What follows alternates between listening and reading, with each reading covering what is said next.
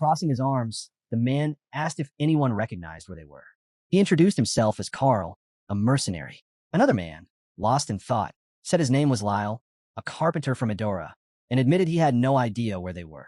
A frightened young man, eyes squeezed shut, stammered out that he was Grit, a stall owner from House Saya, and he didn't know how he got here.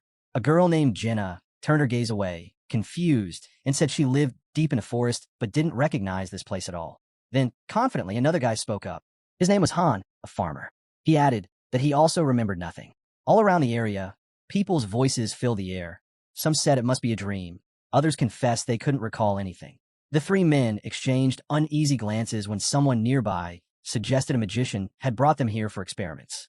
But Lyle stayed deep in thought and said it was obvious. They were all from Tayanir, and they needed to piece together their facts to figure out what was happening.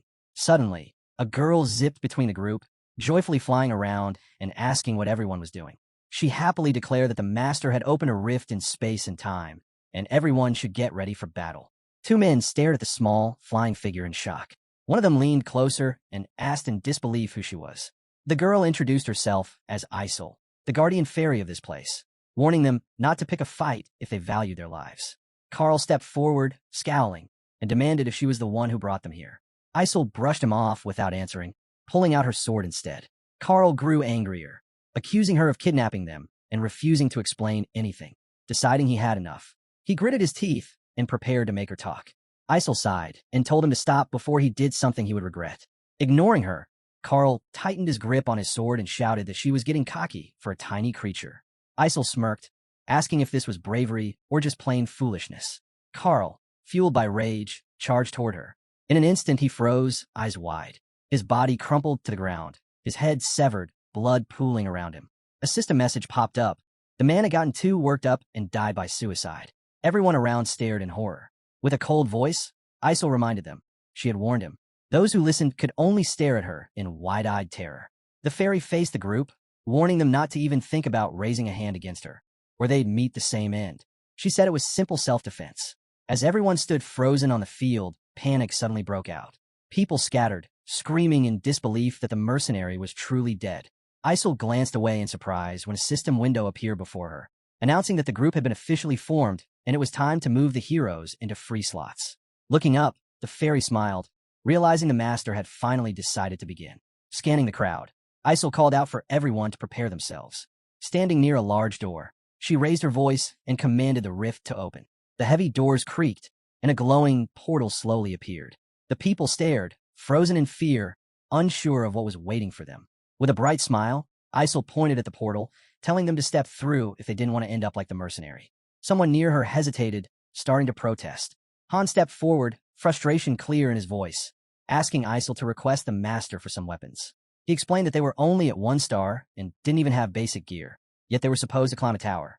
Jenna looked at him, confused, wondering what tower he was even talking about. Isol glanced thoughtfully at Carl's lifeless body, realizing that Han had a point. Tapping on her invisible keyboard, she sent a request to the master, asking if the heroes could be provided with equipment. Lyle, wide-eyed and nervous, leaned toward Han and asked if he actually knew anything about this place. Han answered calmly that he hadn't been here in a very long time. Moments later, system windows popped up in front of everyone, announcing that swords and bows had been distributed. Watching Han carefully, Jenna finally started to realize how serious this was. They needed to be ready. Pointing toward a nearby house, Han shouted for everyone to head to the arsenal and grab their weapons because things were about to start. People chased after him, desperately asking what battle he was talking about and what beginning he meant. Panic filled the area. Everyone shouted that they weren't ready to fight, that they couldn't fight at all. Inside the arsenal, rows of weapons were lined up. People frantically grabbed whatever they could, trying to prepare for the unknown. Moments later, everyone came out of the arsenal, now fully equipped. Isol, grinning, stood beside the portal, pointing straight at it and shouting for the group to move forward. Someone hesitantly reached out, hand brushing against the glowing portal. The others, tense and nervous, stared at it in disbelief until the fairy barked at them again to hurry up. Jenna watched in surprise as Han grabbed a flimsy shield. Deciding it was better to stick together, she walked over to him and asked if he knew what was waiting behind the gates and why they needed weapons in the first place. Han let out a frustrated sigh, eyes dropping to the ground. He said it was too many questions at once, but all they needed to know was that they were being sent into an arena to fight enemies, and the rest didn't matter. As they hesitated, a system window appeared, announcing that one woman had already left their world. Seconds later, more notifications popped up. Almost the entire group had died. Han glanced at the windows and muttered that he hadn't expected much from a bunch of 1-stars anyway. Isol frowned as she saw the notification confirming that one group had been completely wiped out. Even Han was a little surprised it happened so fast. Isol, growing irritated, heard the master's command telling the surviving heroes to move into the free slots. Han realized it was their turn now. Meanwhile, Jenna was still wondering why no one had come back through the portal. One man, trembling, approached Isol and begged her to show mercy because he was suffering from arthritis. Jenna noticed how calm Han stayed through all of it. Grabbing the man's clothes, Jenna shouted that they needed to stick together if they wanted any chance of survival. Without waiting, the group stepped into the portal. Behind them, Isol's voice echoed, telling them they could do it. Their feet hit solid ground. Jenna and the others glanced around, wide-eyed, taking in their new surroundings. Confused voices filled the air as they tried to figure out where they were. High above, they spotted writing on the walls of a massive building. The door marked it as the first floor of the main dungeon. Han stood tall, eyes focused, as the system window flashed a new message. The gate was about to open, and they needed to prepare. He quickly rallied the group, shouting at everyone not to panic. Suddenly, everything shifted. The light grew brighter, and they found themselves standing in a completely new world. Grass swayed under a calm, open sky, but fear gripped the group as they realized they were now in the middle of a wide field. Confused, the heroes asked where they had ended up. Before they could react, goblins began charging at them. The monsters' levels flashed above their heads, and a system message appeared. Defeat your enemies. Watching the monsters close in, Han shouted for everyone to stick together. If they didn't fight, they were dead. But as soon as the goblins came closer, panic hit. The heroes turned and ran, fear overwhelming them. Han stood there, speechless, not even sure what to say. Jenna screamed, glancing around wildly, asking where the old man had disappeared to. A system window popped up, showing that Jenna was gripped by fear, and her stats had dropped by 30%. The old man was already sprinting away, shouting that he felt much better now. 3 more guys bolted after him. New system messages flashed, confirming that fear had reduced their stats by 30% too. Jenna turned her head and saw them crash straight into a wall. They stared, stunned, realizing they were trapped. There was no way out. One of the men banged on the wall with a shield, shouting angrily to be let out. Han looked back at the scene, mocking them, calling them pathetic cowards. Jenna, still shaken, locked eyes with Han, trying to stay calm. She asked if killing all the goblins would open the way out. Staring ahead, Han answered confidently, they have to fight. He'd charge in a melee while she covered him from a distance. Jenna hesitated, then asked about the others. Without even looking back, Han said not to worry about them. They were useless. The goblins opened their mouths wide, rushing toward the group with terrifying speed. Han braced himself and ran forward, even though deep down he realized he had never actually held a real sword and shield before. The monsters leapt at him, trying to take him down. Facing them head-on, he gritted his teeth and said his name out loud, Han. He and Jenna fought back, dodging and blocking, doing whatever they could to stay alive. Han knew exactly what was happening now. He was trapped inside a game that depended almost entirely on luck. The portal behind them was sealed shut. The loading screen of game Choose Me flickered in his mind. A mobile game played by millions. The goal was simple: climb to the 100th floor of the tower. Players crafted items, strengthened heroes, and carefully planned their moves to clear each stage. Up until yesterday, Han had been just another player, sitting on his couch with his phone in hand, staring at a new event called the Paranormal Dungeon. He remembered thinking that the highest rank in the game was 7 stars, and he had terrible luck. He had opened thousands of cards and never once pulled a 7-star hero, even though everyone else already had them. Sitting there, he had realized that this game was brutal, unlike others. In game Choose Me, heroes had only one life. An urgent warning flashed on the screen. Clutching his phone tightly, Han couldn't understand why his players were all panicking, each one marked with the fear status. Watching calmly, Han noticed his own fighter trembling in fear. Then, out of nowhere, a boss with a level of 999 appeared and started wiping out his players one after another. Confused, Han stared at the phone, thinking it must just be some glitch. Before he could react, the level 999 monster attacked so fast that his players were dead before he even saw the full attack. Suddenly, a dark shadow burst out from the phone, roaring that it had finally found him. Han froze, fear creeping up his spine. This couldn't be happening. The game had just ended, hadn't it? Darkness swallowed everything around him. A system window flickered in the darkness, telling him to create his account. A message appeared, asking Han to choose a name. Without even touching the screen, his nickname was automatically set, and the game world began to load around him. One system window after another welcomed him into the game. Then a new message popped up asking if he wanted to start his training. If he accepted, there would be a reward. Standing there, sword in hand, Han looked into the distance, heart pounding. The system's voice echoed, explaining that in a small, unremarkable town lived a boy named Han. Hayam territory, it said, was a region where people lived side by side with slaves. The window flashed again. An unknown enemy had invaded these peaceful lands. If Han wanted to save this world, he would have to climb to the top of the tower. Gripping the edge of a nearby wall, Han stared out into the distance, fear tightening his chest. Another system message appeared, ordering him to destroy the goblins that had attacked the city. Still half in disbelief, Han watched as a goblin lunged straight at him. There was no time to think anymore. Gritting his teeth, he gripped his sword tightly and swung it with all his strength. Pushing his fear aside, he attacked again, cutting down the monsters. Swing after swing, his body moved on instinct. Screaming loudly, Han struck at the goblins, refusing to stop even as exhaustion gnawed at him. He couldn't believe it. He was actually killing living creatures. Dragging himself forward, barely able to lift his arms, Han noticed a system window pop up. The task was complete. Han stared into the distance, stunned. Slowly, it started to sink in. He was standing in the main square inside game Choose Me. Mouth hanging open, he shouted into the empty space, demanding to know what was happening. At the top of his vision, a system window appeared, instructing him to summon new players from the main menu. Suddenly, a door in front of him creaked open, pouring out a bright, blinding light. Inside one of the nearby buildings, the shadowy outline of a new player took shape, the first summon he had called forth. Still in disbelief, Han watched as the silhouette became clearer. The girl stepped out and headed toward him. Looking directly at Han, she asked bluntly if he was the one who summoned her. Her name was Shay, she said, and she introduced herself as a knight. Without wasting time, they plunged into the dungeon together. Unlike Han, who still fumbled with his sword, Shay moved with ease, cutting down goblins like it was second nature. Exhausted, the heroes glanced up as a system window confirmed the mission was complete. Han checked their stats and immediately noticed a gap. Shay had 3 stars more than him. Not long after, another system message popped up for Han, telling him to tap on Synthesis, a way to strengthen his heroes. Grinding his teeth, Han realized with growing frustration that he was completely outmatched. Meanwhile, Isol buzzed around him, urgently pointing toward the door and shouting for him to hurry. The master was waiting. Still confused, Han looked up at the little fairy. He loudly asked if her name was Isol. The fairy paused, surprised. She asked how he even knew that. Standing near her, Han calmly introduced himself. But as she scanned through the player cards in the system, her frown deepened.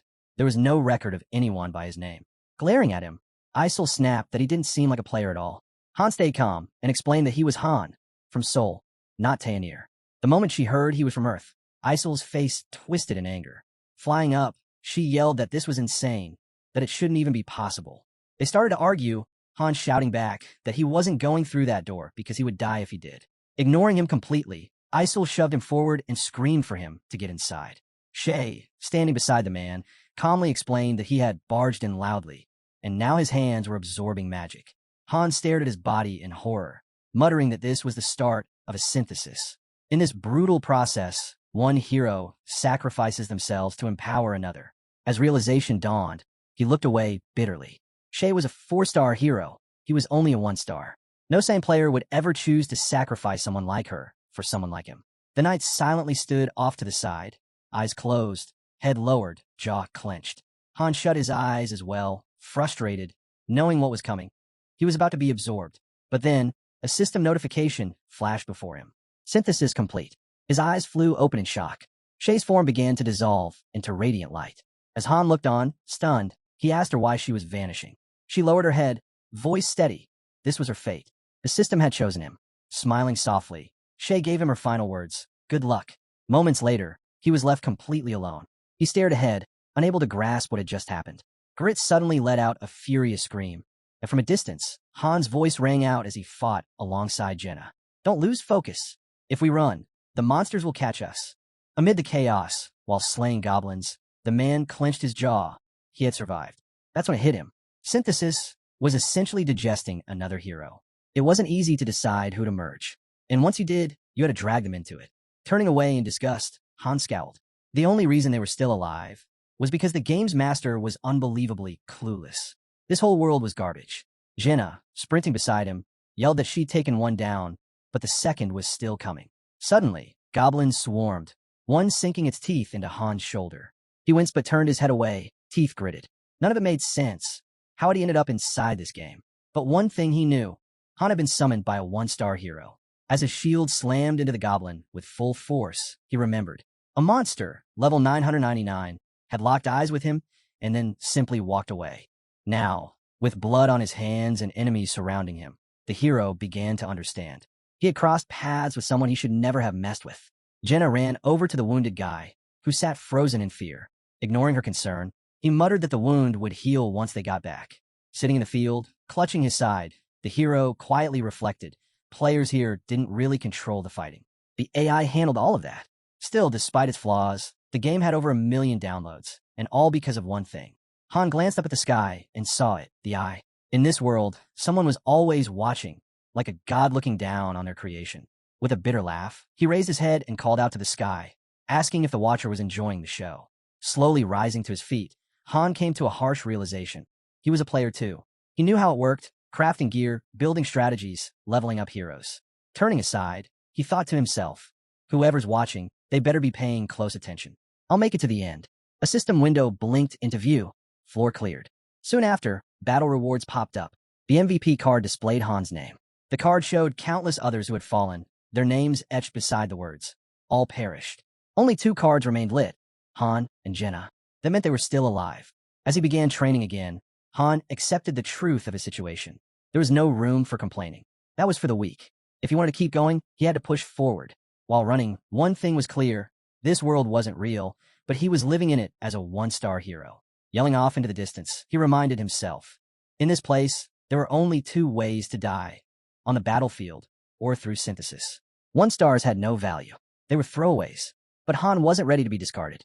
Weak stats and slow progression? Worthless. If he stayed like this, he'd be used up and tossed aside. Clenching his jaw, he looked out over the horizon. He needed power, not just to survive, but to take revenge, and one day return home. As he kept running, his mind raced. He had no idea what the future held, but if he couldn't adapt, he was done for, swallowed up by the system. Forgotten. Strengthening his body wasn't enough. He had to build up his resolve too, his willpower. Fighting stuffed training dummies, he pushed through the exhaustion. Somehow he was used to it. He'd grown up this way alone. No one ever looked out for him. And now, nothing had changed. The guy dropped down and started doing push-ups. Watching him in confusion, Jenna asked what he was even trying to do. But when Han snapped back with a rude reply, she calmly said she was just trying to find him. A moment later, she silently picked up her bow. Still facing forward, she told him she'd been thinking all night about their next move. Drawing an arrow, she added that her father had been a hunter. He was the one who taught her archery. She didn't believe anything would change by sitting around and crying. The arrow whistled through the air and hit the scarecrow square in the head. Wiping his face, Han asked how skilled she really was with a bow. Watching her technique, he quickly realized she'd gained 4 stat points the day before. And while she might still be weaker overall, her accuracy was the real deal. No wonder she had no trouble with the goblins during her first fight. He looked at her again, realizing how fast she had bounced back from losing her allies. More than that, she had clear goals and a plan. That was enough for him. He extended his hand. Jenna smiled and took it, saying her father always told her that having strong connections was one of the most important things in life. And for once, he was absolutely right. Han glanced at their joined hands just as a system window appeared. Relationship bonus granted. Then, the hero suddenly glanced around, shouting for Isol. Flying in with an annoyed huff, the fairy snapped that she was busy. Glaring at Han, she said she wasn't answering any questions, and if he needed anything, he should climb the tower himself. Jenna raised an eyebrow as she heard Han ask if he was the only one who could see the pop-up windows. Looking away, Jenna shrugged him off, saying she had no idea what he meant. Staring back at Isol, Han commented that she was level 257. The look on her face confirmed it. She wasn't saying it out loud, but the answer was clear. Only he could see the system messages meant for the master. Curious now, he asked what would happen if the master just stopped playing. As the question hung in the air, he began to piece things together. The synthesis with Shay, it had been a major mistake. He'd absorbed a 4-star hero and wasted her potential. All because the player controlling him had carelessly clicked. The account was tied to a phone. That meant no reset, no do-overs. And last time, the master hadn't even logged in again for a full week. With that realization, the weight of it all began to sink in. The hero stepped closer to the fairy, asking if time flowed differently here than on Earth. But Isol, clearly annoyed, snapped that she wasn't answering anything else. Still grinning, Han studied her reaction. That told him everything. Time here was different. Looking at Isol's irritated face, he understood something more. She couldn't actually stop him. Fairies could only act when directly commanded by the master or in self-defense. That meant he could keep asking questions, digging for answers, and slowly uncover the rules of this world, unless the master shut it all down. Standing beside Jenna, Han explained that their goal was to climb all 100 floors of the tower. Jenna glanced at him, and he waved his hands, adding that all their missions came from the master, relayed through Isol. Whether they liked it or not, they had to follow those orders. But if they could reach the top, then maybe they could escape. To do that, they'd need to train. A lot. And fast. Walking up to him, Jenna asked if it would be just the two of them. Han shook his head. The master had the power to summon more heroes. So no, they wouldn't be alone for long. Still, every move from here on out had to be calculated. Standing in the vast square, Han realized something chilling. Their fates still rested in the master's hands. After a full day of non-stop training across the massive grounds, Han made an interesting discovery. Inside the house, he noticed that essentials, food, supplies, were automatically restocked every day. More than that, if you imagine something specific, it would just appear by the fireplace or tucked away in a closet. But it only worked for basic needs. Game-related items like weapons, currency, or gear. No such luck. Still, as training continued, he found something even more surprising. The lessons he was learning here weren't things he ever grasped while playing the game himself. It went deeper. He realized that even among one-star heroes, there were standouts, those who showed raw talent. And yet, their strongest trait wasn't talent.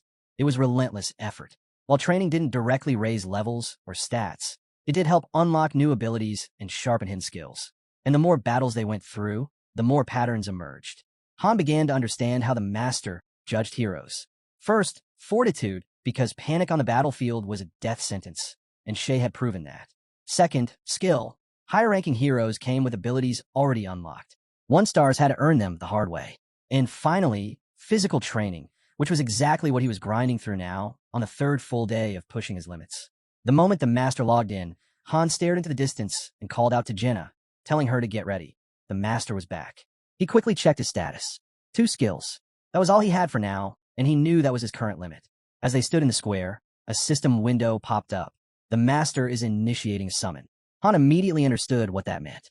The group was supposed to have 5 members, so 3 more heroes were about to be pulled in. Seconds later, 3 new heroes materialized within the training grounds. Jenna headed straight for the arsenal, shouting for everyone to prepare. The battle was about to begin. At the rift, Isol fluttered beside it, yelling for it to open. She was impatient, as always. Han and Jenna rushed to gear up, knowing they had little time left. But as Han walked toward the portal, he noticed something. There were no fresh weapons for the new arrivals. They were left with whatever the dead heroes had dropped. Toby, one of the new recruits, glanced at Jenna with a scowl and asked bitterly if she was just another one-star like them. Without waiting, Han stepped into the portal and said they'd figure it all out soon enough. Leaving the grumbling newcomers behind, he called back to Jenna not to dwell on it. It wasn't their concern anymore. Moments later, Isol sent the players through the portal. She barked at them to start listening if they didn't want to get hurt. As the door began to close, she gave them one last smirk. "Have fun," she said. Now inside the shielded area, a system window appeared, 2nd floor reached. Han looked over at Jenna with a calm nod, completely ignoring the panic on the faces of the 3 newcomers. Beasts were already creeping around the field, slowly closing in. The 3 new players stood frozen, eyes wide, tears forming. "What is this?" one of them muttered. Han's expression darkened. He turned to Jenna and saw from her system window that she, too, was gripped by fear, so much that her stats had dropped by 30%. Without hesitation, Han slammed his shield into her with full force and barked, "Did you eat enough porridge or what?" Jenna glared back at him, furious. Han simply pointed ahead. "You've got 2 goblins coming your way. I'll handle the wolves." Han glanced at the newcomers from the side, instantly sensing he was of no use to them. The wolves wasted no time. They charged at the man. One of the beasts lunged, jaws stretched wide. But before it could bite down, the hero dashed forward, shouting, and drove his sword deep into its mouth, piercing straight through the snout. Watching the gruesome strike, Han realized the weapon was powerful, but one blow wasn't enough. He whipped his arm around, swinging the sword in all directions, slashing through more wolves. As the battle raged, he gazed out toward the distance and knew this was his limit. Moments later, his blade severed the last wolf's head. Without pausing, Han turned sharply, eyes burning with fury. Another wolf leapt to attack, but Han rammed his shield into its mouth mid-air. Gritting his teeth, he met the beast's eyes. Suddenly, yet another wolf lunged from the side. Without hesitation, Han sprinted toward it, sword ready. The blade struck true, and blood splattered across the battlefield. Still gritting his teeth, Han looked into the distance and asked what was going on with the goblins. Oddly, the monsters all carried weapons. Approaching the goblins, he turned to the girl beside him and asked in disbelief how many times she had shot them. The heroes stared at the pile of corpses, every one of the monsters already defeated. Power surged around them as they stood in silence. Above them, a system message appeared, floor secured. Han and Jenna began walking away while the other 3 heroes followed quietly. Suddenly, the ground rumbled beneath them. Jenna, alarmed, asked what was going on. Han answered that they had cleared the 2nd floor and were now ascending to the 3rd. He watched the 3 players closely, understanding something. The master would always keep climbing. Looking ahead, Han wondered what awaited them on the next floor. Would they clear it right away? Letting out a deep breath, he caught sight of a system message. The master has logged out. Isol, pulling herself up, yelled that she was exhausted. As Han turned to the portal, a thought hit him. They were clearing 1 floor per day. And if time moved 3 times faster here, that meant the master would return in just 3 days. He returned his shield to the arsenal. Han began to realize something. His intelligence had dropped by 1 point, but his strength had gone up by 2. His character stats jumped by 4, and even his leveling speed had increased. In short, he was getting stronger. Lost in thought, he didn't notice the 3 players yelling at Jenna. Instead, he wondered why the master wasn't rushing forward. Constantly pushing upward would only lead to more problems. Watching the group, Han came to a conclusion. 1-star heroes were just regular people. No combat experience, no battlefield instincts. Thinking back to Carl, it became clear why people treated them like cannon fodder. Then his thoughts shifted to Shay and the way she fought. High-ranking heroes didn't hesitate, they acted. Unlike the 1-star types, who panicked when it mattered most. Han glanced at Jenna, wondering if Shay had clued her in on something. Jenna stood beside him and suggested they try to explain things to the others. Han gave her a disapproving look. Why bother, he asked bluntly. Jenna looked at the trio, realizing that maybe, if they explained it all, the others might finally understand, and maybe even fight alongside them. Watching the group closely, Han muttered that they'd probably die soon anyway. Better to see how things played out. Still, he saw they were beginning to adapt, so he finally told them not to freeze up. They'd be fighting together soon. As he walked off, he glanced back at Jenna, his expression unreadable. Then he muttered that he wasn't wasting any more time on her. Suddenly, Toby grabbed him by the shirt. In one swift motion, Han flipped him over and punched him square in the face. Looking down at him, Han said coldly, "While we fight, you hide." Then he threw a sharp look toward Jenna. Happy now. The next day, training resumed. They began sparring with scarecrows. After physical conditioning, they moved on to weapon drills. But calling it training felt like a stretch. Han was just swinging a wooden sword, while Jenna practiced her archery. The trio didn't even show up. They acted like they'd found an exit and had nothing more to learn. Meanwhile, Jenna fired arrow after arrow with growing precision, and Han slashed with increasing speed, teeth clenched in focus. Then it happened. He looked down and saw an arrow lodged in his leg. Jenna ran to him in a panic, asking if he was all right. The wound was already healing. Han assured her that things worked differently here, injuries healed fast. Still clutching his sword, he barked at the group, "Get ready. Fight starts now." Han came to a clear realization. Pain wasn't something to fear. If he could feel it, it meant he was still alive. Suddenly, arrows began slamming into his shield one after another. At that moment, a system notification appeared. The master has returned. Isol glanced around at the group, raising her voice, calling everyone to gather in the square. Jenna stepped forward, stretching her arms, saying her hands were itching for action after all that training. Han raised an eyebrow, surprised at how quickly she was adapting to this world. Meanwhile, the 3 guys stared angrily at the fairy, demanding she send them home. Isol's patience wore thin. With a burst of energy, she flung them into the air, shouting that they were driving her crazy. Han and Jenna stood back, watching the scene unfold in silence. The 3 landed hard, now quiet, while Isol barked at them to get inside. Just then, a system message appeared. 3rd floor initiated. New monsters deployed. Han took his stance, turning to Jenna. "We've gotten stronger," he said firmly. "Let's use what we learned in training." Moments later, he charged into the goblins, cutting through them one by one. Fighting side by side with Jenna, he muttered, "This is starting to get boring." Jenna glanced at the 3 others with visible irritation. They're just standing there. Again, Han looked up and spotted a tip in the system. Send uncooperative fighters to restart. Jenna caught his eye and nodded. They couldn't afford to let their guard down just yet. Suddenly, the scene shifted. They were back on the 1st floor. Looking around, Jenna noted it wasn't so bad. Facing the monsters again, the group realized they hadn't changed. Jenna, grinning, raised her bow and swiftly took out the last of them. Glancing upward, Han saw it. The master had chosen to repeat the first floor. Together, he and Jenna pushed forward, floor by floor, slaying every monster in their path and collecting rewards as they went. Jenna, now barely able to stand, gave him a look. She clearly hoped they wouldn't be thrown in a battle again so soon. Eventually, they stepped out of the rift. She walked ahead, muttering that she was tired of protecting everyone. Han followed calmly, stating that the master probably didn't care about weaklings. At the center stood a large building. Its doors opened slowly, and a system message appeared. Synthesis process initiated. The three other heroes stared at it, confused, trying to figure out what it meant. Han glanced at the others, noticing a system window on the screen. It was asking the master to drag certain heroes in as sacrifices. Watching the players closely, he realized something. They'd never once taken the opportunities given to them. The map displayed every location in the game, marking where players had been throughout the day. Just then, gates opened in front of them. Han stared ahead, his thoughts grim. They had chances, maybe more than one. In his mind, he pictured the game world. Even if the small details weren't always visible, the master still had a general sense of what was going on. He could see which players were earning achievements, who was fighting, and who just stood around doing nothing. Reaching out her hand, the fairy instructed them to head to the synthesis chamber. Han calmly told her not to worry. Nothing would happen to her. One of the men behind them hesitated and asked, "What happens to us in there?" Without turning around, Han answered, "You get what you deserve." A second later, the man screamed, mouth wide open, insisting he'd been brought here against his will. Han turned to him coldly. "No one cares what you think." The fairy nodded. "For once, I agree with him." Facing the trembling man, Han went on. "You've always hid behind others. You don't fight. You never tried. That alone was enough." The fairy, clearly done with the excuses, added, "We're all tired of babysitting you. Now get inside." Suddenly, the gate slammed shut behind him. A system message appeared. Synthesis initiated. From inside, a terrified scream echoed. "Let me out. You can't do this." But it was too late. The room erupted in blue flames. After a moment, a girl with red hair emerged. Synthesis complete.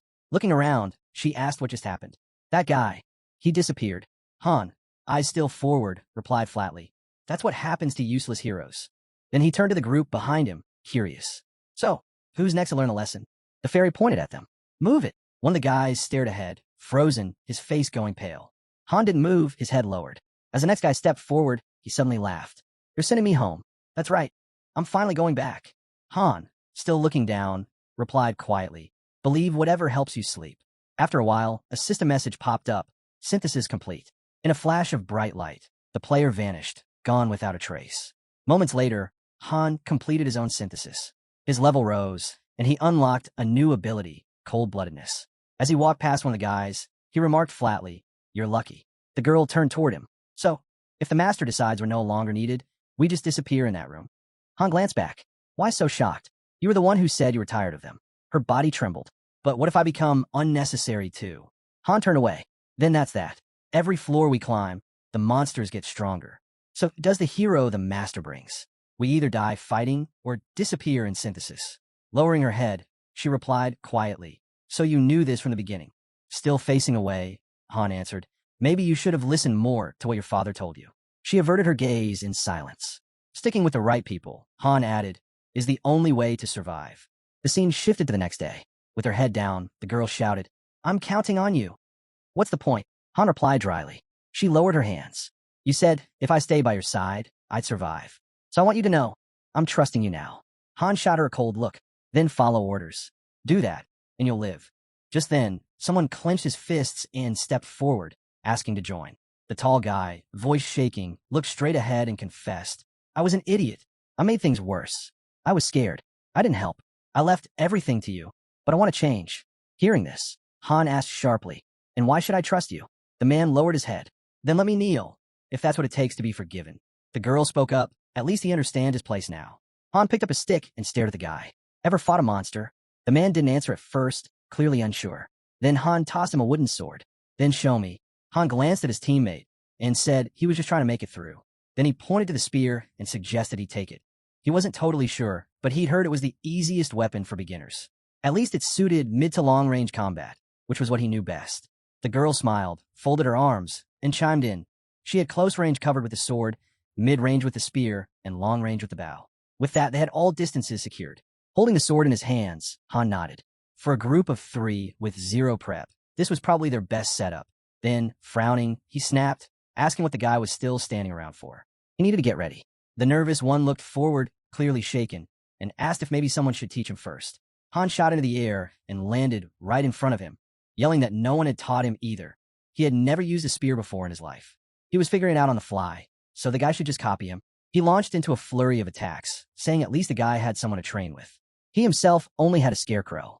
The boy gritted his teeth, shut his eyes, and swung the spear, only to get kicked by Han, who barked at him to never close his eyes mid-fight. Clutching his stomach from the hit, the guy groaned. Han looked at him and said that even with holding back, this was all he could manage. If it had been a real monster, he'd be dead. From behind, the girl asked if it was the guy's first time. Maybe Han shouldn't go so hard on him. But Han coldly replied that he didn't care. He didn't need dead weight. He wasn't about to waste time on someone who couldn't even keep up. Walking closer, he asked if the guy had any family. The boy muttered that he had a younger sister waiting for him. Han's tone shifted slightly. At least that was something. He, on the other hand, had no one. Raising the wooden sword to his new teammate's throat, he stared him down and told him to imagine what would happen to his sister if he never came back. The guy's face drained of color. Han pressed on. If he was going to die anyway, then he shouldn't even be out there. Monsters wouldn't show mercy. Dying to synthesis will be less painful. Better to figure that out now than too late. The guy clenched his jaw, silent but furious. Seeing this, Han smirked. Now that was the look he wanted to see. The scene shifted to their base. 2 system notifications popped up. Han had built a new structure, the arsenal, specifically a forge. It cost 500 crystals to make. Looking around, Han nodded. Things were already improving. Now they had a forge. Speaking out loud, he asked if the fairy could hear him. If she could, she should come over. Flying toward him with an annoyed expression, she snapped. Who did he think he was? Ordering her around? Han replied dryly that she really needed new material. That kind of attitude was getting old. The fairy, clearly furious, started pounding her tiny fists against Han. He stayed calm and remarked that she was the one sending those system messages. Might as well admit it. The messages looked just like posts from the game forum. She must have internet access. Crossing her arms in annoyance, she grumbled that she did, and that she browsed the forums occasionally in her free time. Han raised an eyebrow and said if she had forum access, then she must have seen the top strategy threads. Start with the training center, unlock 10 weapons, then build the forge. The fairy's eyes narrowed. How'd he know that? Han just shrugged. Why wouldn't he? That post was one of the most famous ones on the forum, written by none other than Loki. Her eyes widened. He even knew that. Of course, Han replied. I was a player too. The fairy lit up, smiling now. Loki, the top-tier player. Now, just a low-ranking character stuck on the lower floors. Meanwhile, Mr. Loki himself, master of all masters, god of the game, would be in first place right now if he had even one 7-star hero. Grinning, Han asked what she liked so much about this Loki anyway. She smiled dreamily and said he could make the impossible happen. Then, stretching out her arms, she floated away, muttering to herself how amazing he was. She paused midair, confused, when Han called out and apologized. What for? She asked, puzzled. Han stared ahead, deadly serious. Because I am Loki. A system interface popped up showing a list of building upgrades. The fairy froze, then zipped back, yelling that this had to be some kind of stupid joke. Han calmly stated, account number, 46,631,900. His expression darkened. Only the player and the server admins know that. Check it yourself, or give me another email. The fairy, eyes wide, punched in the number and gasped. This can't be real, she whispered. Her voice trembled as she lowered her head. Then, suddenly, her cheeks flushed, and she shot up screaming for him to sign an autograph. If she got one, she'd be the star of the Loki fan club. Han frowned, completely lost. What fan club? The fan club. Loki, master of all masters, she shouted. If I get your autograph, I'll become a top-tier member. Still glaring straight ahead, Han muttered that he'd never even heard of it. The fairy trembled. I really said all that to the real Loki. Sighing, Han signed whatever she handed him and said dryly, Great. I'm a 1-star hero now. Big deal. Suddenly the fairy shrieked. Wait, you can't just disappear. What'll happen to the settlement? Han shrugged. No idea. The scene changed. 30 floors of a towering fortress, big enough for 20,000 people. Most of the buildings were maxed out to level 22. Incredible infrastructure, but none of it mattered now. He was the dungeon master. The fairy, staring at the fortress with fear in her eyes, asked quietly, What's going to happen to all those people? Han looked at the fairy and said flatly, if she was really that concerned about the people in the settlement, she should just disband it. Her face went pale. I can't, she muttered. Han crossed his arms. I figured. You're just a mid-level moderator, handling the minor stuff. He tilted his head slightly, then added, the person who owned this account, he was human, and the heroes summoned here. They're not AI, are they? The fairy shook her head. No, they come from different worlds. But every single one of them is real. She went on, explaining that the creator himself didn't even know. To him, it was just a game. He treated the heroes like expendable tools, throwing them into danger without a second thought. Hearing that, Han turned away, his expression hardening. So, if I reach the top, can I go home? I don't know, she replied quietly. Still frowning, Han asked again, then tell me, who brought me here? The fairy shook her head. I can't say. As she began climbing higher, Han folded his arms and asked what exactly her permissions were. She explained that she could give advice to the account holder, manage buildings, offer choices here and there. But that was the extent of it. Han glanced toward the imagined layout of the settlement. Do the other masters' cities look the same? More or less, she said. There are differences, but the structure is similar. Han's mind raced. He pictured a massive number of floating islands, millions of them. Then came the faces of countless heroes, the system that generated them. He had believed it was just a randomizer, creating endless combinations of skills and traits. But it wasn't. These weren't artificial. This wasn't just quantum AI. The whole thing was a lie. The heroes were alive. The infinite content system, the near-limitless worlds, he now realized they were real. As he stared at his phone and pressed a button, it finally sank in. Everything happening inside the game was reality. All those careless choices he made before, he'd sent actual people to their deaths. Frustrated, he called the fairy over. When she floated near, he fixed her with a stern look. If you want to make it to the top, then listen carefully. We cut to the mannequin.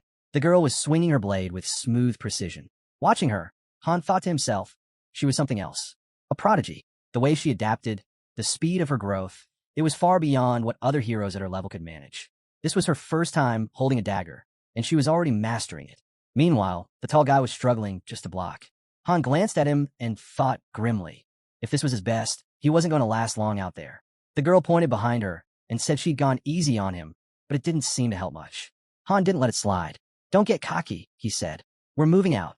The girl glanced over and asked if something was wrong. Was he really planning to skip training as #1 assistant?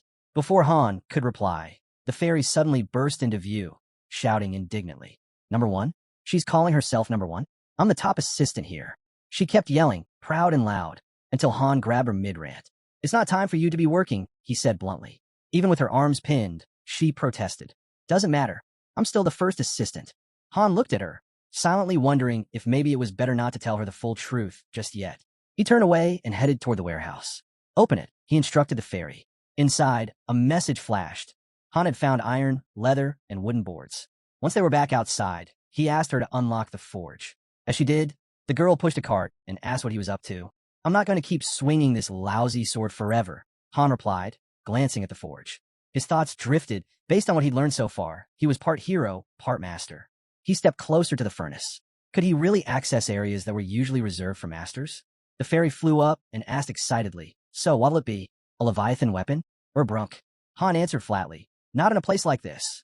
A system message popped up immediately. No building upgrade found.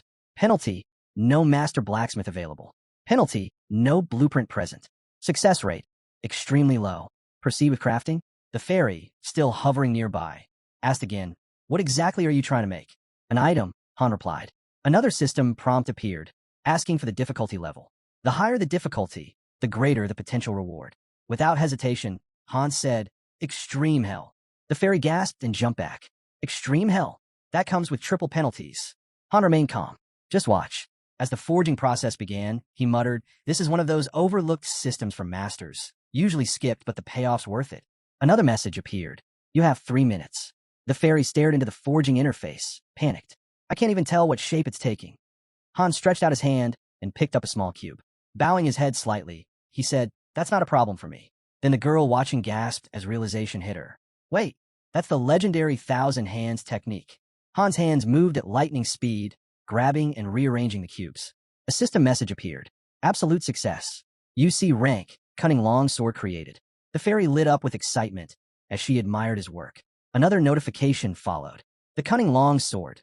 Durable, lightweight, and razor-sharp. Mediocre materials, expertly crafted.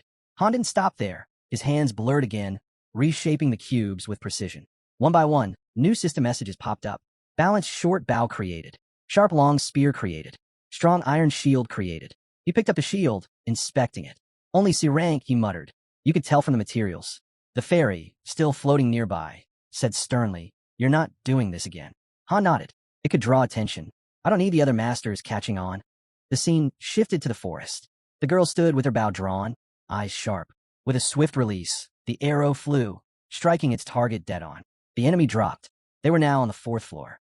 The mission: eliminate all enemies. She looked down at her new weapon, smiling.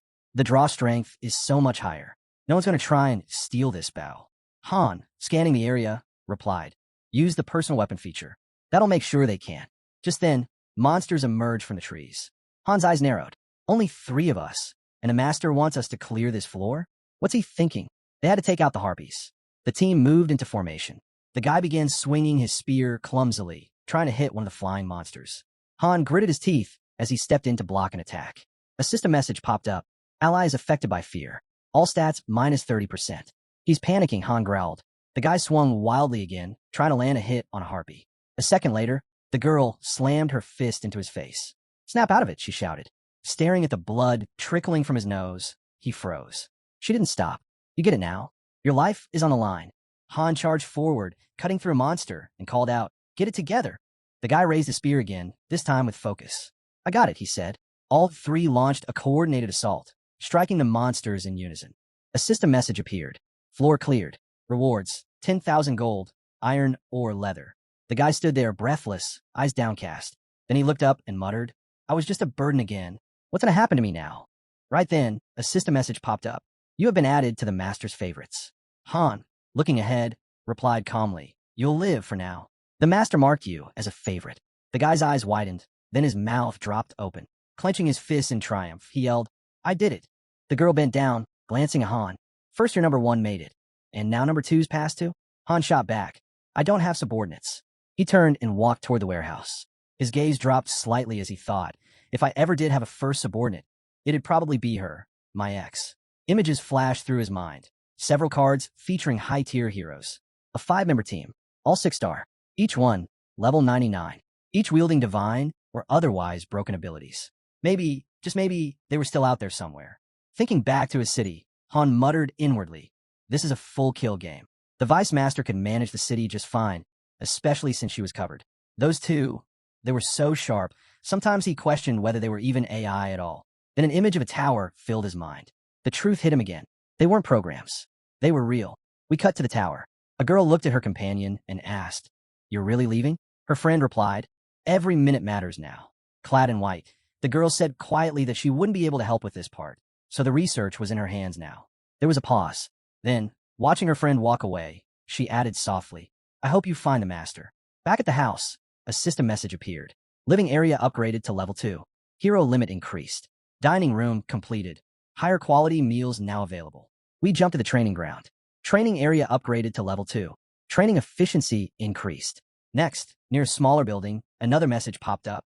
The forge, carpenter's workshop, and metalworking station have merged into one structure, equipment workshop.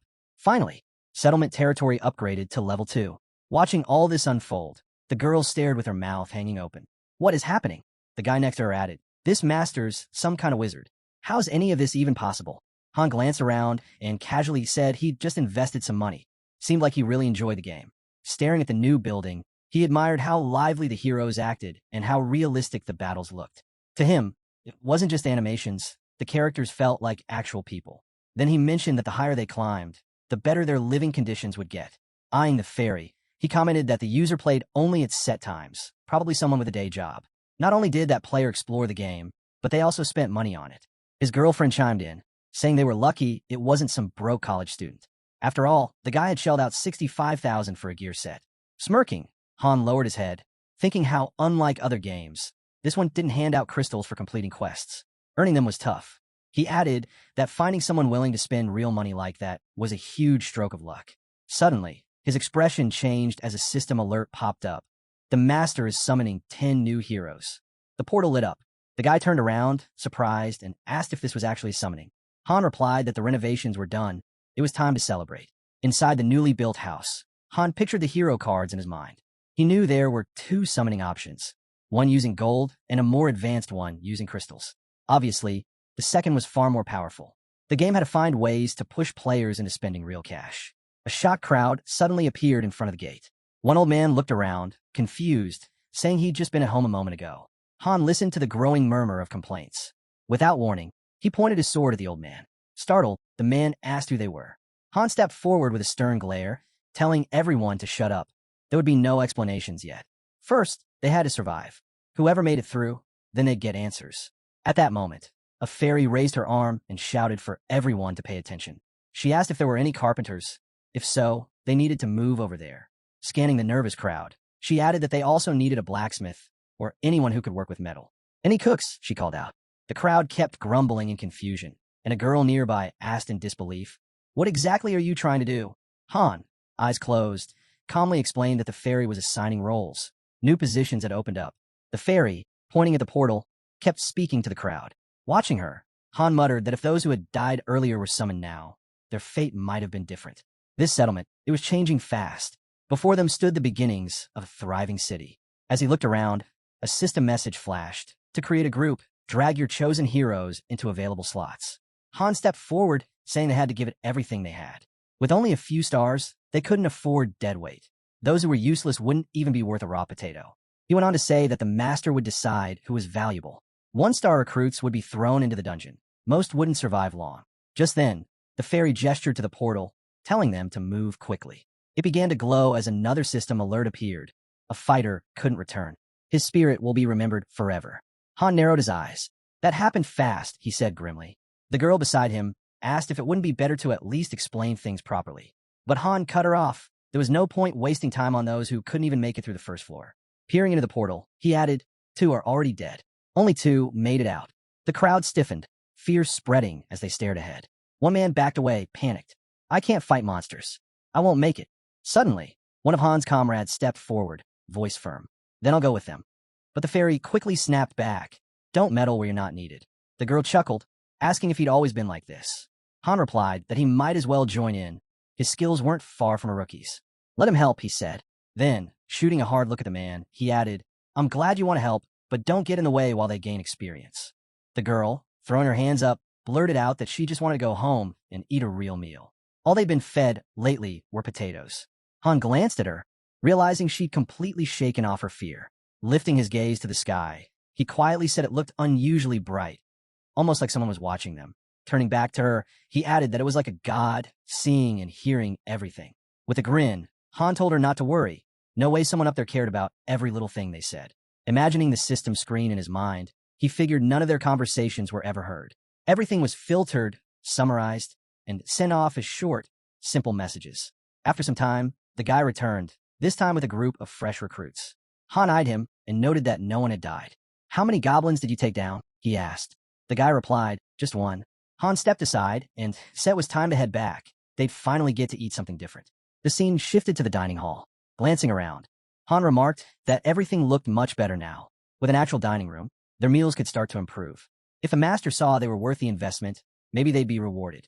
The girl suddenly jumped up, cheeks flushed with excitement. This is amazing. I want the best lamb steak, she shouted.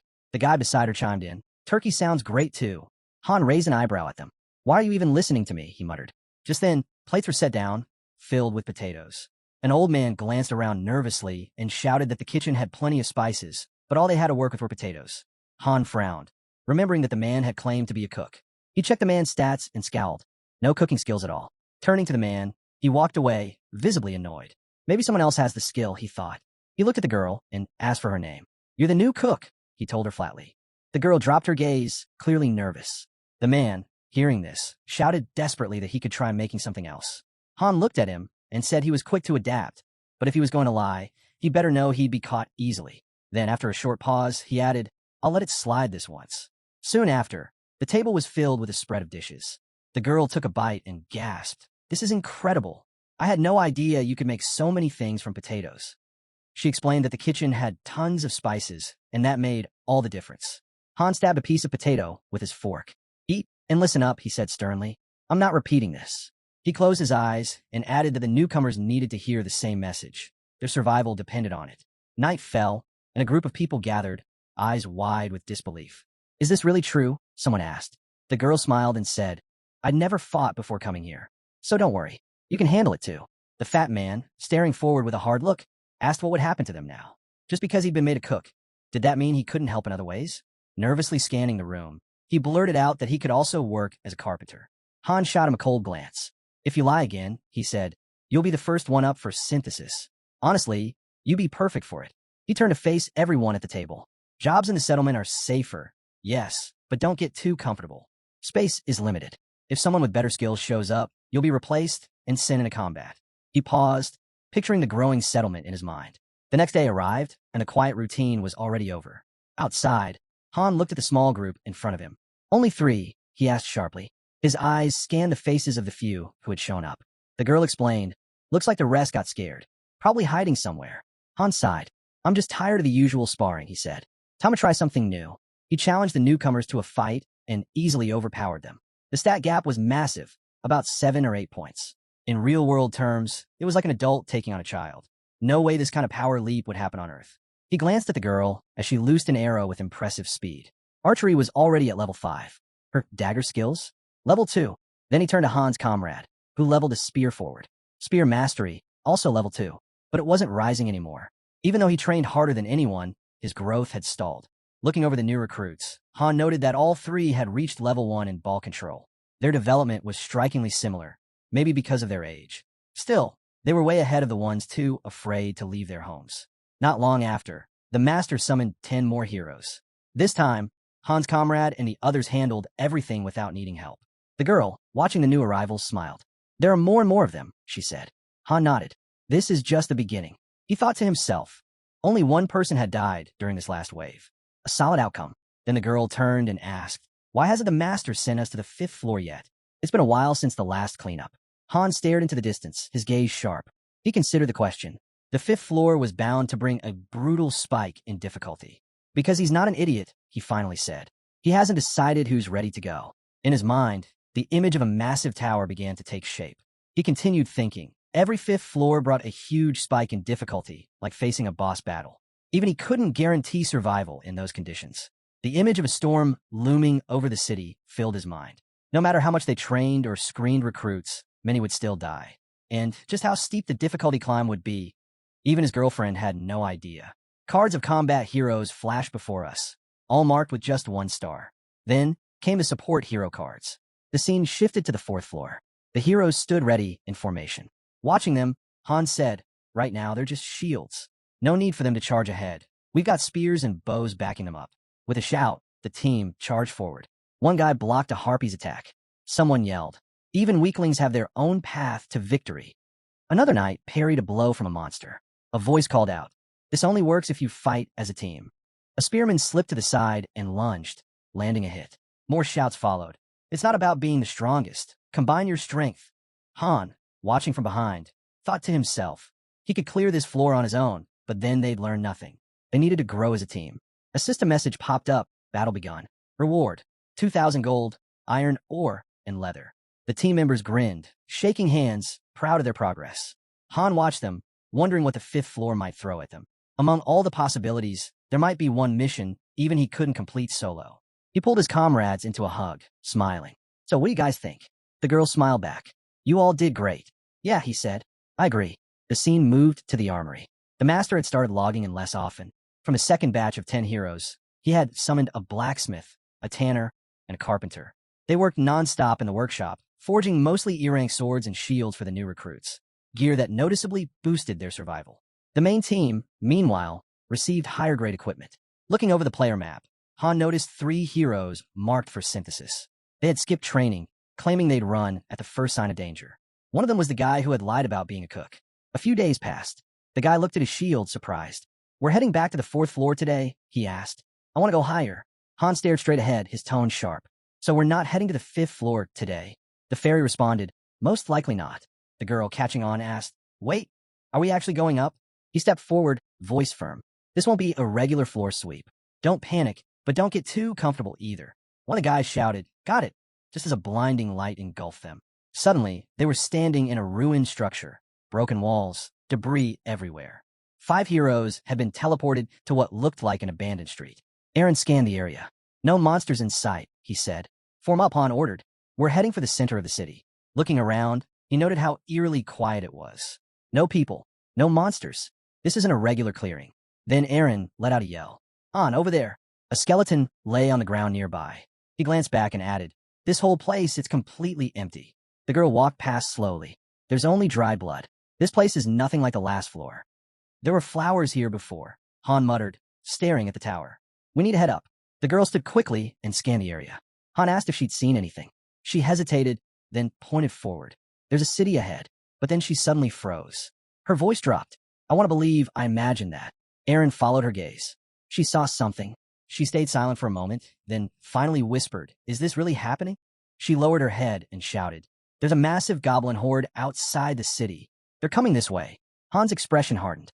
How many? Still staring ahead, she answered grimly, thousands. A system alert appeared. Objective, survive and outlast the goblin horde. Aaron looked up in panic. You're serious? The girl shot back. Do you think I'd joke about this? Everyone calm down, Han ordered. Aaron clenched his fists. What the hell went wrong? Han answered firmly, don't panic. This isn't a floor capture. It's a survival mission. We just need to hold out long enough. The guy ran up to Han and asked, can't we just hide somewhere? Han shook his head. Buildings are off limits. We gotta move now. Without hesitation, they all took off running. Aaron shouted, how long do we have to survive? 10 minutes after the first contact, Han replied, scowling. Based on the pattern from earlier floors, this kind of mission had only a 9% chance of appearing on the 5th. Just their luck. Get off the main streets, he yelled. Into the alleys, now. As they darted through the narrow paths, Han kept thinking. Low-level cities lacked safe zones.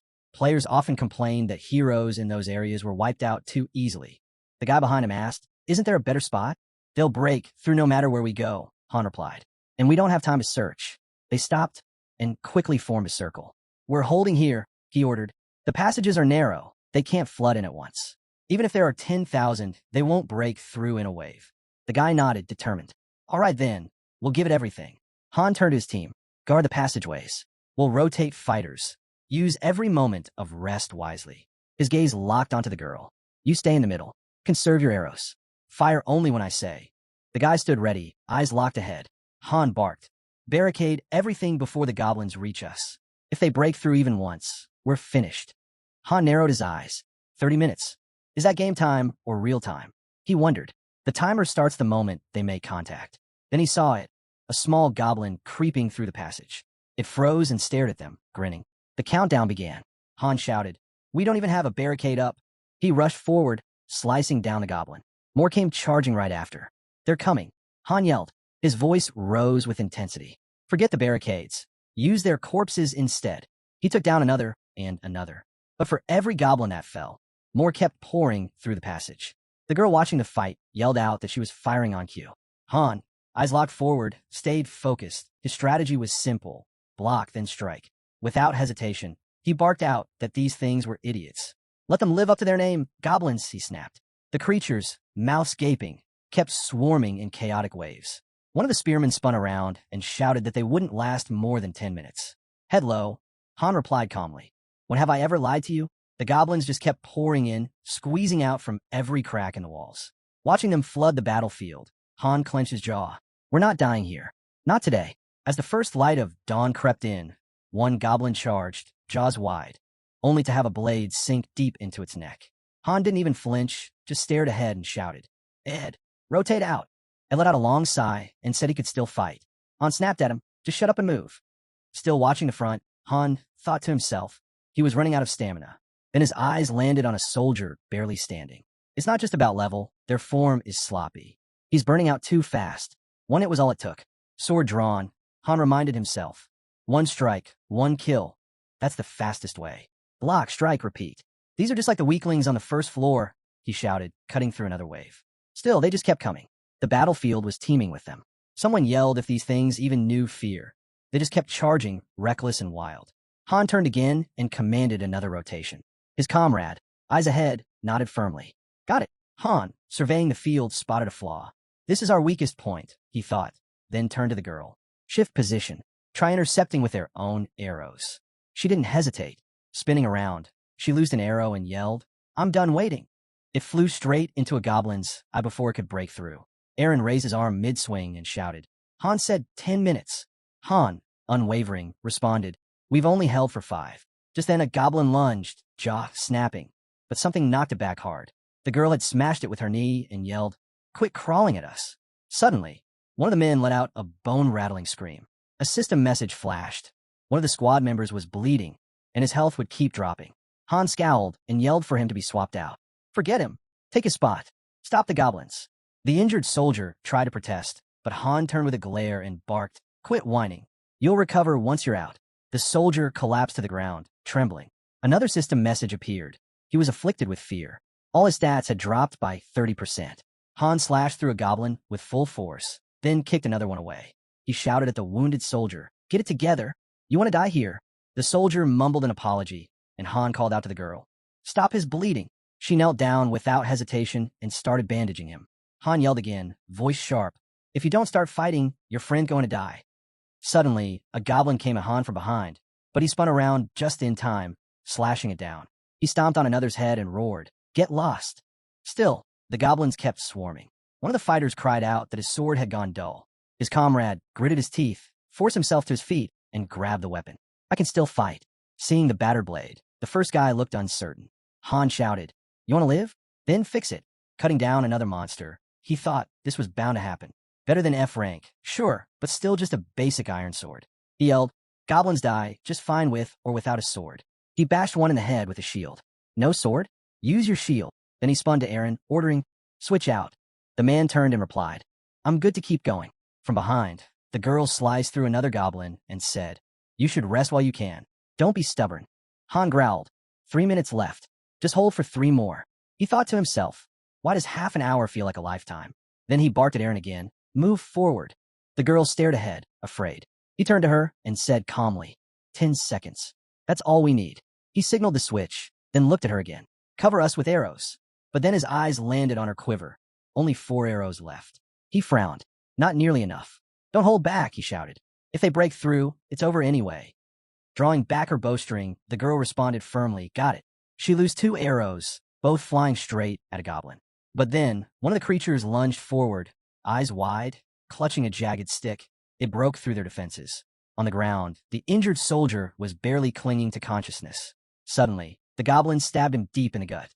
Blood poured from his mouth. The girl immediately fired, taking the goblin down. Her eyes fell to the wounded comrade. He was sprawled out, blood pooling beneath him. A system message appeared, "Critical condition. Life at risk." Seeing it, Han snapped. He charged forward, cutting through everything in his path. Jenna froze, staring at the dying ally. Panic gripped her. Should I try to save him? But if I move now... Meanwhile, on the front lines, one of the fighters raised his shield and called out, "Hide! Can you cover me? Just 30 seconds?" A powerful monster surged toward him. Its strike came fast, but Han deflected it, using his body to block the blow with perfect timing. Then Han roared forward, tearing through the enemy ranks. He reached the fallen soldier's position. "Left flank, go now," he shouted. The boy hesitated, glancing around. "What about Hyde? He's resting. We move now." Just then, a system message popped up. "The fallen warrior has returned to the arms of the Lord. His spirit will be honored forever." The soldier bowed his head, then turned back and rejoined the battle, cutting down the next wave. Han looked to Jenna. "We can't help them anymore," he said. "Forget them. If you fall, we all die." Gritting her teeth, she nodded. "Understood." Han bashed away another goblin with a shield. Nearby, Jenna continued fighting, blades flashing. "How many are left?" she called out. A system message appeared. Basic dagger skill, level 3. New skill acquired.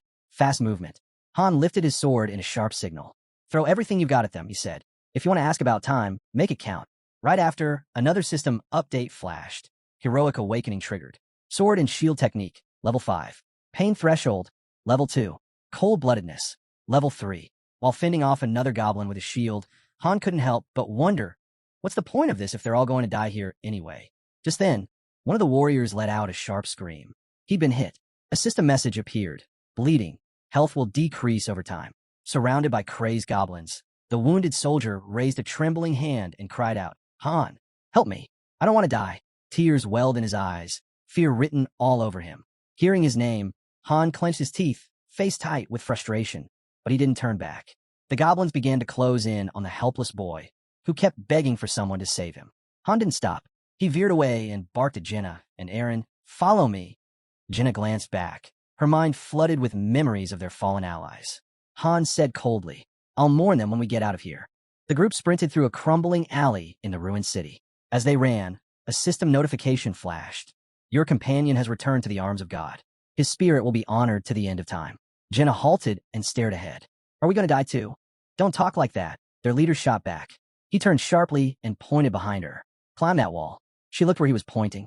You want me to run by myself? We're right behind you, he said. Then, as the goblins came rushing in, he added, we'll have to cut through a few first. He raised his sword. One monster per strike won't cut it anymore. Then he charged, slashing through multiple enemies with one powerful swing. From above, Jenna shouted, I'm up. Hurry. Without wasting a second, Han leapt up and grabbed the edge of the rooftop. Get up here, he ordered Aaron. Jenna reached down, take my hand. Aaron didn't hesitate. He grabbed her arm and started climbing. But then, a cry of agony. A goblin had driven a blade into Aaron's leg. Han jumped down in an instant, cutting the creature down. Jenna, don't let go, he shouted, eyes fierce. Then, blade in hand, he turned and faced the next wave. There's no time, Han muttered. I have to cut the leg. Without hesitation, he brought down his blade. His ally screamed in agony as pain surged through him. A system message popped up. Bleeding, health will gradually decrease. Helping support him, Han turned to Jenna. Lift him now. Another notification flashed. Critical condition. Life at risk. They looked down, and what they saw was terrifying. A mass of furious goblins, climbing on top of each other like a living ladder. They're using each other to climb, one of the boys shouted, panic creeping into his voice. It's smart, too simple but smart. Eyes wide with fear, he suddenly shouted, you have to kill Aaron with a spear now.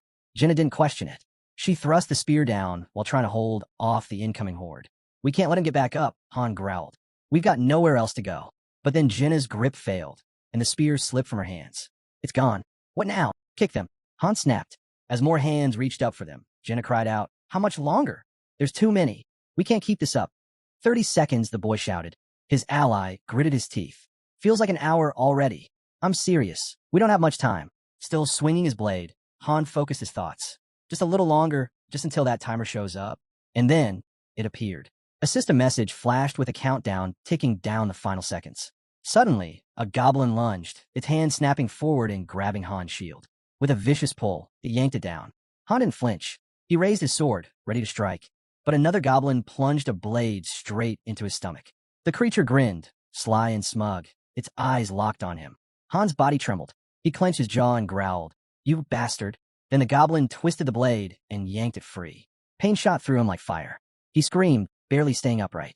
His vision blurred. A system message appeared. Bleeding, health will gradually decrease. Nearby, Jenna had also been struck. Another notification.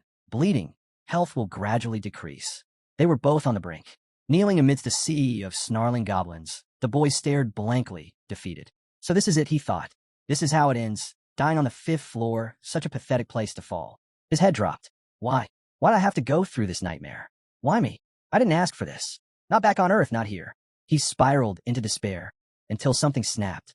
His eyes flared open, fury igniting within him. Why? He demanded again, now aloud. He lunged up and sliced a goblin clean through. You freaks, he roared, the rage taking over. The system lit up, berserker mode activated. His blood-red eye glowed against the blackness in his gaze. You really think you can kill me here? On the 5th damn floor? Blade drawn to his side, he muttered, there's no reason for this. Just then, a maddened goblin lunged. Han didn't hesitate. His sword tore through it, and every other monster that dared come close. I'm not dying here, he shouted. In moments, goblin limbs littered the ground. Surrounded by carnage, he glared forward with wild, unblinking eyes. Come on, he dared them. The system announced, skill awakened, berserker. The monsters, once feral and fearless, now trembled. Jenna watched, unable to move. Even breathing hurts, she thought. My whole body feels like it's breaking. The boy inhaled deeply. Bloodlust filled his voice. You want to kill me? Then come and try. He swung again, cutting down a goblin. I won't lose. Blades flashed as he tore through wave after wave, each strike merciless. But then, his weapon cracked and shattered into pieces. The goblins roared with twisted joy. But the boy didn't stop. Even if I have to use my fists, he thought. He launched forward, feet pounding the ground, eyes locked on the enemy. I'll never stop. Snarling, he charged into the crowd. Right then, the timer hit 0. Suddenly, every goblin around him began to shift in color. He froze, staring in disbelief. A massive swarm of monsters, all of them, stopped in place. Silent, motionless. Jenna and Han stood frozen, stunned by what they were witnessing. Just then, they noticed Eren, still alive, lying motionless on the rooftop. A system message appeared. Floor cleared. Their levels had increased, and Han was named MVP. The rewards rolled in. 5,000 gold, iron, ore, leather, and boards. Without warning, the system transferred them all into a new space. Congratulations on clearing Floor 5. Daily dungeons are now unlocked. Gather materials. Strengthen your settlement. Train your heroes. Their remaining weapons had been moved with them. Jenna dropped to her knees in disbelief. Han stood still, barely breathing, his body still shaking from what just happened. Eren, among them, was quiet but breathing. Jenna looked at him, eyes wide, then suddenly smiled, tears welling up. And then she laughed, overwhelmed by it all. Han didn't move. He couldn't make sense of it. The chaos, the survival, it hadn't settled in yet. From a floor, Jenna looked up. Can you hold me up? I don't have the strength. Without a word, he reached out. As he pulled her to her feet, she asked quietly, Did we really make it? Yeah, he replied. This is the waiting room. The floor's cleared. She looked around. Is every floor like this? He shook his head. No, this was a special case. Picking up the broken pieces of his sword, he added, In missions like this, everyone's survival depends on each person's choices. If the others had been a bit stronger, maybe it would have ended differently. He stepped closer to Jenna. With a well-synced group, these missions wouldn't be this hard. But we got hit at the worst possible time. Jenna nodded, lowering her head. They left the waiting room quietly. Outside, a boy ran up, beaming. You guys crushed it. Chloe's got food ready. Where's everyone else? Still inside. They're dead, Han said flatly. The boy blinked. What? They're all dead. The boy fell silent, stunned. As they walked past him, another voice rang out. Unknown, yet commanding. The master is calling for heroes. Everyone whose names are announced, come forward. Back in his room, Han collapsed on his bed, face pressed into the pillow.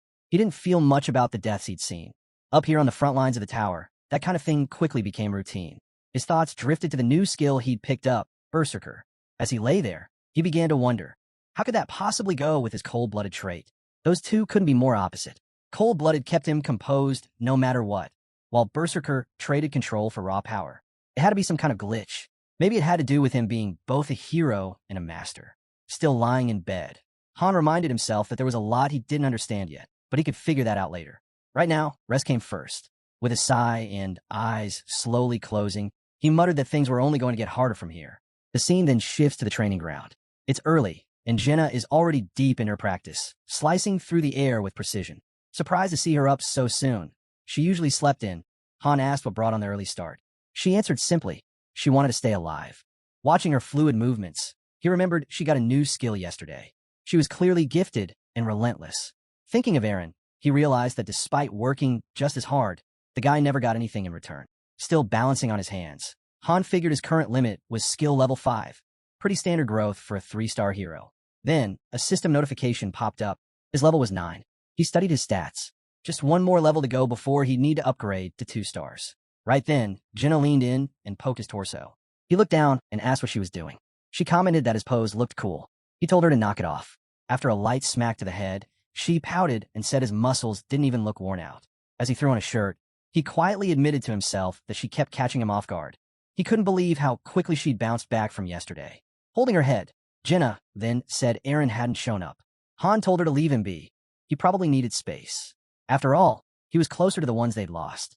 They both drifted into silence, lost in thought. Jenna broke it, mentioning how Eren usually arrived earlier than everyone else to train. Standing nearby, Han added that Daika was the same. They both pushed themselves harder than anyone. Turning his gaze to the side, he muttered that, in comparison, those two were real heroes. Watching the others scattered around the training field, Han noted how they always pretended to be busy with something just to avoid synthesis training, only showing up when the master was around to keep an eye on things. With a look of quiet frustration, he remarked that those guys did have potential, but they never had enough time to prove themselves. Maybe it would have been better if one of them had died back on the 5th floor. Jenna, standing beside him, didn't argue. She just suggested they get back to training. Just then, a voice called out, apologizing for being late. It was Eren, and something about his expression seemed off. Concerned, Han asked what was wrong. Eren replied that if he'd been just a bit stronger, maybe things wouldn't have ended the way they did for those two. Han met his eyes with a flat look and said plainly they died because they were weak. Nothing more, nothing less. From a distance, Han looked around the base camp, thinking that it had already been a month since he arrived. Though in the real world, only about 10 days had passed. Glancing at his phone, he reflected on how often whatever logged into the game and calculated that the in-game time moved 3 times faster. Whatever checked in morning, noon, and night. Visualizing the game on his phone, Han thought about how, during battle events, the game time synced with real time. Otherwise, those survival missions wouldn't last 30 minutes. They'd be more like 90, and they'd never make it out alive. Just then, Aiel appeared, grinning, and praised Han, saying everyone should follow his example. After all, he cleared the 5th floor, even with a bunch of slackers on his team. She went on, boldly calling him the master of all masters. Jenna leaned over and whispered, asking what Han had done to make Aiel act like that. He brushed it off with a grin, saying it was classified company info. The fairy, still fired up, shouted at the others, calling them useless for lounging around while she was out there giving her all. She warned them there'd be consequences for their laziness. As the scolding went on, Han quietly slipped away, thinking it was better to leave them be. They'd end up where they were needed, especially if someone gave the order. Right after that, a system notification popped up. Group 4 had been formed. It included Han, Jenna, Lewis, Jeffrey, and someone named Owen. As the others stood there in shock, Han listened quietly, showing no reaction. Suddenly, a voice announced that the selected heroes had to head into the rift of time and space. Immediately, Jenna, caught off guard, asked why they were grouped with people they didn't even know. Inside the rift, surrounded by unfamiliar faces, Han told Jenna not to worry. This time would be way easier. A portal materialized ahead of them. It was a daily dungeon. These opened every day and were meant for gathering materials. Today's target was the Kenout Forest, and they'd be stuck there for 11 hours. Reading over the mission details, Han realized the daily dungeons were finally accessible. A man beside him asked if they'd really be fighting together. Han glanced over and asked for his name. The guy introduced himself as Owen and quickly added that he didn't think they'd be of much help. As the portal flickered to life, Owen explained there was nothing to stress about. Combat wasn't immediate. In the blink of an eye, a beam of blue light flashed, and they were dropped into the forest. Once inside, the system notified them again. Group 4 had officially entered the lower-tier Kenout Forest. Their objective, gather resources and return when time ran out. It also reminded them that dungeon types rotated based on the day, so it was smart to check ahead before assigning teams. Scanning the area, Jenna asked where the enemies were, and if this was going to be another round of special missions. Walking up to her, Han tugged her cheek. She looked confused, not seeing the joke, until he told her she looked ridiculous. Then he crouched down, picked up a small stone, and explained that daily dungeons weren't for fighting. They were for gathering. He tossed the stone into a strange, floating portal nearby. One of the guys asked what that was. Han said it was basically a trash can. Just think of it as storage. Right then, the system chimed in again. Trash collected. This item is not needed by the settlement. Recommend not picking up such items. Snapping a branch off a nearby tree, Han explained it was better to toss gathered materials, like branches, into the storage portal. As he tossed it in, he added that the system would absorb the items and eventually create new ones. A system prompt popped up stating that 100 branches would be needed to create a log, which in turn required a carpenter's bench. Owen stared at him, clearly rattled, and asked if that was really all there was to it. His teammate chimed in, asking if they seriously wouldn't even have to fight. Han shrugged it off and told her it wasn't her concern. Then he suggested they go hunting instead. As they followed him, Jenna complained that the 5 of them never gave her a break and asked what they'd be hunting. Boars? Deer? Rabbits? Either way, she was just excited they'd finally get to eat some real meat. Eventually, they stumbled upon a deer standing in the middle of a clearing. Jenna's eyes lit up, and she practically drooled at the sight. Claiming it as hers, she told the cutlet to stay still. In one smooth motion, she drew her bow and fired, hitting the deer cleanly in the neck. Walking over to her prize, Jenna admired how good it looked. Han, standing just behind, asked if she even knew how to butcher it.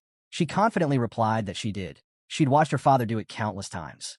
She got to work, explaining step by step. First, drain the blood, then open the belly and remove the organs. Han stood by in silence, watching her handle everything.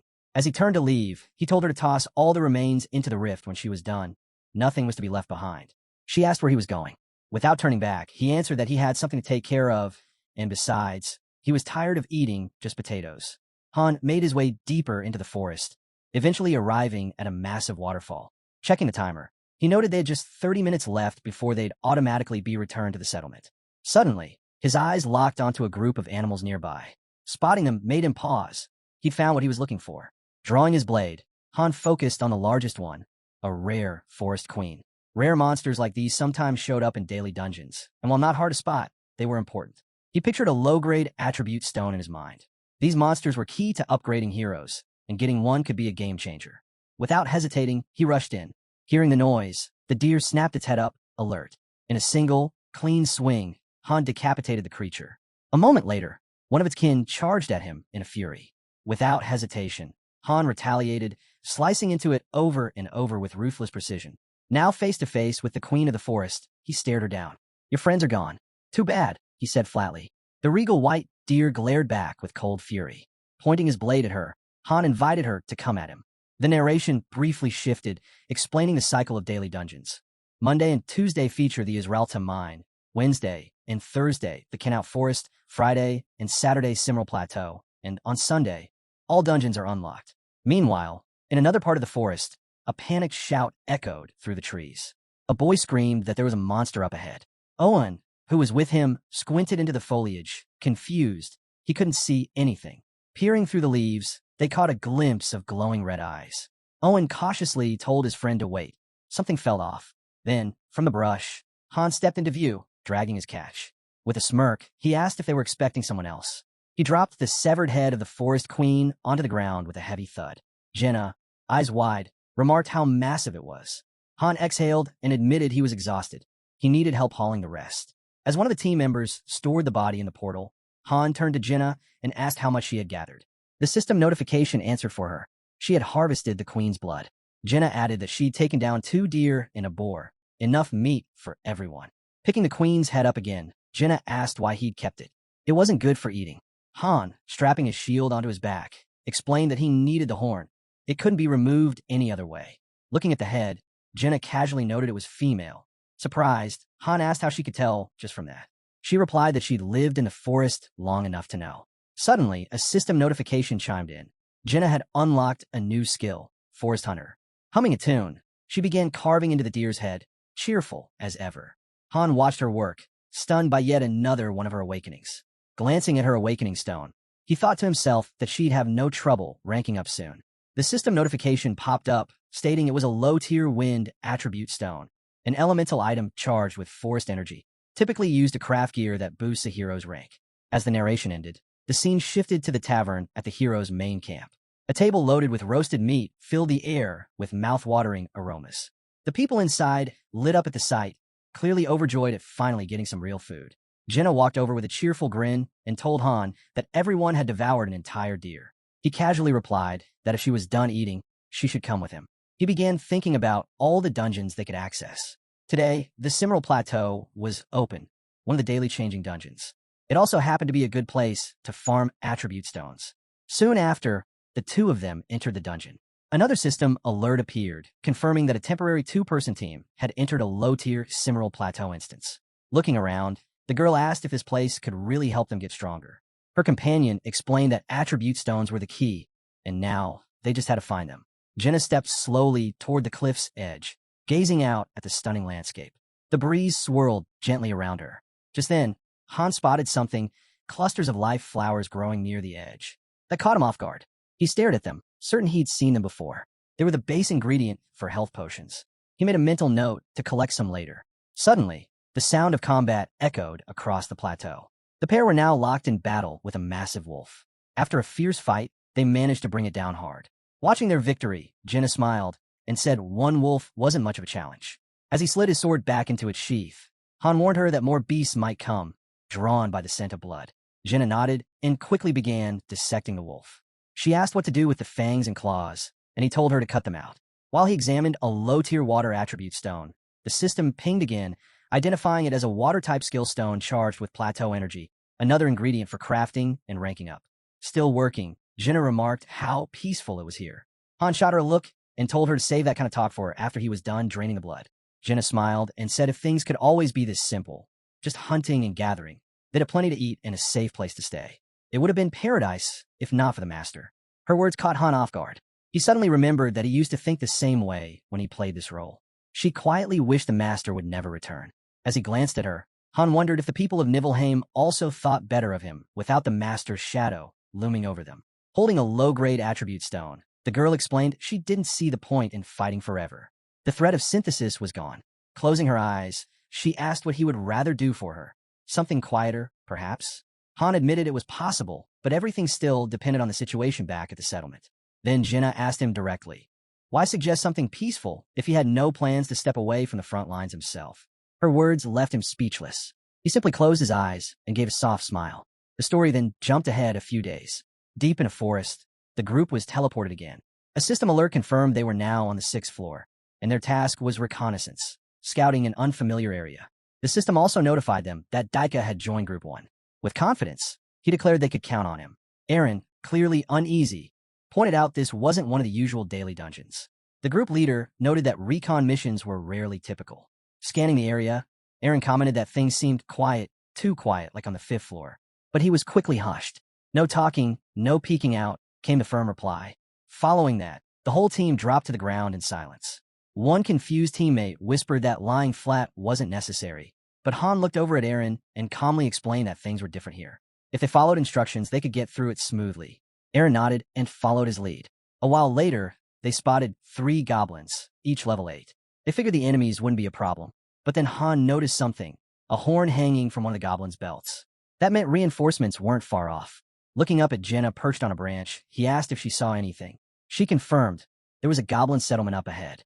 As she descended, she added there were a lot, about 100 of them. The moment he heard that, Han realized it was a setup. If they engaged, they'd be surrounded in no time. Analyzing the battlefield, Han quickly issued orders.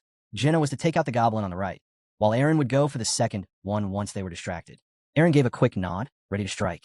Turning to Daika, Han drew his blade and instructed him to cover them if anything went wrong. Daika agreed without hesitation. In the next instant, Jenna loosed her arrow. It pierced straight through the goblin's forehead. At the same time, Aaron leapt out of the bushes, driving his weapon clean through his target with a swift thrust. Seeing his comrades fall, the last goblin reached for the horn at his waist, but Han was already there. He told the creature it was too late for help, then cleanly decapitated it with one smooth strike. The system flashed with a notification. The floor had been cleared. MVP Han. He was rewarded with 5,000 gold. Moments later, the group was teleported out. Daika, surprised by how quickly it ended, asked if that was really it. But Han replied that it wasn't over yet. They still needed to scout the area. Taking off in a sprint, he thought to himself that there had to be clues about the next floor. Recon missions often offered hints about what was coming. While most events were randomized, subtle patterns could still be uncovered. Eventually, he reached the fortified goblin settlement. Inside, goblins were keeping wolves chained up. Peering through the fence, he was struck by the sheer size of the village. Suddenly, a goblin turned towards something odd, only to see a faint trail of vanishing blue particles. Just then, the entire group was pulled into the waiting room. Standing beside him, Jenna asked why he had suddenly bolted. He explained he'd just been scouting ahead. Lost in thought, he began piecing things together. Main dungeons often dropped subtle hints, and Recon was just the beginning of a chain of quests known as the Flow. Whether those clues meant anything depended entirely on the Master's awareness. He didn't know if the others had seen what he did, and that uncertainty gnawed at him. The pace of events was picking up, faster than he had expected. That's when Chloe ran up, breathless. She warned him of a problem. Strangers had appeared, she said, and they weren't just any travelers. They were armed, and something about them felt off. The moment Han heard this, his expression shifted. He understood immediately. In his mind, he pictured high-ranking heroes. Right after, system notifications appeared one after another. A mercenary group, called the Wolves of Destruction, had arrived. The alert also indicated a powerful link between 5 summoned individuals. It was a rare event. When summoned heroes shared a connection, their strength increased dramatically when fighting as a team. Han turned to Isel as she appeared and asked if their master had made another investment. Beaming, she replied that he had purchased a beginner's set for 50,000. Han immediately calculated. That translated to 25,000 crystals and 50,000 gold. Glancing at Chloe, who stood frozen with fear beside him, Han could tell right away they were high-ranking heroes. If it were him, he'd have summoned them just to help clear the 5th floor. He then told Chloe to head back to the kitchen, reassuring her that nothing would happen to her. These people were just different. As Aaron passed by, he casually remarked that their group could take it easy for now, but in the grand scheme, nothing would really change, even with new arrivals. The scene shifted to a nearby building, where a stunning black-haired girl stood. Jenna, spotting her, hurried over and greeted her enthusiastically. Taken aback, the stranger returned the greeting and asked her name. Introducing herself as Edith, she hesitated slightly before returning the question. Jenna, meanwhile, imagined the striking man behind Edith as Han. He looked intimidating, but was actually kind.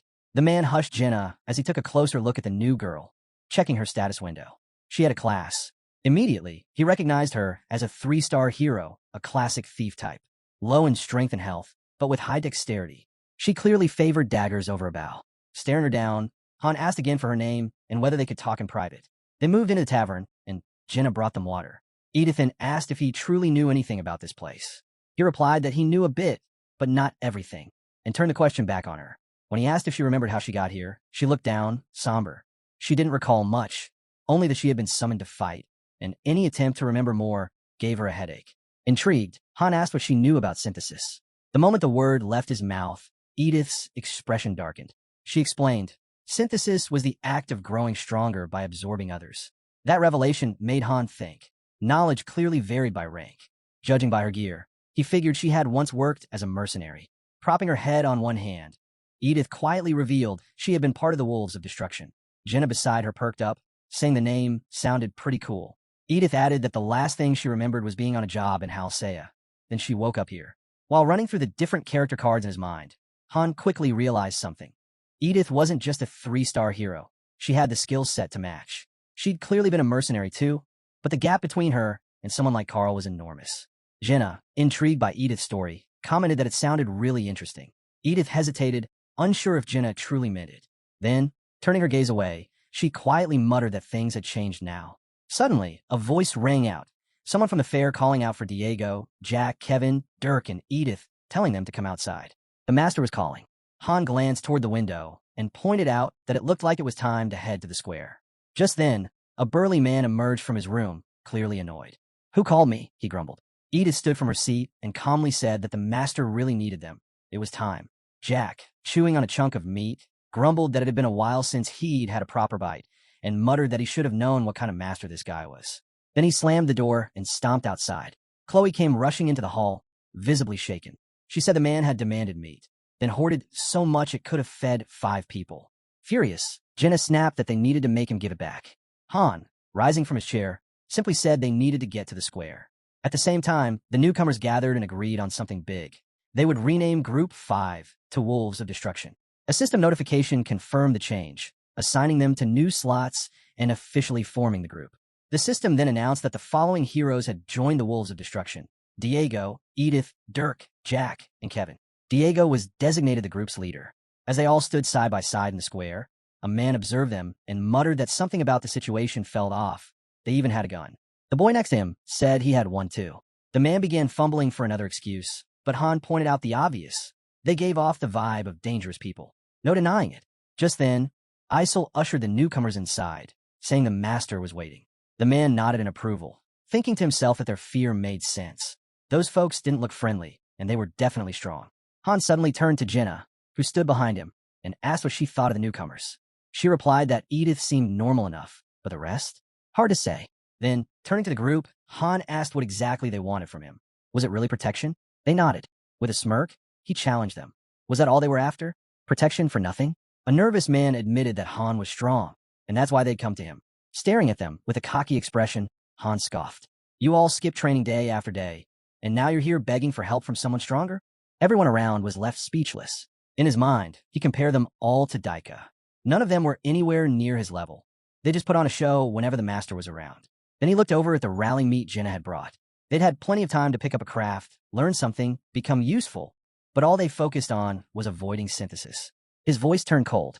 He told them to leave before he lost his temper.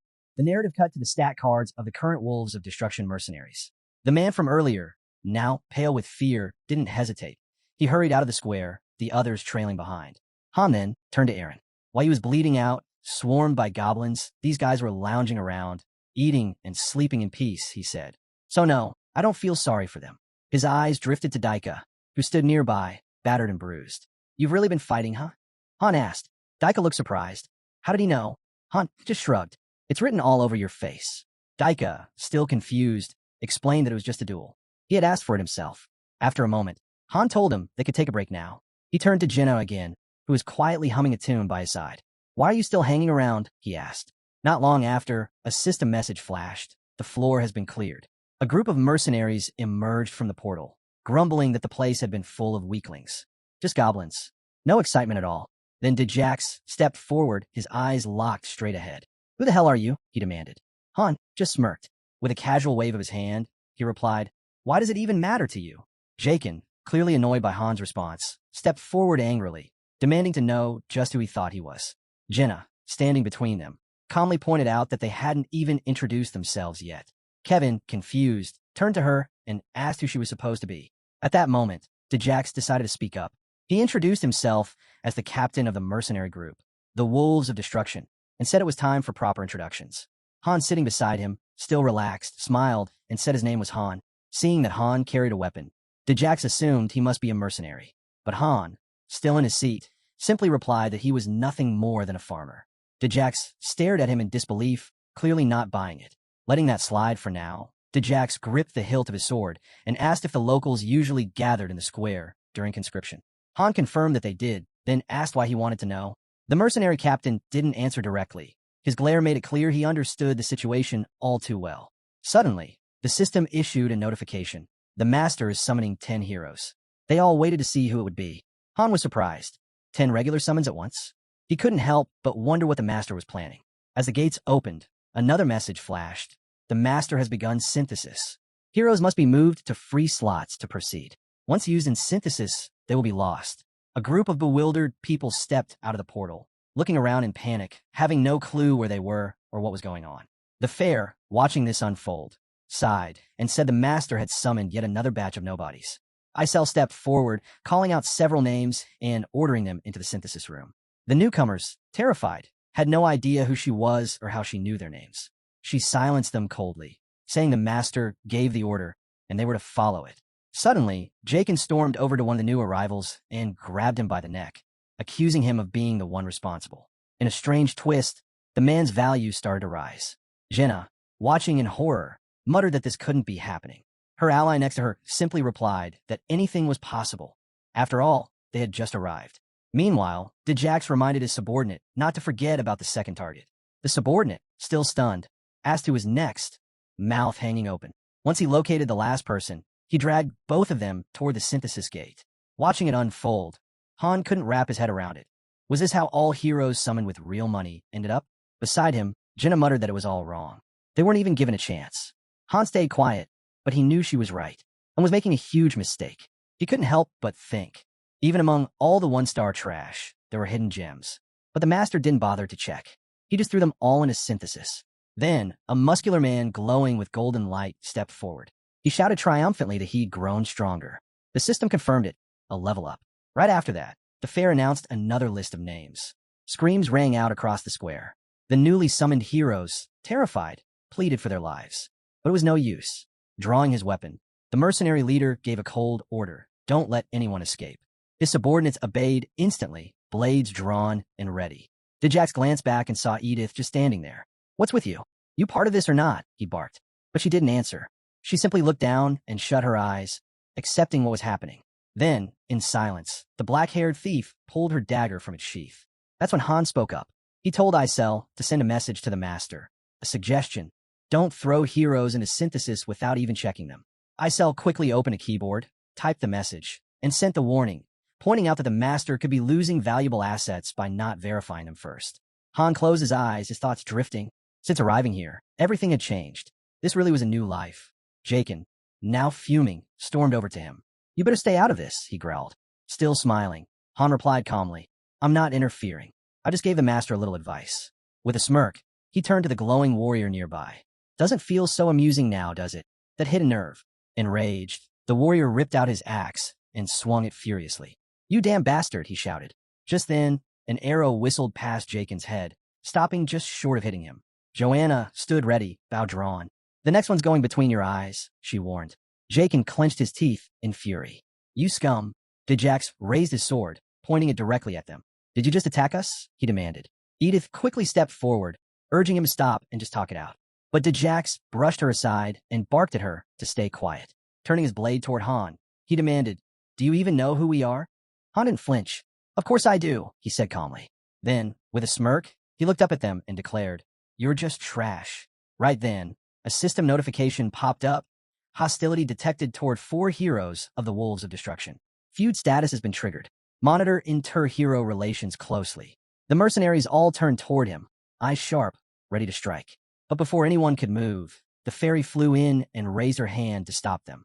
Heroes aren't allowed to fight each other, she warned. Unless you want the master to punish you. Han looked at her coolly. There's no rule like that. The fairy hesitated. She couldn't argue. Han's tone turned serious.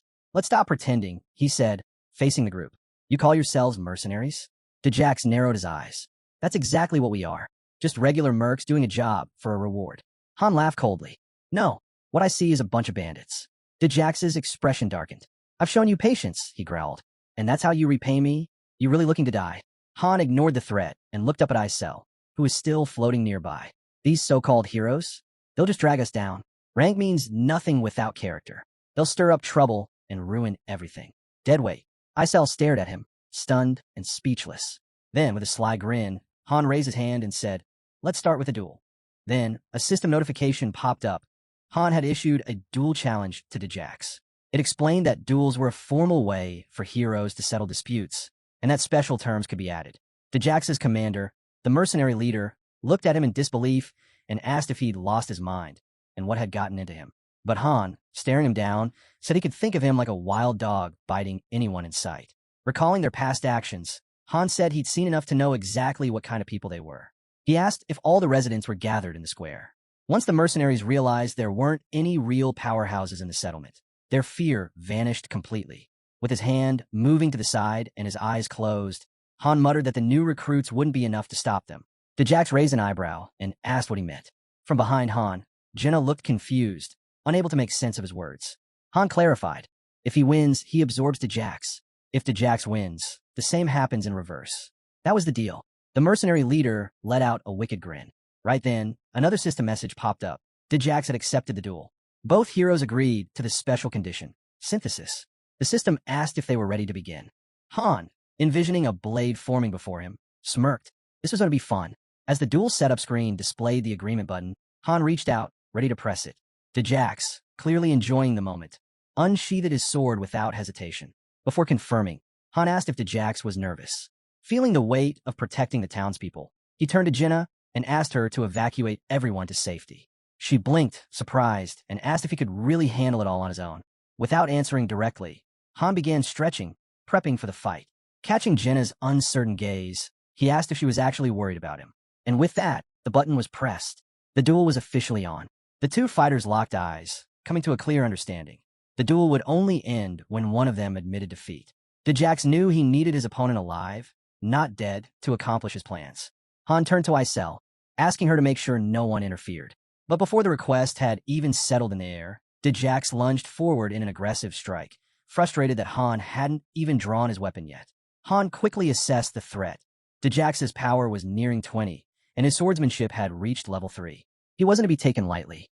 Then, without warning, Han slipped into a berserker state. His eyes flared with a vivid red light. Djax's earlier confidence began to crack. He'd underestimated his foe. Han dodged with precise, effortless movements, appearing behind Djax in an instant.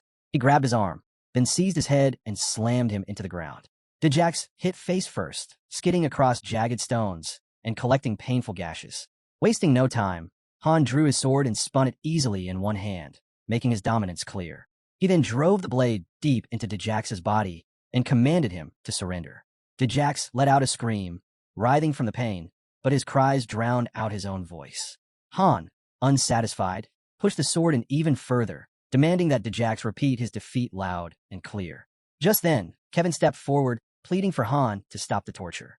Han turned to him, his voice cold. Djax and his crew wouldn't hesitate to wipe them all out. This wasn't some harmless conflict. Kevin hesitated, thrown off by Han's unwavering stance. He believed both sides shared similar goals. Han didn't back down. His icy tone held no room for doubt. If he said it, then that was the truth. Djax, now bloodied and broken, looked down at the ground. Tears streamed from his eyes. His voice shook as he asked why. Why Han hated him so much. They had agreed to the duel. Wasn't it up to them how it ended? Before Djax could get the words of surrender out, Han suddenly clamped a hand over his mouth, cutting him off. He declared that since the enemy was silent, the fight was still on. Turning to Kevin, Han announced that Djax was now his prey, and only he would decide what fate awaited him. With that, he yanked Djax close, locking him in a firm hold. Dirk and Adis watched in stunned silence. unable to hide their discomfort at the sight of their comrades' humiliation. One of Djax's allies shouted a warning at Han, promising that this wouldn't be forgotten. He reminded Han exactly who they were and threatened that he'd regret every bit of this. But Han didn't flinch. He tightened his grip on Djax, ignoring the threats completely. Then his gaze shifted to Adis. Calmly, he asked if it was true they were mercenaries. She couldn't even meet his eyes and gave a faint nod, admitting it was true. They'd worked as mercs in the past. Han smirked, cutting her off mid-sentence. To him, they weren't mercenaries, they were bandits, plain and simple, even robbing the ones who paid them. Then he asked her directly, why was she still with them? Caught off guard, Adis stammered. She said she only stayed because her father had asked her to, and urged Han not to be so quick to judge. Still holding Djax down, Han looked her straight in the eye. He asked one more question. Did she really want to stay with him? Or was she ready to join his side? Adis stood frozen, clearly torn. Behind her, one of her comrades exploded in rage, shouting that she had no right to even consider such a betrayal. Meanwhile, Djax quietly reached for his sword, trying to break free in the chaos. Her partner kept yelling, threatening Adis with the consequences of turning her back on the group. Just as Djax's fingers brushed the weapon, Han reacted instantly. He drove his sword through the man's hand, pinning it to the ground without blinking. He didn't take his eyes off Adis. His voice was calm, unwavering. There was only room for one more on his team. Her partner screamed that she would pay dearly if she left them. Adis trembled, her body tense, then closed her eyes. After a moment of stillness, she made her choice. She walked away from the wolves of destruction, slowly, but without looking back, straight toward Han. Han felt a deep sense of satisfaction. Adis's decision had shifted the balance. This was the turning point. Her former comrades burned with fury, their faces twisted in anger and betrayal. But Adis stood firm, unmoved by their emotions. She told them to disappear, brushing off their threats like they meant nothing. Meanwhile, Han tightened his hold on Djax, forcing him harder into the dirt. Djax gasped, struggling to breathe, tried to squeeze out a surrender. But Han wasn't buying it. He asked if Djax truly meant it, or if it was just a ploy to escape a final, humiliating defeat. Djax snapped back with venom, saying Han would regret everything. Then he screamed for help, calling out to his allies. That was the trigger. Adis's former team charged at Han in a blind rage. But before they could reach him, Isel materialized in their path. Her eyes glinted with cold authority as she warned them. The duel was still underway. No one had the right to interfere, but they didn't care. Blinded by fury, they barked at her to step aside and kept moving, ready to tear Han apart. Han noticed them charging and simply chuckled to himself. He knew Isel wouldn't stand by and let them break the rules. Her eyes gleamed with a wild light. She stared down the attackers and said one last time that they had been warned.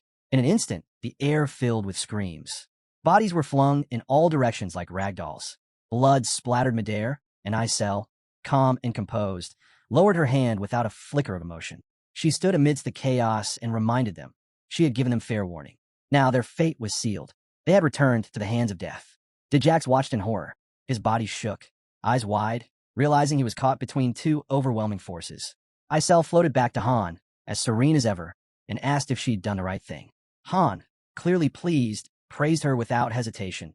She handled everything perfectly. At that moment, Djax finally broke. In a faint whisper, he admitted defeat. Han heard it, and at the same time, the glowing symbol in the air shifted, signaling the end of his berserker mode. His hair swayed gently in the breeze. Han felt a faint throb in his head and quickly realized using that mode again just wasn't worth the strain.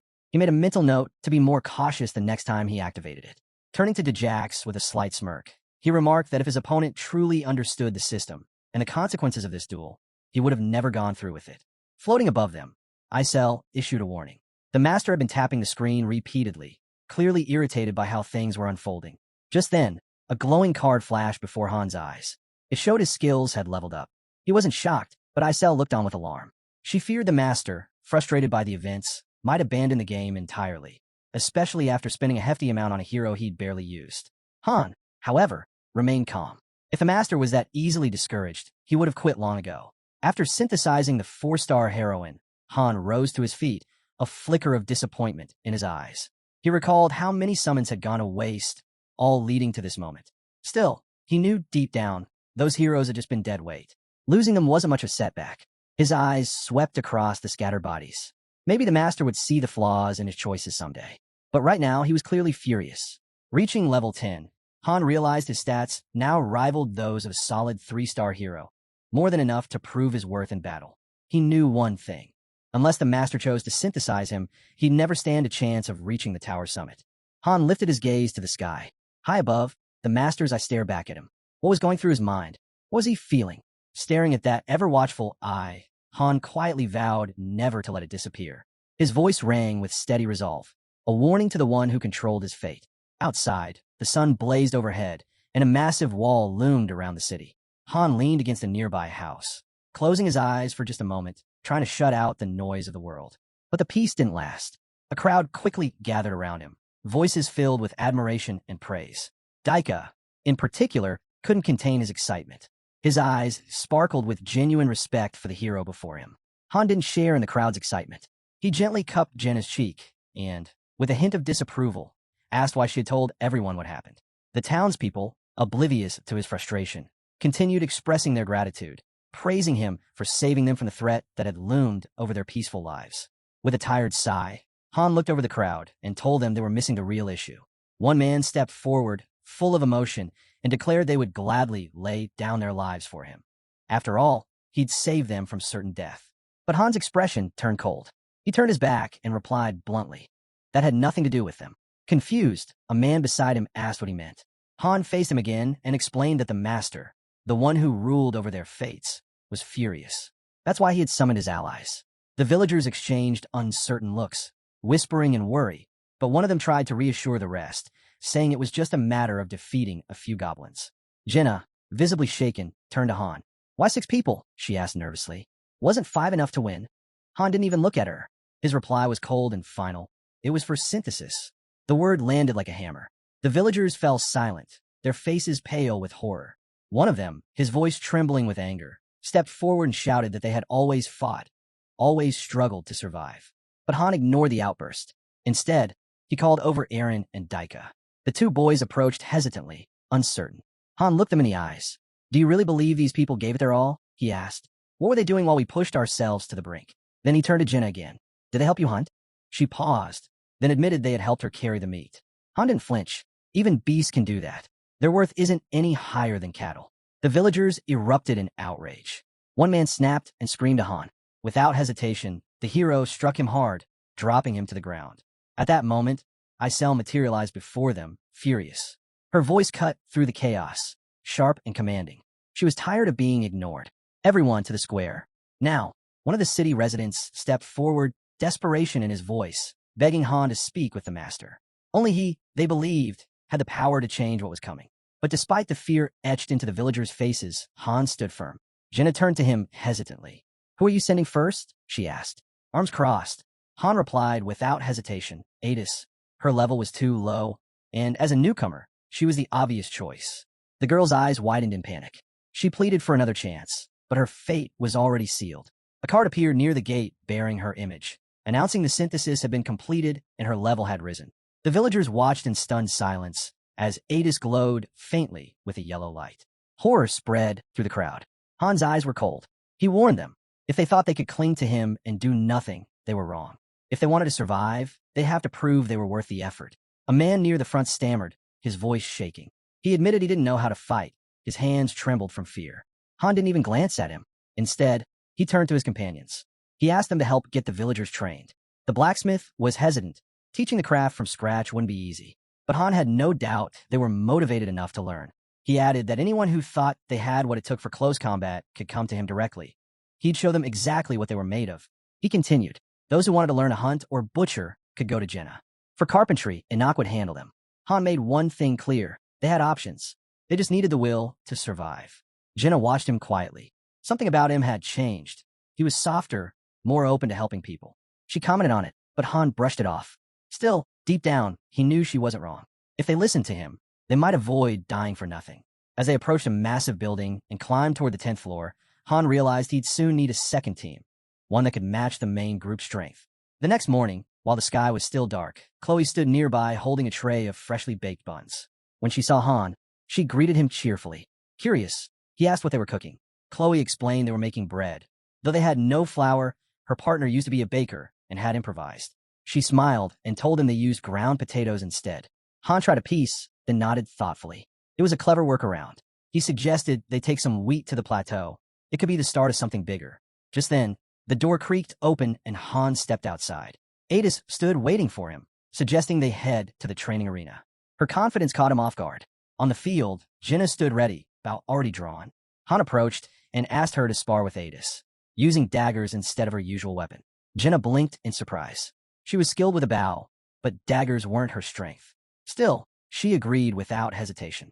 Spinning the blades in her hands, she approached Adis. The fight began. Adis ducked and weaved, impressed by Jenna's control and speed. But then Jenna called her out, reminding her that she wasn't a kid anymore. She needed to fight like an adult. The pace of the match picked up. Both girls moved so fast they were nearly blurs across the field. In one swift move, Jenna knocked Adis to the ground and held a dagger to her chest. Adis, breathless, stared up at her. "Are you really a mercenary?" she asked. "Or from some noble warrior family?" Jenna shook her head. "No, I'm just a hunter's daughter. This is all from years of training." Han stepped in then, commenting that if the Wolves of Destruction had trained this hard, they'd be a real threat. Adis might be weaker now, but her potential went far beyond that of any first-level hero. If she kept pushing, she could close the gap. Suddenly, Aaron burst into the scene, shouting in frustration. "That's not true. I've been training like crazy, and I still haven't caught up." Han closed his eyes, calm as ever. "It's about more than just effort. It's how you train, how you grow." He turned back to Adis. "I don't care who you were before." Adis wiped her face, voice quiet. I remember your work." Off to the side, Aaron jogged in circles, panting hard. The group practiced on training dummies while Han observed, thinking to himself. It wasn't a matter of preference anymore. They had to raise their value, or they wouldn't last. Even with the volunteers for support, they were still short. Only 2 spots remained, and someone, inevitably, would be chosen for synthesis. Han's gaze shifted and landed on a guy standing off alone, hands buried in his pockets. He walked over. "What's your name?" he asked. The man, drenched in sweat, answered, "Usher." "That thing, Master, brought us here to fight." Han picked up a club from a nearby barrel and gave Usher a quick once-over. The guy was in decent shape. "So," Han asked, "who were you before all this?" Usher explained that he used to work as a porter for mercenaries, carrying their gear, standing guard, and setting up rest stops. Han raised an eyebrow, noting that Usher fought surprisingly well for someone in that role. Embarrassed, Usher admitted he had always hoped to become a mercenary himself one day. A grin tugged at Han's lips. Without saying much, he pulled out his club and told Usher to attack him. He wanted to see what the guy was really capable of. Nearby, 2 angelic figures were carved into a stone, a symbol marking the beginning of the weeding process for the new recruits. That evening, the Master's indifference became clear. He didn't care who volunteered for support or who didn't. Despite Aaron constantly throwing himself into battles, he was overlooked again. 2 people were chosen and didn't make it. They were used for synthesis. Usher's card lit up with a bright glow. The result? He leveled up, now a level 3. The rest of the group was dispatched to the daily dungeon. Terrified, one of the newer recruits sprinted from a monstrous enemy. Meanwhile, we learned that the mine holding fire-attributed stones remained sealed off. Under the night sky, calm but tense, the settlement slept. At dawn, a crowd gathered on the street. Arms folded, Han stood at the front, surveying the group. "Any guesses why I brought you all here?" he asked. The expressions around him shifted instantly. Daika tentatively raised his hand. "Are you picking the new team?" Jenna blinked in confusion. "Isn't that up to the Master?" Han shrugged. "He listens to suggestions. I'm making mine." Holding up a glass filled with folded slips, he announced, "We're drawing lots." The group murmured in surprise. With a sly grin, Han continued, "We're splitting into 2 teams. 6 of us. 3 per group." Daika frowned, unsure. Han reassured them, "Relax. There are no losers here. Each team gets a leader. One team has me. The other," he said, glancing over, "has Adis." Adis blinked. "Me? Not Jenna." Han looked down and replied flatly, "I don't like Jenna." Adis hesitated. "Why split up at all?" "Because it's risky to invest everything in one team," Han said. "If they fall, it's game over. We need balance." Han closed his eyes for a moment and reminded everyone that the remaining slots would be filled by the Master. He would make that call himself. As he stood there, memories of the brutal battle on the 5th floor resurfaced. The gap in strength back then had nearly wiped the whole team. A few weak links almost cost them everything. He visualized various maps in his mind. If it were possible for a single team to clear every floor, then dividing wouldn't be necessary. But they were reaching a point where more people would be required, especially for special missions, where dozens or even hundreds of heroes might need to join forces. If someone too weak slipped in, it could put the entire operation at risk. The second group wouldn't just be backup. They'd be the settlement's insurance if the first team was ever wiped out. Inwardly, Han acknowledged that Inniton was summoning heroes with real money and zero strategy meetings. Still, there had to be some tricks to that system, and he could only hope to figure them out in time. Clutching the glass of lots, Han declared, "Reds are with me. Blues go with Adis." The teams were balanced to avoid complaints. No one would feel shortchanged. Placing the glass down, he raised his voice. "Let's go." A gust of wind swept across the training field, stirring the dust and whipping past the dummies. Jenna and Aaron held red slips in their hands. Adis glanced at her new teammates. Judging by their expressions, they clearly didn't believe in her. Daika didn't even try to hide it. "We don't," he blurted. Adis just smiled. "I'm new, barely experienced." "I get it." Han watched from a distance. Everyone knew their skill levels varied wildly, but that couldn't be helped. Not yet. With a smirk, Han looked at Adis. "You'd better catch up fast, unless you want to be left in the dust." Adis's eyes gleamed as she answered. "After yesterday's synthesis, we won't lose that easily." The moment both teams appeared, rain started pouring down. From all directions, furious monsters began gathering in the forest. A system message flashed. This was the 7th floor. Their mission: wipe out all the goblins. Despite the downpour, Han and his group stood their ground, surrounded. Aaron, with a grin, shouted that they were in luck, and this would be easy for him. Drawing a blade from his back, he readied himself. But Han stepped forward, telling them all to stay back. He was taking this one alone. As the goblins lunged at him in a frenzy, Han took a deep breath. A message popped up. He had activated Berserk mode. In an instant, his body glowed with a red aura. Han tore through the goblins like a storm. Lightning fast, he raced around the battlefield, slashing down enemies left and right. His onslaught was relentless. Soon, only one terrified goblin remained, trembling. With his blade resting on his back, Han stood silently. Jenna walked up behind him and asked if he wanted to finish it. But Han shook his head. There had to be clues about this floor, and it might be better not to end the mission just yet. He told Jenna to let the goblin go. It wouldn't pose any threat, and that they needed to scout the area. Looking up at the heavy rain, Han made his way to the river. There, he spotted a shattered dam. As he examined it, messages appeared, floor cleared. Their reward: 10,000 gold, iron ore, and leather. Once outside the dungeon, Jenna mentioned she was going to wash up, while Aaron said he'd head to the arena for some training. But Han suddenly paused and called out to Aaron, asking him to wait.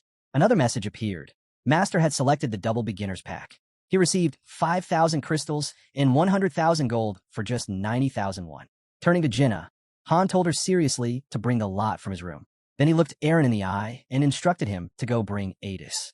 A message confirmed the payment had gone through, and the rewards would arrive by mail. Gazing at a nearby building glowing pink, Han remarked that new players would be showing up soon. Smiling to himself, Han thought it was no surprise. He was the type to rarely buy anything, but once he started, he couldn't stop. He recalled how, back when he first signed up, the level of artificial intelligence had blown him away.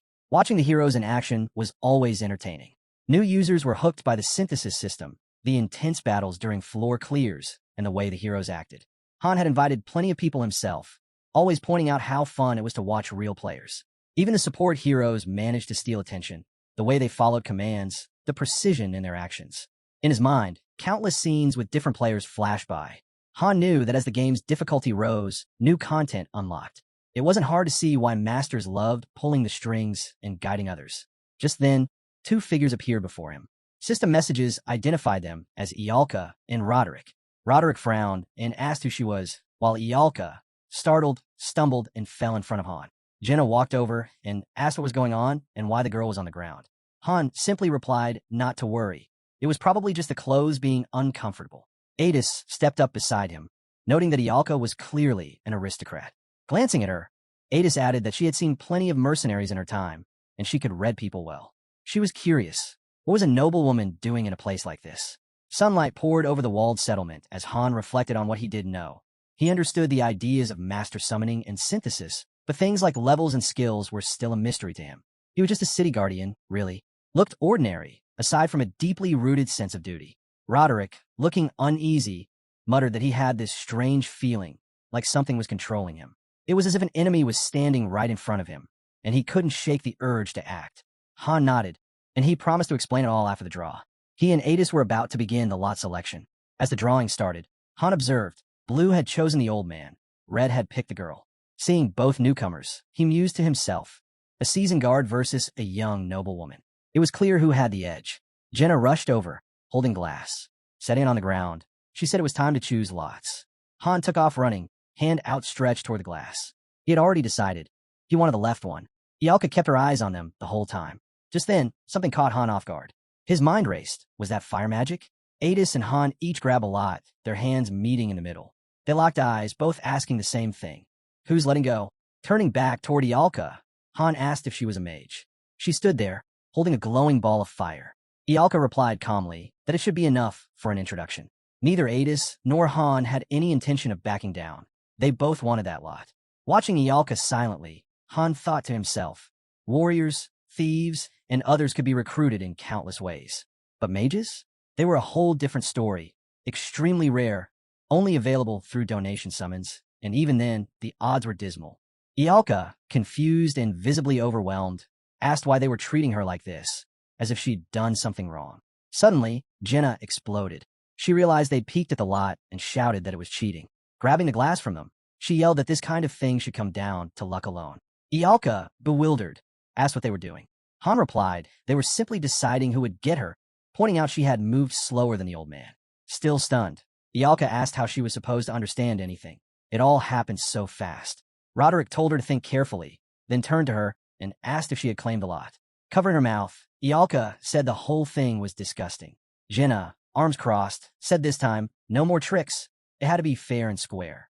Han looked at Adis and said it was time to draw properly. No hard feelings. The boys picked their lots. Holding them up, Han grinned and declared it settled. He turned to Ialka and told her she'd be in his party, sending her the invitation. Just then, a hand grabbed the other guy. Isel dragged him away. Looking back, the guy gave Han a frightened stare, saying they promised no harm would come if they worked hard. Han looked at him and calmly said he just couldn't handle support skills.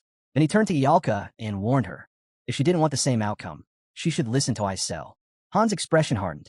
Ialka's card lit up, and messages popped up. Synthesis complete. Her level had increased.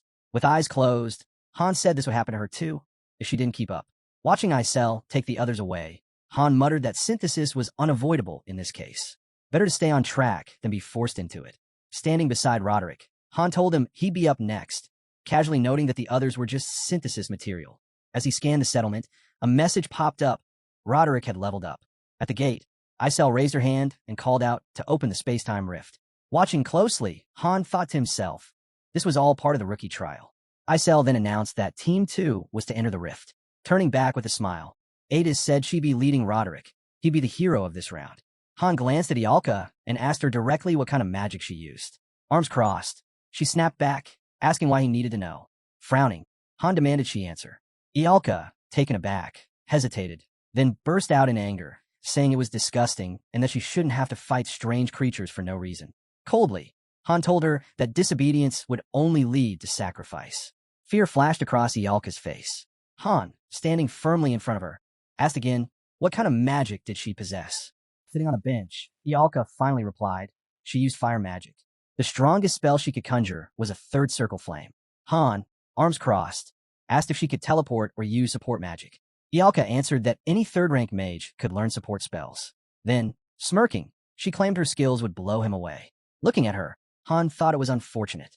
He could only hope her power lived up to her confidence. Unlike offense, defense magic was far more versatile, and that's what he was really looking for. Ialka remained seated, while Han reflected on why he had asked. She had no skill window. Maybe she hadn't awakened fully yet, though the chances were slim. With a serious expression, he asked if she understood that from now on, she'd have to fight. Just then, Adis and her group emerged from the rift, all smiling. From the look on Adis's face, Han guessed Roderick had impressed her. Turning to Jenna and Aaron, he said it was their turn now. Time to get ready. Isel called out, announcing that Team 1 would now enter the space-time rift. Han smirked and said it was time to move. As the group stepped into the dungeon, he calmly guessed they'd land on the 4th floor. He introduced the types of monsters ahead. Nothing advanced just yet. The next stage wasn't unlocked, so it would be enough to test Ialka's magic here. Harpies and goblins roamed this level, more than enough to figure out what kind of mage she really was. With a satisfied look, Han said that once the battle began, they'd hang back. This was about testing her abilities. Turning, he added that each of the 3 of them could clear the 4th floor solo anyway. Ialka hesitated, unsure of herself, prompting Han to recall how just moments ago she had confidently claimed he'd be blown away by her magic. Now, as she pointed a finger forward, she urged him to wait, assuring him he'd be amazed.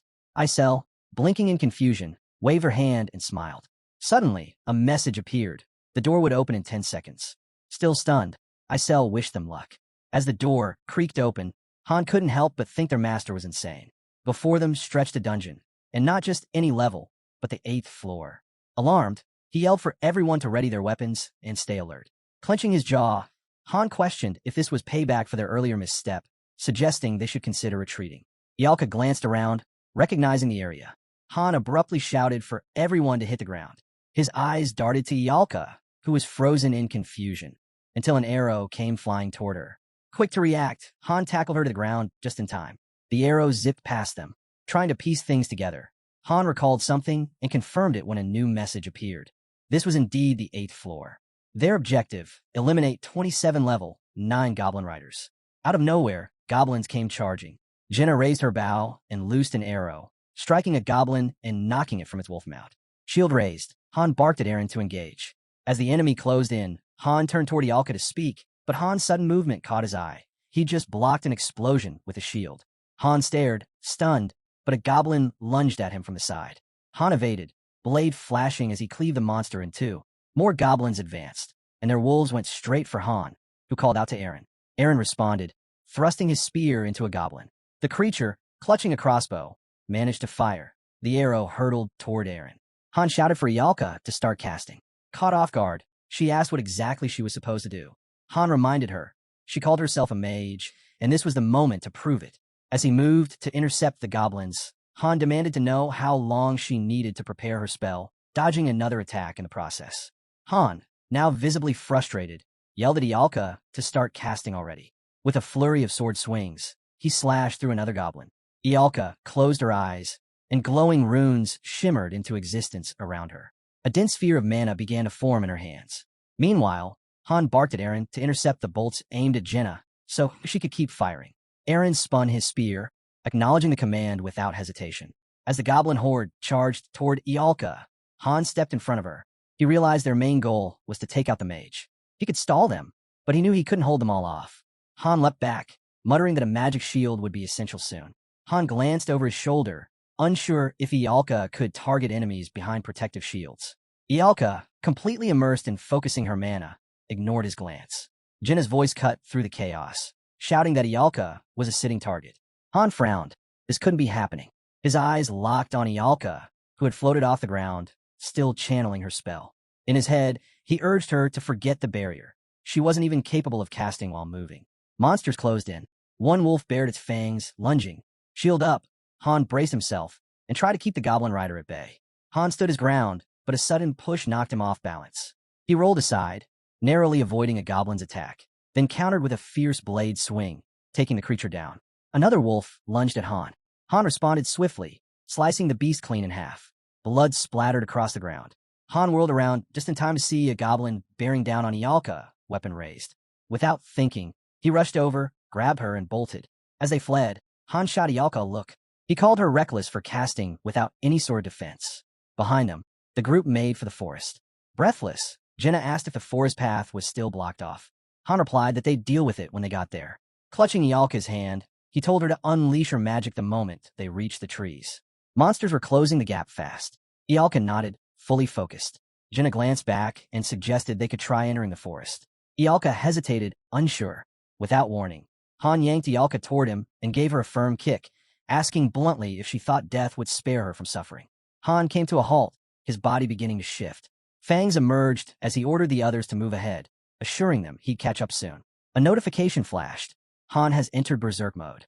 A deep red aura flared around him as he stepped between the advancing horde and his teammates. It was his second time transforming that day. He was exhausted, but there was no time to rest. A goblin took aim with a crossbow.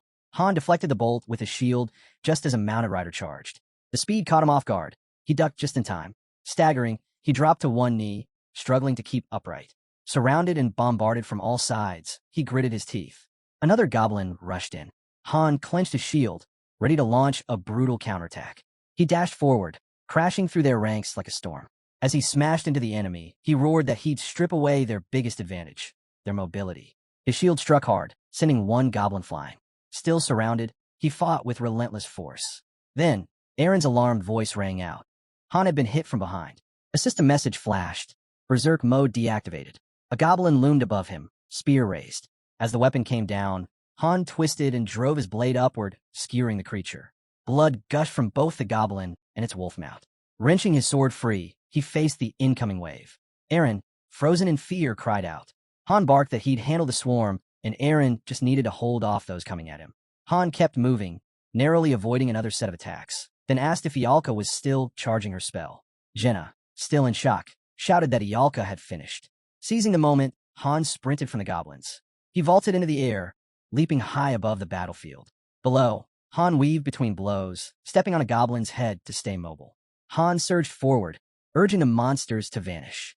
A crimson aura enveloped Ialka. Wind whipped her hair as energy crackled around her. The grass trembled underfoot. Goblins were still giving chase when Ialka opened her eyes and released her spell. Ignite. A roaring stream of fire tore through the air. Flames erupted, sweeping over Han but leaving him untouched. The explosion rocked the battlefield. As smoke billowed and flames danced, Han looked around, stunned, wondering what kind of terrifying power Ialka had just unleashed. Ialka unleashed another blazing beam, ripping through everything in front of her. From behind a tree, Jenna peeked out, stunned. Was that really magic? Han, spotting more goblins nearby, called out for backup. Han was locked in a tough battle, starting to feel the weight of exhaustion. But he pushed through. If brute force wasn't enough, he'd rely on his skills to end it. As Han deflected a goblin strike with his shield, Han struck down his opponent. Suddenly, an arrow soared through the air, hitting another goblin. Jenna grinned and asked if that came in handy. Eren appeared right after, finishing off the creature. The goblin's wolf mount collapsed beside it. With a smug look, Eren told Han to lean on him if he was getting tired. Chuckling, Han noted that Eren was finally starting to grow a backbone. Arrows zipped toward the monsters as Jenna leapt into action. She dodged an attack, drew her dagger, and drove it into a goblin skull. The now riderless wolf sprinted straight toward Ialka, who stood still, eyes closed. But before it could reach her, its head was pierced by a bullet. From the ground, Jenna remarked that things are getting way too serious. Looking at Ialka, she called out, urging her to snap out of it and run. Flames began swirling around Ialka's hand, and glowing runes spun around her face. Panic rising, Jenna screamed for the team to retreat. Ialka's spell wasn't ready yet. Ialka slowly opened her eyes. As Han and Eren pulled back, Ialka clenched her fist and muttered that the goblins would burn. Suddenly, the ground beneath the enemies began to scorch. A massive explosion followed, sending a searing gust across the battlefield. Han shielded himself, thinking they might get caught in the blast too if this continued. When the smoke started to clear, the area was unrecognizable. Han looked around and asked if it was finally over, only to be cut off as more goblin riders burst through the flames. Raising her hands, Ialka whispered, "Go beyond." Ascent. A swirling firestorm erupted around her. The vortex tore through the remaining enemies, devouring them in an inferno. Jenna clung to a nearby tree to keep from being swept away by the force. The flames spread, engulfing the entire area. Ialka remained still as everything around her burned. Han stared at her wide-eyed. Her final strike had carved a massive crater into the earth. A message appeared in front of them. Floor cleared. Rewards listed: 20,000 gold, iron, or wolfskin. And the MVP, Ialka, stunned and silent. The group left the floor behind. Eren pointed out that over 20 goblin riders had been wiped out in a single blast. Laughing, Ialka proudly declared that this was the might of the Great Fire. She added that if she ever unleashed her true abilities, they'd all be left speechless. Placing a hand over her chest, she revealed that she carried the soul of the Rival Witch. Suddenly, blood dripped from her nose, and she collapsed. Han checked on her and reported that her energy had dropped to 0. As Han looked at her unconscious face, he figured she wouldn't be able to cast any spells for at least a full minute. That meant the rest of the group would need to protect her in the meantime. He pictured Ialka's character card. She couldn't use support magic, and her strength, stamina, and agility were all on par with a 1-star unit. Back when he led as a master, he had many mages under him and knew how to deploy them, but he had never come across someone like her before. Not that they didn't exist, but such mages were incredibly rare. Han pictured her like a walking tank, one without armor or safety features, built entirely for destruction. No defense, just pure firepower. A weapon designed solely for war. Jenna slung Ialka over her back with a grin. Watching them, Han quietly noted that raw power like hers was worth serious attention. They exited the portal, spirits high. Han remarked that it might not be long before he was no longer the one taking center stage. The view panned out to reveal the growing city. 3 buildings near the training grounds had merged to form a new complex. the magic hall. Sweating and frustrated, Ialka protested. She ran ahead of the group, eyes squeezed shut, demanding to know why someone with her ranking had to go through these ridiculous training sessions. After all, she insisted her weapon was her brain. Han realized that more than anything, she needed to improve her dodging skills, even when casting spells. Meanwhile, Han began pulling ahead, calling out for her to pick up the pace. He teased her for talking too much and reminded her that stamina was key in real battles, especially with weapons like swords and spears. Running ahead, he glanced back and said it was way better seeing her in training gear than in that stiff dress. Han brought up that the dress in question was custom-made by her family. It wasn't just any dress. It was a magical item that boosted fire-based powers. Han kept running, calling out that even though this was called endurance training, it was barely anything, just 3 laps without weights and at a slow pace. Compared to his own training, this was easy. With a grin, he sprinted forward and joked that she must want potatoes for dinner. He'd make sure to tell someone. Then he turned to the guy, watching from the side, chuckling that he was just standing there doing nothing but observing. The scene shifted to Han introducing the city's magic hall and a map of Ialka. The building was a lucky break. They'd managed to get a mage on their team just as they neared the 10th dungeon floor. He checked the dungeon access map, thinking how the newly opened Israelita mines let them gather all the materials from 3 weekly dungeons in one sweep. He pictured a dark room, imagining all the loot now sitting in their storage, ready to be used. It was time to start crafting consumables, things like potions. Just then, a system notification popped up, ending has logged out. Jenna, still running, raised her hands with a smile and encouraged Ialka to push through. Han explained that potions were usually made by top-tier pharmacists and alchemists, but just like gear, anyone could craft them using a minigame. Han stood in the middle of the magic hall, thinking about his own avatar. It looked like he was holding a book, though he couldn't read it. Looking over at a cauldron, he said it was time to begin brewing. Han tossed in some flowers and fangs, activating the minigame system. Han quickly tapped through the game interface as healing potion notifications started popping up. He glanced down at the glowing test tubes filled with vibrant liquids. Standing beside Icel, he thought about the 6 healing potions and 2 magic ones he had made. Someone might get suspicious, but it was better to be prepared than to risk dying. As night fell over the city fortress, Han stood by the cauldron with his team. He announced that a mage had officially joined their group. Turning toward a brazier, he asked if they could guess why he had brought it there. Han smirked, gave a casual wave, and told them to pay close attention. Jenna and her friends stared at him, stunned, as he calmly placed his hand into the burning coals. They asked what he was doing, completely shocked. Han just smiled and said that since Ialka used fire magic, the rest of them needed to adapt too. With a crazed grin, Han kept his hand in the flames and began counting aloud. The others watched in disbelief. Then, suddenly, he yanked his hand out, revealing a charred palm. Despite the burn, he looked at it and declared he was fine. Han clenched his jaw, watching as his own hand healed almost immediately. Standing before his group, gripping his wrist, he made it clear, Ialka's fire spells weren't just flashy attacks. In battle, if they weren't ready for it, her magic would hurt them just as much as the enemy. If they couldn't handle that, they wouldn't last long beside her. Jenna, clearly uneasy, asked if they really had to do it now. Aaron looked down, frowning, and quietly asked how they'd know when to stop. Han raised his hand and said that they'd stop when they couldn't take the pain anymore. The real goal was to keep doing this insane training until they developed fire resistance. Aaron let out a nervous grin, recalling how terrified he'd been back on the 5th floor and the painful lesson they'd learned from their mistakes. Jaw tight, he reached toward the brazier. But before he could go through with it, Han stopped him, holding his wrist and leaning in. He whispered that Aaron should practice when no one was around. There was no point in watching others scream just to prove something. Jenna stood frozen, fists clenched, clearly terrified. She protested, saying she didn't want to do this. She always fought from the back anyway. Smiling, Han gently took her trembling hand and guided it toward the fire. He reassured her, if they did it together, it wouldn't hurt as much, just a little sting like a mosquito bite. Was she really planning to keep running away every time Ialka used a spell? He pictured Ialka in the middle of a fight, surrounded by monsters. She couldn't teleport or shield herself. Without them protecting her, she'd be in real danger. She couldn't even dodge a slow-moving creature.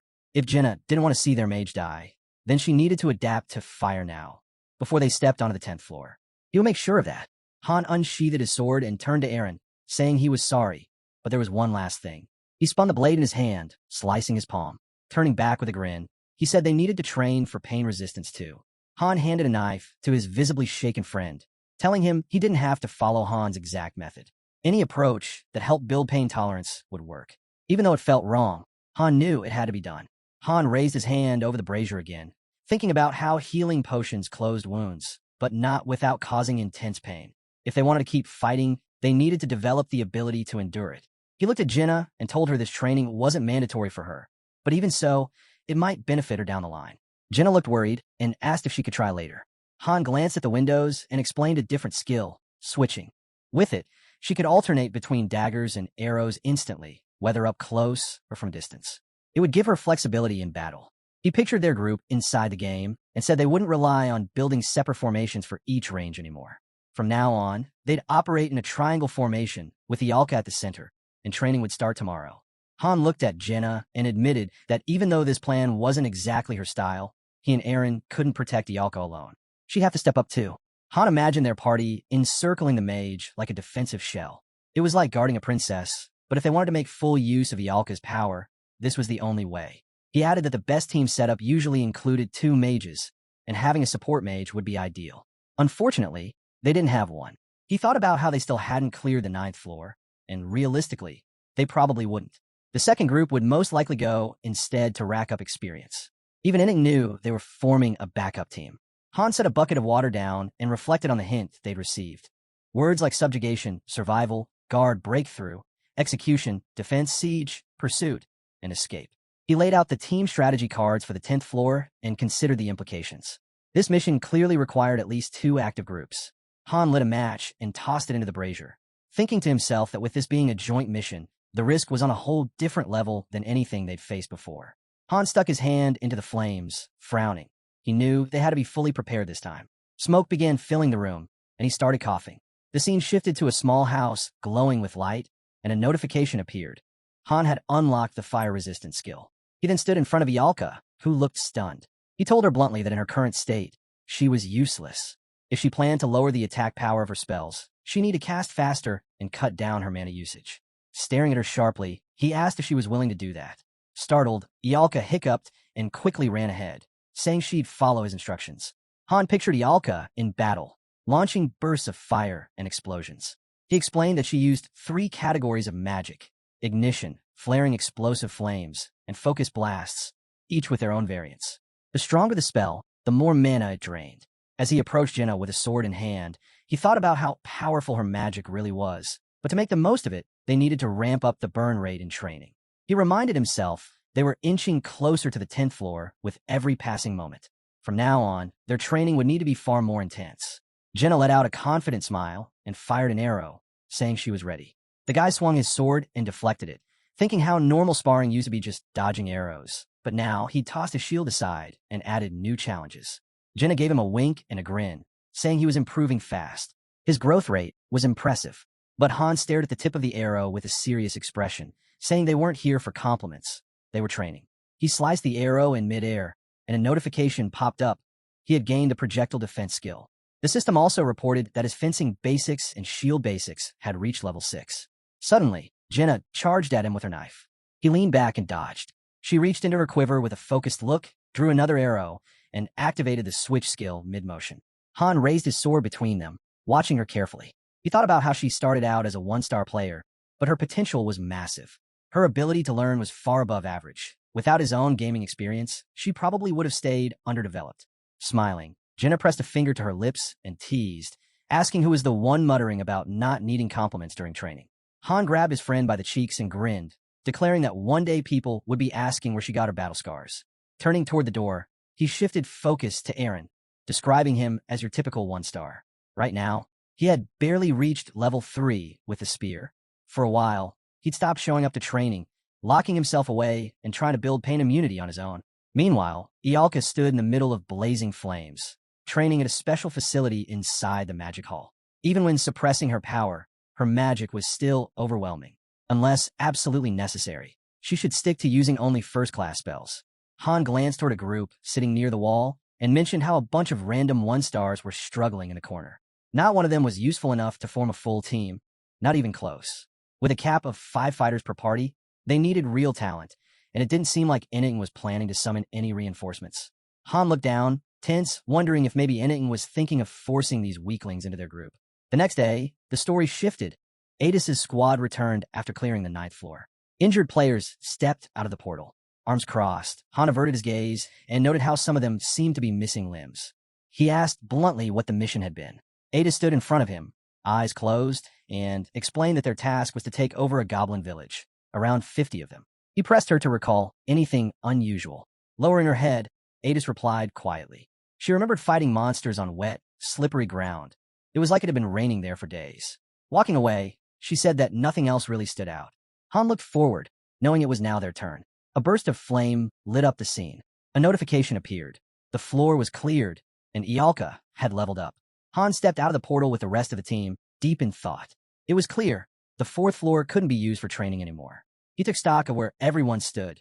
He was level 10, Jenna at level 8, Aaron at level 6, and Ialka had reached level 4. Clenching his fist, he looked away. With the current number of floors available, they'd hit a ceiling. That was as far as their levels could go for now. The guy introduced his team, saying the new dagger production was up and running. Thanks to that, everyone's gear had gotten a serious upgrade. The weak D-rank leather armor was replaced with sturdy D-rank iron plate armor. Both he and Aaron were now equipped with proper daggers. He also showed off Shern and Makin's cards, letting us know that 2 of the guys training on the court had officially joined the first and second squads. They still lagged behind the rest, but that couldn't be helped. Han noted how long it had taken them to finally reach the 10th floor.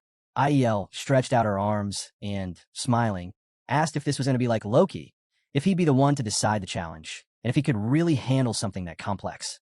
Han sat at a table buried in paperwork and said that if he could solve problems like that, he might as well be a god. He couldn't understand why she always came to him, only to throw random questions his way. If it were him, he'd have cleared all 100 floors already. Han told us this guy was a true expert, top-ranked, handpicked by the system. But even with all that, it had taken him 2 years just to reach the 88th floor. Dozens of teams have been wiped out because of how unpredictable the game's traps and mechanics were. Resting his cheek on his hand, he thought about how the master of Choose Me only grew stronger with his team's failures. But Ink had yet to experience failure. In his mind, the guy pictured the city and realized that, in this game, their first real failure might only come when he dies. Out on the street, a crowd of guys stood facing the guards. Ialka turned her gaze away, clearly uneasy, and said the area was packed, because that little fairy hadn't summoned anyone yet. Han looked off to the side, calm but thoughtful. It had already been 30 minutes since Inning last appeared online. His silence meant he was still weighing the situation. Then the system asked if they wanted to head to the 10th floor. The guy stared at the dungeon entrance, unsure whether to dive in now or wait. Han crossed his arms and frowned. The last recruit hadn't fully synced with the team yet, and even though he'd hit level 10, he hadn't gotten promoted. There were still skill gaps. If they waited another week, they could max out everything they had. He looked at the confirmation button and said that would make their 10th floor challenge way smoother. But knowing how Inning usually operated, that just wasn't going to happen. Icel soared above the portal and triggered the rift of time and space. Han scowled as he looked forward, thinking to himself, this was life or death for them. But for the Master, it was just a game. If they were wiped out, he'd simply summon more heroes. Shern glanced at the guy, clearly worried. When it came time to fight, they were told to hang back and stay out of it. Han knew his swordsmanship was still at level 1. At his current level, just 3, he'd only slow everyone down. He figured it would have been smarter to join the team a week earlier. Then the system chimed in. This was a critical mission. 2 full groups were required. If they didn't have enough people, reinforcements could be summoned for free. And with tactical stations available, heroes could be assigned specific tasks before the mission started. Han stared at the wall, thinking that he probably didn't even know how to operate those tactical stations. They were way too complex for someone just starting out. Crossing his arms, he told Icel to grab what they needed from storage. The system confirmed there were consumables stocked, and if a hero had the right item at the right time, they could use it mid-battle. The guy recalled that they had 6 healing potions, 3 for each group. Adis grinned, holding the potions up proudly and saying everything was ready. Han pointed out that the magic potions were reserved for Ialka. He stood before her with his arms crossed, reminding her they'd likely be split across different areas once inside. If that happened, they'd need to regroup fast. He instructed her to head toward the center of the area. If she couldn't figure out where that was right away, she should climb high and get a better view. Icel, clearly annoyed, extended her hand and shouted that no one should get in Han's way. She'd be watching him. Han told her not to bother. Then he turned and smiled, saying the fairy didn't need to worry. He would climb that tower. A flash of light burst around them. Suddenly, a man was kneeling in a yard, clutching his head and sobbing. He kept repeating that they were all going to die, that there was no way to win, that no one would be spared. Han responded by kicking the panic man aside. The stranger sat there on the ground, confused turning around to ask who they were.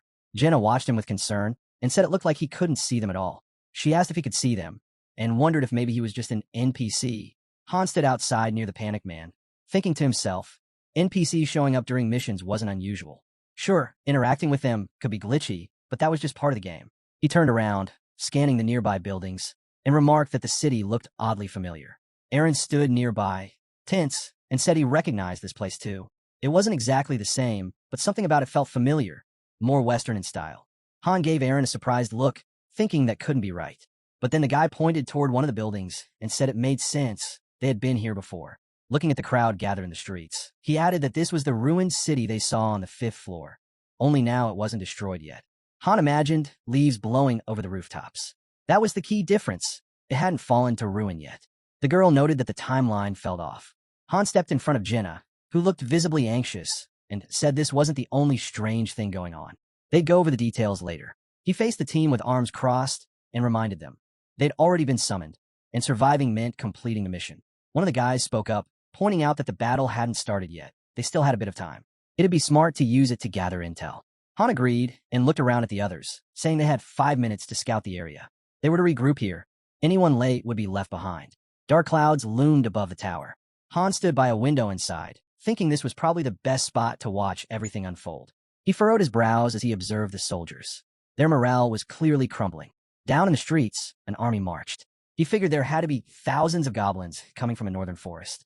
Maybe they'd set up an assault ladder. Thankfully, there weren't any battering rams, at least not yet. He stared at the enraged monsters ahead and recalled the Eastern River, just like what they saw on the 7th floor. There were thousands of goblins, but no siege engines in sight. Then he looked toward the defensive line. Han eyed the knights, forming ranks outside the castle. Less than half of them were actual humans. The rest weren't. The guy ran the numbers in his head, 10-1 odds. Even if things looked manageable at first, this was shaping up to be a worst-case scenario. Han descended the stairs, thinking that since the mission hadn't officially started yet, that actually played to their advantage. If survival was the objective, their odds just got a little better. Han imagined himself shouting orders and figured that if the task was to hold out for a set amount of time, this floor might actually be easier than the 5th. He remembered the packed crowd from before, Ialka's laughter echoing, and thought about how the abundance of NPCs could be used as distractions. Plus, they had a mage whose main focus would be defending the territory. As the team gathered in front of him, he silently watched, knowing the wheel of fate was about to spin again. Then he froze. 3 notifications lit up in front of him. Triple notification. That could only mean one thing: top-tier difficulty. The system displayed the city layout and delivered the mission: prevent the city from falling. Han pictured lines of knights facing down the goblin horde. Even after combining the first and second teams, they only had 10 players. Including groups 3 with 350 NPCs, there were around 360 soldiers total. And they were up against thousands of goblins. With a grim look, the boy said once they finished sharing what they'd found, they need to go over mission strategy and assign roles. Jenna, still perched on a man's backpack, recalled trying to talk to the townspeople. But none of them responded. They could be seen and touched, but not heard, not acknowledged. Aaron stepped forward and unrolled a map. Goblins were advancing from the north and east gates. The south and west had no exits. There was no way out. If the outer wall was breached, everyone inside would be wiped out. Adis's arms were folded as she scowled and asked what they were supposed to do. Han lowered his head. Their only goal now was to defend. Then, standing firm with arms crossed, he laid it out clearly. Their mission was to hold the line. The enemy couldn't be allowed through. In short, they had to eliminate every last one of them. Adis stared at him, eyes wide. That's impossible, she said, shaken. Roderick raised his hand calmly. We'll be pulled back. If we leave the city, we can observe from the outside and launch guerrilla strikes. Han lowered his gaze, brows furrowed. Maybe, but I think the only way to complete this mission is to crush the invading army. If we don't, we fail. He turned toward the central tower. Han's eyes landed on the glowing statue inside. He knew the twin goddesses only appeared during certain missions, key events. Han turned away, alert. Doesn't matter if we kill the goblins or not. If that statue's destroyed, we lose everything. Roderick folded his arms, closing his eyes. That's ridiculous. Do we really have to protect it by fighting off wave after wave? Han mirrored his stance. Yeah, that's exactly what we have to do. He glanced at his team, seeing their concern. If we don't, we're all dead. Roderick stepped in front of Han. There's no escape, no matter where we run. That's the rule. A bead of sweat trailed down Han's cheek. He knew the mission's demands were absurd, but they were still in a game, and that meant there had to be a strategy. Clenching his jaw, He spread out a map. There's a ton of goblins, but their siege gear's limited to ladders. And it's just this one army on the server. If we play it smart, we can buy time. Han scowled. Ada's squad will head to the north wall. Back up the soldiers there. Focus everything on stopping those ladders from hooking onto the walls. Adis looked at him, serious. There's only 5 of us. Even adding us to the 300 here, that's not enough to hold this city. Han understood her doubt. Still, with the second group's reinforcements, they made roughly 50 more fighters. Frowning, he added, and the goblins don't have any battering rams or other siege gear yet. Han pictured the city wall. Ladders, that's all they got to scale the defenses. If we dig in at the most vulnerable spots, our defense will hold out a lot better. Adis gave him a tense look and said quietly, "That's not what I meant." Han closed his eyes, listening as she continued. "Even if we win this round, it's nowhere near over." He pictured rows of goblins armed to the teeth. Even with both teams fighting side by side, the result wouldn't change. They might hold out longer, but eventually the goblins would push through. The sheer numbers made it impossible. Han visualized the goblins swarming around the city structures, 10 of them for every one of their fighters. Even with everyone fully committed, they'd only narrow it to 5-1. And if the 5th floor had taught them anything, it was that goblins didn't retreat. By any reasonable logic, this was a battle they couldn't win. Then, one of the guys stepped up to Jenna, who looked startled. "There's a river east of the city," he said. "Same one we saw on the 7th floor. He remembered standing in those rising waters, rain pouring down. Back then, the channels were overflowing because of the dam breaking. Han thought back to all the battles across floors 5 through 9. All signs seemed to point to that dam. The game must have led them there for a reason. But the real question was, how could a break in a distant dam affect the goblin assault here? Han tightened his fist. They didn't have all the pieces yet. Suddenly, Jenna stared forward, wide-eyed. She clutched her hands and shouted, "I hear a horse. By the river." She remembered the rain. In her mind, she saw it again, an army gathering on the opposite riverbank. Han turned to her in shock. Now it all made sense. Adis froze, her gaze locked ahead in disbelief. Han grabbed Jenna's face, frustrated. "Why are you only telling us this now?" Han looked at Adis, then away. "Buy us as much time as you can," he said flatly. "If the outer wall falls, retreat to the inner defenses. Use whatever you need, soldiers, even refugees, to slow them down. No matter how cruel it sounds, shut the gates and hold out." Then he turned back, a small smile on his face. "We've got a tougher job ahead, and when we return, I don't want anyone thinking we couldn't handle it." Adis turned back with a confident smile. "We'll give it everything we've got." Jenna looked at the commander, startled. "Wait, this is the whole plan? Isn't it too reckless? What's our role in it?" Aaron spun around, clearly uneasy. "Why are we heading outside the walls? There are thousands of goblins out there. It's suicide."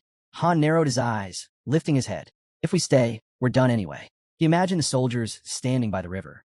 Back on the 7th floor, the dam had already burst. If what Jenna heard was a reinforcement unit, then the reason we lost the city on the 5th floor was because those reinforcements never made it across the river in time. Han rolled out the battle map. "Our mission is on the east bank. We kill the goblins. And we stop the dam from collapsing." One of the girls glanced over with concern.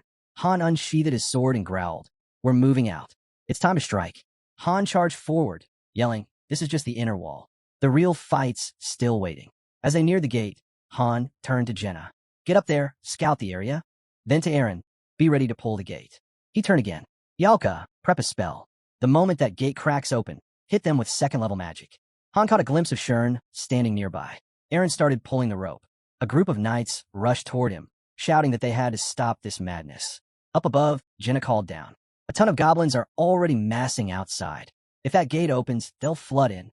As Yalka focused, fiery mana circled around her hands. The gate groaned open. Through the narrow crack, an arrow flew. Han snatched it midair, just before it could hit Yalka. Goblins peeked through the gap. Han hurled the arrow straight back at them. Jenna leapt off a corner and stomped another soldier down. Rain started to fall, splashing against the ground. Han tilted his head up, staring at the sky. The rain. He looked over at Ialka again. Han muttered to himself, "Is it true that water won't snuff outer flames?" Aaron suddenly screamed as the gate creaked fully open, and a flood of monsters surged through. They charged straight at Ialka. In response, she raised her hand and cast Ignite. Flames burst outward, engulfing the goblins. Streams of fire shot from the gate, tearing through the incoming horde. Dozens of monsters were reduced to ashes as the entrance turned into a wall of flames. Jenna and Aaron broke into a sprint, glancing back at Ialka, who now held a potion in her hand. Han urged her, "Drink it. Every time you cast, got it?" His eyes locked on her. Han added, "Can you keep going? We're just getting started. Ialka stepped away from him. Who do you think I am? Shern stood there, speechless. Han raised an eyebrow and smirked, still thinking about tagging along. Suddenly, a system message popped up. Shern was scared. His stats dropped 30%. Closing his eyes, Han said, "Go find Adis. She'll tell you what to do. And if you live through this, she might just hear your confession." Han glanced at the knights. The gates were closing again. As the group stepped out, Han barked, "Lock all the bolts now." Han's voice grew stern. "The exit's gone. Only way now is forward." Facing the oncoming army, Han declared, "Then I'll kill every last one of them." He moved ahead, giving commands. "Everyone, take your positions." Han turned to Yalka. "Use first-level fire magic. Keep it weak, but spread it wide. Burn as much ground as you can." Han looked up. The rain's picking up. They'll push right through the fire. The monsters charged. Han calculated. 20 seconds till Ialka's next spell. A goblin flew at them. Han counted down. Blade ready. 18 seconds, Han noted. Crossbow bolts soared through the air. Han stood by Ialka, blocking the incoming shots with his shield. He kicked aside flying rocks aimed at the goblins.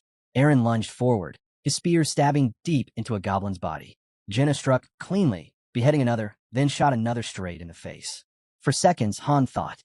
Then, one of the monsters crept up behind Eren.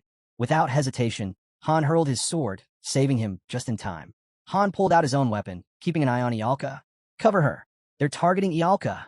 Han shouted. "Shift positions now." Ialka unleashed a massive burst of energy. Flames roared across the field. Goblins screamed as they burned alive. Han turned to run. "We're charging straight through Geo." As they sprinted across the scorched ground, Han remarked that the heat seeped through their armor, but it was tolerable. And, thankfully, Ialka was part of their team. The goblins came swarming in, a wild stampede charging straight at them. Han yelled over the chaos, urging Ialka to cast more spells. The rain was putting out the flames too fast. Their firewall was crumbling. As the monsters surged closer, Han ordered Eren to reinforce the left side. He'd handle this wave himself. Steel clashed. While the others held the line, Han counted down in his head, just 20 more seconds. Then, a goblin crept up behind him. He spun, slashed it down, and barked out a new command, "Switch positions." Ialka launched a blazing burst of fire, scorching the goblins in a single sweep. Stunned, Han snapped back into focus, shouting for the team to push forward. "Use the flames as cover," he ordered. Moving in unison, the squad pressed ahead, determined to keep this up until they hit the river. Up ahead, the fire barricade blazed, but the goblin horde didn't flinch. They stood packed tight beneath their war banners, rain pouring down around them. And towering among them was a massive goblin, eyes glowing red, a banner in one hand and a sword raised high. He barked out commands and spat curses at the humans, calling them filthy swine. Then a spell erupted. Fire surged across the battlefield, huge tongues of flame curling through the rain. Han yelled at Eren to push harder, fast. But through the fire, a flash of red eyes emerged. A goblin lunged with a spear. Caught off guard, Han still managed to sidestep and drive his blade clean through the enemy. That's when it hit him. The goblins weren't retreating like before. They were charging straight into the fire. They had changed tactics. Snarling, Han tore into those who slipped through, his sword cutting a deadly arc. One by one, the goblins fell in a blur of motion. But in the midst of battle, something clicked, his eyes locked on the hilltop. That giant goblin was the one leading this charge, roaring for his troops to keep advancing. Han understood now. The delay in Ialka's magic. That goblin leader had picked up on it. He wasn't just big, he was sharp. And while Eren and Jenna were holding up, the suffocating heat and lack of air were wearing them down. Their fire resistance only went so far. In the middle of the chaos, the hero made a decision. He would draw all the enemies to himself, every last one. Han raised his voice above the roar of the battlefield, telling his team this was their one shot. Fail, and they'd all be dead. Eren, confused, shouted back, demanding to know what he meant. But the hero had already made up his mind. The giant goblin had to fall. Meanwhile, that same monstrous goblin was still barking orders, driving his troops forward with a single-minded goal. Kill the mage, no matter the cost. Surrounded by a sea of goblins and encased in a dwindling fire barrier, one enemy tried to push through. But the moment he did, a crushing blow sent him flying, blood spraying from his mouth as one of his fangs flew out with it. Arrows followed, raining down, but Han wasn't paying attention to that. His only concern was whether Ialka was still casting. He called out for her to unleash everything she had. At once, flames exploded outward, bathing the battlefield in blinding light. A beam of fire tore across the field, but even as the goblins burned, their leader kept screaming for more aggression. The wave didn't stop. Rage twisted their faces as they surged ahead. Han clenched his fists. One blast wouldn't be enough, not for this. But he wasn't giving up. Around him, the fire began to shift, glowing deeper orange. Then, an eruption. The ground vanished in a wall of flames. The goblins faltered, eyes wide with panic. But still, the massive leader refused to let them fall back, shouting until his voice echoed through the smoke. The team moved, breaking through the scorched remains of the fire field. Jenna raised her bow, steady and focused. Aaron stood at her side, shield up. She loosed the arrow. It tore through the air like a missile. The goblin chief saw it coming. His scream was cut short as the arrow slammed into his skull, blood bursting from a wound. The monster staggered, then dropped. But just as they struck the blow, Ialka collapsed. Han caught her by the shoulder, just in time. She blinked, dazed and disoriented, not even sure what had happened. And neither was Han. Despite their magic, despite the explosion, it wouldn't stop them all if the goblins kept pressing. Their real target was the fortress. The heroes were just in the way. Han realized their commander had fallen, but something felt off. What were they going to do next? Then, one of the goblins began backing away from the flames. Others followed, slowly pulling back, falling into formation, just out of reach. Han watched as the goblins shifted direction, clearly setting their sights on the fortress instead. The wind whipped across the field, waves of tall grass swaying under the pounding rain. The heroes had pulled back closer to the forest, now ignored by the enemy. Han realized why. The goblins had left them alone only because their commander had fallen. They were alive by chance, not victory. He told everyone to take healing potions and recover. The brief pause was a blessing, but it wouldn't last. In the distance, the goblin army had begun storming the northern wall. This was only the beginning. Ahead of them stood a massive wooden pier. Goblins marched forward again, stomping angrily through the soaked grass. Han knew rest was no longer an option. A new fight was coming, and fast. Heavy footsteps pounded the ground. Aaron glanced at Han, clearly rattled, but Han only said one thing. This battle's just getting started. In the growing darkness, a new threat appeared, towering and furious. A level 23 ogre glared at them, its eyes burning. Han reacted immediately. He gave out orders. Ialka was to raise a firewall, and Aaron was to defend it. But the ogre wouldn't be stopped by flames. They needed more. He urged Ialka to hurry. He'd take the monster himself.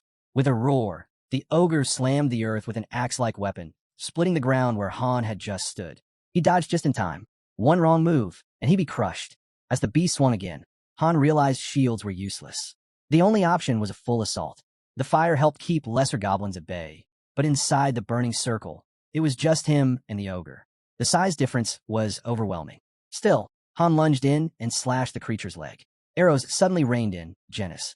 They hit the ogre's back and lodged deep. The monster bellowed in pain. They were finding their rhythm. Jenna observed that the ogre's size made it an easy target. Its defense might be high, but it couldn't dodge. That gave him a chance. But after watching her arrows barely pierce, she quickly changed her mind. Han yelled that only weak spots would do real damage, but they had to find them fast. Then Jenna's voice cracked with alarm. Another ogre was coming. Han's eyes widened. He hadn't seen that coming. Han quickly realized that their formation had crumbled. Aaron was too tied up fighting off goblins, and their battle plan was falling apart. The longer this dragged on, the worse it would get. With no time to think, Han took a gamble. He raised a shield and braced for the ogre's attack. The impact was crushing. The force slammed into him, nearly knocking him off his feet, but he didn't back down. Gritting his teeth, ignoring the pain, Han charged forward, sword in hand, eyes burning with determination. Suddenly, the ogre let out a howling scream.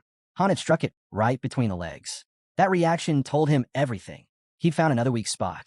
Furious, the ogre began smashing the ground in a frenzy, but Han was already on the move. He leapt up, climbed the monster's body, and drove his sword into its neck. The blade didn't sink deep enough yet. Without hesitation, he used his shield as a battering ram, slamming it against the hilt and forcing the sword in deeper. Blood poured out as the weapon carved into flesh. Finally, the beast toppled dead. One down. Han turned to face the second ogre, who was already charging.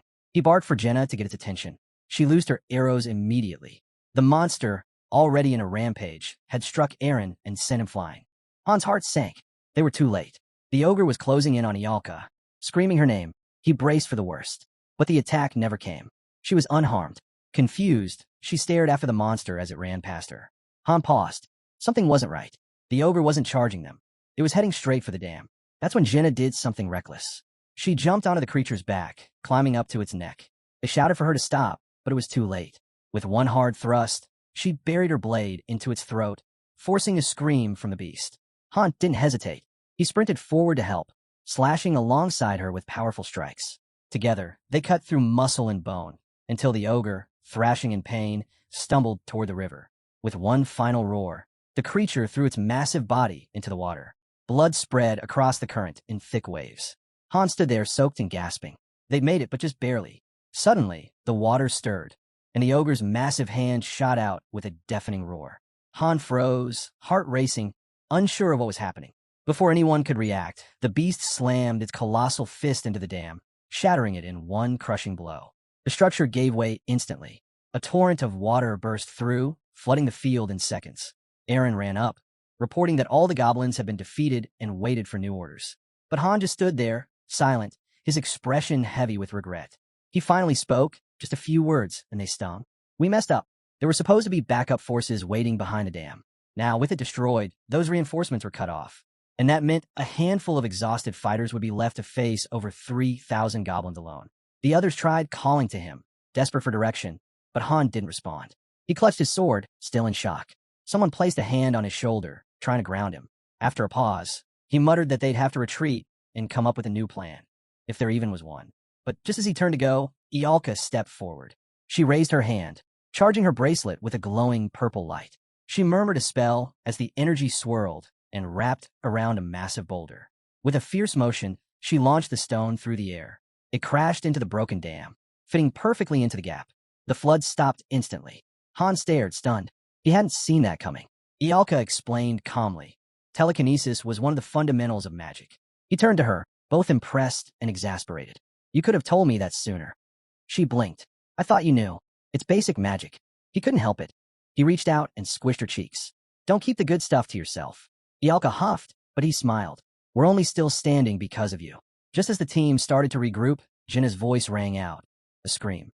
The goblins were back. And this time, they brought backup. One of them lunged straight at Han with a spear.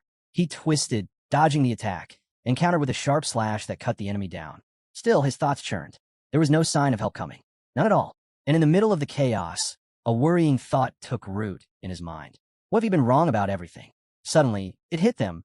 There was never any real backup to begin with. The hero, desperate, told Ialka to down every last potion they had and use whatever magic she could muster. But before she could react, a goblin sprang from the mob, lunging straight at her. Han's heart dropped. He shouted her name in panic. Just as the goblin's claws nearly reached her, a man wearing a lion-shaped mask appeared from nowhere.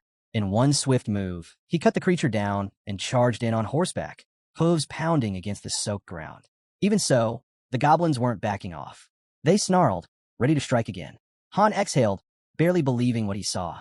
On the horse sat a warrior clad in armor, his blade drenched in blood. Han stared in shock. The goblins remained aggressive, but the masked rider wasn't alone. He shouted for his cavalry to show their strength, and the order to charge echoed like thunder. Han was stunned. It was actually a cavalry unit. From the darkness, shadows took shape. Armored warriors atop horses emerged, slicing through the gloom. The rider commanded Eren and Jinna to get to Ialka, while the cavalry swept forward, closing in on the front lines. Around 500 riders surged toward the battlefield. Though outnumbered, they were far more skilled than common foot soldiers. The clash began. Horsemen tore through goblins like a storm, thundering past Han and the others. Word came quickly. The cavalry was breaking through. The hero declared that their task was likely over. Maybe now, finally, they could catch a break. At least he hoped so. Turning to his allies, Han asked if any of them knew how to ride. He decided then and there he'd learn on the spot. Though the master couldn't take part in battle directly, he could still lend support. He requested a skill book, horse riding. It cost him 500 crystals. Normally, the hero couldn't acquire non-combat skills, but with the right book, he could unlock basic abilities. And just like that, he learned it. Without wasting a second, Han jumped onto a horse. They joined the charge, thundering across the field. The hero felt a flicker of hope. Finally, real reinforcements. The cavalry wasted no time. They were already at the siege lines. At last, it was time to strike back. Han, riding fast, quickly assessed the situation. The goblins were massing to the north. They weren't a major problem, yet, as long as the gates held. He pictured the layout of the city, his thoughts sharp. The biggest threat came from the north, where goblins were climbing siege ladders. Thankfully, the cavalry saw this too and redirected that way. Then, a sudden realization struck Han. If he stuck close to the cavalry, they might just succeed in completing this mission. But he knew better than to relax. This cursed game never made things that simple. Spinning his horse around, Han yelled that the plan had changed. They had to split up. A nearby spearman, confused, asked if they weren't supposed to defend the northern gate. Pulling hard on the reins, Han shot back that he'd honestly thought that would be enough, but now it clearly wasn't. He turned again and shouted that they needed to fall back, out of arrow range, and head toward the northern forest, away from the front lines. Han glanced up at the sky. The rain had finally stopped. Perfect timing. Without wasting another second, they galloped toward the trees. As they entered the forest, Han's eyes widened. A group of goblins was waiting. He instantly assumed the riders had set up an ambush from the woods. If they could cut them off with magic, maybe the attack could still be stopped. Then, out of nowhere, giant ogres emerged from the trees. They stomped forward heavily. The spearmen, stunned, stared at the massive figures, while Han muttered grimly that this was about to get ugly. If the wolf riders joined in now, the cavalry wouldn't last. Riding ahead, Han turned to ask the girl how much mana she had left. She replied that she could still cast spells, but they'd be weaker than before. Frowning, Han told her not to worry about raw power. Focus on hitting a wide area. They were charging through the forest, so if she was going to burn it, she'd better do it right. They drew closer to the trees. Cut to the castle. Goblins swarmed the gate. One defender stabbed a goblin through the chest, but just as he thought he was clear, the creature grabbed his shirt. Eyes wide in fear, he felt himself being dragged. Suddenly, a girl dashed in and took out the goblin just in time. The guy, shaken, thanked her. She barked back not to lose focus and turn her head, eyes narrowing. "What is that?" she shouted. At the same time, the knight in the lion helmet bellowed for everyone to push forward. The soldiers didn't hesitate. They surged into the fight. He followed up with a cry, "Show them what the Iron Lion cavalry is made of." Steel met claw as the knights collided with the goblins in brutal combat. Elsewhere, the girl watched the chaos unfold. From the wall, she heard someone yell. Reinforcements had arrived. A goblin tried to sneak up behind her, climbing the wall. She swiftly severed its hand and screamed for everyone to hold the line. Victory was within reach. Meanwhile, back in the forest, the Ialka launched her spell. Flames tore through the undergrowth with terrifying speed. In seconds, fire consumed the trees. The goblin cavalry panicked. Smoke filled the air, choking them. Flames devoured them. Their mounts collapsed, unable to escape the blaze. Ialka kept casting, unleashing more fire. Watching her, Han realized this was her limit. One more spell, and her mana would burn out completely. And if she pushed any harder, the entire forest might turn to ash. As Han turned in his saddle, a thought crossed his mind. This was actually better. The forest had long been a breeding ground for goblins. Now, the fire would purge it all. A brutal but necessary cleansing. Back at the wall, the battle raged on. A goblin managed to strike down a knight, but the defense held strong. Around 100 soldiers remained on the northern wall. Many had fallen, slaughtered by the ogres before the cavalry had arrived. Han knew if they hadn't set that forest ablaze, the cavalry would have been overrun too. On the field, a goblin's eyes went wide with fear just before a knight's mace smashed into him. Another knight dashed forward, slicing through an enemy with a swift stroke. Watching from distance, Han was in awe. Their precision, their discipline. The knights more than made up for their limited numbers. Bodies littered the battlefield. The knight in the lion mask raised his sword and shouted in victory. Han exhaled. It's over. His allies gathered atop the wall, smiling, embracing, relieved to be alive. From above, a girl waved and called out to him. Riding toward the wall, Han thought to himself, everyone made it. Not a single death notification had appeared. They'd come a long way since the horrors of the 5th floor. Behind him, one of his friends chimed in, saying they weren't the same people they were back then. She smiled and asked why they hadn't left yet. Wasn't the mission complete? Suddenly, Han's smile faded. His eyes widened. He whipped his head forward, then spun around again. A memory hit him. He'd crushed a massive goblin. His companion had set the woods ablaze. He pictured all the fallen enemies, the victorious knights. But there was still no system message. No notification. No confirmation. No sign that the floor had been cleared. His chest tightened. Wasn't it over? His thoughts spiraled. There's nothing left to do here, right? But something was off. Then time stopped. Everything froze. And then a system notification popped up. Loading. Han clenched his jaw, spun around. On the knight's shoulder, another message appeared. System recovery. Confused, he looked around. Another warning blinked into view. Error. Disconnected from server. He turned to look at the smiling girl nearby, but she was still, frozen mid-movement. He glanced at his comrades. No one moved. His blood ran cold. And then, he heard a voice behind him. Turn around. Han turned around slowly, his breath catching. In the distance, a shadowy silhouette stood still, its shape barely visible through the haze. And then he saw it. A max-level creature, cloaked in a sinister dark aura, stood before him. Han froze. That face, it was burned into his memory. He'd seen it before, back when he used to play. His eyes locked on the terrifying figure. Dread crept in. It's him, he thought grimly. The same bastard. The scene shifted. Elsewhere, a team of elite 6-star characters appeared in a settlement. They were legends. The first in Korea to conquer the 88th floor, ranked 5th in the world. Now, Han was logging back into the game, mind racing. It was always a mix of luck, strategy, and raw combat. He could issue commands, sure, but the characters made the final calls. They chose which skills to unleash. Many times, they failed, not because of weakness, but because something simply didn't align. He visualized their cards, running through scenarios in his head. Still, if fate alone decided everything, he never would have made it this far. It wasn't just luck anymore. This game had gripped him entirely, his progress, his fate tied to it. If he had the skill, even hell couldn't stop him. Back in the present, he stared at the looming dark creature. It's him, he thought again. What level is this monster? Even if a creature reached 7 stars, it shouldn't have appeared here. Clenching his teeth, Han suddenly found himself standing in what looked like a store. Another figure materialized beside the dark creature, cloaked and unreadable. Text floated above him. Level 15, Dark Apostle. With a grin, the figure looked straight at him. I'll be waiting, he said. Han's eyes widened. The apostle turned and began walking away, slowly fading alongside the beast into nothingness. Then, reality flickered. The world around him began to return to normal. A system notification appeared. System recovery complete. As the connection re-established, the girl turned to him, panic rising in her voice. What was that? Before she could finish, Han snapped out of it. Mouth open wide, he shouted, "Everyone, get to the castle. Now!" She stared at him in shock. He kicked off into a gallop, tearing across the ground. "Move," he yelled. Behind him, someone asked, "What's going on?" Han's face hardened. "It's not over," he growled. Images flashed in his mind. Flames, twisted limbs, the dark apostle smile. That thing shouldn't exist here. Not on this floor. Not this soon. And then it hit him. A monster's hand twitched. Something unnatural was stirring. A knight nearby turned, stunned. A foul, grotesque substance writhed across the ground, bristling with unnatural growths. Slowly, a form began to rise from the dead. The man froze in fear for a moment. Then suddenly, the monster lunged with its mouth stretched wide, crashing into the knight, whose scream echoed through the battlefield. At that same instant, goblins by the dozens began clawing their way back from the dead.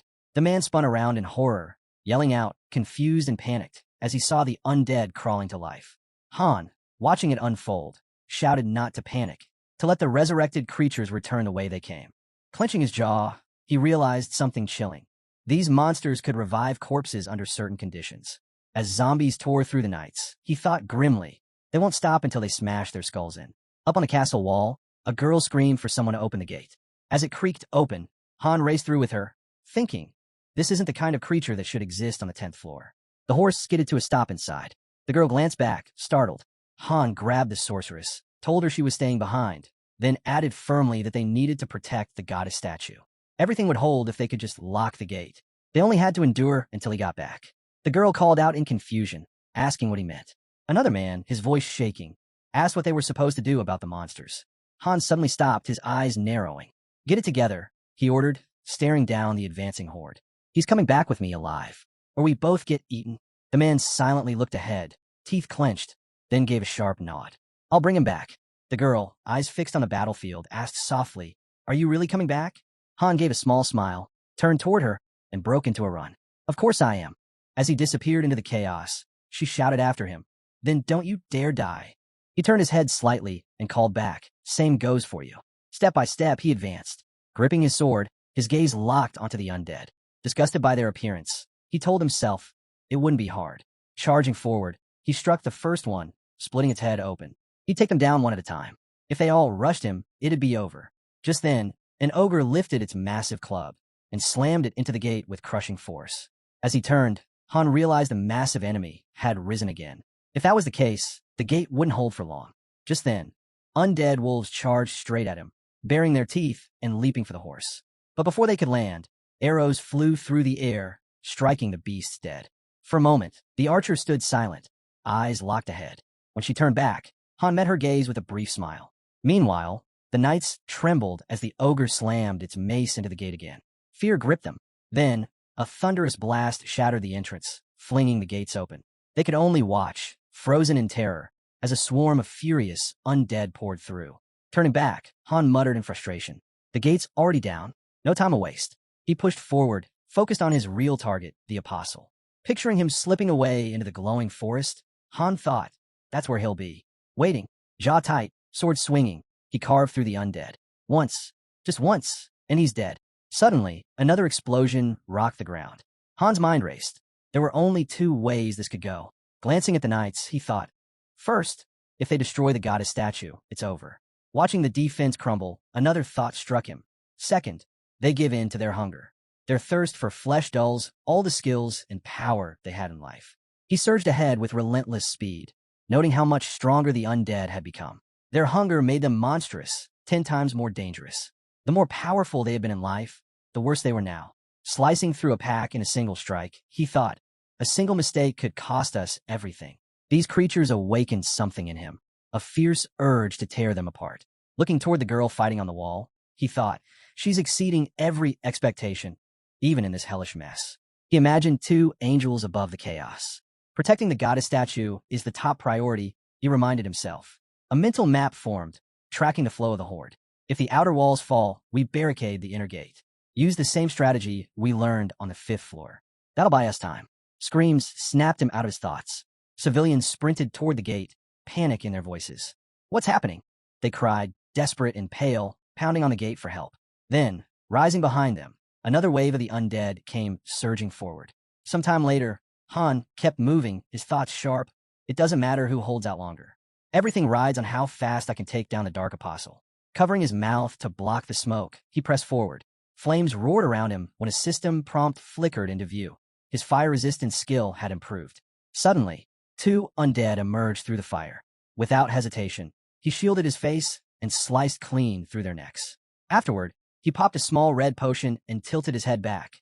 This was it, the edge of the recovery zone. Frowning, he muttered, I know you're here.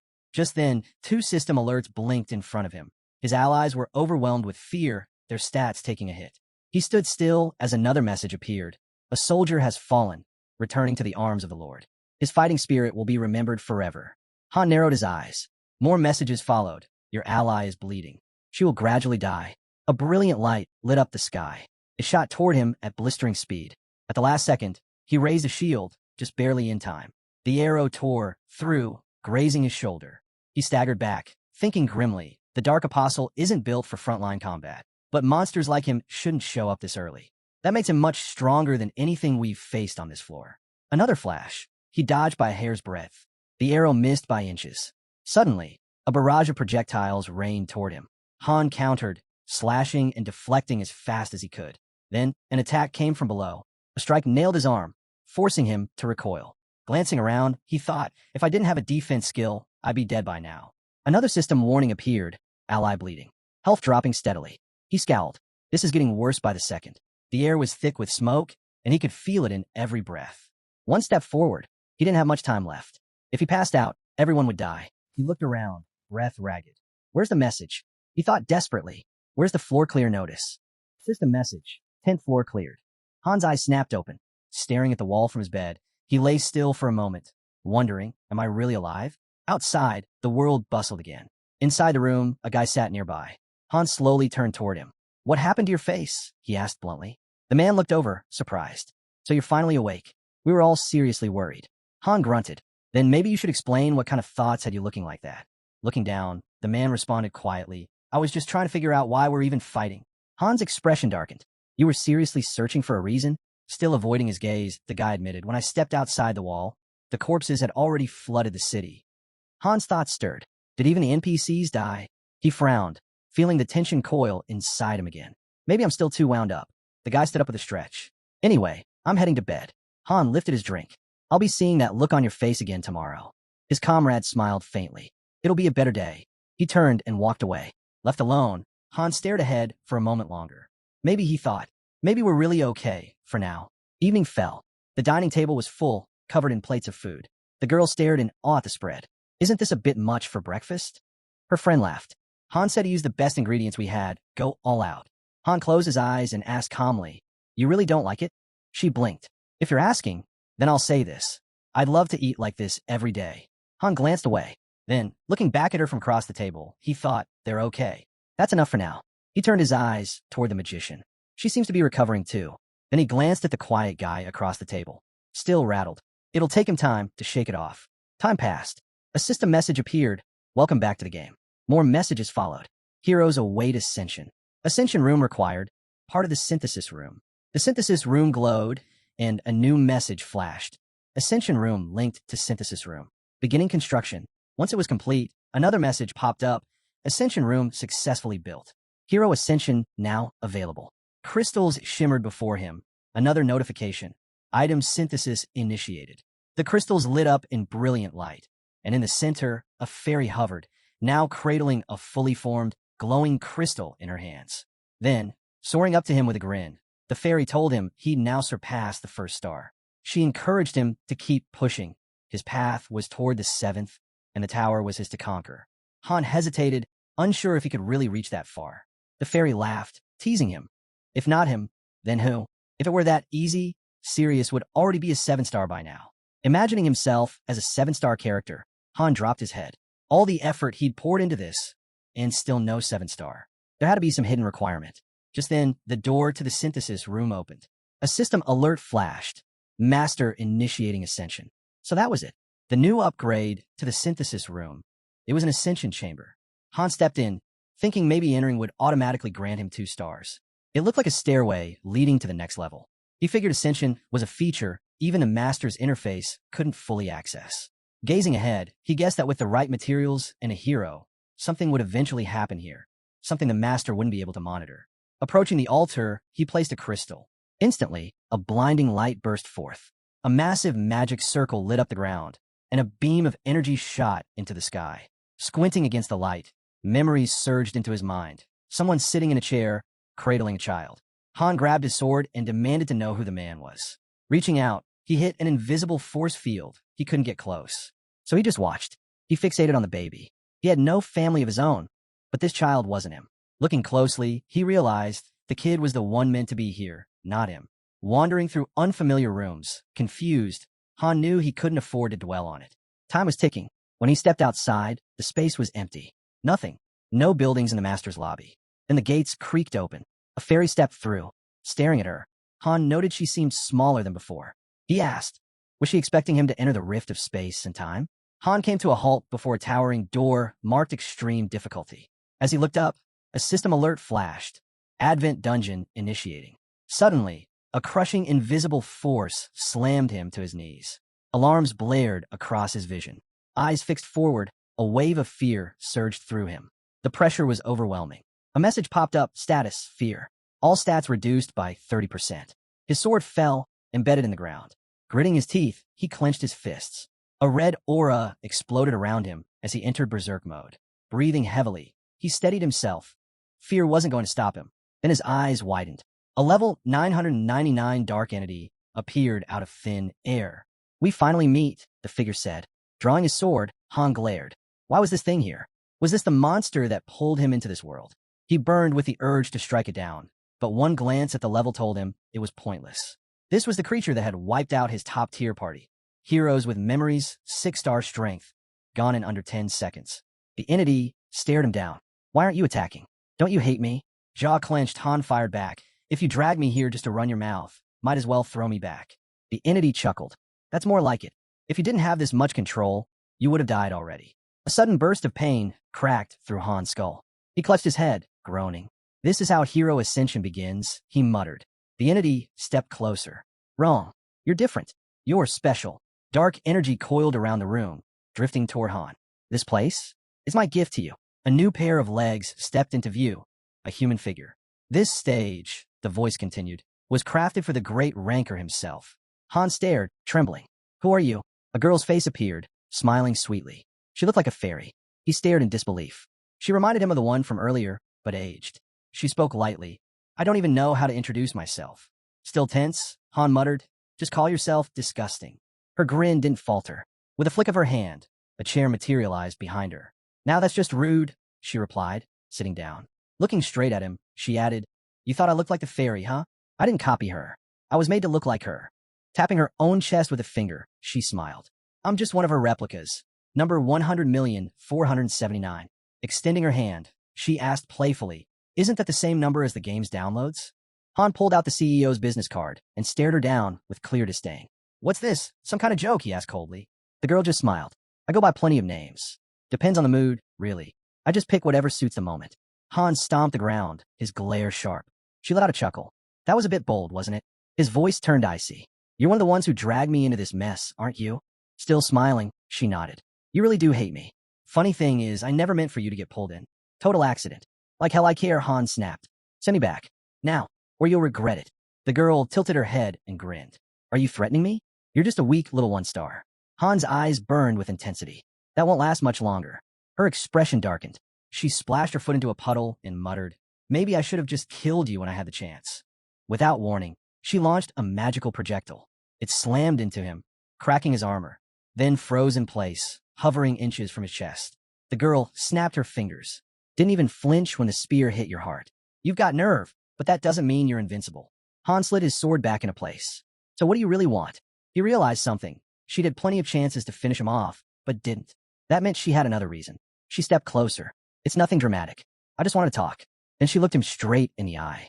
You're Loki, right? The indomitable, unbreakable, fifth-ranked master. I'm a fan. She smiled, almost fondly. You don't know how many times I was blown away watching your plays from headquarters. We even had surveillance on your city. How could I not come meet you? Her smile deepened. I came to tell you the truth about this world. She paused. Tell me, what do you really think of the game story? Her gaze dropped slightly. Most players don't care about the story in gacha games. It's all about the content. She raised her hand and added, the plot? It's cliché, flat, predictable. A snap of her fingers, and the space behind her warped. Most masters forget about the open world stuff once they climb a few floors, she continued. Take a good look. You know this place, don't you? Han glanced around, realization dawning. Arms crossed. Han replied flatly, I don't even want to know. The girl glanced away, then said with a shrug, sorry, I tend to get carried away. She pointed at the distorted space around them. This was the city on the peninsula, the same one we passed through on the 10th floor. But now it was nothing but ruins. Scene after scene unfolded, shattered cities, collapsed castles, entire regions left in wreckage. This is what's left of everything, she continued. You think this place is any different? She stepped forward. The whole continent's the same. More than 100 million worlds have ended like this. A gate flickered in her mind as she spoke. There's a book. It predicted this world's fate. A bad ending. Total collapse. But heroes didn't accept that, she went on. They wanted to change the ending. And the answer? Simple. Summon characters from the outside. She pictured Han, sitting with one arm ripped off. Her voice lowered. Force the story to shift, even if it breaks the rules. Even if space and time get twisted. Then she looked directly at him. When a higher level being watches, even that can bend history. That's what this game is really for. Han stared for a long moment, then smirked. That's it? I was expecting something more dramatic. Looking at her, he asked, why tell me all this? She extended a hand. Because I want to offer you a deal. Before she could finish, a dagger pierced her head. Han reached for his sword. I was curious where you were going with this, but it's just insane. Still smiling with a hint of menace, she responded. Then think carefully. Was that a yes or a no? He narrowed his eyes. You dragged me into this nightmare, made me suffer through hell, and now you want to cooperate. He took a stance. There's no way I'd ever team up with someone like you. Go ahead and kill me if you want, but I'll make sure your head hits the ground first. The girl stepped forward, laughing. You're so intense. Honestly, it's kind of rude. Staring at her, Han thought to himself. Sure, she could keep spewing nonsense, but there was no way he could take her down. Not now. Not as a lowly one-star at level 10. He still had a long way to go before he could even think about defeating her. He finally spoke. I'm done talking. Just send me back to where you pulled me from. The girl gave a slow, menacing smile. Now that hurts. I went through so much trouble just to bring you here. She looked out into the distance. You know, I value you more than anyone else. More than any other master. Rankers, real, top tier. It doesn't matter. They don't compare. You want to know why? She said with a knowing grin. It's simple. Like every master, you've seen the message. The one that told you to trust in your bond with your heroes. Han's eyes narrowed. That message only appears after the training arc. She nodded. Right. And out of hundreds of millions of players, you were the only one who actually took that advice seriously. The space around them shifted again. Suddenly, they were standing on the 80th floor. This place look familiar? She asked. 6 months ago, you stood right here. She pointed out the obvious. Only 5 masters, including you, have the strength to protect this floor. That's why everyone below 6th rank is stuck waiting on the 79th. Han looked around and thought, yeah, this is the one that made me tear my hair out. He turned to her. So why show me this? With a wave of her hand, 2 chairs appeared. She sat in one and motioned for him to do the same. Simple, she said. Before anything else, I want you to see what happened. There's no truth standing on your feet. Sit down. Smiling, she looked ahead. Now tell me, how does it feel seeing in person instead of just watching a screen? Isn't it something else? As lava spread across the floor, Han stared grimly. The 80th floor, he remembered now. It was the first of the conquest-type stages. No fixed goal, no clear order. Its difficulty shifted on a whim. Every ranker who reached it had failed badly. The community had nicknamed it the Executioner's Wall. He frowned. I already know how to clear this floor. So what's the point of showing me a replay? The girl smiled and told him it wasn't about what he thought, just to keep watching, and it would all make sense. He grabbed a cocktail, furrowed his brows, and recalled how things went downhill. After crushing the 59th floor, he jumped headfirst into the 80th, and it was a disaster. His entire squad, including his core team, got wiped out. Staring at the swarm of monsters, one word echoed in his mind. Hell, that's what this place was. The 80th floor wasn't just tough, it was a death trap.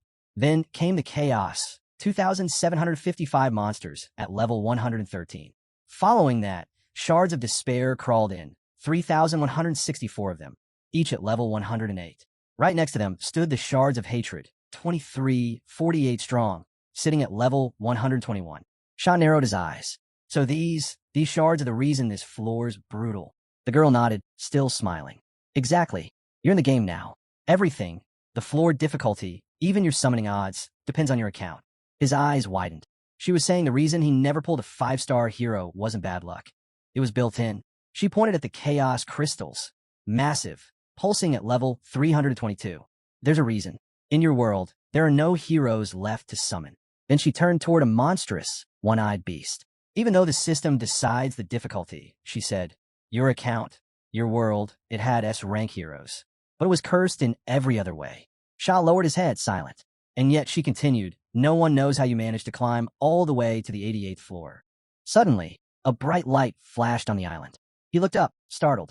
Figures began to materialize, people, heroes. He wondered, were these the legendary 5? But before he could process it, monsters closed in on the island at lightning speed.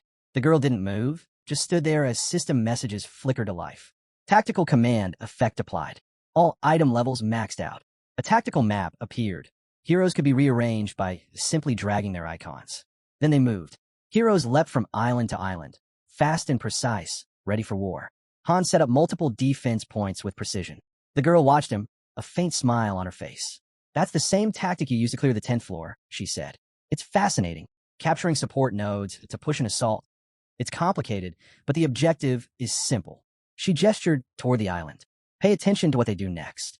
As they moved into position, she added, look closely. See what you are to them. Haynes studied the path ahead, their expressions focused. That's why you're their one and only master, she said. From the front line, heroes echoed her words. Your commands, flawless as always. She faced forward, eyes unwavering. Exactly. You are never ordinary. It's something they know, and you do too. Then she raised her hand. They've sworn an oath. A girl with a bow stepped forward, smiling wide. I am the king's arrow. Next came a man gripping a spear. I am the king's spear. A swordsman appeared, framed in steel. I am the king's blade. A mage opened her tome, her grin confident. I am the king's eyes. And finally, a knight unsheathed her sword. I am the king's flame. In the blink of an eye, the battle started. Monsters surged forward. The knight swung her blade. Fire erupted, incinerating dozens in an instant. The girl let out a laugh. Tell me that's not incredible. They pledged themselves to you? Fully, she said, eyes closed. They're known across the server as the 6 stars. No one, not even the 7, can defeat them. You raised them into monsters, Han. He looked at her, unsure. What does that even mean? She smiled again. Skill isn't everything. What matters is how they see their master. She paused, then said, picture a tower. Now imagine those heroes learning the truth and losing all hope. Who would stay loyal to someone who sees them as toys or tools? Her gaze sharpened. But you're not like that. You're the only one who truly led them. You were their king. She lowered her eyes. Even now, they're out there, searching. They know you're here somewhere. She looked at the tiny ferry nearby. Think, Han, what kind of hero would search the world for months just because their master vanished? He shook his head. No one in the other lobbies would ever do that. You're different, she said. Your strategies, they're rigid, detailed, and completely your own. I could have never come up with them. Then, as if seeing a tower herself, she added, what surprised me most, you never even used synthesis. Hearing her words, Han's expression darkened. He went on, picturing the desperate faces of heroes. That's how most players manage their forces. When someone's weak or disobedient, the masters just erase them. No second chances. It keeps the rest in line through fear. Han's thoughts drifted to a memory, a powerful hero, full of potential, but not yet polished. He knew the truth. Even promising low-rank heroes were often sacrificed, just a prey for higher-tier ones. He never had a 5-star. In his mind, he saw the deck. Only one 4-star card. Just one. Everyone said his account was trash. They told him to quit, but he didn't. He had long grown used to unfairness. He remembered himself as a child, standing alone on the street. A man laughed with his son, but when he looked forward, his expression shifted, cold, sharp. That memory stuck with him. No, Han muttered. I didn't treat them like that. Maybe I use synthesis, but rarely. Almost never. She smiled at that. Others used it constantly, daily even, but not you. That says everything. She paused. It's the same with how you treat others. I've seen the way most masters operate. They treat heroes like disposable toys. Toss them out once they're bored. But you, Han pictured the companions he fought beside. He'd never thrown them away. Not if they showed potential. A lobby ruled by fear, he thought. That's a dead end. He remembered how he led, rewarding those who earned it, punishing only when necessary. The girl looked at him. Do you even realize what you've done? Smiling, she said, all of these heroes, they're alive. Real. She turned to face him completely. I don't know how, but there's no way you came up with these methods without knowing that. Her eyes widened, not in fear, but in clarity.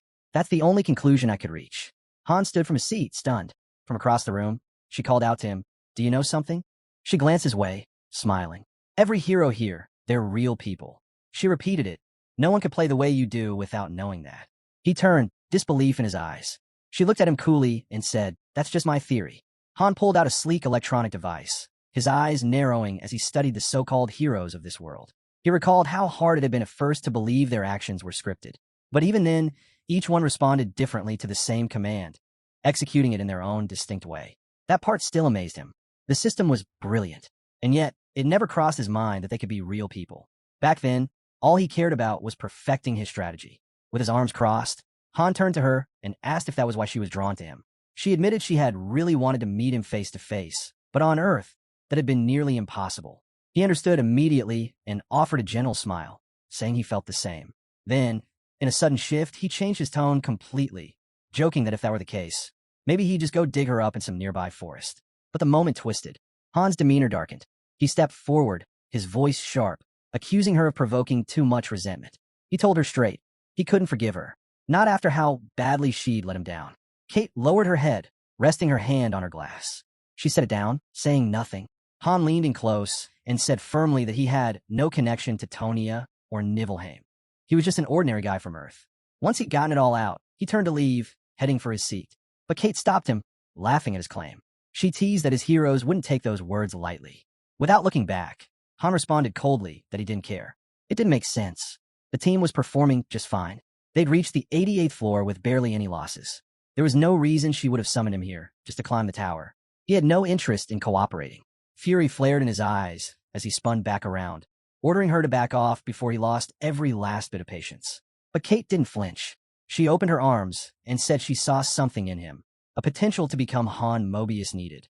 Then she shrugged it off, saying all she really wanted was for him to reach her floor, and if putting up with this attitude was the price, she'd pay it. Han shot a piercing glare at Kate and demanded to know, was the appearance of the Dark Apostle on the 10th floor her doing? She met his eyes with a look of disdain and calmly countered. And what if it was? What would you do then? Crossing her legs, she tried to ease the tension, asking him not to be upset. She claimed she had planned to stop interfering after the 15th floor anyway. According to her, Tonia would have welcomed him warmly without her involvement. Leaning her head in her palm, Kate gazed at him and remarked that this place was just as tough as Nibelheim. No matter what he did, she said, there was a 90% chance the master would abandon everything. But if he accepted her help, that could all change. Han stayed silent, waiting for her to continue. Then she reached out her hand. She swore on her own name. If he climbed to the top of the tower, she'd send him back to where he came from. Not just that, she promised him half of her Mobius holdings. With that, she said, he could become one of the most powerful shareholders in the entire corporation. She offered him the chance to become a majority stakeholder and asked if he was ready to make it official. Han gave her a sharp look. He warned her not to push him and brought up her earlier promise to send him back and not empty-handed. He didn't trust the deal. It all sounded too good to be real, and he was sure there had to be a trap hidden somewhere. Kate was taken aback by his hostility. She asked why he still hated her so much, but Han didn't answer with words. He hurled his blade straight at her head. She didn't even get the chance to finish her sentence. That was his answer. He believed he'd find his own way forward. More clues, more answers, and he wasn't about to rely on someone like her. That was the end of it. He'd make it back home on his own terms. Kate calmly pulled the blade from her head. Her body flickered with pixels as she regenerated. She commented that without that kind of resolve, no one could ever reach the tower's peak. She repeated herself again and again. She forgave his arrogance. Then she decided to show him exactly what she meant. At her signal, a massive golden door materialized nearby. She called it a true prologue. The doors creaked open, revealing something radiant beyond. Kate turned to him with a faint smile and said she'd crafted this ending just for him. Then, with a sharp glint in her eye, Kate warned him, threatened him, with the glow itself. In the blink of an eye, Han's surroundings shifted. The scene before him transformed. He now stood in a world where humans and non-humans lived together in harmony. Children, towny as children, ran around laughing, playing without a care. Kate's voice broke through the moment. She explained that this once thriving continent had been shattered by a sudden invasion. Dark forces had torn the land apart. The peace was gone. She turned to Han and asked if he understood why this ending was so difficult. The truth, she said, was that this war had already been lost. To fix it would mean changing the very course of fate. But even now, she insisted there was still a sliver of hope. Kate pointed to the Master and told Han that if he wanted to save this world, he had to conquer the tower. Word was, many heroes would stand with him. He just had to trust in the bonds he'd forge along the way. She reminded him that the future of this entire world rested in his hands. His strength alone could shape what came next. She showed him more heroes, countless lives that now depended solely on him. Then came the warning. She revealed the enemies ahead. Formidable, hidden deep within unexplored lands. Could he really face them? Could he endure the path to the top? Han's frustration boiled over. He didn't trust any of it. But Kate pushed again, urging him to climb, promising her support. She showed him the road forward and said they could reach their goal together. She vowed to wait for him at the summit. Han turned away and told her to leave him alone. Just then, a message appeared before him. He had awakened memories of his forgotten hero self. A dark system prompt confirmed that his card had evolved. His rank had risen, 2 stars. He tilted his head, eyes locking onto the pedestal at the center of the pattern. Relief swept over him. It was finally done. The system chimed in again, congratulating him on leveling up and unlocking new abilities. Aaron, who had been waiting nearby, looked away with a quiet smile. His traveler had finally returned. He asked Han what he had seen. Han gave a short answer. It was just another stage of growth, one Aaron would go through soon enough. Then Han asked him for an update. Aaron replied that everything was the same as always. Han nodded, remembering that Aaron had a little sister. He wanted to make it back to her. That goal hadn't changed. He would keep climbing. He would reach the top, and he would return to Earth. Exhausted, Han lay down for the night, staring up at nothing. Despite everything, nothing had really changed for him, except his mood. As sleep crept in, he made himself a promise. Whoever dragged him into this world, no matter who they were or what name they went by, would pay for it. The next morning, he woke to a glitching system message flashing in front of his eyes. It was an apology, an official one, blaming a severe server error that had happened days ago.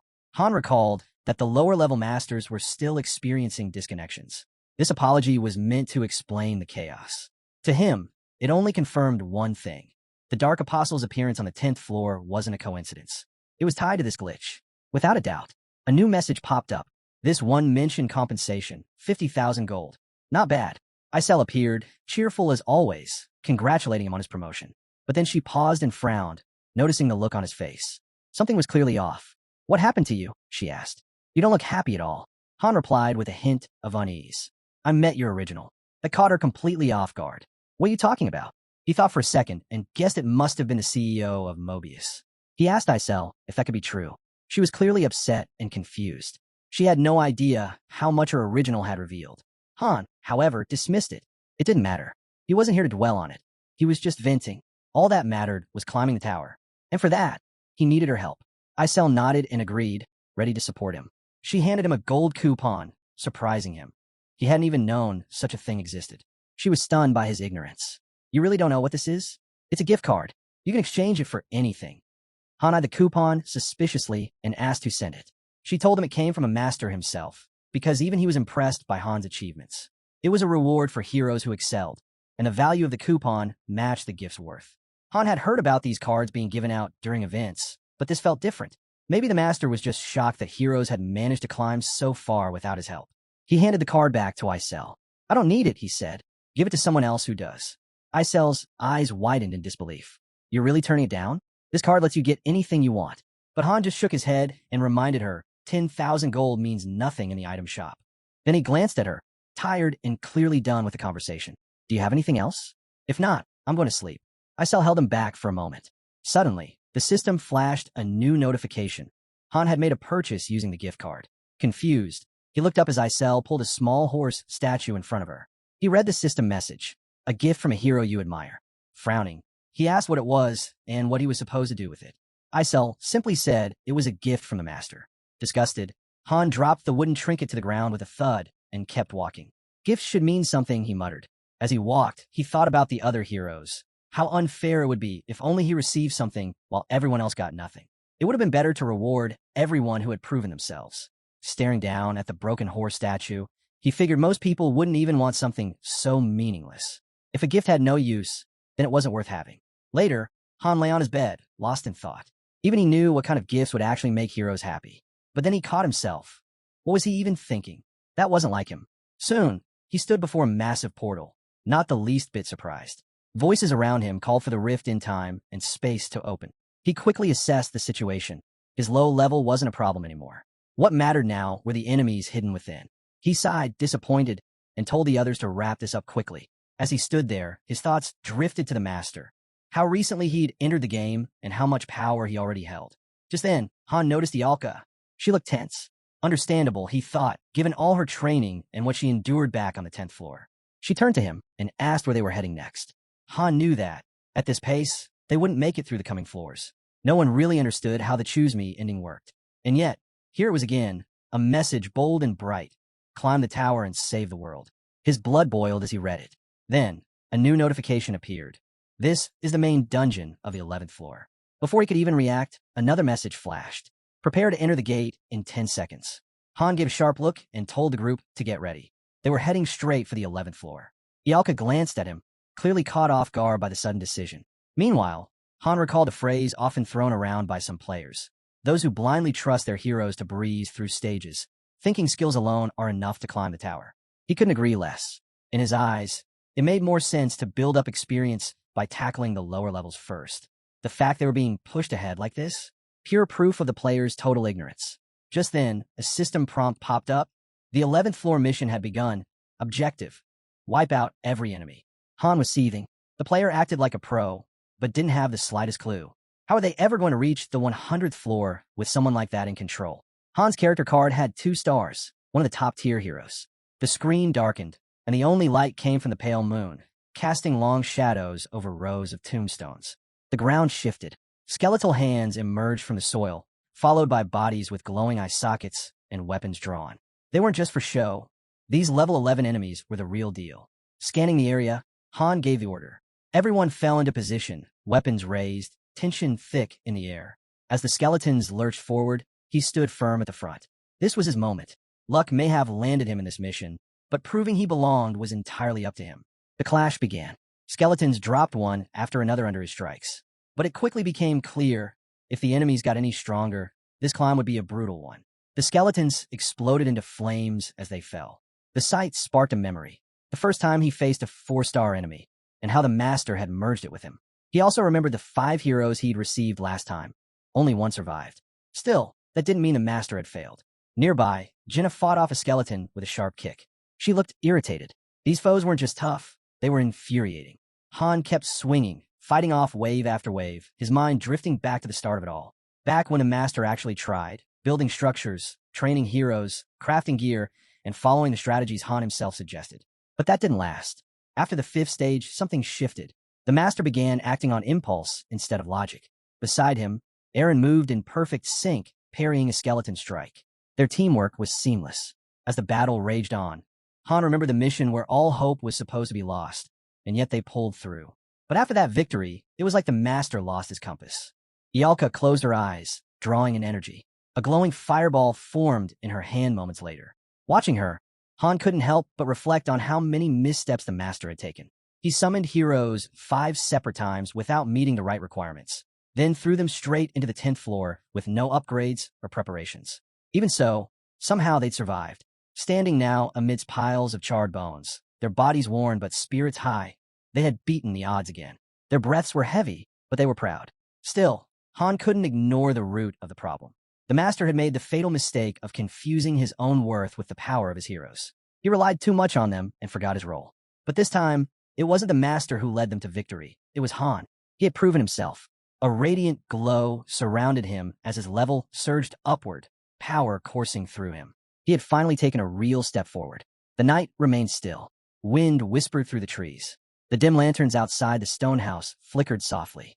Han leaned back against the wall, arms folded, and called out. In an instant, Isel the fairy appeared, her voice crisp and clear. Locking eyes with her, Han asked if she would always come when summoned. Isel nodded, replying that she would. Then she asked why he called her. Serious. Han told her he had questions. Isel hesitated, clearly uneasy, and warned that there were limits to what she could reveal. But Han wasn't fazed. He just wanted the closest answer she could give. Flustered, she closed her eyes and yelled that she'd answer, but this would be the last time. Without delay, Han asked her the name of the original fairy. Caught off guard, Isel paused, hand to her chin, thinking deeply. She finally answered. The director had many names, over 100 million, and each time she entered a new world, she chose a different one. In Tonia, she had gone by the name Kate. Han repeated the name Kate under his breath, figuring that in Nibelheim, she probably went by something else. He started piecing things together. After clearing the 10th floor, each master is assigned a personalized lobby, and the world's name shifts with each rating.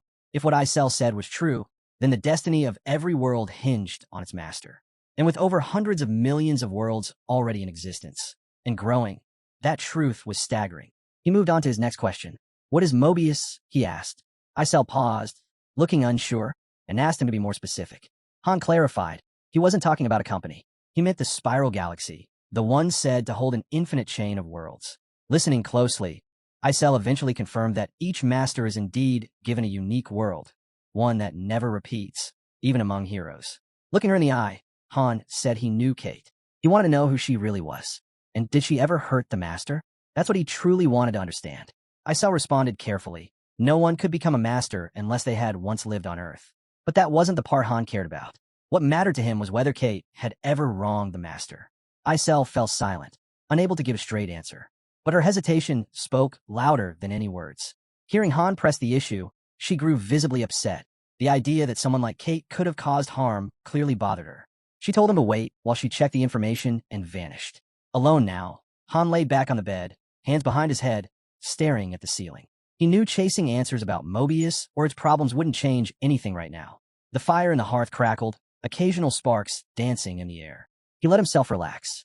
Eventually, Isel returned. She stood tall and declared that the master was just a regular user, nothing more. There was no danger. Han, still unsure, asked again if she was absolutely certain. She nodded, saying she had confirmed it with another director. Everything was fine, but she also added that such interference carried serious risk and had to meet strict conditions. Han leaned back, sinking into the pillow. He understood now. The wind howled outside. Nearby, training dummies stood against the wall. Usher shouted, calling for the duel to start. As the fight began, Han landed the first hit. In that moment, he knew. The master's failures weren't some grand mystery. They were simply the outcome of poor choices. Just then, Roderick's weapon came flying at him, but Han dodged in time. The attack confirmed his suspicion. His teammate was going all in, but Han was ready. He raised a shield to block the next blow. That's when it hit him. The master was infected, blinded by the delusion that he was the best. Usher launched into a flurry of attacks, moving faster with every strike, but Han kept evading. Still, he could tell, if the symptoms of that arrogance grew worse, things would spiral out of control. Another strike came in, Usher again, but Han blocked it just in time. Then Adis appeared behind him, her daggers flashing. One of them sliced across his face. 3-on-1. No way to win fairly.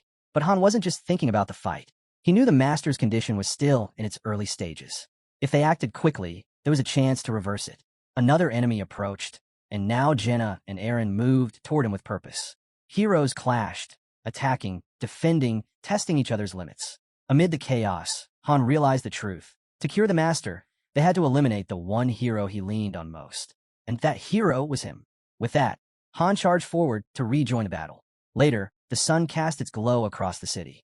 Han and his companions walked down a quiet road. Jinna turned to Eren, asking if she'd heard right, that they were heading straight to the 12th floor. It felt like they were rushing. Eren, a little uneasy, admitted he thought it was too soon. From Han's spot behind them, he couldn't believe it himself. They'd cleared the 11th floor just yesterday, and by Earth's time, not even a full day had passed. Suddenly, Isel appeared in front of them and requested that a rift in space-time be opened. The gateway to the next level began to materialize. If they pushed forward now, they'd be clearing more than 2 levels in a single day. Jinna stopped in front of the glowing entrance and turned to Han. "You coming?" He closed his eyes, then looked toward the ferry. "Which floor did the master choose?" Isel hesitated before answering. "The 12th. Han narrowed his eyes. "I figured." His companions looked at him in confusion. Han knew they had a choice. They could speak their minds or ask the master directly for guidance. But he made up his mind. Arms crossed, he turned to the ferry and said, "I'm not going." Isel froze, clearly stunned by Han's refusal. But he met her gaze, cold and unflinching. "I'm not joking," he said. "Not when it's something this serious." Jinna stared at him, baffled. "Wait, we can actually refuse?" she asked. "I thought we had no choice, that we had to follow orders." Han looked around at his team. "There's always a choice," he said calmly. "But you've got to be ready to face the fallout." Jinna frowned, remembering stories of those who tried to resist being forced in. Didn't others get dragged in any way? "They just didn't know the rules," Han replied. Isel, clearly irritated now, raised her voice. "You need to reconsider. This is dangerous." Han cut her off. "Dangerous?" he asked. "Throwing us into the dungeon without a second thought. That's not dangerous." The fairy tried to argue, but Han didn't let her finish. "I already know what you're going to say." A brilliant blue light pulsed from the gate. Han understood the line he couldn't cross. Refusing to enter was one thing, but he couldn't reject synthesis. If the master got angry, he could easily sacrifice him to a more obedient hero. Still, Han stood firm. "I'm not going," he said again, this time with finality.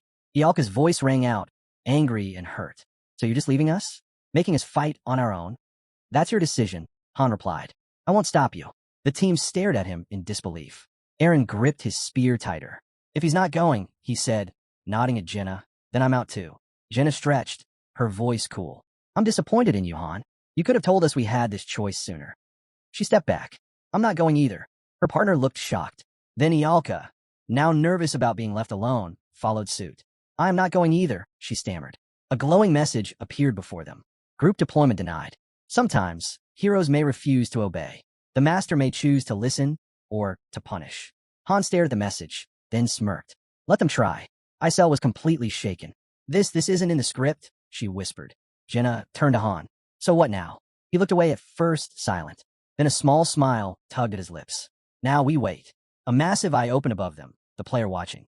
"And see how he reacts," Han finished. Heroes lifted their eyes to the sky, where the all-seeing gaze of the master loomed above. In that moment, Han realized something critical. The master likely had no clue that his creations could choose not to obey. It seemed just as likely he'd never even read the manual, and that oversight had brought them all to this point. Sensing the heavy mood, Isel summoned the rest of the team. Han's allies soon gathered. Adis glanced at them with interest and asked why they'd been called over.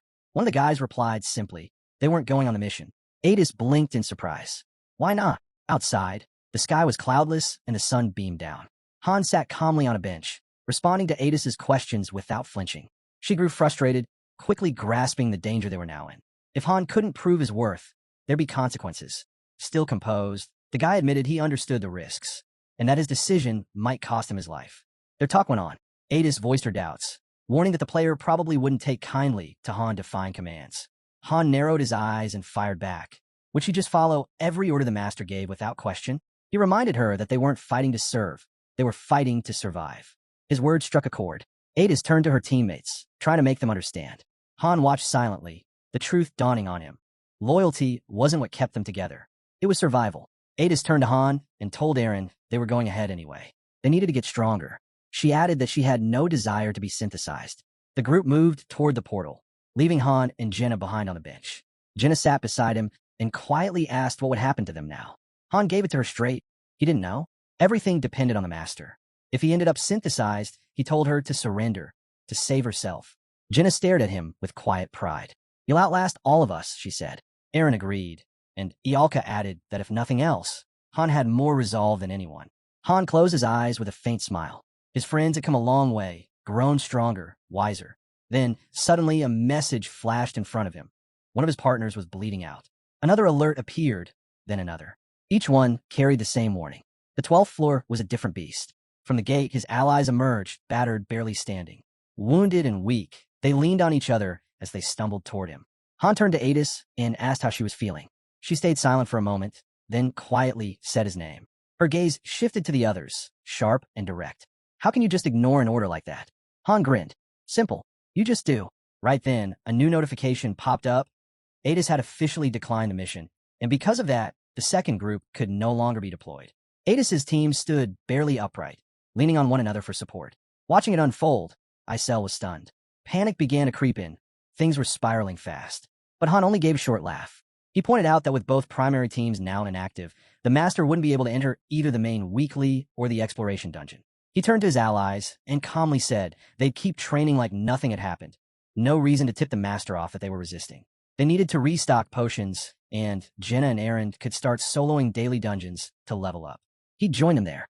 Isel was furious. If you keep this up, the Master might just leave for good. Han looked up, unbothered. Then he was never going to make it to the top anyway. Isel, trembling, shouted that the player could decide to synthesize him. But Han shrugged. I'd take a clean death over that. Besides, if anyone gets synthesized, it'll be the one who stirred up this rebellion. Isel lowered her head, hair falling over her face as she struggled to hold back tears. Han kept going. He mentioned that while the Master's stress level might spike and his spirit might drop, it could have the opposite effect on the team. They'd start paying attention, maybe even trust him more. He reached out a hand to Isel. The Master can still fix this, earn our trust, lift our morale. With that, Han and his allies turned and walked away. As they left, he threw out one final thought. Our player isn't exactly a genius. Isel watched them leave, anxiety written all over her face. The following day, the team made their way to the weekly dungeon. Their goal, to collect elemental stones for Ascension. The portal clearly displayed the objective and the location. Han decided they'd split up to cover two separate dungeons, and from one of them, they secured a standard fire elemental stone. Jenna and Aaron headed toward the forest path, while Han and Ialka made their way to the ravine, where glittering crystals lined the cliffs. Afterward, they resumed their training. Han's skill with a sword and shield reached level 6, but he realized that any further improvement would require tougher drills or opponents on his level. He weaved around his teammates' strikes and assigned Ialka a new goal, focus on unlocking telekinesis. Ialka wasn't thrilled. But I'm only good at fire magic, she protested. Han smirked. Then I'll make sure your diet consists of nothing but potatoes. The skies had turned gray, wind sweeping through the area in heavy gusts. That day, and the next, the Master didn't log in. Leaning gently on Han's shoulder, Isel whispered her fears. What if he's gone for good? Han took a slow sip from his mug. No idea. Just then, a notification flashed before them. The Master was online. Isel lit up with relief. He didn't forget us. Adis joined them. Maybe he's finally come to his senses. But Han remained cautious, sipping again from his cup. If the Master's condition was that easy to fix, he wouldn't have been sick in the first place. Setting the mug down, he noted that the Master's intentions were obvious now. He figured the player would likely use the compensation currents to change up the raid lineup. A moment later, a message confirmed it. The Master had initiated an advanced summon and pulled in 3 rare cards: Stein, Mazel, and Tazur. Adis turned to Han. If they're anything like us, we'll have to draw lots. But Han stood up and turned away. No need. None of them are joining this party. Adis looked puzzled. Why not? You'll see, he said calmly. Near the stairs, the new recruits had already started bickering. Mazel complained loudly about Tazur's strong odor, while Stein attempted to defuse the tension. The man suddenly snapped at her, accusing her of showing off and turning hostile. Mazel didn't back down and shot right back at him. Things got heated fast. Just then, Han walked over and noticed that the two had barely logged into the game before starting a fight. Stein saw Han and rushed over, asking if it was true that he'd arrived before them. Han confirmed it. Meanwhile, the 2 new players behind Stein were still going at each other. Stein introduced himself as a knight in training and asked Han to do something, since the arguing pair wouldn't listen to him. Tazur, standing nearby, scoffed and said he had no intention of listening to a weakling. That made Han pause. Mazel chimed in, siding with Tazur, saying she had no reason to take orders from some spoiled rich kid who only got lucky in life. Stein clenched his fists, saying he could overlook the insults aimed at him. But dragging his parents into it? That was crossing the line.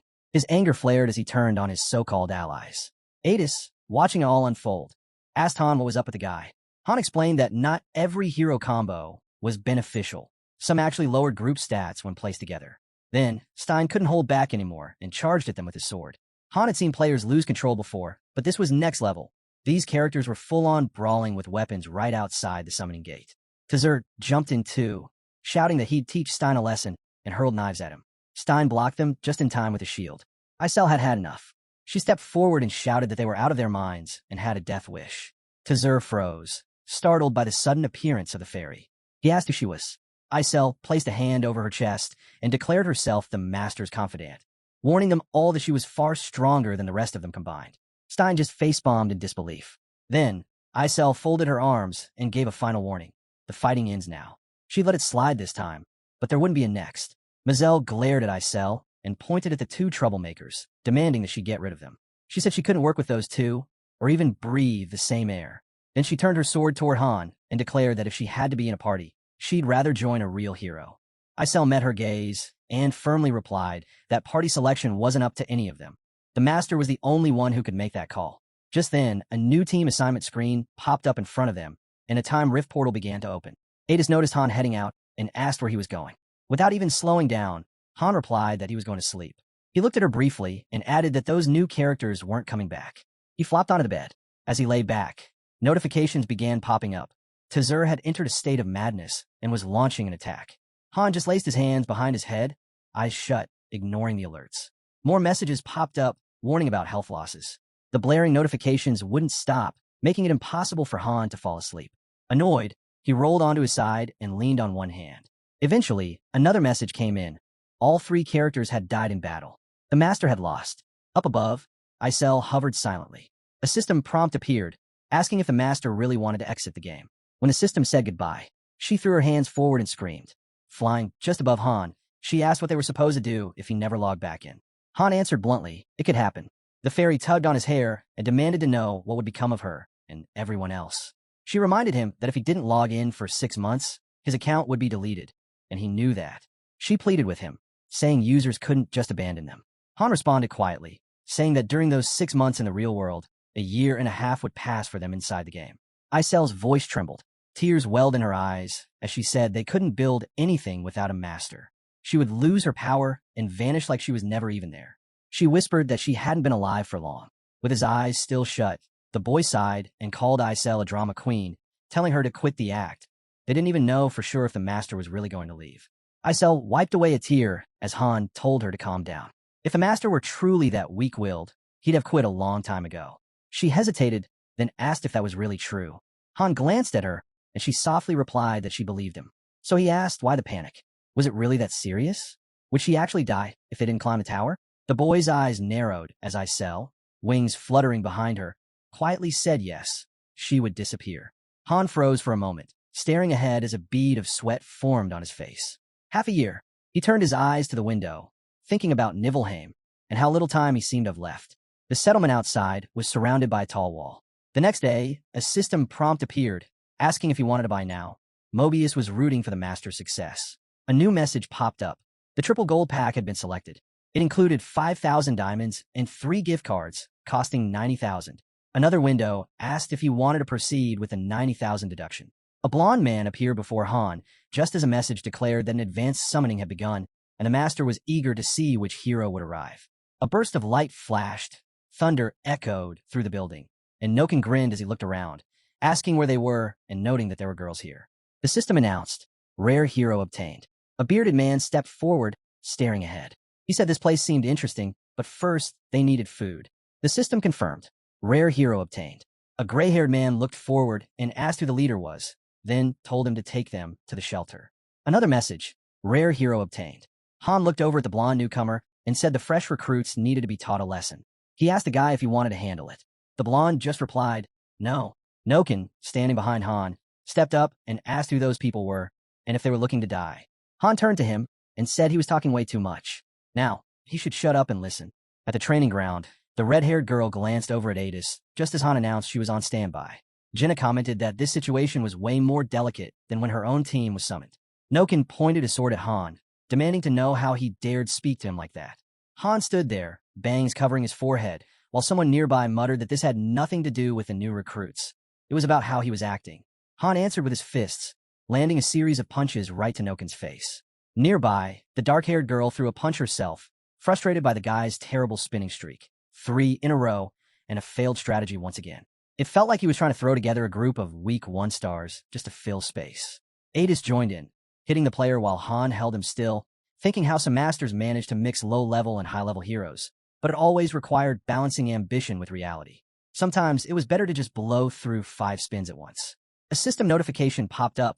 Noken, Winard, Jelen, Robeal, and Jian have joined Group 3. Han placed a hand on his belt, welcomed the team, and apologized that they'd have to figure things out as they went. Their first real battle was starting in just a few seconds. A glow filled the hall as the rift of time and space responded to the command and opened. The bruised-up heroes stepped through the gate one after another. Someone noted it was a relief that the 3 didn't end up killing each other. Even though one of them was badly hurt, they'd made it through the trial. Isel handed out the reward, congratulating them, and announcing that it was a gift from the master. Someone quietly observed that the rookies had gotten a solid grasp on their roles. The wooden dummies swayed in the wind. A few days passed. Jenna trailed behind Han, asking if he thought they were really in danger. He shot the question right back at her. Heroes had taken down the guys earlier, and she explained it was because of those new recruits. If they kept causing trouble, the group could lose its standing. Noken looked away, sweat beading on his face when his eyes met Han's. The blonde turned to face the other heroes. Jenna stood behind Han, who told her to step back. Noken moved in front of his teammates. Someone mentioned that time was running out, and while they still didn't have a mage, the group was balanced enough. Group 3 was growing steadily, and for now, they hadn't lost a single member. It looked like the master's plan was working. The blonde crossed his arms and asked if anyone knew why those guys weren't going on missions. Then he answered his own question. It was because their master had abandoned them. His teammates sat around the table as he added that if they just leveled up a bit more, they'd easily surpass the others, except for the mage, since their team actually needed her. Jelen asked if they weren't already at full capacity. The bearded man responded with a grunt, saying there were 2 useless freeloaders on the team, and they could just toss one out. Noken's mouth dropped open in shock. Han calmly commented that it was an interesting way to look at things. The blonde stood behind Han and asked what brought him here. Han replied that he just came for a drink of water, and then casually suggested they keep talking and not hold back. Noken grumbled that there hadn't been much talking, and it was time for him to get some sleep. Han watched him leave, thinking to himself that these guys had no clue what teamwork even meant. They didn't see their teammates as people, just numbers on a roster. Yet somehow, their master was satisfied. His mind wandered to a tall tower, floor after floor, stacked above each other. He remembered how their team had clawed their way through the 14th floor, not without problems. Surprisingly, the 13th and 14th levels were manageable. The 12th, though, that one was brutal. Maybe they just gotten lucky. He raised his arms slightly, deep in thought. No one in Group 3 had even reached level 10, yet the masters still kept sending them up. Once they cleared the 15th floor, their team would be eligible for synthesis. Jenna came running behind him, asking if they were seriously going to keep going in circles. She said they'd be caught soon if this kept up. With her eyes shut, she admitted she didn't know what else to do anymore, and that all her hopes were riding on him. Han simply replied that he was doing what needed to be done, and if she wanted to switch to Group 3, he wouldn't stop her. He bent his leg mid-stride as Jenna quickly answered that she had no intention of joining them. She didn't like them one bit. Han smiled and told her to wait. It wasn't their time yet. He dashed ahead and turned back to ask if she'd mastered telekinesis yet. Jenna confirmed, then tossed back. Who do you think I am? She curled one finger, and a wave of purple energy wrapped around nearby objects. Sweat ran down her face as she said it was easy. Han nodded, impressed, saying that was solid progress. In his mind, he thought, if she was already casting without verbal cues, she had to be at least beginner level. A faint blue barrier shimmered above them as Han realized something. Despite everything, the master wasn't making any real progress. He pictured the city from above. The lobby had its charm, plenty of nice buildings, but it was packed with heroes. Ever since clearing the 10th floor, new construction slots had become available, and it was time to start building the 3rd-tier structures. Yet there was no sign of master plan to do any of it. Heroes were too busy fighting each other anyway. Han narrowed his focus to Group 3. Sunlight streamed into the room as he considered how the preparations for the 15th floor raid were shaping up. Chloe stood in front of Jelen while Han watched the new members, starting to see what the master saw in them. Slowly, their real personalities began to show. So far, just minor stuff like complaining for extra meat or stealing a sofa from the dining room. But if they cleared the 15th floor, things might get messy. Suddenly, A voice echoed across the settlement, ordering Group 3 to gather in the square. Noken and Jelen exchanged smug grins. Finally, one of them said, "This'll be easy." A system notification appeared. Third group members have been given basic health potions. Han and Jenna sat quietly on a bench. She muttered that they'd worked so hard, and now the master was handing the rewards to another group. It felt unfair. Han calmly replied, saying they could always restock later. Nervous sweat dotted the onlookers' faces. Someone mumbled that when they first reached the 10th floor, the square had been empty. Now it was packed with people watching. Another replied that it was a good thing. A radiant glow lit up the space in front of the gate as a voice commanded the rift of time and space to open. The blonde pointed forward and addressed the spectators, calling them arrogant bastards. He warned them that when they returned, he'd ask the master to personally give them a good beating, so they'd better wait for it. Ada stood just behind Han, teasing that he sure was popular. Han thought to himself, if Noka made it back alive, then yeah, he just might do it. Then someone asked the question lingering in everyone's mind. What happens if they actually complete the mission? Jenna looked away, her face tight with worry. Han answered flatly. If they made it past the 15th floor, they'd have no choice but to follow the master's commands. Otherwise, it was game over for all of them. Noken was suddenly surrounded by a glow of white light as Han considered the possibility. Maybe Group 3 would survive the 15th floor. There were moments where it looked like a guaranteed wipe. Yet heroes always came back. And if they did it this time, the master's confidence would skyrocket, and the rest of them would be pushed further into the background. Han turned to his teammates and told them straight. If Group 3 return alive, follow the master's lead. No fighting it. The group shimmered in blue light as they were teleported away, and Han realized what that meant. He was going to be tossed straight into synthesis the moment they succeeded. Noken's voice rang out, sharp and eager. Time to kill. A structure rose behind heroes as they disappeared, and Han thought about the stakes.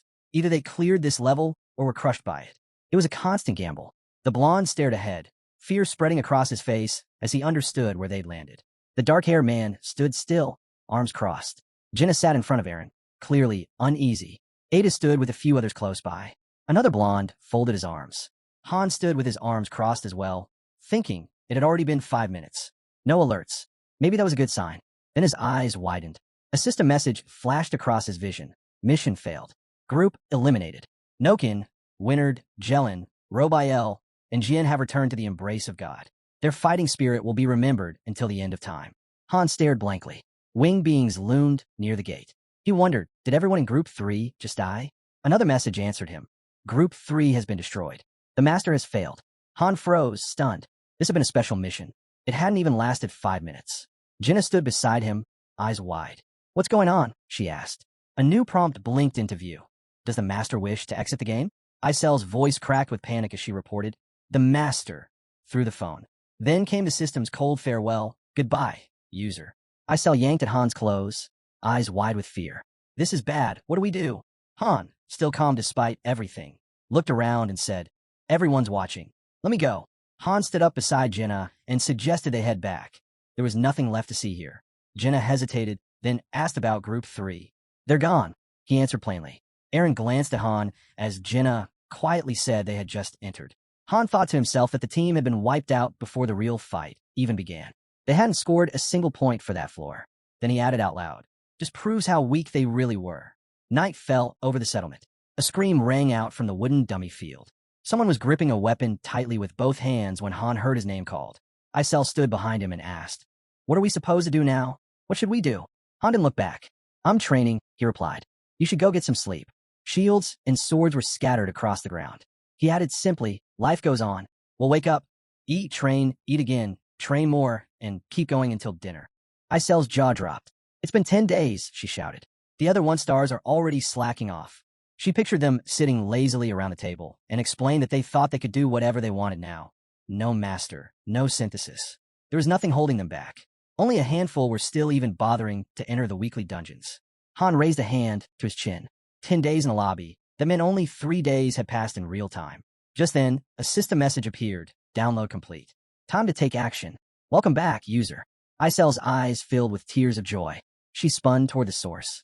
Master, she cried. Han looked up. He's really back, he whispered. A bright flash lit the sky. Han cracked one eye open as a new system notification popped up. Screenshot captured. Save the gallery. Then came another message. Would you like to exit the game? And finally, goodbye, user. Isel glared ahead and demanded to know if he really came back after all this time just for that. The fairy, looking uneasy, asked if he was seriously planning to quit the game. Han replied that the master's appearance wasn't random. He even took a screenshot. Turning away, Han asked how he knew that, then guessed it must have been for memory's sake. When questioned about the master's intentions, Isel stood beside him. He asked her to remind him of her hobby, and she answered that she liked digging around online. His eyes lit up as he realized that meant she could access the internet. She confirmed with a nod, folding her arms. Han quickly said he needed her help. As lights flickered inside the building, Isel asked him to wait. Did he really want to connect to the network from this place? Lying on the bed, Han asked her not to tell him she couldn't do it. The fairy snapped that of course she could. Isel looked his way and said meddling with another dimension wasn't simple. There were consequences. When asked why she was reluctant, the fairy closed one eye and explained they'd have to account for every lingering trace of the master's influence. If Han only watched, they'd have an hour. But if he posted or commented, time would drain faster.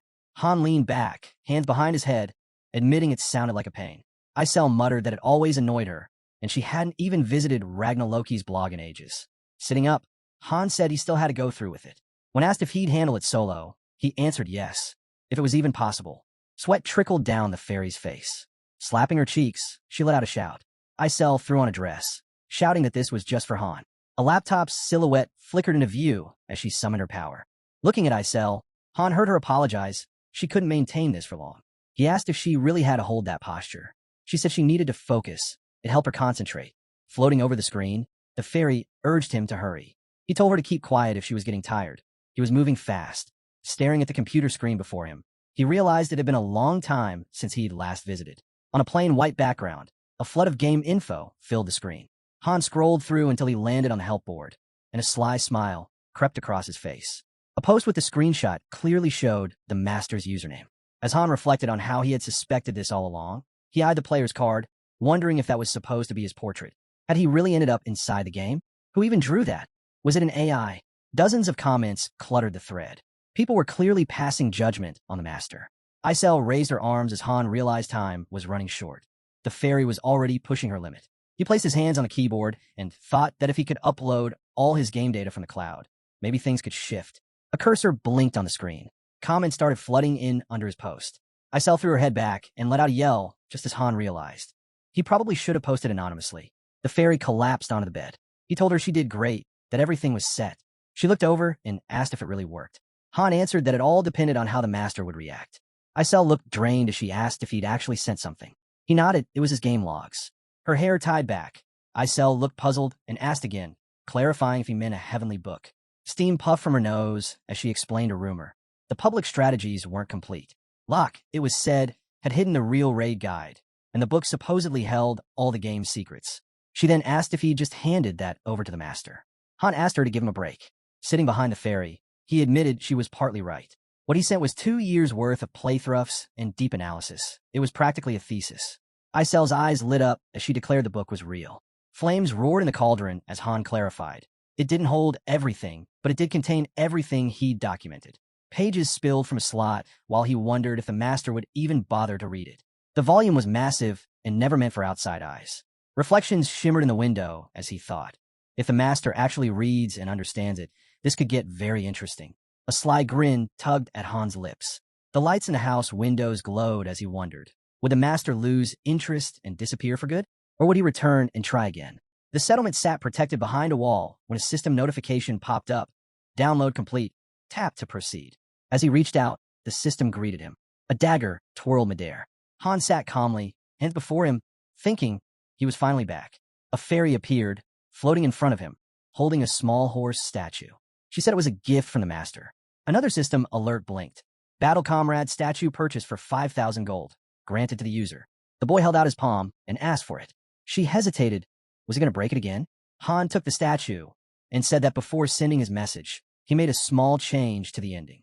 Gazing at the horse with contentment, he explained. He'd added a note suggesting the master gift the Battle Comrade to a hero he truly favored. A new system notification followed. The user was pleased with the gift, and the bond had deepened. Taking a step forward, Han realized the master had read every single word. Above him, a massive eye appeared. Han thought to himself, he didn't need a careless master. If this one really intended to reach the tower's peak, then he had to be equal to him, or better. Anything less, and control would be impossible. Clutching the statue, Han wondered if the master even grasped the full depth of what he'd shared. Facing his allies, he declared, if the master had true resolve, he would become his guiding star. Another system message appeared. First group loyalty restored. A statue of the horse stood near the fountain when someone asked, what if the master never changed? Behind the fountain stood a building. Han replied that it was unlikely. Looking up at the windows on the roof, he wondered aloud when the next opportunity would come. Then came the question, was he talking about going online again? The answer, it all depended on how fast the interference points piled up. Han bent down to adjust his shoes and asked what was going on. As he slipped on his jacket, the fairy explained, it was how the main office kept a connection to cause, effect, and the game's core mechanics. When the master was active and online, interference points would build up. Leveling up would only make those points stack even faster. Icel grinned ear to ear and excitedly added that there were also diamonds, the physical forms of the glasses. They were precious gems infused with the power of creation. With his back turned, Han asked if that was the same power tied to spending real money. The fairy answered that human cash carried enormous weight. Virtual currency was fine, but actual money? That was way more potent. Plus, if you deposited real money, the system gave a 1% bonus. Han took a step and scoffed, just 1%? Sounded pretty stingy to him. His teammates turned to look as he told them to stretch their limbs. Their joints were probably stiff with dust by now. Walking ahead, he declared they were taking back their refusal to fight. System notifications popped up. The first group was now available, and the master was impressive for shifting Hero's outlook. Jenna and Aaron followed behind. Jenna shrugged and said she didn't really care, but at least they weren't stuck in limbo anymore. Someone asked if she wasn't fired up. Ialka quickly chimed in. She absolutely wasn't.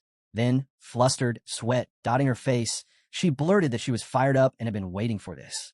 Aaron turned to Han and pointed out that even if the master had changed, they were still one short. There were only 4 of them.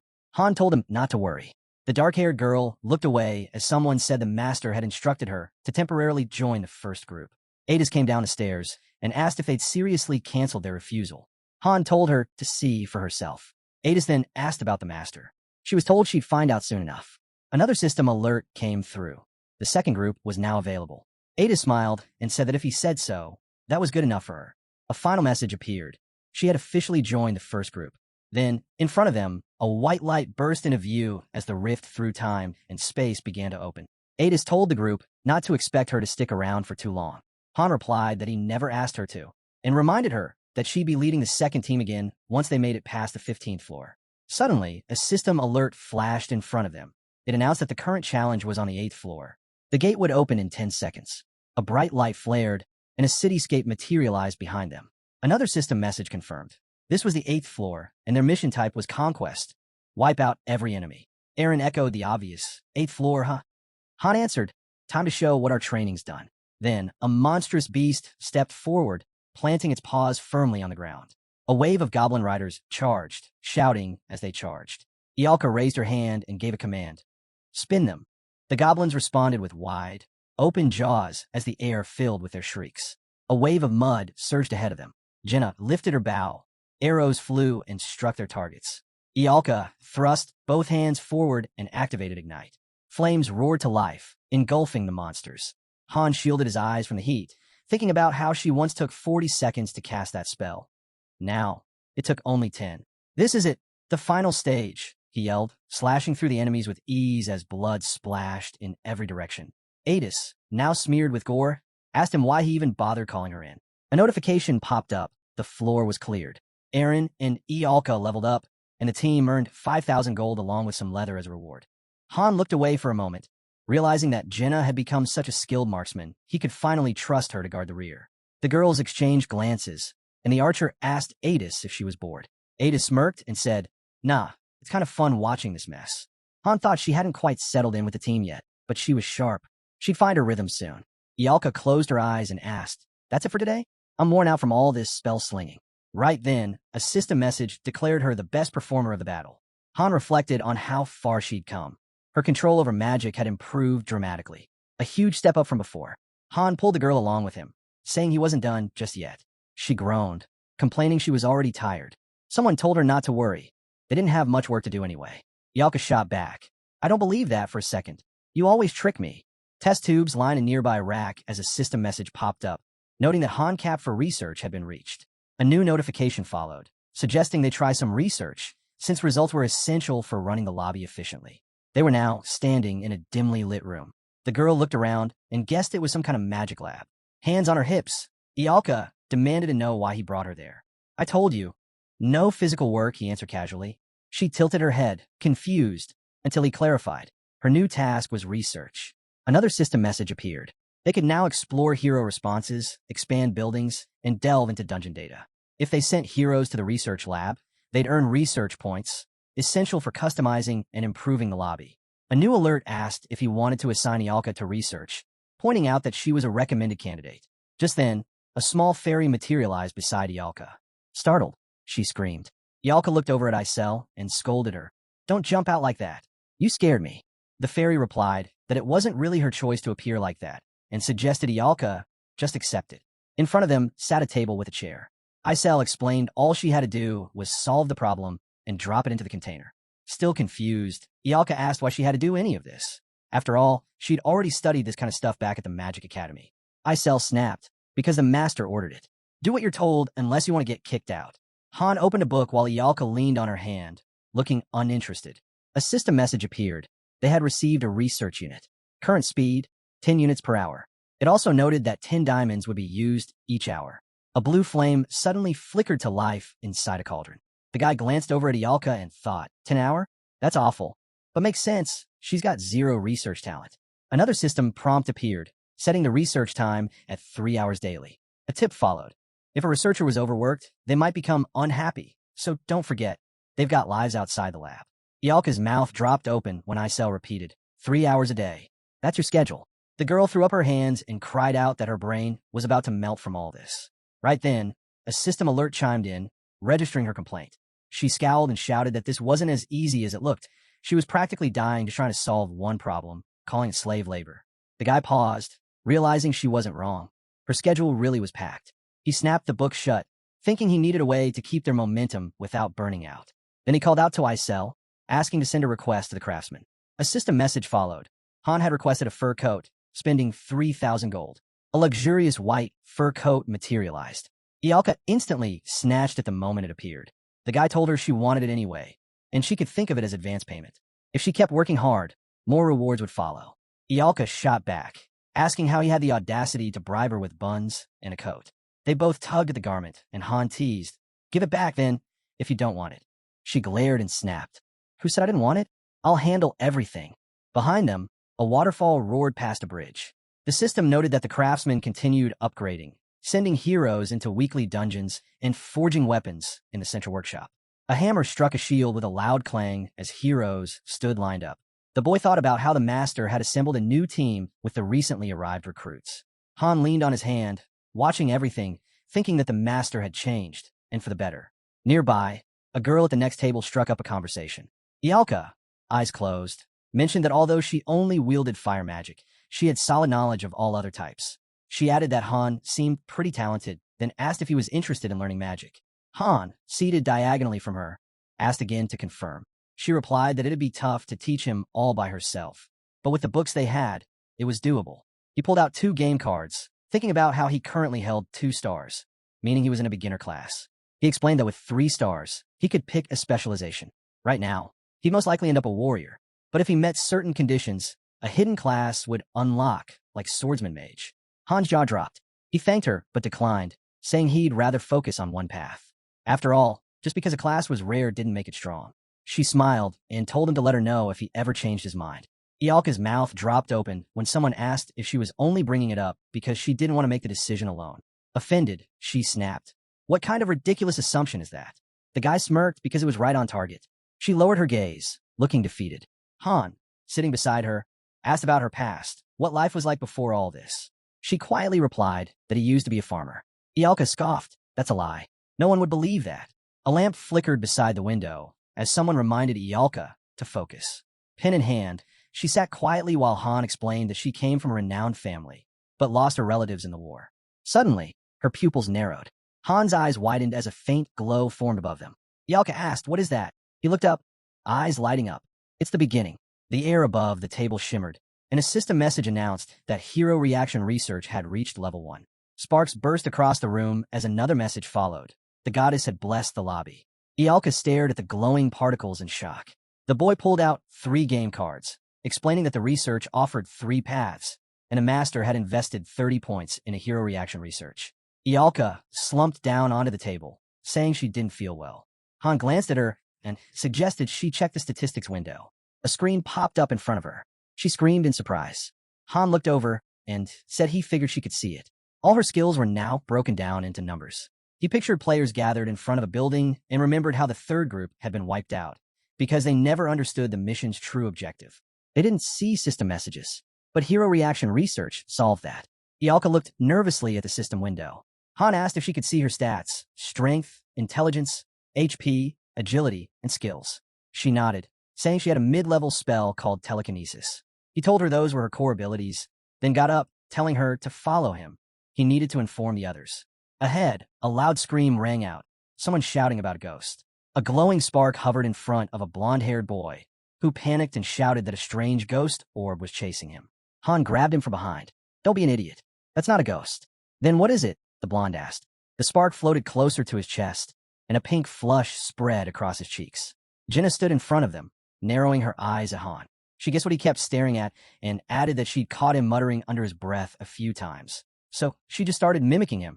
Lights glowed in the windows of the nearby building as the group sat around table. The girl pointed out that apparently there were things like levels, stats, and skills, and that these helped them grow stronger. She added that after some battles, she could actually feel a sudden rush of strength, which must have come from leveling up.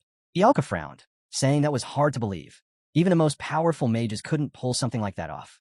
She turned to Han and asked how he figured this out, since none of them had ever heard about it before. He casually replied, "By accident." Ialka crossed her arms. "Seriously? That's the best you've got." Jenna jumped in, explaining that he'd been there longer than anyone else. Ialka gave Han a skeptical look when he claimed he had enough experience. She shot back that it still sounded shady. Sitting across from Jenna, she finally shrugged and said he could keep his secrets. Everyone had something to hide. Either way, his advice had been useful. The archer nodded in agreement, saying his tips were spot on. Aaron, seated beside her, chuckled when Ialka called Jenna a master flatterer. Jenna grinned and said, "It's called survival."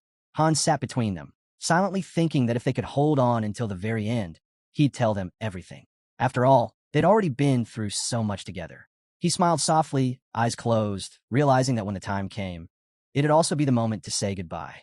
The next day, morning light spilled over the building as news of the stat window spread across the lobby. System screens appeared in front of heroes, although most could only see fragments of their stats, likely because of the low research level. Some couldn't access them at all. On the training grounds, shadowy figures moved through drills. A hand gripped about tightly as Jenna fired shots. Han deflected them with fluid swings of his sword. Jenna held up an empty quiver and asked, "Is deflecting all of that really a skill?" He tossed her a fresh quiver and answered, "It is." She sighed. "That's not fair. I can't even block one." Han smirked and asked, "Well, did you ever think, if there's a skill for reflecting attacks, maybe there's also one to counter it?" The girl turned her gaze, startled, and asked him again. The guy suddenly leapt, landing behind Jenna. She swiftly sidestepped his strike and shouted, demanding to know if he was trying to kill her. Han grinned, mouth wide, and told her not to worry. He wasn't aiming to kill with one hit. After all, they were still in the lobby. He added that they wouldn't get stronger unless their training got tougher. When Jenna was told to act more decisively, she spun away, dodging another strike. She raised her bow defensively when someone questioned whether their old training wasn't thrilling anymore, especially now that they were using real weapons and fighting without any rules. Han fastened a shield to his arm and raised his sword, announcing that from now on, their training would push them to the edge, literally. They'd fight until someone was nearly beaten unconscious. A sharp sound rang out near the wooden dummies. The men nearby turned to watch, marveling at the guy's power. One of them wondered aloud if the rumors were true. Had he really been a farmer? A fierce fight played out before the onlookers. Another voice dismissed the rumor as nonsense. Jenna crouched low, touching the ground, and asked what kind of training this even was. Han looked ahead, determined, and asked if she was giving up already. Then he added that Aaron was waiting. Han thought about the idea of training them all together. The blonde stood beside the girl and reassured her he'd be patient. She nodded, saying she'd give it another shot. Jenna glanced around quickly. Han charged forward, shouting, "Here I come." A dagger's tip flashed toward his eye. He parried it with a quick swing of his blade. The girl bent her arm in front of her, a glowing red mark appearing in her eye. She let an arrow fly. A system alert popped up, skill acquired, exposure weakness. Han blocked the incoming arrows with difficulty. The girl across from him dropped to the ground, exhilarated, and cried out how amazing it was. Someone asked her how she even managed to learn it. The archer gave a light smile and said she just wanted it badly enough. He'd mentioned there was a skill that could counter his defense, so she simply focused on it, and it came to her. The guy stared ahead, puzzled but impressed. Had she really mastered skill just by wishing for it? It was strange, but interesting. He asked if she wanted to go another round. Jenna drew her bow again and warned him it wouldn't be easy this time. As Han dodged her shots, the girl began thinking strategically. Make him evade the first arrow, then aim the next one, or the third, at a weak spot. Maybe throw in a few fakes. A glowing mark returned to her eye. She focused on how deception and archery could make dodging far harder. Han's pupils narrowed just as a system alert popped up. Jenna's basic archery skill increased to level 6. A flurry of arrows tore through the air. Han, caught off guard, asked if her skill had really leveled up mid-fight. Han batted away the arrows, noticing how rapidly she was improving. The girl with the glowing mark smiled while he silently questioned if this was the moment he'd actually lose. The spectators looked on, stunned. One of them asked if they were even human. Another nodded, saying both the guy and Jenna were insane in their own ways. Sweat dripped from Han's face. Eren turned away, saying it was incredible, and that Han had real potential. The veins on Eren's arm stood out as he clenched his teeth, frustration bubbling up. His hand trembled. Nearby, the wooden dummies stood untouched. Jenna loosed another arrow. Han swung his sword to counter, struggling to close the gap. Han raised his blade, deciding the shield would be his last resort. After all, this was about pushing boundaries, about unlocking new abilities. As he dodged, he realized tracking a target wasn't enough. He needed to go beyond. Arrows kept flying. One of them glowed with a red aura. Han wondered, what if he could sense the shot before it was fired? Suddenly, glowing marks traced across his body. The sharp point of another arrow flashed before his eye. System notification, new skill acquired, insight. Arrow defense upgraded to level 3. Basic swordsmanship advanced to level 7. Han instantly deflected every arrow. In the blink of an eye, Han stood right in front of the girl. Jenna clenched her teeth, eyes locked forward as dust swirled around them. Lowering his blade, the guy asked if that really counted as his 19th win. Jenna glared at him and called him a monster. He glanced at the system window, thinking he'd picked up a couple of new skills. Then Jenna turned to Eren and asked how many skills he had. Only 3, Eren replied. Spear mastery, pain threshold, and fire resistance. Jenna leaned closer to her own system window. When the guy asked about her skills, she listed them one by one. Bow mastery, dagger mastery, weapon change, rapid fire, weakness identification, Hawkeye, and dexterity. The blonde stood behind Han and said that should be enough. But Han stepped in, reminding them that just having a lot of skills didn't mean someone was powerful. It all came down to how those skills matched their level. He introduced 2 dark-haired heroes and explained that if a skill wasn't compatible with a person, it could actually backfire. He gave an example, his own berserk and cold-blooded abilities, which didn't work well together. But his case was unique. As Jenna wiped sweat from her face, Han couldn't help but think. 9 skills. She was easily top tier. Eren looked over at her thoughtfully as leaves drifted through the settlement. A system alert popped up, item combination in progress. It displayed 3 elemental stones, fire, water, and wind. The final product would be a normal exaltation stone, and the success rate was 87%. 3 stones floated in a magic circle. A new message appeared, asking if they wanted to proceed. The stones began to glow as fairy power activated the fusion. Then, system notification, combination failed. Items destroyed. Later, Han and Jenna sat on a bench. He quietly stewed over the failure. 87% odds, and still it didn't work. Jenna broke the silence, asking if she could ascend now. The fairy replied that time was flying, and that Jenna had already reached 2 stars. System notification, combination complete. Common Ascension stone acquired. The palace gates creaked open. The system message echoed. The master has begun the ascension. Jenna turned to Han and quietly asked if she was going to die. Before he could answer, she added that she'd return soon. As he listened, Han's mind drifted. He was level 12, Ialka sat at level 8, Eren at 9, and Jenna was already at level 10. He kept his gaze steady ahead, recalling how his own ascension had been anything but ordinary, thanks to that interference. Ahead stood the horse statue, positioned directly before the fountain. Han knew that whatever Jenna was seeing now, it wasn't the same sight he saw. Just then, a system message blinked in his vision. Jenna's lost memories have been restored. The girl has completed her ascension. She now bore 2 stars. A game card bearing her image materialized at the temple's entrance. Jenna slowly walked toward Han. Her eyes dropped to the ground as she said she'd had a strange dream. Her old forest, the one near her childhood home, was engulfed in flames. She sank down beside him. Han told her not to worry, brushing it off as just a bad dream. You're right, Jenna murmured with her eyes closed. Just a dream, nothing more. Then, staring out ahead, she was asked if there was anything else. She nodded slightly, saying it felt like a huge weight had been lifted from her shoulders. Han turned his gaze away, thinking quietly. Maybe this was what the Ascension really was, unlocking pieces of the past. His mind flashed to the man wielding a hammer. That's when it clicked. Every hero started their journey with no memories. He pictured himself standing before enormous, looming walls. At the 4th or 5th star, the truth would finally come out. The reason they were summoned, the secrets of the world they left behind. He recalled a city engulfed in flames. That's when he realized they would eventually learn what had become of the old world.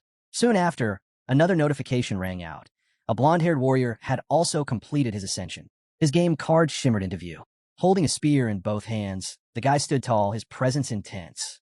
Han couldn't guess what kind of dream he'd experienced, but whatever it was, it had clearly fired him up.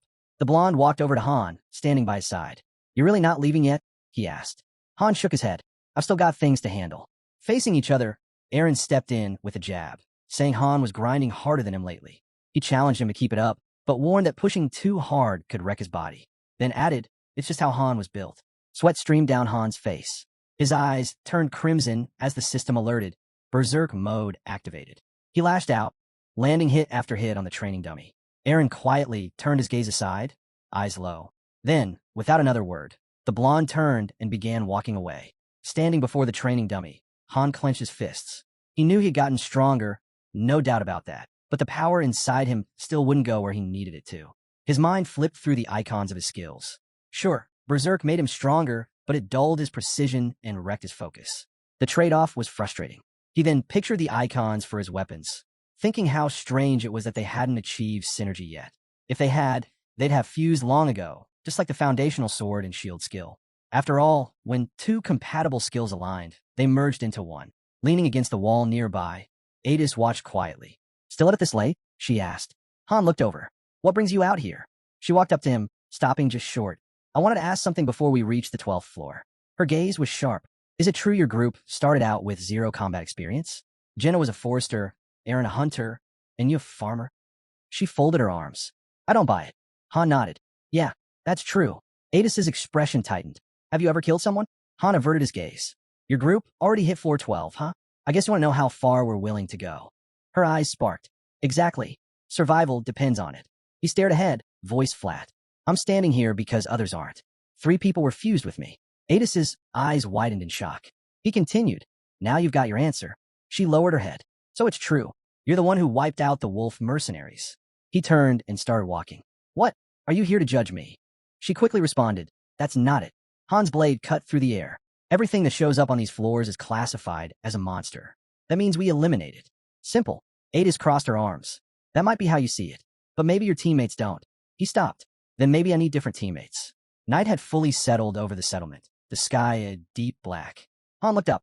I know them better than you think. You don't have to worry. Adis hesitated, then nodded in agreement. Just then, a blinding white light surged in the distance as a fairy's voice echoed through the air, commanding the rift of time and space to open. The group trailed behind Han as they moved forward. Jenna glanced up. Are we heading back to the 11th floor again? Han shook his head. We've done enough there. The 12th should be opening any minute now. Right then, a system message flashed. Prepare yourselves. The door to the 12th floor of the main dungeon will open in 10 seconds. Standing at the front, Han faced the archer. No matter what happens, just stick to the plan. Do your jobs. I got it, the girl replied quickly. Han added, then do it better than usual. You know what's at stake. A brilliant light exploded around them. A soft blue glow wrapped the team as another message appeared. Mission type, suppression. Objective, eliminate all enemies. Jenna turned, scanning the space. Wait, where are the enemies? We're supposed to suppress something, right? She stopped suddenly. Her eyes widened. Raising her hand defensively, her pupils tightened. Han's voice rang out. Hold it, everyone stop. A line of warriors holding spears stood ahead, shouting, drop your weapons. State your identities.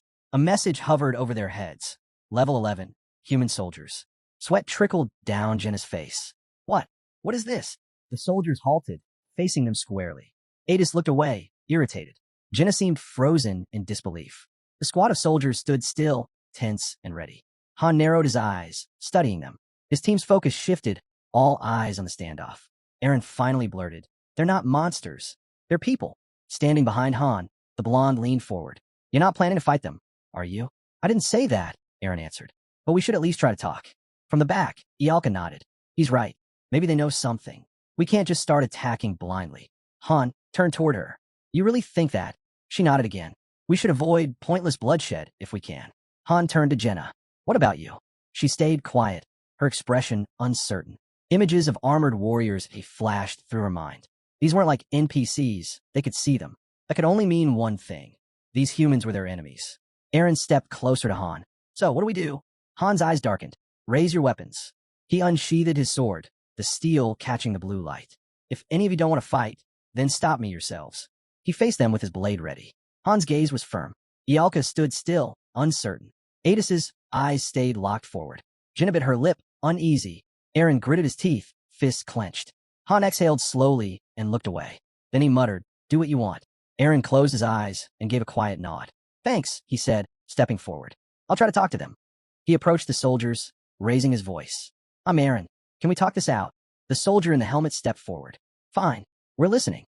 We were dragged here out of nowhere." Eren stopped a few paces away. "What do you mean?" "It's complicated," the soldier replied. "Hard to explain like this." "Come closer." As Eren moved, 3 warriors raised their spears, clearly uneasy. "Drop your weapon," one of them ordered. "We're just being cautious." Eren hesitated, his fingers tightening around the spear. The soldier added, "We don't want to fight. We just want to go home." After a moment, Eren placed his weapon gently on the ground. Just then, Han placed a firm hand on Eren's shoulder. "Are you insane?" he asked sharply. "Doing exactly what they tell you." Then, turning to the soldiers, he shouted, "If you want to talk, then you come here, without weapons." The helmeted soldier hesitated. "That might be a problem." Han stepped forward. "Oh, really? So we drop our weapons, and you keep yours? That sound fair to you?" After a tense silence, a few soldiers moved forward, planting their spears into the ground. "3 of us will go," one of them said. The leader extended his hand. "We've disarmed. Now it's your turn." Han let out a breath and tossed his weapon down. "Fine. That good enough?" The armored soldier nodded. "Now we talk." Eren stayed still, eyes sharp. One of the soldiers stepped closer. "Do you hear it?" he asked, eyes twitching. The voice, it won't stop. Another, bearded and shaking, muttered, "It's talking to me." Even now, Han gave a half smile. "And what's it saying?" Black veins suddenly spread across the soldier's face as his expression twisted. "It's telling me." Before he could finish, the armored warrior jerked back, hand flying to his blade. "Kill them," he screamed, eyes wild. In one motion, a hand shot under a cloak, another soldier raised a crossbow, and the sound of steel whirled through the air. Han's mind flashed back to what he had seen once before, back when he was a master. Han tightened his grip on the hilt of his blade. One truth echoed in his mind. Heroes who hesitate to fight don't make it out alive. Without a moment's pause, he drove his sword straight through a soldier's neck. Jenna's eyes went wide in shock. A heartbeat later, Han hurled a dagger at another enemy. The second soldier's head snapped back from the impact. He slashed through the next attacker without slowing down. There's no room for compromise, he thought grimly. His blade tore clean through the soldier's torso. It doesn't matter who or what they are.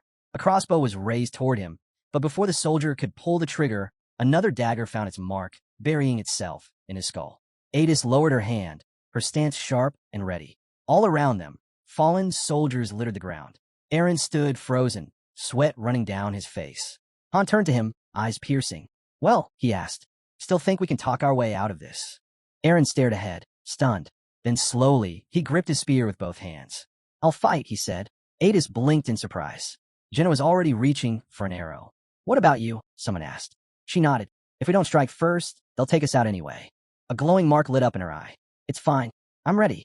Her arrows flew, tearing through enemy lines. Ialka stepped forward, hands glowing with energy. "I'm starting the spell." Ada smiled faintly. "Guess I didn't need to worry after all." "Told you," Han replied, steady and calm. He drew his blade again. "Monster or man, it doesn't matter. An enemy's an enemy." As soldiers with glowing red eyes charged at them, Han reflected. "When I picked my team, I didn't choose them for power or skill. I chose those with the right mindset, the will to survive, no matter what." Behind him, his party stood firm. They're not just allies. They're beasts in human skin. He turned to face the enemy. "Get ready. This one's going to be a brawl." The soldiers dropped into formation, spears raised. Adis slashed with her dagger, voice sharp. "Something's off." Han's eyes glinted. "I feel it too." Without hesitation, Hanes launched themselves forward. Han called out to Yalka as he swung his sword. Eren yelled, teeth clenched, pushing through the front lines. Yalka's eyes blazed red as she activated Ignite, and a wave of fire exploded from her hands. Jenna's bow snapped. Her arrows ripped through their enemies. Eren's spear struck true, skewering a soldier mid-charge. The real battle had begun. Han weaved past the enemy's attack and retaliated with a swift slash, his sword cutting into the soldier's side. They're weak, he thought mid-swing. Their armor's solid, but they're sloppy. No tactics, no formation. Another soldier rushed in, but halted before striking. Han observed him silently. They've got the gear, but no discipline. His eyes sharpened. One of the enemies collapsed to the ground, dropping his weapon. Please, he gasped. My wife, my daughter, they're waiting for me. I need to go back. Han stood over him, expression unreadable. Go back, he asked coldly. How are you planning to do that? The soldier's eyes were bloodshot, his face pale. He clutched at his head, trembling. Then he began coughing, choking on thick, black liquid that poured from his mouth. The warrior collapsed at the feet of the man, while Ialka stood behind Adis, commenting on how bizarre these people seemed. Adis nodded, replying that they looked brainwashed. She'd encountered this kind of thing before, but never in such large numbers. Han glanced at her and asked if these were the same ones from before. Adis confirmed it, saying she was sure she'd already killed them. Nearby, a hand lay in a pool of thick, black blood. The guy knelt down, remembering Kate's expression when she bled the same way. He dipped his fingers into the dark liquid, lost in thought. Han cut in, saying it was still too early to draw any conclusions. The evidence was thin. Suddenly, a system notification popped up. The floor had been cleared. Jenna and Adis had both leveled up. They were awarded 3,500 gold and some leather. Han's game card appeared next, as the system declared him the top player. Han turned back, telling his teammates they'd better start getting used to this, just like he was. The others stood behind him as Eren asked if that meant they should treat killing humans like any other enemy. Han nodded, saying there was no difference between people and monsters. The armored warriors held their spears tight. Han thought about how the 14th and 15th floors were also crawling with humanoid enemies. Their armor, faces, and strategies might differ, but one thing didn't: their hostility. As he pictured the first wave charging toward them, he felt a twisted relief. It made it easier to strike them down without hesitation. The team walked across a field of grass. The boy reflected on how fighting human-like monsters drained their mental energy far more than regular beasts. Their master must have sensed it too. He'd given them a full day to recover. Han looked at their updated game cards, thinking how their level had climbed high enough to face the 15th floor. But Ialka and Adis had started with higher ranks, which slowed their leveling. It was one downside of having a high starting point. Just then, a bag appeared in front of their house. Han explained that the equipment workshop was also working around the clock. Thanks to the new leather pouches, he could now carry much more. Inside the test tube was a red liquid.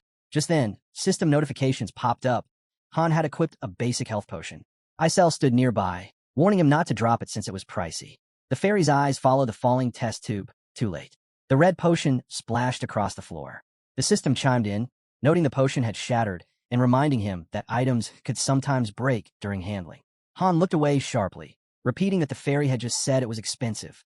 Isel quickly backtracked, saying it actually wasn't and claiming she didn't know. Then she shifted the blame, saying it was the master's fault she was stuck recycling things. The rest of the first group turned to look in the same direction. Han glanced at Isel and asked what she meant. She faced the team and told them plainly, if they wanted to survive, they had to listen to Han. No slacking off. If they started acting out, things would get messy fast. Standing before the passage that marked the end of the 14th floor, Han thought about how they'd finally reached the 15th. He had no clue what kind of mission awaited them, but he was sure it wouldn't be a story mission like the one on the 10th. He turned to the team and told them they'd be fine, as long as they kept doing what they always did. Jenna agreed, saying that was true as long as they followed his lead. The guy asked them not to depend on him too much. Adis replied that he was dependable and that his orders were always clear. A system window showing his stats popped up. He noted he only had 107 points, about the same as a seasoned 3-star hero. Then it hit him. 2 months had passed since he arrived, and he hadn't taken a single break. Another system alert appeared, this time about the recording feature. It said he could now record floor runs and replay them anytime. But first, he had to purchase the function. Han smiled, guessing the master wanted to start recording gameplay. He agreed. It was a smart move. A new notification asked if the master wanted to buy the recording ability for 300 diamonds. Moments later, another message congratulated him. He now had access to playback anytime. An image of the recording materialized on the ceiling. The boy thought about how helpful it would be for improving skills like evasion and insight. For now, the master couldn't influence the missions directly, but that would eventually change as they reached higher floors. With his team gathered before him, Han stepped up and said there were two things they had to know before starting the mission. First, he explained, this mission wasn't like the others, it was special. He held up a statue of two angels and reminded them of the goddess statue he'd mentioned back on the 10th floor. Just like that mission, if the statue got destroyed, they'd all die. The 15th floor had a similar condition. He pictured the previous group surrounded by a blue light, then revealed something grim. The third team didn't even last 5 minutes. They failed the mission without fighting a single enemy, just because they didn't understand what was happening, and that cost them their lives. Han stood in front of Adis as they discussed that the first thing they needed to do was figure out the mission's objective, fast. Han looked at the archer and said they only had 15 minutes. She pressed him again, and he repeated that the third group was wiped out in under 5. He asked if she realized what that meant. Looking off to the side, he said if they stood around doing nothing, the mission would fail by default. Everyone would die. That, he said, was the second critical thing to remember. Han pictured the tower and thought about how time passed differently in the lobby versus on the floors. They had exactly 15 minutes. He recalled their settlement and how tiny it was, making it clear the mission was time-based. Just then, system alerts popped up. They were now on the 15th floor, and the door would open in 10 seconds. It was time to prepare. Han turned around after hearing that they had 3 minutes to gather intel before the mission would officially begin. A flash of light burst across their vision. Han cracked open an eye. Blue sky, sunlit houses, people walking casually down the streets, their footsteps echoing on solid ground. The team stood in the middle of the town square, surrounded by homes and citizens. Han eyed a bearded man and thought, this floor was another city. Nearby, passers-by whispered, wondering if it was really him. An elderly woman walked past Aaron. Han realized the people couldn't see them. They had to be NPCs. The streets were bustling, but the vibe was peaceful, nothing like the 10th floor. Then the system window appeared, confirming the mission type, defensive. Their job was to protect someone. Sweat formed on Han's brow as his team stood surrounded by a sea of people. He questioned aloud, how were they supposed to find a single person in this chaos? In his mind, he pictured the gray blur of people moving in all directions. He thought back to Noken and guessed they must have panicked when they saw the crowd. Without understanding the mission's true purpose, they probably assumed the townsfolk were the enemy, especially if they hadn't cleared the 10th floor before. Chances were they misunderstood everything. That panic likely led them to attack the residents or miss their real objective entirely. Han looked up, clouds drifting lazily over the rooftops, as he narrowed it down to 2 possible reasons for that group's failure. Either they killed innocent people and triggered the mission's end, or they let the one person they were supposed to protect die. In short, if they didn't want to meet the same fate, they needed to locate the target fast. Facing the group, he told them their mission was protection, but that wouldn't matter if they didn't find a person first. Otherwise, they were all as good as dead. Jenna glanced away, asking how they were supposed to search. There weren't any monsters around, just regular people. Han folded his arms and asked if anyone knew the area. Aaron spoke up. He'd been here before, back when he worked as a merchant. The sun beat down on them, as Aaron explained they were in a Dilth, a trade hub full of crossroads and heavy traffic. Han squinted and confirmed this as Antonia. Then he asked Aaron if there were any notable landmarks nearby. As sunlight gleamed off a temple in the distance, Aaron pointed it out. A famous sacred site, a silver-white hall, and one of the 3 grandest temples outside of the holy city. Jenna chimed in, saying she'd heard about it, said it was massive. Han stepped closer to Aaron and guessed aloud that the crowd seemed to be headed that way. Aaron agreed. It looked like some kind of event was taking place there. Han turned to Adis and said they were moving toward the temple, and that they needed to prepare for anything. Adis nodded. She took off, bounding from wall to wall until she landed on a wooden board overlooking the city. From there, she had a clear view. People packed near the temple gate, guarded by men holding spears. Something caught one of the guard's attention just as Han approached. The guard began to speak, saying they couldn't enter, but he never got a finish. Han struck a mid-sentence. His fellow guard looked on in horror, cursing just before Han slammed a shield into his face. Han grabbed the enemy by the head just as Aaron rushed over, trying to stop him. Han let go of the man and calmly asked if Aaron even understood what was happening. Turning to the rest, he pointed out that the guard had clearly seen them, and that meant only one thing. They were the enemy. He recalled how the soldiers and cavalry on the 10th floor couldn't even perceive them. But here, blood dripped down the injured guard's face, and Han realized these weren't ordinary NPCs. The second guard lay unconscious, helmet dented. Ialka looked down at him, worried. She said maybe they weren't enemies after all. Han admitted that was possible, but reminded her he didn't kill them. Still staring at the beaten men, Ialka murmured that they already looked half dead. From above, one of the group members commented on the city view. Someone else asked if this was the Snow-White Hall of Silver. Aaron confirmed it was. Near the temple fence, an elderly man holding a staff walked forward. The bearded figure narrowed his eyes at the crowd forming in the square. With a cough into his fist, he suddenly slammed his staff down. Glowing magic circles spread out across the area. The old man's amplified voice echoed, asking everyone to stay calm. The rays of the sun were about to appear. Ialka stood speechless, mouth agape. Her eyes widened as she realized he'd used voice amplification magic. But Han cut her off, saying they didn't have time for this. They had to get to the temple immediately. Jenna asked again what the plan was as they pushed toward the entrance. Han thought to himself that, judging by the scale of the event, their mission was likely to protect the central figure of this entire gathering. Just then, another guard stepped up and barked that they weren't allowed inside. Without hesitation, Han reached for his sword and warned them to back off if they wanted to live. The guard hesitated, noting their weapons. Then, eyes wide, he demanded to know if they were heretics.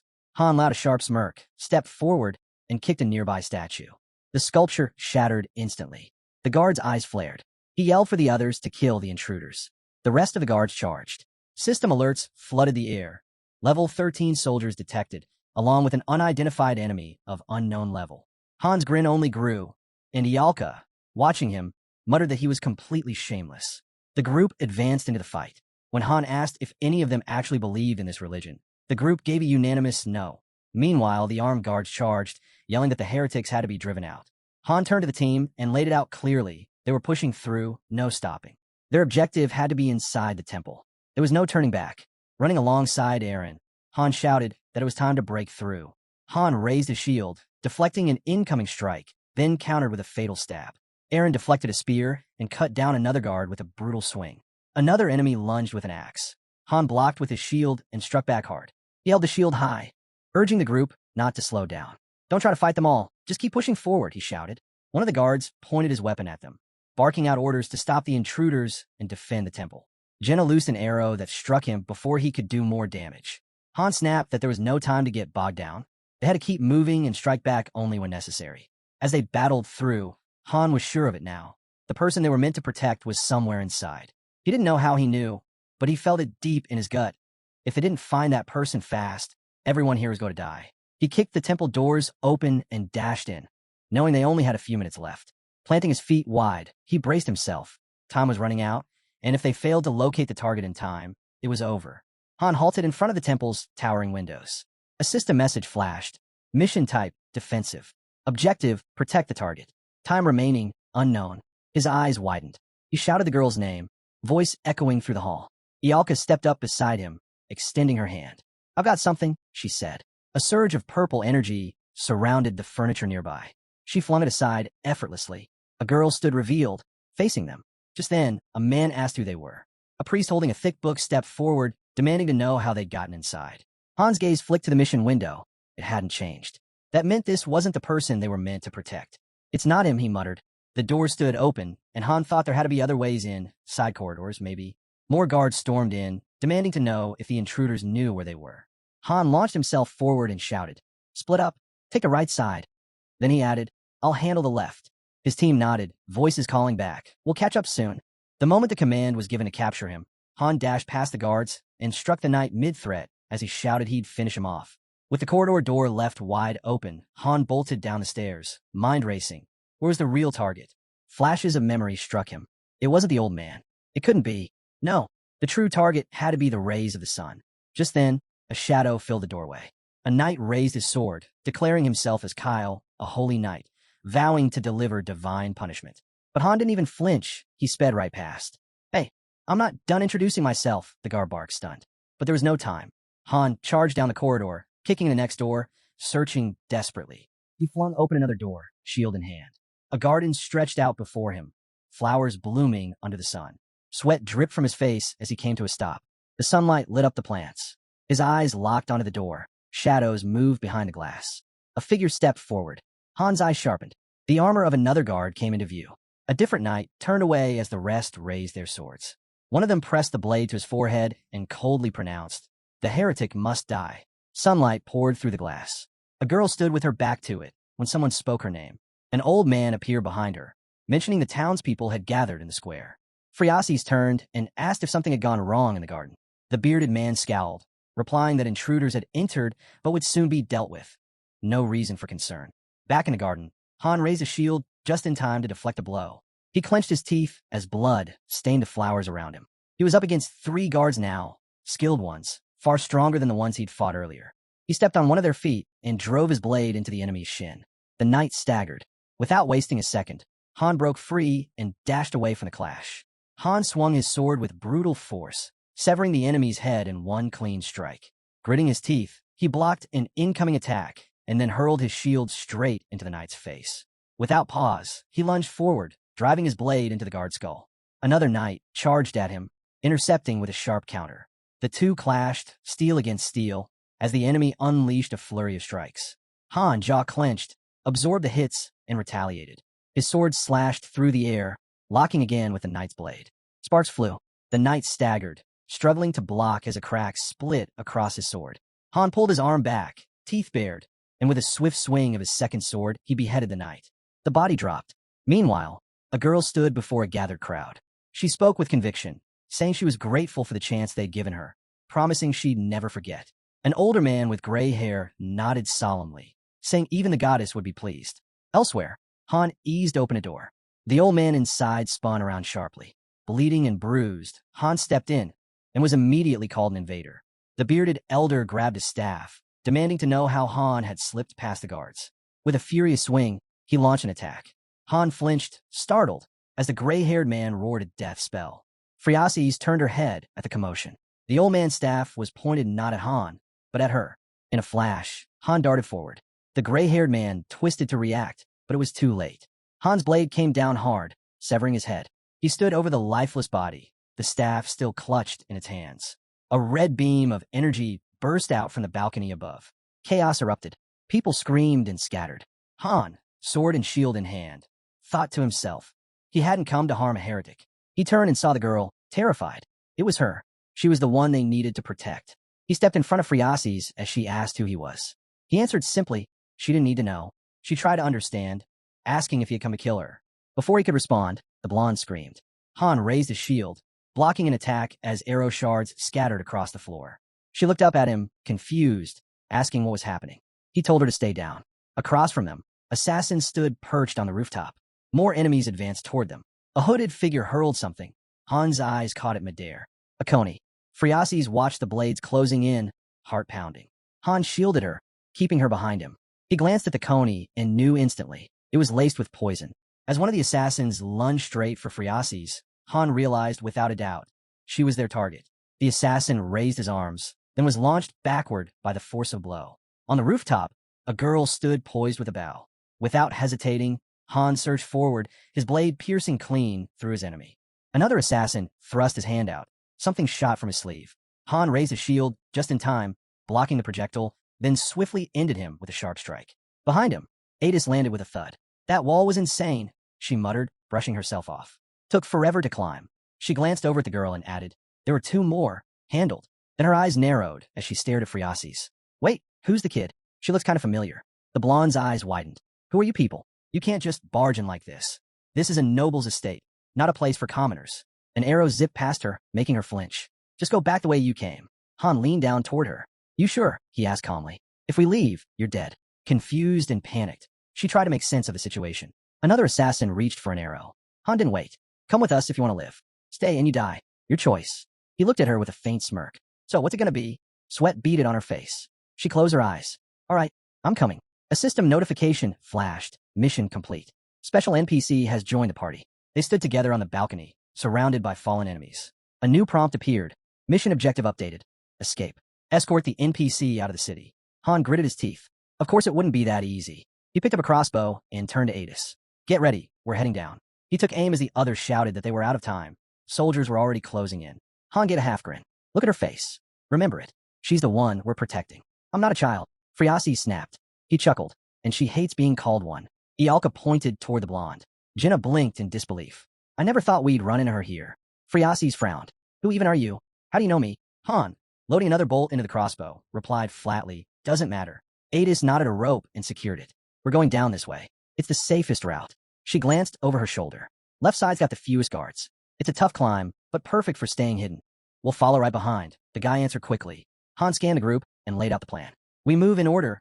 Ada's first, then Aaron. I'll go next with Friasis. Ialka and Jenna follow behind. He turned to Ialka. Put up a wall of flame. We need to cut them off. He then ordered, Adis, Aaron, get down there and make sure no one messes with our descent. Flames burst up as Ialka cast the spell, and guards scrambled away, shouting to take out the mage first. Adis swung herself over the edge. I'm heading down, she called. Aaron grabbed the rope and started climbing. Han looked at Friasis. You're with me. Stay close. They began their descent, Han holding the rope firmly. Don't let go. Hold on tight. Arrows flew past, and Friasis squeezed her eyes shut. Han, gripping the rope, told her off now. We're almost clear. He glanced up at Ialka and urged her to hurry. On the ground, Aaron fended off guards with his spear, roaring as he fought. Then he staggered. A blade had pierced his side. Friasis' eyes widened. The guards, faces twisted with pain, pushed through the fire. System alerts flashed. Aaron is bleeding. Aaron is poisoned. Health will decline over time. Han looked over stunned. Aaron, he shouted. I'm fine. Aaron grunted, refusing to fall. Flames lit up the space around them. He clung to the rope, panting.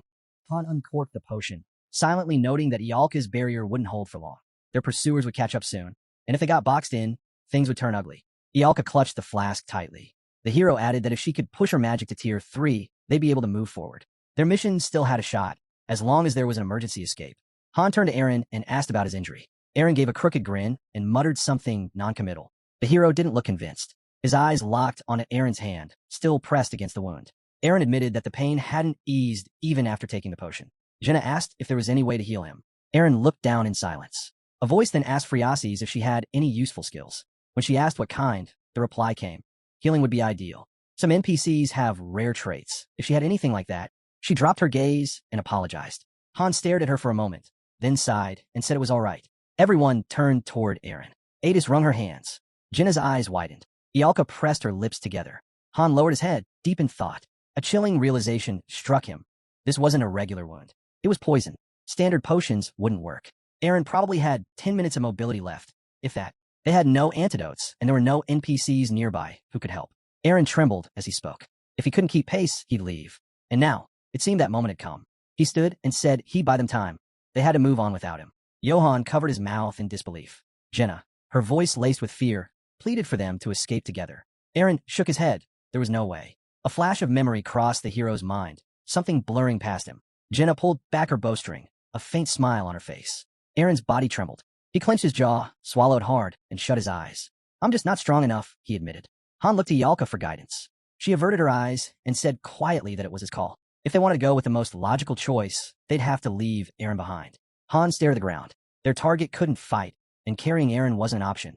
Protecting one injured person was already a stretch. Protecting two was nearly impossible. The hero shut his eyes, then suddenly popped open the flask. He took a long drink and handed it to Aaron. Aaron hesitated, holding the flask.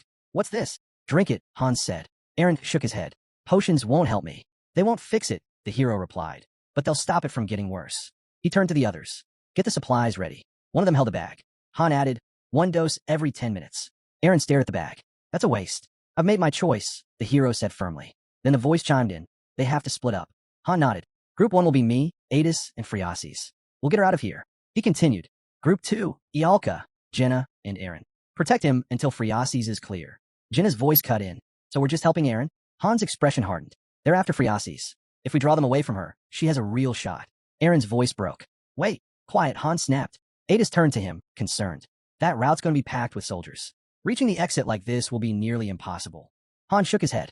We're changing tactics. The voice asked, what do you mean new tactics? He began explaining. Originally, our goal here was to locate the target, rescue them, and escape. Now, our mission is just one thing. Make sure the target escapes. He paused, then muttered, fine. They won't let us come. Someone mentioned waiting for nightfall. A thought crossed Han's mind. The team had lost combat strength by splitting up, so fighting their way out was off the table. But there was a benefit. Smaller groups meant stealth. If we don't fight, he reasoned, we won't need a mage. Fire magic will just draw too much attention. That meant Ialka couldn't go with them. Jenna and Aaron, however, will be able to adapt and think fast if trouble came. Han told them to head for the outskirts. Search teams would be combing the area all night. There was no time to hesitate. Just take Aaron and run. Aaron hung his head. I'm sorry, he muttered. Don't fool yourself, someone told him. We're not saving you for your sake. Then Han looked at the girls. If it comes to a point where you can't protect Aaron anymore, leave him. No second thoughts. Your lives come first. That was the end of the break. Group right. We'll go left, Han ordered. The girls guided Aaron in one direction while the rest headed off the other way. As they walked, Han brought up shelters. Adis answered, saying there were a few, mostly hidden among the winding park alleys. Some buildings could be entered too. Did you already try those? He asked. I checked earlier, she replied. As she walked, Adis noted how different this floor was from the fifth. Not necessarily worse, just unfamiliar. They passed a man sitting blankly on the pavement. Adis averted her eyes, keeping her pace steady. Friasis glanced back. The man reached toward her. Are you lost, little one? She flinched, letting out a startled hiccup. He rambled. Ran away from home. Didn't you? I'll walk you back. Adis shoved him down by his legs. A sharp yell followed. She turned briefly to the collapsed man. These slums reek, she muttered, but it's a good place to hide. Twisting streets, too many buildings, perfect. She moved forward again. I'll scout ahead. Find a hiding spot. A mission tip floated to mind. Long missions could include hidden dungeons, stretching the objective. Even if the master logs off, Haynes keep going. Han thought about that. Long missions meant downtime, something a master wouldn't enjoy watching. But this girl, scared as she looked, kept a steady head. She clearly understood that things weren't so simple. If she were just a normal kid, she would have refused to go with them. But she hadn't. The blonde knew sticking with them was her best shot at surviving this chaos.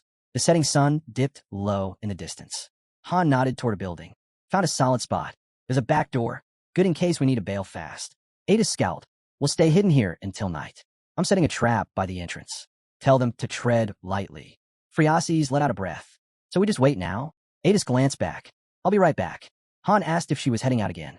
With a smirk, she replied that she had her own responsibilities, and that he alone was more than capable of keeping her safe.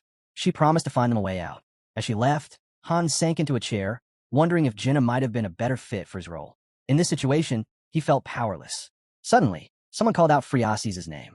Han turned toward the voice. She repeated herself, clarifying that it was indeed her name, and that she was second in line for the Imperial throne. He asked again, not sure he'd heard right. She confirmed it, then added that he clearly didn't care. Her gaze lingered on him as she asked where he was from. Han shut his eyes and answered flatly. It wasn't her concern. Friasis pointed out that she'd shared her identity, so he could at least return the favor. But he replied that even if he told her, she wouldn't understand. She asked if he was being serious. Was he saying they came from a place she couldn't even imagine? Maybe, Hans said. Friasis nodded slowly. That might be true. Then she added something else. She believed they were the same squad that had saved Nelsa. Yes, Nelsa, that city on the 10th floor. She remembered overhearing the NPCs talk about it. Adjusting her crown, Friasis said it all felt familiar, like something she'd seen in her dreams. Han's expression shifted. Dreams? She explained that she'd dreamed of soldiers fighting desperately to defend a city. Their faces were blurred, but she was sure it was them. As she removed her ceremonial headdress, Friasis went on. Survivors from Nelsa had said a certain squad saved them. If not for that group, the city would have been lost. But none of them had seen their rescuers clearly either. Looking down, Friasis admitted that she'd been having eerie dreams for nearly a year now, visions filled with dread. In them, everything around her seemed to be awaiting destruction. The Empire, the city of the 4 founding families. Every town and village across the continent, consumed by fire. These dreams convinced her that disaster was approaching. Soon, the entire continent could fall. She looked at him seriously. Do you know what's happening on Earth? She asked. Strange illnesses, parasites, monsters, all growing stronger. Then she added something chilling. She believed the invasion of Nelsa was just a part of something far bigger. After all, monsters normally don't cross into human lands. Han asked why she was telling him all this. Friasis looked at him and said plainly, because she needed power. Power, he echoed. Power to save the world, she replied, her eyes flashing. Han raised an eyebrow. So you want my help? She nodded. Yes, I do. He leaned back. But why me? Don't you have endless resources? Shouldn't knights be lining up to serve you? Friasis looked down. I'm nothing more than a figurehead, she said quietly. Just a princess in title. That's all. She bit her lip, voice growing bitter. No one listens. No one follows. Han folded his arms behind his head. You've got money. Hire mercenaries. I'll pay you whatever you want, she said immediately. Maybe I'm a puppet, but I have the funds. I still closed, Han replied. No thanks. There are plenty of others who'd take your money. She clutched her crown tightly. But no one takes me seriously. They dismiss my dreams as fairy tales. Her voice softened. But you didn't laugh. She gave a small smile. That's why I want to hire you.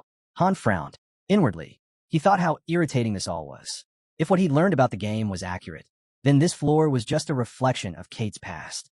According to her, they were supposed to force the story to shift, even if that meant breaking the logic of the world, even if time and space got twisted. Even if he wanted to help, nothing would truly change. Birds soared overhead. This girl, just an NPC. Once the mission ends, there'd be no connection between them. Friases asked again, so is that a no? Han replied, I have my reasons. She pressed him, what reasons? He smiled. You'll probably laugh. Her eyes widened in surprise. He answered, we're from another world. She asked what was different about that. Well, he said, glancing at the sky. There's not much to do before sunset. No harm in talking a bit. He gave a small grin. It's a pretty messed up place. In our world, we're given missions. Fail them, and we die. Han said that this time, their mission was to protect a specific person. They didn't know who it was at first, but eventually, they realized it was her. He looked directly at her. If we fail to protect you, we die. Friases paused. Wait, so you and your team came from another world just to complete this mission? Yeah, Han nodded. Once it's done, we're pulled back to our world. That's why I can't stay to help you after. She raised an eyebrow, her tone a mix of amusement and doubt. Another world? That's quite the excuse. Are you lying just to turn me down? Han shrugged. Believe whatever you want. Doesn't matter to me. But to his surprise, she smiled. No, I believe you. You're warriors from another world. Han met her eyes. Friases added softly, I won't doubt your story. You didn't mock mine. I'm sure you have your own reasons. She looked away. I won't try to convince you anymore. You've got your mission. I've got mine. Han asked, and what exactly is your mission? She frowned. Isn't it obvious? I won't let my dreams come true. He studied her for a moment. So, you're the one who gathered everyone in the square? She tilted her head. You mean the Hall of White Silver? He nodded. Yes, she confirmed. I'm giving a speech there. Why? To gain more influence, she replied. Right now, I'm nothing compared to my brother. Han thought about it. This girl, who would already be dead without their help, was trying to rally power. If these choose me missions had meaning, then maybe it was this. Friases was an NPC worth saving. He turned his gaze to the distance, then stepped out of the room. My name's Han, he said. Friases' eyes widened slightly. Han. A soft smile appeared as she repeated it again. Han. Thanks, she said. If it weren't for you, I wouldn't be alive right now. We're not done yet, he replied. I understand. Do you have any idea who wants you dead? He asked. She shook her head. No clue. Han handed her something. She blinked, surprised. You stand out too much, he told her. Like a walking notice board. Notice board? She asked, picking up the clothes he gave her. She looked at them, confused. You want me to wear these? And what about what I'm wearing now? Han told her to toss her old clothes. There was a trash can right outside. He asked, What, you don't want to? Friases hesitated. No, that's what I thought at first. Then she quietly asked if she could be alone for a bit. Han looked a bit taken aback. Then he frowned and turned away. As he walked off, his thoughts lingered. She was crying. Even if it was just words, she was still a princess. Probably around 15. It was no wonder she was struggling to accept everything happening to her now. She changed into the new clothes and remarked that the fabric felt strange. Han picked up her old clothes. Yeah, probably because the fleas love them, he said. The girl let out a furious scream. He tossed the clothes in the trash and added, I was joking. That was a horrible joke. Friases shouted. Han dropped into a chair. We're moving in 2 or 3 hours. Get some sleep. She didn't respond, just turned away in silence. If something happened to Eren, Han knew the system would notify him. For now, they still had some time. Hopefully, Eren could hold out. The moon hung quietly in the sky. Friases closed her eyes and drifted off to sleep. Han sat quietly, watching her. He let out a long breath.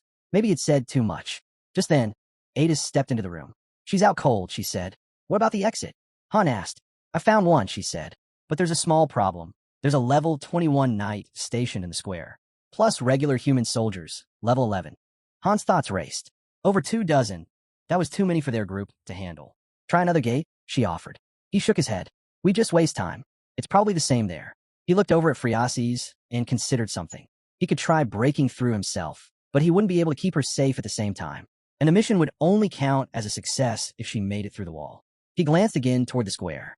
That knight was at least 5 levels higher than any he'd fought before. He was running out of options. Turning to Adis, he asked, Do you know where Eren's group is? She shook her head. No. Han pressed on. Do you at least know the city layout? She nodded. He met her eyes. Then go back to the shelter. You'll find a dress and a crown there. Find Jenna. Make her wear them. His expression darkened. We're using her as bait, he said. Based on Adis's intel, there was no other way out. If they had more time, they could have analyzed the situation better. But with Eren barely holding on, they couldn't afford the luxury. The voice suggested that if Jenna showed up dressed as a princess and stirred up some trouble, some of the soldiers might be drawn away. Jenna snapped back, saying fine, she'd go. Han figured he'd have to ditch the shield. The shine might give them away. He told her they had less than an hour, no later.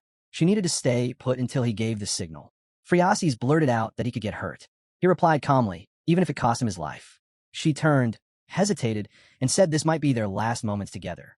He gave her a quiet smile and agreed. It probably was. Their eyes met in silence. Suddenly, something darted past. The windows had long gone dark.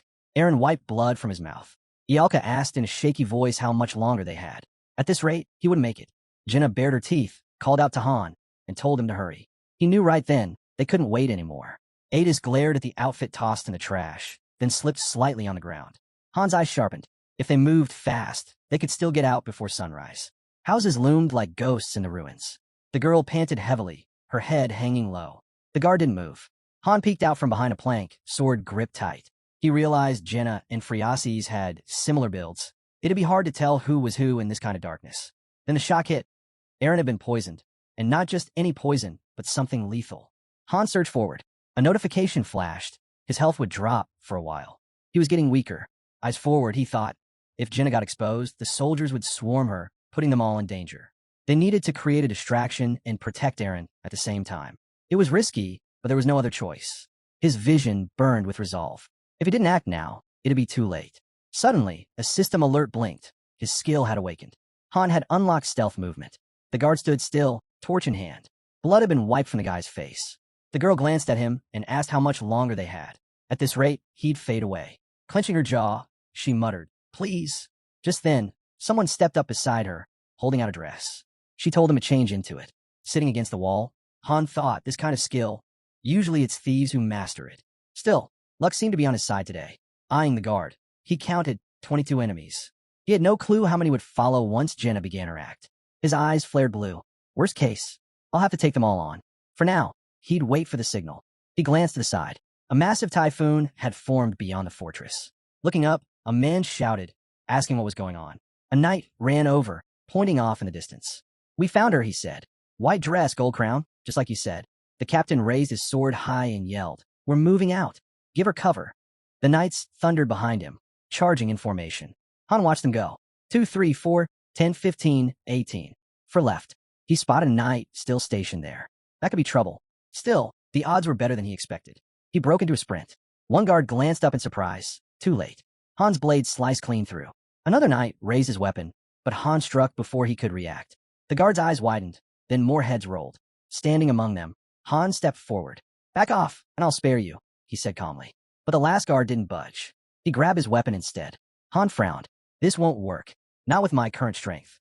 His blade couldn't pierce that armor. He'd have to aim for the gaps. But those were few and narrow. Suddenly, he dashed forward. His eyes lit up, no time to think. A countdown appeared, 20 seconds. He focused on the knight's hand. The guard blocked his first strike. Han followed up with a powerful slash. Light burst from the impact. Blow after blow rained down, but the knight parried every single one. Han jumped back, gritting his teeth. Eyes locked ahead, he muttered, "This bastard." He noticed something strange. The guard wasn't attacking. Twice, he'd left himself open on purpose. And yet, he didn't counter once. Resting his sword on his shoulder, Han muttered, "That freak knows he doesn't need to win. Just stall me long enough." Then he growled, "Fine, let him come." A system alert popped up. Jenna is bleeding. Her health will drop over time. The knight smirked. Another notification followed. Eren is critical. Life signs unstable. Drawing his blade forward, Han snapped, then let him die. Rage began to surge through his body. He was entering a berserk state. With a sudden burst, he leapt into the air, delivering a vicious blow. My strength, it's up by 40 units, he realized mid-strike. If I can't slice through that armor, I'll just smash it apart. His train of thought was broken when he caught wind of a new message. Ialka is entering mana frenzy. His eyes widened. Damn it, we don't even have a full minute left. He turned toward her. An alert explained. Mana frenzy is triggered when a mage overuses their magic. Ialka suddenly sprinted forward, her footsteps loud against the stone. She charged toward the knight. Han yelled, "Don't focus on anything else. Just run. Get through the castle gates, straight down the road." He stomped the ground, driving the enemy back. "Fall behind," he barked. The guard started to move. He lunged at Ialka. The knight swung hard. Han deflected it with precision. Then, from above, someone dropped from the rooftop.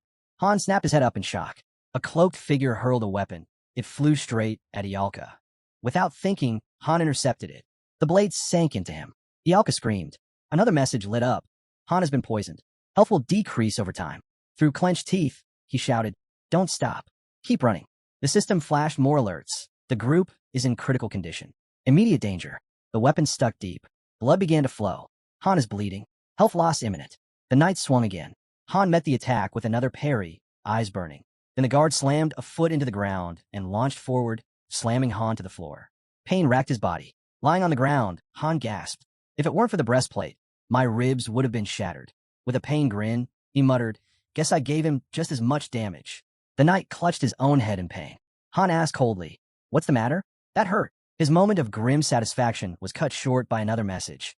Adis is poisoned. Her health will steadily drop. No time to deal with this, Han thought. The cloaked man raised his weapon again and fired at Ialka. Han lunged. His sword rammed into the attacker's face. He stared him down. "What are you looking at?" The knight swung his blade, but Han shot up, legs coiled. In an instant, he slammed into the knight, sending him crashing to the ground. The guard scrambled to grab his sword. Eyes locked forward. The knight froze as Han lifted his weapon overhead. Outside, the girl was sprinting from the castle.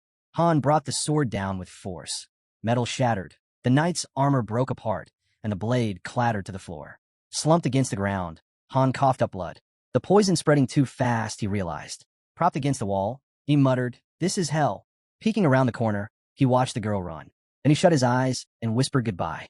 A soft blue glow began to wrap around him. Staring forward, he thought, "I'm so tired." Jenna was surrounded, guards closing in. She bolted, knights chasing. Ialka clutched her head in panic. Still slumped, Han cracked his eyes open. Jenna kept running, wide-eyed, not slowing down for a second. Then, the crown on her head slipped. She stumbled and fell. Suddenly, a blue aura engulfed her completely. A notification flashed. Target has escaped the city. Best player, Han. A player card appeared. Floor cleared. Jenna, Aaron, Ialka, Adis. Reward, 100,000 gold plus iron ore. Light shimmered around the team. Looking away, the girl muttered bitterly, "I thought I was going to die. You're the one who made me wear that ridiculous outfit." Han, still on the ground, asked, "What? You didn't like it?" She answered, "That's not the point. At least you knew the soldiers were out for blood." He replied casually, "No one died, though." A message popped up. Recording complete. Video saved. Save to gallery. Shareable with other players. Han nodded. "We did good. Everyone's alive." Floor cleared. Another prompt appeared. Exit game? Yes was selected. Adis smirked. "Well, I gave it everything I had. Without me, you'd be toast." He looked at her. "You're right." She waved him off. "I just did what I had to. Anyway, I'm off. Back to my squad. I wasn't planning on staying long. I'm sure the master's already lining up someone new." Han watched her go. None of this would have worked without Adis, he thought. That bait plan? Her maps and Recon were the real key. Honestly, she was the MVP. The girl shut her eyes. "Every time we play, you nearly get us all killed. I need sleep. My skin's going to hate me." Then, with a smirk, she added, "Lighten up. You weren't dead weight. You just had terrible luck." Aaron suddenly turned to Han, who was standing behind him. "I'm sorry," he said quietly. "This all happened because of me." Han replied without hesitation, "I get it. Just don't do it again. I won't be saving you a second time." Then he heard Aaron say something else, something that made him pause. "There's no guarantee it won't happen again." "What the hell are you talking about?" Han shot back. Aaron stood still. "You're dragging me all the way to the top of this cursed tower," he muttered through clenched teeth. "But no matter how hard I try, I don't think I can keep up. It feels like the gap between us gets wider every single day." A projection flickered to life, a portrait of a girl. "Ialka," Aaron whispered. Off to the side, Jenna was firing arrows, and Aaron said her name too. Red particles swirled around Han. You're something else," Aaron mumbled. "What?" Han squinted, but Aaron just shook his head. "Forget it. Just talking nonsense." Han watched him. He couldn't deny it. This mission had been brutal, and a lot of that was Aaron's fault. If Aaron hadn't been injured, maybe they wouldn't have had to take such reckless chances. But still, it had been his choice to save him. Maybe that was the real mistake, acting without thinking. Aaron was level 14. On paper, same as the others. But the difference in stat growth was staggering. Han or Jenna gained 5 to 6 points per level. Aaron's barely moved. And his skill set? Barely passable. A few good basics, but nothing special. And he wasn't even good at using what he did have. Han glanced back at him. For now, we can still manage, he thought. But this gap, it's only going to grow. Eventually, Aaron would fall behind. Whether it was from low stats or lack of skill. He'd either be left out or die in the field. As Han stepped through the portal, one thought lingered. There's not much time left with him. He wasn't keeping Aaron around out of sentiment. It was just that they'd grown up together. But Han wasn't stupid enough to drag dead weight along forever. Leaves drifted in the breeze as he stared ahead. If Aaron couldn't keep up, he'd be left behind. That's just how it was. How it always was. The camp came into view. A girl greeted him with a grin. You're not seriously planning to feed me just potatoes, right? I didn't skip training for that. Standing in front of her, Han gave a short nod. Already said, yeah. She gave him a mock glare. So I've been lied my whole life, huh? For now, he replied. Just train however you want. No need to follow the program. Glancing at the squad, Han added, it's just 3 days. Call it a mini vacation. The master had no plans to throw them into battle anytime soon. Hearing this, the girl smirked and asked what they'd do in the meantime. She was told it felt strange to take a break. He'd just train until dinner, then sleep. Standing in front of her, Han asked why he was pushing himself so hard. The answer was simple. No one else was going to do it for him. Charging ahead, Han noted the weights, 10 kilos each. Running without them wouldn't even drain his stamina. His body was already operating at the peak of human potential. Eyes locked forward, he figured this must be thanks to the interference points Isel mentioned. That had to be the key. As soon as he gave the ending the manual, the whole vibe in the lobby shifted. Newer, lower-ranked heroes were fired up, pushing themselves harder, knowing they could be cut at any moment. But that spark didn't last long. Eventually, they all eased up. There was no point trying anymore. Enning wasn't making a living off synthesis anymore, so the pressure to rise had faded. Spitting to the side, Han turned aside and asked what the famous third group wanted with him. With a sly grin, he said he overheard something when he first entered the lobby. Walking alongside the girl, he said it didn't matter who they were before this, nobles or nobodies. If they were here now, they needed to prove they were worth something. Holding out his hand, he remembered someone once said those exact words, and it fired him up. Anything could happen here, as long as you proved your value. He even grew to love battles that put his life on the line. But now he paused, staring ahead. He mentioned hearing the laughter of fools. Then there was Velkist, second gen, still a complete wild card. He chose to dive into training on his own, without anyone forcing him. His drive was just like Aaron's, and his natural ability left people stunned. The girl closed her eyes, then Han, thinking Narizo was the same way. Gripping his weapon, Velkist muttered he regretted not getting here sooner. Everything was so different for what they'd been told. Licking his blade, he added that, if allowed, he'd gladly teach them all a lesson. When asked if that was okay, Han looked aside and told him not to interfere. Velkist just grinned, saying he'd stop right before anyone died. Lifting his sword, his eyes gleamed. Scary, isn't it? He said. Then forgive me. Looking forward again, he asked, but tell me, wasn't everything you said just a lie? He wasn't here to talk. He was here to prove he was worth something. By the fountain, a group sat talking. One of them mentioned he didn't think any of this really mattered. He'd heard there was a great system called synthesis. It was supposed to clean out the useless ones. But strangely enough, the master wasn't using it at all. Han clenched his teeth. Let them do as they pleased. Sooner or later, they'd learn. Turning away, the guy simply replied, all right then.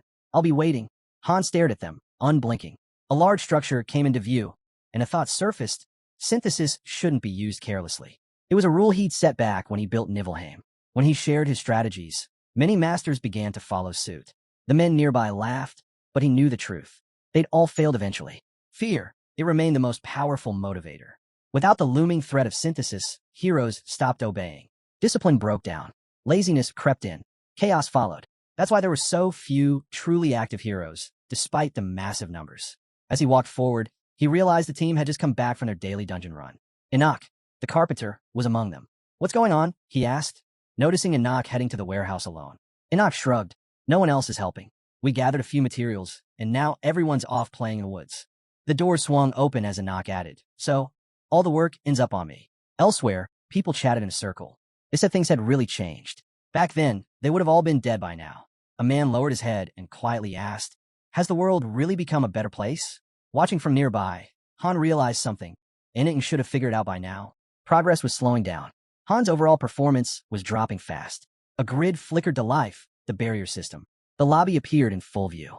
He thought to himself, only 2 options remained. The first, mass synthesis. That would mean sacrificing most second-gen heroes, but training and productivity would skyrocket. Of course, if pushed too far, it would cause extreme stress among the survivors.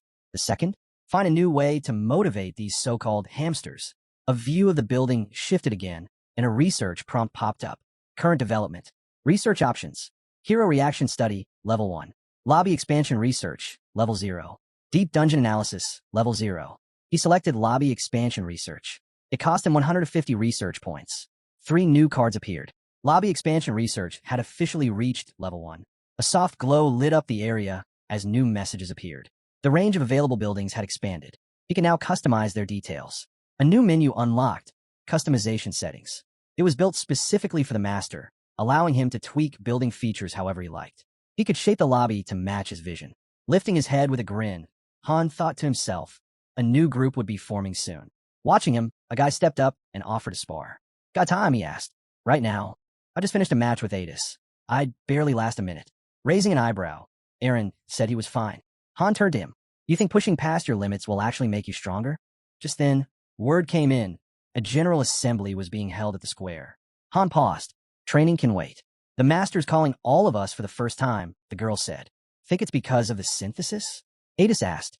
Looking ahead, Isel asked if everyone had arrived. She floated upward, scanning the area. Anyone still missing? Aside from the ones stuck in the dungeon. If they're skipping this, they're in trouble, someone muttered. The girl looked around and nodded. Everyone's here. Perfect, Fairy replied. Then let's head to the warehouse. The warehouse building came into view. A man glanced at Isel. What's going on? If you get swept away, you'll disappear, she warned. Swept away by what? He asked. Raising a finger toward the sky, Isel said simply, renovation starts now. Everyone's eyes widened. A message appeared. The lobby lit up. Construction has begun. Select the type of building you want to place. A warm glow filled the room. Another message popped up. Dwelling number 3 selected. He chose to expand it. Training center number 3, expansion in progress. The girl raised her finger again. We've done this before. We got more people now. Time to scale up. Another message. Dwellings are now level 3. Hero capacity increased. Adis looked at her. Renovation, huh? She shrugged. I figured. The master adds new stuff to the lobby sometimes. It'd be great if he made something like a bathhouse. With hot water. As if on cue, a new notification popped up. Bathhouse selected. Construction continues. The guy glanced sideways. So what do you think we'll get this time? The system chimed in with an update. Work had begun on expanding both the recreation area and the cafeteria. Han, watching everything unfold, commented vaguely. Who knows? Suddenly, a bright light flashed in the lobby. Another message popped up. Great news. The area is evolving to level 3. Someone nearby muttered. Well, that was unexpected. Aaron glanced over and asked again. Han's eyes lit up as he said with a smile, let's see. A girl nearby reassured everyone. Relax, he's just constructing more buildings for us.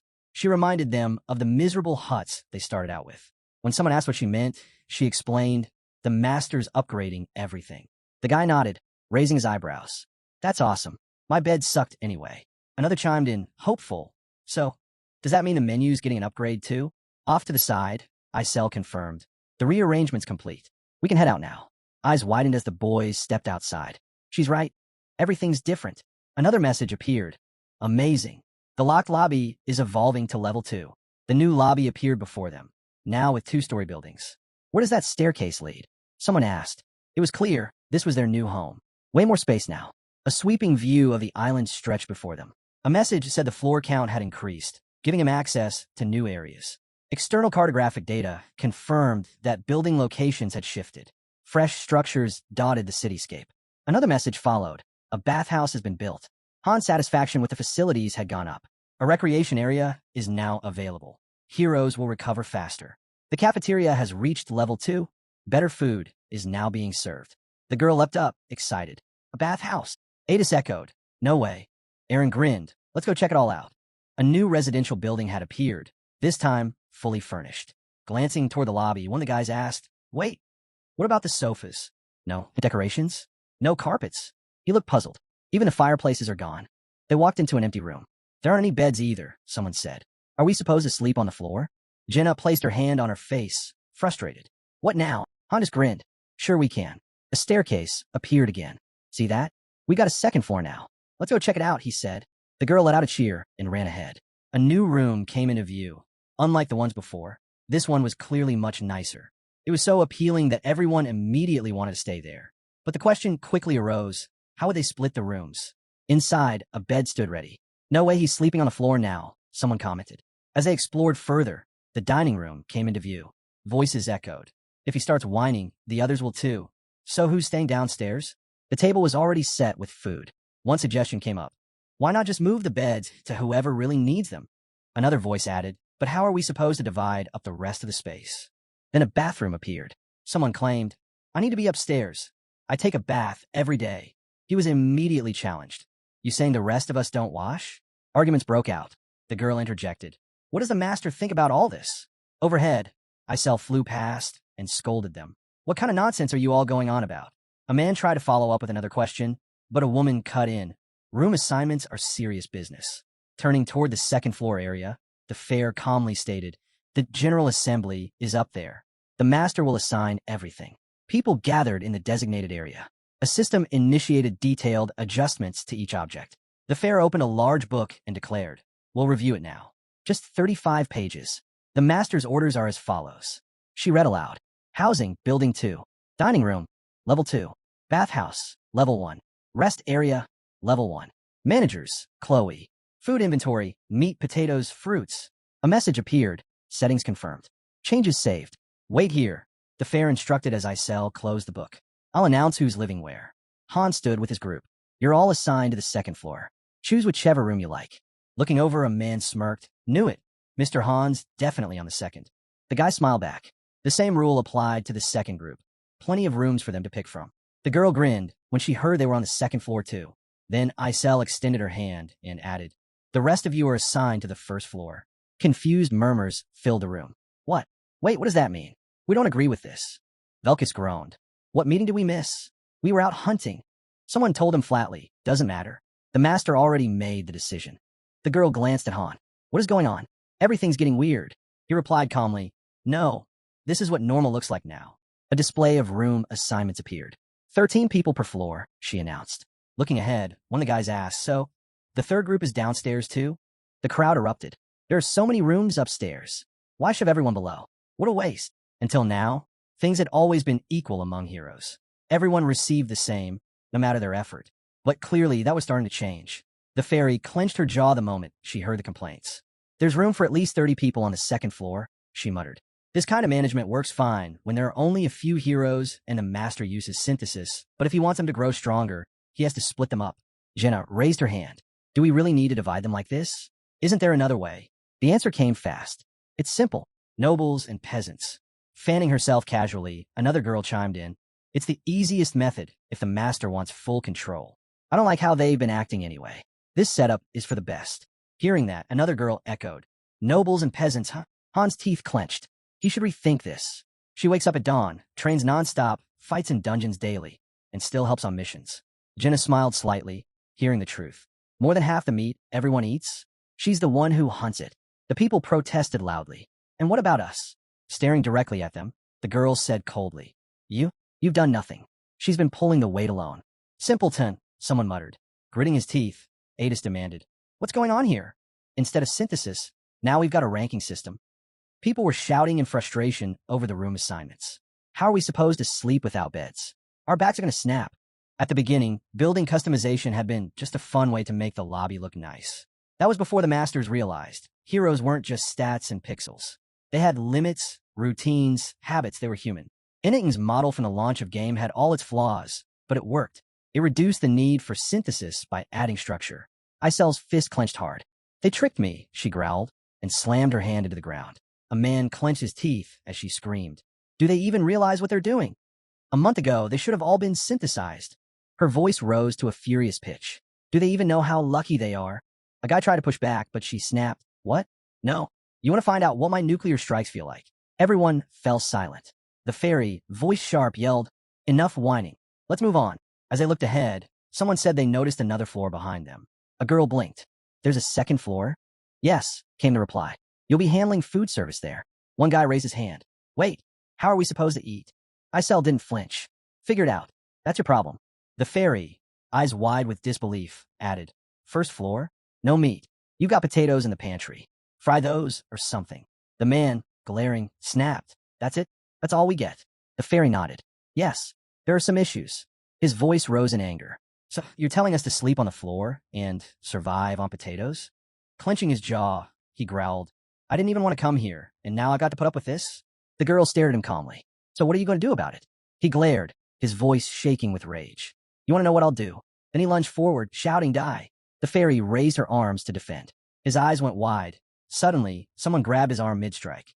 Isel's voice cut through the air, sharp and furious. What the hell do you think you're doing? Velkist, now holding the attacker's arm, smirked. Relax. As long as nobody dies, it's all good. A house appeared in the background. A voice echoed through the air, cool and firm. I don't care who you used to be, aristocrat or nobody. It makes no difference now. The man sat at a table, his tone cold. If you want to stay alive here, prove your value. That's what matters. He added with a smirk. That's exactly what Mr. Han said. Raising a finger, he warned, better play by the rules if you want to stick around. Don't mess with the first or second groups. They're not just strong. They're monsters. One of the guys rubbed his face, looking worn. I watched their training. They're insane. If they're sparring with each other, maybe I've got shot, Aaron, but he placed a hand on the table and turned to the man. How strong is Han, really? The man replied flatly. Can't say. I was never in his group. The guy frowned. Then where's all this talk coming from? Jenna, the man replied. Unlike the others, she actually shares stuff. Across from him, Velkis leaned forward. You ever seen fusion? No, the man answered.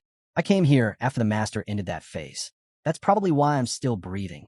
Hand to his face, the guy muttered, Fusion, with every fight, you gain strength, and your skill set keeps growing. Then, grinning wide, he added, and the one leading this whole place? That's Han. The boy stood up. Got it. Thanks for the info. The man nodded. Name's Alan. If you got more questions. Don't care. Velkis cut in, looking away. The fairy turned her gaze away, unimpressed, and asked, What the hell are you even doing? The boy gave a smug grin. As long as I don't kill the guy, it's fine, he said, raising his sword. I heard all about what the elders went through. Sounds like it was quite the thrill. Shame I showed up late to the fun. The man simply raised a hand in front of him, clearly indifferent to whether the boy proved anything or not. The boy looked off to the side and muttered, From what I've heard, this place had a top-tier garbage disposal system. So why'd the master stop using it? Velkis tossed something toward him, his severed hand. You can have that back. Press it hard enough, it'll grow back. Everyone around gasped in shock. He didn't know that kind of thing was even possible. He'd never been through it himself. Velkis gave a wide grin. Right on time, huh? I kind of like it here, but man, it gets dull. He looked around. Anyone else want to try walking around one-handed? Someone from the crowd muttered that he was clearly a psycho. Velkis just shrugged. Better a psycho than a useless pig. Han locked eyes with him. Why are you even interfering? Velkis gave a flippant wave. Sorry, couldn't help it. The whole thing was just so gross my body acted on its own. Han glanced at the man again. Lucky break. If Velkis hadn't stepped in, Isel would have taken his head clean off. The fairy turned to the guy and asked, What did you hear? He asked about the difference between the first and second floors.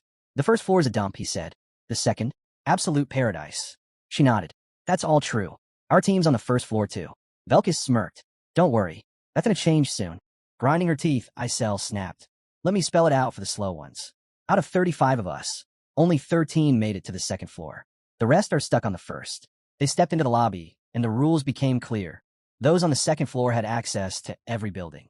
First floor residents? If they even thought about trespassing, they'd end up as corpses. Isel gave a sharp grin. So if you want to survive here, get stronger. That's the only way. Just look at him. Our unbeatable super ACE. Try copying him. Han grabbed her face, interrupting. Isel went on. You all saw what he pulled off on the 15th floor. Those insane moves of his. He looked out over the group. If you want better treatment, then prove you deserve it. The master's watching. Stepping forward, Han addressed everyone. If he thinks you're ready, you'll get your spot on the second floor. The man spoke up, his voice shaking. But this is too cruel. We were dragged here without a choice. Why should we be forced to live like this? Velkis turned his head, visibly confused, while Han clenched his teeth. That's enough, he muttered. The boy let out a mocking laugh. You think you're special? We didn't get a choice either. In fact, we had it even worse. Han turned to the girl. Is that true? She nodded. Yeah, no food. One mistake, and you get fused. The man's eyes widened as the reality set in. They had trained endlessly, not because they wanted to, but because they had no other option. But what does that even mean? He asked, baffled. A faint glow began to surround Han. You expect them to fight like that? Han shut his eyes and responded calmly. At the moment, we don't really need more support or gathering roles. Most of the slots are for combatants, and only a handful will make it to the second floor. Everyone began murmuring. It seemed half of them had come to terms with it, while the other half boiled with resentment. Looking forward, Han mulled it over. They were used to comfort. Trying to drop them straight into the system like this was bound to backfire. It would have been smoother to offer them a free gacha or ease them in gradually. Change sparks resistance, especially when people are used to stability. One man burst out angrily, brow furrowed. You expect me to fight when we're treated like garbage? What kind of twisted system is this? We won't accept it. The boy grinned. Funny, you didn't fight back when life was good, either. A voice shouted from the crowd. Isn't that the truth? More cries followed. We're taking what we're owed. The man smiled wide, but there was something off about it. You think we won't figure out that secret you've been hiding? Han narrowed his eyes. What secret? Looking him dead in the eye, the man said, tell us, how do we change the master's mind? The fairy stood frozen, shocked. So he knew that monster couldn't harm them. He'd done everything to keep it hidden, but now they were onto him. The man spun around. What's the point of fighting and risking everything just to live the way we used to? Someone confirmed coldly, he's right. People began raising their hands in protest, shouting, we're not fighting. A message blinked into existence. Han has refused to participate. Group 4, inoperative. Group 5, inoperative. Han shut his eyes. 10 people refused. He opened them again, voice low. Looks like they don't know their place.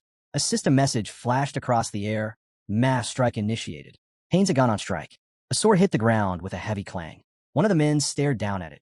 His expression twisted in fear. Then the weapon began to spin on its own. Teeth clenched. Han spoke coldly. I'll cut off a hand from each of you with this sword. The man, still nursing his own injured hand, murmured bitterly. It's mine, after all. Han turned pale as he realized what Han meant. You're seriously letting them live after that? Han gave a calm smile. If words don't work, we move to the next step. It's a steep lesson, but they'll learn. The man clenched his fists. That's not a threat. That's underscore. They already know they don't have to follow the master's orders. Standing before them, Han nodded. Yeah, they've got the right to disobey. Isel can't touch them, unless certain conditions are met. Adis extended a hand to the side. You all need to get your heads straight. Refusing orders? That's risking your lives. Han frowned. And how is that any different from fighting? The risk is the same. The girl looked at him coldly. You don't get it. Not even close. Han chimed in, but that attitude you've got, that's what gives you the guts to take the risk.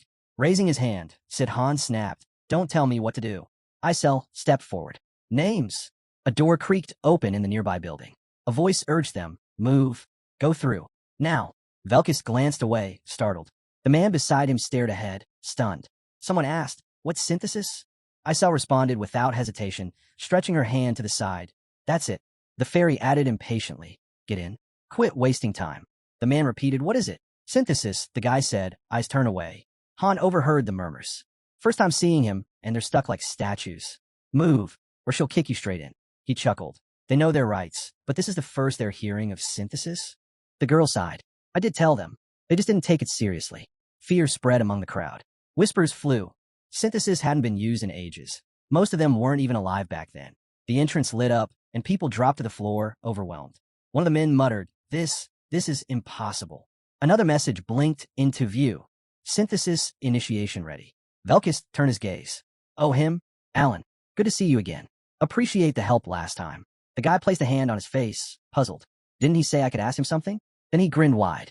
Well, forget it. Doesn't look like I'll be getting any answers now. The man yelled out, his voice cutting through the chaos, as a building suddenly formed before them. A system message popped up. Synthesis complete. In a flash of radiant light, 2 figures vanished. Velkis' level increased, and with it came a new skill. As they descended the stairs, a guy exclaimed how incredible everything felt, his eyes gleaming. But he quickly added, it still wasn't enough. There was more. Spotting some rewards nearby, he turned to Han and asked if that would suffice. Han shook his head. Definitely not. It was time to end this. The other guy sighed, saying it was a shame. One man looked at him, eyes full of fear, as he heard someone mention the experience had been great, and hopefully it could happen more often. Isel turned to address the group. Another man objected, saying he had been working. But then someone corrected him. It wasn't Alter, it was Walter. They needed to hurry. Walter seized the man, shouting in frustration, accusing him of lying. He had insisted that nothing bad would happen. The man defended himself, saying that's what he was told. Then why, Walter demanded, had the other 2 not returned?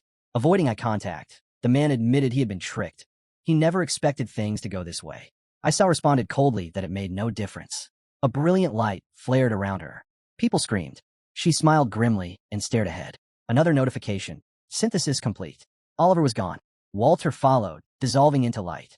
Then her card materialized, glowing yellow particles swirling around Nariza, who stood still, eyes locked forward. The man suddenly shouted. He wanted to take back everything he said. A message came through. Group 4 is ready for deployment. Isel began calling out names.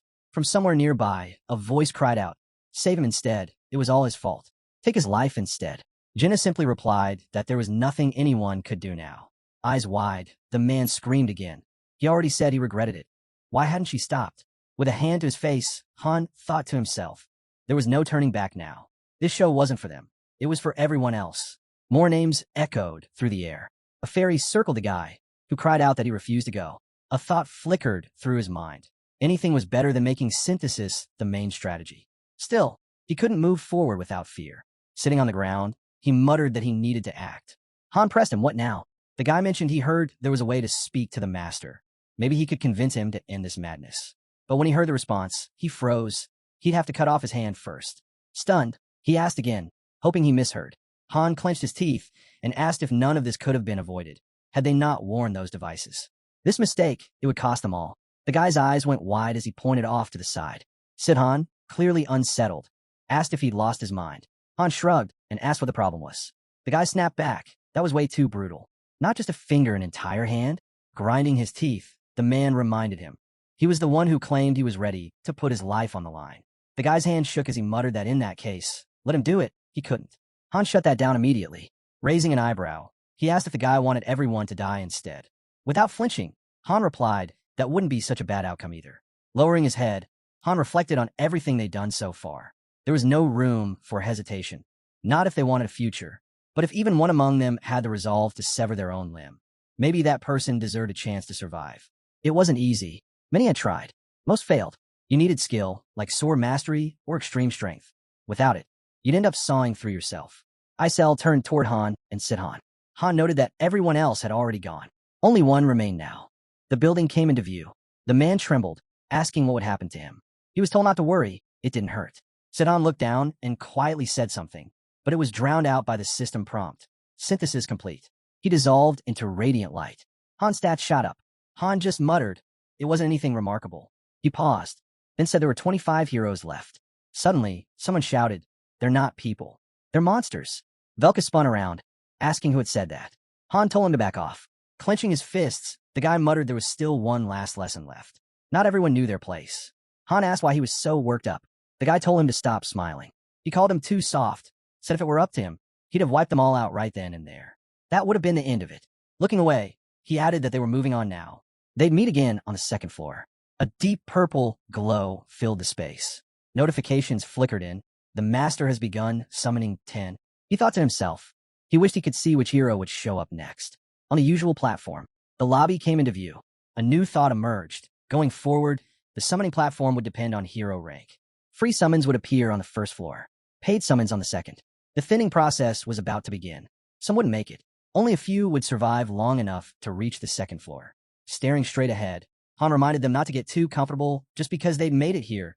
Demotion was still very much on the table. The girl beside him replied bluntly that she'd rather not find out what that felt like. The squad turned their attention to heroes nearby. Someone noted that with the addition of a second floor, a third was probably inevitable. Growth couldn't be stopped, and ranks would continue to split further. On the second day, the lobby appeared once again. A view of the common room opened up. The girl smirked and said he was finally awake. Glancing at Han, she added that it was strange, but today's breakfast was downright addictive.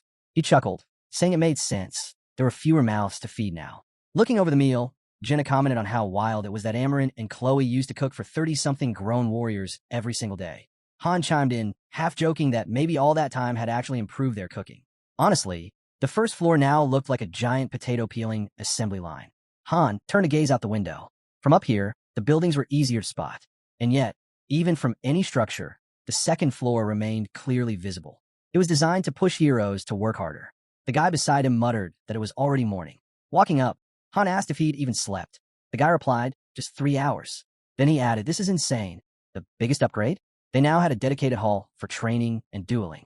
These duel halls could be sealed from the inside, giving them space to safely hone skills like Berserker mode. The hall even reduced regeneration. It was a unique property of the space, making fights feel just like the real thing. If things got too serious, dragging the injured outside would be enough to save them. Han looked forward again, thinking that with upgraded buildings, team structures would have to shift as well. Who would fill the vacant spots in the first and second squads was now the key question. The guy swung his sword, adding a thought, Velkist. The girl followed up with a strike of her own. A realization hit. Nariza and Velkist were still in their barbarian phase. Velkist was fearless, yes, but incredibly skilled too. The ability he unlocked yesterday? It was extremely rare, only a 1% drop chance.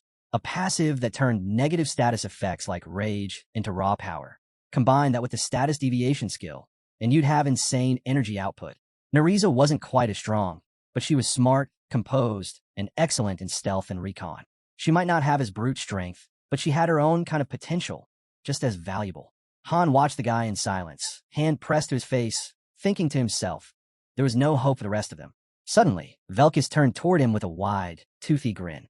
Han scoffed and called him an arrogant bastard. The battered group nearby averted their eyes. Grinning, the guy strode forward confidently. He asked what Han planned to teach him, adding mockingly that this place was full of nothing but pigs and dogs scared of blades. Standing firm, Han asked if that meant he didn't like pigs and dogs. A glow burst around the guy as he declared that, in his eyes, they were all just animals. Raising his sword high, he said that training meant nothing without real consequences. Han smiled. Velkus' eyes gleamed. Without warning, they clashed. Group 1 had shown up, while Group 3 stood with only 2 members. The guy charged in, swinging his blade fiercely. Han dodged each strike, then suddenly delivered a powerful kick, sending the guy sliding across the ground. Velkus' eyes widened, but he sprang forward again. Han met him head-on and thought to himself, there was no need to go berserk just yet. Deflecting blow after blow, he added silently, but one day, the buildings came into view as a voice called out, Group 1 was gathering. Watching from above, Isel commented to the girl beside her that these climbs were getting tougher with age. The girl asked what was wrong. They were being sent to a dungeon, weren't they? Behind them, Han chimed in, it was unlikely. They were still short one member. The girl frowned. Then what were they doing here? She added she wasn't even sure they qualified for a weekly dungeon. Ialka blinked in surprise when she heard that the master had ordered them to conduct research. The girl asked again, confused. Looking forward, Han thought it through. Research, the main dungeon, and weekly dungeon. Those were always the 3 available missions. Han glanced up. The research dungeon had unlocked after clearing the 10th floor, but they were only heading there now. Isel replied that she'd already opened the rift of time and space, so they could go back to the 1st floor. She pointed toward the entrance. The girl noticed a similar gate nearby and asked if they could use it. Staring at the gate, Han responded they couldn't. The guy gripping his weapon asked if the research was really that important. Han walked forward without stopping. Not really, he said calmly. Heading down the stairs, he added that for now, they just have to eat. Maybe for 2 or 3 days. Then he said, there'd be even more waiting in the lobby. The girl asked, why are we staying here so long? He simply replied, you'll see. She raised an eyebrow. So, there's something even you don't know? Suddenly, system notifications popped up. It suggested granting heroes benefits to help with their research. A goal was also assigned. Reward each hero with 3,000 gold. Holding a bag in each hand, Han announced, this is a gift from the master. Take 3 each. Lifting her arms, Jenna exclaimed, gold? We're about to be loaded if we take these with us. But Han warned, don't get too comfortable. There's still fighting ahead. They gathered in front of the research dungeon. A new message flashed. Research had officially begun in Heim's zone. Time until return, 48 hours. A side note mentioned that staying longer was possible if they ventured into deeper dungeons. Heroes could also be tasked with gathering rare materials. As the research dungeon loaded, the girl muttered through gritted teeth, here we go. A scenic view spread out. A winding river, rolling hills, and a castle in the distance. Someone called out, Nelsa? Jenna's eyes widened. Isn't this the same place from the 10th floor? Yeah, came the reply. It's strange. Last time, everything was in chaos. Burned forests, so many deaths. Ialka placed a hand on her face and whispered, now it looks perfect. I've stopped trying to be surprised. Turning his gaze, the guy asked, so what's the plan? Hunt down the enemy? Han frowned. No need to rush. Let's explore first. Unlike the main or weekly dungeons, this research one didn't have a set objective. Sometimes heroes left empty-handed. Other times, they found rare treasures. Peering ahead, Han wondered if the NPCs could see them this time. A guard stepped forward and raised his hand. Entry permit. Han handed him a coin. What's this for? The guard shrugged. Didn't say I was charging a fee. Han chuckled. I'll head to the northern gate then. The man nodded. Fine. Just don't cause any problems. Jenna clenched her teeth. These guys are idiots. He responded flatly. Money's worth more to them than their own mothers. Before they cleared the 10th floor, Nelsa had already started to weaken. The enemy had broken into the inner castle, yet there were no signs of a fight. A new system notification popped up. Group 1 was now exploring Heimer. Time until return, 47 hours, 48 minutes, and 22 seconds. So, we just wander around? The girl asked. Aaron followed up. What kind of info are we supposed to gather? Han shrugged. Just go with whatever feels right. Jenna blinked in disbelief. Wait, what? They all stared, surprised at the suggestion. Yeah, Han confirmed. Roam around, gather intel, relax. You got money from the master. Go enjoy something good, breathe some fresh air. Jenna asked again, you're serious? Ialka leaned in. So we can actually do whatever we want. Their eyes lit up when they heard the confirmation. Exactly. Just enjoy yourselves. I'll handle everything else. Looking away, one of the girls said she was heading outside the city and warned him not to get in her way. She was going far. Han smirked. Just remember, you're still responsible for your condition. No breaks until we hit the 20th floor. Keep that in mind. She grinned. So I can go? I want to see the ocean. He nodded. Sure. As soon as the 2 days are up, I'll teleport everyone back to the lobby. Walking ahead, the guy muttered, well, since I brought it up, Jenna chimed in. I'm coming with you. But Han immediately declined. Han turned away, hearing that his planned raid was off. They'll have to call it off, he thought, frowning. Weird. There's a ton of mercenaries here. He turned his head toward a notice board. As he read the posting, Han realized it was about that girl. The wanted poster listed everything imaginable. Heresy, demon summoning, insulting the imperial family, murder, arson, robbery, assault. They just dumped in every crime they could think of, he thought, grinning. It even stated that her royal status had been revoked for such severe crimes, despite her imperial bloodline. Someone nearby asked, so you're after the witch too? Without turning, the guy replied flatly, keep dreaming.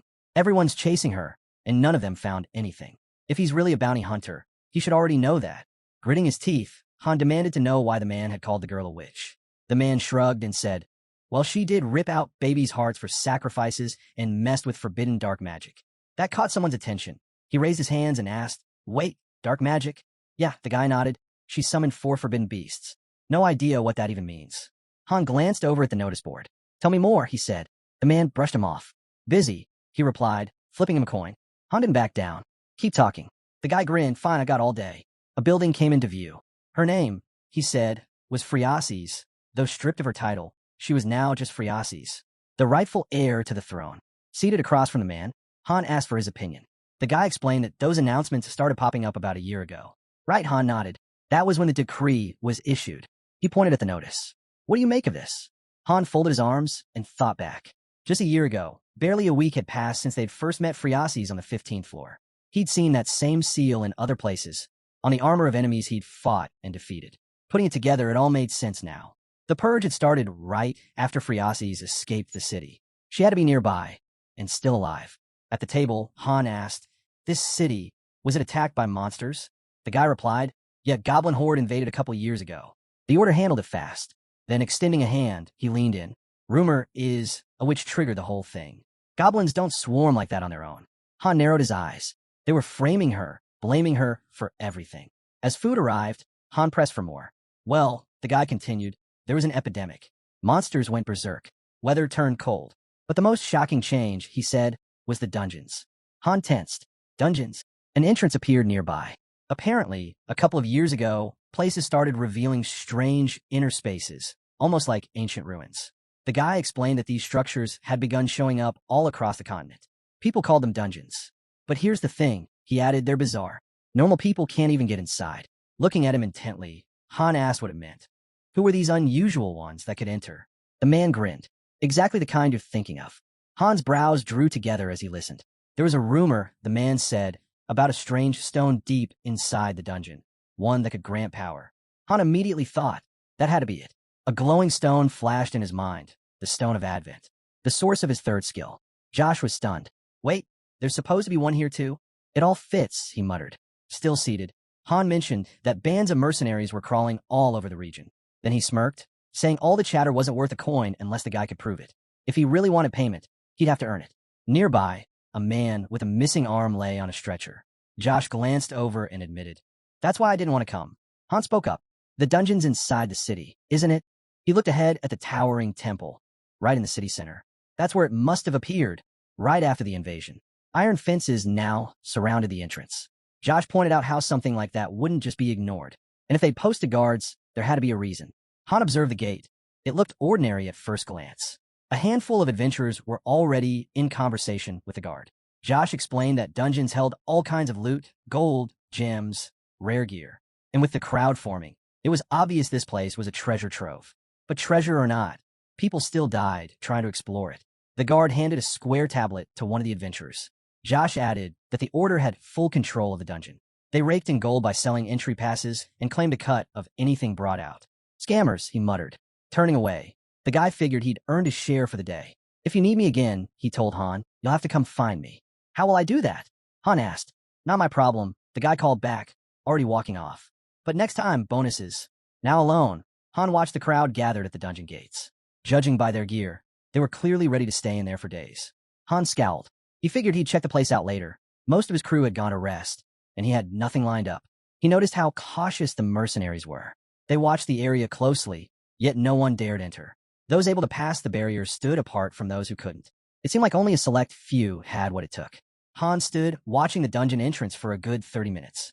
Out of the massive crowd, he figured less than 10% actually made it inside.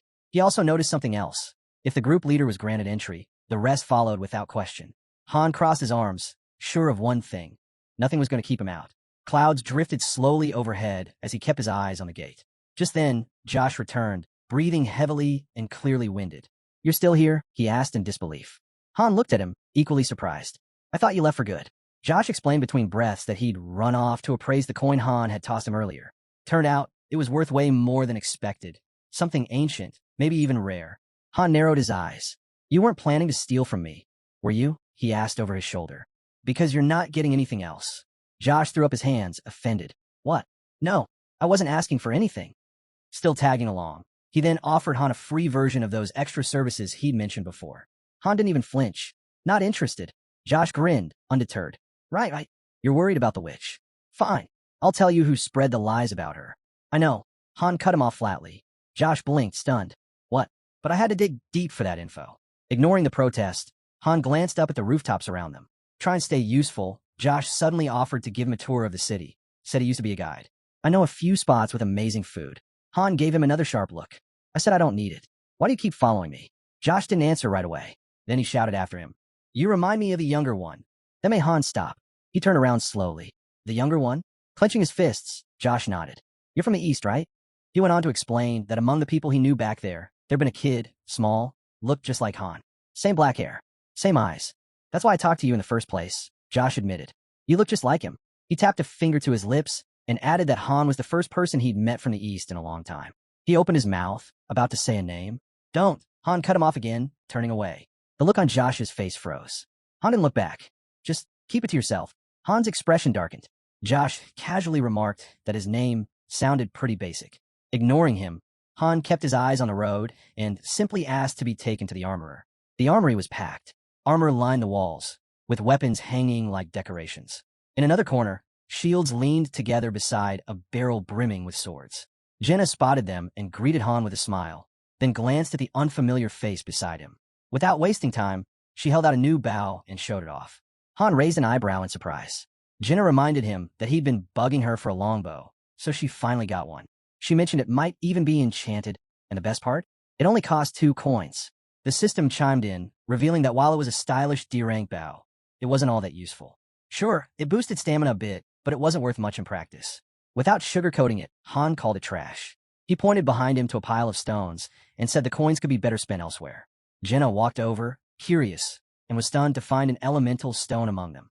Han was sure their master would be thrilled. They were exactly what heroes needed for Ascension. Still holding the bow, Jenna asked what to do with it now.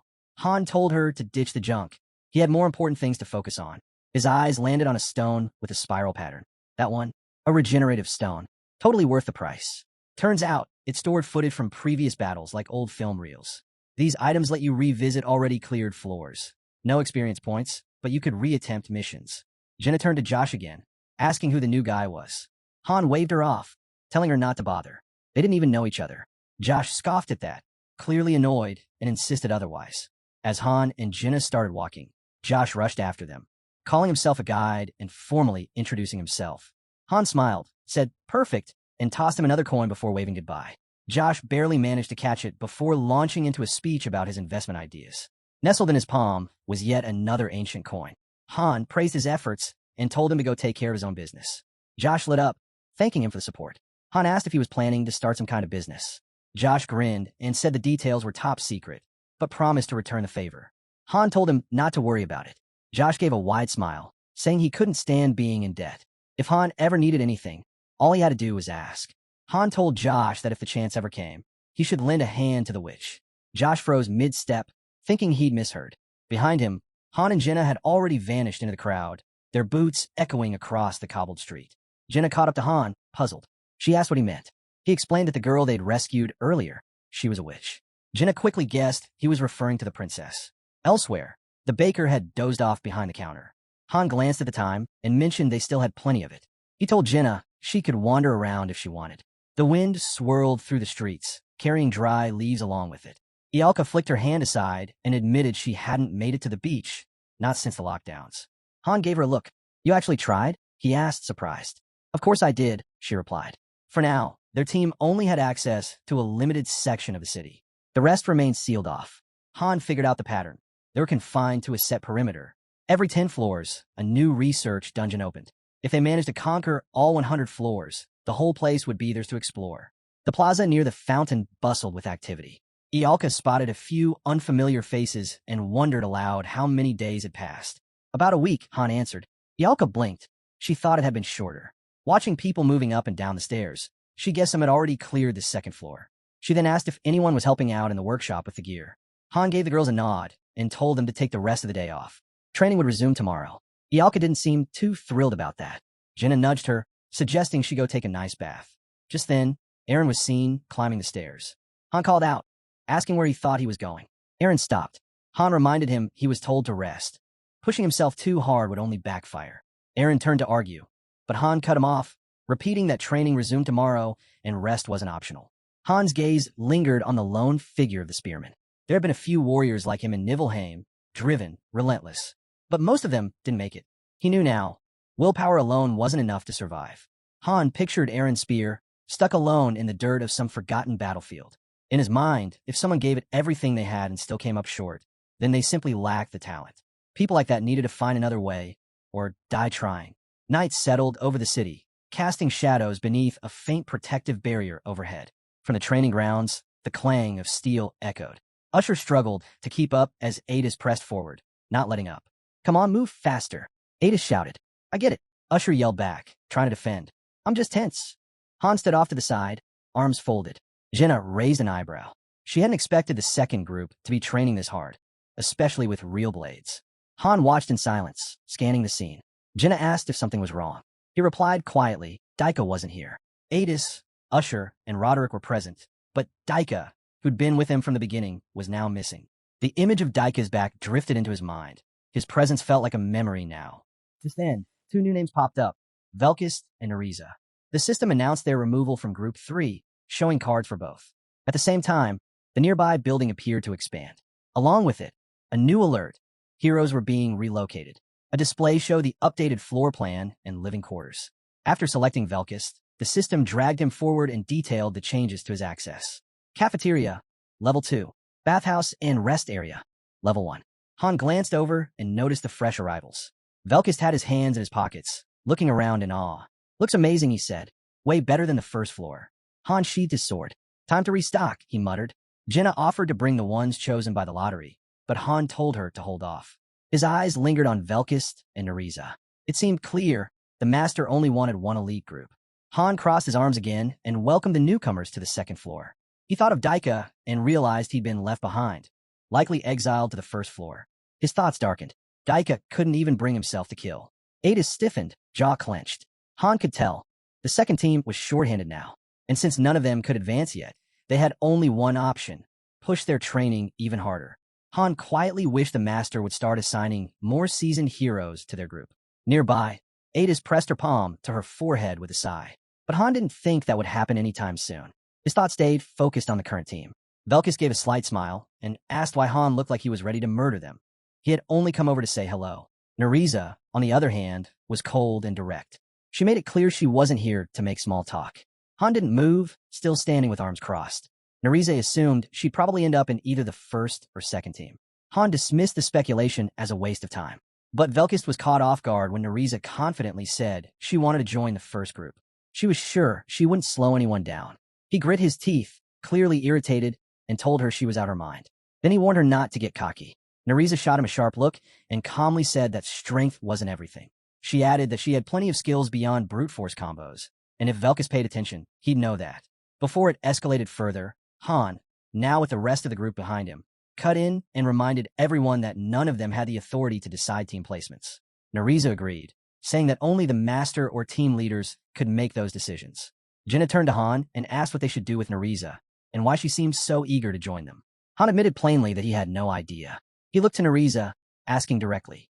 She closed her eyes for a moment, then explained that she used to think the rumors about their group were blown out of proportion. Placing a hand on her chest, she admitted she hadn't believed the talk at first, but after what she'd seen, she'd changed her mind. Han guessed it had to do with the regeneration stone. That artifact had recorded their past battles. It let users replay completed floors or watch footage from others, and was commonly used to review dungeon runs. Han confirmed it. He had shown the recordings of their fights to both Velkist and Nariza. Han narrowed his eyes. How much did you see, he asked. Nariza met his gaze. Everything, she said without hesitation, and added that the rumors weren't exaggerating at all. If anything, they didn't do the group justice. Jenna and Aaron stood just behind Han. Nariza explained that it made perfect sense to want to be with the strongest team if survival was the goal. That's why she wanted in. From across the field, Adis, standing with Usher and Roderick, called out, "What about the second group?" Nariza said plainly that she still preferred the first. Usher looked offended. He insisted their team was just as capable. His words stumbled out, and though he meant them, he was clearly frustrated. Velkis shrugged, confused by the pushback. To him, it didn't matter who joined when only the strongest survived in this place. And if someone like Usher had been around longer and still didn't understand that, then it was just disappointing. Han gave Velkist a long, thoughtful look. Velkist, not backing down, said he wanted to be part of the first group too, and even guaranteed he'd be more useful than Nariza. Nariza, waving her hand dismissively, pointed out that the group's lottery method was purely based on luck. She believed there needed to be a more reliable way to decide. Adis lowered her gaze and pushed Han to make the call, but he clearly wasn't eager. She let out a breath and said she didn't want anyone on her team who didn't actually want to be there. Han reminded her that she was still missing one person, and without that, her team was non-functional. Jenna stepped closer to Han. She sensed that, no matter what choice he made, it would stir up trouble. She asked if he had anyone in mind. Han admitted he wasn't sure. Truthfully, he would have picked Velkist if only the guy wasn't so aggressive and hard to deal with.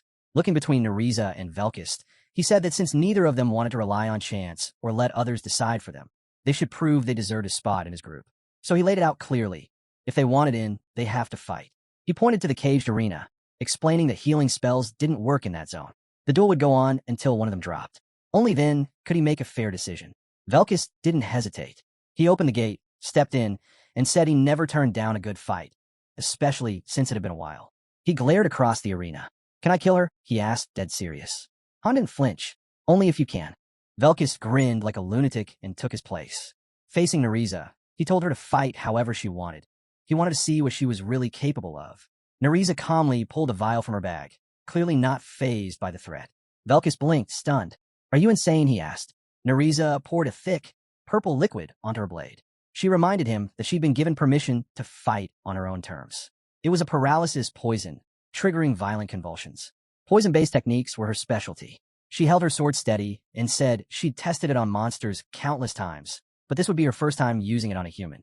Velkist unsheathed his weapon and growled that she'd never get the chance. He formally issued a challenge through the system. The duel was accepted. Jenna watched silently from the sidelines. The air between the two was thick with hostility, enough that she could feel it. She had a sinking feeling. One of them might not make it out alive. Han figured the odds of someone dying weren't low. The system prompted confirmation to begin the duel. Han gave a small nod, and the match was on. Velkist sprang forward immediately. Nariza met him with a barrage of rapid jabs. But Velkist, grinning like a madman, slipped past every strike with ease. He countered fast, forcing her onto the defensive. Han and Jenna kept their eyes fixed on the fight, tracking every move. Usher watched too, stunned. This wasn't the same Velkist he'd faced before. Was he holding back? Adis wondered aloud. Jenna and Aaron stood at Han's sides as he told them to pay attention. There was a lot to learn here. Velkist attacked with a wild smile. Han noted that both fighters were using level 4 weapon techniques, like Usher, but their approaches couldn't have been more different. Velkist's blade smashed into the arena wall just inches from Nariza's shoulder. She swung back, but he ducked under her counter with perfect timing. Meanwhile, Ialka had wandered up silently. She noticed the new recruits and quietly admitted they were impressive, especially given their lower levels and limited skills. Han, watching Nariza maneuver carefully, realized she was using the arena itself to her advantage. He turned to Ialka. Weren't you supposed to be doing research? He asked. Inside the cage, Velkis kept up his relentless assault, that twisted grin never leaving his face. Ialka, now holding a knife, flipped it casually in her hand as tension built in the air. Sensing danger, Velkis twitched, but too late. Nariza flung a knife at him. He dodged, but it grazed his cheek. A system alert popped up. Velkis was bleeding. His health would now drop over time. Nariza calmly informed him that the blade was laced with paralysis poison. Parts of his body would start shutting down. She smiled, thinking it was over. But in a flash, Velkis drove his sword into her stomach. Nariza gasped, stunned. She'd been too focused on her strategy. With the hilt, Velkis struck again, knocking her into the arena fence. She collapsed against it, trembling and pale. Velkis wiped the blood off his cheek. It's your fault your body's giving out, he growled. You lose. He turned toward Han and declared the duel finished, asking if there were any objections. Han, watching intently, nodded. It was a good fight. Velkis faced him again. So, what now? Han's face tightened. I've made my decision. Nariza, barely upright, managed a faint smile. She'll be in the first group, Han announced. Velkis' face twisted in fury. What? Eren blinked, confused. Jenna gave a light smile. She's good. Usher looked even more bewildered. Ada stayed quiet, thinking. Han glanced at his team. He figured only Adis, Roderick, and Jenna had figured out. Nariza hadn't really lost. She'd faked being cornered, on purpose, to get Velkis to lower his guard. Han found it amusing when the girl slashed the enemy's cheek with her poisoned dagger.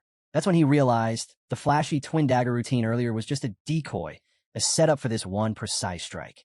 Velkis then struck Nariza with the hilt of his sword, confident in his own ability in pressing forward. While the others were caught up in the heat of battle, they missed the deeper strategy at play. They didn't see the real plan unfold. Velkis' expression darkened. He was skeptical. He demanded a repeat. Han narrowed his eyes, saying he could do it as many times as needed, then declared once more. Nariza was joining the first group. The winner of the fight clenched his jaw, furious, and demanded to know why. Han remembered their past battles, the way they fought side by side with their squad, each one skilled in their role. A swordsman, a spearman, a mage, and an archer. Every member was laser-focused in combat. Nariza wiped blood from her lips as Han explained they needed someone like her, someone who could adapt fast in the middle of chaos. Through the fence, Han looked at Velkis and admitted he had believed he could bend on this one issue. But now he saw he couldn't. The swordsman was sure that, without cheap tricks, he could have beaten Nariza in under 5 minutes. With arms crossed, Han agreed the guy was talented, but calmly added that their group didn't have a place for Velkis. Han gave a sharp grin, daring Han to a fight. If he could last a full minute, he considered taking him in. Velkis was stunned. Han stayed cool. Then Han turned to Eren and brought up the last member of their group. Ialka walked over as he explained the roles of swordsman and spearman. This wasn't about raw power. It was about how the formation worked. Velkis smirked, saying that did make sense, but then turned to Eren and said bluntly, he wasn't even living up to his role as a spearman. The winner of the earlier duel stood silently, watching the first group's matches unfold. He admitted he was genuinely curious. The swordsman stared at the injured Eren and started to question whether they really needed a spearman so badly they'd overlook his flaws. He ended by saying Eren was dragging the team down. Jenna rushed to Eren's defense, yelling for Velkis to stop spewing nonsense. Eren was doing just fine. Her jaw dropped when Velkis coldly added that someone with her talent should know. Sometimes, false comfort only makes things worse. Han's face turned cold as he ordered everyone to quiet down. Velkis responded with a faint smile. Han closed his eyes and admitted, maybe a spearman wasn't essential. If a skilled swordsman joined, the formation could still work. Jenna looked disheartened. Velkis stepped out of the arena and began to heal. Meanwhile, Han turned to Velkis and asked if he really believed he could contribute more than Eren, even if he was technically the better fighter. Velkis answered plainly. He wouldn't have brought it up if he didn't believe it. The swordsman then pointed his blade at Eren and challenged him directly. The arena went still. Jenna and the others said nothing. Nariza glanced at Velkis, but kept her thoughts to herself. Han's expression darkened again. He asked Velkis if he was really ready to stand by his claim. Han stepped up and reminded Velkis that Eren had been around far longer. But if Velkis was confident enough to challenge him outright, he was willing to reconsider. Velkis gave his word. If he lost, he'd join the second group without complaint. Eren remained silent. Han told him he didn't have to go through with it. He still had a choice. Han watched Eren, who asked for a moment to think. He looked up at the sky. Han could sense it. Eren had been pushing himself hard lately, and he feared it might be too much. Eren gripped his spear tightly. Even so, Han still believed Eren brought more to the team. Years of teamwork couldn't be ignored. He admitted Aaron had fallen behind, but insisted he could still carry out his role. Then Aaron straightened up. He agreed to the duel. Han felt it, that spark. It was the push Aaron needed to rise to the challenge. Velkis looked pleased. It was finally happening. The system confirmed. Both fighters had officially challenged each other. Aaron climbed the steps into the arena. Han laid out the condition. Only the winner would remain in the first group. The two duelists gave a firm nod. No backing down now. The system registered their consent. The ring's gate shut behind them. Now, Velkis faced a new opponent. The system turned to Han one last time, asking whether to begin the sanctioned duel. Aaron began to spin his spear. Velkis twirled his sword. Both stared each other down, brimming with confidence. The battle began. Jenna tensed. She hadn't thought Aaron would actually go through with it, even though Han had made it clear he didn't have to. Han stated plainly, the choice was Aaron's to make. Velkis lunged in with full force. The archer understood what was at stake, but dread crept in. Velkis wasn't just confident, he was strong. If Aaron lost, she didn't even want to imagine the outcome. Aaron struck Velkis' guard with a firm blow. Han believed he had a real shot, as long as he executed just like they practiced. For now, they seemed evenly matched. Both fighters had weapon mastery at level 4, though Velkis held a slight edge with a couple of passive skills Aaron didn't have. The swordsman launched forward again, but Han knew. Aaron had one key advantage. Aaron caught the attack, then drove the butt of his spear into Velkis' chin. Experience. That was the difference. Velkis smirked and admitted Aaron was faster than he expected. Aaron adjusted into a stable stance. Usher, fired up from the exchange, silently cheered him on, hoping Aaron would humble the newcomer. Aaron moved with precision. He wasn't just fighting, he was commanding the pace. Han didn't care who Velkis was before showing up. What mattered now was that the guy had zero experience against monsters. Meanwhile, Aaron had survived hundreds of real fights. Boss-level monsters, trained warriors, he'd seen all. Velkis? He hadn't even faced a spearman like Aaron or Roderick, let alone a deadly creature. In battles between seasoned veterans, spearmen like Aaron became something else entirely. Their technique looked almost supernatural. Aaron launched a flurry of jabs. Velkis tried to sidestep, but the spear curved and struck him in the back. Aaron kept the pressure on, slamming down from above. Usher, a little too pleased, started hurling taunts at Velkis, joking that he'd end up washing dishes if he made it into the team. Parchment illustrations lay nearby, records of the spear's long, battle-proven history. Used since ancient times for hunting and war, the spear evolved over generations for one purpose: reach. Longer shafts made them deadlier in open combat. But in one-on-one duels, things were different. Against a swordsman, a spearman's odds dropped fast. A sword offered better agility and tighter spacing. The true range difference? Barely a meter. That edge only helped in rare cases. And when facing someone up close, a dagger user, for instance, the spear lost all advantage. It had neither the precision of a sword nor the distance of a bow. Against the wrong weapon, it became almost useless. Aaron, on the other hand, was steadily overpowering his opponent. These weren't average fighters. They were heroes, pushing well beyond human limits. With a powerful overhead strike, Aaron slammed into Velkis. Normal logic didn't apply here. From the sidelines, Usher shot Velkis the thumbs down, clearly furious, and barked another threat. If he lost, he'd be washing dishes for the team. Aaron kept swinging relentlessly, giving Velkis no breathing room. A sharp thrust landed cleanly. Without letting up, he followed it with another heavy swing. Velkis was rattled. The spearman sliced through the air like a reaper's scythe. Velkis barely dodged by flipping high into the air. Han watched carefully. Even if Velkis had raw talent before entering this world, that meant little now. Becoming a hero changed everything. Han observed Aaron closely. He'd sparred with Han hundreds of times. He knew this guy was trained to go toe-to-toe with beings far stronger than humans, even monsters. Aaron thrust forward, slicing through the air. Han could see it clearly. Swordsmen and spearmen approached combat with completely different strategies. Jenna stood silently, watching with furrowed brows. Aaron was doing well, but something about his behavior felt off. Ialka noticed and asked what she was muttering about. She pointed out that at this rate, Aaron was going to win by a landslide. Velkis suddenly grinned and slid down the length of Aaron's spear shaft, closing the gap in an instant. "Look closer," Jenna urged Ialka. Velkis' grin widened. The tide was shifting. The archer noticed Aaron's attacks weren't landing like before. Ialka squinted and nodded slowly. She saw it too. Adis crossed her arms, quietly agreeing. They all sensed it. Velkis landed with a thud and called the fight boring. Aaron tightened his grip, but stayed focused. Han acknowledged that while Aaron's strikes were precise, they lacked variety. Predictable patterns were easy to read. That was the real danger. Velkis' perception was sharp. He'd already figured out Narisa's techniques in a short time. Clearly, his observational skills were advanced. The swordsman stepped in close, closing the gap even more. Han had a hunch. It wouldn't be long before Velkus developed something like the spiritual eye.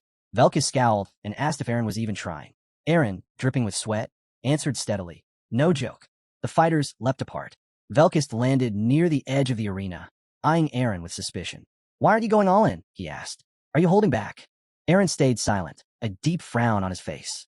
Across from him, the swordsman raised his blade and remarked that he'd heard rumors. The first group trained like they were out for blood. But this felt different. The spearman tensed. His mood darkened when Velkus questioned why Eren was avoiding obvious weak points. Han was clearly annoyed. To him, Eren had lost his edge. Watching closely, Han studied the spearman's back. His movements were too predictable, and Velkus was adjusting faster than expected. There was only one solution. He called out Eren's name. The spearman looked stunned when Han asked him, when did he start worrying about his opponent's life? He couldn't believe Eren had gotten so strong that he could afford to hold back. Han's eyes lit up. He demanded Eren stop messing around and show his true strength. Velkus gave a faint smile, as if he'd been waiting for that moment. Eren looked down but nodded. He twirled his weapon and warned his opponent. If he died, don't hold a grudge. The swordsman lowered himself, one leg forward, declaring that this was how he planned to end it. Both sides readied themselves. The final phase had begun. Eren tightened his grip and charged. Velkus met him head-on. The spear's tip grazed the swordsman's nose. Eren unleashed a flurry of swings. Velkus clenched his teeth and barely deflected the next hit. Then came a lunge. Velkus was exposed. Eren thrust forward, but Velkus dodged just in time, countering with a series of rapid strikes. Still smiling, Velkus weaved through each jab. Eren shifted his stance, lifting his weapon behind his back, and swung with full force. Velkus had to throw himself to the ground. The spear shattered the ring's edge. The clash echoed through the city. Jenna watched anxiously. Usher stood frozen in disbelief. Explosions of sound rocked the arena. Ialka turned her face away. Roderick shut his eyes. Then, one final blow. A silence followed. Blood stained the arena floor. Velkus, bleeding heavily, admitted the blood loss was making him nauseous. Eren collapsed to his knees. The swordsman declared victory. Usher stared, stunned. He couldn't believe it. Eren had the upper hand. He glared at Velkus, accusing him of cheating. There was no way, he said, that this was a clean fight. The swordsman just blinked and said he had no idea what Usher was accusing him of. But Usher wasn't backing down. He leaned forward and called Velkus a liar. Before things could escalate, Roderick stepped in and stopped him. Just then, the system confirmed it. Velkus had won. Ialka frowned, uneasy. It didn't sit right with her. She had been sure Eren would win. Jenna looked just as troubled.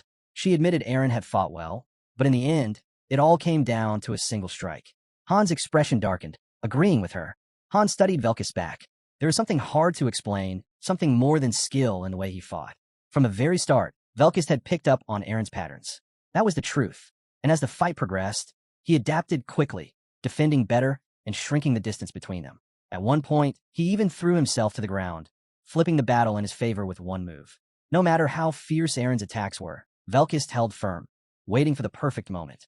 He looked like a lunatic who knew exactly what it would take to win, just one shot. That was all he needed. He took hit after hit, calculating the timing.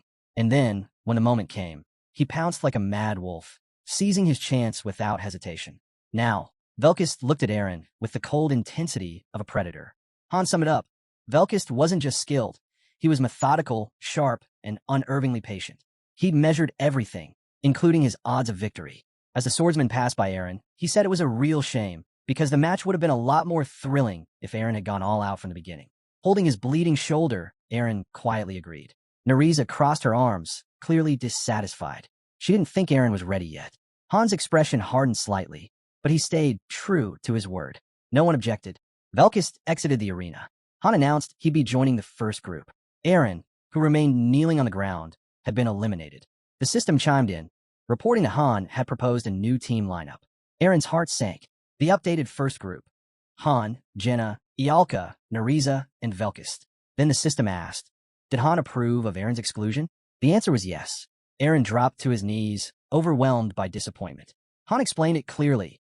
Eren had lost not because of strength, but because of something deeper, and he knew Eren understood that.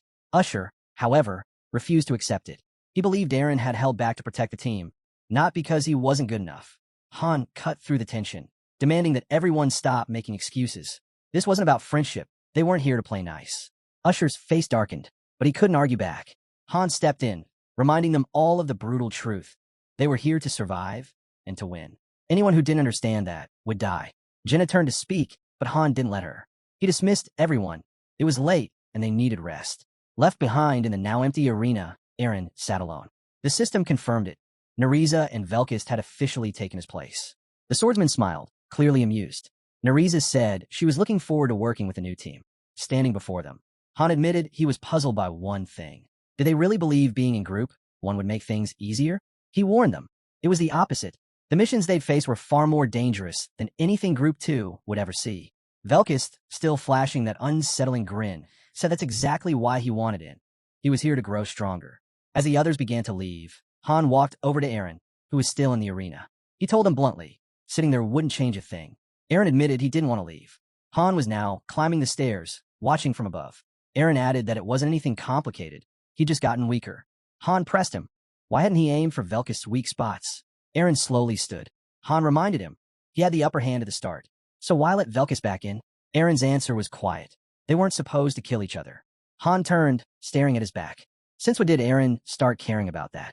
He was sure he hadn't raised someone so soft. Eren lowered his head. He confessed there had been a moment, just one, where he thought Velkist might have chance. And besides, he never saw himself as particularly gifted. In the heat of battle, he was convinced he could beat Velkist.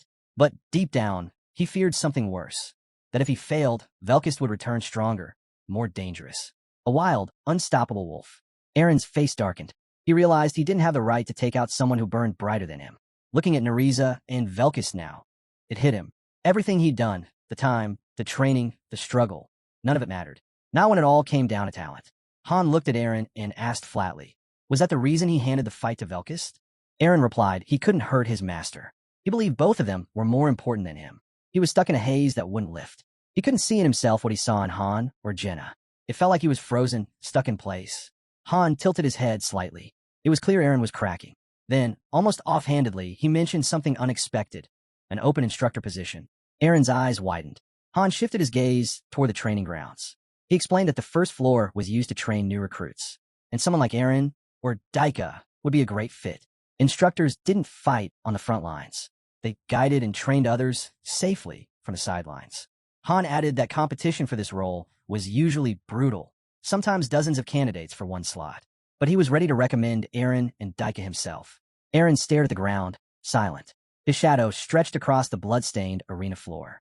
Han asked him directly, what was he hesitating for? What was his real goal? He already knew.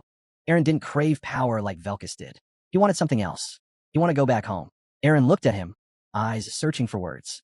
A lump caught in his throat. Then he moved past Han, paused, and quietly accepted. He would become an instructor. Han scoffed, calling it a stupid choice. Eren turned.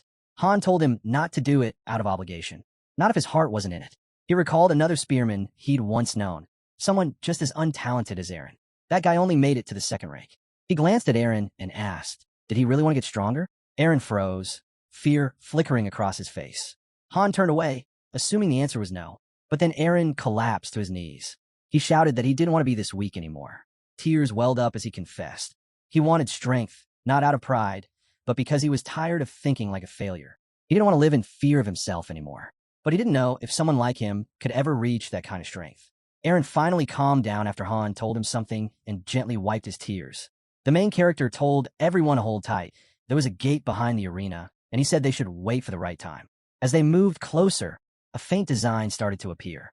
Looking toward the ring's exit, he told Eren he'd take him to Nibelheim when the time came. The spearman asked where that was. Han gave a knowing smile and said it was a great place.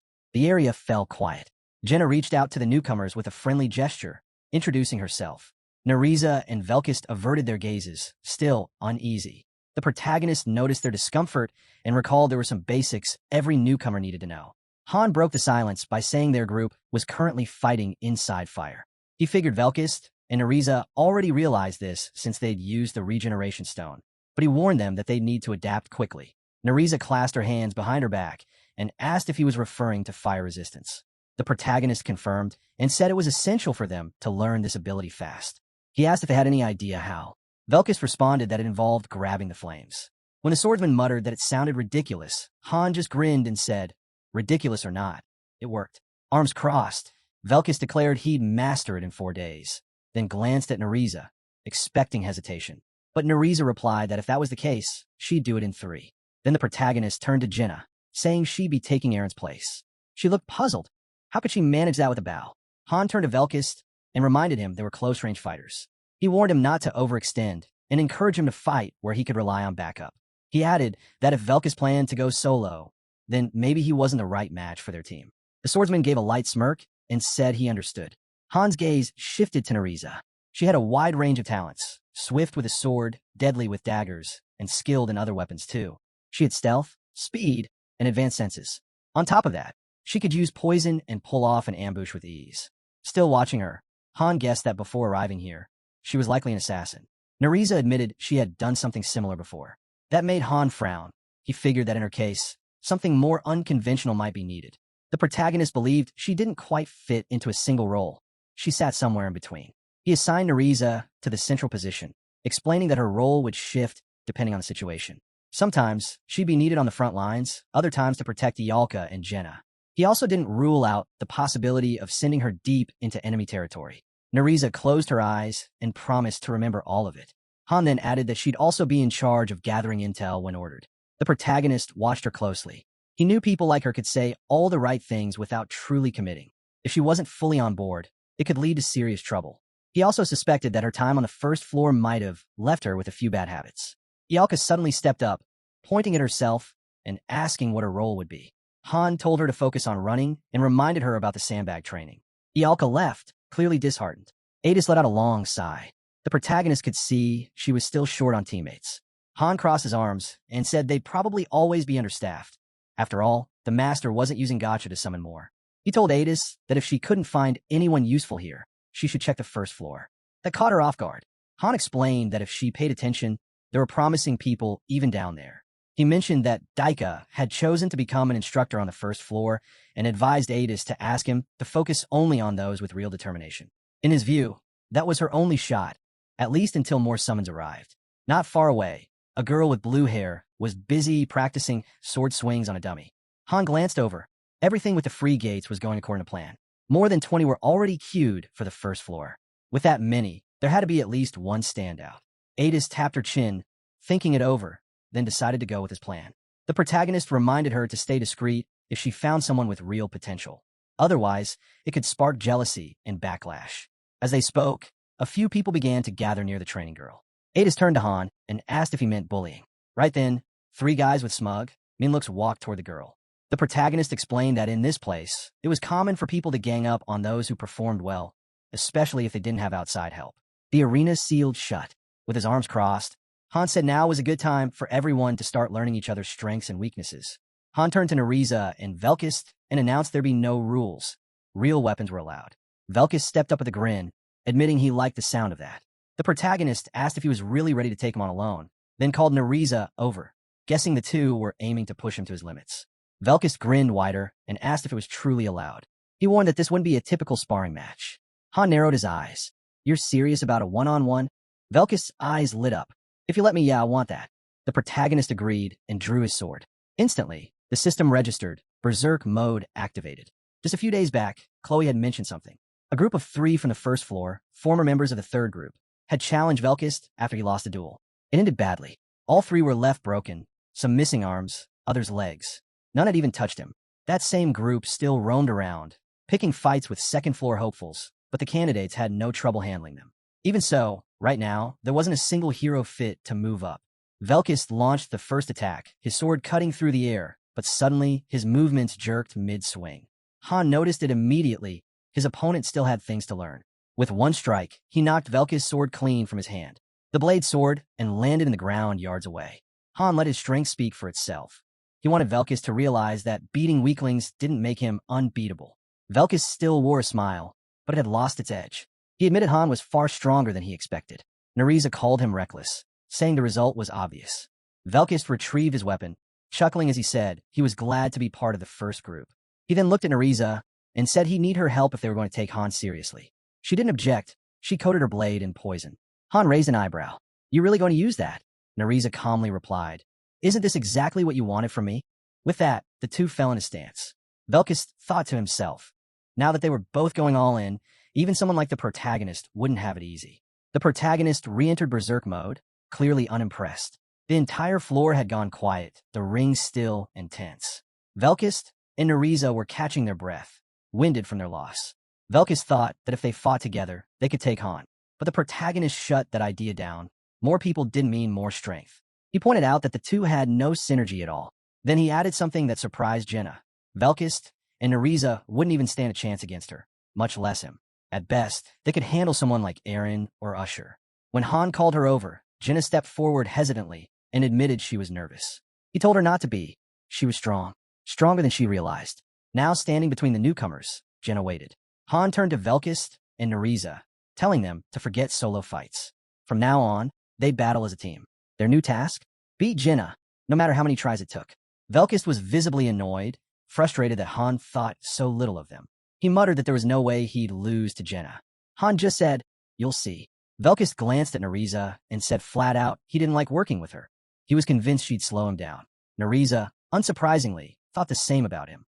Looking down at them from above, the protagonist told them to stop talking and prove themselves.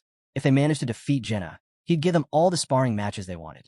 Velkist nodded, hoping Han would follow through, then scoffed at Nariza to stay out of his way.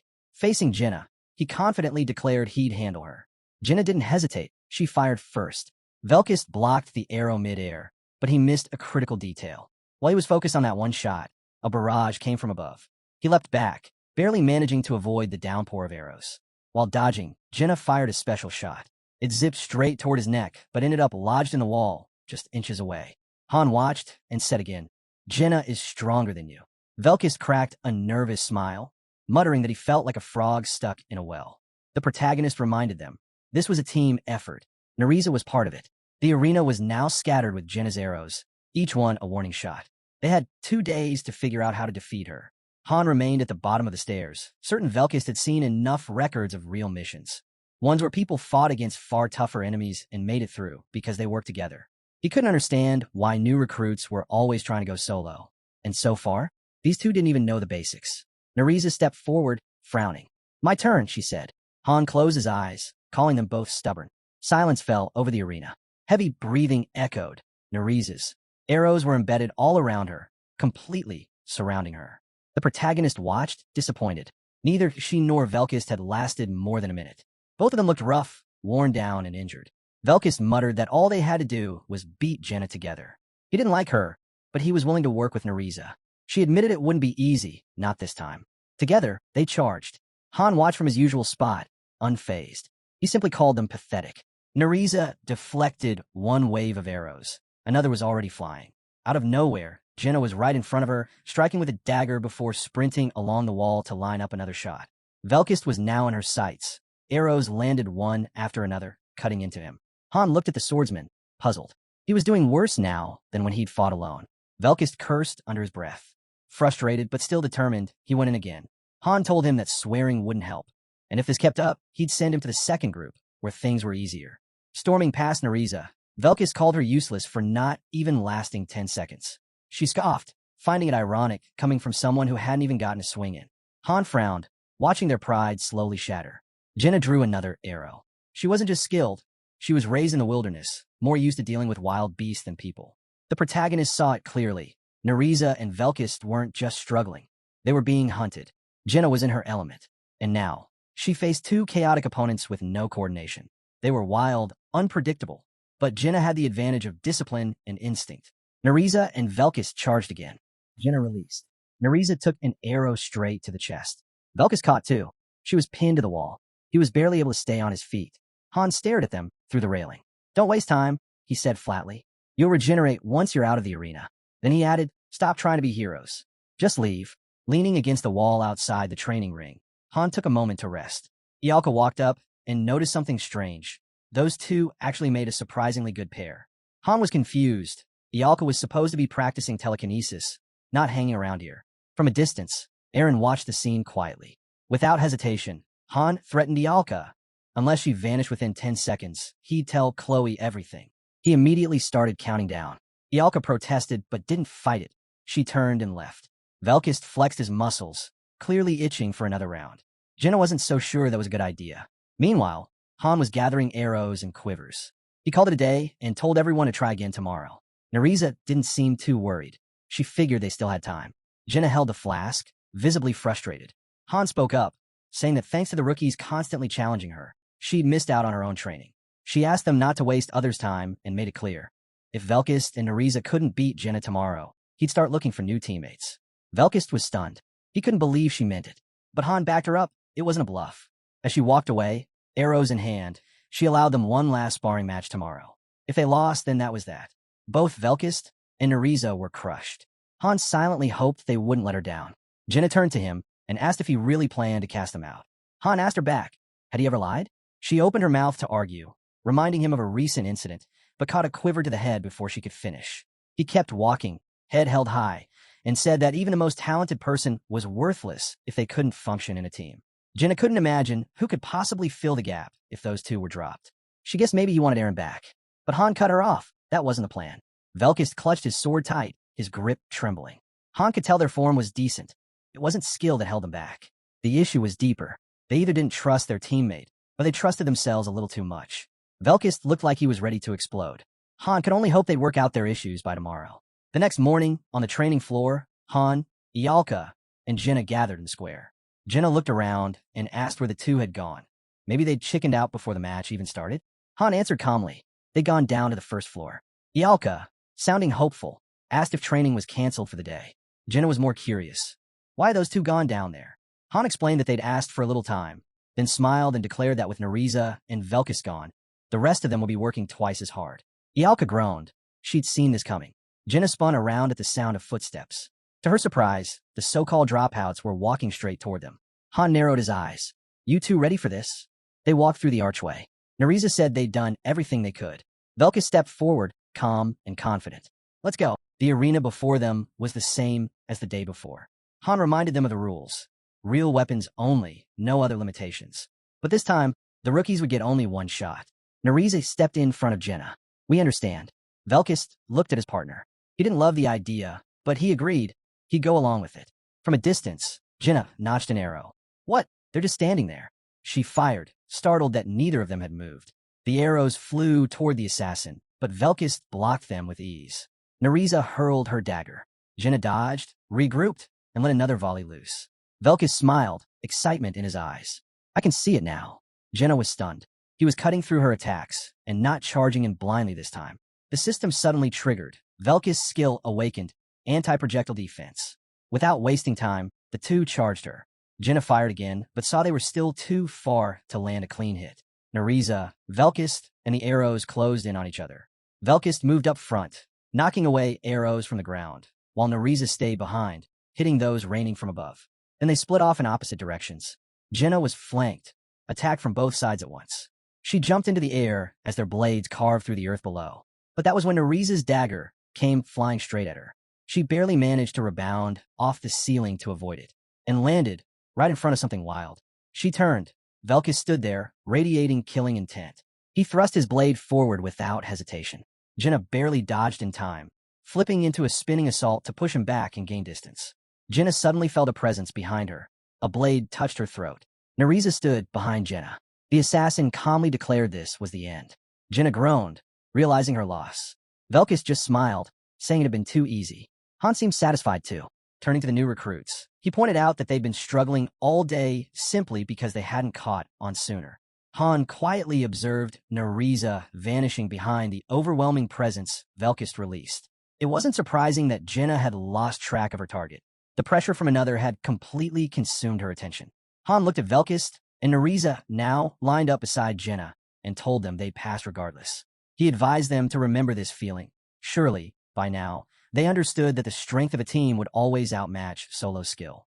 Anyone watching their boss fights should have realized that by now. Velkist grinned and asked if this meant they could take on Han as a team. Han teased. Was he ready to give a shot? The arena was always open for challengers. But Han knew how it would end. He'd crush them both without breaking a sweat. He'd take Velkist down with a single strike in berserk mode. And the moment they left an opening, he'd finish them off. It wouldn't be the first time Velkist and Nerissa had nearly died trying to challenge him. The gates hadn't opened yet, so Han figured there was still time before their next climb. It seemed even White Hyunji wasn't rushing to throw them into the next fight. Han guessed The master wanted to give the newcomers time to sync up and build some chemistry within the group. As the now fully geared squad approached the gate to the second floor, Han slung his sword behind his back and mentioned that Jenna would be joining the duels next round. Sitting by the wall, Velkist raised an eyebrow. What was he going on about? Han clarified that Nariza and Velkist would be forming a team. The news caught the two off guard, but he told them to relax. It wasn't a permanent pairing. They'd be trying out different combinations. The goal was to make sure everyone could fight alongside anyone. Leaning on his knee, the swordsman admitted something. He'd always thought this group fought solo. After all, during the battles on the 5th, 10th, and 15th floors, it had mostly been Han carrying them. He hadn't expected the rest of the members to be this strong. Velkist turned to Han, questioning the point of training in teams like this.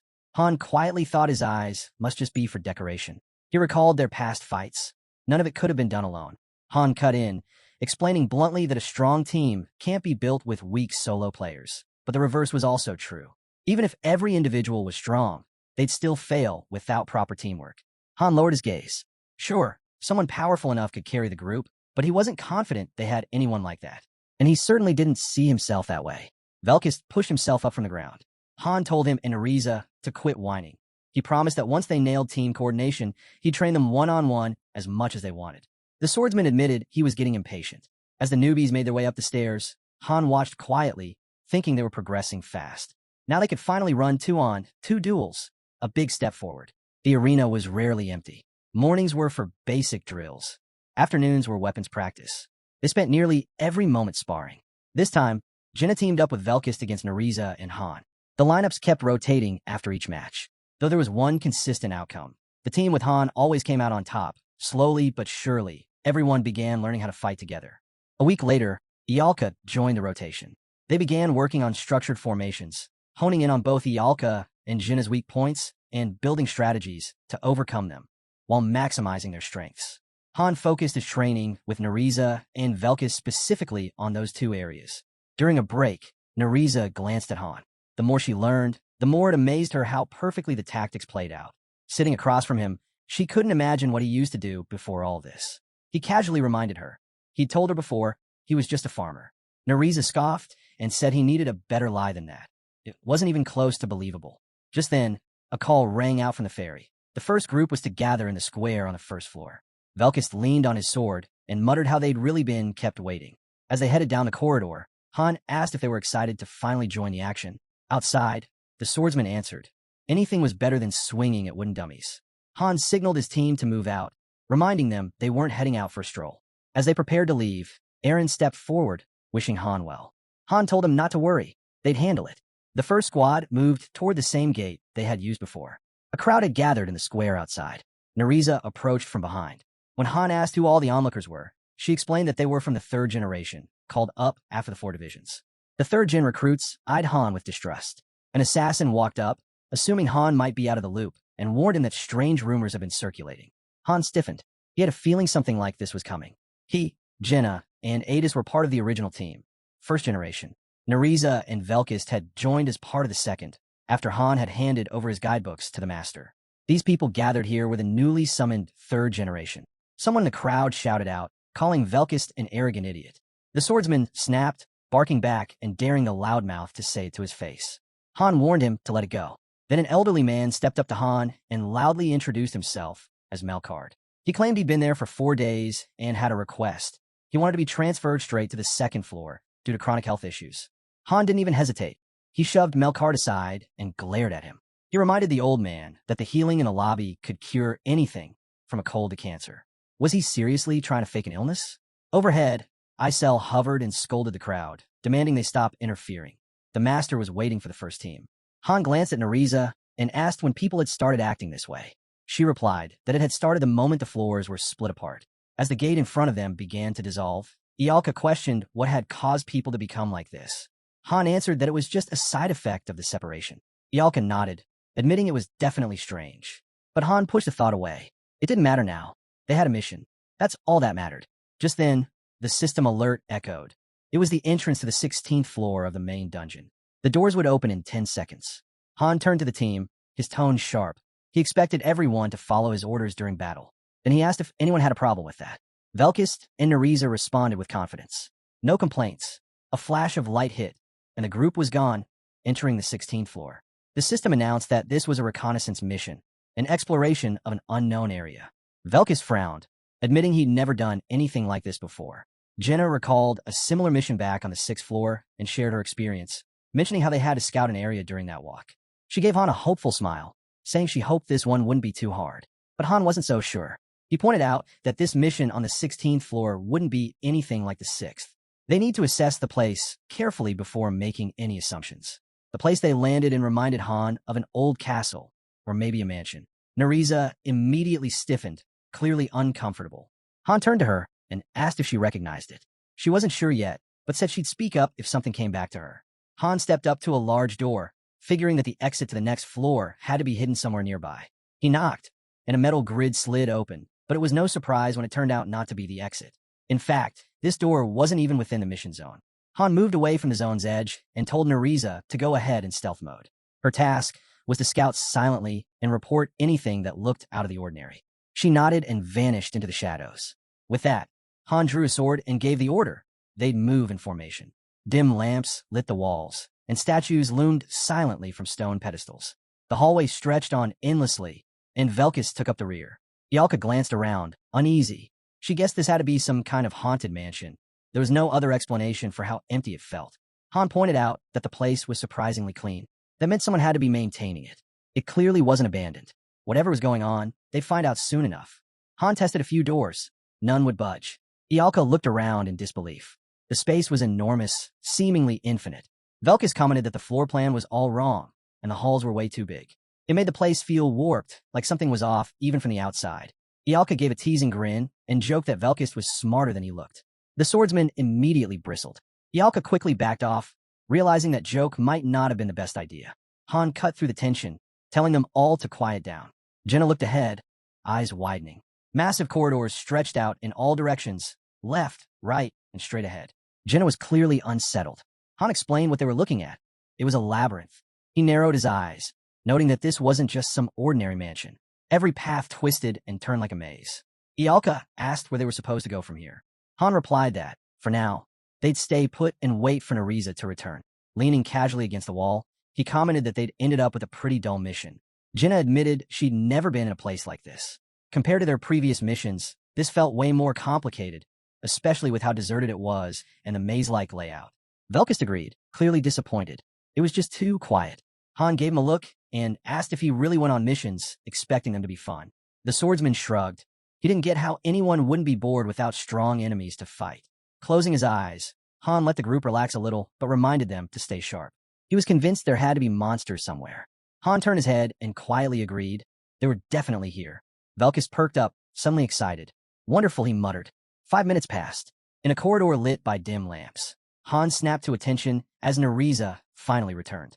She said she'd taken the middle path and found that, strangely, all the routes seemed to lead to the same place.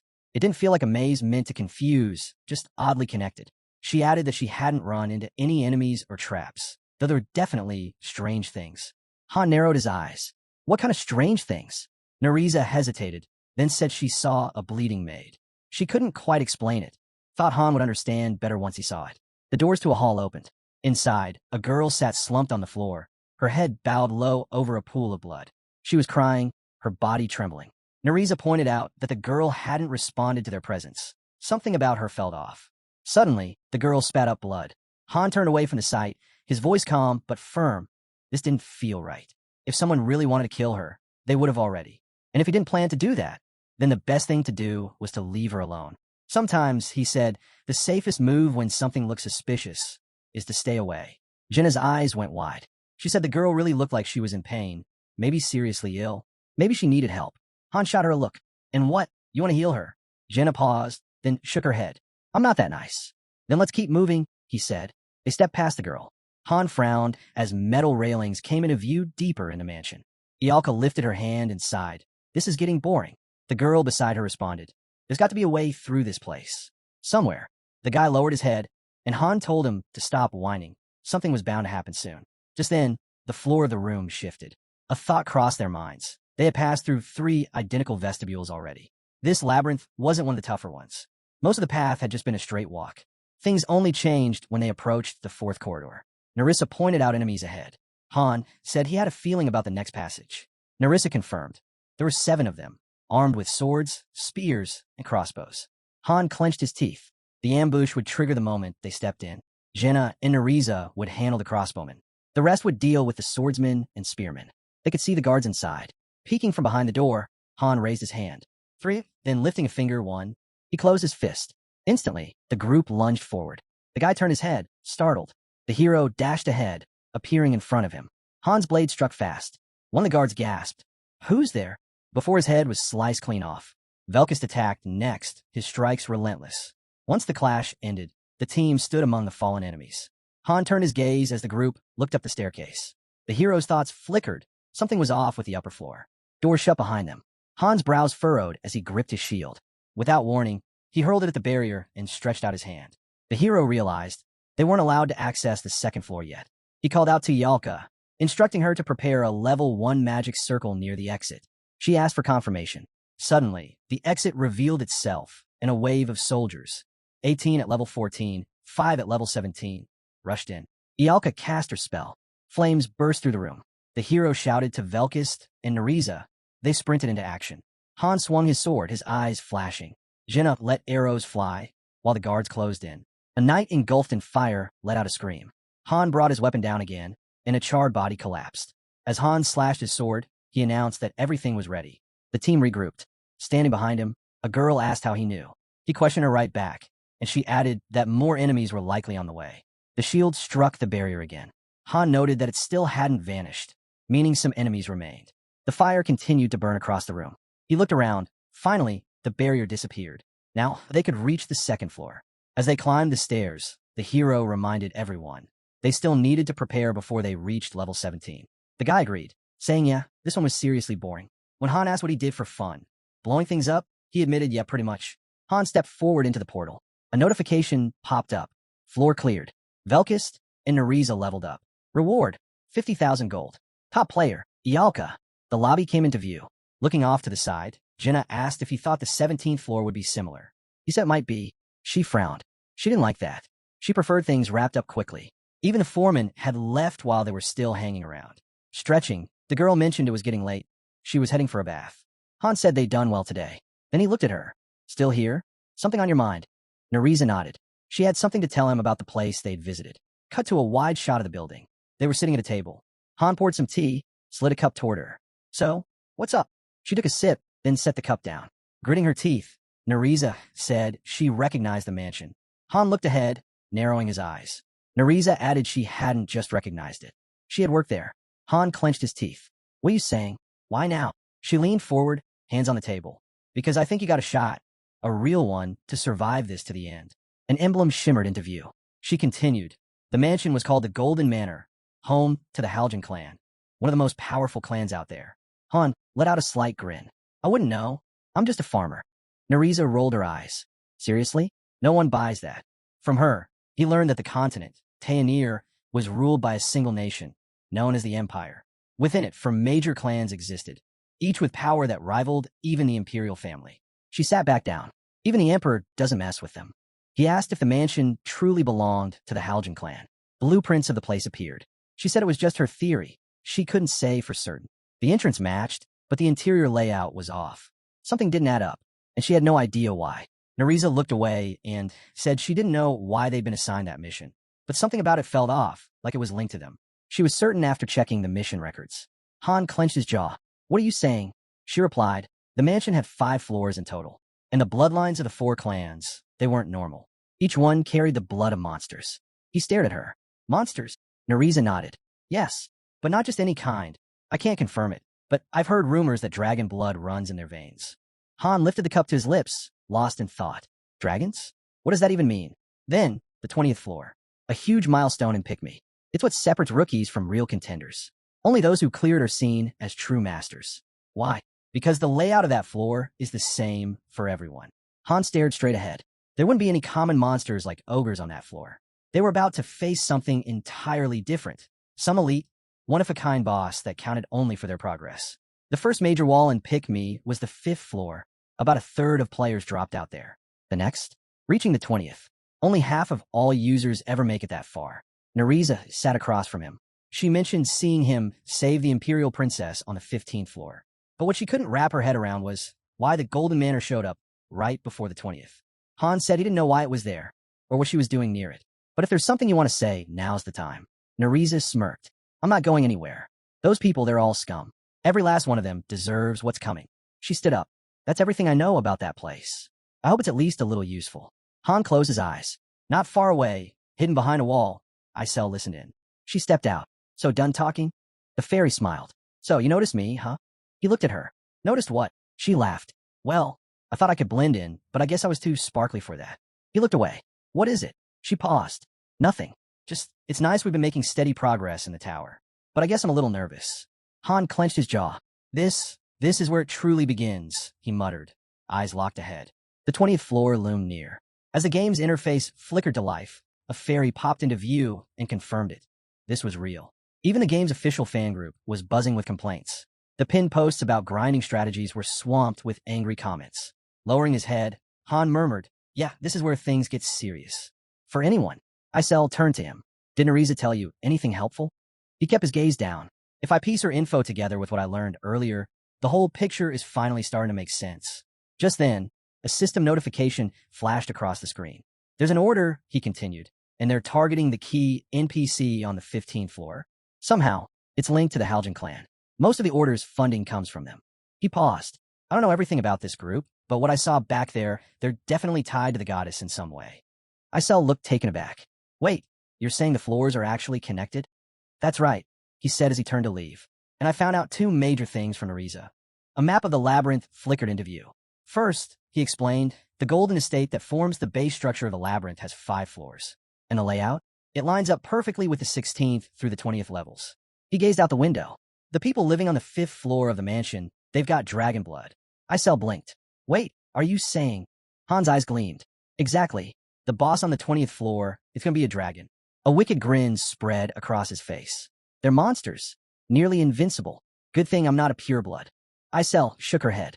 Pureblood or not, a dragon is still a dragon. Han's fist tightened. Then we prepare. That's all we can do. She stared at him, nervous. He looked out again and spoke firmly. We're finishing this quest. Just back me up. The fairy's hands curled into fists. Got it. Suddenly, the scenery shifted. Buildings appeared outside the window. In the square below, figures gathered under a glowing blue light. In an instant, the squad materialized indoors. They had arrived on the 17th floor of the main dungeon. A grand view of towering arches spread out before them. Glancing around, Velkus pointed out, 5 exits. Definitely better than the 16th floor. Han nodded. Stay sharp. If this really is the same labyrinth, we'll be here a few days. Gritting her teeth, one of the girls asked, we won't get lost or starve in here, right? Han gave a half smile. Don't panic. Just follow the rules. It's all manageable. But inside, he wasn't so confident. The difficulty level on this account was far from normal. Suddenly, a trap triggered in front of the girl. The group sprang into action, clashing with a wave of guards. Moments later, a system message popped up. Floor cleared. Reward, 50,000 gold. MVP, Velkus. Exhausted, but steady. The team kept moving down a long corridor. Han sketched a floor plan onto a sheet of paper. Another floor cleared. This time, they'd made it to the 19th. Out of nowhere, the girl charged ahead, slashing through the guards. Again, the floor was cleared. A massive archway emerged before them. Jenna smirked. That's it? Reaching the 19th wasn't nearly as bad as you made it sound. You talked about starving. Nerissa chimed in calmly. There were a few rough spots. Han narrowed his eyes. We repeated the same route over and over. That's why we got through so easily. Just then, a message appeared. He was allowed to build. A construction prompt asked him to choose a building. He picked Level 1 storage. Ialka tilted her head. What are you making, master? Things have been getting noisy around here. He looked at her. A storage unit. We'll need a place to stash everything. She blinked. Isn't that just another warehouse? A soft glow surrounded the new structure. Han's gaze sharpened. No, this one's different. He clenched his fists. It's a tomb. Surprised, the girl stared at him. A tomb. The construction finished. The vault now stood complete. Looking back, he saw the names and images of fallen heroes, those who had returned to the goddess's side. Their dates of death were listed in an album viewable from the vault. The massive gate to the vault stood tall. The squad now gathered in the central square. Staring down, Han spoke. The masters finally brought the second team up to the 16th floor. The new teams needed to be developed, and the master knew it. Overhearing, some of the others whispered, the third group's going to try next, huh? They all understood. One way or another, they were heading to the 20th floor soon. The girl glanced off to the side, catching wind of new instructions. She was now to focus solely on training with a tight bow. She could ask others for additional weapon advice, but her main priority was mastering tight string bow skills. Ialka stared ahead, absorbing her own task. Raise her fire magic to the 4th circle, if possible. The 4th, she echoed. That's no small feat. Nariza, gritting her teeth, declared she'd tackle the weekly dungeon. But this time, she wouldn't be using paralytics. She planned to craft lethal poisons, though it would take time. Velkus grinned. Let's spar again, with real weapons. Standing across from him, Han asked, morning work? Velkus shrugged. Time doesn't matter.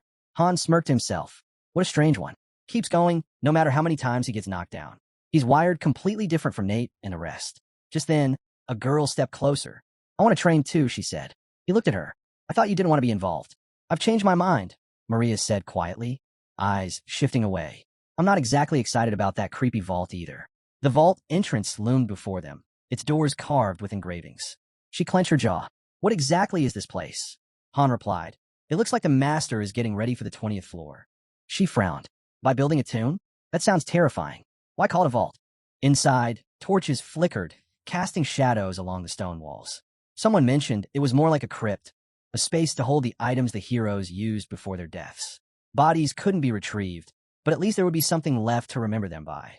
One guy turned his head. What kind of structure is that? A place to grieve? I'd rather have a new training ground. Jenna smiled. I like it. It shows the master cares. Ialka crossed her arms. All right, enough. Now, I'm starting to think someone is going to die on the 20th floor. The girl beside her pulled her into a hug. Don't say that. With Han around, we'll be fine, just like on the 15th. Ialka pulled back. Fine. We nearly died back there. Jenna chuckled, placing a hand on her shoulder. Relax. No one's dying, not this time. Nariza let out a grin. You know, I'm actually a pretty tough girl. The hero shot back. Without someone who thinks like you, Jenna would have never made it this far. That's why I kept you close. The girl closed her eyes for a moment. Well, the next floor is the 20th. I'm guessing it won't be easy. Han glanced away. What, are you scared? Of course not, Nariza said quickly. If I was, I'd be on the support team, not here with the main group. Han replied quietly, still not meeting her eyes. It's not too late, you know. She stood there in silence, her head lowered. Suddenly, flames flashed. Ialka unleashed an attack. Velkus struck the hero's shield with full force. Han grinned as a notification appeared. New skill acquired. Swordsmanship, level 5. He looked at Velkus. His swordsmanship had climbed to level 8. Nearby, the bowstring snapped taut. Jenna's eyes lit up as her arrow shattered the target in one clean shot. The girl blinked in surprise. She had just unlocked the tight bow skill. Han unstrapped his training weights, letting them crash to the floor. As he turned his head, he thought to himself. Everything was falling into place for the 20th floor. A battle card flashed across the screen, highlighting new support upgrades. More skilled recruits were assigned to the 2nd floor. An apothecary capable of crafting healing potions had been sent to the magic hall. Tom, now an instructor, had returned upstairs and even thanked Han for recommending him. With the 20th floor drawing near, support became vital. Interns were added. Their blacksmith had leveled up, too, now able to forge weapons of D+ rank and higher to meet growing demands. Meanwhile, the 3rd group pushed steadily through the tower. Word was, after this run, they'd be fully added to the 2nd floor roster. No longer just potentials. They were on track to become official walkers. The armory came into view, now fully stocked with supplies. The scene shifted to the house. Sitting at the table, Han mulled over how brutal the 20th floor was. Even if you checked how much my party suffered when I was the master. My teams have been wiped out 3 times. No room for error. Not on the 20th, and definitely not on anything that followed. A massive gate stood in front of them now. Eyes forward, Han spoke firmly. Take care of everything you need before we go. Whatever it is, do it. He paused. And if anyone leaves behind a will, he clenched his fists. If you die, I'll personally rip your last words to shreds. The girl smirked. Ialka's definitely the one scribbling. The guy chuckled. Scribbling what? She shot back, clearly annoyed. None of your business. Nariza stood still as they prepared to move forward. Han stepped ahead. We're all making it out of this. Have I ever lied to you? Ialka rolled her eyes. Only 1,000 times. A system warning blinked. 3 groups required to complete this mission. What is this? One of the girls asked. A boss raid? Possibly. But it sounded like only one enemy would be waiting for them. Another notification appeared. Teams can choose when to enter the battle. The girl's eyes widened. Then I'm going all out. A hint popped up. Subsequent teams may only join once the current team reaches a certain condition or after a set time passes. Jenna raised an eyebrow. So, this is basically war? Han nodded slightly. Strange, right? A mission like this needing multiple groups. That's when the tremble hit. It was announced someone had already gone ahead. A scout, a sacrificial lamb, sent alone to the 20th floor to gather intel. This started back on the 16th, he muttered. Didn't you know? Icel snapped. So what? Why was he sent in alone? Let him go. He barely lasted minutes. Han grinned. It's our turn now. A message flashed. Group 1 selected to go first. As the portal shimmered, the fairy hovered above the scout. Listen what Han tells you. Stay alert. The guy groaned. Still sucking up to him, huh? What did he do to deserve that? Grinning, the girl waved him off. Go on ahead. We'll catch up. Han locked eyes with her. Then, the entrance appeared, the 20th floor of the main dungeon. The portal flared to life, glowing bright. A message displayed. Mission recording active. Progress will be saved. The squad stepped through. Han's expression darkened. Once we pass these doors, it begins. Do as you've trained. He pushed them open. Warning screens flared. They entered a bleak, shadowed square. Mission type, suppression. Objective, eliminate all hostiles. The girl looked around, unsettled. Another weird place. Lowering her gaze, Ialka started casting. Suddenly, a chilling laugh echoed. A man screamed in rage. It's all because of you. All of this. Han locked eyes with him. He's burning. Jenna released a shot, just as Ialka's spell ignited. The flames surged. A blast hit the man directly. He was completely engulfed in fire. Han's eyes lit up. Keep firing. We'll flank it. The squad surged ahead, slicing through the flames. Then, without warning, a level 42 half-black dragon emerged from the fire. A system message blinked. Unique monster detected. No time to be shocked. Han barked. The girl pulled back her bow. Red energy swirled around the string. She loosed the arrow. It streaked toward the dragon, struck the barrier, and bounced off. The dragon glared at them, enraged. A message flashed. Monster is resistant to physical attacks. Ialka stepped forward, palms out. Burn! Flames erupted, spreading across the battlefield. But the dragon only smiled. Another message appeared. Monster is resistant to magic. Even second circle fire magic had no effect. Han rushed in and struck. The blade clanged uselessly against its body. Gritting his teeth, he realized it was resisting everything. Velkist's eyes lit up. Neriza's glowed blue. They attacked in sync, but the dragon took no damage. The beast lifted its head. Back off now, Han shouted. The dragon curled tightly into a ball, then unleashed a devastating burst of energy. Han leapt to block the blast with his shield, but grunted as he turned to see Neriza bleeding. She began treating the wound. It's fine, nothing serious. Jenna knocked another arrow. I'll aim for the eye. She fired, but the arrow shattered against the same invisible barrier. Wide-eyed, she gasped. Why isn't anything working? The guy smirked bitterly. Swords, arrows, magic. Nothing's touching it. His scales are way too thick. Han clenched his jaw. It's not impossible. We just haven't found a way to break through yet. Velkist blinked. Break through? We're not even scratching him. The dragon suddenly charged. Then what do we do? Someone shouted. We can't just sit here. As the beast bore down on them, Han turned sharply to Velkist and Neriza. I'm ready, the guy answered instantly. Shield raised, Han braced for impact. Neriza launched a sphere of flame with a fierce glare. Fire whipped through the air, circling the dragon. But once again, the flames rolled off, no effect. Crouching, one of the guys shouted, What now? Nothing's working. Swinging his sword, the main character ordered everyone to fall back. He'd handle this alone. Charging at the dragon, his strike shattered the barrier, but the beast barely flinched. Physical attacks weren't doing much. Eyes wide, Han yelled that they were wasting energy by crowding the attack. This was a solo target. The dragon's scales drove into the ground, and suddenly smoke poured out. From it, shadowy figures emerged, level 14 greedy shadows. Grinning, Han muttered that there was more than enough trouble to go around. One of the others stared in disbelief and asked if they should just wipe the creatures out. Without warning, the dragon landed a direct hit on the hero. Behind his shield, he stared through the chaos and confirmed. There had to be a way through this. Velkist rushed forward, shouting that their attacks were finally having an effect. He'd carve his way through every last one. Taking aim, the girl said they just needed to hold out long enough to strike back. She fired, dropping to the ground. Han ran through his thoughts. The enemy resisted both physical and magical attacks. It used 3 main moves: shooting scales, close-range claw swipes, and summoning minions. Straightforward but relentless. The dragon lunged, snapping its jaws, but the hero struck back. Again, the blow did little. He cursed under his breath. This was turning bad. A new wave of shadows arrived. and Han's eyes burned with resolve. He lunged, slashing at the dragon, but it hurled him away. Blood poured from Han's wounds. His health was dropping fast. He grabbed a healing flask and drank, the empty bottle clattering to the ground.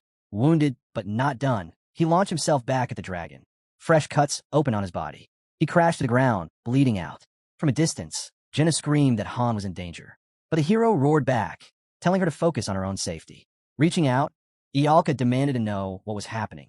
None of her attacks were landing. These freaks just wouldn't die, and she wanted to finish them all here. Slashing through another enemy, the hero shouted that they just had to hang on a bit longer. Velkist, glancing around, asked how much longer that would be. Han dodged another blow. Thinking hard, he was out of ideas. When would this phase end? The dragon lifted its head, summoning more shadows. The enemy was invulnerable and endlessly spawning monsters. It felt like a battle with no exit. Han glanced at his wounds. High on the walls, the guards were watching. When did they even get there? Why weren't they helping? Just then, the dragon slammed into the ground, its claws closing in on the spirit. Velkist yelled out that he could feel it, just like when he watched Han's earlier battles. But this time, this mission was actually fun. Standing before the dragon, the hero heard someone say he'd definitely take the monster down. He scoffed in reply, saying the guy had gotten even better at spouting nonsense. Suddenly, a glow pulsed around the dragon. The battlefield formation had completed. Now, the rear guard could be deployed. The tower lit up. An official offer to support the front line had been made. Rear guard selection began. Turning to the side, the girl asked who those people were. The master had chosen Group 2. They stepped forward and declared their arrival. The girl looked over at the hero, confused. The boy beside her shouted Han's name. Gritting his teeth, one of the men questioned why they weren't allowed to go down there. The boy responded that it looked like their role differed from Group 1. The guard's eyes gleamed. Soldiers at level 18 and 20 advanced. Sparkling particles swirled behind them. The statue began to glow. One of the men frowned and questioned why they had to cut through these enemies and secure the object. While the hero clashed with the dragon, it became clear the vanguard was holding the boss while the rear guard had to capture a key point. This was a multi-objective operation. Han braced his shield, wondering if they'd really pull it off. From behind, someone shouted at him to take out Jinna's first. The girl confirmed she was on it. Slashing her blade, Adis yelled for everyone to hold position. She'd break through fast. The second group launched into battle. The boy swung his sword, and the rest followed. Glancing away from the dragon, Han yelled that all the minions had to be cleared before Group 2 reached the altar. They needed to ready third circle magic. Looking at him, the girl asked if something would change once they arrived. As the first group pressed on, she seemed to understand and began preparing her spell. The dragon howled under the pressure. More monsters charged. Ialka cast her spell. Flames surged forward. Reaching out, she shouted for the fire to consume everything in their path. The blaze spread, and she swore they'd push through. Jenna handed over a potion, urging the hero to drink. Lowering his head, he realized they'd finally cleared out the last of the minions. But then his eyes shot to the side. In a flash, he slashed his sword. Light exploded outward. Blood splattered across Han. His blade shimmered brightly. The dragon lifted its head as the second group successfully captured the altar. Power surged from the structure. The goddess's blessing had begun. A message popped up, asking the master to swipe the screen and unlock full power. At once, the hero's weapons were infused with holy energy. The girl glanced away while Jenna stared at the glowing weapon, stunned. Velkist flashed a wide grin. Smirking, the hero declared it was time to beat this monster into the ground. Group 1 reappeared. A display showed the current setup of Group 2. Facing the dragon head-on, Han said their attacks were clearly landing now. They needed to split up. One subgroup would focus on the boss while the rest handled the shadows. He'd lead the first team. Velkist and Nariza would form a second. Jenna and Ialka would make up the third, providing support from behind. The dragon began to coil, and Han warned that it was about to launch a barrage of scales. Everyone had to be ready. Suddenly, the dragon unleashed its attack.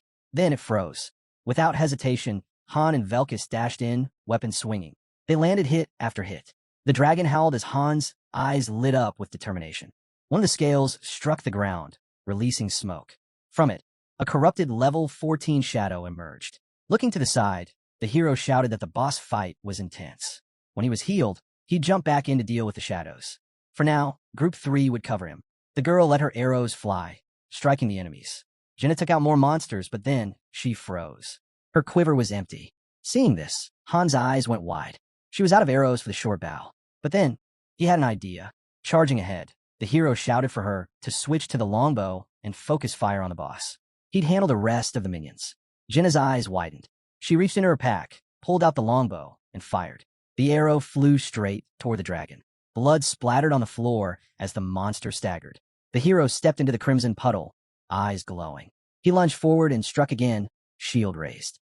Then he called out. Subgroup 2 needed to rotate in. Once he returned, they should immediately start pouring in potions. A blade hurtled toward the dragon. Han snatched it midair and drove it into the beast. The dragon shrieked and flung him away. Adis yelled from the side. She couldn't hold on much longer. As he jumped to his feet, Han thought grimly. Group 2 could only keep it together for a short time. The guards scrambled up the wall, and someone shouted that they couldn't keep blocking the enemy much longer.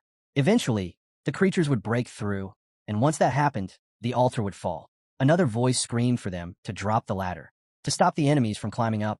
Hearing the cry, Han spun around, just in time to see a spear pierce a boy's side. Blood spilled out. The girl turned in shock and yelled for someone to pull him back. Ialka raised her arms, asking if things were getting too dangerous now.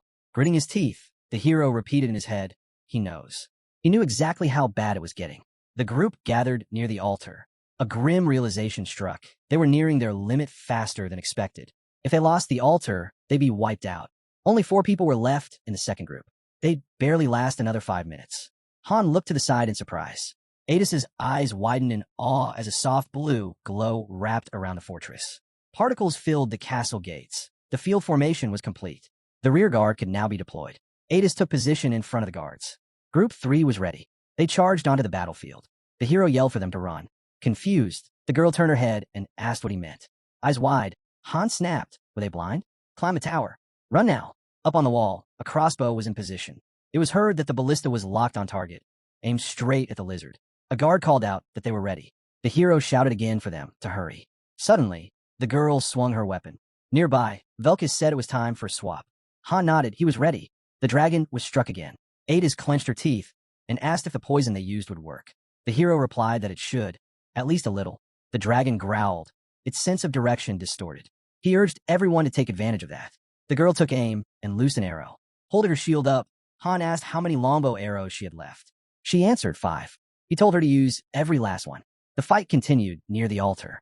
A thought echoed through the group. They had to end this before the enemy overwhelmed the second group. Someone called out for Aaron to hold off the climbers. Dylan would take the ones charging from the front. Running to the crossbow, the girl yelled, "They're here." Everything would come to a head soon. Another thought pressed down hard. They were out of time. The players spread out across the castle grounds. A chilling thought struck them all.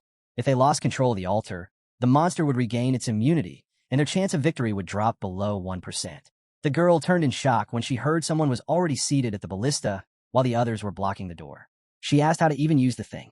Out on the battlefield, the hero asked what this whole mess was supposed to teach them. She replied simply, she'd fire. The rest just needed to hold the line. Staring straight ahead, Ada shouted for faster action. The girl loosed her last arrow and announced it.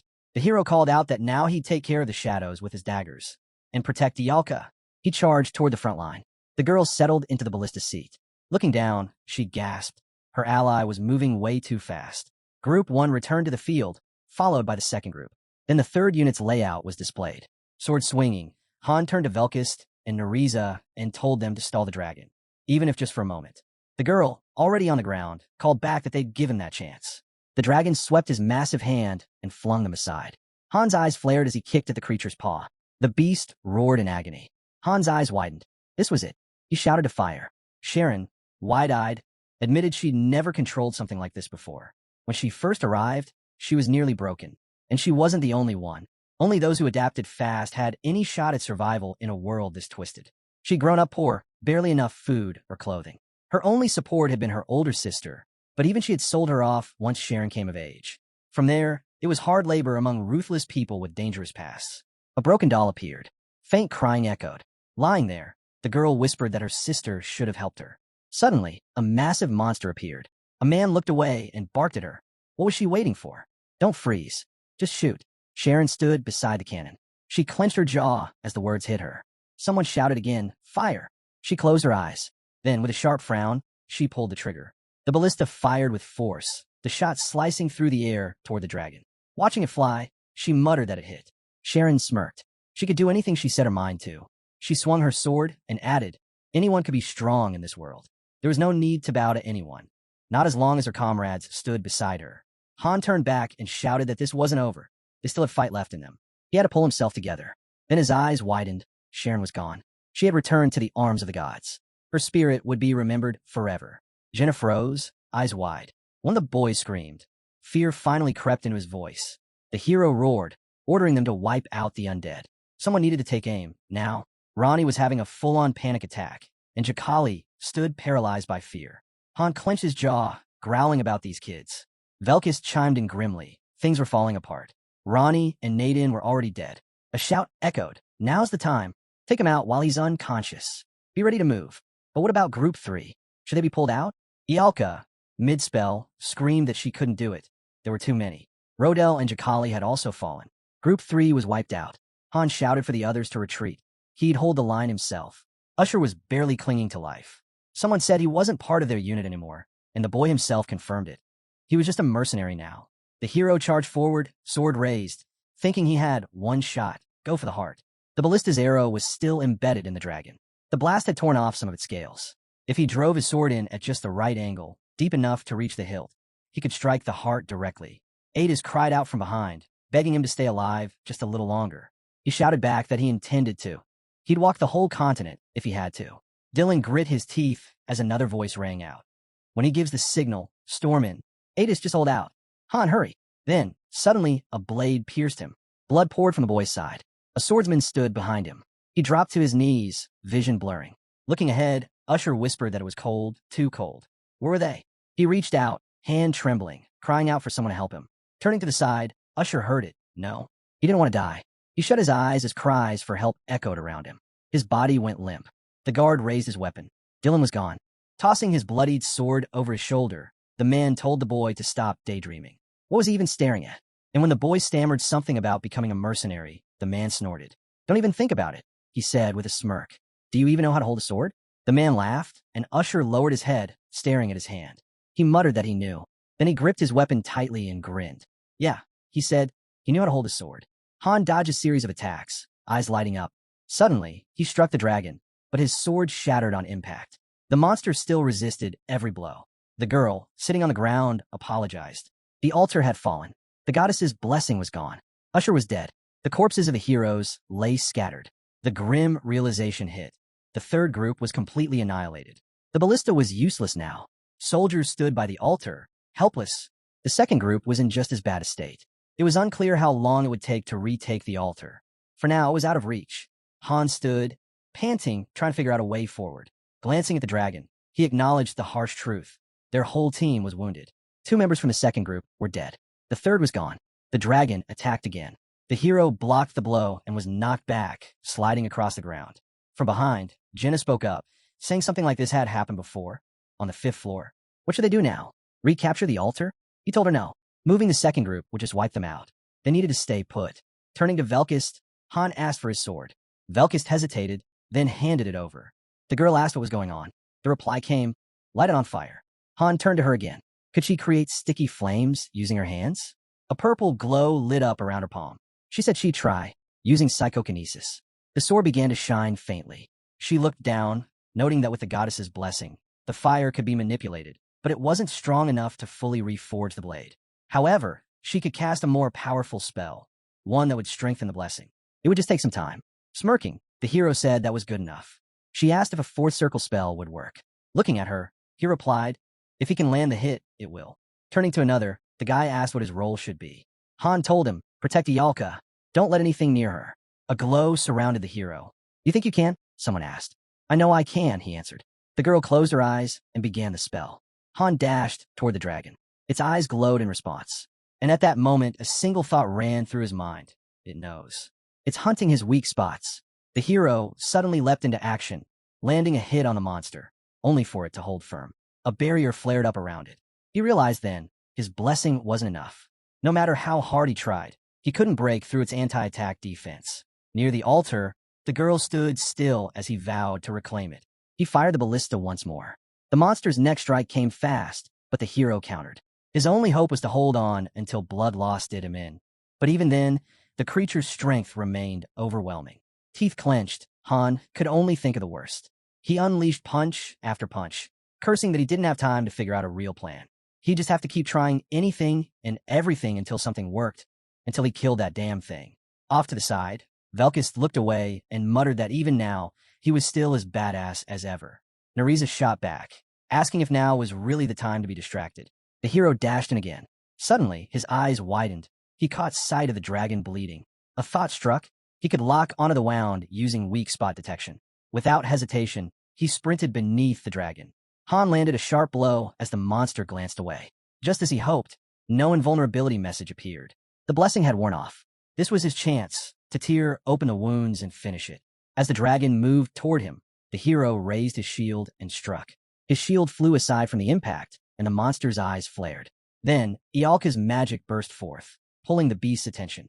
Han's eyes went wide. The dragon launched a furious attack, scales flying in every direction to break away from Ialka. The hero's gaze sharpened. He began slashing at the airborne scales. An attack came his way. He took a hit. Blood poured out. Jenna rushed to his side, asking if he was okay. Still bleeding, he told her to worry about herself and keep protecting Ialka while he kept the shadows at bay. Flames danced around the girl as screams rang out, warning the enemies to stay away. The dragon howled, suddenly shifting into berserk mode, and Han matched it, bursting into his own frenzy. He shot upward, the dragon's eyes lighting up as their gazes locked. A flash of light ignited between them. The dragon lashed out with its tail. The hero skidded across the ground, sword in hand. He swung, but cracks split through the blade. It shattered on impact. Without hesitation, he called out to Nariza. Tossing a sword his way, she shouted that it was all she had left. He caught the blade. A radiant glow surrounded it. The weapon tore through the air, light pulsing from every edge. The hero's eyes blazed red as his strikes landed, forcing a scream from the dragon. Staring ahead with fierce resolve, Han grimaced. Nariza's sword wasn't familiar to him. It could shatter at any moment. He shouted for the others to throw him whatever weapons were left. The dragon barreled toward Ialka again. It was after her, still. She flung a sword his way, yelling for him to catch it. He did.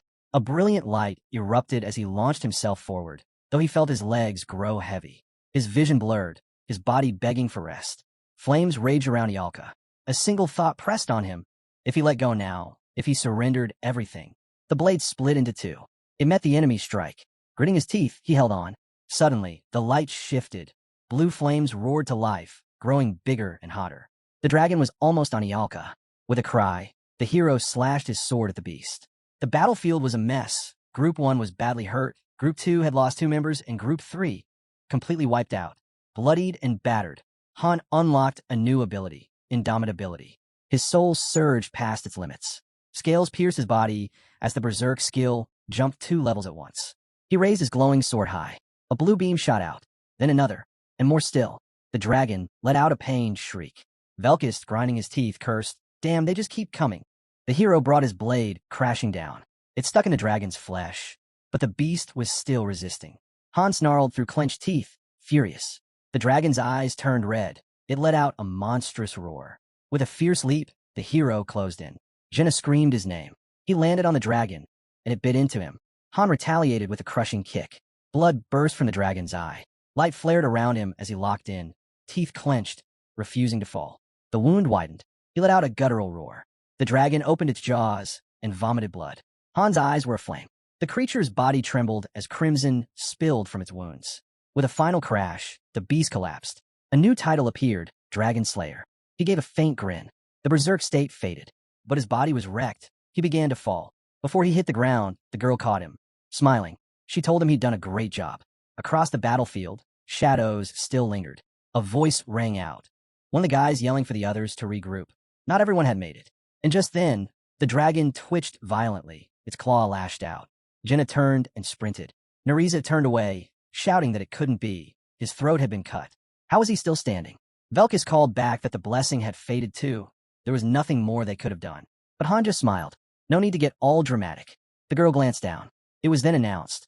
Ialka had completed her casting. The spell ignited. Flames surged forward, slamming into the monster. Fire engulfed it completely, spreading across the field like wildfire. Eyes wide, the girl realized what she was seeing. Ialka's fourth circle fire magic in full force. The hero admitted he'd never witnessed it in action before. Ialka raised her arms. She spoke the word, unification. A blazing sphere shot toward the monster. In an instant, its head was gone, vaporized. A sudden flash of light erupted. The guy turned away in surprise. Narise's eyes widened. Everyone on the wall was watching. Jenna stood frozen, awestruck. A massive explosion tore through the area, like thunder splitting the earth. The floor had been cleared. A global announcement went out. All players had leveled up. The loot was announced: Dragon Heart, Bones, Scales, Claws, and 150,000 gold. Best player? Han. Portals shimmered into view. A message followed: Floor 20 complete. Master was granted the title of Amateur. More updates rolled in. Weekly low-level dungeons now unlocked. The second exploration dungeon, Hausia, was open. New structures became available. A hero was waiting to ascend. Then came the final alert. The dimensional rift could now be opened. With a smirk, the girl remarked, "No one died." Velkist replied dryly, "Well, none of us, at least."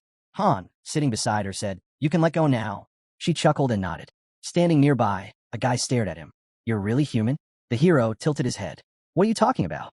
Velkist jumped in. "Yeah, I've never seen a human take down a dragon one-on-one." Han scanned what was left of the team. 5 from the first group made it. The girl looked at him. "Forgive them. They didn't fulfill their roles properly." He replied. 3 made it from the second group too. Grinding his teeth, he asked, "What are you even saying?" "We got through because of them." He turned to her, adding, "Take care of your team. Don't fall apart over something like this." She nodded. "Got it." Narisa stepped forward. 15 heroes went in. Only 8 made it out. Han added, "The entire third group's gone. Sure, it's better than losing everyone, but we've lost key support now." He placed his hands on his hips, then said with a grin, "Still, we did great. Let everyone rest tomorrow. Do whatever they want." The guy suddenly spoke up, saying he wanted a duel. The hero just waved him off, telling him to relax. A soft blue glow shimmered as Isel stepped forward, holding a statue with both hands. With a serious tone, she praised them for clearing the 20th floor, saying they were truly remarkable. Handing over the statue, she added it was a gift from the master for their dragon slayer. The hero looked at the statue, wondering what he was even supposed to do with it. A new scene opened. The girl stood quietly at a doorway. Adis let out a long sigh. Her eyes shut for a moment, then opened again. She stepped forward, glancing around the room. "I'm back," she said. "Made it through again." Adis dropped to the floor. "Only you, just you again." A sudden scream echoed through the house. Back at base, it was confirmed 2 had died from the second group, and the third group was completely wiped out. Han looked away and muttered, "Didn't I tell everyone to take the day off? So why are you here?" The girl stood with her hands on her hips. "Was thinking of checking out the storage room," she replied. Then, closing her eyes, she added, "Too tired to train anyway." "Then go," he told her. Just then, the storage room's entrance appeared. Jenna glanced at it and asked what was going on, where he was heading. "I'm a busy guy," the hero answered. Many had returned to the Lord's embrace after their last mission. Usher, from Group 2, was a natural 2-star. Eads liked him.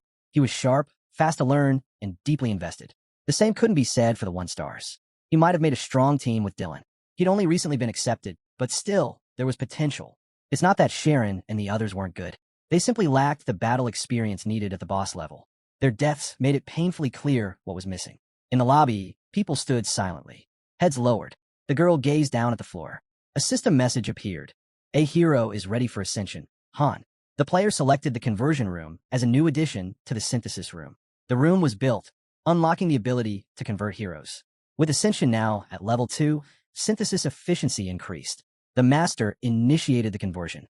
The tab lit up, conversion unlocked. It was the second way to fuse underperforming heroes. Inside, a voice cried out in panic, pleading for mercy. He didn't want to die. The building's entrance glowed. A powerful light burst out. The transformation was complete. A notification appeared. Basic spirit stone acquired. Sitting on the bench, Han mulled over the conversion process, how it could turn heroes into materials. When a level gap between the target and the sacrifice became too wide, synthesis lost its edge. That's when conversion stepped in. Now, they finally had the 3 components required to proceed. Staring ahead, he added that the guy wasn't even worth synthesizing. Watching it unfold wasn't exactly pleasant. The synthesis process began. Success rate, 91%.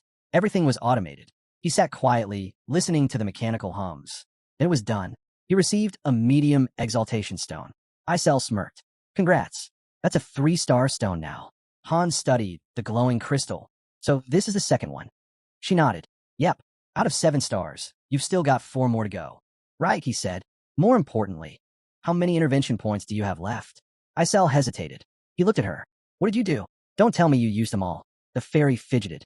"No, it was YouTube's fault. I only watched a couple of videos." Then she sighed, raising both hands. "Okay, fine. I use it all. But I had no choice. There were too many heroes. I was working nonstop. I thought I'd drop dead from exhaustion. How much do you have left? He asked. You didn't burn through everything, did you? She glanced away. About 30 minutes worth. She reminded him. If he sends a message or writes a post, that time will vanish instantly. Han grabbed his weapon. That's enough. Just get everything ready. He made his way to the storage room. Inside, he looked around. A glowing pedestal stood in the center. He stepped up and placed a stone on the stand. It lit up immediately. Shielding his eyes from the brightness, he winced. Looking down, he muttered, just like last time. He turned sharply. A boy sat on the floor, crying. Not again, he thought. He walked toward the barrier and pressed his hand to it. The area was sealed off. Just as he figured, no way out from the other side. He let out a breath. Can't move forward. Can't leave. The boy's sobs echoed in the room. Han clenched his jaw. The boy cried louder, calling out for his mom and dad. Frustrated, the hero pounded on the barrier. His arms crossed, eyes locked forward. He's really starting to get on my nerves. And then, something shifted. A piece of his long-buried past flickered back to life. Han had completed his ascension. He was now a 3-star hero. The hero stepped forward, and in that moment his level and skill ceiling rose. He'd unlocked the potential to choose a new class. Meanwhile, Isel was snoozing on a bench. Seeing her like that, Han asked, surprised, how she could already be asleep when he'd only been gone a short while. Han clenched his jaw, annoyed by the number of people around. Let's talk in my room, he said. Isel agreed, without question. The master began summoning. 1, 2, 5 in a row, marching forward without pause. Watching it all, Han guessed the master was calling in more heroes to make up for recent losses. He turned to the fairy. You sure you don't need to be anywhere? He asked. Maybe later, she answered casually. The next election starts tomorrow. A residential building came into view, lit softly by candlelight. Before anything else, she said she wanted to share something. Isel shut her eyes and admitted she hadn't just been browsing the internet for games. She'd actually tried to help, digging through everything that could be useful to them. Han started undressing. What is it? He asked. She clarified. You want to know what she'd found, right? Because it was something huge. With a small motion, the fairy held out her hand and declared. That master had subscribed to his channel. Han blinked, taken aback. Isel raised her head and told him that he was finally being recognized. His Majesty, no less. He stared at her. What do you mean? Master joined your fan group, she grinned. You've got a national association now, the #1 fan club, a master among masters. Smiling wide, she teased. Did you expect anything less? That test of yours was insane. I'm so jealous. I want something like that too. He looked at her. What exactly? At that moment, the hero's eyes widened in shock. She told him this was about Niflheimer. The fairy let out a sharp laugh. They'd started advertising, taking in new students. Minimum requirements. 3-star rating, level 20, second-tier heroes ready for class advancement. Turning his head, Han asked, what students? She motioned to him to look at the details. A screen popped up before the fairy. The recruitment panel appeared, and a message from Niflheimer's Educational Training Center unfolded. She spread her arms wide. Isn't this hilarious? They're right here, showing off like this. She stared at him. You're not even surprised? I thought you'd be shocked. He shrugged. I saw it online too. Through your feed. They're just doing what we're doing. Leaning on his shoulder, Isel asked what he was talking about. Han replied. It was the heroes from Niflheimer. A letter materialized in front of them, and the thought struck him. He was here, but the author was Han. Only someone from Niflheimer could pull this off. Covering his face with a hand, the hero tried to process it. They had managed to interfere with the user system. That kind of access was unthinkable. Maybe the Vice Master's authority went way deeper than he'd realized. Then came the kicker. Another message revealed the entry requirements for the second server. Level 20 and above, but still unclassified. His eyes shot open. This was it. A building rose in front of them, and he muttered, It's like they're calling me. Han's card flashed into view. Isel pointed at it and said Mike hadn't posted in ages. Maybe they should take a look. A voice chimed in. 5 months. Yeah, Isel confirmed. 5 months, Earth time. But Han's here right now. So who's behind this? The hero replied. There are only 2 who could have inherited his power after he vanished. Ceres, the top-ranked hero, and Urnith, right beside her. Han narrowed his eyes. This reeks of Urnith. That service they mentioned, it allowed transfers from other lobbies. Trainees would get access to elite buildings, top-tier instructors, all within the RA. And it paid well. He loved using it to rake in diamonds. Isel asked how to get in. He told her registration was required. She replied that the odds were crazy, about 100 applicants per spot. But maybe the master would make an exception for him. The fee was steep, 500 diamonds per hero. Han chuckled. Didn't you say Enning subscribed to me? Then you already know the answer. And then it hit him. If Enning was in his fan club, then he was the one who'd sent the files. Turning to the fairy. The hero asked if he could send a letter. She gave a quick nod. Then she lifted her arms and shouted, "Power of the fairies!" A magical computer shimmered into existence beside her. Isel trembled from the strain, and Han thought back. There'd been no reply to the last message. No greeting, no sign-off. Just silence. He had nothing left to say. The streets outside were empty. The girl walked out of the building. Adis turned abruptly. Han was right beside him, inviting him to come along. Inside, the windows glowed. They sat down at a table. Han asked, "Did you get any rest?" Adis looked away. "I don't know." Frowning, Han noticed something was off. She looked like she was holding too much in. "How's your team doing?" he asked. Adis looked down and quietly said the old man was doing fine. Aaron? He was still pushing himself, training harder than ever, even now. Then her expression shifted. She frowned and mentioned the folks from the first floor. Some were wavering. Those who once dreamed of becoming warriors had changed their minds after what happened to the third group. A few even said they'd rather live off potatoes forever than risk their lives in battle. The hero nodded. Not surprising. Fighter survival rates are brutal, he said. The balance between frontline warriors, support units, and backup groups is all over the place right now. Adis asked if there was any way to fix it. Han shrugged. I don't know. Maybe with better training and more real combat experience. A voice echoed, a reminder that the third group's downfall came from their lack of boss battle experience. If only they had more reproduction stones, they could simulate fights. But they didn't, and their current training setup, far from ideal. Han went on. In the end, it's all up to the master. It depends on where he chooses to invest. Adis's eyes widened. How do you know all this? He muttered something under his breath. She shook her head. No, I'm just impressed. You always seem to know what you're doing. You make smart calls, you fight like a pro. I never imagined I'd face that dragon alone. She fidgeted with her fingers and admitted, compared to you, I feel like I'm nothing. I used to think I was doing okay, but now it feels like I barely moved forward at all. Han asked why she was thinking like that all of a sudden. Didn't I already tell you? None of this would have happened if I'd been on my own. Adis nodded. Yeah, you're right. I'm sorry. Then he dropped the news. I'm going to vanish for a while. About a month. I'll be out of the lobby. Her eyes went wide. A whole month? An expedition? No, he said, eyes closing. Somewhere far from here. He told her she'd be in charge while he was gone. There was going to be a lot to handle. Adis smiled softly. So you're leaving it all to me for the sake of what's coming? He nodded. Yeah, as long as we're not dragged down by unnecessary baggage, that should be enough. She hesitated, then asked, but where exactly are you going? To another lobby, he answered. Her face froze. Another lobby? The thought passed through his mind. Aside from himself, Adis was the most crucial hero they had. Jenna and John couldn't compare to her when it came to leadership. In his mind, there was no doubt. Adis was irreplaceable. Han tightened his grip, debating how much to reveal. He figured giving her just enough for now would do. The place around them stretched endlessly, and Adis gasped, estimating there were around 100 million similar spots. The hero chuckled, saying that number was just a rough guess. There were far more in reality. She pressed him again, and he admitted they'd likely only come across 10 or so of them, so she shouldn't stress about it. Still uneasy, Adis asked what kind of place this really was. Then she sighed and said it didn't matter. She'd follow his lead. Han gave her a small smile, assuring her he trusted her. Suddenly, footsteps echoed nearby. Berserker had leveled up both Indomitability and Dragon Slayer. The stat boost from Berserker was around 10 points. Indomitability helped resist things like bleeding or poison. It was one of the best support skills to pair with Berserk mode. Dragon Slayer gave a damage boost against dragons, a rare skill unlocked only by achievements, not training. Despite not landing the final blow on the dragon, Ialka had. Han still received the merit bonus. His luck was absurdly bad, yet somehow things kept swinging in his favor. Gazing out the window, Han muttered that it wouldn't be long now. He'd soon be standing face to face with the other heroes. He activated a board and announced, "Go ahead, choose me." A system message followed, explaining the space-time rift. Sunlight lit up the square as the notification read. Opening a space-time rift would grant access to the dimensional community shown on the right panel. It also came with a warning.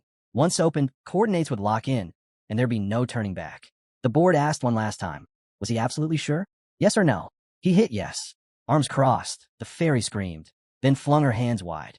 The rift roared open. The message popped up. Space-time rift successfully activated. Option added to menu. Departure. Isel stared into the horizon and muttered that she already had doubts about this. But Han countered, this rift would unlock far more possibilities.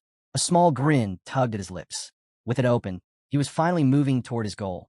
Then he recalled. Niflheimer had approved the registration from Enid. Isel flew over and asked what he'd written to the master. Han shrugged. Nothing major, he said. But was important. There were 3 key steps: open the rift, complete registration, and post a private comment.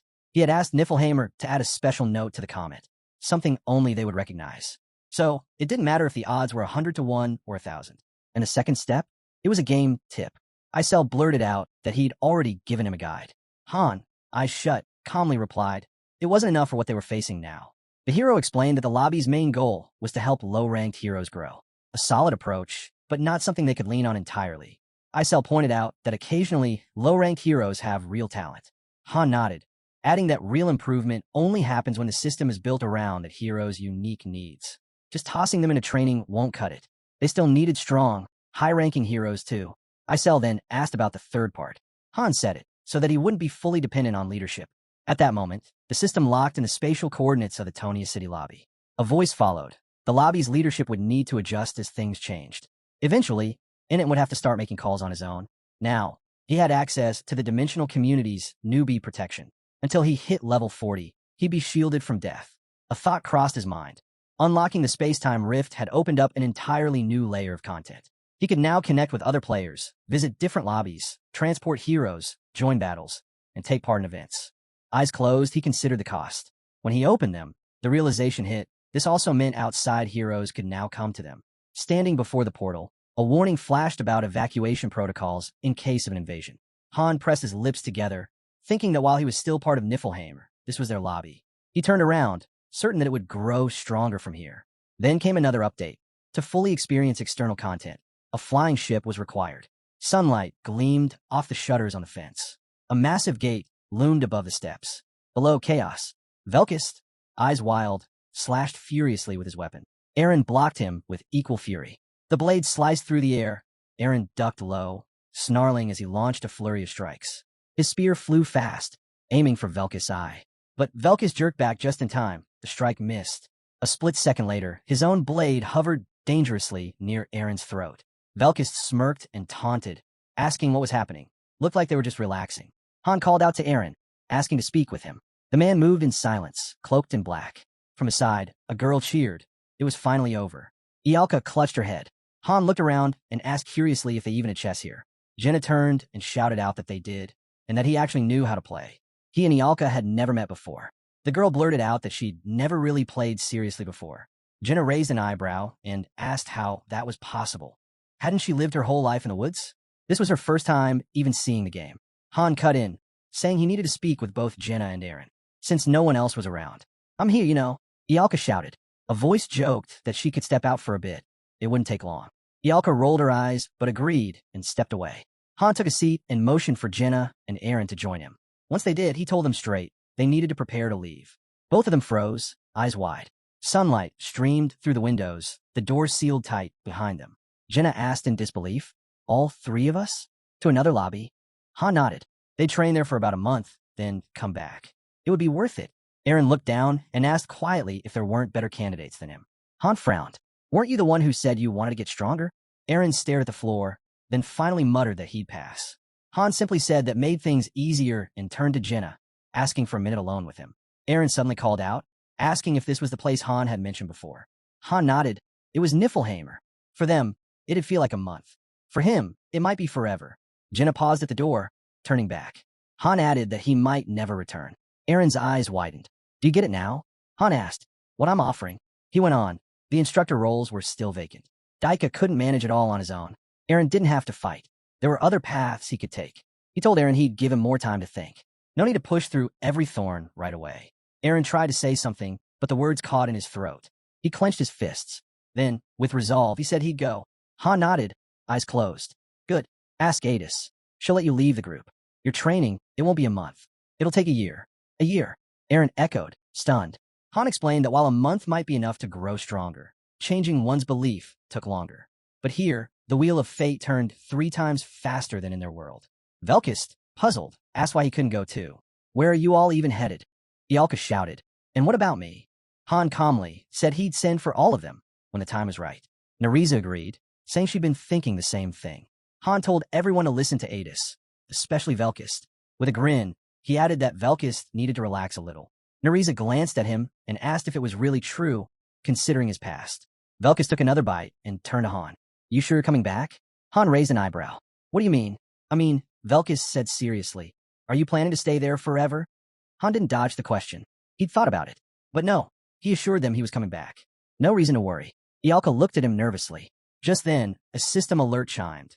Niflheimer's flying ship Rangrid 07 is requesting landing permission. The board lit up again. A second flying ship from another account had made a landing request. It was temporarily docking in this lobby. The display showed a rift opening in time and space to receive the ship. A trade request came in, 1,500 diamonds. The captain was initiating it. Han asked, "Everyone ready?" Jenna and Aaron both nodded. Adis and Roderick stood nearby, watching. Adis asked if they were really leaving already. Roderick added that things were going to be boring without them. Velkis grinned. "Have fun out there." Ialka turned away. Nariza spoke gently, saying they'd all be waiting. Han chuckled. What a dramatic send-off. Suddenly, Isel's voice rang out. She flew over and shouted frantically that she'd heard a strange rumor. Was it true he wasn't coming back from Niflheimer? Han asked who'd started that nonsense. Jenna smirked and told him not to worry. She'd make sure he came back. The fairy panicked, yelling not to let them steal it. They're all a bunch of thieves. Han tugged her cheek and admitted it was probably his fault. She quickly clarified it wasn't him she meant. They shook hands, and the fairy told him, no matter what, he had to come back. Promise me. Han sighed. Enough with the whining already. Isel screamed. You promised. Aaron, chuckling, said Han was the only one she ever talked to like that. The group headed toward the portal. Energy spiraled around Han as a voice commented on the incredible sight ahead. Everyone turned their eyes forward, full of awe. A flying ship hovered before them. Jenna gazed at it, completely taken in. Someone asked if she knew much about flying ships. Only stories from my father, she replied softly. Han watched too. He'd seen them before, but back then, he couldn't use them. He didn't have the nobility for it. The identity checks were complete, and the ship slowly began to move. With that, the journey to Niflheimer officially began. Han figured this vessel was a newer model. As they boarded, a guide welcomed them. She would be with them for the entire trip. Han didn't recognize her. After all, he'd met hundreds of guides before. Jenna nervously asked if everything would be all right. Nearby, a few passengers chuckled under their breath. Han shot them a look, and they quickly looked away, embarrassed. He realized this wasn't their private ship. They couldn't afford to let their guard down. The ship rose into the air and glided into a glowing portal. Everyone else looked uneasy, but Han remained steady. They flew over jagged terrain that looked like a desert. The ship emerged from the portal and entered Tan. Jenna and Aaron were blown away by how stunning the dimension was, but Han wasn't easily impressed. The girl noticed. He already knew it would take 2 days to reach their destination. A massive tower appeared in the distance, and beneath them lay the ruins of what once was a beautiful city. It had already fallen. There were 20 selected trainees on board. Jenna quietly questioned why Tonia was barren, unlike other lands that were covered in water or engulfed in flames. Then a voice echoed throughout the ship. Everyone was asked to come up to the deck. Their journey was almost over. Han realized they were close, but hadn't seen Aaron. He remembered Aaron mentioning something about an empty warehouse he wanted to train in. The guides had warned them. Stepping outside the protective barrier was risky, especially with turbulence expected during landing. Jenna and Aaron exchanged confused looks as everyone gathered on the deck, a wave of unease passing through the group. Panic began to set in for most, but Han stood still, unmoved. Dozens of ships hovered nearby in a place that looked like the entrance to hell.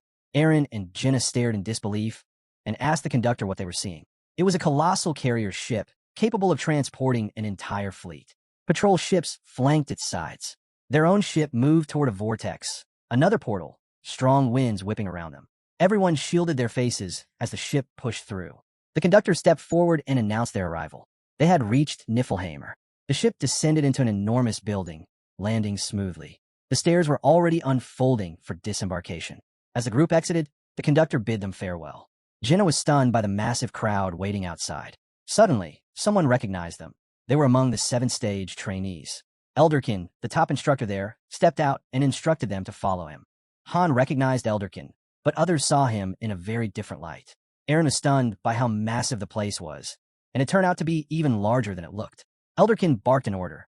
Everyone was to form a single line and enter one at a time. One of the trainees began to voice his anxiety, but before he could say much, the hero cut him off with insults. In a flash, the old man struck, knocking the boy's teeth out in a single hit. Blood spilled as the trainee crumpled to the ground in agony.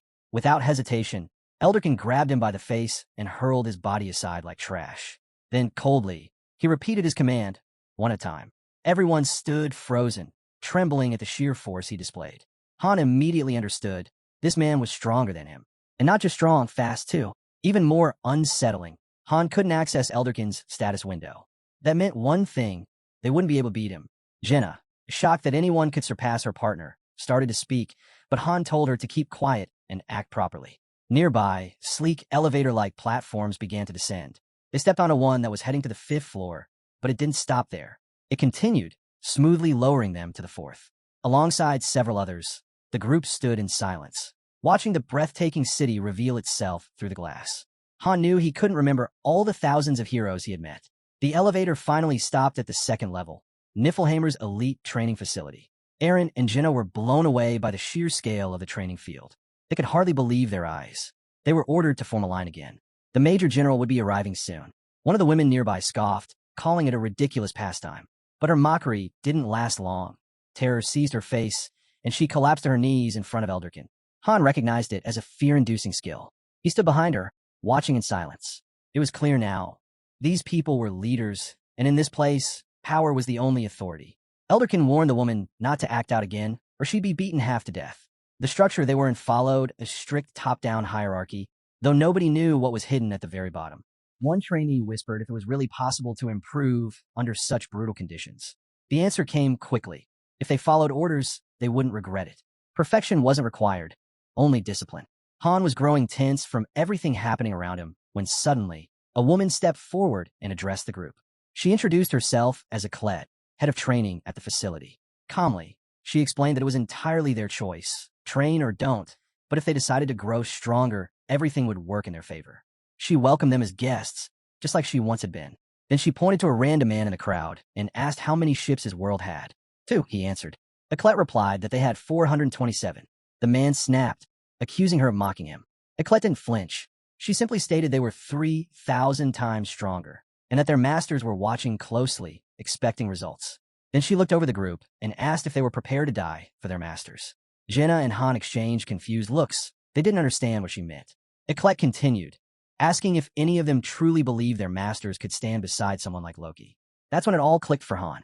He finally understood the scale of this place and why there were so many people here. Aklet laid it out bluntly. 90 out of 100 would be useless. Most would become nothing more than discarded tools. But here, everyone would be rewarded based on what they earned. Then she raised her voice, declaring that this was their shot to become part of Niflheimer. She explained the 2 main reasons newcomers were recruited. The first was diamonds. The second was to attract more fighters. Their master didn't care about anyone's past. Aklet herself used to be their enemy. Han remembered fighting her, taking her lobby, and bringing her over because they were short on people. Jenna looked puzzled, but Han clarified. The top 3 performers would be accepted in a Niflheimer. That meant their lobby affiliation would change. All those present were handpicked by their masters. This place was made to shape them, and the higher-ranked individuals would eventually receive invitations. The price varied, but with around 1,500, you could obtain at least a 3-star hero. That was why Isel had been so anxious. Aklet urged them to think it through. Niflheimer would take responsibility for their future. Elderkin then stepped in, ready to begin assigning classes. Warriors were given red, and bandits blue. Han explained that by the end of training, everyone would receive their class. Jenna ended up separated from Han and Eren, having been placed into the bandit class. Not far from them stood an impressive building, resembling a palace. Elderkin ordered everyone to line up. It was time for skill evaluations. Based on their performance, the trainees would be sorted into one of 4 levels, a system that Han himself had designed. Eren was placed in a lower rank due to his weak spear skills. It was finally Han's turn. Elderkin checked his data and paused, visibly impressed. It was far above average. His assistant took a look and reacted the same way, clearly surprised. Elderkin told Han they need to speak privately and instructed him to step aside. He added that Han was free to choose his class alignment, though it seemed he'd already made up his mind. Han began to wonder what this personal conversation would be about, but Elderkin revealed it wouldn't be with him. The Major General wanted to speak to him directly. Elderkin, like Han, had also been born a 1-star, but he had panicked during his very first battle. Han felt uneasy. The heroes he had once trained were now out there, moving on with their own missions. Just then, a woman arrived and said she'd received a port. Aklet entered and eyed Han carefully. "Are you Han?" she asked. He gripped his sword immediately, sensing this wasn't just a friendly visit. Without warning, Aklet lunged at him with blazing speed. She deflected his attack and confirmed she wasn't here to chat. The next second, Han had her sword at his throat. This was an interrogation. Eclet remarked on how fit he was, but made it clear he wouldn't last against her. Han knew she was right. She demanded information, but Han didn't even know what she meant. Then Eclet's demeanor shifted, her eyes wild, as she asked how he knew Master Loki had vanished. She threatened to kill him if he didn't talk. Who even are you? She demanded. At that point, Han stopped playing along. He muttered that someone should probably step in, and suddenly, a powerful gust of wind swept through the area. Footsteps echoed. Someone was coming, someone important. The presence was overwhelming. Then a figure stepped into view. It was Uranith, dressed in a flowing white robe. Han narrowed his eyes as she approached. She greeted him formally. Uranith was the second highest in Niflheim, and she had 6 stars to her name. The surrounding city gleamed, fortified by massive walls. A man named Gilbert stepped forward next, offering a handshake with a friendly smile. He introduced himself as an instructor and seemed genuinely pleased to meet Daika. Despite his young appearance, his authority was clear. Gilbert admitted the place was brutal. Anyone who couldn't adapt would be crushed. Daika was taken aback by how young the instructor looked, but Gilbert just laughed it off. He came from the mountains, where it wasn't unusual to learn from a child. The man quickly reminded everyone that he'd arrived here long before any of them. He explained that this place played by different rules. If you surrendered yourself to it, you could surpass even him in strength. But if you didn't, suddenly, he clutched Gilbert's hand with crushing force. Gilbert let out a wild scream. The pressure didn't ease as the man warned them. Otherwise, they'd all be dead. A voice called out nearby, interrupting the moment. The young man turned, curious about why she had come. She said she was looking to appoint someone as an instructor. He replied that lately, many ambitious people had shown up. He recommended 2 men for the job, noting how often teams were reshuffled. And with that, their chemistry constantly changed. He thought back to some guys who worked well together, despite being quiet types. The 3 of them, he believed, could make a solid team. Just thinking about it sparked a slight unease in him. He also remembered Raymond. But before that thought could settle, a strange purple light erupted behind him. It looked like a summoning. They realized the activity was taking place on the 2nd floor. A man with wild eyes figured someone powerful had finally made it through. Then, lion-like legs stepped out of the light. The girl's grin echoed a lion's fangs. Above them loomed a massive structure, floating among the clouds. It had a lower level, set apart from the rest, a world of its own. The scene shifts to Niflheim, where Uranith approached and greeted her master. Han, injured at the neck, told her there was no rush. She apologized, saying she'd been waiting for him. Someone told Eclet that she'd hurt the master, but she instantly denied it, shaken. Uranith expressed concern for the hero's condition, but he insisted Eclet needed help more. Her rage was overwhelming. Uranith then asked the hero to pass a message to Master Loki. She regretted pointing a sword at him and speaking harshly. Tears welled up as she begged forgiveness. Han stared at her, eyes stern. He asked how she planned to atone for her actions. Fear filled her face. She held the sword to her own neck, but Han could tell she didn't even know who the real enemy was. Uranith said she could handle it, but added this wasn't the right place for such a talk. Her body began to glow with purple light. In the next moment, they stood inside a serene gazebo. The table before them gleamed with golden dishes, and everything around them was wrapped in blooming flowers. Han realized they were now on the 13th floor. Uranith served him a cup of hot tea. He asked how she had known it was him. She replied that there were no leaks, just solid information. But Han cut her off, quickly realizing that only she could have known for sure. Still, that wasn't enough. Uranith explained that the moment he vanished, she was certain he'd been pulled into Mobius. She listed everyone aware of his presence and offered to summon the other residents. She was confident they'd all be thankful to see him. Lisa was out on a mission, and Uranith herself was on standby. But what caught Han's attention was Ceres. Something clicked. Responsibilities had been reassigned, and someone had moved the residents outside of the original location. But it was strange. Ceres should have been there. For the secretary, meeting the hero was a huge honor. Han, however, believed they resented him and had expected him to be quietly eliminated. Uranith asked if this was about how he had used her as a pawn. She said she never could hate him, not after everything. He had always given them hope and led them to victory. If not for him, this place would have collapsed long ago, taking them all with it. To them, Han was more than enough. They had even prepared a mansion just for him, his own place, right at the heart of the 13th floor. But Han turned it down. He said he didn't need luxury. Uranith, surprised, asked if he was planning to go back to the 2nd floor. She had invested so much into welcoming him back. But Han refused all of it. No parties, no special treatment. She offered help in different forms, but he rejected each one. He had training scheduled, and she could come afterward. Uranith even proposed sending all the students back, but he refused without hesitation. She then offered to replace the instructors, but he denied that too. Desperate, her ideas became more erratic, yet he remained unmoved. Crushed, Uranith whispered that he was surrounded by greatness. Han corrected her. There was no such thing. Looking completely distraught, she turned toward her servant. Han decided it was time to go. He ordered a discreet portal to be opened. A small portal appeared at the entrance. He acknowledged that Uranith had done an incredible job without him, and asked if she still saw him as her master. Shocked, she nodded and bowed deeply. Han smiled faintly. Suddenly, a voice rang out, someone shouting about finding the master. It was Elderkin, crashing through the barrier, desperate to see him. Uranith warned that time was short. If he lost focus now, it could end badly. Han understood and stepped toward the portal. Moving slowly, he crossed through and emerged into a crowd of regular interns. Nobody seemed to notice any change in him. Suddenly, a maid pointed out the direction where his companions had gone. He was surprised to see her here too. He asked why she had come along in the first place. Her answer was simple. For his protection, she declared that no one would dare lay a finger on him. If they tried, she'd break every bone in their bodies. A gentle glow flickered over Han. The only thing on his mind was going home. Above him, a massive city floated in the sky. The lower tier was sealed off with delicate bars. Han lay back on a bed in a large room, thinking about Uranith. He had to admit, she'd done an incredible job. Though he was technically in the intern dorms, his room was on the faculty floor. He was originally assigned to the 4th floor, but that room had mysteriously caught fire. Now, as he fastened his suspenders and got dressed, a maid entered. She offered to assist and suggested moving him to the 3rd floor. Han declined, making sure that no one else knew who he really was. The secretary assured him she'd stay close behind. Descending the grand staircase of the dorm, Han was greeted warmly by Jenna, with Aaron beside her, looking completely worn out. Han could tell the guy hadn't slept well, but simply returned the smile. Jenna shared that she'd already spoken to the girls. The place was impressive, full of powerful people. She also mentioned hearing that Niflheimer had never lost a battle. Han knew they were talking about duels between the masters. This place really did feel like a haven. No danger, no worries. He asked if his team wanted to rise to the top among the trainees. Jenna said she'd head back for now. Their friends were waiting. Aaron agreed. Han realized that becoming top trainees could mean being sold to Niflheimer, but he didn't have much choice. In a large hall, Elderkin stood at the board, facing the trainees.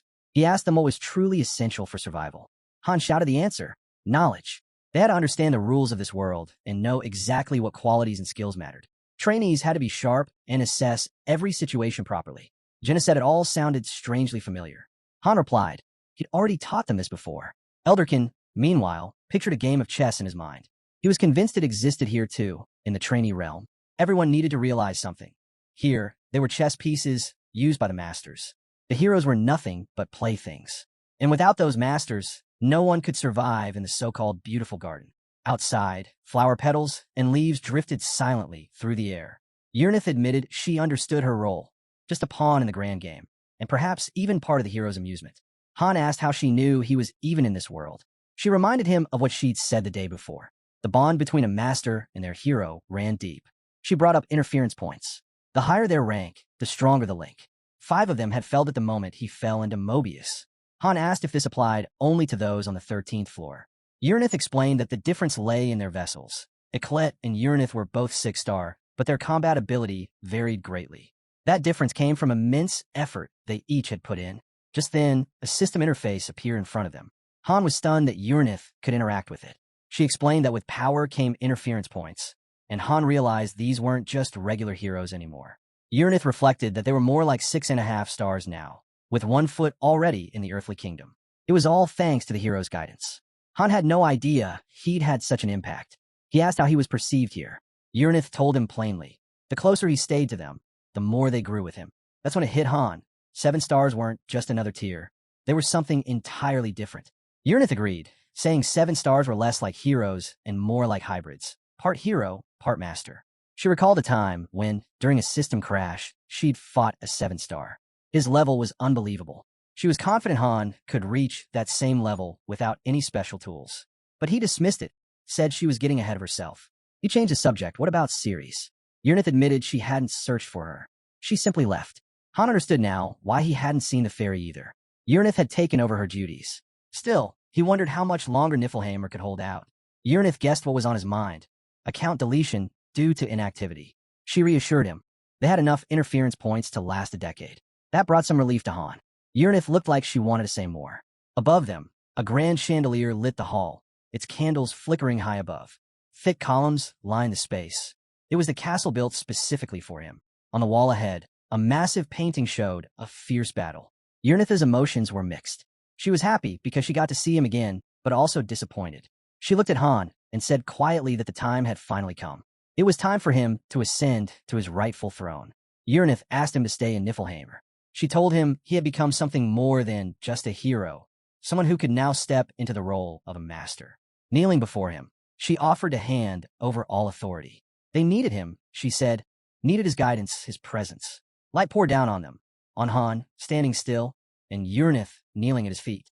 A system notification appeared, giving him the option to accept or reject the title of Vice Master. It stated that Uranith was transferring her rights and awaited his decision. As the man in the hat bowed before him, Han frowned and said flatly that he was no longer a master.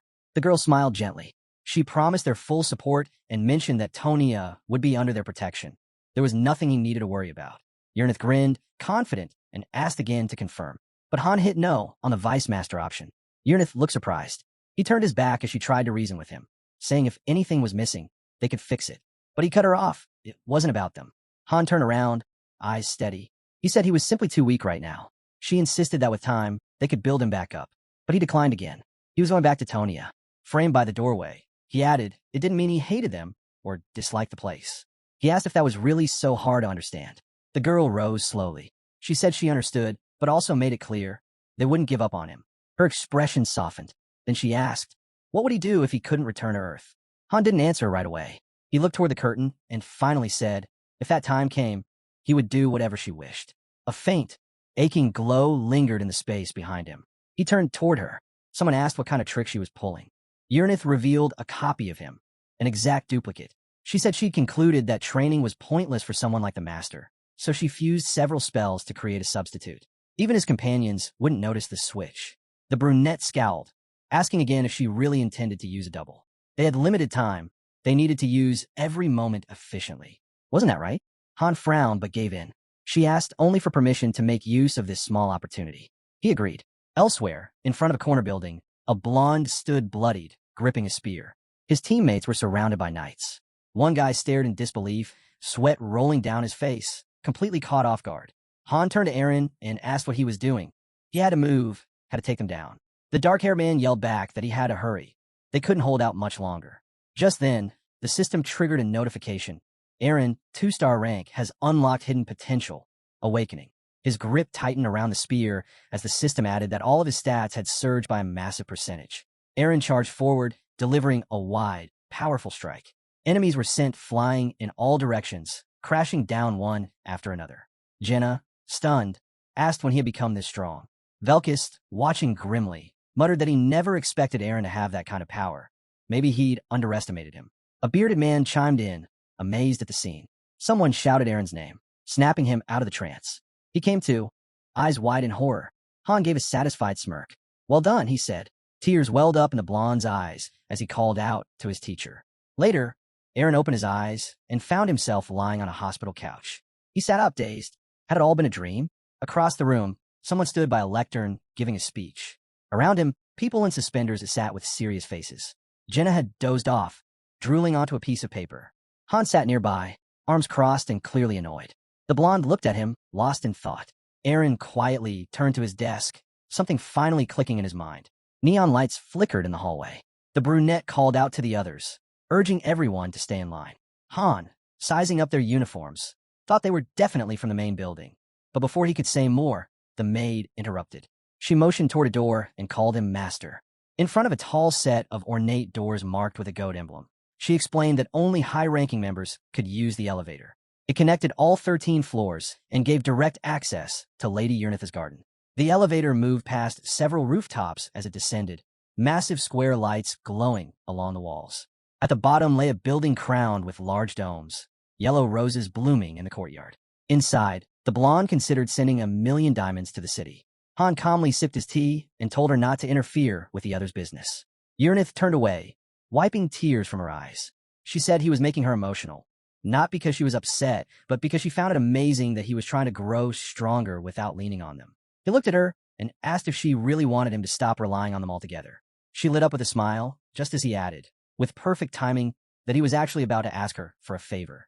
She questions if that's really true, but Han gently pushes her face away and says he's feeling a bit uneasy, asking her to give him some space. The scene shifts to a rugged, rocky terrain. The brunette observes the ground and identifies it as black iron, material far tougher than steel. He notices the jagged, sharp gouges in the surface and immediately understands. Only one person is capable of leaving marks like this. Inspecting the cracks further, Han unsheathes his sword. He mutters that the hero who did this is so gifted. For a moment, he even thought the guy might be a glitch character. The name comes to his mind, Redigen. He'd been waiting for him. As the system announces Redigen's arrival, a scarred man turns to look. In his thoughts, he recalls Redigen being born a 2-star hero, hailed as the most brilliant among the 1,000 they've summoned. He remarks that this feels like their true first encounter. Redigen drives his sword into the ground, saying that just as he once helped Han grow stronger, he's here to do it again. The narrative emphasizes that the most perfect sword master Han ever knew is now standing before him. Redigen bows his head and declares that this time, he'll be the one making Han stronger, calling him master. Han notices something strange. He can't sense any presence from Redigen. It's like facing an inanimate object. Then it hits him. This is what pure serenity looks like, the ultimate form of self-control. Redigen stares at his own reflection in the blade, revealing another ability. His sword and body are completely unified. The brunette prompts him to go ahead and insert it. The scarred man stands and questions if Redigen's training methods have changed. Redigen replies that Jessica should have already granted him access to see for himself. The system displays Redigen's stats. A 6-star hero, level 99, class, Swordmaster. Every core stat, strength, intelligence, health, agility, is maxed out at 10. There's one skill, though, whose details remain hidden due to the effect of the heavenly sword spirit, which itself is fully maxed. Han studies him carefully, realizing that Redigen's stats mirror those of a standard level 1 hero. It dawns on him. Redigen intentionally kept his numbers at the bare minimum, even while slicing through black iron.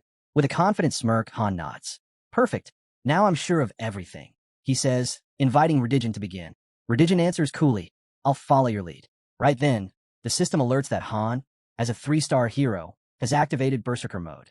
The brunette declares they'll go all out, a red aura flaring around him. A game card flashes on screen. Hero name, Han. Rank, 3 stars. Level, 20. Experience, 58 of 160. Class, beginner. His strength is 55 out of a base 45 with an extra plus 10. Intelligence is at 0 with a minus 10 modifier. Endurance, 31 of 42, boosted by plus 10. Agility stands at 49 of 310, also with plus 10. His skills include Basic Sword and Shield Mastery, LV 8. Insight, LV 5. Fire Detection, LV 3. Pain Threshold, LV 4. Composure, LV 5. Berserker, LV 6. Indomitability, LV 1. Dragon Slayer, LV 1. Stealth Movement, LV 1. Horseback Riding, LV 1. With a powerful strike, Han cracks the ground behind him. Charging forward, he meets Redigen's sword head-on.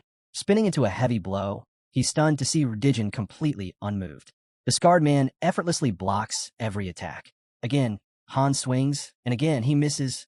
Redigen remains unshaken, watching the sparks fly from their clashing weapons. One after another, Redigen shuts down every move Han throws at him. Frustrated, Han realizes Redigen isn't just strong, he's faster too. Redigen retaliates with precision, and for every 3 steps Han takes, Redigen takes just 1. Han's eyes burn red as the scarred man raises his sword. Even with all this, Han thinks, I still can't touch him. Suddenly, Redigen kneels, apologizing for drawing his blade. Han snaps, saying there's no need for apologies. It only gets on his nerves. Redigen closes his eyes and calmly explains, Of course, if you were at my level, beating you wouldn't be so easy. Han replies with a bitter laugh. This is my limit. Sad, huh?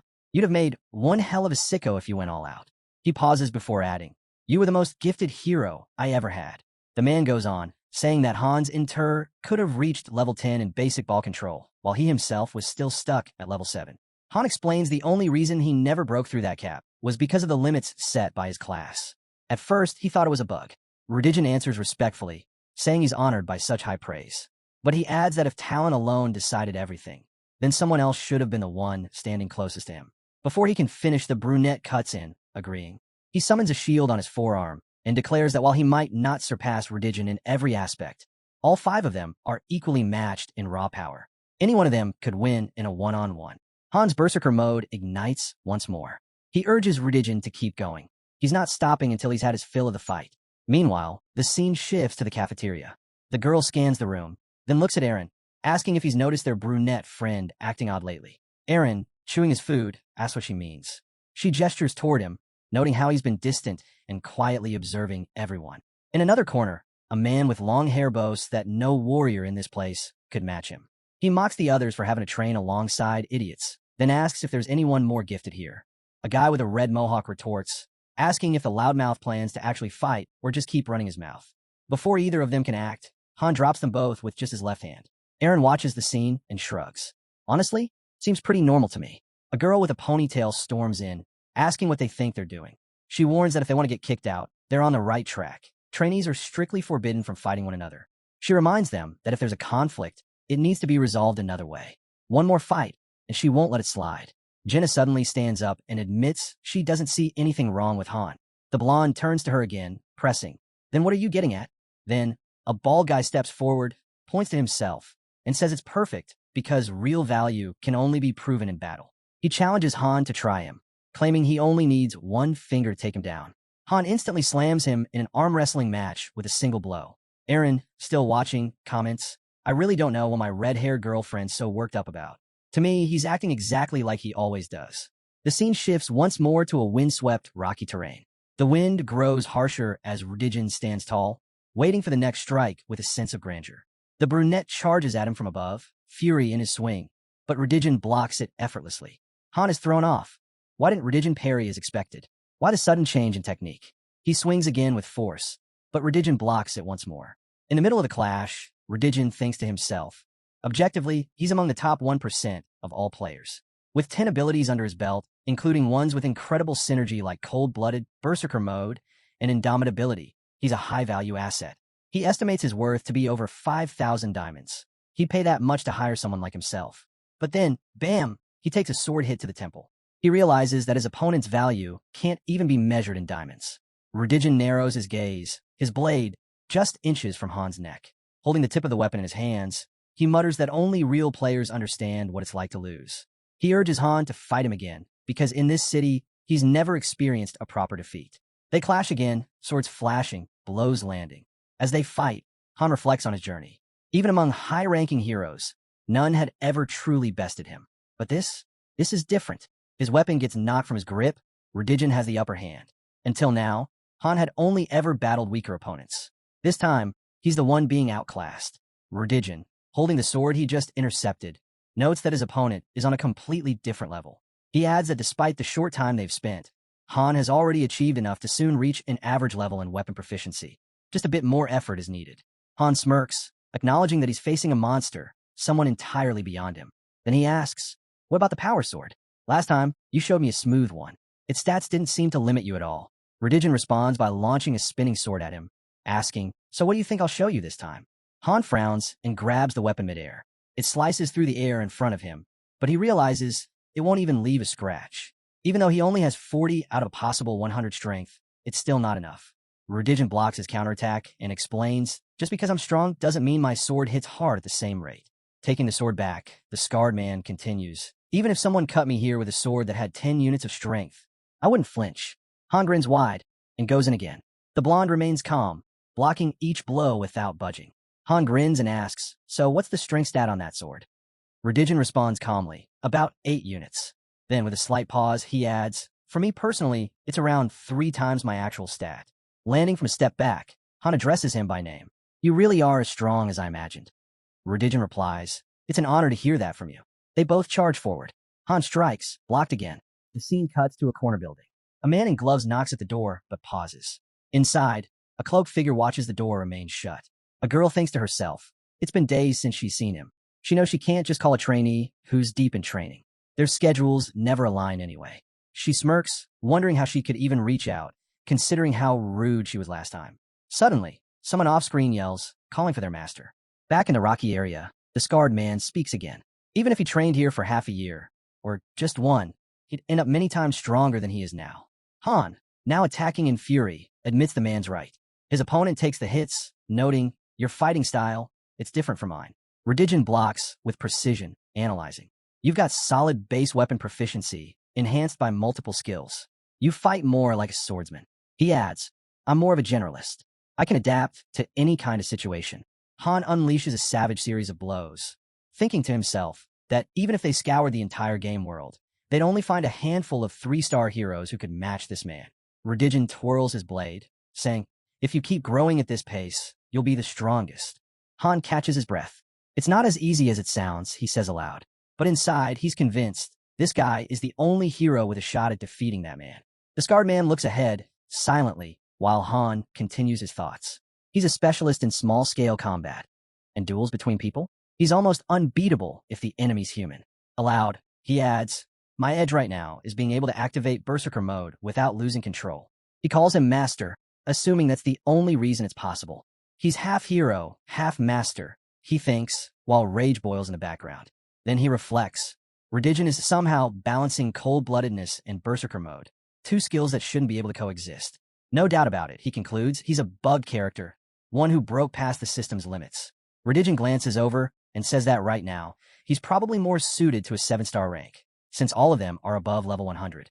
Then, looking directly at Han, he adds that it probably applies to his abilities too. The way incompatible skills are combining, skills that normally couldn't merge, proves it. Han narrows his eyes and says that kind of thing disrupts the balance. It's basically cheating. Redigen shrugs and counters. If the number of skill slots really is unlimited, then it changes everything. Then the scarred man adds that from what he's discovered, the 7 stars come with another unique trait. Han raises an eyebrow and asks what that trait is. Redigen answers, and Han is taken aback.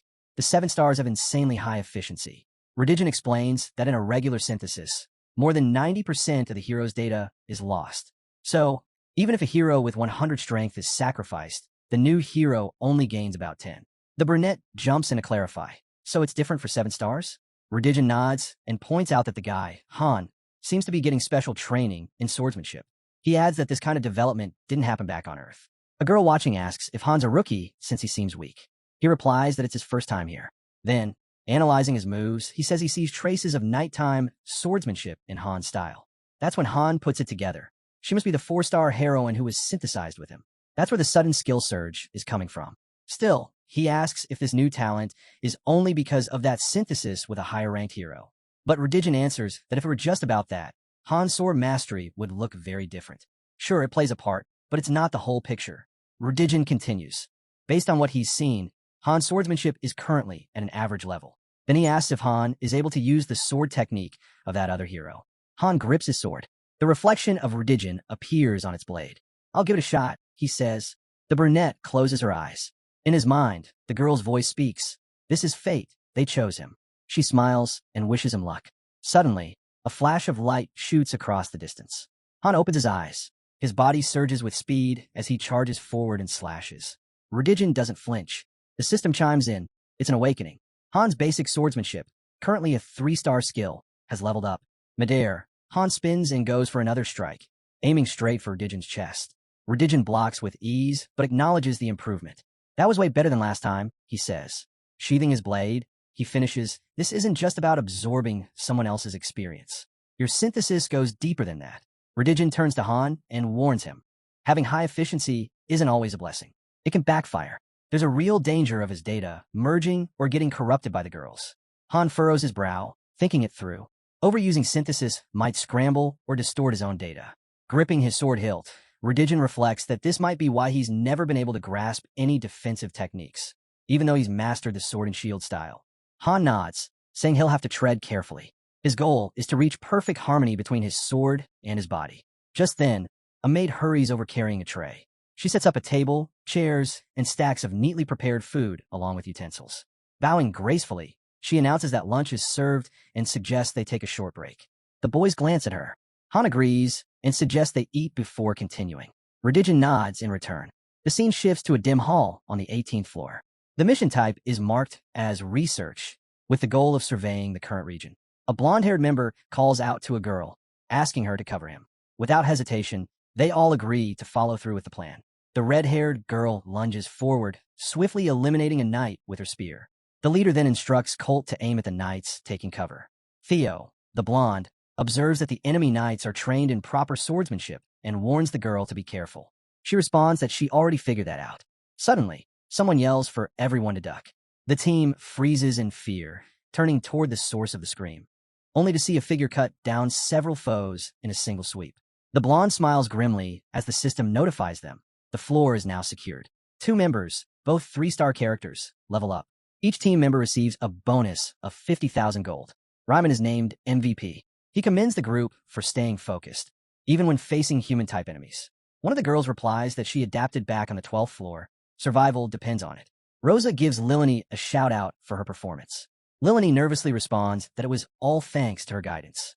Meanwhile, on a rooftop, a dark-haired girl stands silently. Voices from nearby echo. Someone mentions that the 3rd group was immediately transferred to the 2nd floor when they arrived. Another voice says they should push themselves so they can move up too.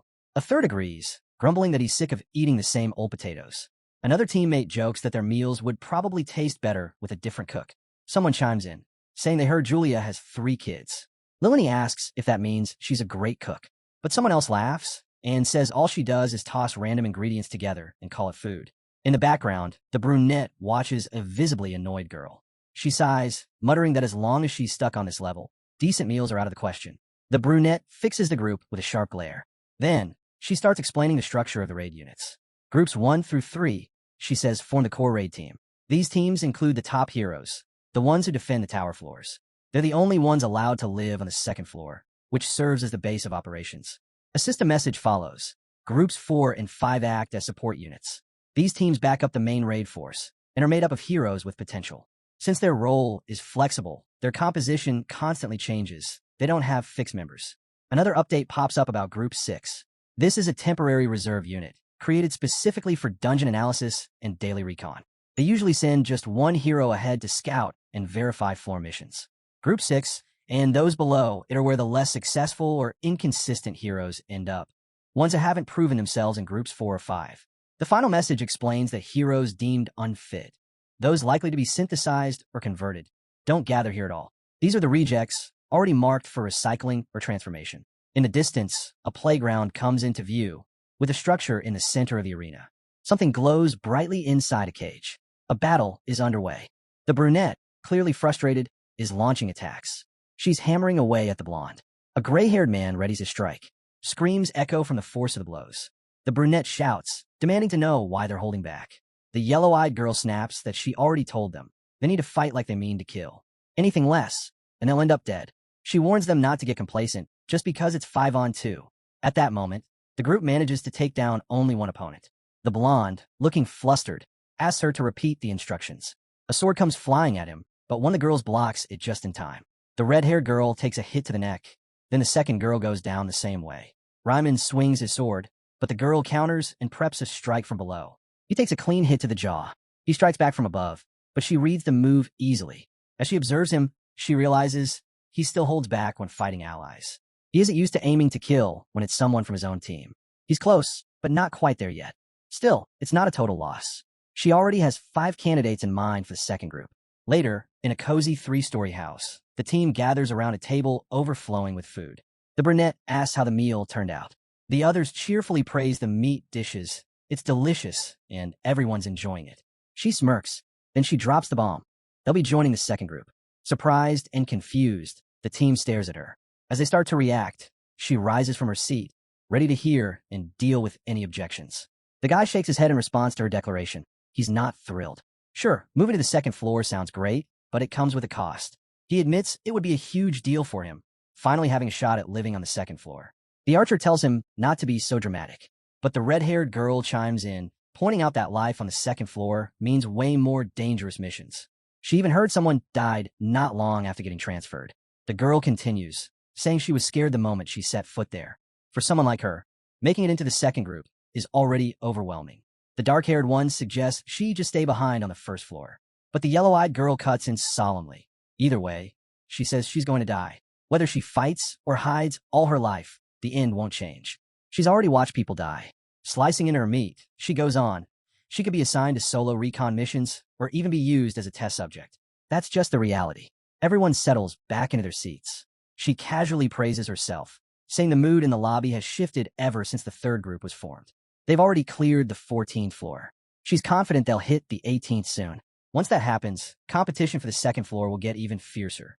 The longer it takes, the slimmer the chances of anyone else making it. She stares down at the stake in front of her and says she needs to make a smart decision. Night falls. Faces grow tense. Rosa folds her arms across her chest in frustration. Lilani watches her, clearly concerned. Someone claps a hand on the blonde's shoulder. It's Ryman. He congratulates him on being chosen for the second floor. All around, people exchange looks. Off in the distance, a warrior without eyes sits silently as leaves swirl in the wind. Suddenly, the system announces that the master has begun a transformation. A column of light blasts from the building, shooting straight into the sky. A young man, left behind, throws out his hand in desperation. He begs to know why he was excluded. He insists he tried so hard. You said I'd make it if I push myself, he says, voice trembling. What am I supposed to do now? Let me out. With the beams still glowing behind him, he pleads for another chance. Please help me. The system responds coldly. Transformation complete. The user has received the main spirit stone. Then comes another notification. Synthesis of items has started. If the main spirit stone is combined with the main enhancement stone, it will yield a mid-level enhancement stone. The success rate is 91%. The process will be automatic. Cheers erupt. Someone's thrilled. The system confirms. Synthesis complete. The user has received mid-level enhancement stones. Then, a second wave of announcements. The blonde 3-star hero has been promoted. A new image has been created for his card. The brunette's level has increased by 3 stars, and her card has also been updated with a new image. And finally, the third team member has successfully leveled up. She, too, now bears the 3-star rank with a brand new image of her own. The man looks around and asks where the 3 have disappeared to. He's told simply, they'll finish eventually. But another voice chimes in, saying that with his current skills, there's no way he'll make it to the second floor. Suddenly, the blonde takes a hard hit to the solar plexus and is sent flying. The man with the bandage scoffs, reminding him, wasn't he the one who said he'd only survive by becoming stronger than even him? And now, time's running out, even for someone like him. Wiping blood from his face, the guy nods. That's right, he says, and congratulates him, adding that the master will probably place him in the 4th or 5th group soon. The bearded man smirks and turns to the brunette, asking if she's now a candidate for the second floor. Then he nods toward the guy again, noting that he reached the 11th floor just 2 weeks after arriving, clearly proving his worth. The man looks away, but the grin on the bearded one grows wider. The story shifts outside the tower, onto the rocky grounds. The battlefield is littered with shattered stones. Swords of all colors clash in fierce combat. Redigen calmly absorbs the strikes from his master, while Han watches with a grin. He thinks to himself, once he hits level 10, he may have no choice but to start sharing what he knows. In his mind, he pictures a chessboard. A voice says, if basic weapon proficiency is the battlefield, then intermediate proficiency is a full-blown war. A piece moves a pawn. Another voice responds, saying that intermediate level is where strategy comes into play. It's about protecting your domain as much as defeating enemies. Another piece advances, a knight. The opponent declares this is the heart of intermediate weapon mastery. Glowing zones appear on the board, marking claimed territory. He continues, mastery is the tool to wage war, and he's already secured his ground. The knight shifts again. It's not over, he says. The other player places the queen. Redigen observes. He must build impenetrable walls, fortresses that enemies can't cross, let alone survive. The queen radiates energy across the board. The system flashes a notification. Sword and Shield Mastery level 10 awakened. Basic Sword and Shield Mastery has reached max level. Skill can now evolve. New development possible once conditions are met. Han landed a solid hit, but Redigen only grinned. Incredible, he said, effortlessly deflecting the blow. Han staggered back as green energy flared around him, the rocky terrain behind them rumbling with power. Redigen, calm and confident, declared, once I master the art of ball completely, I won't even need to swing the blade. I'll cleave through mountains just by existing. As shards of rock exploded outward, he added, but none of that is really needed to win a fight. Meanwhile, under a barrage that felt like a meteor storm, Han clenched his fists. This was never supposed to happen, he muttered. I never planned to take on the expert class. He turned to Uranith, who stood nearby. Sweat dripped from his palm as he asked, how far have you come in your training while I was gone? He began getting dressed, then instructed her, open a portal to where that person is. I need it ready by tomorrow evening. Do you mean Dimension 0584? She asked for confirmation. Han nodded. His thoughts drifted to a certain blonde man. I've got something I need to send over there. The scene shifted to a grand estate. A knock echoed on the large front door. After getting Han's permission, the maid answered. Master's already awake, she informed the visitor. Inside, the boy spotted Nile cleaning rapidly. Is all this really necessary? He asked. It's the least I can do for Master, she replied without looking up. Accepting her answer, he gestured toward a nearby illusion. Uranith, get rid of that. We don't need it anymore. The system chimed in. Are you actually heading to training now? Yeah, Han responded, already fading out of sight. I need to check on everyone and talk to a few people. Got a full day ahead. A moment later, he reappeared next to his group of friends. Jenna immediately noticed and smiled. Something's different about you today, she said. Different how? He asked, walking up to her. She paused thoughtfully. I don't know. It's hard to explain. Maybe your vibe? Just feels off, but not in a bad way. Aaron raised an eyebrow in surprise, and Han couldn't help thinking how perceptive Jenna was. The archer stretched lazily. I'm getting sick of all these lectures. I feel like I'm turning into a statue, just sitting there. We're switching topics soon, Han reassured her. Things should pick up. Jenna lit up.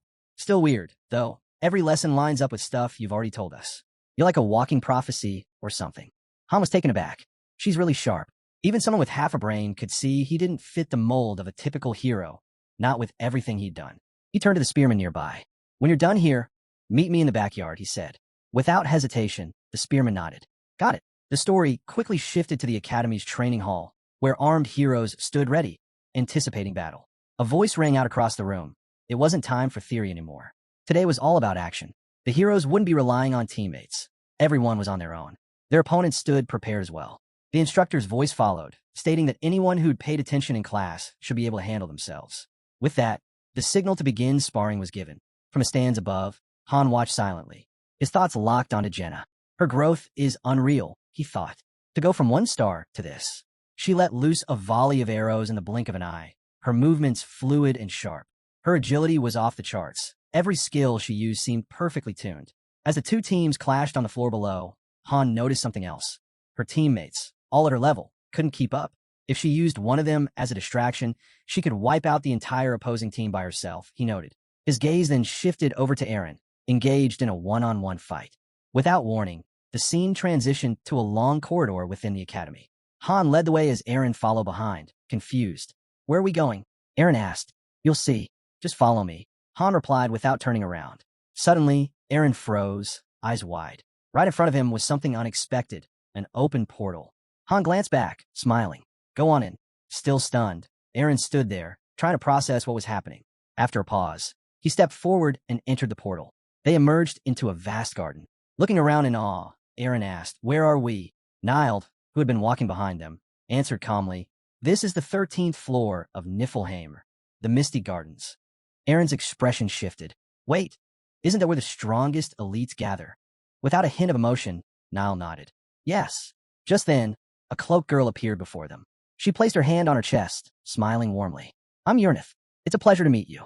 I serve as the right hand of our master. Niall's brow furrowed. The right hand of the master? But that's Ceres. At her words, Uranith cast a cold glare in her direction. Confused, Aaron turned to his friend. What's going on? He asked quietly. Uranith raised an eyebrow. Did you just call him your friend? Ignoring her surprise, Han asked casually, The portal to Mutin. Is it ready? Of course, his subordinate answered. It's already open. Aaron glanced at the girl, noticing how she seemed to light up in Han's presence. But he couldn't make sense of it. Then Han turned to him, his expression suddenly serious. Didn't you say you wanted to get stronger? He asked. Well, this is me helping you do just that. Aaron stood frozen, unsure how to respond. If you're not ready, it's fine, Han continued. You could stay here, learn to become an instructor instead. Teach others when you're ready. Before Aaron could answer, Uranith spoke up, her tone firm and her eyes sharp. I'd actually recommend it, she said. I've seen plenty like you. People who had no natural talent and had to work twice as hard just to stay afloat. Aaron listened quietly, head lowered. You'll hit a wall, she went on.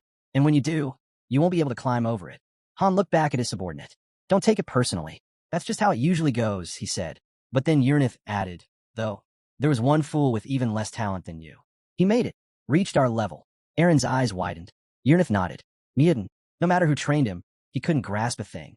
It was hopeless. That caught Aaron's attention. Then how? He asked. Uranith raised her hand, casting a spell. See for yourself. A portal opened beside her. This leads to dimension 0584, on, she said.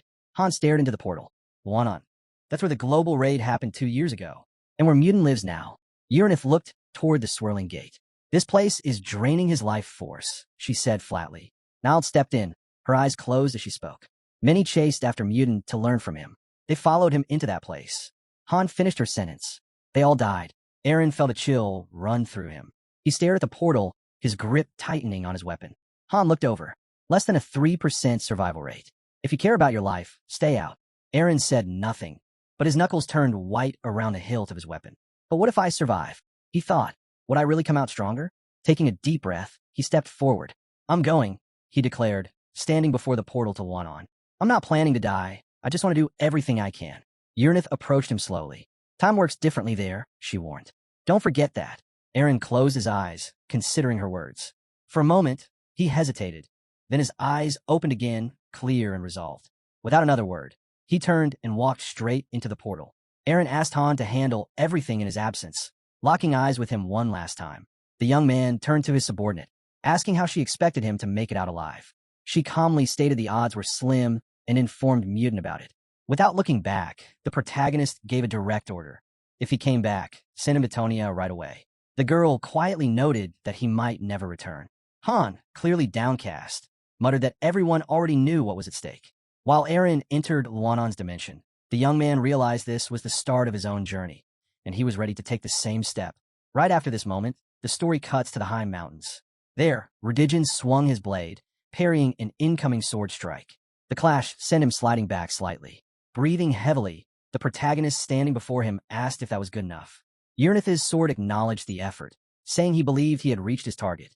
Still catching his breath, Han realized his level was stuck at 20, and his stats hadn't budged, but something inside him had definitely shifted. As the system screen showed his unchanged stats, he visualized his skills. His basic swordsmanship had advanced to the intermediate tier. He had managed to break apart his abilities, losing some mastery and shield technique in the process. However, his grasp of swordsmanship had grown sharper, and his resilience, calmness under pressure, indomitability, and other passive traits had improved significantly. Holding an emblem featuring a shield, blade, and twin axes, he reflected that the biggest change was earning the warrior class. This allowed him to develop new skills, but at the cost of giving up hidden movements. Still, he wasn't disappointed. That skill had never fit him anyway. Recalling the emblem of the Row class, he thought about Jenna. She, too, had been assigned a profession. Her growth had been fueled by a streak of 37 wins and intensive sparring with fellow students, earning her exemption from group training. Her archery had risen to an intermediate level, and now she was working on combining precision targeting with rapid-fire techniques. She also planned to learn from Sarah, ranked 13th among top archers, right behind Lisa. Then Han remembered Urnith. She had offered him a legendary grade ring, a symbol of the fallen heavens, forged from Niflheimer's star iron. It had the power to override any set rules. When he took it, she explained that it marked him as a master. Any other participant would instantly recognize him upon seeing it. The ring also allowed telepathic communication. As long as he wore it, they could stay connected across any distance. But Urnith's sword mentioned it wasn't necessary, perhaps because words weren't needed anymore. As he studied the new artifact on his finger, Urnith continued her explanation. The ring, she said, was infused with an advanced information manipulation spell. It could influence elemental data, modify stat displays, and even tamper with system logs. Still examining it, Han asked how long the ring's effects would last. Just then, the system notification appeared, labeling it as a Ring of Darkness, surprisingly, with a very low rank. At the same time, Urnith mentioned that the ring's effectiveness would drop once Master reached the 50th floor. Sitting across from her at the table, the boy nodded, impressed. He remarked that crafting something like this alone must have been incredibly tough.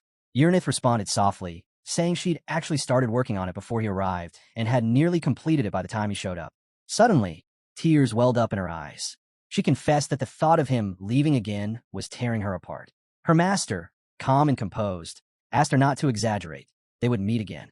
Then, leaning in with a bright, hopeful look, Urnith seemed overwhelmed. Flustered, he said he only intended to check in once before heading back to Earth. Urnith, clearly disheartened, said that wasn't the reassurance she needed. At that moment, Han stood abruptly. He announced he'd forgotten something crucial, leaving his subordinate visibly surprised. Focusing, he pictured the entrance to the weapon storage and requested it be opened. His gaze turned serious as he looked over at Urnith.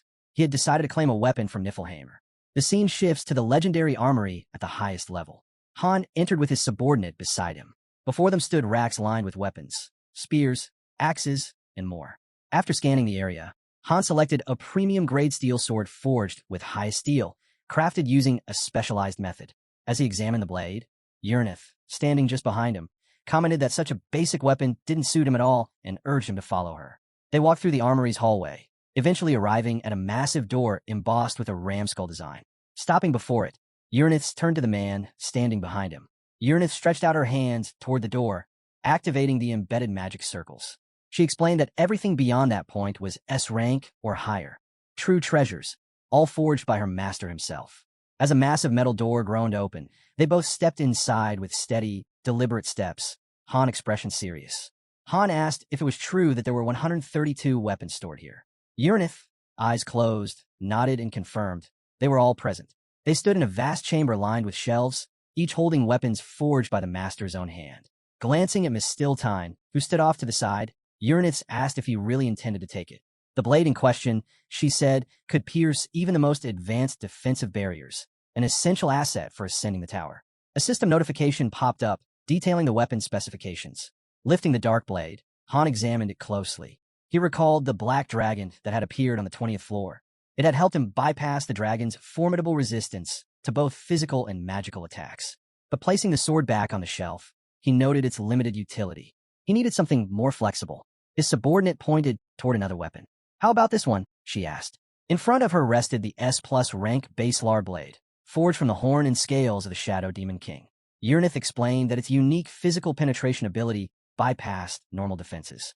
Created from a being who hid his body within a spiritual dimension, the blade could slice through even the most fortified armor or scales, rendering tough opponents vulnerable. Han ran his hand along the dark surface of the blade, then commented that it would be useless against magical defense. For him, that made it a liability. He needed something more balanced. Uranus then suggested another option, Gungnir. Gesturing to the weapon before her, she waited for approval. Her master raised a brow, asking if she truly believed in that choice. She nodded, saying he didn't need any specialized spear training to use it effectively. Han noted that it was also compatible with the early model of Bryanak. He could potentially wipe out dozens of enemies from a distance with a single throw. With a proud smile, Uranus looked at her leader and declared that he had every right to take all of these weapons. After all, he was the one who created them. Han gave a faint smirk at that. No, he said, he didn't do it alone. Without their help, the best he could have crafted was maybe an A-rank weapon. Their efforts made the S rank and above possible. Looking around the secret vault, he added that many of these weapons were already in active use. He couldn't just take everything on impulse. And besides, he didn't believe the one weapon he truly wanted was even here. After those words, Uranus smiled, concluding that while the treasures here were powerful, none of them truly measured up to his expectations. Then, without hesitation, he turned toward his subordinate. She immediately locked eyes with him, standing at attention, ready for whatever came next, her gaze unwavering. He announced with certainty he would forge a new weapon. Without hesitation, Uranus opened a portal to the forge and respectfully bowed to her master. Through the swirling gateway, the glow of molten lava flickered. Once through, they stood beside the primary blast furnace at the highest tier facility, as confirmed by a system notification. Staring down at it, Han solemnly asked for all preparations to begin. Uranus, placing her hands on his shoulders, nodded in agreement. Then, the protagonist activated his verification skill. Black lightning erupted from the ring on his finger, flooding the entire forge. Watching the surge, Uranus silently communicated that the right of Niflheimer's master was now in motion. A moment later, several bright pink system notifications appeared before him. He now had permission to craft his own custom weapon. Reading the system's query, Uranus mentally asked what type of weapon his master wished to create. After thinking for a moment and choosing the stats, he responded, one that grows. Immediately, the system warned him. The casting method he had chosen carried risk. A failure would come with penalties. Han confirmed the selection anyway. The next prompt asked for ingredients, and a detailed list appeared. He quickly chose the suitable materials, received the system's approval, and the storage portal opened, releasing all the required resources into the molten forge. As magma splashed violently, Uranus signaled that all materials and furnace preparations were now complete. The workers will be summoned. A plump, elderly man stepped through a portal she had opened. Confused, he asked Uranus why she had brought him there. She simply stated it was the master's order. The blacksmith, baffled, insisted the master wasn't present. But then he looked up and instantly froze. There stood a boy who could see the system notifications. Realizing what this meant, the old man was left speechless. Uranus calmly stated that this gathering was to initiate the first class, and all blacksmiths of that rank or higher were required to attend. Staggered by the revelation, the old man quickly agreed. Standing above the furnace, Uranus turned to the team and called them to give it their all. At that moment, the system window confirmed. This was the highest grade equipment forge, and if the right conditions were maintained, a weapon of exceptional power could be born. Urnith raised her voice again. Step 1 was about to begin. As soon as she gave the word, a flood of rare materials poured into the blazing furnace. The master asked for the next set of instructions, and Urnith responded, launching the creation sequence. A complex network of magical circles activated around her, pulsing with energy. Urnith explained that the enchantment type would be a self-evolving flow. It would analyze the master's combat style in real time and adjust itself accordingly. At the same moment, the blast furnace and processing unit powered on. The old blacksmith reached out to the master via the system's interface, reporting that all required personnel were now present. However, he admitted there was a challenge. The combination of all 13 types of minerals wasn't working well together. Despite the issue, everyone else was pushing forward with their tasks. Urnith responded calmly, asking him to be ready for the next round of instructions. Urnith turned to the master, concern in her voice. Was he absolutely sure? According to their projections, the complexity of this forge exceeded expectations. When he asked how high, she answered, beyond even the gate to hell in terms of difficulty. Han cracked a sly grin, rolled up his sleeves, and declared that this was like forging 5 divine-ranked weapons at once. Urnith, still managing several active magic circles, remarked that the actual difficulty might even surpass that. With focused energy, Han asked if she was ready to cast the bells. She confirmed without hesitation. Standing before the first furnace, Han thought to himself that this wasn't an automated process. He imagined 8 distinct difficulty levels for artifact creation and noted that this structure was fairly standard. He then tapped the interface linked to the furnace, stating it was time to begin. The system responded. Those who wish to enter the gates of hell must first make a sacrifice.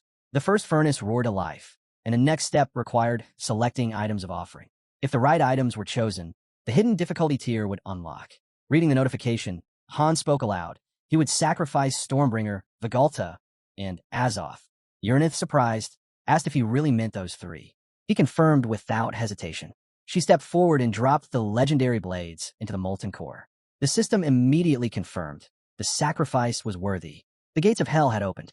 The forge's difficulty had now reached the highest divine rank. Upon hearing that, Han frowned. Then came another alert. The difficulty penalty had activated. As a result, the effectiveness of the final weapon would be reduced by 33%. The final verdict, success was now deemed impossible. The system paused, prompting him with a critical question. Did he still wish to proceed? With a sly grin, the boy glanced at his subordinate and remarked that although the system kept urging him to fall back, he'd already come too far. He'd made sacrifices. There was no turning back now. As he warmed his hand, he pondered whether the riddle had any real meaning.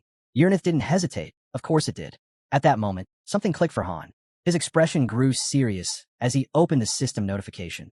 Without delay, he confirmed his choice to proceed. Instantly, the system displayed a message. The puzzle was being prepared. Several difficulty levels related to the supreme deity popped up in front of him. The interface then asked if he was ready. With arms crossed, the boy selected the first puzzle, a cube, and turned to Urnith. You ready? Her eyes focused. She extended her hand and gave a firm nod. They both meant business. Out of nowhere, an unfamiliar cube appeared, spinning wildly in every direction. The system window flashed again. The puzzle had started. It was a 27 by 27 cube set to a brutal difficulty, hellish level with penalties. Han remained perfectly still, eyes locked on the artifact. He dove deep into concentration, fingers flying across the keyboard as he began entering values into the system. Fully immersed, his gaze shifted rapidly, right, left, up, down, manipulating the cube piece by piece. Suddenly, a new system alert triggered. A penalty had been activated. A curse of blindness. In an instant, darkness swallowed his vision. Now blind, he learned he had 29 minutes to complete the challenge. Without missing a beat, he kept typing with lightning speed. He'd already figured out the solution. 3 left, 2 right, 5 up, 4 down, 2 left, 1 right, 2 up, 8 down. Time ticked by. Finally, the cube clicked into place. The system declared the test complete. Time taken, 14 minutes. Accuracy, 100%. A brilliant beam of energy erupted from the artifact, shooting straight into the furnace. A new message followed. The eternal flames of hell had lit the first blast furnace. Meanwhile, Urnith was busy inscribing a vast network of magic circles. She confirmed the transfer of interference points and called out. The processing plant was ready to begin. With unwavering focus, Han activated the second challenge, a rhythm game, ramped up to hellish difficulty with penalties in play. The system instantly generated a synthesizer interface and set the goal. Hit a 128-note combo. Wasting no time, he jumped in, striking each key precisely as needed. The music surged, and so did his speed. After a rapid-fire sequence, the system declared the trial a perfect success. As magma spilled from the first blast furnace, the system moved on to the third challenge, Tetris. Same punishing difficulty. Same penalty, blindness. Even in darkness, Han began arranging the falling pieces, stacking them in flawless formation. One combo after another, he hit a streak of 15. The system responded with approval, announcing that the first furnace had been fully charged with hell mana, pouring in from a massive red magic circle. The fourth challenge came next, pinball. It wasn't just hellish. It was now set to triple acceleration. Despite the chaos, Han kept his calm, guiding the ball exactly where it needed to go. As soon as he nailed it, the fifth trial kicked off, solitaire. Hands moving swiftly, almost effortlessly, he completed the card game with surgical precision. The system didn't let up. Sixth test, spot the difference. Nearby, the blacksmith stared in disbelief. He couldn't accept that Han had really returned. While that played out, Uranith summoned her grimoire, cast a spell, and confirmed that the fusion process was complete. She then began tossing new materials into the blazing furnace. Back on task, Han swiftly identified every single difference in the images. The system praised his accuracy. No break. The seventh trial launched, Mosaic. Pieces appeared on screen, and Han arranged them in perfect sequence, clearing it without delay. Next came the eighth challenge, a maze. He conquered it just as smoothly. The ninth test began, hidden objects. He circled each one with quick, sharp taps, missing nothing. Straight into the 10th test, Minesweeper. One by one, he flagged the bombs, avoiding every trap. Then came the 11th, a puzzle. He blazed through it, barely slowing down. For the 12th trial, he faced a password riddle. This time he paused. One wrong guess could mess everything up. Carefully, he decoded it and entered the answer. Then the 13th challenge began, a puzzle made of blocks and complex shapes. As the pieces hovered before him, he flew across the keyboard, muttering to himself how crazy this all was. Still, he pushed forward, zoning into total concentration as the pieces locked into place. Han stretched his hands forward, muttering to himself that for someone who'd already surpassed human limits, this was barely a challenge. Just then, the system window popped up. He'd cleared the stage. Meanwhile, the molten metal inside the furnace bubbled and flared wildly. Blacksmiths hurried about, checking the materials and double confirming that everything was in order. Behind her master, Uranith watched it all unfold, stunned. He had blitzed through 13 brutal trials in just 5 minutes and leveled up massively. Cracking his knuckles, Han said flatly, "This is just the beginning." Almost immediately, the system triggered the next stage. Trial 14, a massive 35 by 35 cube puzzle. Hellish difficulty. Double penalties. Right before him, the enormous cube took form, its countless pieces spinning in every direction. Han narrowed his focus. This had to be a secret divine-level trial. Wasting no time, he launched into it, his fingers hammering the keyboard with speed and precision. Left, up, down, right? Over and over. The logic was the same, but now he had to handle twice the pressure. Eventually, the cube clicked into place. The system acknowledged his feat. The first blast furnace was now filled with the spirit of hell, pouring directly from the solved cube into the molten core. As the blazing alloy began to take shape, the sword's outline slowly emerged. Uranith called out. The molding was done. They were ready for the next step. Then came the 15th trial, a labyrinth with only 30 minutes on the clock. Time passed. The system finally confirmed the test completion. The first blast furnace in history had now been infused with eternal hellfire. Magic circles blazed to life, enchanting the sword with automatic regeneration, special mastery, and incredible power. But before he could catch a breath, 2 more system windows appeared at once. Trials 16 and 17 were starting. A dual test, 100 by 100 find the difference, and Mosaic. Han was shocked, 2 tasks at once. Stealing himself, he zeroed in and launched into it, moving at breakneck speed to piece together the mosaic while scanning for every tiny difference. This wasn't made for humans, he thought. Still, he pulled it off. A crimson lightning bolt tore across the sky overhead as several more magical domains activated around the sword. These enchantments layered on new properties, self-growth, vegetative judgment, and overwhelming attack power. Now, barely hanging on, pushed to the limits of his endurance, Han received yet another system alert. Trial 21 had begun. A rhythm game, this time with 7 keys. This is bad, he thought. His focus was already slipping. Just then, the sword's handle began to form. The system declared it immortal, the first furnace-born weapon to be cursed with the wrath of hell itself.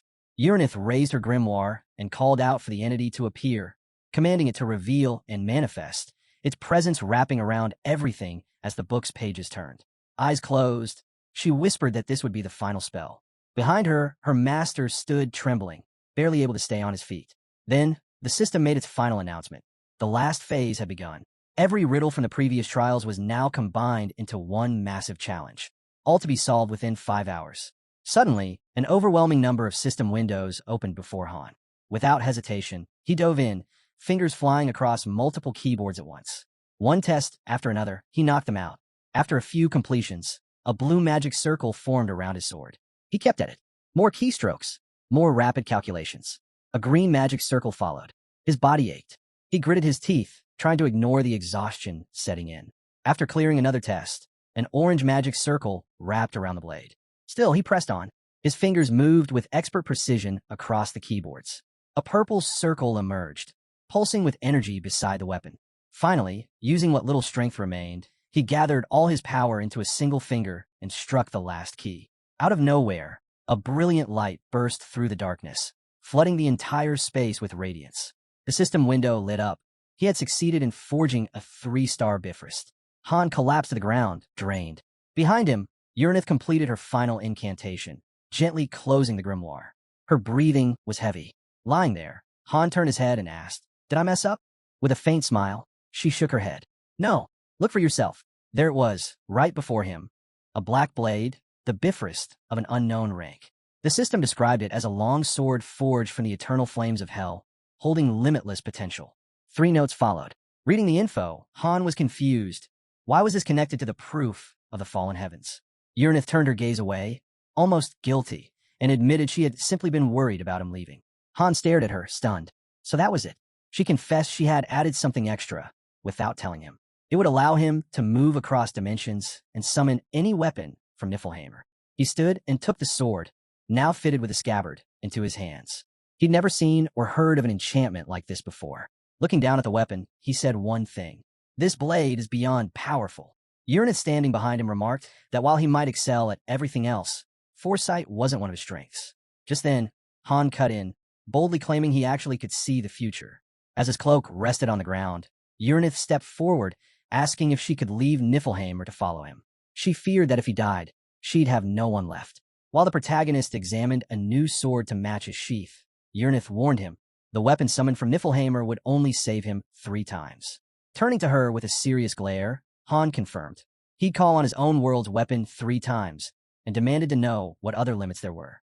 Uranith's gaze softened, silently apologizing. He admitted his power was somewhat restricted during the main mission. Imagining how the skill functioned, Uranith explained that due to the great distance, the blade could only be summoned once unless further permission was granted. Meanwhile, from above, people near the forge observed the mysterious boy. The boy reassured her not to worry. No error or bug report would matter once this weapon was revealed, though he'd avoid using it unless absolutely necessary. Looking down at his old weapon lying nearby, he declared it obsolete. His subordinate asked if it should be disposed of, and at his nod, she tossed both sword and shield into the molten furnace. In that moment, Han said he was starting to miss his master too. He slung his new sword over his back, casting one last smirk before the scene cut to a system message. It displayed the stats of the Bifrost blade, a long sword forged from the eternal flames of hell, packed with limitless potential. The screen also introduced a legendary item, calcium, proof of the fallen heavens, made from Niflheimer's star iron. It could nullify any law, but required powerful magic to wield. The scene shifted to the training arena. A black-haired girl launched a kick, her blow crashing into the stairs. The stairs' weapon responded instantly. A bandit dodged to the side, just as a spearman suddenly emerged from behind her, spear aimed and ready. From above, Han and Jenna observed silently. Watching the students spar, the girl mused about what they'd learned in their final class. She wondered if Han saw the same thing she did, though she couldn't keep up with their speed. The spearman entered a combat stance and instructed that wielders of long-range weapons must always maintain proper spacing. Never allow the enemy to dominate in close combat. At that moment, Veselin hurled her sword into the air, advising her classmates to aim for vulnerable spots like the neck and to keep shifting their movements, making it harder for enemies to predict their actions. Suddenly, a swordswoman chimed in. She reminded them that their instructors would personally train them to overcome their flaws. Until then, they should stand by and wait their turn. After some time, It was the archer's turn to face her mentor. As she stepped onto the field, Jenna charged forward, swinging her blade at the black-haired girl. But the girl dodged effortlessly, a faint smile playing on her lips. She weaved around Jenna's attacks, silently noting how most students backed away once they realized her strength. Yet this one didn't hesitate to close the distance. As the instructor kept evading every strike with ease, her thoughts drifted to the man who had entered the same lobby with her. Meanwhile, across the field, Han sent his own mentor flying with just a single blow. The observing students gasped in disbelief. He had actually landed a clean hit on his instructor? That couldn't be real. Stunned, the swordswoman stared at him. A level 20? Managing that? Her shock quickly turned to fury as she clenched her teeth. Just then, the system flashed a warning. Veselin has entered berserk mode. Crimson energy surged around her. Before she could act, a hand rested on her shoulder. A calm voice told her to stop. Feeling the touch, Veselin snapped out of her rage. The man behind her reminded her she was crossing the line. Regaining her composure, she reverted to her usual form, gave a small shake of her head, and apologized. That man stepped forward, his face unreadable. He reflected on how this was the 7th group of recruits they'd trained from different lobbies. In all that time, after meeting thousands, he had never seen talent like this. His eyes rested on the boy, now standing confidently before him. He knew Veselin hadn't even gone all out, yet no trainee had ever managed to wound an instructor. Elsewhere, Uranith observed it all, quietly sipping tea. A soft laugh escaped her as she remarked that maybe things were getting a little too intense. The story shifted to a massive, floating island of machinery in the sky. Then, to an elegant estate shining with pristine polish. Inside, Nilde looked at her master with clear disapproval and asked if he was ready. He sheathed his sword, smiling, saying it was his final day. So he figured he'd leave the place tidy. Suddenly, he remembered an announcement that congratulated him for achieving first place.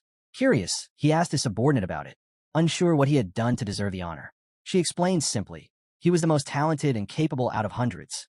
At that moment, Uranith's gaze fell on the sword strapped to his back. Nilde caught the look and nodded, confirming it. This was his reward from Niflheim for taking first place. Hearing that, Han immediately asked who came in second.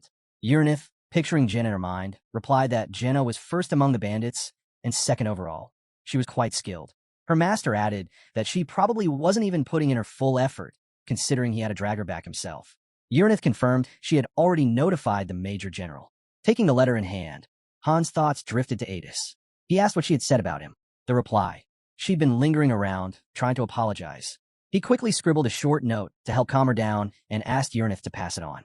Then, turning to the maid beside him, he told her she was a good girl, too. She gave a respectful bow, saying it was an honor to serve him. The scene shifted to a garden gazebo. Uranith sat at a tea table, looking downcast. She asked her master if he truly planned to return to Tonia. He could have stayed here. Then, sounding confused, she admitted she was sure her feelings were real. Sitting across from her, Han simply thanked her. His path and his battles were calling, and without her, he might never have made it this far. He went on to say they were all fascinating people. His words caught Uranith off guard. Still seated at the table, Han reflected aloud. If he were in their shoes, he'd be frustrated. After all, he was the one manipulating them, pushing them into brutal battles, bending their very essence to his will. And yet, no one had ever rebelled. Except Ceres. With a calm smile, he admitted he wanted to reward them for their loyalty, but the truth was, he had nothing to offer. Smiling back warmly, Uranith told him not to say that. If he really wanted to make them happy, he just had to send a message now and then. Setting his teacup down, Han confessed he didn't even know how. Uranith reminded him of the ring she'd given him. It had a communication feature. It wouldn't last forever, but once a week would be enough for her. As her hair fluttered in the breeze, Uranith said she'd be happy just to know how he was doing, if he was okay, or sick, or facing trouble, because if anything happened, they'd come running to help. Standing up, Han promised to reach out once a week. As he turned to leave, Uranith called out that Ledigian wanted to see him too. He had some advice to share.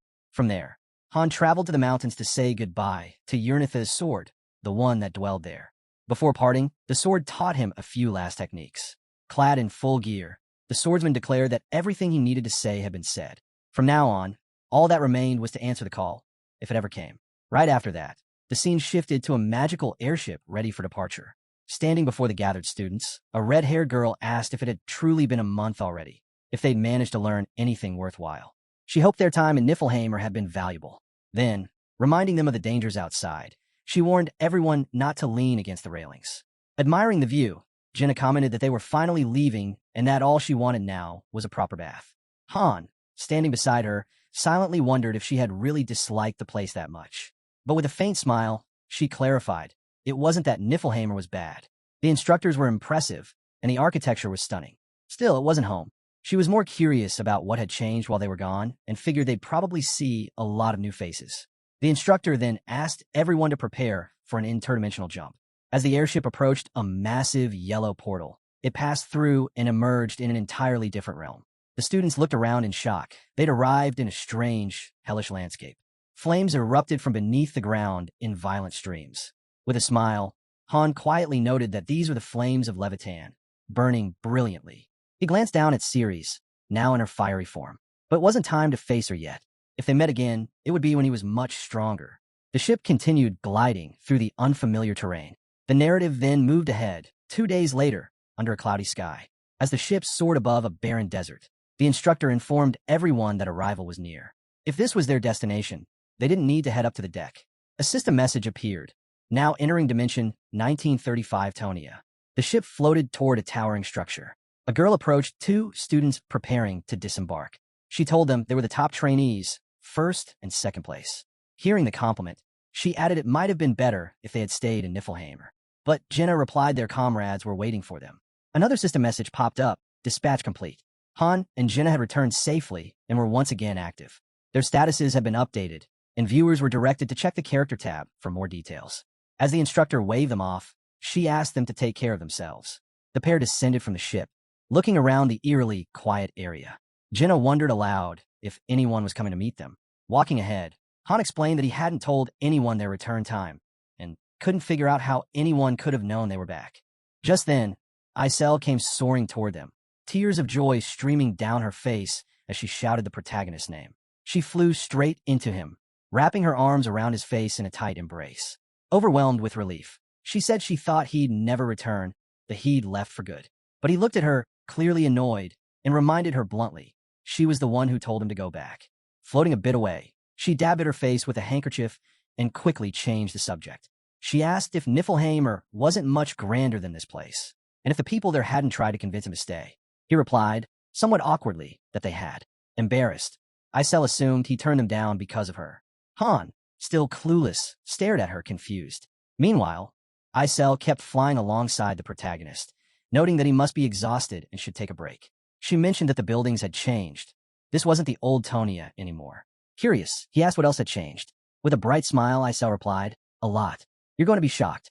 Intrigued, he glanced her way, and with that, the scene shifted to the main city. Han was wide-eyed, staring at a newly added third floor. Isel, flying nearby, confirmed what he saw. He let out a breath of relief. He had been worried enemies might breach the place. From above, the fairy gave a breakdown of the floors. The first was filled with what she called useless slackers. The second housed support units and trainees still getting their footing. She was about to continue when the protagonist cut in, saying the third floor must be where the combat units were. Isel nodded, adding that the food was better now, the beds comfier, and there were more ways to unwind. Processing everything, Han wondered if editing had seen the letter he sent. He recalled the last message he wrote, offering 2 suggestions. Use extended summons to cover the lack of strong heroes and focus on developing personal skills rather than leaning too heavily on him. Turning to Isel mid-flight, he asked how many people were stationed on the third floor. She told him 15. He noted that the number had nearly doubled.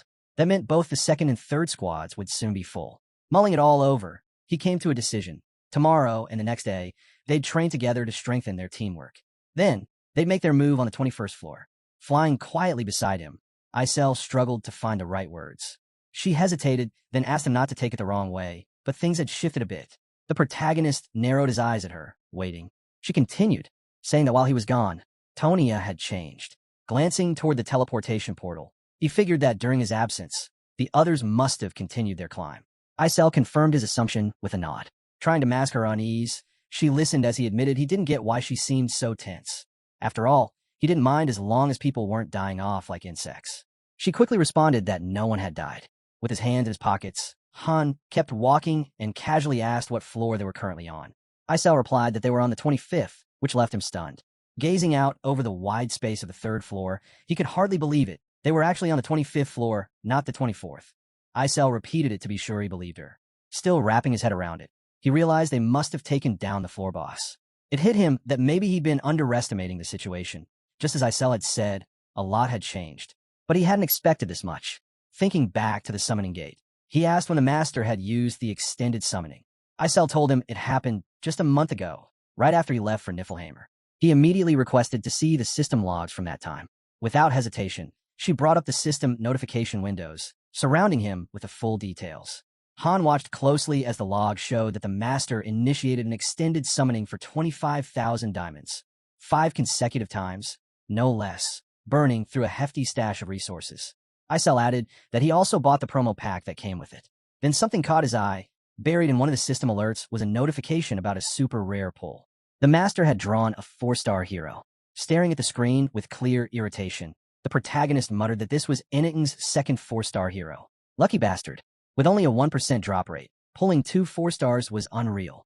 Thinking about those heroes, he figured he could have easily taken them down if they were summoned recently. But by now, they were probably much stronger. He asked if those were the ones who cleared the 25th floor. Isel explained that they had collected enough recording stones. If he wanted, he could ask the master to watch their raid videos tomorrow. Grinning now, Han said he couldn't wait to see what those guys were really made of. Right after that, the story shifts to the training grounds, where a mannequin clad in metal armor stood silently, until it was suddenly struck hard. The blow came from Velkist, who was intensely practicing with his blade. Just as he focused for another strike, the protagonist approached. Velkist paused, glancing over sharply as Han asked what he was doing out there so late. With a grim tone, Velkist muttered that Han was finally back after a month. Han calmly pointed out that yes, he had just returned, and asked if something had happened. Velkist brushed it off, saying he was just training. But Han noticed the blood on his hand gripping the sword, and remarked that it looked more like he was venting on the dummy. Velkist readied himself again and said he'd finish up in a minute, then asked if Han wanted to spar. From behind, Han replied that he was heading to bed, but Velkist didn't drop it. Letting out a deep sigh, he asked seriously just one match. Han didn't respond. He just stood there, quietly watching his student. Velkist raised his sword, gaze locked forward with sharp focus. Then, with a sudden burst, he slashed at the mannequin, his blade moving at incredible speed. In seconds, he landed multiple precise strikes, and the armor on the dummy cracked under the pressure. Turning to face Han, Velkist declared he was ready. Pieces of shattered armor fell behind him. Glancing down at the broken fragments, Velkist muttered that it didn't even count. Then he looked up and asked if Han had really left everything behind. Han answered simply, "A lot's happened this past month." They both stepped into the training hall. Taking a stance, Velkist eyed his opponent's sword and commented on how unique and cool it looked. Han smirked and asked if he was jealous. Velkist shot back. "Would you give it to me if I said yes?" He got a flat no in return. Without wasting another second, Velkist charged. His strike came fast, but Han parried it smoothly. The two clashed fiercely, blades flashing in the dim light. Blow after blow, strike after counter, their spar intensified. Grinning mid-fight, Han thought to himself, Velkist improved. He might already be at sword mastery level 9. He was fighting like someone with something to prove. As if reading his mind, Velkist swung again and, while dodging smoothly, confirmed it. He was fighting angry. At that moment, Han's expression sharpened. With a swift motion, he swung his sword toward Velkist at incredible speed, a grin still on his face. Velkist raised his blade just in time to block the strike, but the impact was overwhelming.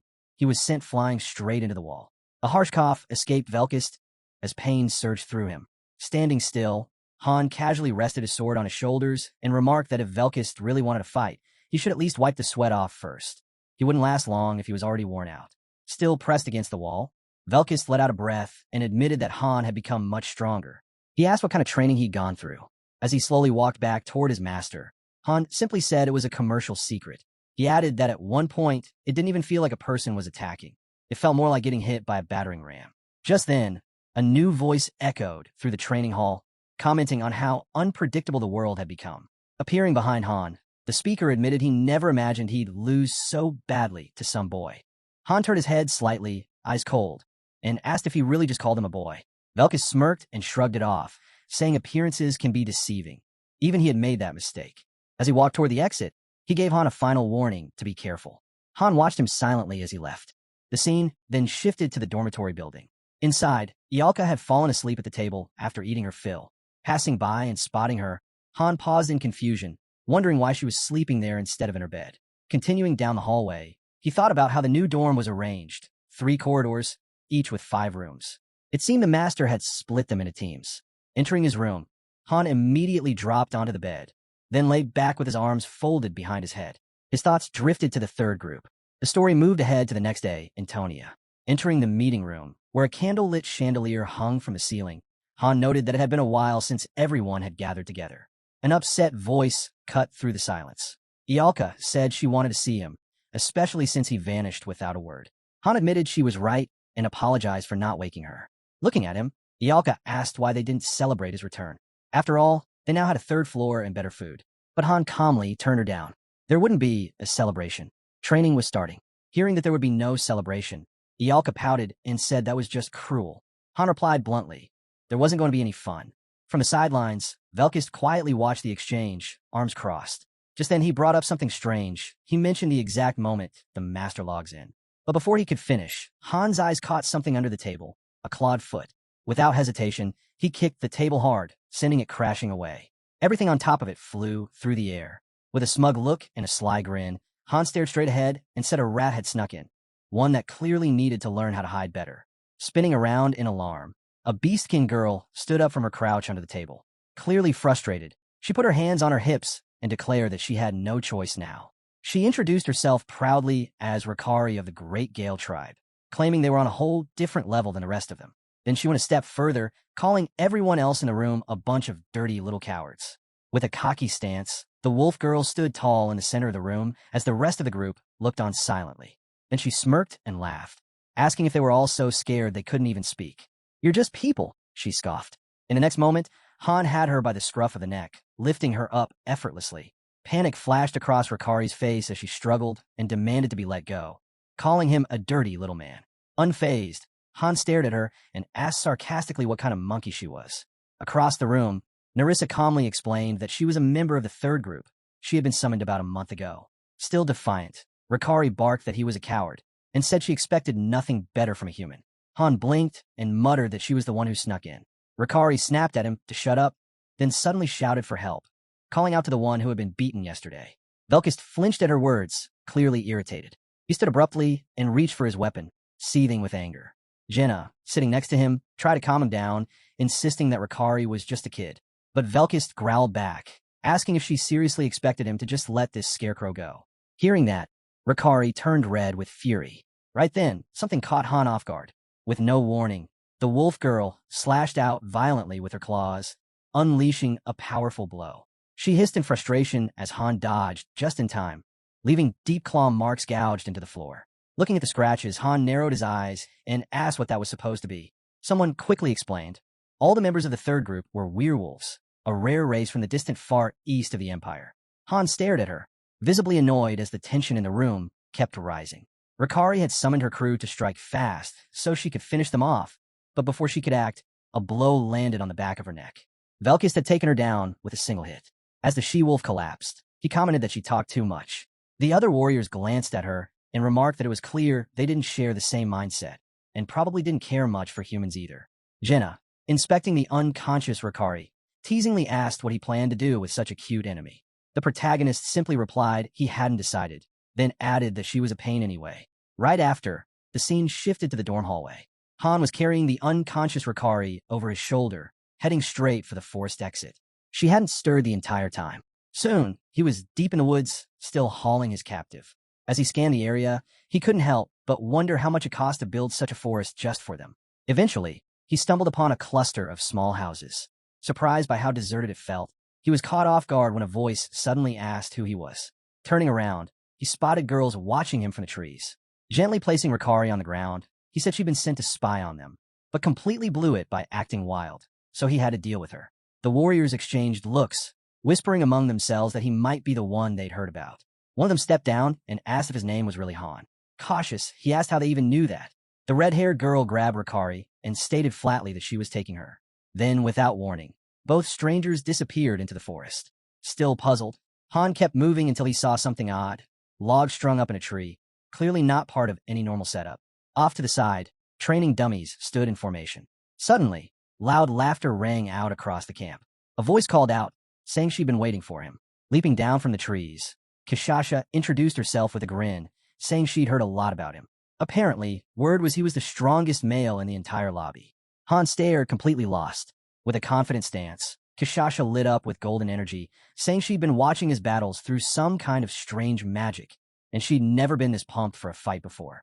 Without warning, Kishasha lunged forward, springing off the ground with incredible speed. She challenged Han to fight her head-on. As she closed the distance, she swiped at him with her claws. Han blocked it with his sword, surprised to see someone using claw-based combat so skillfully. Before he could react further, Kishasha launched a powerful kick. Han barely dodged, and the ground beneath him shattered from the force of her strike. Watching her with a grin, he couldn't figure out how someone so young could be this powerful. He asked if she seriously wanted to fight him. Kishasha nodded confidently, saying she'd been waiting for this moment.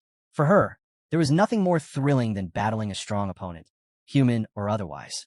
She rushed in again, claws slashing. Han met her attack with his blade, and the surrounding terrain cracked and tore apart from the impact. As they clashed, Han remembered Kishasha from the third group. Seeing her now, he realized the rumors were true. They really had cleared the 25th floor. She came at him again, claws slicing through the air, and it was then that Kishasha's player status flashed before our eyes. She was a 4-star character. A system notification appeared, revealing details about a seal slot. It mentioned that she carried the bloodline of the Werewolf King, a warrior who once fought for dominance over the continent and empire. Someone bred for battle and completely fearless. Back in the fight, Kishasha pushed harder. Han grinned. This confirmed she was indeed from the team that conquered floor 25. Another player card popped up, describing the seal skill as the forest faded into view. Han swung his sword. Kishasha countered and was thrown back from the impact. But she was fast, already charging again. As she slid across the ground, Kishasha smiled, clearly enjoying every moment. Han noticed a gash from her last hit and realized that she outclassed him in every single stat. Raising her hand mid-battle, Kishasha remarked that he was different. She hadn't expected him to be this good. Her stats appeared again on screen, and Han noted that she had not only all the right skills, but even a seal. She was easily top tier, even among 4 stars, maybe even on par with a 5-star based on raw stats alone. Grinding his teeth, Han admitted to himself that he would have been in serious trouble if he hadn't mastered the unity of body and sword. Just then, Isel appeared and asked calmly what the two of them were doing. Han casually told Isel to let them be. They weren't trying to kill each other, just saying hello in their own way. Kishasha laughed, agreeing. She called it a conversation through combat, a ritual that deepened their bond. Pushing off the ground again, she added that even though he was human, she liked him. Han responded that he was glad to hear it, tightening his grip on his weapon. He pushed all other thoughts aside. No need to worry about details. This was about power. He didn't have the natural talent to master every sword style like Ledigian, but his blade gleamed as he resolved to go all in on the one path he could master. As he swung, he reminded himself, true unity between body and sword only came through action.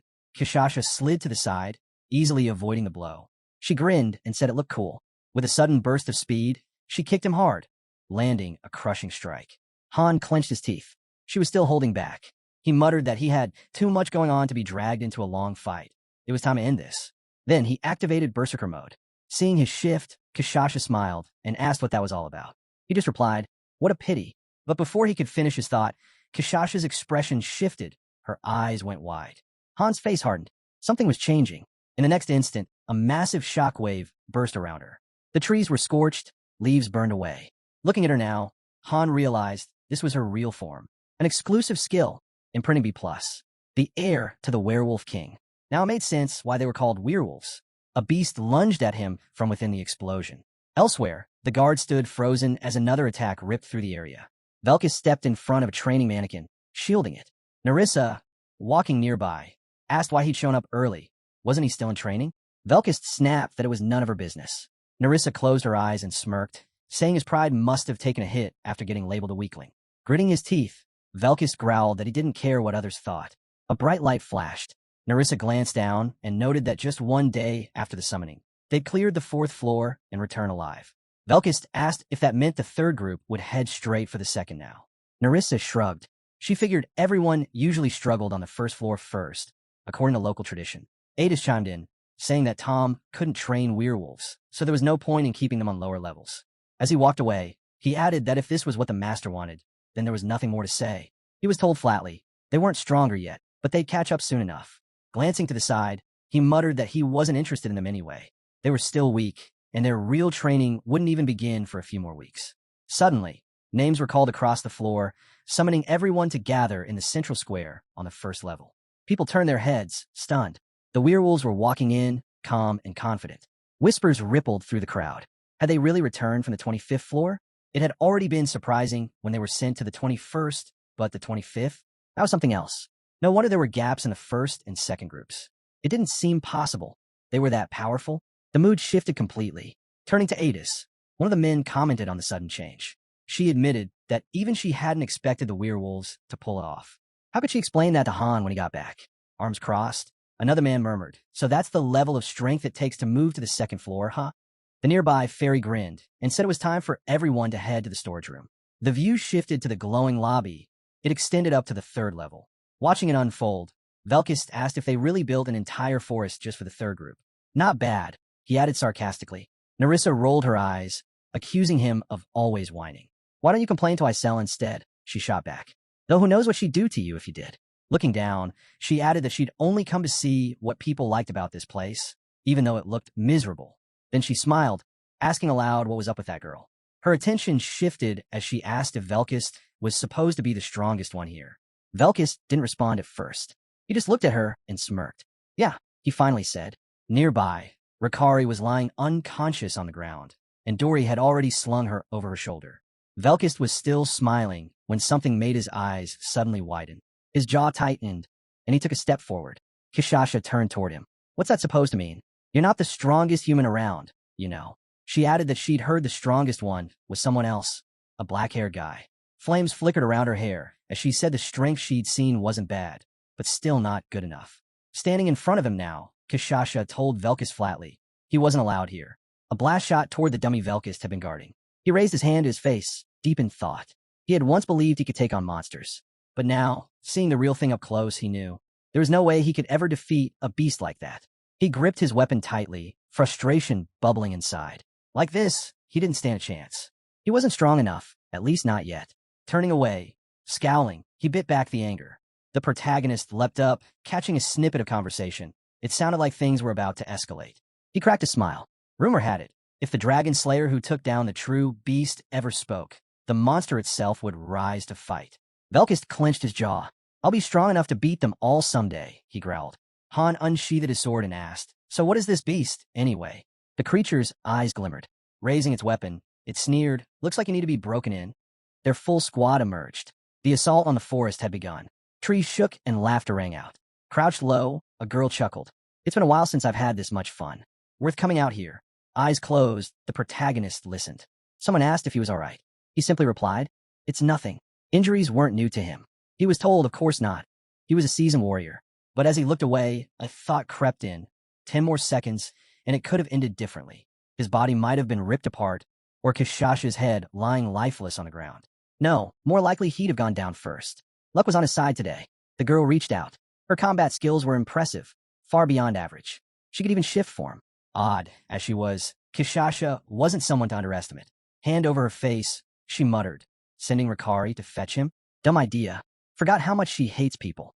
Can't blame her. Lost her parents because of them."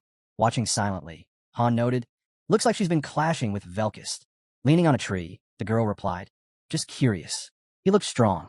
Kishasha cut in. "We don't like people much, but we're not out to get everyone. Sorry if it came off harsh. I'll take a good fight over grudges any day." Peeking from behind a tree, another girl hissed, "How could you bring him back? A traitor?" The hero sighed. "So restless." Seated on the grass, Kishasha changed the subject. "I like meat. There's plenty of game here. We just scored a fresh batch." Raw meat lay before them.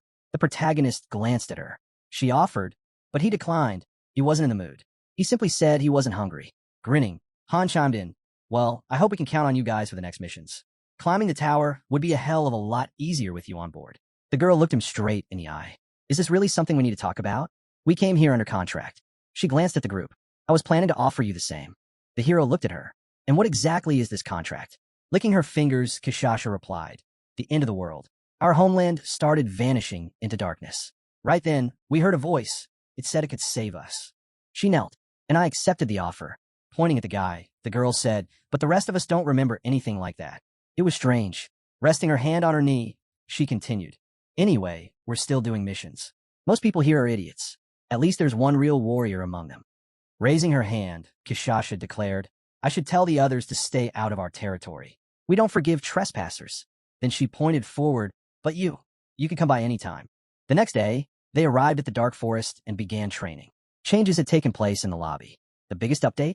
Each faction now had its own training center. No more awkward overlaps. Things would be much smoother now. Inning finally logged in. A familiar house materialized before her. A notification popped up. One unread message. Training results flashed across the screen. He'd earned a high-grade spirit stone, 2 exaltation stones, and a hefty sum of 300,000 gold. Players around him also got rewards. Isel looked over surprised. The master gave me another gift. The protagonist glanced at her, confused and underwhelmed. He turned to the fairy. Tell her to stop sending me this stuff. She blinked. But I thought you liked them. He shrugged. Would rather get something I can eat. The fairy nodded. All right, hold on a second. A tip appeared on screen. If the protagonist doesn't like the gift, try giving him something else. Then a white horse statue materialized.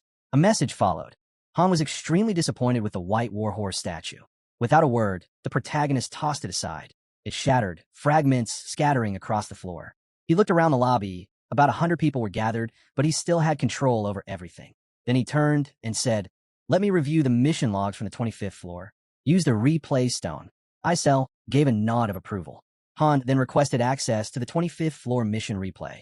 Standing in the center of the hall, the protagonist received a notification. He had chosen to activate the replay stone on Han. The replay began. He shut his eyes, then quickly opened them again. Now he stood on the edge of a cliff, staring out across what looked like a vast desert. The mission type still hadn't revealed itself. Kishasha's team had already cleared the area. A city soon emerged in the distance, and he figured the objective might become clear if he explored further. Suddenly, shouting erupted. A crowd charged forward, yelling to catch someone. A man barked orders to seal off every exit. Not even an ant gets out.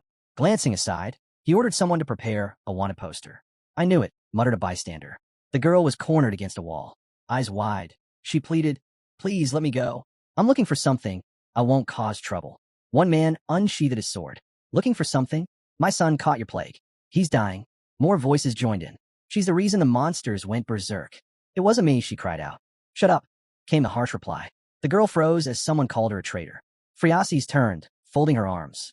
The protagonist watched quietly. She wasn't a child anymore. Someone asked if they should shoot. Another replied coldly. Even dead, there's a bounty. Let's finish her. Crossbows were raised. Friasis stared at them in horror. The bolts flew, but just before they struck, they shattered midair. A wide smile spread across her face. Filthy people, yes, so many of you. She lunged forward. I can wipe every one of you out. Kishasha slashed through the air. Protect her in this one. Leave the rest to be shredded. A man recoiled in terror. She's the Empire's most wanted criminal. Lifting his head, he warned, if you defend her. He didn't finish. A blow took him out mid-sentence. Friasis turned, startled. A notification popped up. Floor 25 mission type. Escape. Objective. Escape the restricted zone. Special objective. Protect NPC Friasis. The current team lineup was displayed. A man ahead asked, where the hell did they come from? With his eyes wide, he shouted, urging everyone to listen. They didn't want to fight. They were only after the wish. But before he could say more, an attack suddenly came flying his way. The girl raised her hand and said flatly, this is exactly why I hate dealing with people. She questioned why she'd even bother speaking to someone she planned to kill. Kishasha looked down and told him to follow her. Friasis, surprised, asked, wait, they're werewolves? She thought there weren't any on this continent. The girl turned her gaze and said she heard something odd and caught the scent of blood. She suggested someone go check it out. Nishaz agreed without hesitation. Staring out the window, the girl explained the mission's goal. They had to escape the area with the NPC. Friasis suddenly gasped, realizing they really are heroes, the very same kind that once saved her. Kishasha glanced away and asked what she was even talking about. Nana snapped that she was being too loud and threatened to quiet her down by ripping off her arm. Then, the girl stepped forward and asked if there was a man named Han among them. Black hair, black eyes, taller than her, fought with a shield and sword. Nana scoffed, confused, asking what nonsense she was mumbling about now. Some warrior? Friasis smiled softly, saying that if they knew Han, she wanted to know how he was doing. She pointed ahead and asked if they came from the same place as him. Kishasha replied that he had been there, but he wasn't anymore. The protagonist caught her meaning. He hadn't just left. He ended up somewhere strange, called Nil something. Maybe even dead. That thought stuck. Why was she talking like he was already gone? Suddenly, the girl jumped up and shouted. When she landed, she warned that monsters were leaving the city. They'd be arriving soon. Kishasha finally understood why no one around seemed alarmed despite all the commotion. She told them they had to leave now, urged him to come with them. Ricari glanced over and remarked that he didn't look bad for a human. Phreaces looked away, unsure if that was true. Then a monster roared, tension surged. The lizard beasts lunged at the soldiers. People scattered in panic. Watching Phreaces, Ricari asked with a grin, "Can you run any faster?" She replied, out of breath, that this was as fast as she could go. Kishasha, glancing away, said they didn't have a choice. They need to slow down. Suddenly she shouted, "Dory!" Just then, Dory leapt across rooftops and landed in front of them. Without meeting their eyes, Dory said she was there. Quickly, she asked for an update. Gritting her teeth, she explained. There were 3 exits, west, east, and north. Monsters were flooding in from the west. Civilians were evacuating east. The north was clearer, but slow-moving groups were guiding camels that way. That meant the others, including Means, were heading east too. But the monsters would reach them any second. Dory feared it was already too late. Monsters were already surrounding the area. Hearing this, he knew they'd have to escape north. When last checked, there were about 30 of them. Just then, Kishasha turned, saying he should wait. She had something to say. The girl was gasping for air, but spoke up. "Can't we save them?" She raised her head. If they had just 5 more minutes, just enough time, the people could get out. Kishasha heard her. The girl knew she had no right to ask. They were the ones who saved her. But those villagers, they were innocent. Ricari grabbed her, snapping. "Why do you even care if they die? Weren't they the ones who destroyed everything?" The girl gritted her teeth and said yes. They did, but they had no other choice. Kishasha stepped in, pulling Ricari back. "Enough. Don't hurt her." She only asked. "You could have just said no." Then Kishasha turned to her, looked straight at her, and said, "I'm sorry, but we can't." Phreaces quietly asked if she'd reconsider. The crowd had gone silent. Kishasha answered firmly, "No." The girl clenched her teeth, staring at the ground. Phreaces pulled back her hood. Kishasha's eyes widened in shock. A system notification appeared. Conflict created. Special NPC Phreaces requests assistance. She tightened her fist. A branching side quest activated. Evacuate the civilians. The system noted the master could assign heroes to quests, and it showed each hero's stance toward the request. The girl shut her eyes. Kishasha said softly, "Open them." The quest had been denied, and Kishasha added, "I'm sorry, but it's just too dangerous." Kishasha's eyes blazed as she declared she wouldn't sacrifice her own kind just to save humans. Despite the tempting experience points, gold, and bonus rewards, Kishasha turned down the rare opportunity. Phreaces, frustrated, muttered that she still felt so powerless. Given how rare Kishasha's group was, losing even one of them would be devastating. They were nearly impossible to replace. Stepping forward, Phreaces warned that the monsters would arrive any second. Smoke began to blanket the city as creatures surged forward. The girl's smile stretched wide as she launched into the fray. Phreaces weaved through fallen bodies, her jaw clenched tight. Meanwhile, the protagonist moved steadily forward, thinking this mission wasn't difficult at all. It felt more like a break, just an escort quest with an NPC. Not even 100 lizard men had attacked. No boss monster either. From what he could tell, the 25th floor was no harder than the rest. He glanced to the side, noting that regardless of how the floor was cleared, Kishasha had clearly been the MVP. Standing in the room, a system notification popped up, recording complete. He received the full experience of the 25th floor. Looking at the screen, Han realized the quest had split into a branching type, something that allowed re-entry to face the boss, which hadn't been possible before. Staring straight ahead, he thought about the rewards: experience, gold, better NPC relations, and a bonus prize. Whether the rewards went to another hero didn't matter. As long as one of them got it, they all benefited. More importantly, he figured that bonus reward could hold clues about the next floor. Reaching the 30th was the real goal. Smirking, he said, "This is the mission." Turning away, he added quietly, "And I'm going to be the one to complete it." The night settled over the city like a heavy blanket. Han, arms crossed, looked up and said that tomorrow they'd head for the 25th floor. Nearby, Velkist, gripping a dumbbell, asked if they were really training all night. He doubted a few hours would get him back in shape. Ialka glanced over her shoulder and said she didn't mind, but something about the protagonist had changed. He wasn't even using his shield anymore. She asked if they were switching up their group dynamics, and if it might be too soon. Standing tall before them, Han told them not to worry. Their roles wouldn't change much. They'd train with the second group to get back on track, but not push so hard they burned out before tomorrow. Velkist shut his eyes and calmly said he noticed the second group had brought along a few kids to fill the ranks. He wasn't convinced they'd be able to keep up with training. Han kept his eyes on the newcomers, his mind turning over the same doubts. The square was packed with people. Adis pointed at a small group and introduced them.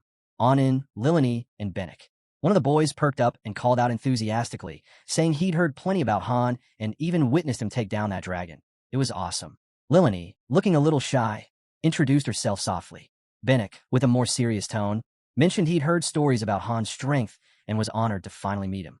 Anin chuckled, adding that Bennick might seem cold at first, but that wasn't really the case. Adis turned toward the others and said the trio had joined up just 2 weeks ago. They were full of drive and had already shown solid progress. Smiling, she pointed out they'd definitely be useful on future missions. Han said nothing, just stood there with a calm gaze focused on the group.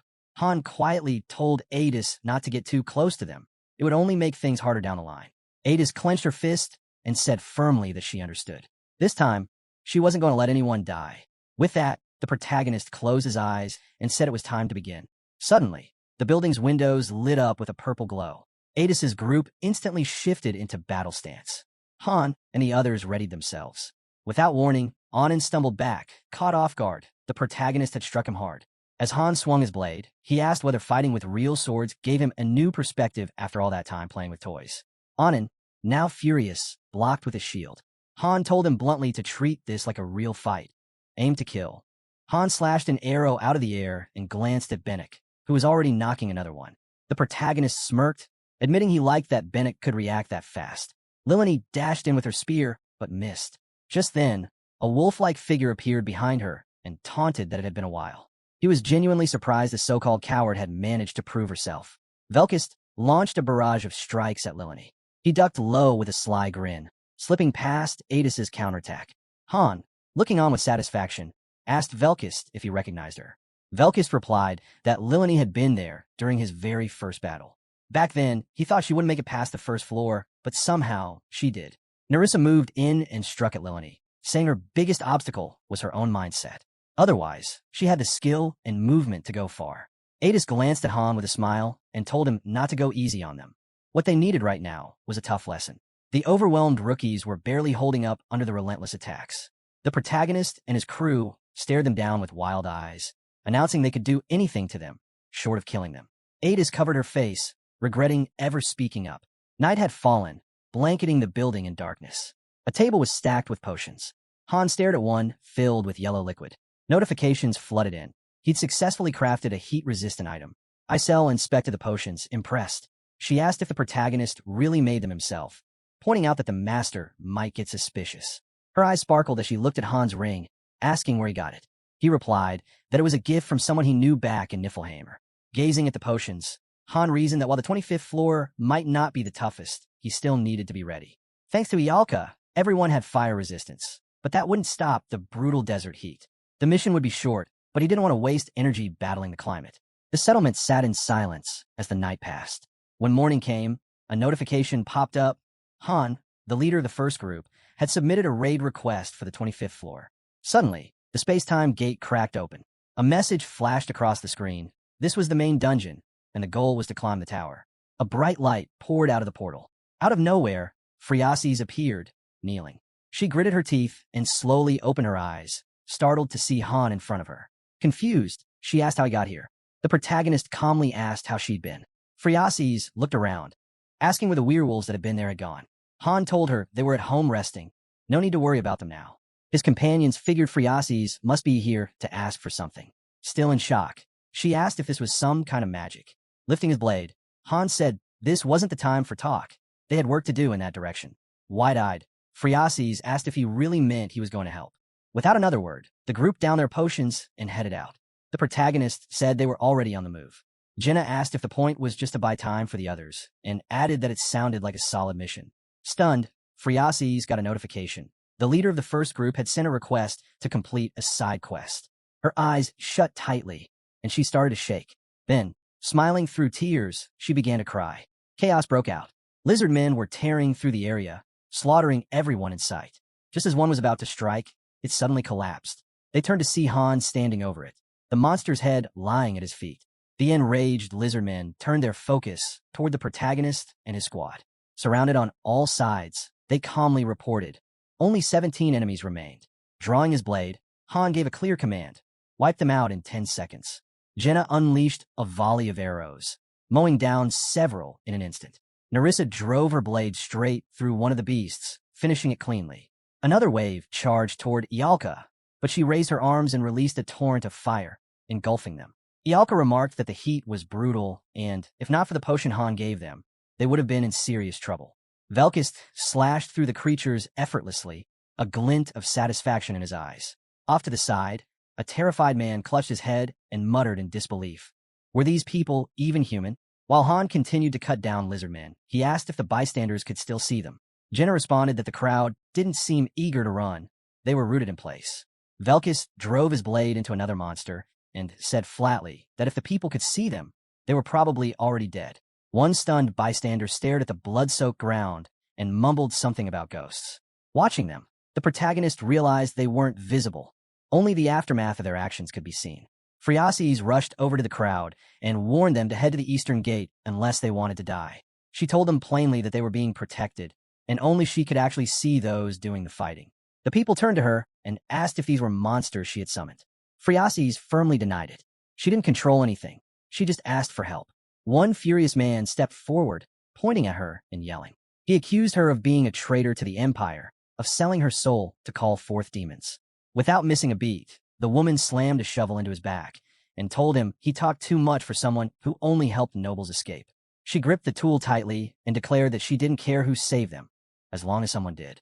The boys ran toward the gate, shouting that they wouldn't forget what had been done for them. Watching them go, Phriases allowed herself a small smile. It had worked out, but Han, expression stern, reminded everyone it wasn't over.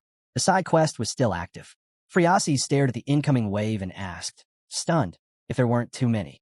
The protagonist looked toward the massive horde and said that if they could hold the line here, they wouldn't have to worry about being flanked. It was still better than the chaos on the 5th floor, where they were attacked from all directions. He instructed everyone to spread out more. The ground began to tremble as the lizardmen started pounding war drums. Watching them, their chieftain, face twisted with rage, roared out, demanding to know why these intruders were defying the laws of nature. An explosion ripped through the air, instantly decapitating the lizardman who had just declared his intent to bring judgment to these cursed lands. Jenna, bow in hand, glanced at the smoking corpse. Should I just take out trash like him? She asked flatly. Phriases, standing behind her, turned to Han. Are you sure we'll be okay? There's way too many of them. There's 100, Han replied coolly.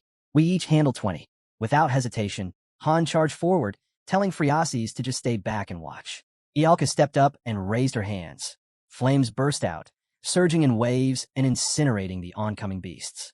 Jenna followed up, firing arrows with lightning speed. Each shot struck its target with such force that the lizardmen exploded on impact. As she reached for more arrows, her quiver glowed, and fresh arrows appeared instantly. A system message popped up. Mana increase quiver. Magical gear. Expands arrow capacity to 100. A glowing orange crosshair appeared before Jenna's eye. She locked on, releasing a rapid barrage that tore through the enemy ranks. Meanwhile, Han leapt into the fray, swinging his sword and lopping off a lizardman's head in one clean motion. Blood sprayed across the field. He kept moving, and as he delivered a crushing blow that severed another's arm, a message appeared, skill acquired, powerful blow. Velkist wasn't far behind. He lunged at a cluster of lizardmen, cutting several down in a single slash. A notification blinked. Basic swordsmanship. Max level achieved. Nerissa muttered grimly. This is insane. Phriases, stunned, looked at them in awe. You've all gotten ridiculously strong, she said, eyes fixed on Han as he sheathed his blade. You're on a whole different level than last time, she added. Then, smiling faintly, she looked at him. You haven't changed a bit in 3 years. Han replied calmly, but you have. Facing them, Phriases nodded gratefully. Thanks, guys. What about the two with the spear and daggers? They're alive, Han said. Adis and Aaron, just somewhere else right now. Suddenly, another wave of lizardmen came charging, yelling that they'd spotted humans. Han looked ahead, 31 of them, all level 22. As they reached the battlefield and saw the remains of their fallen kin, the monsters abruptly halted. Then, without a word, they turned and fled. Velkist watched the fleeing lizardmen with a puzzled look. Why are they running? He asked. They've learned fear, Han answered, glancing at the fallen bodies. Looking around, Velkist muttered, that wasn't even hard. As they began surveying the settlement, Han turned to Nerissa. Sweep the area. Let's assume it's dealt with for now. Ialka waved a hand in front of her face. This weather's awful. Even the potion's not helping. Jenna moved over and started leading her away. Come on, let's get out of here. She motioned for Velkist to follow. Han, stay behind. watching them walk off. Then he looked back and thought to himself, there was no need for any of this. Phriases approached him slowly. How have you been? She asked, settling down on the ground. I thought you were dead, she said softly. But here we are again. A small smile touched her lips, her cheeks faintly red. As the evening sky spread across the desert, she looked up. So really, how are you? Han shut his eyes. I'm fine, he replied quietly. Hugging her knees, Phriases said, I thought I wouldn't make it. Han crossed his arms. The werewolves joined recently. We don't know them well. They're new. Grinning a little, he added, still, you managed to stay under the radar. Just lucky, I guess, Phriases replied. She raised her eyes to the tower. But honestly, it all turned out this way because of you. She held out a golden crest. The Haljan clan, one of the 4 great clans, they were the only ones actively looking for me. If not for them, we wouldn't have lasted this long. Weird though, the entire area is just empty now. Han listened silently. His thoughts drifted to that long hallway, his team walking with him. Nerissa's story replayed in his mind. The Hans were tied to the Order, the one she'd been fighting against. And, somehow, the 20th floor connected to it too. Still, he couldn't shake the eerie atmosphere of that mansion. The evening light bathed the desert in gold. Han broke the silence. So why are you here? I'm looking for something, Phriases said, standing now. Han faced her. What is it you're looking for? She smiled faintly. Something I saw in a dream. A key. His gaze sharpened. And what are you going to do with this key? I'm going to save the continent, she answered, her voice calm. Then she looked at him again. I don't really know what it is yet. It's more of a feeling. But I think I'll understand once I've gathered enough. Han stepped beside her, still talking in riddles. Even back then, when we first met, you kept going on about dreams. And the end of the world. As Han looked at Phriases' face, a thought struck him. She'd already appeared in 2 of the main missions. Even the ones where she wasn't directly involved could still be tied to her somehow. A mental map of the village formed in his mind. There were 3 exits in the settlement. While most evacuees were headed east, Phriases had chosen to go north. Smiling to himself, Han figured they'd run into each other again sooner or later. Then, a portal started to open. A message appeared. Quest completed. Phriases blinked, startled. What's that? Don't overthink it, Han replied, watching as the corpses scattered across the ground began to vanish. It's time we got moving, he said, turning away. Phriases followed beside him. Things always get weird when I'm around you, she murmured. Han's thoughts lingered on her image. He knew she'd already died once. Faces from the other team flashed in his memory. Another group, hired with gold, who had tried to beat the 15th floor. None of them made it. Then came the newly assembled werewolf group. They cleared the 25th floor with success. As he watched Phriases run alongside the werewolves, it clicked. This was her 3rd life here. Han considered the single teams that were used to measure the stage's danger. If you counted all those, the death toll was even higher than anyone realized. The evening light stretched over the towers as they neared the exit. Phriases paused and asked, will we see each other again? With arms crossed, Han replied, we'll meet on another floor. She smiled. Then I'll survive. For all of us. As she walked away, a final system message appeared. Quest complete. All team members leveled up. Reward, 100,000 gold. MVP, Jenna. After teleporting out of the desert, the group stood before a towering gate. Han recalled something he'd read. It was possible to clear a bonus stage inside the rift of time and space. But there was a catch. It could only be attempted once, and only by a single person. With a fan covering her face, Ialka remarked that it gave her a bad feeling. From experience, she said, when things start off smooth, they usually end horribly. She turned to get the protagonist's opinion, and he nodded in agreement. He then stepped away from the group, telling the others to move on ahead. The girls, puzzled, began speculating. Maybe Han wanted to farm materials, or simply rest and enjoy the view. Han stood alone before the gate. Calmly, he acknowledged that the bonus stage was meant for a solo challenger, and he couldn't ignore it. Without hesitation, he entered the portal. He found himself in a pitch-black chamber. As he surveyed the surroundings, he figured out it was a maze, twisting corridors with countless branches. Yet, strangely, there were no traps or monsters. He pressed on through the silence. An hour passed. Then, a system message appeared, bonus stage completed. Stroking his chin, Han mused that he had actually expected to fail. Glancing down at a sketch in his notebook, he noted that, either way, the problem of the 25th floor was solved. Tomorrow, they'd move straight to the 26th. As the gate reopened, Han thought to himself, if his hunch was right, then everything that happened on the 25th floor was just the prelude. A warm-up. He chuckled to himself, recalling Ialka's warning. Then an easy start always led to a brutal ending. And she knew this game too well to be wrong. The next day, sunlight bathed the desert in a blinding glare. Phriases trudged across the sand alone, clearly worn out. Seeing her drained, Han asked if she was still alive. He and the others stood before her, completely unscathed. Catching her breath, Phreases admitted she had thought she was ready, but it had been tougher than expected. Han handed her a bag, telling her it had heat resistance potions, water, and food. Smiling weakly, Phreases joked that she was only pushing herself this hard so she could get their help. Velkus turned to Han and asked what kind of mission they were dealing with. Han responded that it was straightforward. They just had to follow Phreases and keep her safe. Phreases pointed ahead, saying she'd seen all of this before in her dreams. Now, all she had to do was follow the signs. Scanning the vast desert, the protagonist quietly wondered what signs Phreases had been referring to. Before he could dwell on it, something caught him off guard.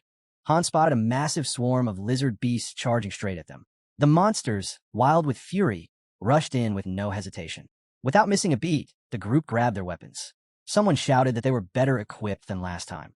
This would be a perfect warm-up after eating. Blood quickly sprayed across the sand as the battle erupted. Watching the carnage unfold, Phreases, clearly shaken, admitted that even the royal palace guards didn't seem this powerful. As the last enemy fell, Han and the others began fading from view.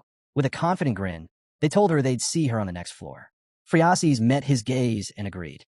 A system message blinked across their screens. The floor was cleared. They were awarded 50,000 gold, a desert essence, and more importantly, the highlight of the floor was the protagonist, surrounded by his companions. Velkus glanced around and muttered that he still didn't get the point of these missions. Wasn't this all just babysitting some girl? Han cut him off sharply, warning him to mind his words. Velkus smirked, clearly amused, and asked why. Was she royalty or something? A princess of the Empire? Yes, Han replied without hesitation. Velkus was stunned. Wait, seriously? He asked. With arms crossed, Helen stepped in, pointing out that Velkus should have realized it if he'd paid attention back on the 15th floor.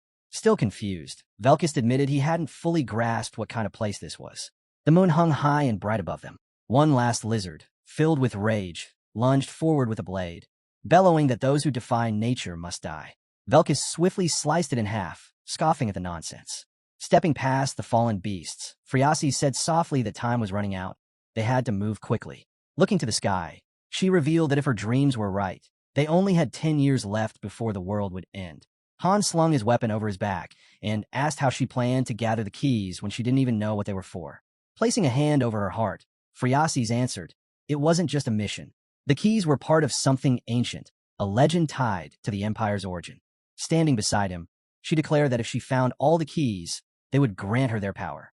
Then, revealing a blue crest, Phreases spoke of the House of Ascension, one of the Empire's 4 great families and the strongest of them all. With that, she continued forward, following Han. Phreases told them she had made a vow to prove her worth, and to do that, she'd have to accomplish the impossible. The protagonist frowned and asked bluntly, are you saying the impossible is gathering the keys? Turning to face him, Phreases asked why Han was helping her at all. With her arms folded, she admitted she had nothing to offer, no power, no leverage, just her body. Taken aback by her own words, Phreases was even more confused when Han calmly said he didn't want anything from her. He turned and walked off, casually adding that it just so happened this mission aligned with his own. Grateful, Phreases smiled and thanked him. Behind her, Jenna and Ialka exchanged whispers, watching the two. They giggled about how it felt like a scene pulled straight from the romantic novels they'd read. An imperial lady and a knight, side by side. Suddenly, Han appeared behind them and asked what they were whispering about. Without missing a beat, he grabbed Ialka's cheek and reminded her, with mock irritation, that misunderstandings were his favorite thing. A system message flashed. The floor had been cleared. Phreases turned to Han and asked if they'd meet again on the next floor. He clenched his fist and said no one could be sure. They weren't the only ones involved anymore. Her brows furrowed in confusion. At that moment, Isel spotted several others emerging from a portal and was caught off guard. The protagonist imagined a massive dragon looming ahead. He figured the 30th floor required multiple groups, so it was unrealistic for just one party to handle everything alone. He recalled what happened during the 20th floor raid. The entire attack squad had been thrown into chaos because of another team's blunder. He was certain Anakin had witnessed it. If Anakin hadn't learned from that mess, then he really was a fool. The scene shifted to the settlements. The narrator explained that by the next evening, the 3rd group had already been dispatched to the next floor. Staring at a band of werewolves, Han noted that they would now be escorting Phreases. He didn't like their personalities, but Gwen was competent, and that counted. Looking up at a tall structure, the protagonist mused that a training center had been built in Niflheimer while he was away. Though its features were still basic, it was a smart addition. For now, it offered only foundational lessons, but it was a solid start. Watching Velkist and Helen in action, Han pointed out that both of them had reached 3-star ranks, warrior and thief. Their growth was visible in every strike. Elsewhere, Adis and her squad were covered in blood. The narration confirmed that the third group had successfully completed the raid on the 28th floor. The next day, the second group was deployed to tackle the 29th floor. While they managed to complete the mission successfully, the 3 newer members clearly struggled to keep up. Standing before the next gate, Han reflected. What awaited them now was the 30th floor, a boss-level stage. Given how easy things had been back on the 25th floor, they knew this one wouldn't be forgiving. The protagonist mentally went through all 3 groups and their members. Altogether, 15 players from the 3rd floor, including himself, would be entering this challenge. But the truth was glaring. None of them were truly ready. Everyone was underleveled for what lay ahead. To even attempt the 30th floor, the recommended level was 30. He pictured a tower rising above them and decided they would rerun the 28th floor to grind experience and earn his promotion. Other floors were currently locked due to connected quests, so editing would send them in right after the second group. As they battled through the 28th floor again, slaying hordes of lizardmen, the protagonist noted that Friasis wasn't with them. This time, it was all about gaining XP by eliminating every creature beyond the desert hills. But then, everything shifted. Night fell over the settlement. Studying various maps, Han discovered something troubling. Some people back on the 1st floor had secretly plotted to steal loot from the weekly dungeons. Instead of sending their rewards through the dimensional inventory portal, they kept them hidden in their personal storage. Suddenly, a purple glow radiated from a nearby building. Half of those involved were instantly dragged into the synthesis chamber. The rest, sent off to faraway prison zones, their fates uncertain. As the gate opened, the warriors stepped through into the unknown. The story revealed that later that night, editing dispatched a group of thieves to the 30th floor to scout ahead. They never stood a chance. Frightened and unprepared, the thieves arrived on the floor. A message immediately flashed. This mission required 5 full parties. Any empty spots could be filled by summoning backup, either for free or at a cost. But it didn't matter. They all died within 5 minutes. That alone made one thing certain. The protagonist envisioned the tower once more. The 30th floor wasn't just tough. It was going to be a nightmare, especially for Tonia. Since it demanded 5 complete teams, Enning had sent 5, each with a designated leader. As the night sky cloaked the buildings, Han suddenly heard Urnith's voice. It came through his ring, her tone echoing in his ears. She said she had expected him to call her the moment he arrived. But he hadn't, and that hurt. Looking down at the ring, Han's expression grew serious. He shut his eyes and sighed. Jokes like that, he said quietly, aren't good for the heart. Seated at the table, the protagonist mentioned that he'd soon be heading to the boss floor. He figured it was best to let Urnith know, just in case. She looked at him and asked if he was trying to say there was a chance he could die. Glancing at his notes, Han replied calmly, it was possible. Urnith urged him to use the ring without hesitation if things went wrong.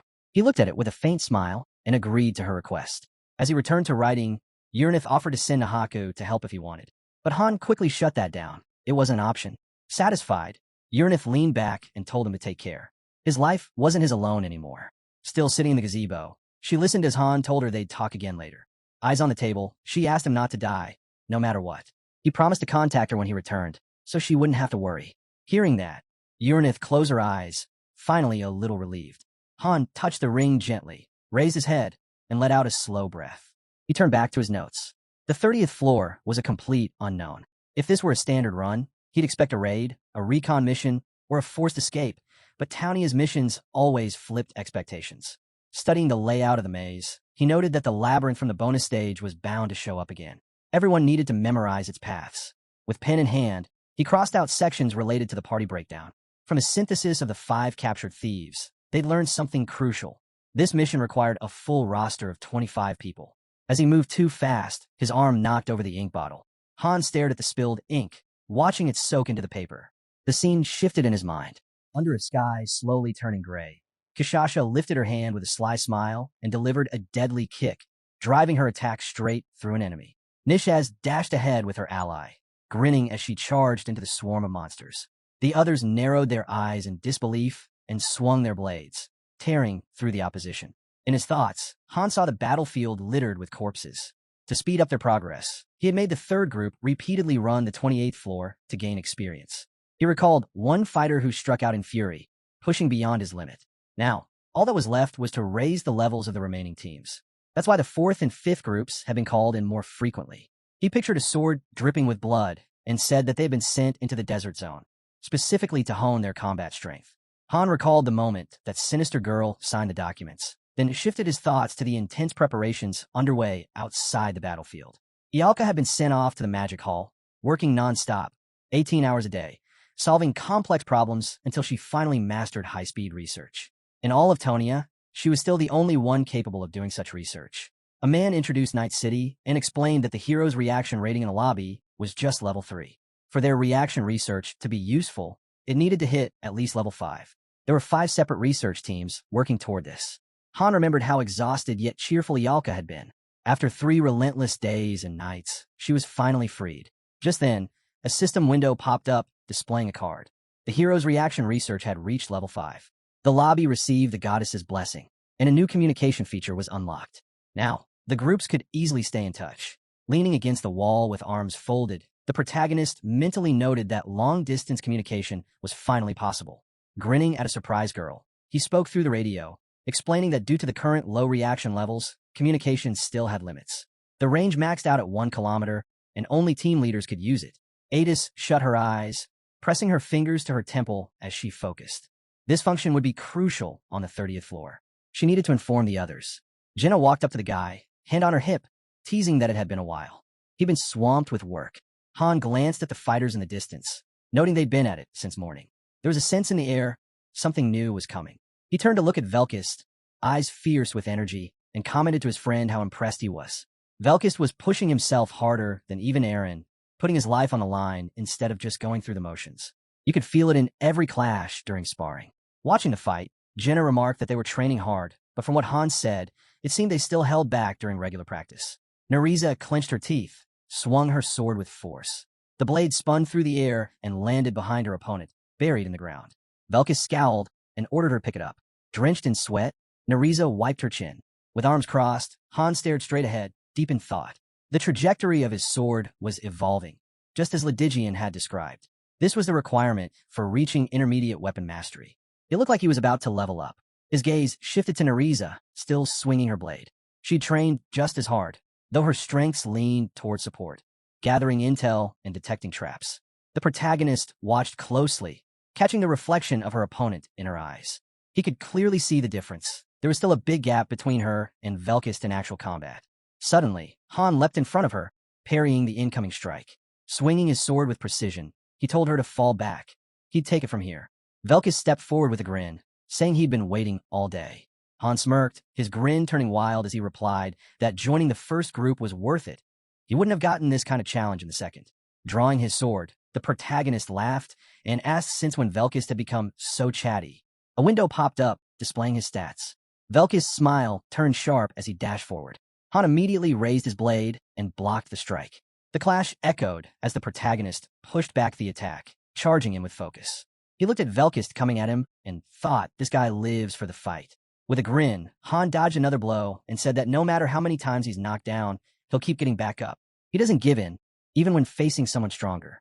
He tightened his grip on his sword, thinking that this kind of resolve is what made him trust Eren to be part of their group. The two continued to exchange strikes, fast and fierce. Velkist flashed a grin as he drew his blade again, and the system announced he'd achieved intermediate sword mastery. Not to be outdone, Han smirked as he swung his weapon, the system confirming he'd reached intermediate mastery at level 3. Night had fallen over the city under a glowing dome. Lights filled the windows of tall buildings.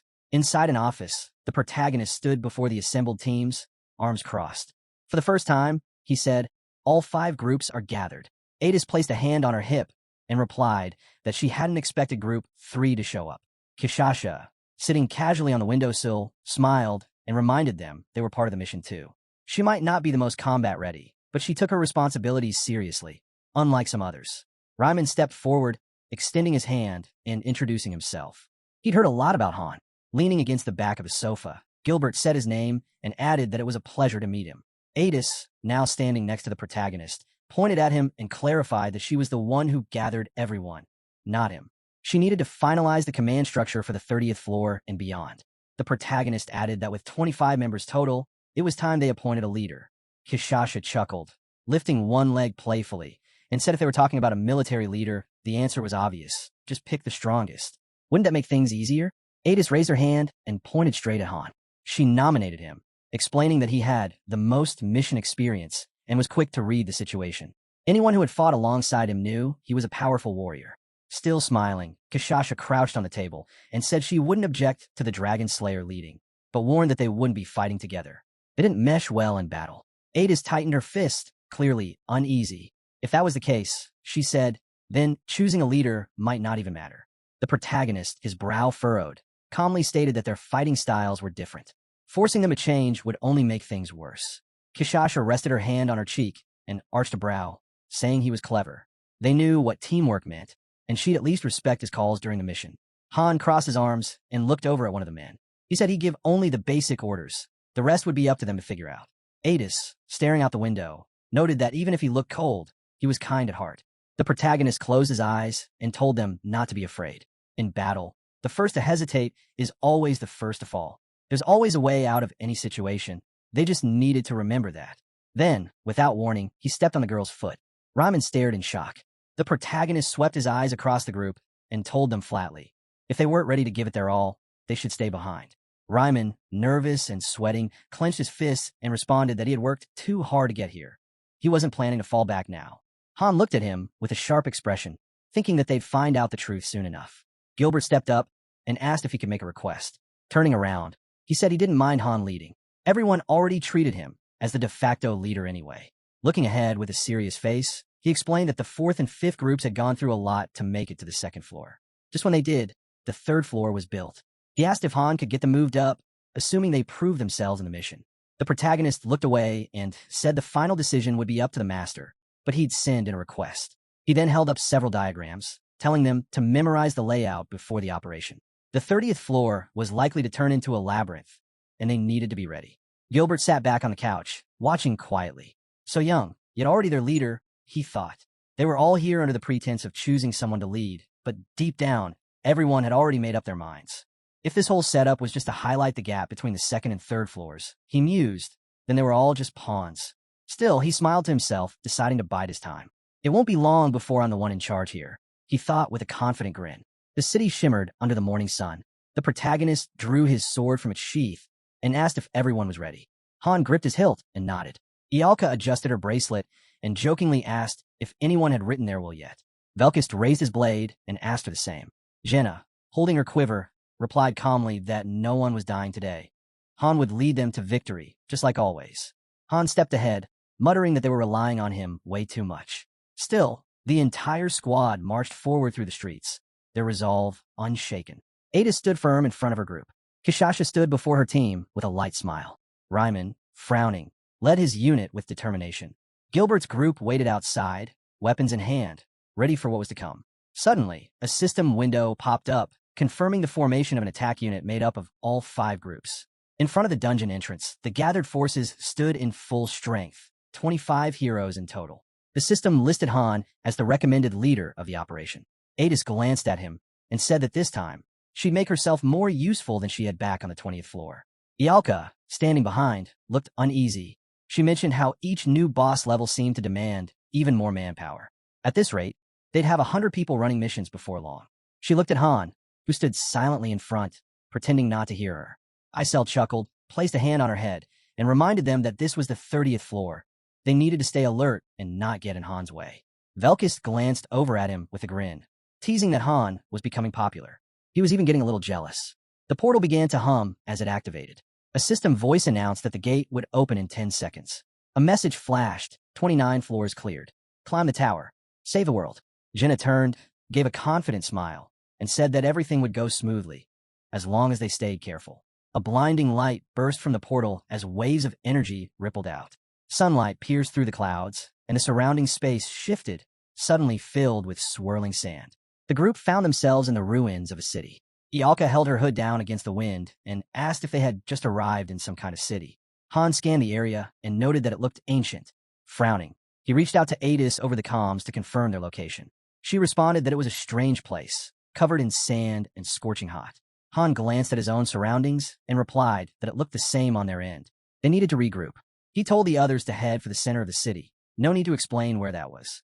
As they moved down the crumbling streets, Han told Ryman they should head to the center too and to try getting in touch with the other groups. It was too spread out to rely on luck. Trailing behind the girls, Han frowned. This wasn't good. Everyone was scattered. Pulling his collar up against the stinging wind, he instructed the group to make their way toward the center and let Nerissa take point.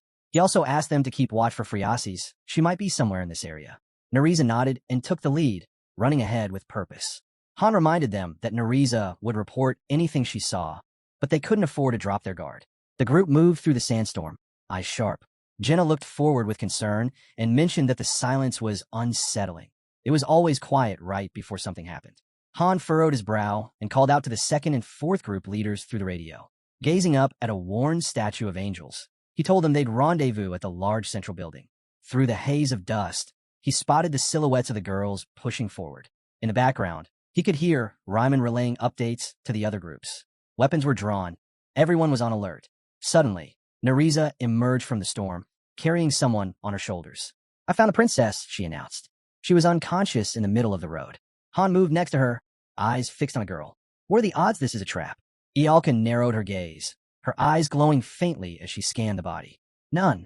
She's clean," she confirmed. Han uncorked a flask and brought it to the girl's lips. "What was she doing out here?" he muttered. Friasis drank the potion and slowly opened her eyes. Her voice was weak as she whispered his name. Still holding the bottle, Han told her the elixir would help her deal with the heat. Lying against Nerissa, Friasis clutched the flask and murmured, "I just wanted to find the keys."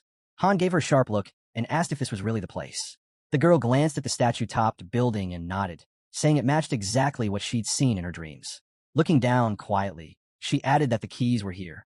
Suddenly, a window popped up. Mission info. On the 30th floor, NPC Friasis had to survive. Han's brows furrowed as he stared ahead. The main character was already walking off, telling the others to stay close to Jenna. If anything went wrong, she was their best chance to hide. He tapped his temple, calling Adis over comms, asking if she'd seen a mission window too. She replied, saying she'd gotten data on scouting and NPC survival. Han scanned the buildings and told her not to bother searching. Friasis was with them already. He told her to alert the other teams and head their way. Ialka turned with an annoyed glare, brushing sand from her clothes and muttering how much she hated this place. Han looked up at the tall building again. "You're sure it's here?" he asked. Suddenly, a swirling wind of sand wrapped around the statue on the rooftop. Han stood before the building, eyes fixed above, lost in thought. As a kid, he remembered standing in front of a door, part of a completely normal family. Gilbert, meanwhile, pictured himself in the middle of the city, thinking how average his life had turned out. He remembered standing guard in armor at the fortress, knowing only a bit of swordplay. Then he imagined a terrifying beast, jaws wide open, and realized just how far his life had spiraled. He recalled the surge of monsters charging forward, how the once safe world had become a nightmare. In his mind, arrows flew from all sides. He screamed again as he remembered the moment one pierced his eye. He saw himself trapped, surrounded by orcs. One licked its lips with savage glee. Terrified, he had rushed away without thinking. The orcs gave chase, loosing arrow after arrow. He imagined resting beneath a tree, lost in the forest, unsure where to go. But he knew one thing for sure. There was no place for a deserter. Gilbert remembered the moment when 3 boys found him resting under a tree. He realized that, somehow, he'd ended up meeting decent people. He pictured nights around the fire with them, sharing food, even talking. But deep down, he never let his guard down, always fearing they'd strike when he least expected it. He recalled the feel of a sword driving into a body, wondering if those boys had really been kind, or just bandits wearing friendly faces. Then came the image of him standing over a corpse, sword in hand. Coldly, he admitted he'd killed them. He remembered a boy on his knees, begging for his life, and realized the fear he once felt was now something he inflicted. He let out a crazed laugh, knowing then he had tasted something twisted, ecstasy. The scene shifted to Sand City. Over comms, Ryman announced that Group 1 had secured the target. He asked if Groups 3 and 5 could see the dome building. Kishasha, standing with her squad on the street, answered. If he meant the massive castle in the city center, then yes, they had it in sight and were heading that way. Gilbert touched his earpiece, saying their position didn't give them a view of the structure yet, but they'd move as soon as it came into sight. A city map appeared, showing the team's locations. Groups 1 and 2 were nearing a large building, its angel statues almost buried in sand. Eyes were on the rooftop of the castle now. Soon, all the teams had gathered in the square nearby. The protagonist stood beside the princess, brow furrowed, and announced she was the one they were assigned to protect. The girl glanced over at Ryman and introduced herself. He studied her uncertain expression, asking if she was truly of royal blood. Gilbert imagined Friases as a child and recognized her. This was the same girl from the old footage, just older now. Crossing his arms, Gilbert admitted to himself this was their objective. But what the mission actually meant still escaped him. The protagonist looked up at the structure and stated plainly, this temple was the only significant landmark in the city. Group 1 would head inside. The rest were to remain outside. Adis turned to him, uncertain. They had no clue what might be waiting inside. Was he really that confident? Ryman turned without hesitation and said they'd start scouting the southern area for now. Gilbert glanced at the team and said they'd cover the west side. At the temple entrance, Nereza stepped forward, placed her hand on the door, and noted there didn't seem to be any traps. The door creaked open, and they moved inside. Friases' eyes widened in awe as she stared ahead.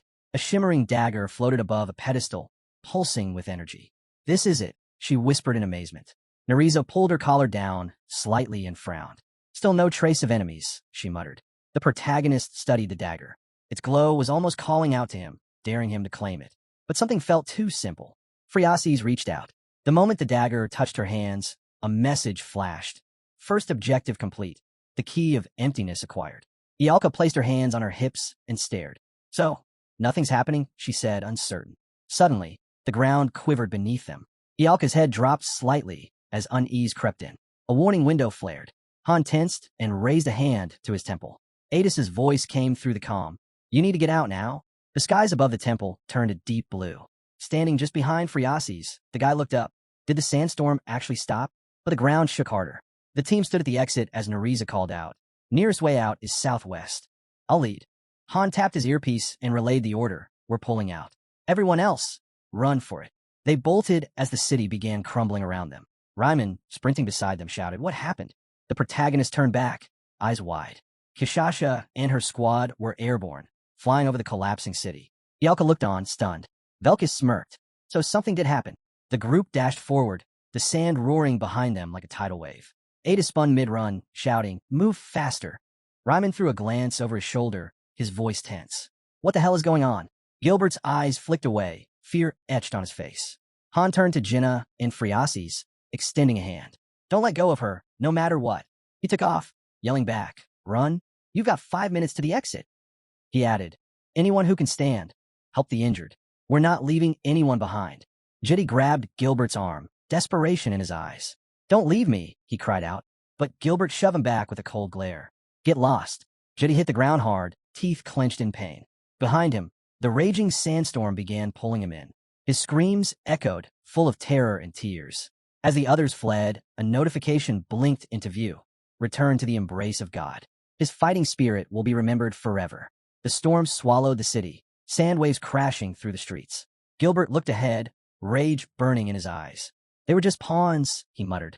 I'll survive this and finish what I started. The storm surged forward.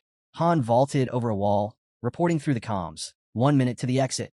His expression was grim as he scanned the path ahead. No more monsters in sight. Turning to the others, he shouted, Don't stop running.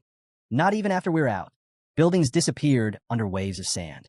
Everyone regrouped behind the fortress. Friases lowered her gaze, her voice soft. Is this all my fault? The protagonist held up a bottle, staring at it. Blaming anyone won't help now. Ialka raised a hand, eyes closed. At least we made it. Barely. Han squinted into the distance, uneasy. What's that? Jenna followed his gaze, surprised. Then came a sigh. The ground trembled beneath them. An earthquake, she said quietly. The protagonist tapped his earpiece. Everyone, regroup. Ryman's voice came through. Mission accomplished? Walking on the trembling earth, the guy replied, Don't get your hopes up. This is just the beginning. He glanced at the princess beside him. Get your weapon. Be ready. Above them, the sky crackled with energy. Alerts flashed across the system. Sandstorms spun through the city, buildings lifted by the rising dunes. Behind a fortress, the group watched in awe as the city itself climbed atop a massive sand mountain. A monster bared its fangs through the swirling dust. The protagonist stared up. Was this in your dreams? Friases' voice shook. No, I've never seen anything like this. The system chimed in, mission updated. The monster raised a massive paw, fury in its eyes. Inside the fortress, it stood tall. The game announced the new objective, eliminate all enemies. Protect Friases. The boys stood frozen, staring at the ominous, ancient statue. The princess turned her gaze to the looming threat, fear evident in her eyes. Joe's brow furrowed as sweat slid down his face. Adis could only stare stunned. Kishasha crossed her arms, a smirk on her face. Beside her, Raimon clenched his teeth in silence. Gilbert looked up, visibly shaken, his mouth slightly open. What is that?" he stammered, sweat dripping down his face. The creature moved forward, destroying everything in its path. The man watching it grinned. Gilbert's wide-eyed fear twisted into a laugh. "Now this is the real fight," he said, desperation creeping into his voice. The man chuckled. "It's too much, isn't it?" Gilbert's grin stretched wider, bordering madness. "You saved me just to throw me back into this?" Again, his mind drifted. Smoke, flames. He remembered the forest burning. He remembered the horror, murders, arson, looting. He imagined himself sitting atop a mountain of gold, holding the proof of all he had taken. But still wasn't enough. He needed more. Fire consumed the trees around him. He yelled out, spotting knights turning back. A man on horseback shouted, "We've been betrayed. Ride harder." The horse stumbled on a rock. Both man and steed went over the cliff's edge. The boys surrounded a fallen captain, his injury severe. "He won't make it," one said. "We leave him, or we're finished." A young man looked at his severed hand in disbelief before screaming in agony. Gilbert remembered it all, himself on the ground, sword in hand, shouting furiously at the group. He raised his weapon high. "How dare you treat me like garbage? Go on, try that again. I dare you." His thoughts drifted again, to the palace, to his last memory. Standing in the square, he stared down at his hands, thinking back to the spine he broke long before arriving there. And yet, in this place, it was like none of it mattered. He peeled off a bandage, revealing the empty space where an eye once was. Oddly enough, here, illnesses faded. Old wounds stayed, but no sickness took hold. He bent over in front of a mirror, deep in thought. Those who lived on the higher floors seemed to know more about this place.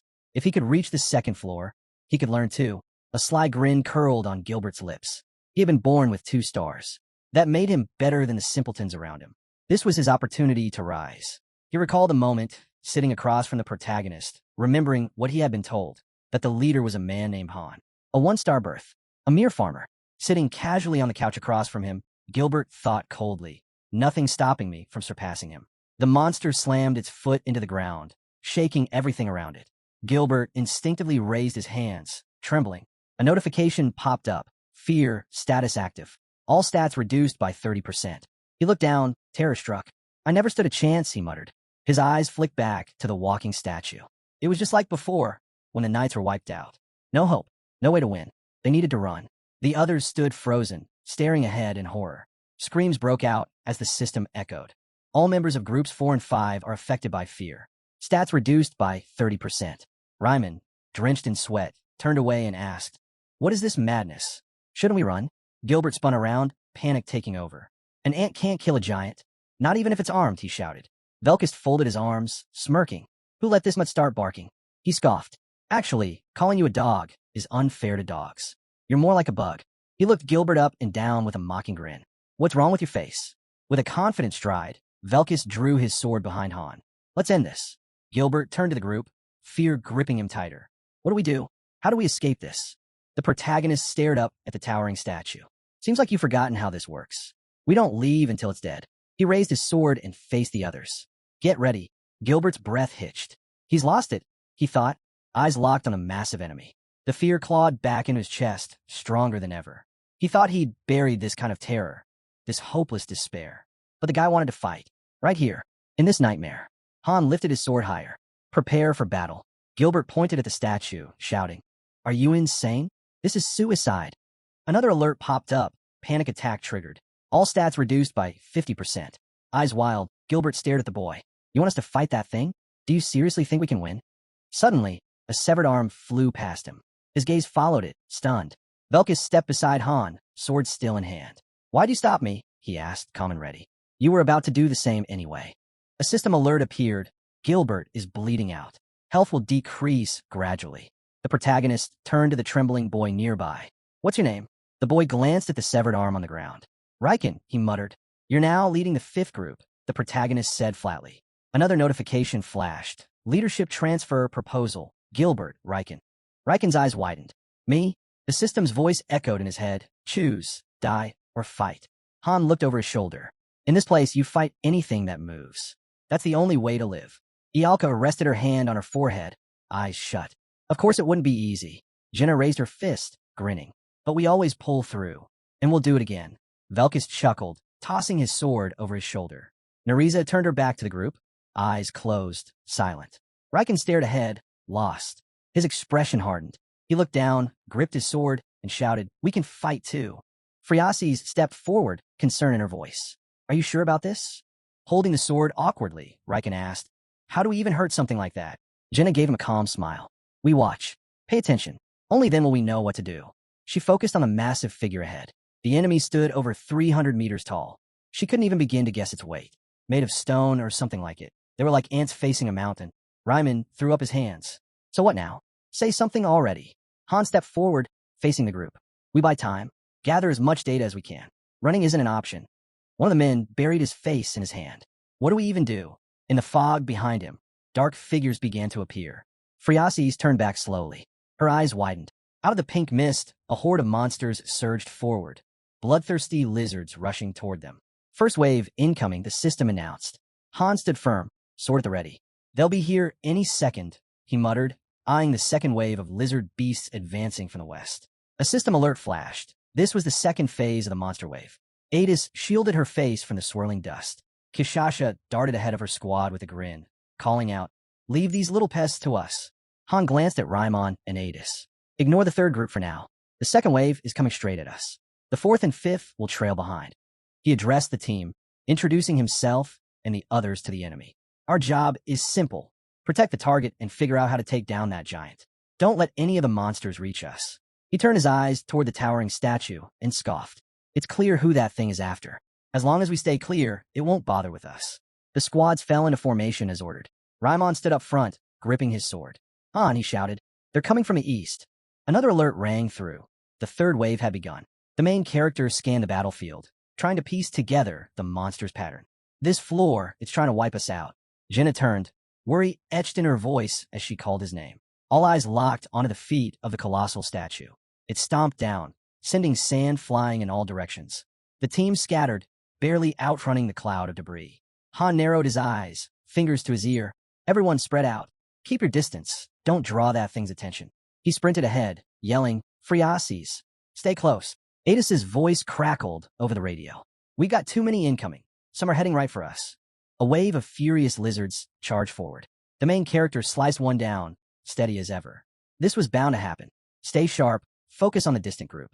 More enemy silhouettes emerged through the haze as the game triggered the fourth wave. Riders came thundering in atop lizards, marking the beginning of the fifth wave. Jenna unleashed a storm of arrows with her sidewinder, each shot finding its mark in a lizard skull. Ialka, eyes narrowed, raised her hand. Flames swirled into a vortex, launching the monsters skyward in a blaze of fire. Friasis stood frozen, arms outstretched, spinning in place as panic took over. Han reached toward her, shouting, "Run, Friasis!" But she stayed locked in fear, eyes wide as the monster loomed closer. The creature's fist crashed down. Friasis instinctively shielded her face with her hands. At the last moment, the main character dove in, shoving her out of harm's way. "Are you hurt?" he asked quickly. Han glanced up at the giant's face. "This thing's got power." Just then, waves of lizard men surged into view. The protagonist messaged Adis, "We're holding on for now, but if they keep coming like this..." A system notification popped up. Another wave was inbound. Circling the massive statue, the protagonist analyzed its structure. The material looked tough, the surface slick, with barely any cracks for grip. "Climbing this won't be easy." Jenna ran alongside him, asking, "What are you planning?" Han's eyes locked onto the statue. "We either get inside or get on top." Ialka, catching up, looked at him in disbelief. "Wait, seriously?" He spotted the pink flames nearby, fading fast. "They're not going to hold. Everything's about to be swallowed in fire." Velkis gave a knowing smirk. "Told you, only one way out. But how do you plan to get up there?" Han replied calmly, "It's all about finding the right angle." With a hand to his earpiece, he asked, "Anyone seen the goddess statue? Forget the flames. Just focus on what's in front of you." Someone replied, asking if he meant the strange carving of a woman. His face turned serious. "That's the one. It's poking out of the sand." Spinning around, Han barked, "Everyone, head west." "Friasis, you've got the key." Stunned, Friasis looked down at the key in her hands. "It's not reacting. We still can't activate it." Dashing across the dunes, the protagonist called out to Kishasha, "Touch the goddess statue." Han backed away, waiting for something, anything, to change. But nothing happened. Then, another wave hit. More lizard men charged straight at them. Ryman's voice rang out over the chaos. Group 4, fall back. Link up with Group 1 now. Riken scowled. The other teams are on the move. We should go too. But then he froze, eyes locking on Gilbert sprinting away. Gilbert, get back here. Riken shouted, alarmed. But Gilbert was too shaken, tending to an injured hand. I didn't even see the blade. This isn't right. His mind replayed the guy's warning from before. Once you enter this floor, fear and panic will mess with your powers. And sure enough, panic was clouding everything. Anin ran after him, yelling, wait, take me with you. The monsters watched, eyes burning, as the boys charged toward the flames. Nearby, Theo cried out in shock and pain. Adis stood over him. Hey, breathe. Don't lose it. Drink the potion. Roderick, his face grim, added, only 2 of the 5th group are still standing. If this keeps up, that whole team's done for. 2 already fled. Adis glanced at Roderick. I've seen that look before. That madness. My old squad had it too. The warrior lifted Theo onto his back. Come on, stay with me. Suddenly, Theo's expression changed. His eyes locked on the corpse of his comrade, impaled on a spear. Meanwhile, crossing the burning sands, Han felt the pressure building. We're near our limit, he thought. He visualized the battlefield, noting how the ring of flames was closing in, shrinking their maneuvering space. The lizard horde kept growing, endlessly replacing its losses. In this chaos, formations were useless. Looking toward the wall of fire, he declared, only Friases comes with me. Everyone else, help the others regroup. A small grin crossed his face. Giant monsters? That's my thing. His gaze shifted to the statue of the goddess. It stood above the palace where the key had once been kept. But that entire area had vanished when the monster showed up, wiped clean. He remembered how the werewolves had guarded the statue. It clicked. The second statue must be in the area where Kishasha was still battling. And her being there? No coincidence. Another alert rang out. Another monster wave was coming. Suddenly, a figure soared above. Dory, flying straight at the enemy. She slammed down with a massive impact, blasting the lizard men apart. Red energy flared around the monster's arms. The werewolves rushed in at blistering speed, tearing through the lizard commander like he was nothing. Kishasha's communicator lit up. Han's message came through. We've got the stone brute. Pull the 3rd group back. She turned just in time to spot him. Han, racing straight toward her. The monster took a heavy swing. Kishasha bolted, clutching Friases in her arms. All right, fun's over. We're out of here, she yelled, running as fast as she could. Watching them go, the protagonist muttered that Kishasha could really use some combat training. Meanwhile, the monster was winding up for a massive strike, its fist hurling straight at Han. Nearby, the statue observed everything intently. With a thunderous slam, the golem smashed the ground, sending up a thick cloud of dust. A golden glow wrapped around Friases and Han, who lay motionless at the statue's feet. Suddenly, light burst from the angels, followed by a loud explosion. A message flashed. The artifact's power had activated. Divine energy from the goddess surged, locking the ancient statue's arm in place. The radiance began crawling up the monster's limb. Behind it, warriors continued to battle fiercely. Ryman, startled, asked if the giant statue had just stopped moving. Seizing the moment, Han climbed onto the monster and shouted to all teams, commanding their attention with his raised hand. The protagonist agreed. It was time to scale the creature. A system prompt floated near the tower, asking the team leader who would go first. Ialka closed her eyes, extending her hands, and began to cast a spell.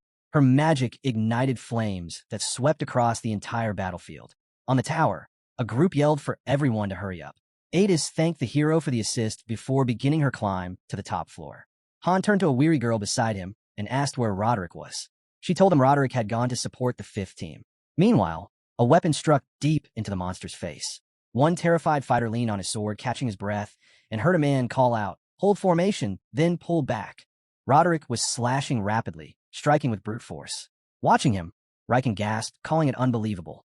The hero stared forward with quiet determination, lost in thought. Recalling his early days, the man said this now felt more like a vacation than a battle. Sitting back with a grin, Riken held his weapon and said he used to dream of roaming the continent as a mercenary, so maybe that dream had finally come true. Roderick bowed his head, listening quietly. Riken added that he still had a long way to go before becoming a true mercenary. Calmly, the man told him he was already a fine warrior. Riken looked at Roderick, confused. A moment passed before Roderick lowered his gaze, silently staring at the ground. Then, someone slowly approached them and said with quiet resolve, "I'm with you now, too." Dylan, eyes steady, told the guy beside him that no matter what, he was going home stronger. Roderick glanced sideways at him and remarked that he was still just a kid. A memory surfaced, Dylan trembling and collapsing in fear. But now, the hero stared forward with that familiar, sly grin. Dylan's hand stretched out, desperate to act, to hold on to hope. Moments later, a lifeless body and scattered spears rested against the wall. A hand, still gripping his sword tightly, suddenly yanked it free. In one powerful motion, the hero launched forward, blade in both hands, slicing through enemy arms as the warriors charged in. One of the men let out a scream of terror, his mouth wide open. Nearby, Recon wiped his mouth and asked about Gilbert. Adis, sparing a quick glance at the hero, replied that Gilbert probably wasn't dead, but he couldn't win this alone. From the tower summit, the group spotted an incoming wave of monsters. A system window lit up, instructing everyone to advance. Exchanging confident looks and smiles, the heroes gave the signal to attack. In a flash, only dust marked where they'd stood. They dashed off, energized, grinning as they acknowledged the order they'd been waiting for. With swift, agile moves and different strategies, the team scaled the tower at high speed. Suddenly, the tower began to shift. A new system alert warned that the stone statue's defense systems were activating. Gears spun, walls turned, and high above, a hatch creaked open. Something sharp glinted from within, then burst out. Dozens of monsters poured out. Sleek, robotic enemies streamed from the top, descending fast toward the climbers. From the tower's peak, a blinding spear gleamed in the sun and shot down at incredible speed. Its sole mission: eliminate all intruders. Two figures dodged it midair, moving with perfect precision.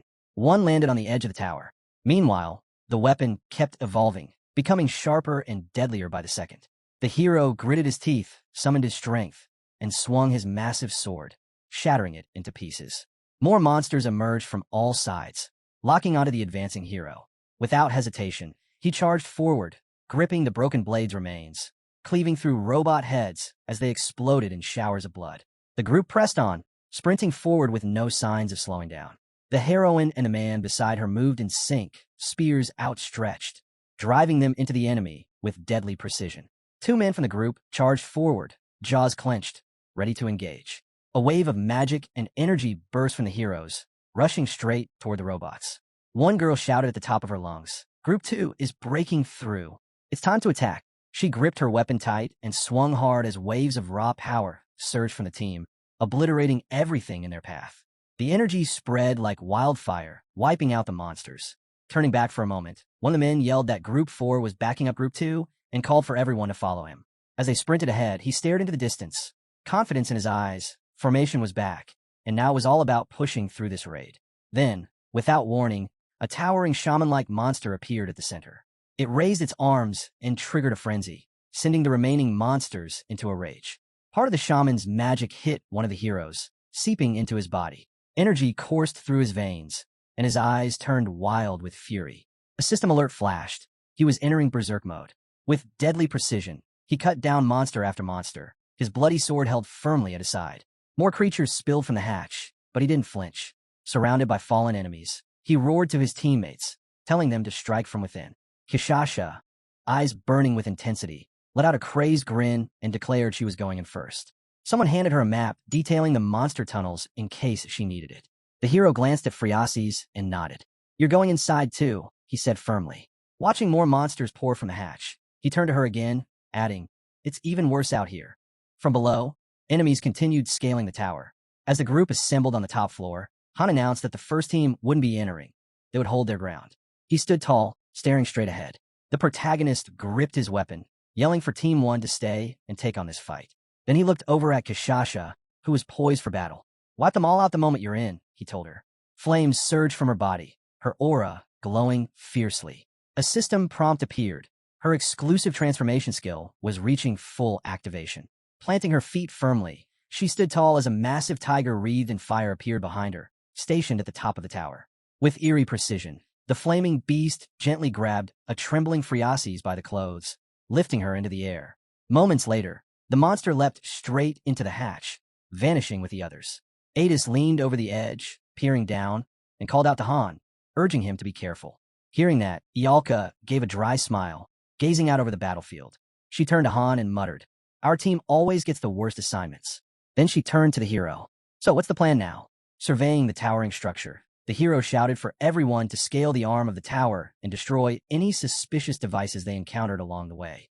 The heroine, glancing into the hatch, confirmed that everyone, including the fifth group, had gone inside. Off to the side, something caught a girl's attention. She squinted, eyes narrowing. Out of nowhere, a sharp spear came hurtling down from the top of the tower, headed straight for the team. A pulse of magic lit the air. Han acted fast, wrapping the spear in a flowing blade of energy, slowing it mid-air. Within seconds, the spear shattered into fragments, breaking apart harmlessly. The girl stepped forward, arm raised. Flames shot from her hand, and in an instant, a wall of fire surged outward, tearing through everything in its path. Unfazed, monsters charged forward, mouths gaping wide, charging into the inferno.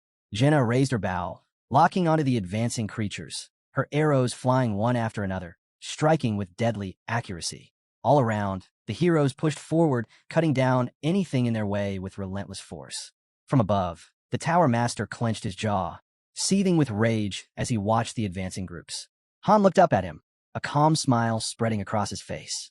Farther along the tower, Gilbert clung tightly to the structure, sword in hand. His head hung low, mouth open, struggling to catch his breath. Still, he held firm. For a moment, he looked up and realized there was nowhere else to run. No matter where he turned, it was all fire and beasts. Staring at the master's distant figure, Gilbert bowed his head again, trying to make sense of how he'd even reached this point. Yet the battle raged on. The heroes continued to fight with everything they had, believing, despite it all, they could see this through. As Gilbert thought about the others, he muttered that they'd already reached this point while he was still on the run. Meanwhile, the heroine and Friases stepped into the laboratory. Their eyes scanned the strange machines. It was clear they had to destroy everything.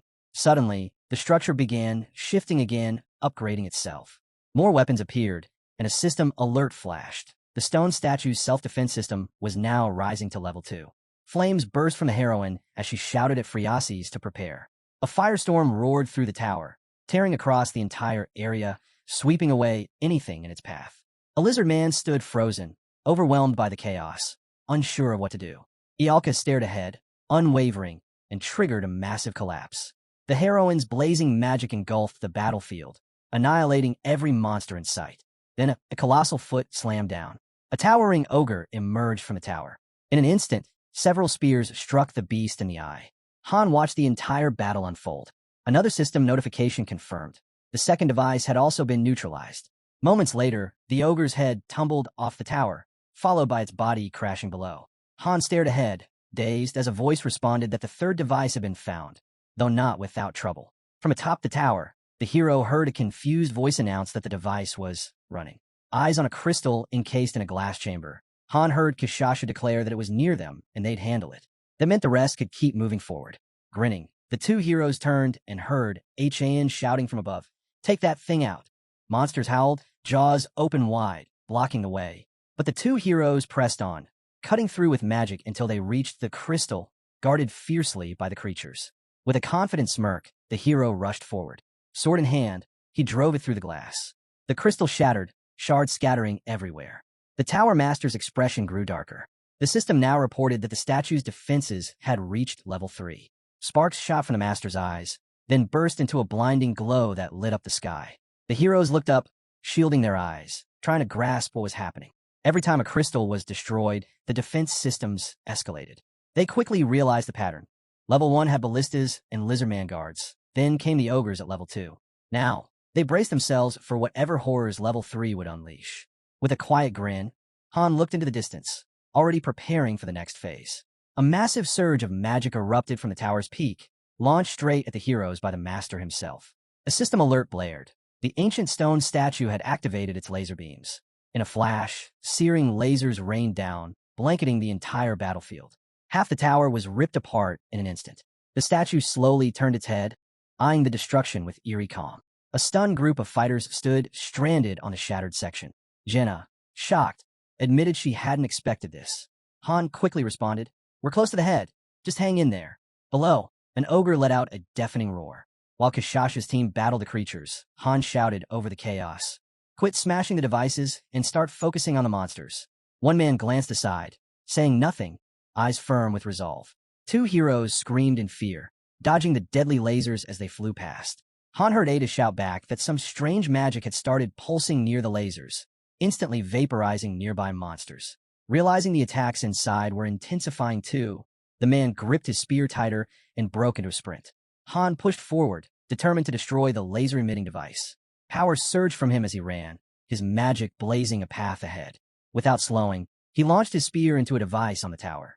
It shattered with a flash. Ada's confirmed over the comms that their section was finally clear and they could keep moving. Elsewhere on the tower, Kishasha cried out. They'd taken down the fourth target. In one of the fading laser beams, two silhouettes could be seen, a pair of angels embracing, looking skyward. Moments later, the light faded and the angels were gone. The statue's giant hand gently lowered them to the ground. A system message roared to life. The ancient statue no longer held the goddess's power. The effect was removed from the object. Trying to keep her footing, Jenna stared into the distance, panic in her voice. We're out of time. The heroine took off running. Behind her, Ichayan shouted, Don't be scared. I'll catch up. Watching the monsters ahead, one of the heroines declared she was going up too. There was no time to waste. Jenna and Ialka glanced at Ichayan, who was still locked in combat, and yelled for him to hurry and climb. The protagonist, slicing through waves of monsters, called back to them. I'm on my way. All around them, the tower continued to burn, flames erupting higher and higher into the sky. The two boys climbing the tower exchanged worried glances and shouted that this path was way too sketchy. Jenna reached out her hand, yelling for Han to grab it quickly. The hero sprinted forward, making swift, agile leaps. Han rushed toward her. Jenna kept her hand out, eyes on him with admiration. Gritting his teeth, the hero pushed himself harder to reach her. Their hands were just inches apart. Then suddenly, Han's grip started to give. The hero's expression shifted to confusion and fear as Han began to fall. Jenna froze, not knowing what to do, her voice breaking into a scream as she watched him drop, calmly descending. Han remarked that the place was hopeless. There wasn't even anything to grab onto. As he fell, he began forming a magic sphere. Realizing he had to end this in a single strike, the hero clenched his teeth. A powerful force surged as he launched toward the wall, jamming his sword into it to slow his fall. The blade carved through the stone, and half the tower cracked cleanly in two. Exhausted, Han dangled from his sword, barely holding on. As his strength waned, he stared forward in confusion. Just then, the system window flashed. A screenshot had been taken and saved to the gallery. From atop the tower, Jenna peered down, hearing Han shout that he wasn't dead and everything was fine. Fearful, she called back, begging him to wait. They'd come get him. Gripping his spear, Han reassured her. He was okay, and the crystal should appear soon. Still suspended, he turned a glance toward some flame-lit passageways. Realizing there was no other option, he knew he had to head toward those secret entrances if he wanted to survive. Sword still in hand, Han looked off to the side, unaware that Gilbert was behind him. Sword in his own grip, Gilbert stared at Han, mouth open, clearly drained. Han's grip on his weapon weakened, and as he lifted his head, confused, he saw Gilbert, clutching onto Han's hair to stay steady. With a smile, Gilbert said he'd make it. He'd survive and climb back up. A plan forming in his head, he grinned, readying himself to leap into the statue. Glancing off to the side, the hero struggled to make sense of what was happening. After a moment, he looked straight ahead and shut his eyes. Han's form shifted. He exited berserker mode, returning to normal. Gilbert looked up in terror, hands still clutching Han's hair, unable to comprehend what was happening.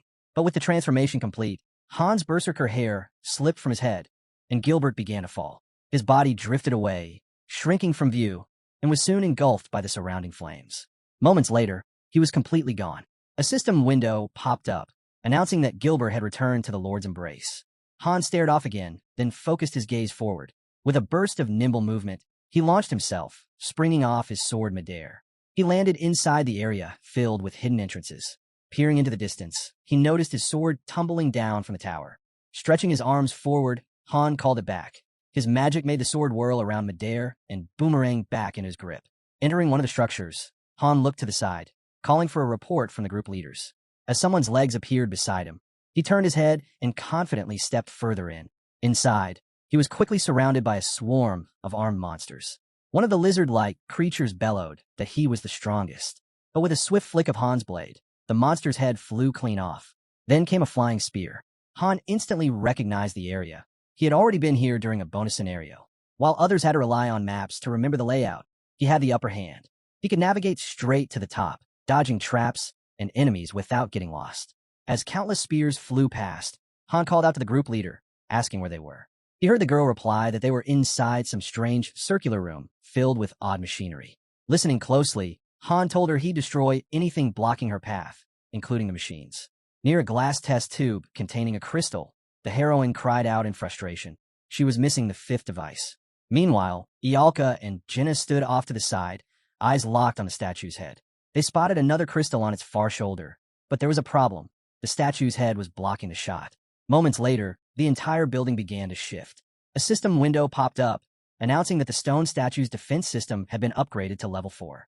From a newly opened doorway in the tower, a massive golem mage emerged, its arms completely transformed into razor-sharp blades. The hulking monster suddenly surged forward, charging straight at the group. At the same time, the statue's head began to rotate, activating new magic. Beams of light fired toward them, weaving together to create powerful spells. Seeing the threat, Ialka moved to intercept and halt the spell. But just as the golem's blades came dangerously close to her face, Han leapt in, intercepting the attack with his weapon. He struck fast, stopping the monster in its tracks before it could touch her. The golem, enraged, began spinning violently. But Han knocked it down and raised his sword, driving it down with force, try to pierce the monster's core. His weapon flared with fresh energy, channels of Han's power erupting and flowing in all directions. He thrust his hand forward, channeling even more energy. With a fierce push, one of Han's hands broke through the golem's body, pulling something out. Meanwhile, the statue's mouth opened wide, releasing laser beams with blinding speed. Han stood firm, eyes locked on the statue, and told it to bring everything it had. Suddenly, his sword surged with a unique energy, sparks dancing along the blade. At the same time, the statue unleashed a torrent of laser beams from its mouth, destroying everything in its path. Han leapt high, unflinching as he faced the incoming blast. As the statue's magic clashed with his sword, the collision shook the tower. Still, Han refused to back down, holding his ground as the power surged around him. The force pushed his legs backward, but he dug in, gritting his teeth. Gradually, he started to push forward, step by step. The two forces collided, then began to blend. Finally, Han's energy overwhelmed the statues, and his power surged ahead, tearing through everything in its way as it advanced on the target. The heroes standing behind Han watched in stunned silence as everything around him crumbled and shattered. Turning back with a grin, Han looked at the main character and said he was late. They'd grown tired of waiting. Ialka, both furious and frightened, yelled at Han not to scare her like that. She'd thought he was dead. Glancing at the group, Han chuckled and told them to stop being so dramatic. After all, he was the only one who almost died. Their eyes drifted to the mighty sword in Han's hand. One of them muttered that they wanted one just like it. Without missing a beat, Ialka sent a torrent of fire magic surging across the distance, blasting every crystal in the way. Jem watched in awe as Ialka shook off the flames. She looked at Han and told him he was insane. No one else could have lived through that. But Achan ignored her. Gripping his weapon, he called out to the heroine, telling her to follow. She stared at the statue's gaping mouth and asked if they really had to go inside. Ahead, a group of people sprinted, trying to escape a massive hand reaching from the statue. It pulled back toward its shoulder, attempting to grab them. The group kept moving, now nearing the statue's head. Suddenly, gears within the building kicked back to life. From a dark chamber, another armed golem mage began to rise. Spears and explosions battered its body as Jenna darted around with rapid strikes, hitting the monster's shoulder, sides, and stomach. Smiling, she was thrilled to have landed solid blows. But Achan shouted at her to keep going. Leaping into the gaping hole of the statue's mouth, Jenna called back that she was on it. Meanwhile, other squad leaders yelled to Han that they were meeting heavy resistance but still pressing forward. Looking down into the passage, Achan told her they were close to a dead end. They needed to prepare for extraction. He'd already marked possible escape routes on the map. Inside the building, Han vaulted in with swift, precise movements. The heroes crept forward cautiously, their eyes scanning the unfamiliar terrain. Jenna whispered that the place fell off. Clutching the ground with a trembling hand, her mouth hung open in fear. Jenna heard the system window chime. It announced that the stone statue's defense system had now reached its maximum level. Han quickly reassured her it wasn't her fault. But before they could react, another aggressive golem, mage, emerged from one side of the room. Then another armed golem broke through a separate wall. From the center, the strongest yet appeared, sword in hand, towering over the rest. Suddenly, voices echoed from above, revealing to the group that they were inside a testing chamber. The monsters advanced slowly, and a voice declared they were now test subjects for its experiments. One of the creatures extended sharp needles from its hand. Meanwhile, robotic parts fused together, forming an entirely new kind of monster. Jenna, studying them closely, asked Han where their weak points were, but he had no idea. The voice introduced its latest creation, a level 46 high golem mage, far more powerful than anything they'd seen before. The new golem stepped forward, and the protagonist thought to himself, level 46? That might even outmatch the halfling dragon. Just then, the gate swung open. Without hesitation, the protagonist charged ahead, his weapon slicing through the space between the doors. As they moved, the golem sneered, questioning what such tiny creatures could possibly hope to accomplish. Watching Jenna, Han said it was time for him to go, and she replied it was good to see him again.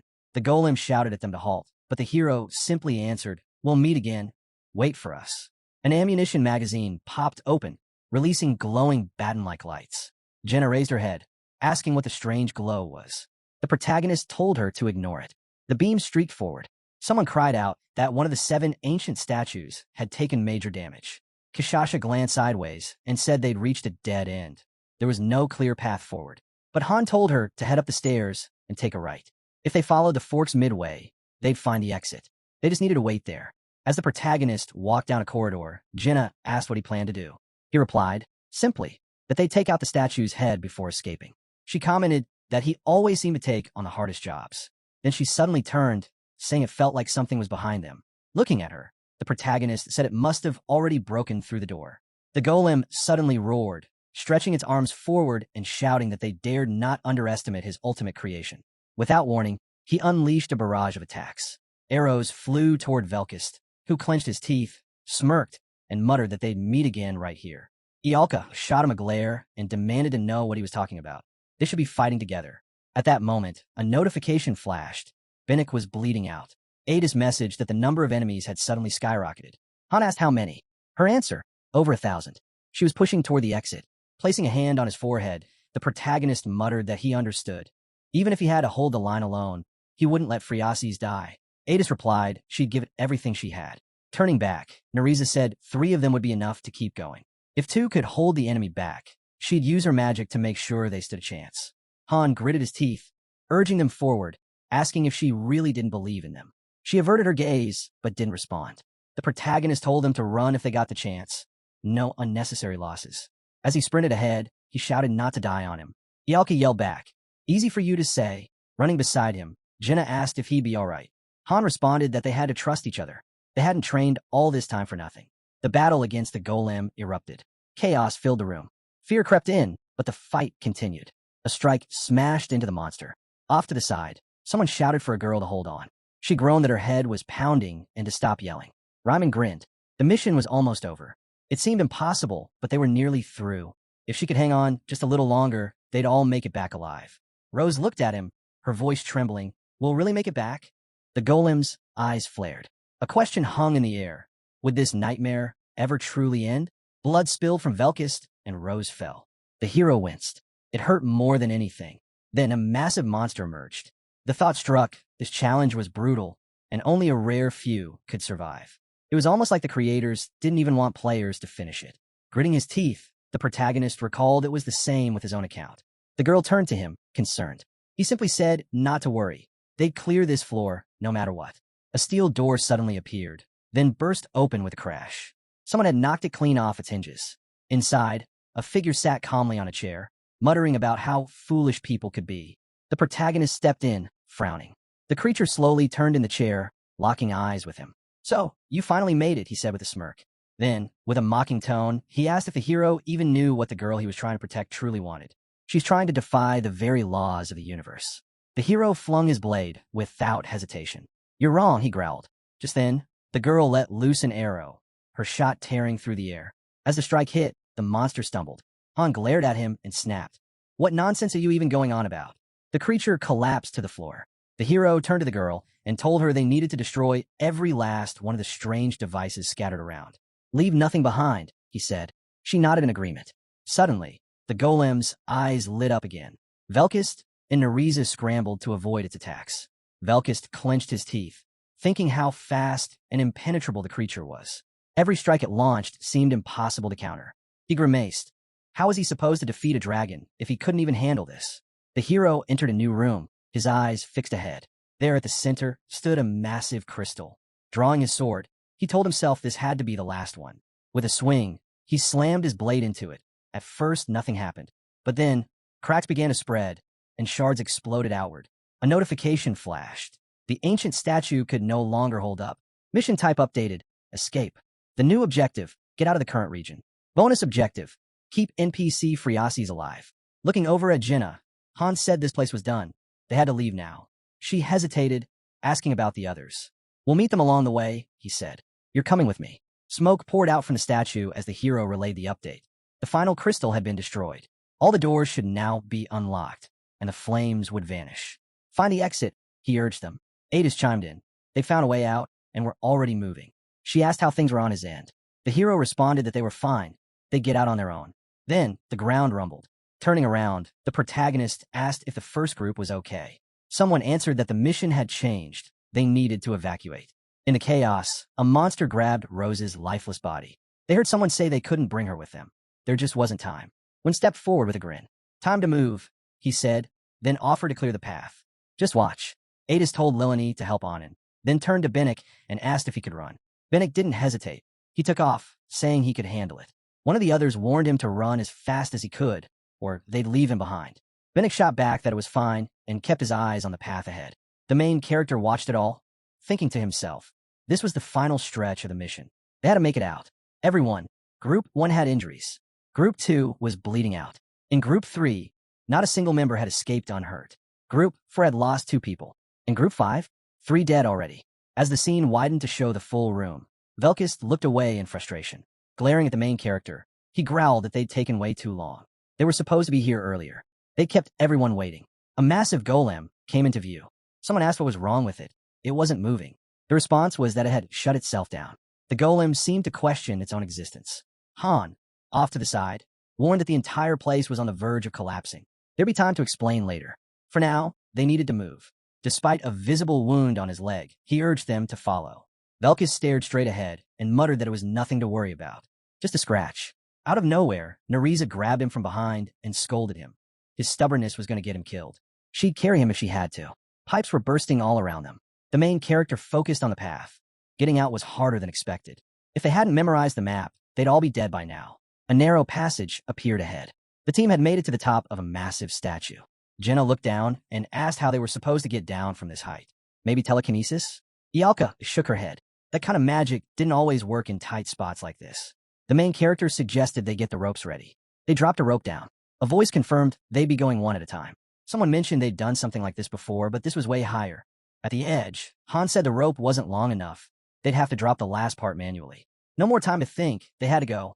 Nerissa volunteered to go first. She ran quickly down the corridor. Spotting the opening, she shouted that this was the exit. They were ready to jump. Someone called out in agreement. The team leapt. One of the girls reached up, guiding the others. They slid down along the wall, and the main character looked ahead.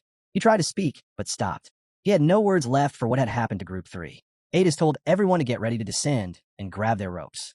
As the statue began to collapse, people started falling, chunks of stone crashing to the ground around them. Jenna sat on the ground, breathing hard. Nerissa looked around and said, "We did it." Below, several squads were already gathered, smiling. Adis praised them, said it was a job well done. The protagonist asked how bad the damage was. Standing before him, Adis said it could have been worse. A few had died, but overall, many were resting safely on the ground. She added that their own group made it through without any losses. The protagonist turned his head away. The girl gave him a small grin. One of the men closed his eyes, exhaled, then looked up with a smile. Raman called out, amazed. Said he wanted to know what the protagonist used to do before all this. He could learn a lot from him. The protagonist chuckled and said Ryman already knew he was impressive, but he still managed to surprise them all. Jenna, still lying down, chimed in. After splitting up with them, the protagonist had pulled off something even crazier. He waved it off, saying he was still too young for that kind of praise. The girl stepped forward, her voice a bit unsure. She said she felt uneasy, not knowing how many people had died because of her. She looked down and admitted that if collecting the keys put everyone at this kind of risk, it didn't sit right with her. Turning to him, Friasis asked, "So what the hell does that mean?" He clarified. If he told her to stop gathering keys, would she listen? From behind him, she softly answered, "All right." Han cut in, telling her not to overthink it. If she was feeling guilty, she shouldn't carry it alone. She smiled and said she got the message. Suddenly, glowing blue particles began to appear around the team. They all turned, startled. A sword shimmered in the man's hands. The protagonist gave a slight grin. A brilliant flash of blue light filled the room. The floor cleared. Everyone had leveled up. Rewards appeared on screen. Han was announced as the top player. All squads reappeared back in the lobby. Closing his eyes, the protagonist thought to himself, it was finally over. He looked straight ahead, remembering the real mission, the keys. A girl's image surfaced in his mind. She told him there were only 3, and she had only managed to get one. The rest? That would be much harder. Stretching out her arms, a fairy flew up to him and wrapped him in a hug. She told him he was amazing, like a king, an emperor, a generalissimo. He winced and told her she was making his ears ring. Grinning, Isel said the master had sent a gift. It was a statue of a warhorse. Han stood frozen, staring at it, then slowly reached out and took it in his hands.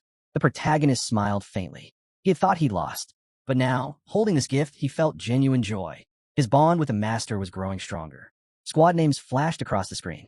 The view shifted to the lobby. Warm meals were already waiting on the table. The man grinned and said he felt like he was in paradise. Looking over at the guy, he admitted that when he first got here, he thought it was hell, but it turned out to be not so bad. He said it wasn't all that different from mercenary work. Let me put it this way, he added, and the other guy nodded, saying he got it. Death was everywhere no matter where you were. A burst of laughter echoed around the room. Ialka frowned, calling their behavior improper. Sitting at the table, the man shrugged it off. You only live once, he said. Might as well live it your way. Adis agreed with a chuckle, adding that it was better to be bold than to hide in fear. The girl lowered her head, murmuring about how many lives had been lost. She took a sip from her mug, closed her eyes, and admitted that it was tragic, but they had to keep going. Adis smirked and said they'd honor the dead, but they also needed to toast the win. That was the mercenary way. The girl nodded and smirked, glancing away. Nearby, the guy clenched his jaw and asked when things would wind down. He was itching to get back to training.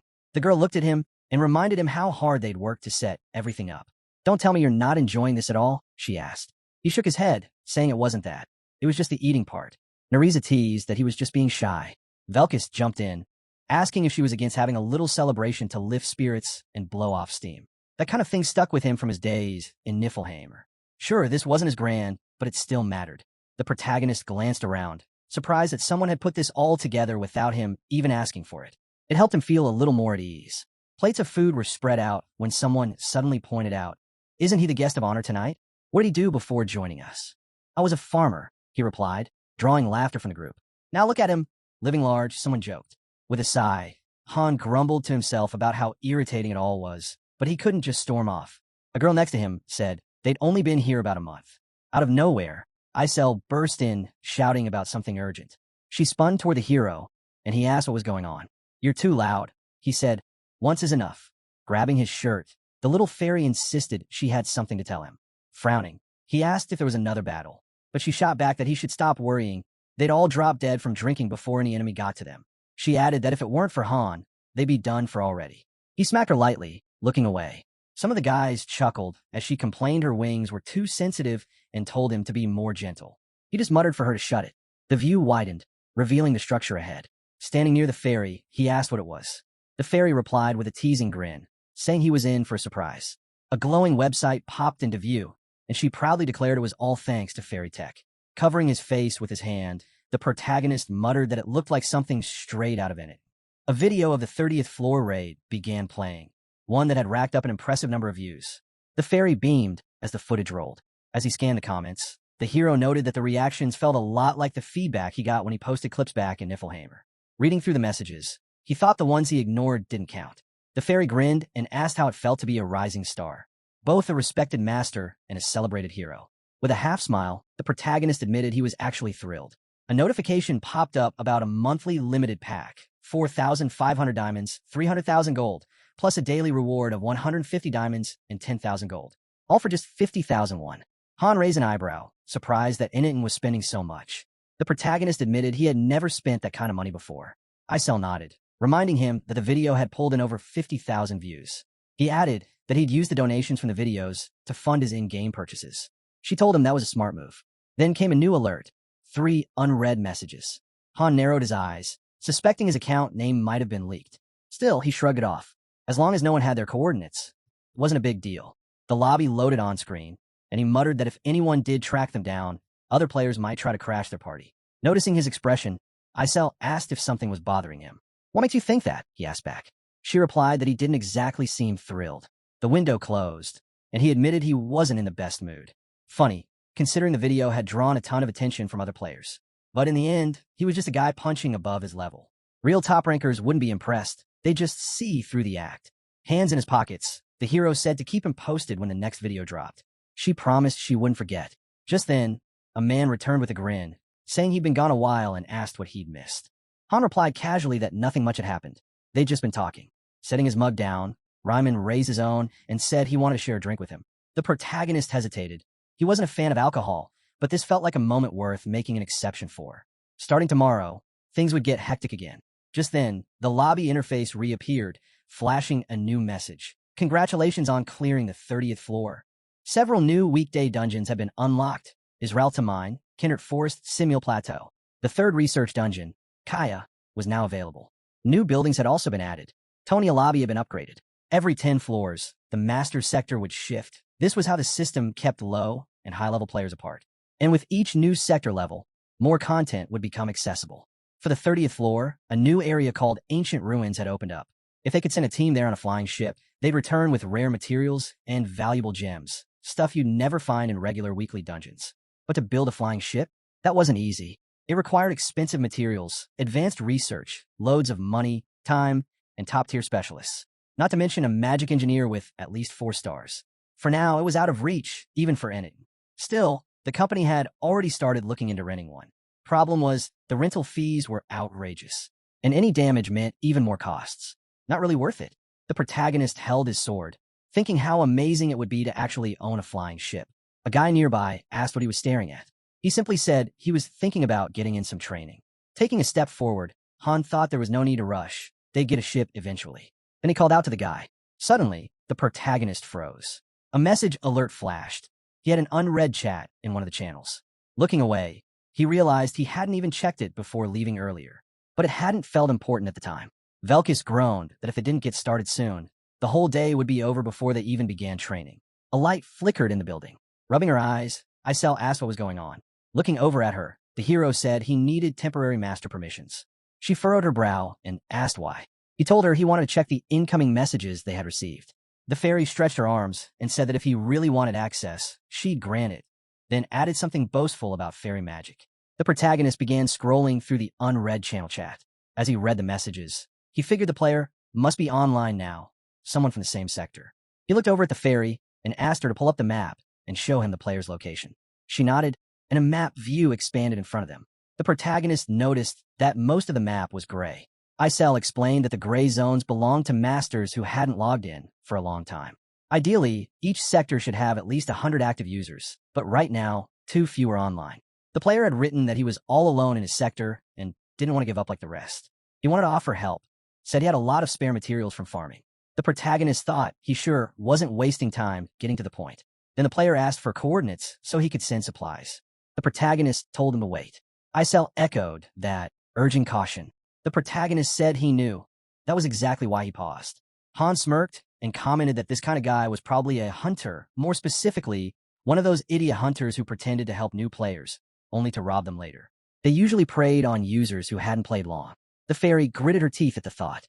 If most of the region was grayed out, it likely meant that this guy had been pulling that scam for a while. She told the protagonist not to bother responding. He wasn't even worth the time. The protagonist rubbed his forehead, clearly weighing the situation. The player messaged again, asking if he was going to reply. The protagonist finally said he would. The fairy was shocked. "Why are you talking to him?" she asked. "If you give him our coordinates, he might attack." The protagonist replied that even if he didn't give the info, there was no guarantee they'd be safe. Looking down, he added that PvP raids were rare on the 30th floor anyway. Isel raised an eyebrow. Wait, he's only on the 30th floor and already has a flying ship. The protagonist shrugged. Either he's incredibly lucky, or he dumped a ton of money into the game. Maybe he's got a high-level friend backing him up. More messages came in from the player. The protagonist sighed. It was getting annoying.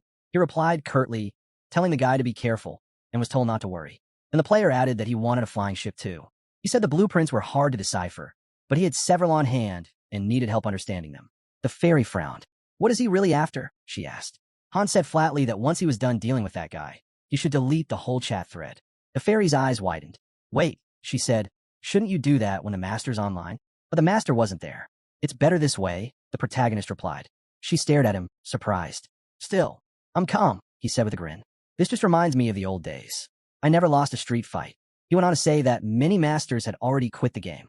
Most fell into one of two groups.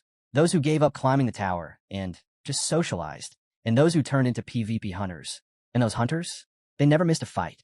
There was only one answer to that kind of threat. With his head slightly lowered, the protagonist said, "Get ready. They're coming."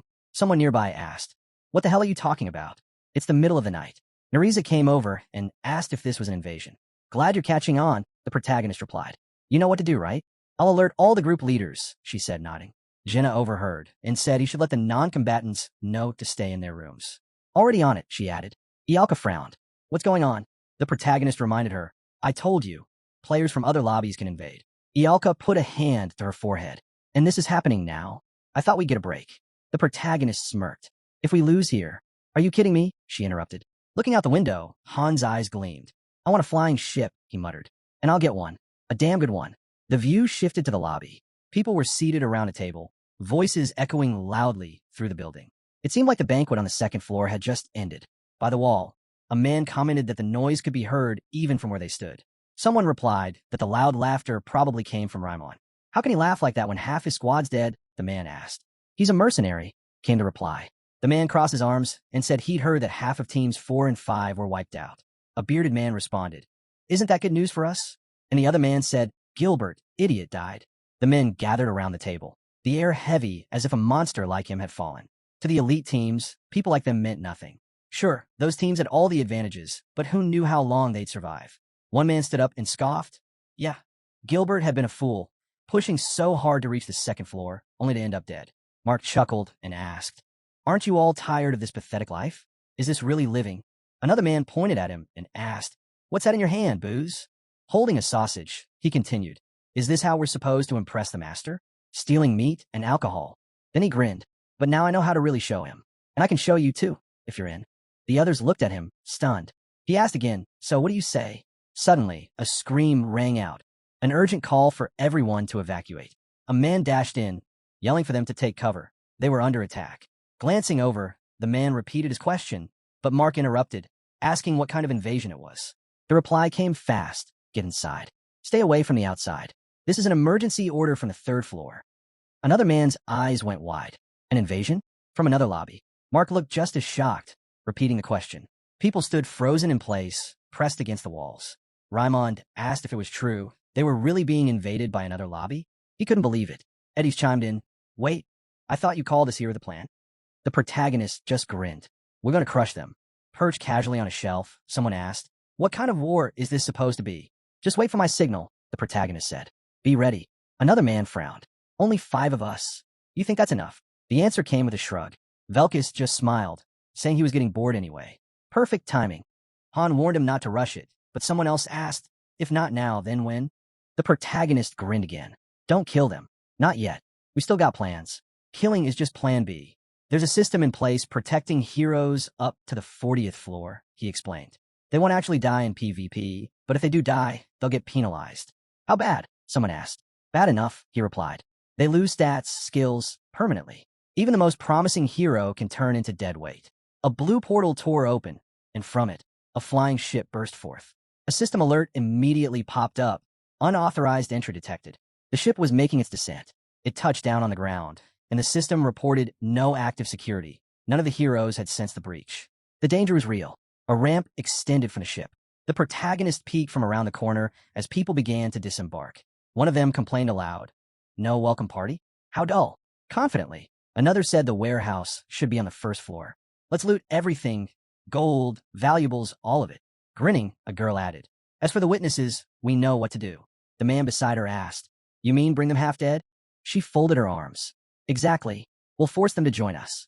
More people carrying supplies stepped through the portal. The girl yawned, looking ahead.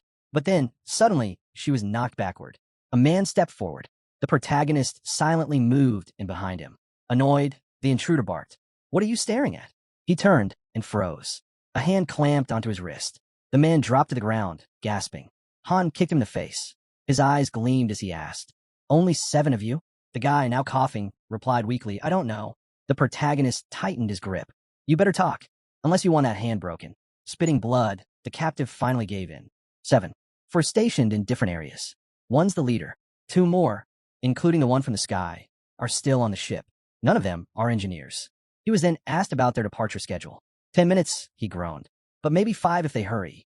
Collapsed on the floor, the man watched as the hero jotted something down. "It's me, Han." Eddie's messaged in, asking for a status update. Han replied coolly, "Handled.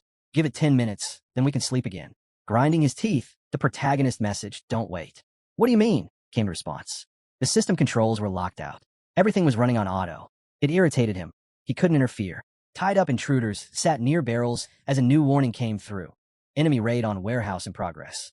Items were being stripped away. The protagonist realized they were taking only the most valuable goods. His gaze shifted. One of the intruders beamed. "We scored big today." Another laughed. "Plenty for women, booze?"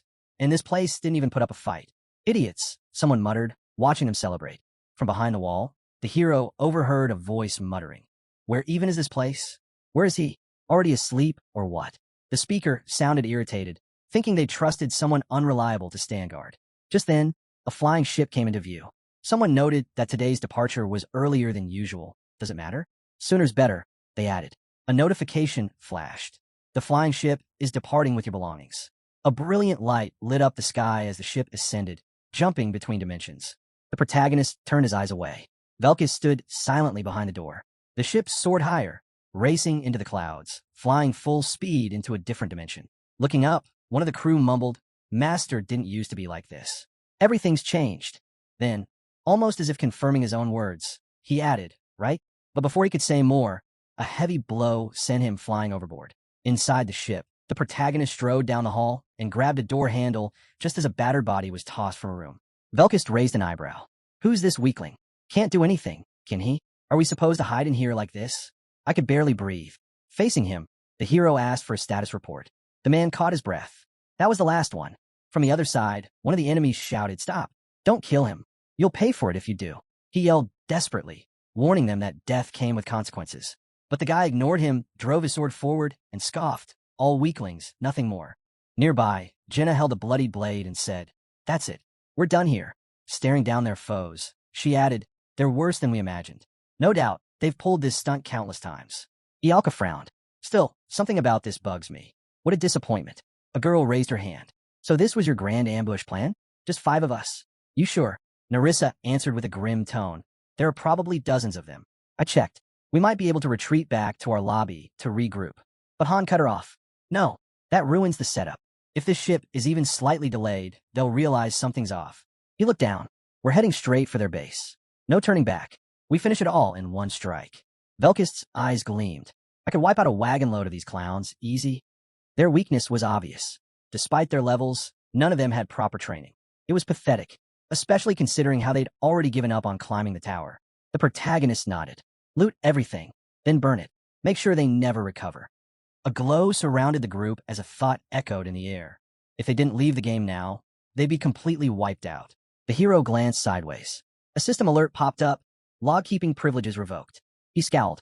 Without logs, he couldn't access external system messages anymore. That gave them a huge disadvantage. Another notification rolled in. The flying ship was returning. Their lobby shimmered into view, along with a message. "Heroes from another dimension have invaded." Standing in front of the landing ship, one man commented, "Back already? Did you at least bring something useful this time?" With a grin, he added, "It's been ages since we got anything good. The master's gonna want to look." He trailed off, eyes widening, too late. The protagonist struck him with his sword. Death protection activated.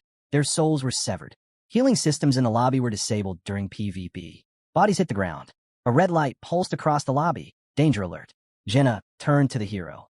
"Looks like we've been spotted." He didn't flinch. This is only the beginning. Just then, another dimensional lobby manifested nearby. The hero and Jenna charged forward. Seeing them, one man yelled, "What's happening?" Another pointed, shouting, "It's him, the intruder." The group turned on the hero. "Who the hell do you think you are? We'll tear you apart." But something was off the barrels. Liquid was spilling out, soaking the floor beneath their feet. Confused, they stepped back. The protagonist tossed a lit match and asked, "Don't you love fireworks?" Crackling flames erupted. The air ignited. A system alert screamed. Fire detected on second floor. Eyes wide, the girl cast a spell. Flames roared in every direction. 3 enemies dropped instantly. Charging through the chaos, the protagonist thought, "We'll wipe them out before they even realize what's happening." "Kill them all," he ordered. Jenna let loose an arrow. Han burst through a door. Faces twisted in terror as the hero hurled a barrel into the crowd. The girl launched another flame spell. Another fire broke out in the second-floor dormitory. Following close behind, she shouted, "I actually feel like a villain right now." Han replied calmly, "You either play the villain or end up a victim." Ialka overheard him and said, "If they had attacked us with their full strength, we'd have lost a few too." He nodded, "But I didn't give them a chance.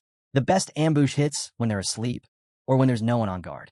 The buildings in the lobby were engulfed in fire, and as the flames rose, one thought sparked among them. They could use this chaos to seize control. Their next target was already clear. They were heading straight for the first floor. Similar thrust her weapon forward and declared they weren't going any farther. The hero stopped in front of her, surprised by how quickly they'd regrouped. He hadn't expected them to be this fast. She asked if he was seriously running away already. With a smirk, the hero replied that he forgot to torch the warehouse on the second floor. Still stunned, she repeated, "Running away?"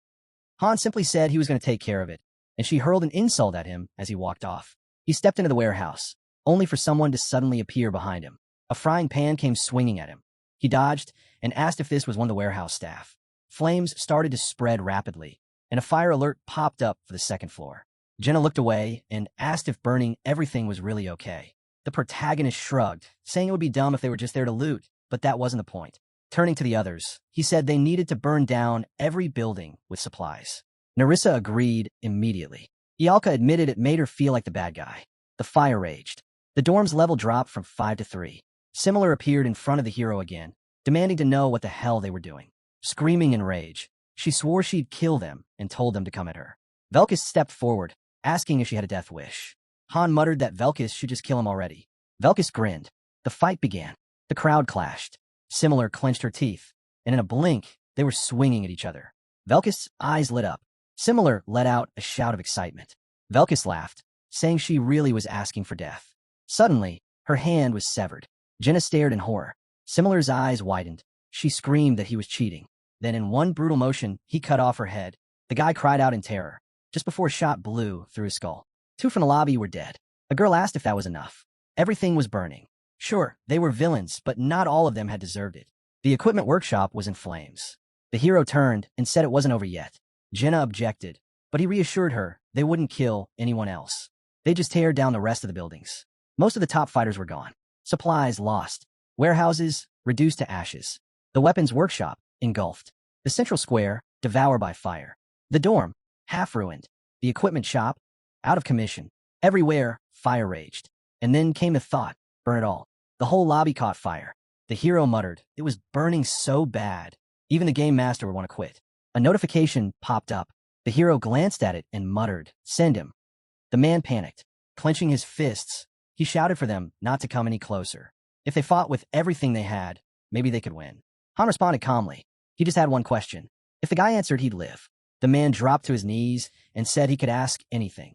Standing before him, the protagonist asked where their magic engineer was. The man pointed toward the magic hall. Han gave short thanks. Just then, a small castle appeared. He reached out for the door, and a fairy standing nearby shouted, "No." Clenching her fists, she yelled at him. Why couldn't he stop stealing? Why did he have to burn everything down? Had he ever heard of morals? Ethics? Gritting his teeth, the hero told her to move aside. "No way," she replied defiantly. Suddenly, he shoved her out of the way. Sitting on the ground, the fairy looked up and asked, if he took her, how was she supposed to survive? She mumbled about his dream of becoming the king of thieves.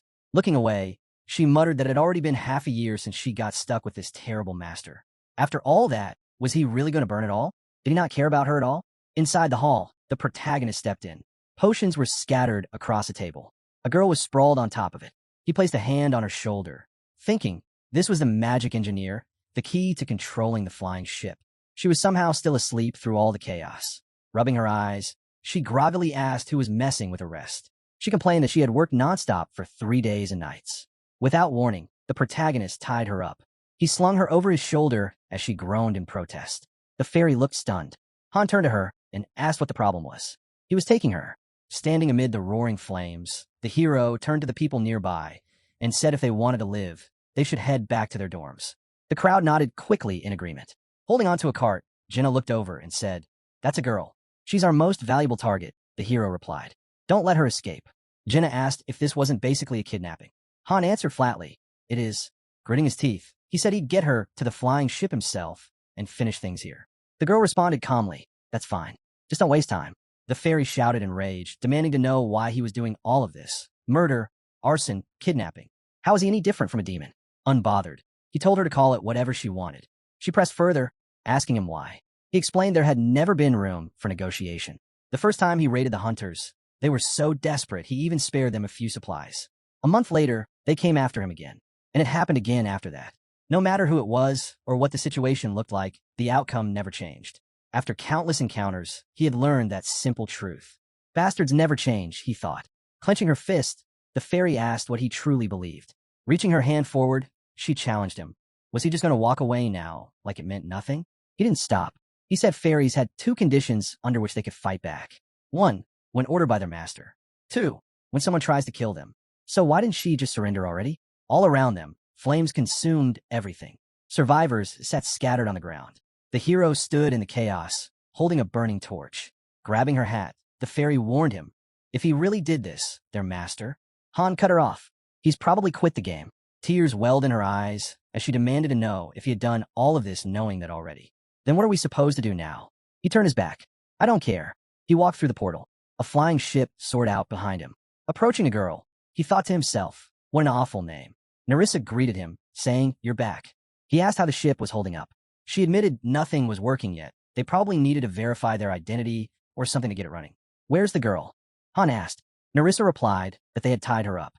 The tied-up girl was trying to speak, but her words were muffled. As he untied her, he couldn't make out what she was saying. Then she exploded in anger, screaming that he'd better let her go right now, or she'd kill him. At least now he knew who she was. Gritting his teeth, he said, "You're a magical engineer." "Wrong," she screamed. "I'm Catio, a third-rate magician." Just hearing her name made people flinch. Standing before her, Han told her he needed the flying ship to lift off, and asked, how could he make that happen? Catio shot him a glare and snapped. "What makes you think I'd tell you anything?" Then, with venom in her voice, she added, "I should boil you alive." The guy drew his sword, scoffing, "You're getting cocky. Think she'll talk quicker if we lop off a few fingers." The hero closed his eyes. "No, that'd make me feel like an actual villain." Catio screamed, "You are villains." Han raised a brow. "Wow, looks like we've had a little misunderstanding." Grinding her teeth, she hissed, "What misunderstanding?" Then warned him to keep that sword away from her. Without flinching, the hero extended his hand to the side and ordered, "Stand by. But if she tries any magic, cut her hand off." Velkus nodded. "Got it." Turning back to Catio, Han said they'd settle this confusion later. Right now, they had to return to where they came from, and he needed her for that. "You get it, right?" he asked. Still clutching the rope, she growled, "We can't stay here." "That's on you," she added. Looking away, the hero replied, "Shouldn't be that hard. Just move the ship back to its last position." Quiet tears slipped from her eyes. "I'm just a researcher." Velkus scoffed. "Quit whining. That's why I wanted to kill you in the first place." Han thought to himself, this guy's heartless. The true strength of a magical engineer came from support spells. One of their specialties? Quickly dousing flames. If she'd done anything, maybe this place wouldn't look like a war zone.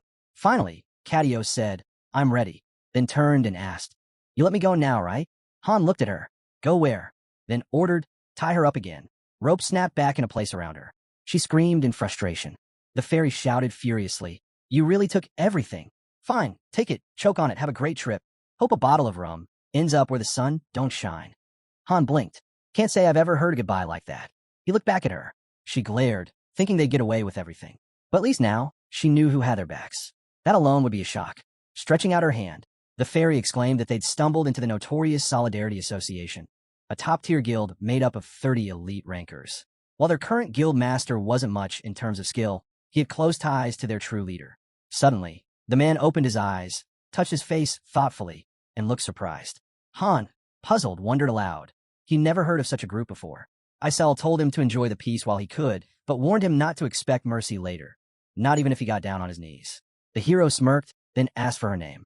"Captain Isel," she replied confidently, urging him to remember it. She then asked for his name in return. With a glint in his eyes, he told her, "I'm Loki." Just then, a fiery lobby materialized. The fairy, startled, nearly choked at what she saw. Pointing upward, she affirmed what she'd heard, asking if this meant she was going to die. A ship appeared overhead, and the fairy vowed she wouldn't forget this. Revenge would be hers. Han looked away, mulling over the idea. Revenge, huh? That's such a pain.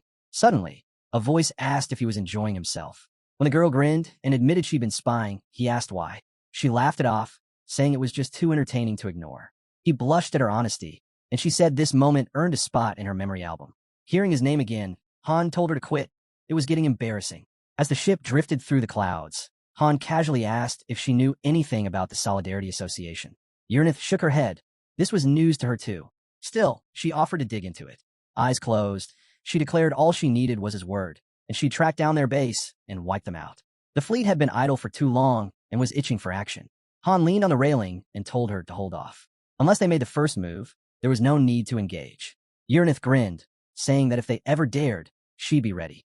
Han smiled back, giving her full freedom to handle them however she pleased. Her eyes sparkled. I can't wait, she whispered. As the lobby came into view, Yalka asked what time it was. Jenna guessed it was morning. Han remarked that they'd walked quite a distance. The girls wondered if he was going to make them train today. He shook his head. Nah, you got the day off.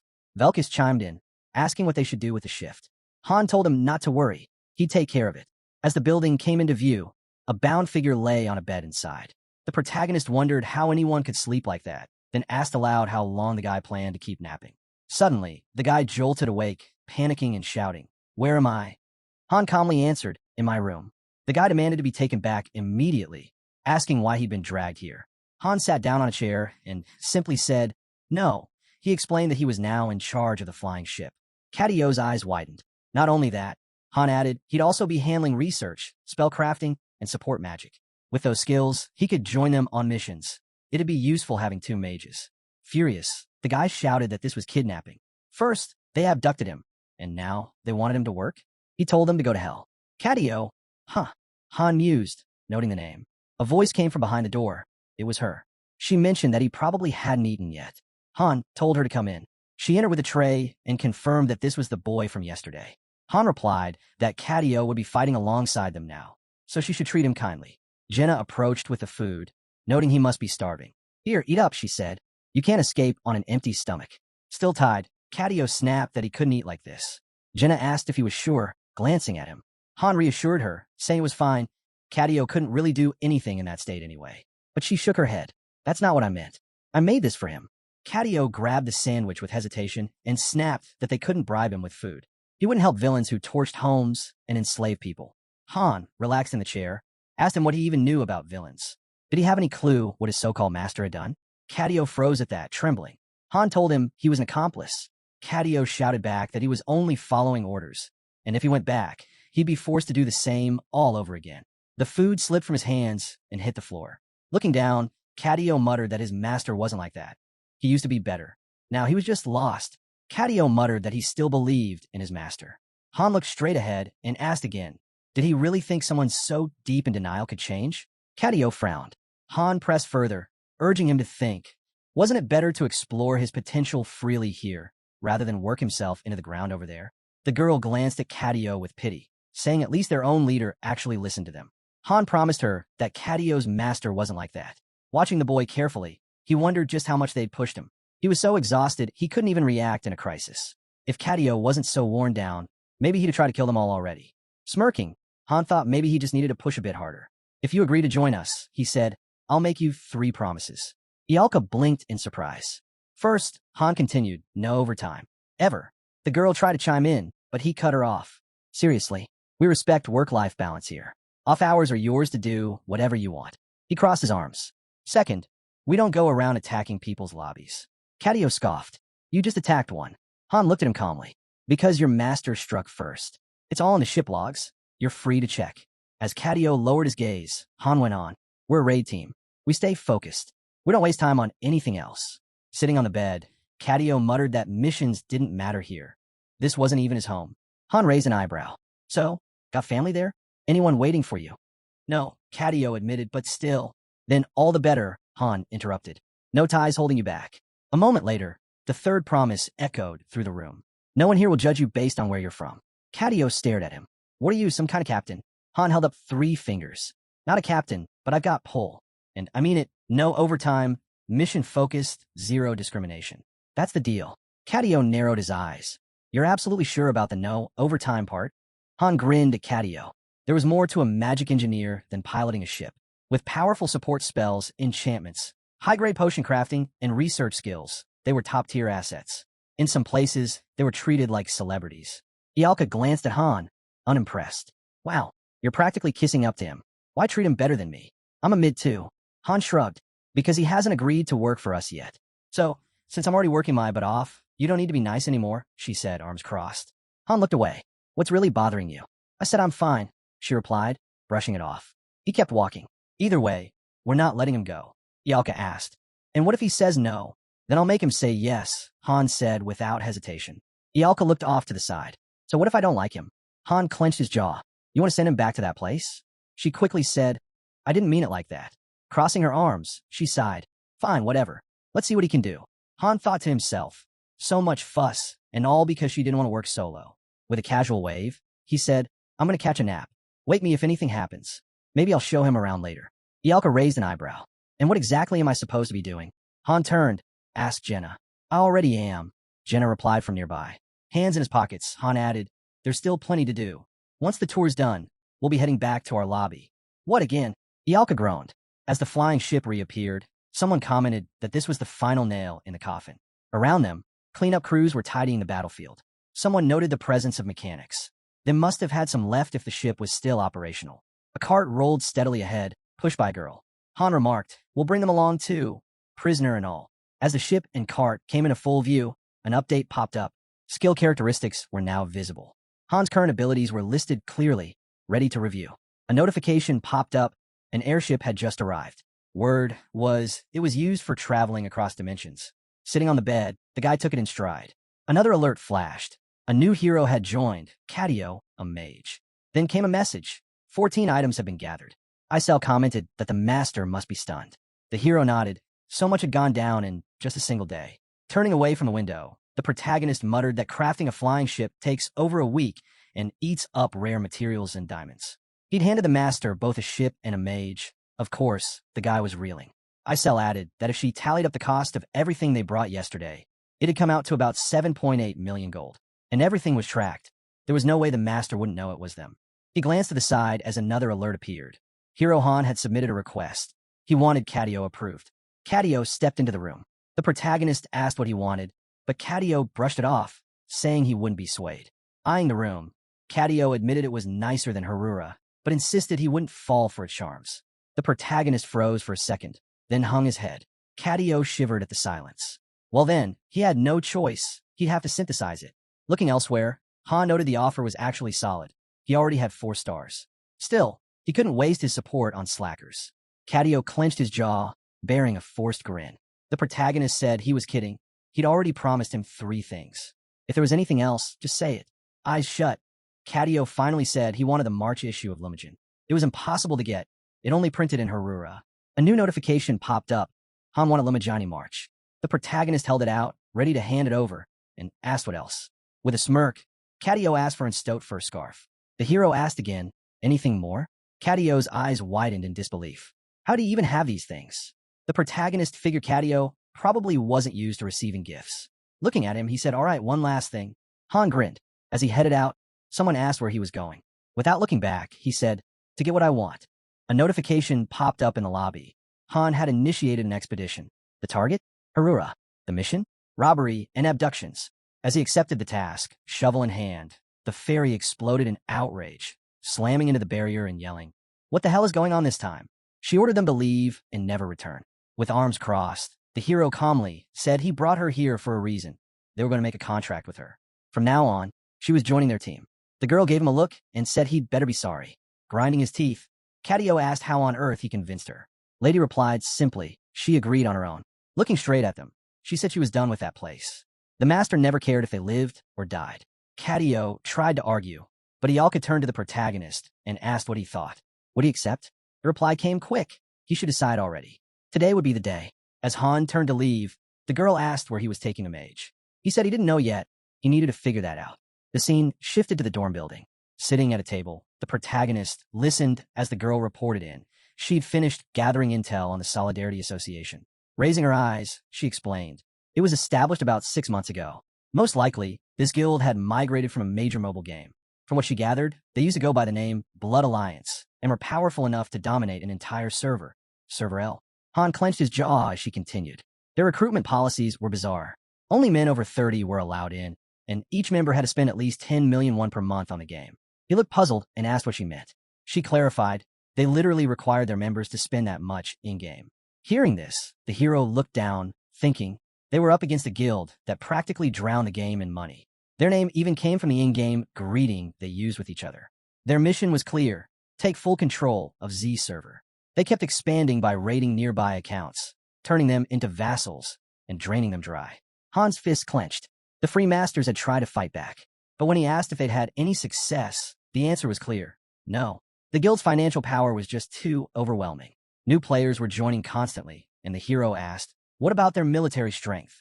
He was told the numbers: 73 natural 5-star heroes and 318 flying ships, with likely even more hidden. The girl closed her eyes, then asked him straight, should she strike first? If he gave the word, she'd launch a preemptive attack, but he told her to hold off. Not unless they made the first move. The protagonist let out a breath. It probably was them. She confirmed it with a smirk. First it was the Dragon Knights, then the Ouroboros, now the Solidarity Association. Same story, different name, history repeating itself. Han sat by the window and asked about those other guys, the ones who once bragged about taking over the whole server. They used to say Niflheimer was the symbol of Server 2. But now, they're gone. And unless these new guys were total fools, they knew exactly what needed to be done. Across from him, Cadio looked up and asked, you're not messing with me, right? You're seriously not planning to drag me into some dungeon and lock me away? The reply came easy, of course not. The guy picked up a pen. A flicker of purple flame lit up. A new notification appeared. Han has successfully recruited Cadio. He is now controllable. The view shifted to the building outside. The fairy reached out toward the hero. He told her to keep it quiet. Her ears were starting to fade. She said the master wanted to give him a gift and asked what he wanted. Isel raised her hands and said she figured he'd want to say it himself if he truly needed anything. The protagonist replied that he'd studied the game thoroughly. He could choose now. Looking away, Han glanced at the statues, thinking they still weren't enough to form a full division. A new alert appeared. He wanted 10 warhorse statues. It would cost 50,000 gold. The statues came crashing down. Han picked one up, smiled as he held it, and said they'd collect 1,000 more. New player cards popped into view. The dormitory scene came back. One guy snapped, demanding to know what everyone was staring at. Were they just hanging around having fun? Velkist gave him a sharp glare. With that attitude, he said, it looked like the guy needed a lesson in manners. The protagonist told him not to push too hard. Maybe he just needed some time to adjust. The guy was visibly shaken. Velkist scoffed, saying he still thought the newcomer might be useful. Just not with that kind of attitude. Ialka frowned and asked why they even brought him in when there were already other groups available. Another girl chimed in, pointing out that none of those teams had a mage. Why were they the ones stuck with him? Several groups had already been considered. The second group had turned him down, saying they were full. The third group didn't even have a proper setup. Groups 4 and 5 still had too many open spots. If he was sent to one of them and they failed, it would mean losing a high-value hero. The team avoided eye contact. Han stood in front of the girl, deep in thought. If they were just starting out, they'd be thrilled to have 2 mages. After all, that adds a lot of flexibility and power. But this group had been working together for a while. In the end, he said they just have to see how things played out in action. Better than endless debating. Off to the side, Ialka pointed out that they had 5 members already. Narissa cut in, saying she wasn't going. It had been a while since they did weekday dungeon runs, and she needed ingredient for potions. She looked away. Ialka lowered her gaze. The guy quietly raised his hand, saying he had something to add. The protagonist asked if he didn't want to fight, but the guy shook his head. It wasn't that. He just hadn't been on any missions in a long time. Cadio glanced aside, realizing something. Even though his master's account had cleared beyond the 30th floor, this guy had only reached the 28th. He probably hadn't gone on a mission since his master quit climbing the tower. Isel gave a sly grin and asked about the mission journal. Looking at Han, the guy admitted he didn't know they could take missions without a master. He asked why nobody told him. Han replied that he just wanted to handle things on his own. The guy nodded, made sense as a way to kill time. But the hero warned him not to overdo it. The master wouldn't like that. They stood now in the central dungeon on the 28th floor. Jenna asked what their formation would be. The guy said he'd cover for Narissa. He could handle it. The girl agreed to give it a shot, even though it wasn't her usual role. A countdown message flashed, 10 seconds until the gate opened. The protagonist figured he should give it a shot and the guy beside him agreed. In the next moment, they were standing on the 28th floor. This mission? A subordination type. The objective? Eliminate the enemies. They silently moved ahead, eyes averted. Han considered jumping in immediately, but decided to wait and watch his move first. Glowing beams flared to life around the guy's hands. Pressing one hand over the other, he slowly stretched them outward, then interlocked them tightly. As particles whirled around Catio, the girl looked on, surprised. "He's using seal?" she asked. With his fist clenched, a dimensional portal burst into view. It allowed him to summon weapons and gear straight from storage. Jenna turned to him, saying she'd seen something like this in regular dungeons before. "What's it called?" she asked. "Dimensional portal," he answered. "Yeah, that's it," she nodded. "Definitely a portal. Thanks to it, they could instantly grab more arrows or potions. As long as there was a magic engineer in the group, the entire team would have limitless access to supplies, a game changer in any fight. Resource shortages wouldn't be an issue anymore." Eyes wide, the girl was stunned by the level of spatial magic. Han added that he could shut the portal. They wouldn't be needing it here. Suddenly, lizard men came charging at them, one snarling a death threat while swinging a blade. The protagonists signaled to engage the enemy like they always did. The team sprang into action, taking down the creatures in sync. Looking at the carnage, the guy muttered that he hadn't expected this. Then he activated his elemental attribute. A glowing stone rose into the air as more stones gathered around it. Out of nowhere, another monster lunged. He struck the lizard man, while Catio spread the elemental attribute across the party. Their stamina surged instantly. With a flick, the guy teleported, then extended his hand, telekinesis activated. Catio threw up a protective barrier, while magical interference disrupted the enemy's powers. Confused, the monster tried to understand what was happening, before Velkist suddenly sliced off its head. A blazing fire typhoon erupted behind them. Turning to Ialka, the guy said she didn't need to drink that. She blinked, puzzled. "What's this mana transfer?" Then, Catio's player card popped up. The guy's eyes gleamed. Surrounded by fallen monsters, the girl, standing among them, asked how many different spells he'd used. He simply pointed out. Why hadn't she asked him directly? "That was awesome," someone said, impressed. The girl admitted she'd always thought mages just threw fire and lightning around. Ialka gave a half smile. "That's old-school magic," she said, adding that elemental spells had a long legacy. The guy waved it off. "It's outdated," he said bluntly. Ialka clenched her fist. "No, it's not." Velkist shrugged. "Doesn't feel any different to me," he muttered, adding he still thought female mages were better. Han chimed in. "That's 'cause you don't see the side effects like we do." Catio stood still, listening. "Can't really argue," he said. "I don't know how you guys fight." As the battle wrapped up, the hero hurled a weapon at a lingering monster and shouted, "What's going on here? Let's finish this." The floor was soon cleared. The guy commented that even though they were fighting, someone had been watching and told him to think it over. He had time. Ialka glanced down at Catio's card as it displayed his skill list. Meanwhile, daylight washed over the settlement. The guy was busy typing threats to Han in the in-game chat. Seeing the messages, the protagonist asked if he'd logged off yet. Quitting now would actually make sense, he thought. He pictured a burning island, imagining all his main characters wiped out. Their magic engineer and ship were gone, the buildings destroyed, and their levels had dropped. He figured the guy should have been fully focused on rebuilding, but instead, he was acting like nothing had happened. Han noticed it too. "He's way too confident," he said, sipping from a coffee cup. Across the room, Uranith sat at a table. The protagonist said to her, "You get what's happening, right?" he asked. She nodded. "Just say the word. I'll launch the fleet immediately." Han calmly replied, "This isn't the time. We'll handle it without a fleet." Setting his cup down, the protagonist reassured her. "Don't worry. We've got this." A few days passed. Now, the ship stood parked inside a massive hall, bathed in blue light. The girl was busy repairing it. Han approached from behind and asked how much longer it would take. She didn't look up. "We're short on workers. I need at least a week."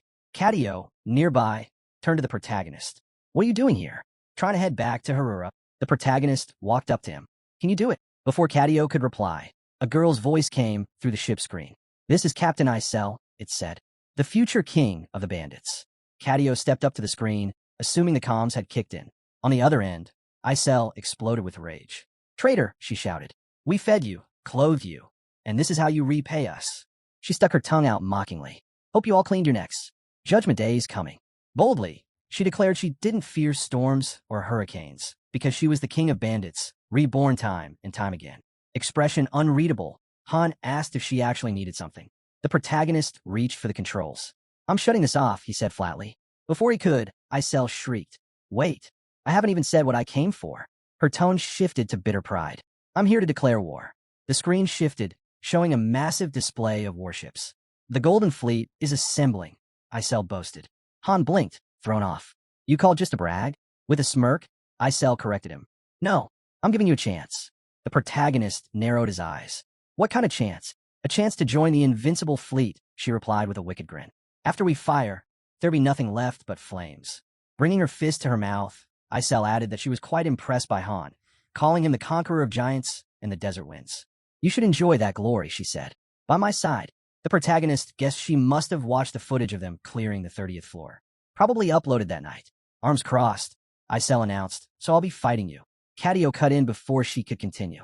And what exactly do you plan to do? Standing behind Han, he whispered not to let her attitude get to him. She's reckless, he said, but she's had her wins. Isel zoomed around the hangar on screen, declaring that their preparations were done and support was in place. If you join us now, she offered, I'll personally request the master to call off the battle. Serious now, the protagonist asked one last time. You're ready? Then he hit the power button. I'll be there soon. Turning, Han gave the order. Jessie, prep the ship for launch. She didn't look up. Still in the middle of repairs, she said.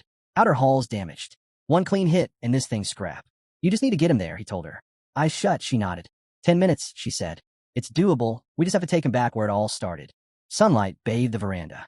Uranith, eyes closed, held her teacup. Quietly, she said so. Han's going to use it. As he stepped down the stairs, the protagonist muttered to himself. When will I ever get another chance like this? Glancing at the sky, he added, the master just passed out, and the timing couldn't be better. Han slipped on his jacket. Eddie's looked over. Where are you headed? He replied simply, going for a walk. Passing through the portal, he was met by Lady and Cadio. Lady, hold her head, said some head's done. Coordinates are set. Cadio wasn't impressed. That was a dumb move. One arrow in the wrong spot, and this thing drops. Han gave Cadio a light pat on the head. Thanks, he said with a smile. Let's keep this between us, yeah? The ship lifted off. From the screen, the system confirmed. Transition approved, autopilot engaged. The vessel shot out of the portal into the skies. Han pressed the red button. Isel's stunned face appeared on the screen. Is your master online right now? He asked. Closing his eyes, he waited. No, came the answer. He's offline. Eyes opening. Han responded coldly. Good. Then he said clearly, tell everyone to get ready to die. The skies swarmed with Sinuna ships. Furious, Isel screamed, Han, you arrogant fool. I'm no fairy. I won't be so generous twice. Looking at his battered ship, she scoffed. What even is that thing? You really plan to fight in that condition? Then she turned her gaze directly to Han. Why'd you come alone? She sneered, hovering beside a massive cannon that was charging to fire. Don't bother answering. You're done for. And even if you beg on your knees, I'm not letting you walk away. Calmly taking off his glove, Han asked Uranith, how's the connection between the proof of other heavens and the Bifrost? No issues, Uranith answered. With a faint smile, she added, you can summon as many weapons as your mana allows, and it won't affect follow-up uses. Suddenly, streams of red energy surged from Han's ring. A yellow glow shimmered in his hand as he started to forge a weapon. A blade slowly took shape. Gripping the sword, Han braced himself. Isel's cannon launched. A blinding blast of blue mana roared toward him. Expression locked in focus, he raised the blade. As the cannon's beam barreled forward, winds howled around him. Then, with a single precise swing, Han's sword cleaved through the blast, splitting it clean in two.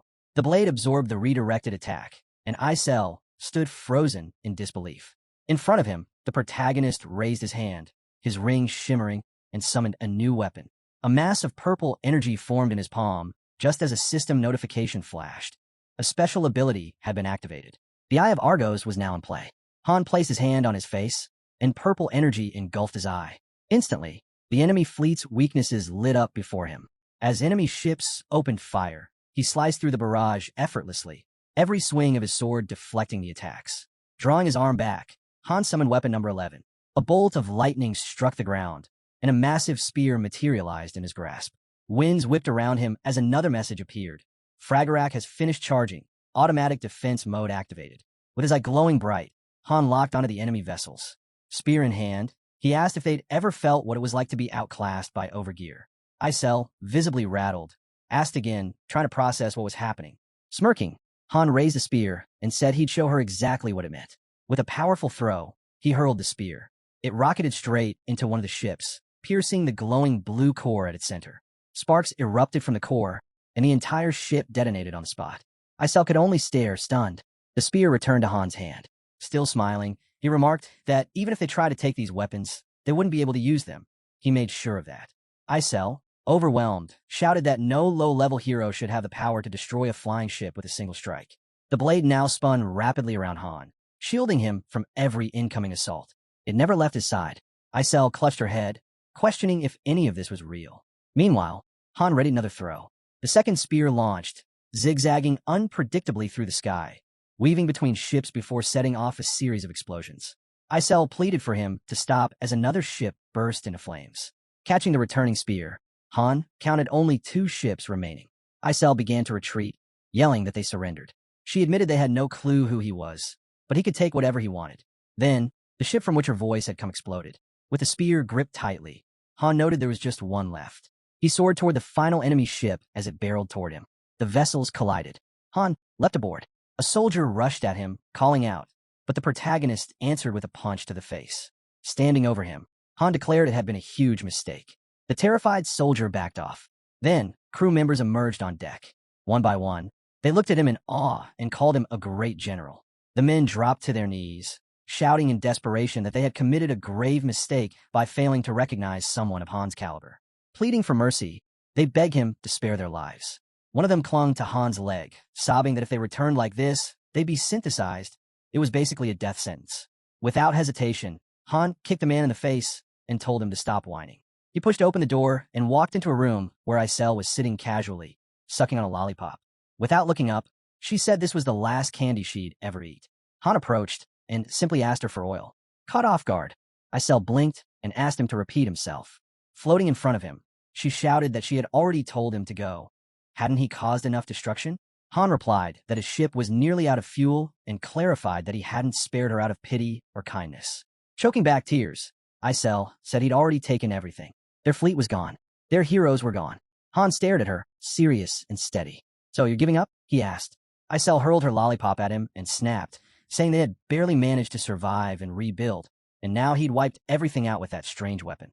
The lollipop smacked against him, and she added bitterly that all those ships were borrowed. Even if they worked forever, there'd be no way to repay the debt. Her hands started to tremble. Do you think I had some kind of dream? She muttered. Then, throwing her hat to the floor, she declared that the so-called bandit Queen Isel could die here for all anyone cared. With a sorrowful gaze, she admitted that she never wanted to be a thief. She wanted to be a hero, someone great like Loki, someone worthy of being remembered. Pointing at a hallway, she said the oil was in the second room, down the left corridor. Then she pulled a handful of documents from inside her shirt and added that if that filthy tower master ever changed his mind, they might still have a chance to return. She was willing to take that chance. She tossed the papers at him. Han caught them midair and studied them carefully. It was one of the strategic manuals, his own work from long ago. Isel placed her hat back on and straightened her posture. She said she wouldn't go out like her sisters, defeated and pitiful. No, she would make her exit in style. With her hands on her hips, she shouted that she had already told him where the fuel was, so he could just head back and blow up their lobby again if he wanted to. As Han watched the ferry pull out another lollipop, a thought crossed his mind. Every account had its own ferry. When an account closed, the ferry vanished too. That's why they fought so hard to keep the lobby alive. He remembered Isel, crying and saying their master hadn't logged in for days. Now, standing before Isel, Han wondered what would happen to her master if she disappeared. Would the lobby survive without her? Fairies acted as the master's voice. They carried out commands and managed everything. Without them, the whole system faltered. There was no fairy in Niflheimer to take that role anymore. But Urnith had stepped up to fill the gap. Han sent a message, asking if Isel was still around. With a storm of tornadoes swirling around her, Urnith replied. She said Isel occasionally sent updates from Ceres, but she wasn't really present anymore. Urnith's calculations were grim. The lobby's efficiency would drop by 87% without a fairy. Orders would glitch. Even the simplest tasks would become nearly impossible. Hearing that, Han nodded solemnly. Got it, he said. With his staff resting on his shoulder, he turned to Isel. Go to Niflheimer. There's an opening. Isel froze. Shocked and panicked, she shouted that if she left the lobby, the higher-ups would come after her. Right then, a portal opened beside Han. Out of it tumbled a cascade of sparkling jewelry. As Isel stared wide-eyed, Urnith's voice rang out. She explained that 13 managers had already been eliminated. Above, a massive ship loomed in the sky. Urnith admitted she thought something had gone wrong. She just couldn't shake the feeling. Han stepped out onto the deck and asked how many people were on board. The answer came back, just 2. Isel looked up and gasped. The men on the ground were trembling as they stared at the colossal ship overhead. Isel turned to Han, realizing the truth. "You're Loki," she said, stunned. Without hesitation, Han tossed her aboard the ship. Standing tall on deck, he issued his next command: evacuate everyone from the lobby who might still be of use, but leave behind anyone who had joined the raids. He then turned to Urnith. "Can you step in for this battle?" he asked. Urnith glanced at Isel, a soft smile on her face. "With her help? Possibly. She's still part of Aurora. I'll try." Han looked to the sky and gave a firm nod. "If you can do it, then do it. If not, that's fine too." Then he lowered his head, took a deep breath, and shouted with conviction, "I am the greatest hero of them all." As the glow from his weapon faded, the protagonist noted quietly, "Only 2 summons left now." A brilliant light spread across the settlement, with flashes of violet pulsing from nearby windows. Cadio came barreling toward Han, furious. "What did you do?" he shouted. He kept chasing, ranting that he'd seen everything. The invasion had been brewing in Harura, a whole fleet being assembled, and now Han just ran off in a broken-down ship and came back like it was nothing. Without slowing down, Han glanced back and snapped, "Quit talking and start running. If I let a mage with that kind of weak stamina hang around, I'd never live it down." Nearby, Jenna pulled back her bowstring, eyes locked on the target. "Feels like we've been stuck in this game for a week straight and still haven't been deployed," she muttered. Her arrow hit the bullseye dead center. Velkus stood beside the dummy and asked, "You know why Han's hesitating?" Han, wiping sweat off his face and lifting his shirt slightly, didn't answer. Behind him, a spark of fire mana flickered in the air. Ialka, observing quietly, guessed that he was trying to figure out how to organize the teams. Velkus raised an eyebrow and added that it probably meant someone from the first group was about to be cut. With a smirk, he asked why Ialka looked so upset. As Ialka walked away, Jenna warned him not to push too far. "Come on," she said. "There's no way the master would remove her. She's essential to the team." Jenna glanced over at Han. "You agree with that, don't you?" Han nodded. "Velkus not wrong." Jenna watched Ialka go and murmured, "But he's not completely right either." Then she looked back at Han, asking, "What about me? Would you cut me if someone else brought more to the table?" Velkus grinned. "Isn't that up to Han?" Wiping more sweat from his face, the protagonist replied, "Not really. I can only give my recommendations. In the end, it's the master who decides." In his mind, he visualized a chessboard with his team arranged across it. Everyone had trained hard, building up their fire resistance just to complement Ialka's magic. Their strategy revolved around her. If she were taken out now, the entire balance would collapse. And if Initin gave that kind of order, he would refuse to follow it. Jenna, calm and clear-headed, asked if it was true that their group of 5 had well-defined roles. So well that if they weren't effective, they would have already been swapped out. Then, casting a glance at a panting, winded Cadio, she added thoughtfully, "The master isn't planning to change our lineup. But maybe he's thinking about where to place Cadio instead." Night cloaked the building as a soft glow lit the workspace. A girl slammed a vial down on the table and cheered. "We did it! A medium healing potion." Beaming, she credited Ialka for the breakthrough. The formula was different from what she was used to before joining them, but she was finally starting to figure it out. This was Tilda, a pharmacist. She raised her fist thoughtfully to her lips and muttered that the success rate was still low, and the potion used up way too many materials. With limited pouch space, they'd need to prioritize carrying medium potions. She wasn't sure they could make enough before the next mission. Ialka jotted down notes and calmly explained that if Tilda joined the first group, there'd be no such restriction. They could replenish supplies using the interdimensional portal. Tilda's eyes widened at that. With a grin, she said in that case, they'd better prepare even more. Ialka blinked in surprise, caught off guard by her enthusiasm. While Tilda continued her work at the cauldron, Cadio sat nearby, grumbling to himself. Han had said he wouldn't need to work nights. Now here he was, staring at bubbling brews, dreading the idea of having to whip up high-grade potions while scaling the tower. At the gates, Isel stood tall and called for the first group to assemble. Hand over her heart, Ialka boldly declared that elemental magic reigned supreme. Crossing her arms, she motioned toward Cadio and said the schoolboy maid could handle ship duties while she focused on real missions. Shah rolled his eyes and asked if they could resume their flirting games another time. Jenna chuckled and said she hoped their destination wasn't a desert or another endless labyrinth. Gazing at the gate, she added, "A flower garden wouldn't be too bad." As the team stepped through the teleporter, a radiant light enveloped them. Clouds parted to reveal a clear, blue sky. Ialka blinked, stunned by the view. Her eyes drifted down to the sea. The team had landed aboard a ship floating in the middle of a vast ocean. They looked around, or written all over their faces. "This is it," someone muttered. "The legendary ocean." Han quickly shifted gears. "Check everything." There should be something useful on board. They got to work and discover the essentials: food, water, and even a compass in the hold. Ialka threw up her hands and groaned. Seriously?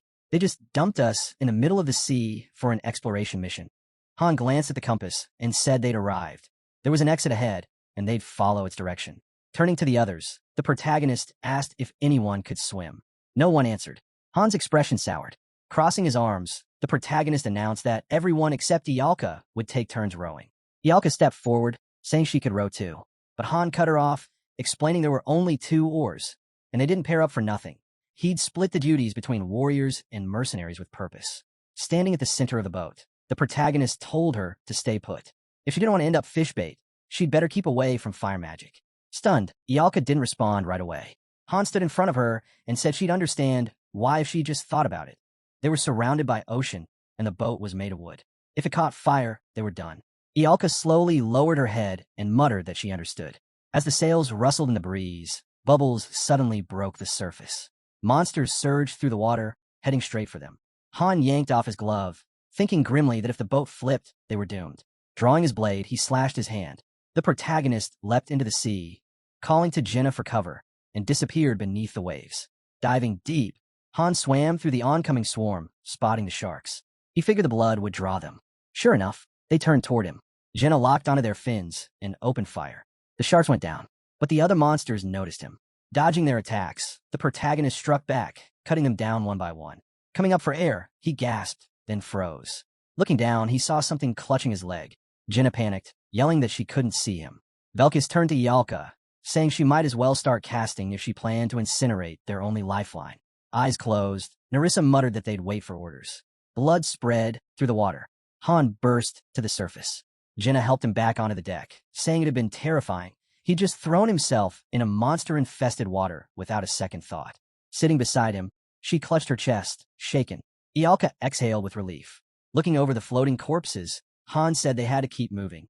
As evening fell, the fight continued. While fending off a merman that clambered aboard, the protagonist noted that these things could sneak on undetected. They needed to stay sharp and remember that. Ialka sat silently on the floor. Velkis plopped down next to her and asked why she hadn't used this as a chance to try another magic attribute. After all, she'd been so sure earlier when she claimed she could steer the boat with telekinesis. Velkis gave a crooked smile and told Ialka that if it was too tough, she might as well quit. He added he was eager to get back and resume his training. Just then, a system notification popped up. There was a chance the quest would go on even if the master logged out, and the search might take a while. Above the ship, the sky kept shifting. A message appeared, floor cleared. Han, top hero. As the protagonist stepped out of the portal, he glanced over at Ialka. She walked up to him with a cheerful smile, suggesting they try using wind magic next. But before he could respond, new notifications popped up. Ialka had been replaced by Cadio. She stared in disbelief. Sunlight bathed the estate. A man rested his hand gently on young Ialka's head, telling her that starting tomorrow, she would begin her magical training at the Schutternberg's estate. He told her to ignore everyone else and devote herself fully to restoring their family's honor. Ialka nodded with a smile. Later, at a bubbling cauldron, she conjured a ball of fire. A woman observing her noted that fire seemed to suit her well. Overjoyed, Ialka shouted that she wanted to learn the next spell. Any element would do. But she was told that wasn't possible right now. Elemental mages typically focused on just one type of magic. Those who could handle multiple were extremely rare. Standing before the firelit cauldron, Ialka told herself she was the pride of her family, and she needed to grow stronger. As other children passed by, she noticed many had already mastered the basics, while she still had a long way to go. In front of a desk piled with documents, Ialka made a silent vow. She would surpass them all. She didn't want to lose the purple crest that hung proudly on the wall. At that moment, the teacher sitting behind the desk remarked that although children from various families had been accepted as instructed, none of them showed real promise. Suddenly, flames roared through the hallway. Turning around, Ialka called for her mistress. The woman approached and asked if Ialka was behind the fire. Ialka replied that she had only been practicing. Fawn watched her silently. Ialka lifted her hand, charged with magical energy, and began laughing. The woman responded with streams of green magic, extinguishing the fire in seconds. She turned to Ialka and remarked that it seemed they had a truly talented young witch on their hands. Smiling warmly, she said she looked forward to seeing Ialka's future unfold. Ialka beamed, thrilled by her teacher's praise. Isel twirled around gleefully and shouted that she had surprise. She danced circles around Ialka, then suddenly announced that Ialka was officially removed from the first group and could relax until the master called for her again. Stunned, Ialka spun around and asked how long this break was supposed to last. The cheerful witch replied she'd be resting until somewhere between the 35th and 40th floor. Ialka yelled in frustration. That was way too long. She'd fall out of practice. But the response was firm. It was the master's command, and they had no reason to question it. Still smiling, Ialka asked if there really was no reason. Han looked her straight in the eye and said he didn't like disrupting team chemistry, but deep down, she probably already knew why this was happening. Seeing her clearly upset, the protagonist asked why she was reacting this way when she was always saying she wanted time off. Standing in front of her, Han reassured her not to worry. If they needed her, he'd request her return himself. Fuming, Ialka stomped into the portal, shouting that she was going to start training in another element instead. Watching her go, the protagonist crossed his arms and muttered that maybe the master could whip up her favorite meal or something. Later, Ialka opened the door to her room, still stewing over what had happened. Meanwhile, the ship rested quietly under an open sky. Cadio was wiping sweat from his face with a rag when Han approached. Cadio asked if he was needed. Without answering, Han started dragging him along. They arrived at the gate of space in time. Facing the rest of the team, Han announced that Cadio would temporarily join the first group. He hadn't mentioned it earlier because Cadio had been sleeping all day. Panicked, Cadio yelled that he'd stayed up late working on the flying ship. Realizing there was no arguing, he gave up. Velkist loomed over him, clearly annoyed, demanding to know what Cadio was staring at. Cadio immediately bolted, yelling that he wasn't looking at anything. Watching the scene unfold, Jenna chuckled and asked if they'd all be coming back. Soon, the team boarded a ship floating in the ocean. Standing on the deck, Han told Cadio they'd be heading toward wherever the compass pointed. Monsters were sure to attack, so they had to stay sharp. Cadio, his hand glowing with mana, said that rowing was pointless. He summoned a propeller onto the vessel, and with a burst of speed, the ship surged forward across the water. Cadio casually explained that he'd just made a basic mana-powered engine. Velkist, grinning, said he felt like a fool for wasting so much energy rowing earlier and joked about tossing the oars overboard. With a deadpan expression, Han told him to just pile the oars in the corner. Suddenly, sharks began tailing the ship. Pulling off his glove, the protagonist said they'd stick to the usual plan. He'd draw the monsters while Jenna provided cover. Before he could act, Cadio reached into the water and sent a current of electricity pulsing through it. The sharks froze mid-chase, then floated to the surface belly up. Shaking the water off his hand, Cadio explained he used a magnetic field to attract them. Sharks were naturally sensitive to electrical signals. Velkis stared at the floating corpses in shock, muttering that they definitely should have brought Cadio along last time. As Cadio stretched and went off to sleep, the protagonist recalled that Cadio was known as a magical engineer, but maybe it was time to see what else he could really do. The group continued sailing. Cadio, now standing on the water, turned and said he was manipulating surface tension. Arms crossed, Han watched him from the boat and remarked that if Cadio had been with him back on the 30th floor, things would have been very different. They could have run up walls instead of risking that climb up the statue's hand. Jenna clenched her fist, clearly annoyed, and snapped that Ialka had plenty of potential too. She'd catch up and learn all. Closing his eyes, Cadio climbed back into the boat and calmly pointed out that elemental mages couldn't pull off that kind of trick. Their mana types were fundamentally different. The protagonist gave Cadio a long, serious look, thinking to himself that time would tell. A ship appeared in the distance. Han checked the compass. It was pointing directly at it. They needed to get closer. The other ship was slicing through the sea. Friasi stood on deck, her hair dancing in the wind. As she adjusted it, she looked ahead in surprise after hearing someone call her name. Spotting the crew, she leaned over and asked what they were doing there. Then she tossed down a rope with a smile, saying they never failed to surprise her. As Cadio laughed, Narissa quickly covered his mouth and told everyone they'd go inside and get some rest. The others watched quietly as Han spoke to Friasis, wondering if she might be uncomfortable with their arrival. After all, things could get complicated for a princess with too many unexpected guests. The protagonist stood before Friasis, clearly irritated. He lowered his head and asked if they could go inside. He was exhausted and just wanted to sleep. Friasis clenched her fists but forced a smile, saying she had a lot of questions, like how he ended up on that boat, how he found them, and what he was after now. Turning away, Han scowled and told her this was their current mission, nothing more. She shouldn't expect him to have all the answers she was hoping for. Facing the puzzled princess, he reminded her that when they first met, she was the one offering money and pleading for help. Now it seemed like she was having second thoughts. Friasis placed a hand over her chest and said quietly that back then, she had no idea how dangerous this journey would be. Too many of his comrades had died. The protagonist's expression darkened. He reminded her again. He'd already said not to worry about that. But Phreases lowered her head, disappointment in her voice. "That's easy for you to say," she whispered. With arms crossed, the protagonist listened as Phreases explained they were somewhere off the southeastern coast of the continent, in the middle of the endless sea. He raised a brow and asked if she was really chasing the key this time. Looking away and holding her hand nervously, Phreases admitted that she was. The protagonist stared at her, unimpressed. "First the desert, now the ocean," he said. "You've been everywhere."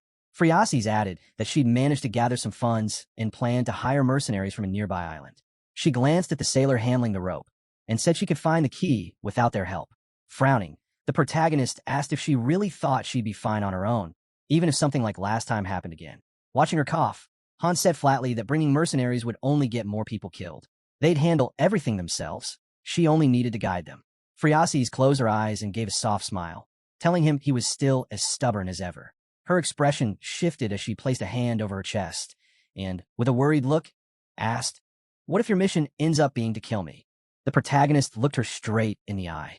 "Then I'd have to do it," he said, "because if I don't, I die instead." Fear flickered across Phreases' face. She reached for the pouch at her belt, gripping it tightly, then quietly nodded in agreement. Phreases pulled out a pouch of gold, telling them it was everything she had. She wanted to hire them. Han turned away with clear annoyance, telling her to keep it. But a system notification popped up. 10,000 gold received from special NPC Phreases. Taking a single coin from the bag, the protagonist thought to himself that this was barely enough for 2 warhorse statues. Still, Phreases reached out and shook his hand, saying she'd count on them once again, and that he could just call her Phreases. Looking serious now, she said she had something important to tell him about the key. Her voice grew cautious as she explained. Collecting all the keys would open a gateway to the higher dimension. Han turned to her, surprised. He studied her expression, then asked why she wanted that, and what reaching a higher dimension would even do for the continent.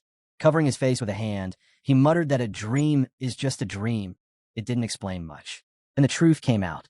The protagonist revealed that Phreases had been having strange, troubling dreams for about a year. In them, the continent faced total destruction. She believed these visions were showing the future, and she wanted to change it, to save everything before it was too late. He remembered the moment she told him that, sitting quietly and staring at nothing. The girl had seen the end in her sleep, again and again. The protagonist introduced her with a dagger in those dreams, saying she needed the keys to prevent the catastrophe. The same keys that supposedly opened a higher dimension. Oddly enough, every mission in this world seemed to tie back to that one goal. Standing with her on the deck, Han told her he'd just been thinking and asked her to explain more about the dream. Right then, a system window appeared, floor cleared. Best hero, Catio. Looking at his hand with a faint smile, the protagonist said it was time to return to where they came from. He'd complete his mercenary mission next time. Glancing at the disappointed Phreases, he said goodbye as the gate lit up. Back in the room, Velka stood with arms crossed, saying they'd need a new formation, because their newest member would be joining their training starting tomorrow. Catio raised his hand in protest, yelling that overtime training wasn't what the contract said at all. The protagonist, unfazed, told him he had no choice, but once everything was over, he'd get double the vacation time. Velkus grinned behind a flustered guy and said he was enjoying this. The scene shifted to a bustling city square centered around a fountain. As the protagonist strolled along the street, a voice called out to him. Ialka, arms crossed and eyes shut. Ialka said she had just been out for a walk and stopped to rest. Han gave her a concerned look, but she quickly turned away, frowning, and snapped that she could do whatever she wanted. It wasn't any of his business. With a small smile, she raised her hand, energy sparking in her palm. She told him that while they were off on missions, she hadn't been slacking. She'd been training. Controlling the energy with focus, Ialka declared she'd master it soon. Han turned to Isel and asked how many recording stones were left in storage. He told her to hand one over and make a note of it. Placing the stone into Ialka's hand, he explained that it could show footage from past missions, a perfect way to study the mage in action. Ialka lowered her gaze, her expression softening. In front of a glowing portal, Catio extended his hand and released a burst of mana. Their boat surged forward, slicing through the sea as a swarm of electric sharks chased behind. Standing atop the water, Catio grinned. Ialka watched him through a magical screen. Meanwhile, the gate remained sealed. Isel hovered above Han, who sat beneath her, eyes closed. She asked if he really planned on sleeping. This wasn't nap time for kids. Frowning, she crossed her arms and muttered that her only decent spell attribute was power. Otherwise, she felt useless. She thought the boy engineer had her beat. The woman, Ialka, was arrogant too. As she faded into the air, Isel added that Ialka deserved what was coming. Back in the real world, Han sat on a bench in front of the portal, one leg crossed over the other. As the gate began to glow, he turned his head and asked, "What do you think?" Ialka approached, hands stuffed in her pockets. "Still here, huh?" she said. She hadn't even looked at the time. It must have taken hours. Looking down, she smiled and admitted that he was good. At his age, she couldn't do a thing. Life really wasn't fair. Sitting down beside him and closing her eyes, Ialka quietly added that he was still just a kid. If she'd known things would turn out like this, she would have studied much harder. Han turned his gaze away and muttered that he could always switch to another team if he wanted. Ialka's expression hardened as she fired back that she wasn't quitting yet. The other guy folded his arms, watching her in silence. Han mentioned that the same thing had happened with Nate. He too had the option to leave, but chose to stay with the original group. He recalled how Nate broke down, vowing to grow stronger and never again let weakness take over. But now he felt helpless. Ialka stood from the bench, lowered her head, and quietly said she'd still have a chance tomorrow at 7 a.m. They'd see each other then. The guy stayed seated, legs crossed, watching her walk away as the sun climbed over the city skyline. Inside, the walls of the room came into view. Lady tapped away on her tablet, reporting no issues with the lift. Fuel was efficient, and there was no visible damage. It looked ready for missions. Catio, eyes on the monitor, reminded her that until the onboard components and weapons were installed, they didn't even know if the thing could fly. Lady jotted that down, saying since their mission target was the ocean, flight was guaranteed. But she welcomed any extra work on the ship if Catio was up for it. Then, a system notification popped up. The flying ship, Capitalism, was now complete and mission-ready, though not approved for use in all regions. The team stood before it. Catio was on his knees, yelling that he'd been tricked, worked harder here than he ever did in Harura. The system coldly announced that he was complaining and awarded him a warhorse statue. Catio stared at it in disbelief, then tossed it aside with a scowl, demanding how many more of these things they planned to give him. He didn't want them. Another message popped up, confirming his dissatisfaction and noting a drop in loyalty. Han stood beside him, holding the statue. He said Catio had done enough and could take a break. Since the statue had no owner, he'd claim it. He turned to Lady and asked her to scout out any ancient ruins in their sector when she had time. Things were bound to pick up around the 40th floor. The main character walked over to the engineer, who was now standing in front of the ship, listening to its gentle hum, like a butterfly's wings. It wouldn't crash, and it could float on water.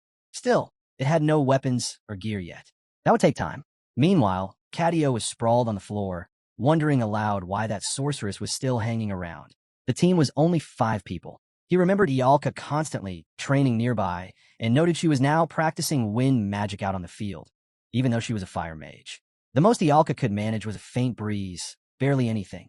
Lying in front of Han with his eyes closed, the guy muttered that elemental mages usually only control a single element. It was unlikely she was one of the rare ones who could handle more. The protagonist's eyes dimmed as he lowered his gaze.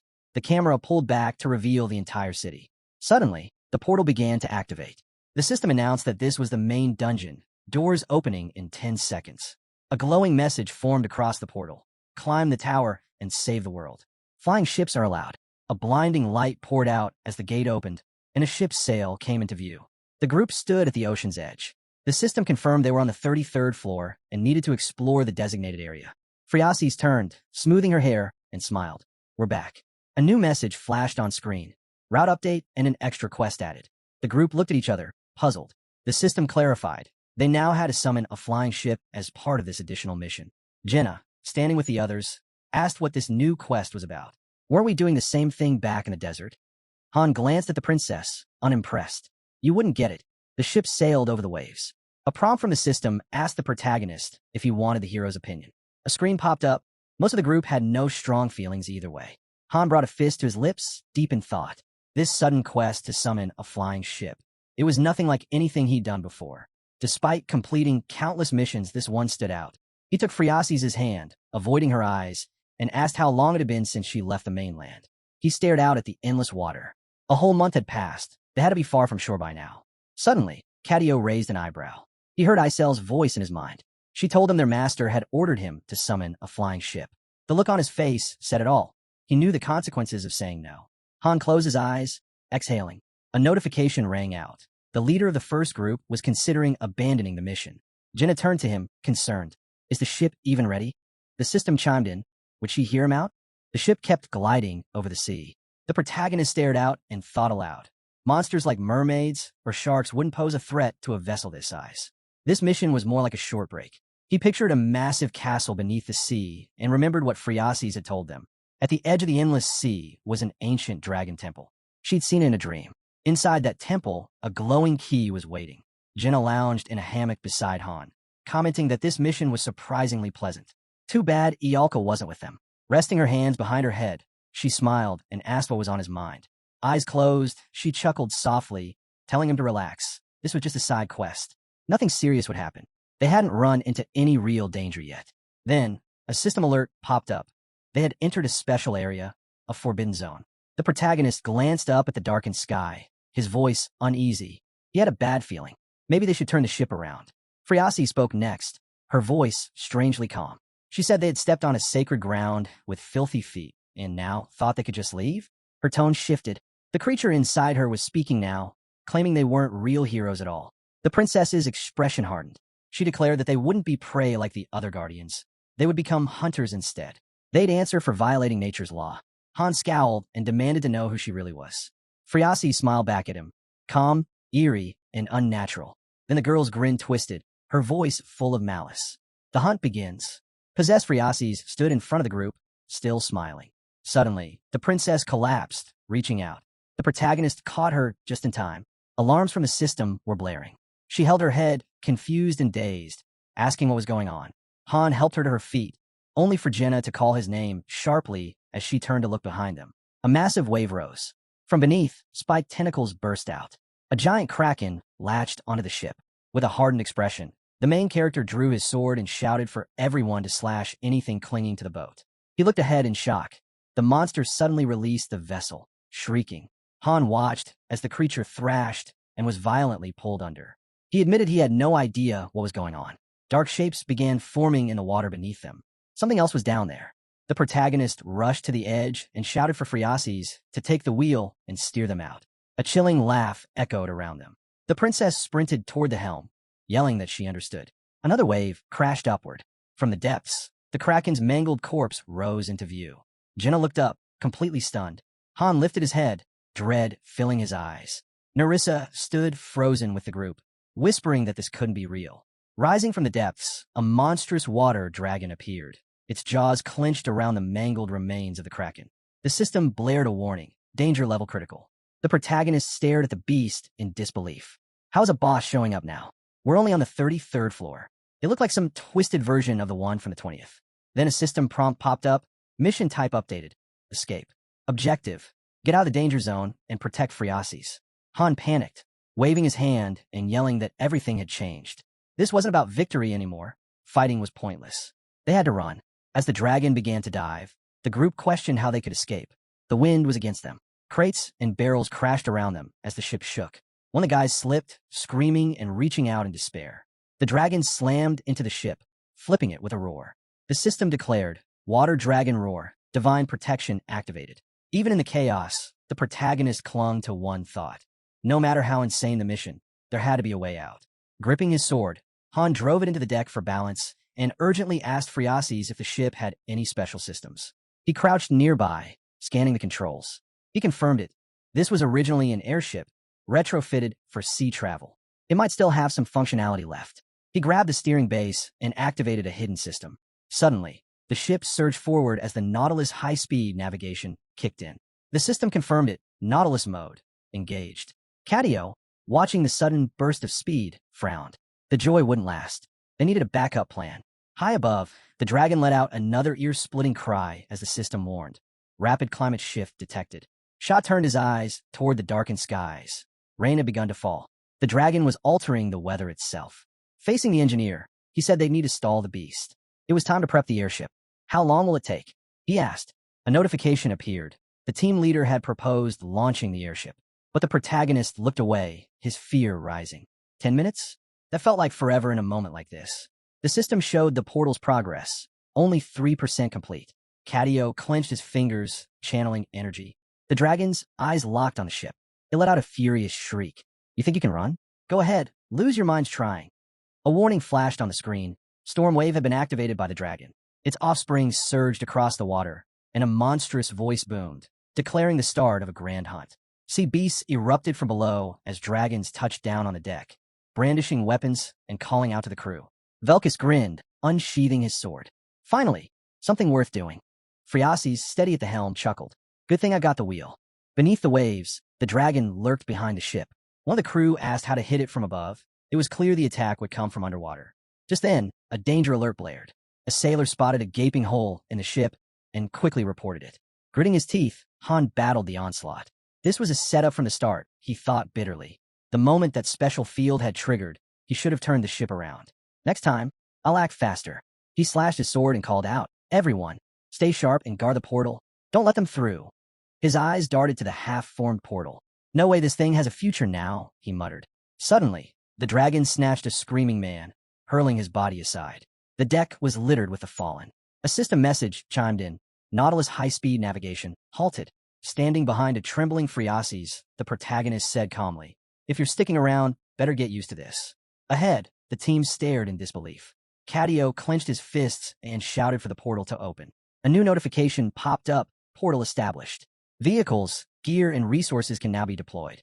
A glowing gate opened on the battlefield just before the ship. The system asked if they wanted to summon the Capitalism airship. The engineer spotted it appearing overhead and gave the green light. Turning back, he scowled. "I'll go first. Need to get things ready." Han sprinted across the deck, clutching Friasis in his arms. "The ship's going down. Everyone, get to the airship." The dragon surged upward, bursting from the water and slamming into the ship. "I'll destroy you all," it roared. As the vessel splintered beneath the waves, one of the boys dove underwater, raising his hand. The airship hovered over the wreckage, gleaming. The dragon glared at them with fury. "You really think calling in another ship is going to change your fate?" With a smirk, the protagonist raised his middle finger. "That's not just a ship," he said. "That's an airship." As he eyed the spinning turbines above, a system message pinged. Capitalism airship's high-speed navigation engaged. Another alert followed. Subquest completed. Hidden beast hunt unlocked. The airship soared forward, quickly putting distance between them and the monster below. Holding Friasis close, Han breathed a sigh of relief. An airship really is something else. It's on a whole other level compared to what we're used to.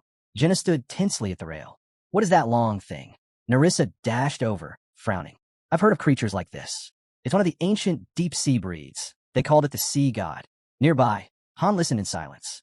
"So it's Dragonborn, one of the first from back when the Empire began." Resting a hand on the airship's side, he thought to himself, "We walked right into their trap. But at least now we know the boss's patterns on the 35th floor. With the right prep, we can beat it." As the mission wrapped up, a notice appeared. Level complete. 150,000 gold acquired. Narissa pulled down her hood and told her companion, "We'll need time to get ready. Can't rush this." A new system update popped up. Hidden stage unlocked. The sacred water dragon needs prey. Han's face hardened as he read the latest warning. A window appeared. "Return to room. Denied. You're trapped inside the water deity zone. Capitalism airship designated as temporary base. Mission will auto-start." The message continued. 34th floor. Hunt or be hunted." Eyes wide, Han muttered, "I've never seen anything like this." He pressed his hand to his forehead and shut his eyes. "There's got to be a way. If I piece together the game's mechanics and everything we've experienced, I can figure it out." The airship hovered steadily over the ocean. Looking out across the waves, the protagonist turned to us and said, "Once we cleared that subquest, we were dragged into a hidden mission. And this one plays by a whole different set of rules." Jenna reached out and asked, "So what's this hidden thing that's got us stuck here?" The guy quickly replied, "Jenna, take the princess to the cabin. Cadio's calling for backup." Over at the console, the engineer examined the map. "We got to clear the mission according to these parameters." The black dots mark the locations of hidden items. That red ring? That's the sacred water dragon's detection zone. Han studied the screen. Back in the waiting room, I ran simulations for missions like this. We've probably got the upper hand when it comes to knowing the boss's patterns. A system alert popped up. Capitalism airship has been set as the temporary mission base. Current amenities, none. Expansion required. The protagonist scanned the interface, reading the prompt to select which facilities to build. Behind him, the portal lit up. Isel stepped out, smiling and winking. She tapped her cheek and closed her eyes. "Just like I thought," she said. Folding her arms, she added with a cheerful tone, "Since this place is acting as your base now, I'll stick around and help out." Raising her hand toward the engineer, she said, "Open a portal to area B7 on the 2nd floor. We need to send in supplies for living quarters. The rooms are empty." "What? You're not planning to take care of your people?" A hint appeared on screen. Constructing facilities on the airship requires unique materials, separate from the waiting room inventory. To build a first-level living area, the system listed the requirements: 50 gems, a bed, a table, a low-grade chair, and a buff item. Then it prompted, proceed with construction? As the command was confirmed, furniture materialized through the portal. A message followed: living quarters established in Capitalism Zone B7. Rest efficiency boosted. Beds and a chest of drawers filled the new room. Another notification came through: training center completed in Zone C2. A building formed on the deck, and a crossbow with arrows appeared. Arsenal established in Zone C5. Inside another space, sofas and a table took shape. Bridgehead created in Zone B1. The protagonist looked out at the ocean from the airship and thought, now this isn't just a ship anymore. It's our base of operations, a flying waiting room ready for war. Han stood with his arms crossed, frowning.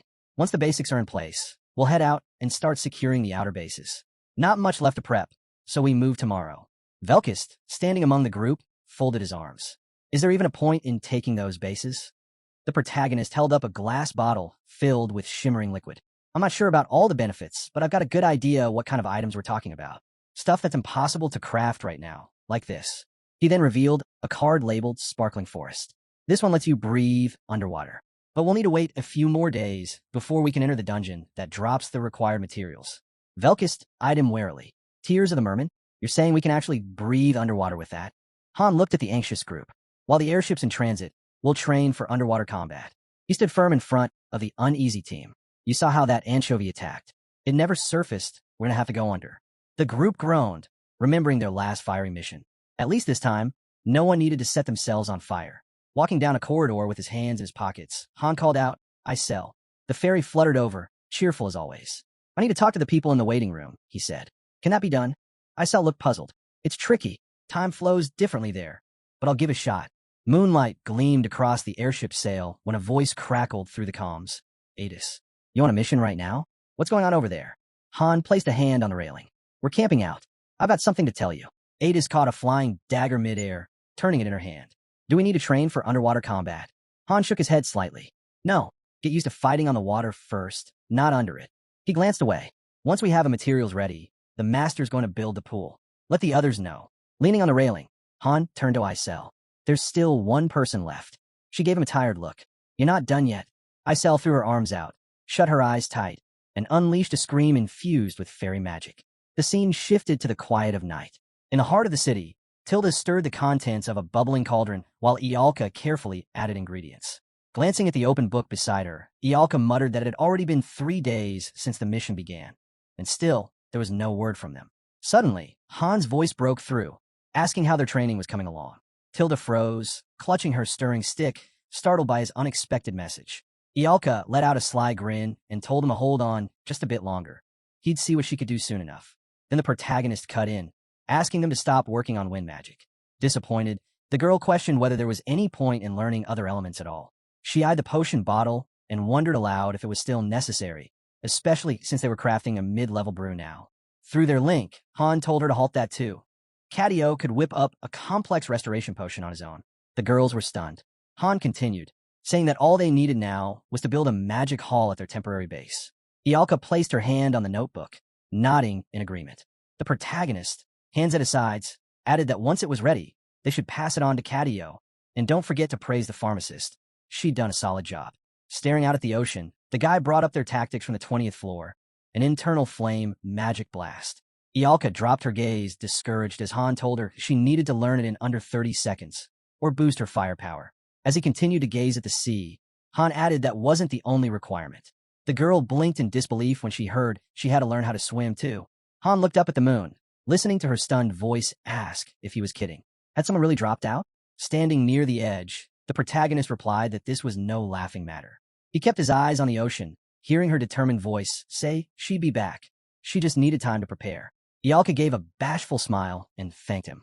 Han closed his eyes, smiling faintly, then turned and told Isel she did well. The protagonist now faced the fairy, explaining that while only the first group was active for now, the others would need assistance soon. Isel looked at him with worry. Han imagined Cadio asleep somewhere and stated plainly, a mage couldn't pilot the airship and use support spells at the same time. And if an engineer took the helm, they'd be no good in close combat. leaving a critical hole in the frontline team. Isel pressed a finger to her lips and casually remarked that you could still fight while piloting. She glanced at the guy with a flicker of surprise and arched a brow. Turning away, Han slid his hand into his pocket and said he'd forgotten something. Might as well have her call Eads again. The scene shifted once more to the quiet of night. The castle doors loomed in the distance as Roderick stared down at the mug on the table. He recalled how that guy once crafted a cup, mentioning that porters had plenty of downtime, and sculpting had become his pastime. Adis, one hand on her hip, informed Roderick that a message had come in from Han. There wouldn't be time for sentiment in the warehouse anymore. Roderick lowered his gaze, clenched his fist, and told her he understood. He was leaving. Outside, a training dummy stood still. Daika looked over at the group in surprise, confused by the mention of instructor training. Adis stood with her arm extended, explaining they were now selecting and training people across every specialization. Given the times, training quality had to step up. She locked eyes with Daika and added that only a small group was training on the first floor, yet the number had already passed 100. He couldn't handle it solo anymore. Daika stiffened when he realized he'd be joining them on missions. His eyes darted around before he burst out that he couldn't kill anyone. Adis calmly replied that she knew. To move up to the second floor, they just had to get past him. A bead of sweat slid down Daika's cheek as she mentioned she knew about his fight with someone named Gilbert, the one where he'd been beaten. Adis frowned and said bluntly that he was weak. If he wanted to lead others, he needed to level up. That meant joining missions. Someone was going to die either way.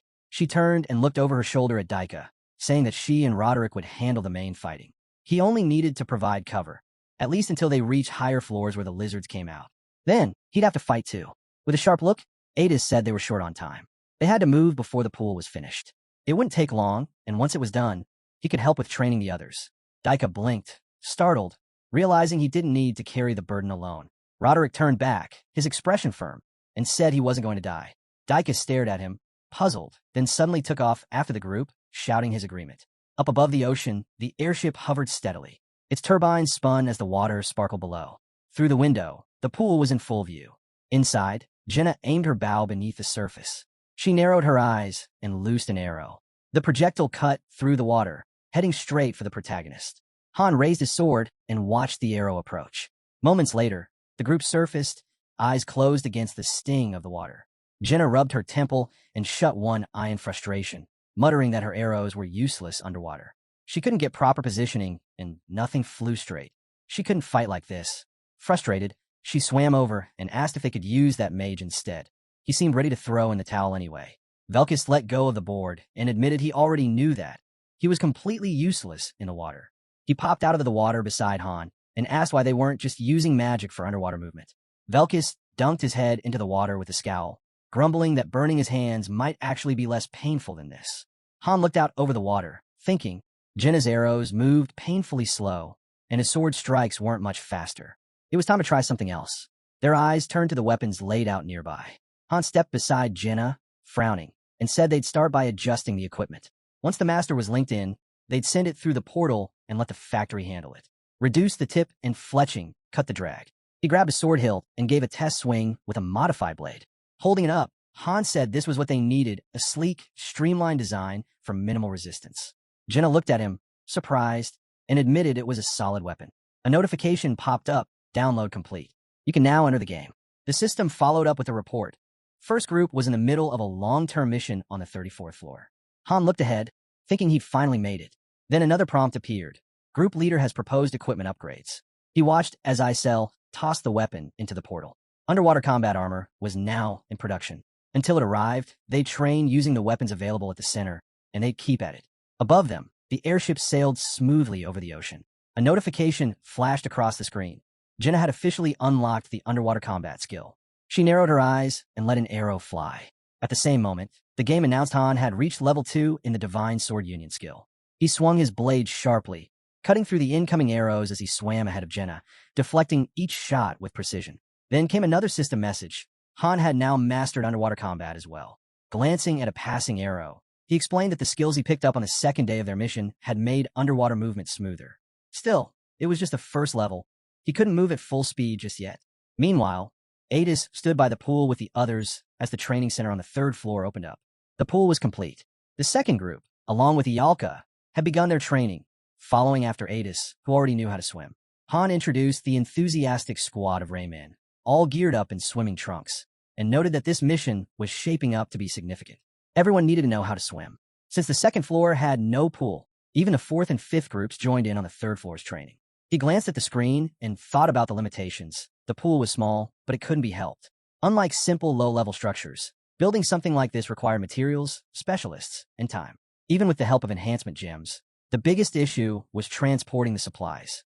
As the sun began to rise over the ocean, Catio stood on the deck, pointing forward and declaring that they'd reached the first base. A new notification popped up. Capitalism has arrived at the first base. First item now available. Catio pointed toward an island in the distance. In a cave, the boys stood eyeing a box, suspicious. One of them muttered that it could be a trap, or worse, a water dragon might be lurking nearby. Han glanced at the engineer beside him and said the oversized worm should have noticed them by now. Their objective was the item. Without hesitation, he leapt from the ship, telling them to keep the airship ready for launch at any moment. Sprinting across the water, he reached the cave. Facing the box, Han debated, should he go for it and take the risk, or back off and stay safe? With no more doubts, he kicked open the box. The system chimed in. Item acquired, lowest level water dragon tiers. The protagonist quickly tucked the filled vials into his bag. Han's expression darkened as he heard the trigger activate. His gaze shot toward the dragon rising in the distance. The game notified him. Divine protection applied. He gritted his teeth, eyes fixed ahead. He'd expected this. A system window popped up, Tears of the Waterman, a magic potion that grants underwater breathing. No time to waste, he dashed forward. A girl tossed him a rope. Jump, he called out. Scaling the ship, the high-speed navigation system kicked in. The vessel surged ahead. The monster's eyes followed him, then looked away. Han noticed the increased speed. Faster than last time, he murmured. Jenna, watching the chaos, asked, what's with the emergency signal? The monster had already arrived. Where's the girl? The protagonist asked. She's still in the room. I told her not to leave, Jenna replied. The monster drew in a deep breath. I'll rip you all apart, it growled, eyes fixed on Catio. It's on the left, the protagonist shouted. I know, Catio fired back. Suddenly, the dragon unleashed a massive hydraulic shockwave. A system message flashed, group currently in solo combat. The hero's mind raced. So, that bastard Inning finally joined the fight. But the enemy kept closing in. The gap isn't widening, someone yelled. Another hydraulic shock. A warning followed, group in danger. Summoning weapon recommended. They needed a mage to do it. Isel said. Master requested a weapon. Again, Catio groaned. I'm a bit busy not dying here. The protagonist yelled. I got this.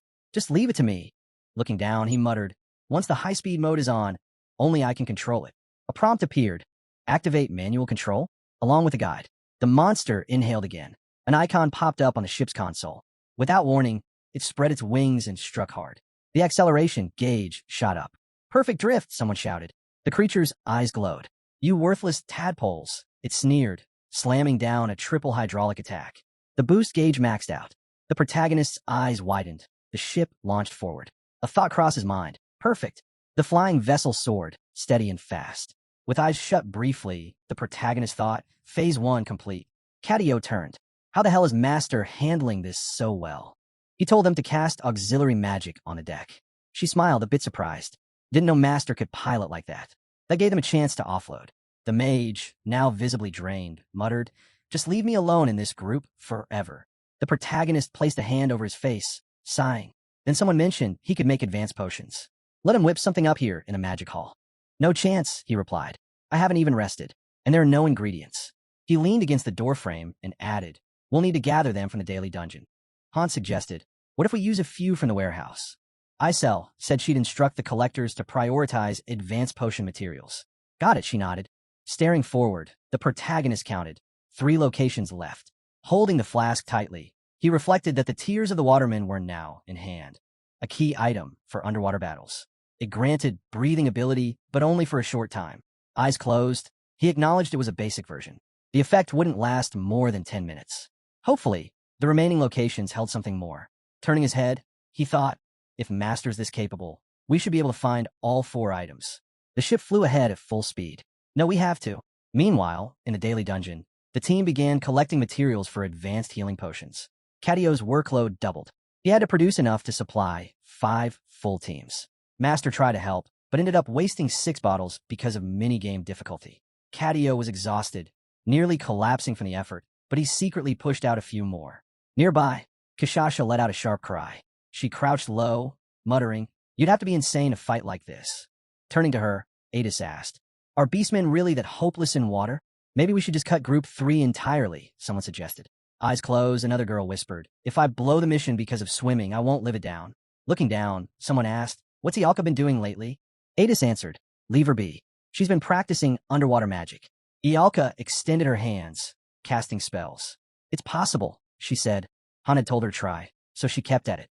Suddenly, she broke the surface with a frustrated look. Adis sighed.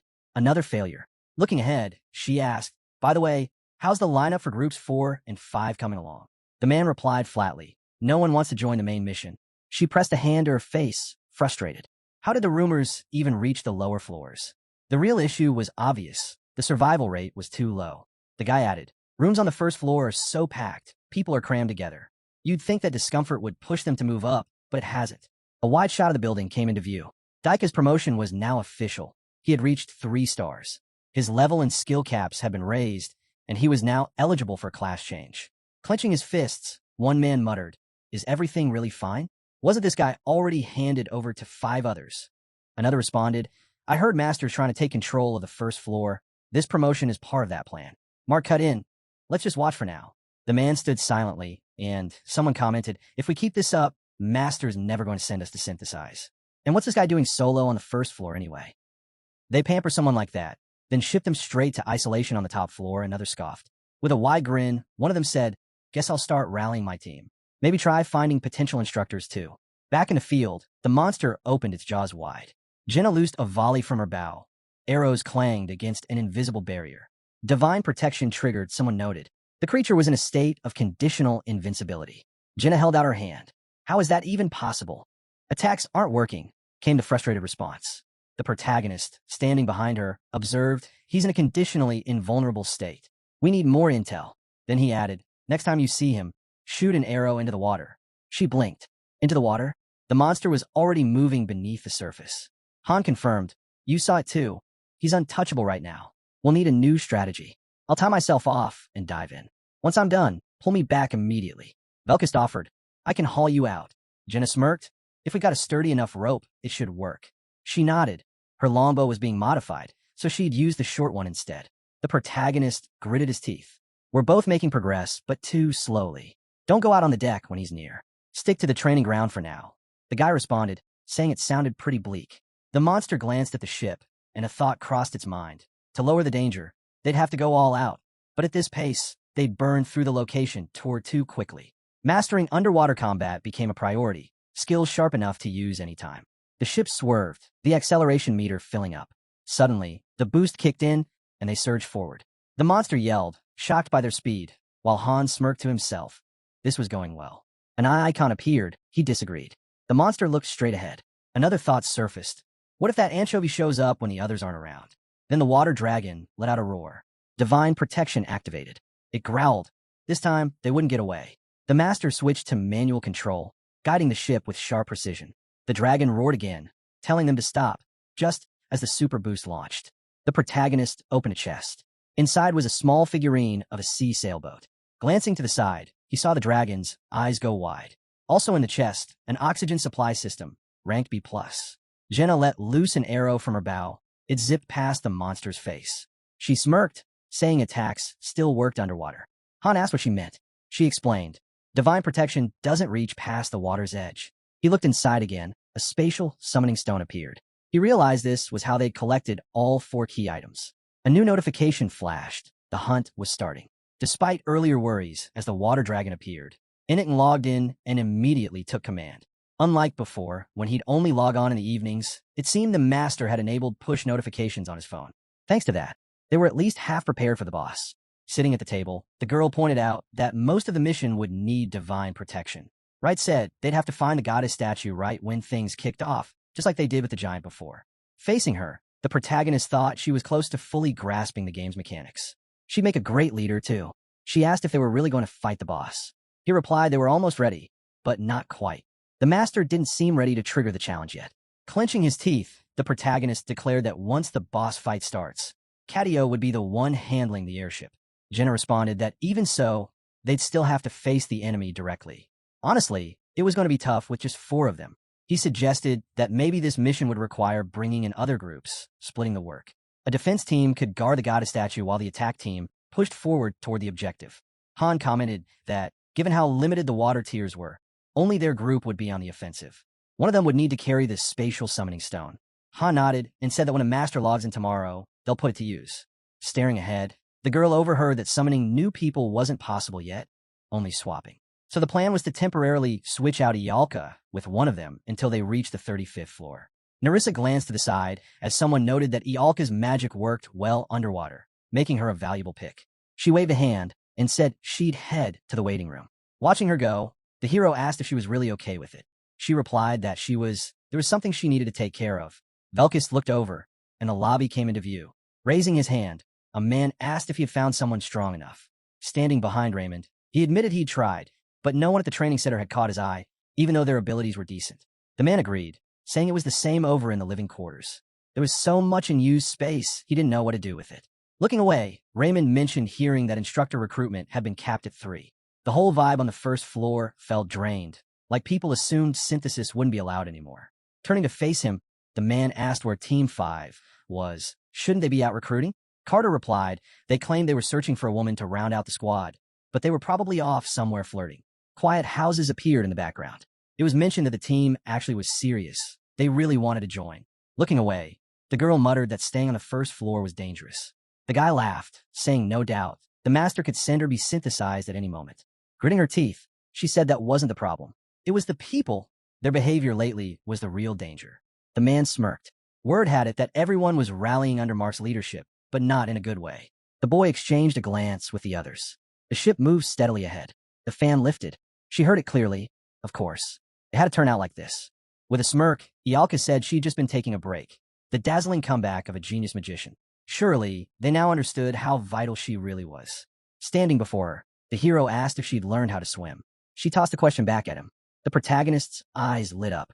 Not only had she learned to swim, she'd also mastered 4th-level fire magic. He reminded her, internal explosion, it could work underwater. Though underwater magic came with consequences, he confirmed it. But Ialka cut him off. Yes, she'd been studying hard nonstop. Turn and go, he said he'd send her back, but Ialka yelled for him to wait. Just give her one more day. He turned and smiled. It was a joke. A statue appeared. Han said that once the mission started, they'd board the airship and immediately search for the goddess statue. The girl asked if that meant activating divine protection. He nodded. With their current numbers, they wouldn't last long otherwise. The longer the delay, the worse their chances. A battle plan appeared. He explained that they had only 5 bottles of water tiers. Group 1 would take the offensive, directly facing the anchovy. All other teams would defend the statue. Velkis raised his hand, asking if he could really fight underwater. It wasn't easy. The hero turned to the girl and asked again, could she really use 4th-level fire magic underwater? With her head lowered, she admitted that on land, she could only manage it for 30 seconds. Underwater, standing before her, the hero pressed. He needed a clear answer. She replied firmly, she could. Han folded his arms and said Velkis and Nerissa would be on the front lines, facing the anchovies' attacks. Jenna would cover anything near the boss. She was finally part of the attack team. The girl blinked in surprise. She was finally going in? Resting a hand on his hip, the protagonist explained. Since their attacks were weak underwater, she'd use magic when they broke through. Ialka raised an eyebrow, hearing that she could. The girl answered that she understood. Training time was about 20 hours per day. If they were still in the waiting room, they could have adjusted that. But now this was a mission. Ialka had learned the basics of swimming. Yes, but her head lowered again. She admitted she couldn't cast spells underwater. She had to keep her mouth shut. Elemental magic became far harder to use if the previous stages weren't completed. Suddenly, Ialka looked stunned. Closing her eyes tightly, she shouted that she wasn't saying it was impossible, just that she needed time to learn how to cast the spell internally. Warming up, she added that she'd already mastered all the theory. Now it was just about putting it into practice. She could handle it. Han frowned, thinking there was nothing to do but wait for now. Then the dragon appeared, and he reminded them time was running out. The ship was heading straight toward the dragon. This was a covert mission, an operation to hunt down a water deity. Group formations came into view as particles swirled around Ialka. The ship hovered over the ocean, then came to a sudden stop. Outside the window, a vast pool came into view. Underwater, the protagonist and the girl moved through the currents. Jenna had upgraded her underwater combat skill to level 4. The protagonist had done the same. With the boost, diving down to 100 meters now took just 40 seconds. They could stay submerged for 10 full minutes. They trained underwater combat well into the night. At dawn, they switched to weapon drills on land. But a major issue lingered. Under the moonlight, the hero swung his sword down hard, hitting the ground. Frowning, he thought his skills didn't sync. No calculation errors, everything was correct, but still, nothing combined. His card and skill list appeared, 12 skills in total. Even though he had a lot, they all operated independently. When two skills synced perfectly, output could double or even triple. With synergy, it could increase tenfold. That was known as breaking the limit. For low-level heroes lacking raw stats, it was the only way to exceed the power of stronger players.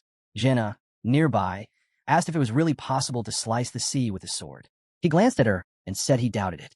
She wasn't asleep, either. She said she couldn't sleep and figured she might as well train more. He replied he was doing the same, training however he could. Jenna grinned wide and asked if that wasn't enough for him. After all, he was already like a living weapon. Raising her arm confidently, she declared she'd tear through with the ballista, thick iron bolts, slicing the sea. If that wasn't a walking weapon, what was? He replied, deadpan, that he didn't slice the sea. Looking at him seriously, she asked, how strong was he going to become? And could he spare a thought for the ones who were following his lead? He responded that this was just part of the job. As the ship pressed on, it was clear something was weighing on him. When asked, he simply said he was too weak. She added, calling him a fraud. But he understood how Nate felt. Suddenly, the hero's eyes widened. Staring at the girl, he thought, hold on a second. Jenna hadn't learned peripheral vision in Niflheimer, a skill that mixes rapid fire and pinpoint targeting. A high-tier archery move, it adjusted arrows mid-flight and pierced defenses. The girl just stared at him, confused, while he realized this proved how advanced Jenna's skills really were. The ship continued forward. The girl mentioned that their real issue was their lack of unity. Yawning, she suggested maybe the answer was simpler than they thought. Jenna then lifted her head and said she'd received a fusion, similar to how someone might gain a new skill. So why shouldn't he try as well? He looked up at her, confused. She confirmed it happened back on the 5th floor. Looking straight ahead at the monsters, he charged and attacked without hesitation. Watching him go wild, the girl muttered he must be insane. It felt like they were testing who would fall first. With clenched fists, he confirmed it. She answered, but I don't feel that anymore. He said that's because he now had experience and technique. Pointing to the side, Jenna explained that what once seemed brutal now looked more like calculated tactics. It was about staying cool under pressure. Since the technique was psychological, would it still work if there was no real threat? Grinning, Han wondered if that meant they have to physically recreate danger to trigger it. Then he muttered, it's a tricky question. The girl turned to him and asked why she even bothered helping him. He answered that it's not like she really helped, at least not in any significant way. Hand to his face, he began to wonder. Maybe the surroundings where a skill is acquired influence future awakenings. Then a pool of water formed. The girl stretched out her arms. A dummy appeared. Suddenly, a blast hit it head-on, and it burst apart. Grinning, Ialka asked what he thought. He said it was flawless, even underwater. Watching her closely, he commented that the power seemed low. She explained she'd tone it down on purpose since the dummy was small. It's different during real combat. When he asked about how many times she could use it, Ialka raised her hand and said, up to 3 times. Then, she needed a potion. Han thought to himself, this fire magic felt weaker than he'd expected. The one he saw on the 20th floor had been completely different. The girl's eyes widened. Am I coming with you too? She asked. With a smirk, Han told her he'd drag her along whether she liked it or not, so she shouldn't worry. Their ship came to a stop, docked beside a wall. The protagonist looked ahead and asked what was going on. He was told their own group was doing fine, but Group 3 had run into trouble. What kind of trouble, he asked. It's Kishasha's beastmen, she replied. They're getting seasick constantly, and they still can't swim. He let out a sigh. She explained that she'd heard it was just part of their race. They were supposed to have physical prowess beyond humans. Exactly, he nodded. And yet here we are. From the side, Adis covered her face with her hand. I've been training them non-stop, but they can't even grasp the basics, she said. Kishasha finally learned to dog paddle, but that won't help in real combat. Gritting his teeth, the hero muttered that maybe they should just help them build tolerance to motion sickness instead. I'm already on it, she replied. We build a raft for training. Lowering her head, the girl admitted that, in truth, only Group 2 was ready. Groups 4 and 5 were struggling just to recruit people. A man raised his hand and asked, and what about me? Someone called him a slug stuck in the mud. Mark stepped in, raising his hand calmly. I think there's been a misunderstanding. I was just being honest. The other man snapped. Everyone aiming for the top floor does the same. Didn't you? Is a raid like this really worth it? Carter responded sharply. Then stay here and live off potatoes like a coward. The man's eyes went wide. Who knows which one of us will be dead first? Suddenly, he swung and hit Carter. Idiot. Watching the fight, Isel stepped in. What the hell are you doing? Don't you know fighting between heroes is banned? Carter clenched his fists. Damn it. The girl shut her eyes.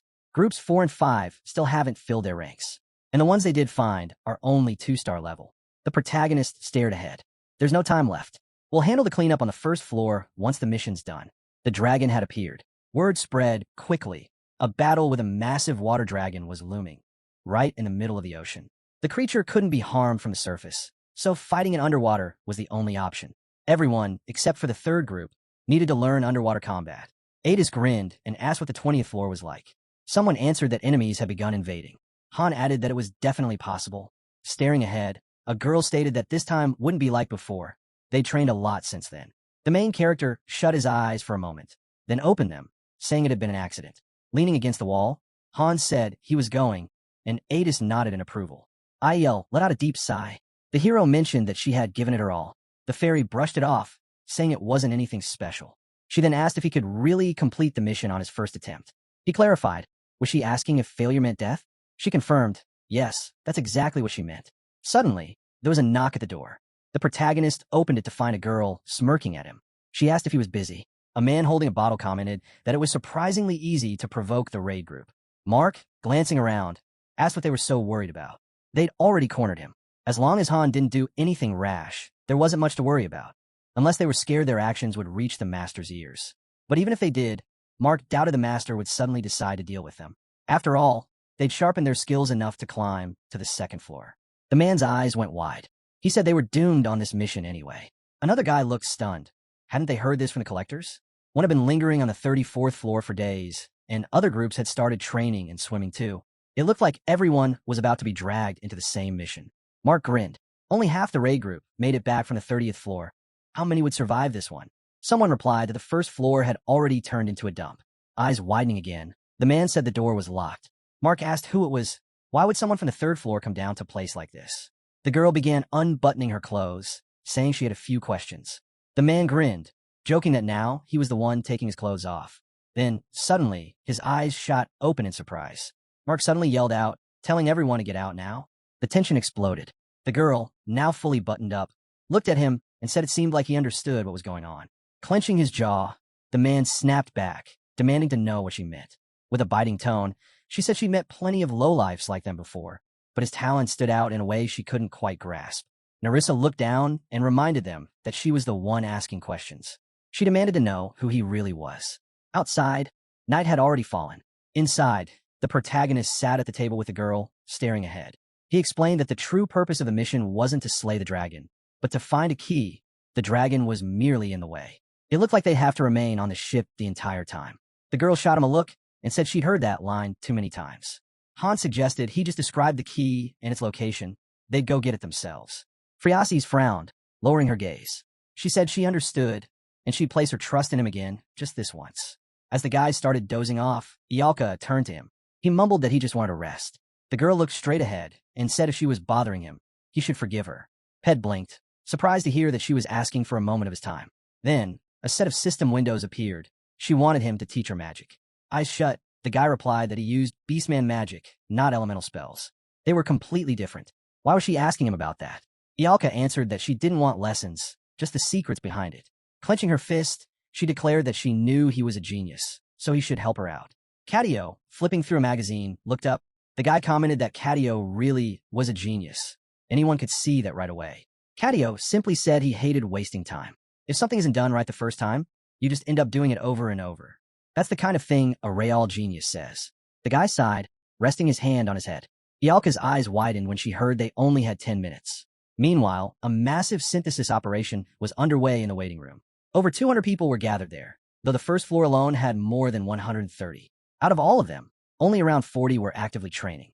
To streamline things, they had to send off the troublemakers to be processed, turn them into soul stones, and then use those to train groups 4 and 5 under backup instructors.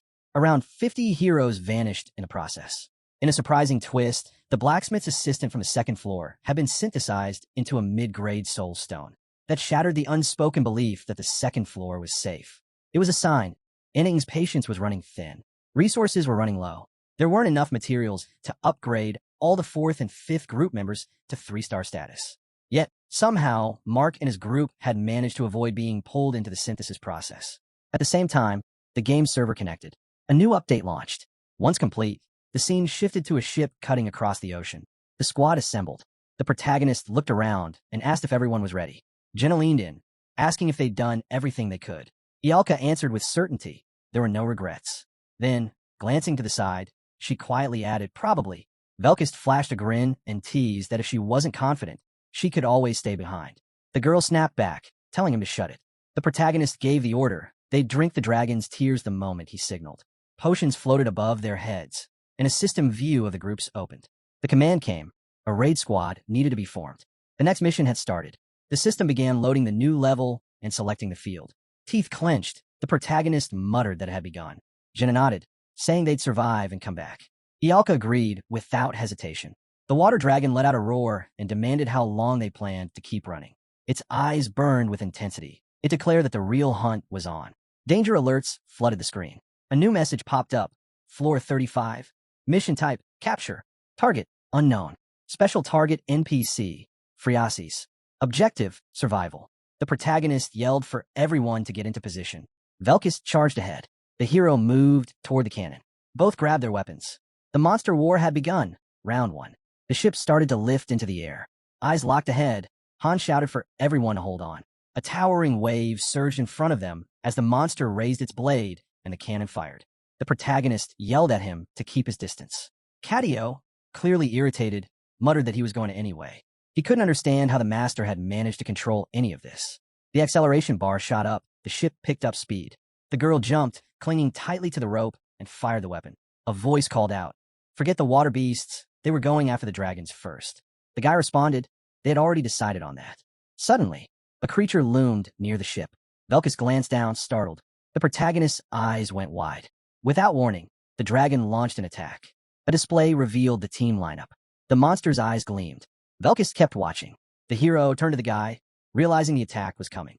The dragon growled that they'd die here. Cadio's eyes widened. The acceleration gauge surged. A blast fired at the dragon. The protagonist, gripping the weapon, scanned the area, asking where she was. Then he spotted something. He had to look closer. The mission had begun. There had to be a statue nearby. The monster glared at the ship, claiming the area as his domain. The acceleration gauge was almost full. Cadio, teeth clenched, barked out. What was it about this airship that had such a hold on him? The controls twitched. The speed bar dipped. Screams rang out. Jenna turned away, shocked. Han grit his teeth. Velkist couldn't believe what he saw. The creature appeared beside the ship again. As shots rang out, the hero shouted about the master, something about seizing control of the airship. A notification flashed. Airship capitalism is launching. An icon shimmered on the sail. The water dragon took a deep breath and declared they couldn't win. Then it struck. The ship dodged with precision, speeding up even more. The dragon glared. The monster was closing in, but the ship soared ahead, accelerating even faster. The water dragon growled in frustration. The super boost kicked in, and the airship surged forward. Friasis clutched her head, confused, collapsing to the floor. The guy insisted they leave the controls to the master. He never wanted to touch them again. The girl pointed and yelled. Something was up ahead. A blinding light appeared. Floating among the waves was the statue of the goddess. The protagonist clenched his jaw. Was this some kind of cruel joke? They had barely escaped that deadly surge, and now the statue had been hidden inside it? Staring at the statue, the protagonist vowed he would retrieve it. Someone questioned if he was going in alone. The ship tore through the waves, gaining speed. A voice called out. She hadn't noticed they were being chased. She needed to cover him. Velkist grinned, saying plenty had already been taken out, but more just kept coming. The protagonist muttered that he never wanted to kill a dragon, even if this one was just a small fry. Still, he added, someone had to deal with it. And he told Cadio to handle the fish. Cadio dashed out as someone called for him to get on deck and give cover. He responded with a quick nod. He got it. Looking off to the side, Cadio said he'd wipe them all out. He'd take down more dragons than anyone else. The protagonist looked at the girl and wished her luck. Then, shimmering particles began to swirl around the guy as he explained that he could now control surface tension. He could dive right into the water. The hero said he'd be right back, then bolted ahead. Han neared the statue. The protagonist slipped seamlessly into the water. A monster lunged forward with a roar. The hero's eyes gleamed. He slashed the creature clean in two. More monsters swam beneath the surface. Jenna raised her bow and took aim. Her arrow locked onto a target, adjusting its flight path. Arrows and shots ripped through the sea creatures. Han's eyes went wide. He realized, even with his peripheral vision, Jinna's arrows were no joke. Charged with piercing force, they hit like ballistic weapons. Underwater, they could even take out something as small as an anchovy with a fatal hit. He grabbed the statue. The protagonist started sprinting. Suddenly, the dragon attacked, just like it had planned. The hero turned his head, startled. Han watched the blast erupt and thought, if that had hit, his head would have been gone. A voice came from a ship. They were back, and he needed to get over there fast. He caught hold of the ladder. Velkus looked over and asked what he'd brought. The protagonist held it up. This, he said, and added that it looked pretty awesome. Rain fell over the statue. They gathered around, saying they should examine it more closely. Something was off. That strange outfit, was it really clothing? Then someone mentioned the goddess had a twin, but now she stood alone. The ship surged ahead. No one knew why, but it was possible another statue was hidden somewhere. Still, there was no need to go hunting for it now. The mission was a success. They'd get out quickly. They secured the goddess statue. As monsters closed in on the ship, someone proposed an idea. They present the statue as a rectangle. Made sense. It would be easier to install it up high. If it went in the center, they'd need to defend it from every side. Han suggested shutting off manual control of the airship. Capitalism. As he did, he thought to himself, maybe he had trained him well after all, since he was actually following orders. Glancing away, Han said he'd take back control of the ship and keep watch from here. Cadio glanced over and asked what he was messing with now. The hero chimed in, saying the master couldn't properly evaluate the ship's malfunctions on his own. The ship surged forward, cutting through the water. A voice rang out. No matter how skilled the pilot was, if he kept handling the airship this recklessly, it wouldn't hold together much longer. They needed to steer it toward the far corner of the map. That's where they'd placed the goddess statue. Suddenly, a massive creature appeared in the distance. The protagonist opened fire, thinking that if they couldn't take it down, at least they could try to escape. Ahead, the dragon laughed. Didn't he already say there was no way they were getting away? A wave of divine energy flared. The monster became immune to damage. The ship slammed into a barrier. A voice confirmed they were stuck. The dragon was closing in fast. Gritting her teeth, the girl stepped forward and reached out her hand. She had a plan. Ialka stared at the dragons and said firmly, I've got this. A golden light pulsed from her bracelet and chest piece. Her eyes gleamed with energy. As she raised her hand, she unleashed the spell, Flare. A blazing beam shot from her palm, striking the dragon. Fusion, she called out. The blast hit, but a system alert appeared.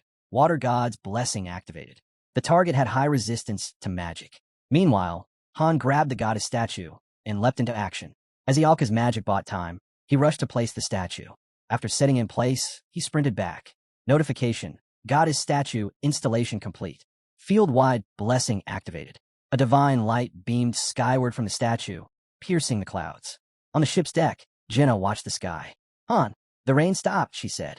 Han responded quickly. Get ready. He pulled out the Dimension Summoning Stone. Activation. Dimension Summoning Stone. Prompt. Summon additional parties to aid the heroes. Selection. Party 2. Confirmed. Adis and her team emerged. She called out, We're just protecting the statue on the ship like we planned yesterday, right? Exactly. Take Freya with you. Han replied. A silver-haired boy added, We'll give it everything we've got. Jenna threw a miniature boat with all her strength. It soared through the air. Notification. Ship figurine used. The tiny model began expanding in midair. A medium-sized ship materialized. Selection. Party 3. Confirmed. Party 3 arrived. Kishasha grumbled, Ugh, I hate water. Everyone in her group was clearly uneasy. King's blessing activated. Fear resistance boost. Kishasha only. Her teammates remained shaken, but she took off running. I heard the situation from the human woman. I'll handle the combat. Han nodded. Got it. Party 4 summoned. Ramon called out, Just survive like we always do.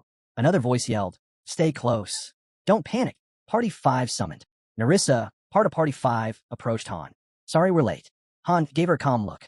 No need to apologize. Narissa immediately merged with Party 1. We'll fight together. Party 5 looked stunned as they saw the threat ahead. A massive dragon hovered above the sea, surrounded by multiple mermaids.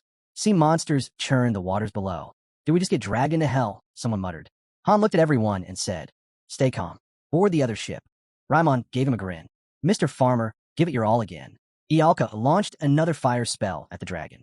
Han turned to her. That's enough, Ialka. Jenna walked over. Are you okay? Ialka touched her forehead and mumbled something, clearly drained. The dragon let out a furious roar, charging up another water cannon. The blast slammed into the field's barrier. Han pulled out an oxygen tank from a previous mission and examined it. Time to move. The eyes on the goddess statue began to glow. Oxygen device activated. He took out the mermaid's tears. Party 1 has received the mermaid's blessing. Oxygen capacity boosted to unlimited. Velkist wiped his face. So, we fighting now? Han leaned in and whispered to Cadio. Take the airship to the center. Hover above the surface until we dive. Nearby, 3 girls had their eyes locked on the dragon. Jenna downed her mermaid tear potion. Capitalism acceleration device activated. The team started advancing toward the center of the field. The dragon bellowed. You're not going anywhere. Han glanced back. Good. Keep chasing. Notification. Water Dragon Cat is roaring, gathering Water God's power. Suddenly, the squid monster returned. Monster Wave, Round 1. Cannibalistic Shark, LV, 33x105. Mermaid, LV, 37x80. Baby Water Dragon, LV, 34x53. Water Dragon, LV, 39x74. Kraken, LV, 41. Han looked at the goddess statue. Just as I thought. They're coming from every direction, all aiming for the statue. Adis, they're headed your way. Hold the line. Adis replied, Don't worry, Han. You didn't beat us last time. We'll stop them this time for sure. Party members on board the ship took position. Adis shouted, You're not rookies anymore. Time to prove it. 2 members dashed toward the ballistas. One of them, a black-haired guy, said, I'll handle this one. Anand, the right side's yours. Roderick gave the command. Use your spear techniques now. A girl nodded. Got it. A massive wave of monsters surged toward them. Adis called out, Clear out the weaker ones heading for the ship. Don't hold back. Use your potions if you have to. Ballistas fired into the sea, piercing through the attacking mermaids. One mermaid leaped aboard, lunging toward a new member of Party 5. The girl raised her shield to block. But before the attack could land, Kishasha swooped in, gripping the mermaid's head. She zipped across the deck, cutting down enemies in a blur. One after another, mermaids and water dragons fell. She landed on a mermaid and crushed it like a paper shell, dispatching another with a casual wave of her hand. She turned to the new recruit and said, If even one of us slacks off, we all pay for it. I get that now. So don't freeze up. The girl nodded, eyes wide. Okay, everyone's taking down the mermaids and water dragons. A guy nearby shouted, It's dangerous if you get surrounded. Don't go in solo. We still need intel. Others were busy cutting down enemies, trying to climb aboard. One muttered, If we don't clear them now, we'll be overwhelmed. How are we supposed to gather information in the middle of this mess? A rookie from Party 4 grumbled, I used to catch fish all the time. I was a fisherman. But this, I'm never getting used to this. Another, slashing through an enemy beside him, added, Yeah, I don't think I'll be eating seafood anytime soon. Party 5's leader called out, We'll handle the ones climbing onto the deck. Miguel, keep firing. Miguel, a chubby guy with a bow, aimed carefully. I'll go for the headshots. Makes them drop faster. I've got the rear. Don't be afraid. The girl who had frozen earlier drove her sword into a mermaid. I was terrified back there. Barely escaped the nightmare of the first floor. I have to survive this, or everything I went through means nothing. Another fighter growled as he cut down a mermaid. I'm going to crush those arrogant idiots who mocked us on the first floor. And hey, no one stays hurt with all the healing. This might actually turn into a fun hobby. More mermaids climbed up, and someone yelled, A few are heading for the statue. Take them out. The ballista operator swung around and picked them off one by one, guarding the goddess statue.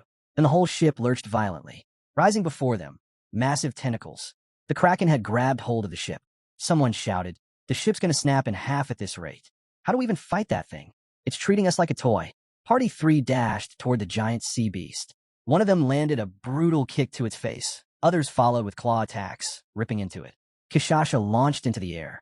Mid-flight, she transformed, then slashed the Kraken down with her claws. As a monster collapsed, a tidal splash drenched Party 3. They all grimaced. Ugh, Water 1 groaned. Another spat seawater out. It's salty. Adis, watching the chaos settle, smiled faintly. This is going better than last time. Roderick nodded beside her. Yeah, this time, everyone's making it home. A mermaid leapt from the sea onto the ship, screeching, Who human? Spears in hand, several others followed, charging in. Roderick and Adis rushed to meet them, cutting down the attackers with swift, precise strikes. A younger member of Party 3 stumbled back. I feel sick. A Party 2 member glanced at her. Party 3's seasickness is getting worse. Adis yelled, Pull back. Let Party 3 recover before they collapse. Meanwhile, elsewhere, someone stood atop the dragon's head, driving his sword into its skull. Another slashed at the neck below. There's no end to these things, one shouted. Watch the jaw, warned the fighter above. Too late. One of their teammates screamed, "My leg," as it got torn open. A comrade dashed over. "Calm down. Use a potion now." Back on the ship, it veered sharply toward the center of the battlefield. The dragon's gaze locked onto them. Han turned to everyone. "Get ready, we're going." Cadio popped up from below deck. "Wait, take this." He tossed a bottle, which Han caught. "It's mermaid tears. I had enough ingredients to make one batch. Just one bottle, though." Han nodded. "Good to have, even if we don't need it." Kato stepped forward, handing over 2 small stones. Notification. Cadio has granted attributes to Party 1. Item consumed. Stamina Reinforcement Magic Stone, Basic. Strength Reinforcement Magic Stone, Basic. All Party 1 members. +5 stamina, +5 strength. The ship sped across the sea's surface, the dragon pursuing closely behind. As the ship neared the center, every member of Party 1 dove into the water. The dragon loomed ahead. Han raised his hand. "It starts now." The dragon surged toward him. The others split off in every direction. Han raised his hand. "It starts now." The dragon surged toward him. The others split off in every direction. Han thought to himself, "Ialka's already casting. We have to stop this thing, no matter what." Now face to face with the beast, he realized just how massive it truly was. Its glowing eyes stared him down. "It's even bigger up close," he thought. Suddenly, Han swerved. Velkist appeared beside him, plunging his blade into the dragon's scale. Blue blood leaked out in streams. All damage counts underwater, Han realized. He raised 2 fingers. Every one attack. Narissa slashed in with her dagger. Velkist followed up with his sword. Jenna loosed an arrow, twisting its path mid-flight to strike hard. The dragon reeled from the assault. Real damage was being dealt. And then, deep inside the creature, Ialka finished her spell. Her magic exploded from within. The dragon burst open. Han eyed the creature and realized it wasn't enough to bring it down. "We'll have to keep pushing until Ialka can fire again," he thought. Raising 2 fingers into the air, Han signaled. Velkist dove forward without hesitation. "We've trained in harsher depths than this," Han reminded himself as Velkist surged ahead. The dragon's eyes locked onto Han, and it began to gather water within its chest. Suddenly, it unleashed a massive beam aimed straight at Ialka. Without thinking, Han sprinted into its path. Using his sword, he split one beam, then deflected another. Velkist jumped in, intercepting a third. But one final blast was still on course for Ialka, until Jenna let her arrow fly. It spun midair and struck the beam off target just in time. Then, from behind, a blinding light erupted, while had cast another spell. "Flare fusion," she shouted. The energy detonated inside the dragon's body, and its tail was severed by the internal blast. Even though Ialka's attack had faded, Han noticed the damage was real. The dragon was stunned, but far from finished. "We have to end this before it regains control," Han thought, bracing for the next phase. The dragon slowly curled in on itself. "What's it doing?" Han wondered. It wasn't reacting, even as Ialka began casting again. Her eyes now glowed intensely. "Fusion," she cried once more. Her spell detonated inside the dragon's gut. Suddenly, its eyes snapped open. It shot upward, heading for the surface. Is it escaping? Han chased after it. Wide above now. As the dragon burst from the water, chaos had already broken out up top. Other forces were engaged in battle. The dragon, flames still flickering inside it, unleashed a massive water cannon. Han's eyes widened. A water cannon? Damn it. "The ship's under fire," he yelled. "All units, switch out. Get the ones on helm some rest. This damn sea monster's going after our ship." Han ordered, "Turn it now. We can dodge the cannon." But something fell off. He stared harder. That's not water. A fiery blast. Ialka's own attack now turned against them, erupted from the dragon's mouth and slammed into the ship. Flames consumed the deck. Crew members screamed, scrambling for safety. Han stood frozen. We never accounted for this, he realized grimly, watching as the dragon reveled in the destruction, its mouth blazing like a furnace. Han stared in disbelief. Who would have thought it had spit out the fire inside its own body? His expression hardened. "I should have been more prepared. What happened to the boat?" he muttered aloud. Velkist looked around, stunned. "What the hell's going on?" "That thing just coughed up Ialka's flame," Han answered grimly. Velkist blinked. "How is that even possible?" If a water cannon works by compressing air and water from its lungs, Han thought, then it makes sense, but I never imagined it could weaponize our own magic. From a ship, Kishasha's voice rang out, panicked and loud. "Han, no one said the ship would catch fire." She held herself together, but the rest of her crew wasn't as strong. "I told you, we can't swim," she shouted. Party 3 was in chaos. The panic had hit hard. Their stats were dropping, cut in half. Then came a young, desperate voice in Han's earpiece, Kishasha's. "No one warned us. The ship's on fire. and we don't know what to do. We can't swim. Everyone's terrified. Some are trying to put the fire out, but they can't. One of us ran off. Someone yelled not to jump in. Said there are monsters in the water waiting to kill us. Kishasha shouted again. What's happening, Dragon Slayer? Han clenched his fists. Where did that damn dragon go?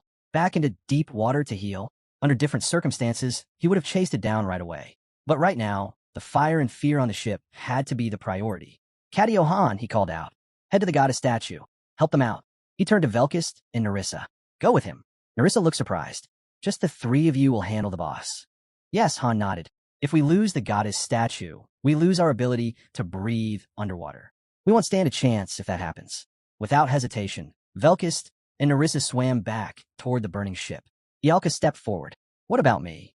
Relax. It's not your fault. Just a setback. We'll deal with it, Han said calmly. Meanwhile, Adis was doing everything she could to contain chaos, but things were clearly slipping out of control. What the hell is this? She cried. I'm sorry. It's my mistake. Han responded quietly. What do you mean? She explained. The airship's on its way. Abandon the ship. Get to the airship with Friasis. If you can't hold the statue, let it go. Just survive. Han blinked. Wait, what? I don't. Before he could finish, the communication cut off. Beside him, Ialka looked pale. It's my fault. Jenna lowered her voice. No one could have predicted this, Ialka. No one. No, Ialka didn't do anything wrong, Han said firmly. Giving your best is never a fault. If there's anyone to blame, it's me. I'm the one who decided to put Ialka on the team. I take full responsibility. Ialka shook her head. But I was the one who asked you to bring me. Han, cut her off. I would never place someone on the team unless I truly believed they belonged. Tears welled up in Ialka's eyes. Han looked back at her and said gently, there's still a way through this. Have I ever lied to you? His calm words brought her some peace. Jenna leaned in, smirking. Wow, you two are looking steamy, babe. Ialka jolted, face flushing. Well, what are you talking about? She turned to Jenna. Anyway, what do we do now? Cadio was already steering toward the burning ship. Jenna glanced toward the horizon. The monster dove underwater. It took damage. That's why it didn't strike again above water. It couldn't. It's wounded. The three of them swam steadily along the surface. Han exhaled deeply and said, Adis, Cadio's close to the wreck. Abandon the statue. Move everyone to the airship. Adis hesitated. And you guys, we'll finish the job, Han replied. I'm not letting you all get wiped out because of stubborn pride. Adis stayed silent. Didn't you swear not to lose anyone this time? Han added, you want your team to die like dogs? Fine, she finally answered. Han ended the call. This ends with us. The trio glowed faint green. Ow, Jenna asked. Han pointed ahead. Check your mission window. A display flickered at the edge of his vision. Floor 35. Mission type, plunder. Objective, special objective. Ensure NPC Friasi survives. Plunder or capture, not extermination. Han narrowed his eyes. So we don't need to kill the dragon, just retrieve the key. That dragon's just a mid-boss, guardian of the vault, not the prize. Then we avoid the fight, grab the key, and hand it to Friasis, he said. Jenna nodded. We don't have a choice. Then we move, Han ordered. All three dove into the depths. Meanwhile, elsewhere, Shurgan had fallen. His neck, sliced by a mermaid's blade, was the end of his battle. Lilani dropped to her knees. The panic overtook her. Her stats plummeted by half. The ship, now fully ablaze, began to sink. Party 3 members were tossed into the water one after another. Kishasha closed her eyes. Not now, she thought, but the king's power didn't awaken this time. Fear overtook her too. Then she saw her, one of the youngest party members, barely staying afloat. Kishasha surged forward, caught the girl, and pulled her back up to the surface. Is everyone okay? She called out, looking around. The rest of Party 3 struggled to keep above water, surrounded by chaos. And then the monsters came. A girl blinked her eyes open underwater, and all she could see was blood. 3 monsters lunged at the group. Nishaz was the first to fall. She's gone, now in the goddess's embrace. Her courage in battle won't be forgotten. She tried to swim toward the others, but before she could reach them, a spear struck her from behind. Another wave of monsters descended. Nandio, too, fell into chaos. She's joined the goddess now. Her bravery will be remembered always. The last teammate glanced at their fallen friends. She fought back fiercely, but one of the creatures slashed her throat. Lackery screamed, I'm going to die, calling out Kishasha's name over and over. Kishasha tried to calm her. Just breathe. Stay with me. Turning around, Lackery saw 2 others. She begged them, please. I'm the only one who can swim. Errol didn't hesitate. I've got you, she said. Suddenly, a monster charged at her, riding a shark. She raised her shield, blocking the blow, and slashed the monster with her blade. but the shark clamped onto her leg, dragging her underwater. She stared in disbelief. The man beside her just watched. Errol is gone. Another soul returned to the goddess. Her fighting spirit remains in their hearts. A voice rang out, "Fall back to the ship. Everyone, get on board now." From the deck, Cadio yelled, "I'll give you a path across the water. Run, don't stop. I can't hold it for long." Kishasha clutched her injured comrade. "Lackery, pull yourself together. You're a warrior." The monsters had taken over the goddess's domain, breaking the blessing. Rain poured down. Kishasha gently laid Daruma down. She looked around, panic rising. Why isn't she waking up? Why isn't the potion working? Adis looked at her grimly. There's no saving the dead. Daruma had passed. She, too, joined the goddess's embrace. Her warrior's soul would never be forgotten. Kishasha stared in disbelief. No, not like this. She didn't even get to do anything. How can a warrior die like this? Lackery pointed at the enemy. I'll kill every last one of them. Kishasha turned to her. Get a grip. Nearby, Narissa and Velkist were recovering. Velkist groaned. This is a total disaster. Mermaid's tears, someone muttered. The oxygen was at 100%. Beneath the sea, Han swam down swiftly. A time limit? Is it because the monsters took over the statue? He pushed forward through the shimmering blue water. Behind him, Jenna and Ialka followed. At the ocean's floor, a glowing temple awaited, bathed in soft, flickering blue light. Han's mind drifted back to Friasis's warning, just as a massive shadow loomed beneath the surface. The water dragon had arrived, just as predicted. Its once-torn chest had started to heal, the wound now halfway closed. Jenna didn't hesitate. She drew her bow the moment it came into view. The dragon let out a roar and surged toward them. Han raised his hand, signaling the others. Ignore it. They understood immediately and picked up their pace. The beast wasn't as quick as before. Its tail and fins were still damaged. Han powered through the water with every ounce of strength. Water Dragon, level 64. Mermaids, level 38 times 32. The sea floor shimmered with that same blue glow. It was clearly visible even from distance. Oxygen concentration, 73%. Han stopped for a moment, eyes locked on the source of the glow. That was it, the temple holding the key. Meanwhile, monsters were closing in on the airship. A notification popped up for the master. Would you like to pilot manually? He hit yes. An ethereal eye appeared on the ship's sail. The master was now in full control. He activated Super Boost, and the ship surged forward. Then came Mega Boost, even faster. Finally, Hell Boost. The ship tore through the air with staggering speed. Adis grinned. This is perfect. We can shake them now. Cadio, shielding his face from the intense wind, cautioned. Master can't monitor the ship's condition like this. If we keep this up, the engine might fail. The boosters flared red hot. A mermaid riding a shark hurled a spear, direct hit. The propulsion unit exploded. Damn it. They hit the engine, someone shouted. Is the ship dead in the water? Another asked. Adis snapped into action. Everyone get ready. They're coming. Cadio leapt into the air, splashing down hard into the sea. I'll handle the sharks. He touched the water. Electricity surged out, stunning every shark in range. Their bodies floated up as mermaids switched to riding sea dragons. Can't you just zap all of them with that? Someone asked. Cadio snapped back. What do you think I am? Unlimited energy? I've got limits. I'm heading to the propulsion. Cover me. Adis nodded. Roderick and I will handle that. The rest of you, stop the climbers. Cadio moved his fingers rapidly, summoning strands of glowing blue energy. Opening a dimension portal. Don't hold back. Use every intermediate healing potion we've got. Adis turned sharply. Form up. If Cadio goes down, we're finished. Guard that portal. The portal opened, a gateway to summon equipment and supplies right on the battlefield. Adis shouted, Party 3, secure the whole deck. Keep them off the ship.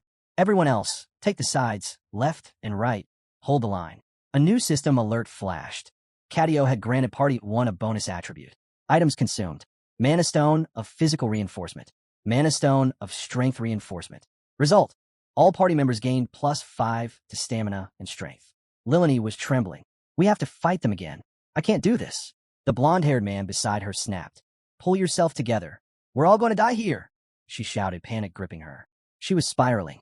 Another teammate handed her an intermediate potion. You're not alone, the blonde-haired man said gently. We've got your back. You're going to make it. The black-haired man added, drink this. It'll calm your nerves. A woman stepped forward. You going to collapse now? After ditching us to rush to the second floor, Lilani? Ryman chimed in. Been a while since we fought side by side. Everyone positions. The blonde-haired man turned back to Lilani. Lilani, you got our backs, right? Lilani stared at them, eyes wide. Then she took a deep breath, shut her eyes, and said, "Thanks. I'm sorry I keep slowing you down." She downed a mana potion. "I'm good now. Leave it to me." They locked into formation. Ahead of them, a dragon mermaid stood tall. A swarm of mermaids approached. Down below, Han twisted his body just in time. Whoosh! A harpoon sliced through the water, barely missing them. They maneuvered skillfully, diving deeper toward the seafloor. Han reached for the Yalka and swam straight toward the submerged temple. Oxygen concentration, 43%.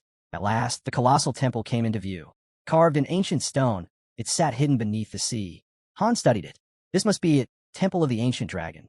The key they needed was known as the Goblet of the Ocean. He spotted a statue of the goddess. Dragons were etched into the massive doors. They must have sealed it to keep water out, he thought. No visible entrance, then we'll make one. Han gestured to Yalka. Without hesitation, Yalka began casting. Part of the temple's roof shattered under the force. Han gave a signal. Yalka went in first, followed by Yalka, then Han and Jenna. Han landed smoothly on the floor inside. Yalka, seal the entrance. She responded instantly, moving her hands in a fluid motion. Stones from the temple's floor floated up and sealed the opening where water had been rushing in. "We got a bit of time," Han said, "but not much." Yalka nodded. Han scanned the area. They were in a vast chamber, big as a sports arena. The interior of the temple was miraculously dry. Oxygen concentration, 28%. Han turned to Jenna. "How bad is it?" She touched her head, still dazed. "It's not that bad." Han snapped. "Don't lie to me, I'm getting pissed." Jenna's left calf was torn open, blood steadily seeping from the wound. Status effect, bleeding. Health will continue to drop. Han stood in front of her, popped open a potion bottle, and let out a quiet sigh. "That harpoon didn't stick, but it carved out a nasty chunk," he muttered. "A potion should fix it fast enough." "It'll only heal if you stop moving around," Han added. "I can still fight," Jenna insisted. Suddenly, boom, the ground shook violently. "How dare you enter without permission?" The voice echoed. "The water dragon." Han lowered Jenna carefully, grabbed a potion and some bandages. He poured the potion over the wound, then wrapped the leg tightly. "Stay put," he said firmly. "I'm not useless." "I can still fight," she protested. "Stop spouting nonsense." Jenna blinked. "You're being weirdly nice." Han tied the bandage and pulled out another potion, this one white and shimmering. "Mermaid's tears," he said, placing it beside her. "Cadio gave this to us. Only use it in an emergency." She stared. She had never seen this side of Han before. Han turned to the others. "Yalka, stay here with them." "I'm not just waiting around," Yalka said. "Then why come at all?" he asked. Yalka placed a hand over her chest. "If this is my fault, I'll take responsibility. That's what it means to be noble. And since you brought me here, act like a gentleman and see this through." Han sighed and pointed toward a gaping hole. "That's the entrance." "Wait here, Jenna. Hold off any monsters that come through." Jenna's eyes widened. "You're seriously leaving me behind?" Turning to the Alula, Han said, "Stay close. I'll come back. Just wait for me," he told Jenna firmly. "System message. This dungeon is designed for a party of 5. Han ignored the warning and pressed forward. Battle shop activated. High-quality glow stick. Support item one-time use. 100 gems. Purchase. Yes/no. Han glanced at the glowing sticks, weighing the options. The tunnel ahead lit up faintly. Time was running out. Thud. A stone chunk fell from the ceiling. The water dragon was bringing the temple down.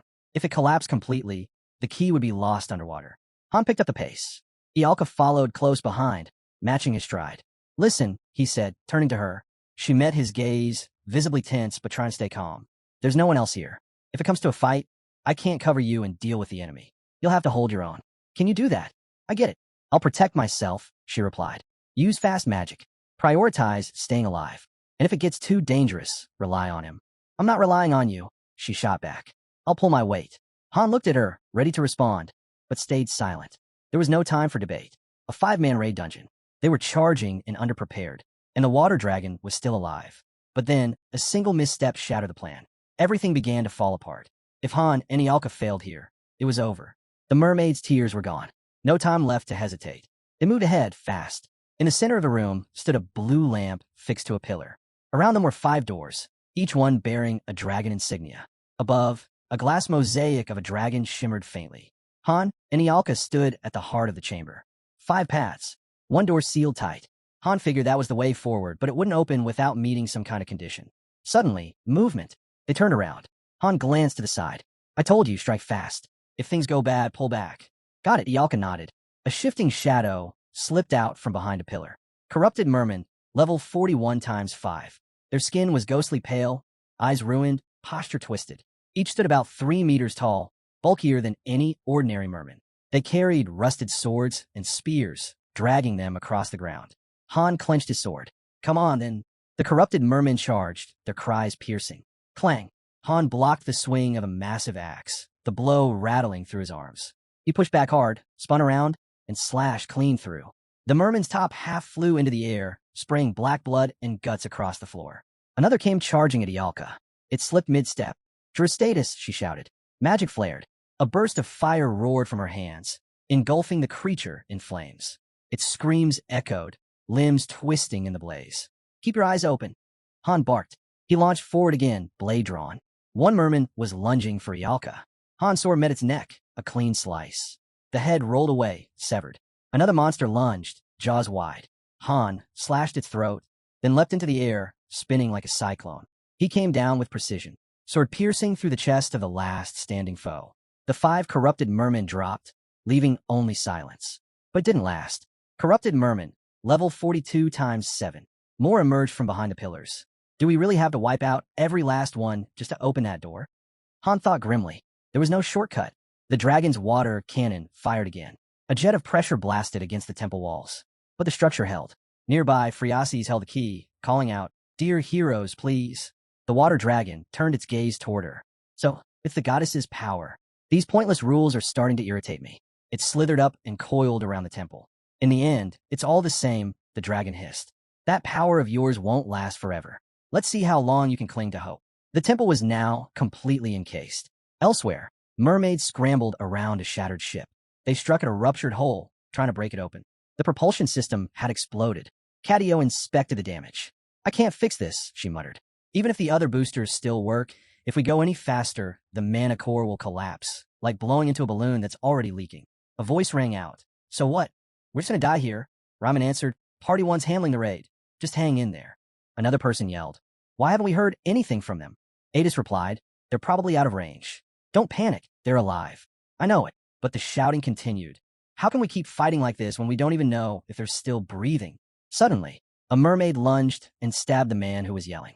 He dropped to the ground. Someone else struck the mermaid from behind and rushed to the fallen man. Hubert, come on, snap out of it. Use a potion. Another fighter, slashing with his sword while guarding himself with a shield, shouted, Roderick, get the injured to the cabins. Then someone came at him from below with a spear. You bastard, he yelled. A girl ran toward them, shouting. Just then, the man got stabbed in the chest with a spear. A dragon swooped down at the girl, but she managed to block the attack with her shield. Her hands were trembling. The deck was chaos. Everyone was battling to stay alive. Nearby, 3 little girls from Party 3 were crying. One of them yelled out, If you don't want to fight, then get out of the way. I'll take them all on myself. Velkis looked over at Nerissa. Didn't that kid use wind magic to speed up before? Nerissa, still fending off a mermaid, snapped. Yeah, on that same ship we were on. Use your brain. Velkis gulped down a potion and grinned. Feels like I've already killed 100 dragons. Good thing we're stocked. Mermaids were closing in on him. Velkis muttered, should have taken Han's sword. Mine's broken 3 times already, but I've still got spares. Nerissa glanced at him. Even if we've got supplies through the dimension portal, we can't keep this pace forever. Not without rest. While slashing a mermaid, Velkis tossed a potion to Kishasha. Catch! Kishasha caught it with one hand, while slaying a mermaid with the other. Rain poured from the sky. Lilani stood in the downpour, staring upward. Her thoughts drifted to a memory. The sun was setting. A cart rattled along a muddy path. She sat beside her father. The back of the cart was filled with apples. We didn't sell much today, Dad, she said softly. He sighed, yeah, we still got a lot left. Not much we can do. The apples spoiled from all this rain. Then he smiled. But thanks to our hard work, we'll still have enough to eat tomorrow. He handed her an apple. Nice weather gives me the drive to keep going, you know? Lilani beamed. I'll help more tomorrow. Her father smiled. Thanks, Lilani. Now, come on, let's get some dinner. Standing behind Velkis, Lilani murmured, The weather's beautiful today. I have to give it my all tomorrow. Her eyes scanned the battlefield. Her party stood around her. For a moment, memories of them flashed through her mind. Memories she wanted to carry into the fight ahead. Snapping back to reality, she whispered, If tomorrow's weather is like this. Her voice cracked. Dad, I'm hungry. Her body, broken and bloodied from the waist down, collapsed. She was gone, returned to the goddess's side. But her resolve, her will to fight, would linger forever. A blond man screamed, voice shaking, You damn black-haired bastard. You killed someone born from life itself. Die. Die! Die! He roared. Ryman stood nearby, watching all. Behind him, Lilani lay motionless. Roderick gripped his spear tight, rage seething inside him. The mermen charged in, their shrieks wild and frenzied. Nerissa cut them down one by one. Get out of our way, you freaks, she snarled. A wounded man sat bleeding, muttering, I'll kill them all, every last one. Beside him, another trembled. I can't keep going. Someone grabbed his shoulder, steadying him. Rest here. We got this. In another corner of the battlefield, a girl from Party 3 was trapped in a merman's grasp, its teeth sunk into her leg. Roderick stood still, memories of fallen comrades flooding back. He remembered one of them, grinning once, saying, What do you think? Not bad, huh? That man was now dead. Another had said, I've been running errands all day as a merchant, but I'm holding up. He was dead too. Then came Lilani's voice from what seemed like long ago, speaking on the 20th floor. Back then, it was Dyron. Now, it's Rosa. She trembled as she spoke. But someone like me still. Roderick narrowed his eyes. And then, he heard her voice again. Thank you, she had said, smiling. It's because you taught me the spear that I'm alive today. But now, her body was torn apart, lying lifeless on the blood-soaked ground. His rage exploded. Mermen surged forward, slashing and stabbing. A member of Part 2 had his arm severed. He collapsed. More mermaids came rushing at him, weapons ready. Roderick let out a roar. His spear flew, cutting through the wave of enemies. Blue blood splattered. He lunged forward, tearing through them all. Lilani's body remained still. Adis and Cadio stood stunned, watching him lose himself in the battle. Roderick kept moving. More enemies fell before him. He gripped his spear tighter, his voice breaking into a cry. Elsewhere, Han and Alula were locked in combat. A merman shrieked, swinging its weapon wildly. Clang! Han parried with his sword. In a flash, he drew his dagger and drove it deep into the creature's eye. He felt it, twisting through the brain. The beast dropped, lifeless. Blood poured from Han's wounds. His health was fading fast. He looked up. Ialka was setting enemies ablaze. Her dress was torn, blood trickling down her side. I'm fine, she yelled back. I told you. If it gets too dangerous, fall back. Han said firmly, I'm on it. Ialka responded, Corrupted Merman, level 43. 10 of them. Third wave incoming. Han tossed a recovery potion to Ialka, and she caught it midair. Are you sure about this? She asked. I still have 2 more. We can manage, Han replied, then asked. What about the mana potions? Only 1 left. Ialka answered. Keep it. We don't know how many more waves are coming, he said, before charging toward the mermaids. The mermaids lunged at him as Ialka unleashed fire magic behind him, setting their path ablaze. Han thought, it would have been easier if the whole party was here, but there's no point in regrets now. He steadied himself, then slashed, beheading a mermaid and taking down 3 in 1 stroke. As he fought, he began recognizing their attack rhythm. There's a pattern. I could take them down using the least effort possible. His body moved instinctively while his mind refined the strategy. But he was covered in cuts, blood pouring from every wound. He gritted his teeth. Now bleeding out, his health was draining. Round 4. Corrupted Merman, level 43. 13 of them. Holes burst open along the walls. More enemies spilled into the chamber. Corpses began stacking at his feet, but so did his injuries. They were already drained from the underwater fight. With just the 2 of them, coordinated tactics were out of the question. And with each round, the enemy count kept climbing. Han considered activating Berserk mode. No, the backlash is brutal. I can only use it 3 times. And if this dungeon resets, we might have to do this 4 more times. Down to his last potion, he hurled the empty bottle at a creature's face. It flinched. Han dashed in and struck it down. He moved to slice another, but was intercepted mid-swing by a spear-wielding merman. Han ducked, narrowly dodging the thrust, then countered, splitting the merman in 2. Another hit him from behind, sending him flying. As he hit the ground, the enemy advanced. He clenched his jaw, blood dripping, an empty mana potion rolling across the floor. Suddenly, flames erupted, engulfing the merman in an inferno. Han shielded his face from the blaze. When the fire cleared, he opened his eyes. All the mermen had burned away.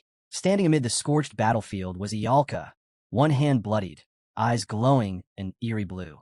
She was in a state of magical overdrive. Han's eyes widened. Mana surge?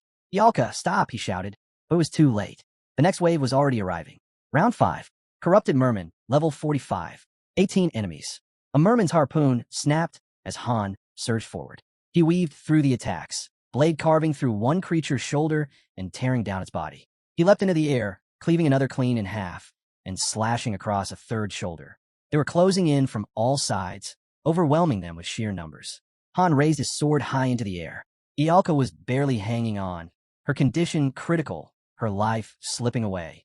Enemies charged from all sides, and Han fought through them one by one, cutting them down as he pushed forward. He broke into a sprint toward Ialka. The creatures swarmed like ants, closing in. "Hey, you bastards!" Han roared. "Don't you have any damn conscience?" The final gate had appeared, and now it was nearly fully open. Merman bodies covered the floor, too many to count, and Han stood exhausted among them all. Ialka looked up weakly. "You did it," she said. Han slid his sword back into its scabbard and staggered toward her. His reflection shimmered faintly in the blood on the floor. Ialka's hands were burned, but she smiled. A blade was still lodged in her chest. "Was I helpful?" she asked softly, leaning against the wall, barely upright. Han stepped in front of her, pulling out a potion and uncorking it. Ialka gave him a gentle smile. "It's okay. Isn't that the last one?" He glanced at the broken bottle beside them. "You must be mistaken," he said. "There's still one left." He tried to pour the potion in her mouth, but it spilled onto her lap, soaking her dress. "What a waste," she whispered. "Don't worry," Han said quickly. "There are other ways." Ialka looked down and smiled faintly. "Liar," she said. Han threw the empty bottle aside. Ialka rested her head against his shoulder and closed her eyes. Tears began to fall. "I don't regret it," she whispered. "I was the one who chose to come here." "Don't talk like this is the end," Han replied. "I told you we'll figure it out. Have I ever lied to you?" She tried to lift her head. Blood had soaked into his shoulder. Still, she smiled. Her hand rose shakily. She looked into his eyes. "I was helpful, eh?"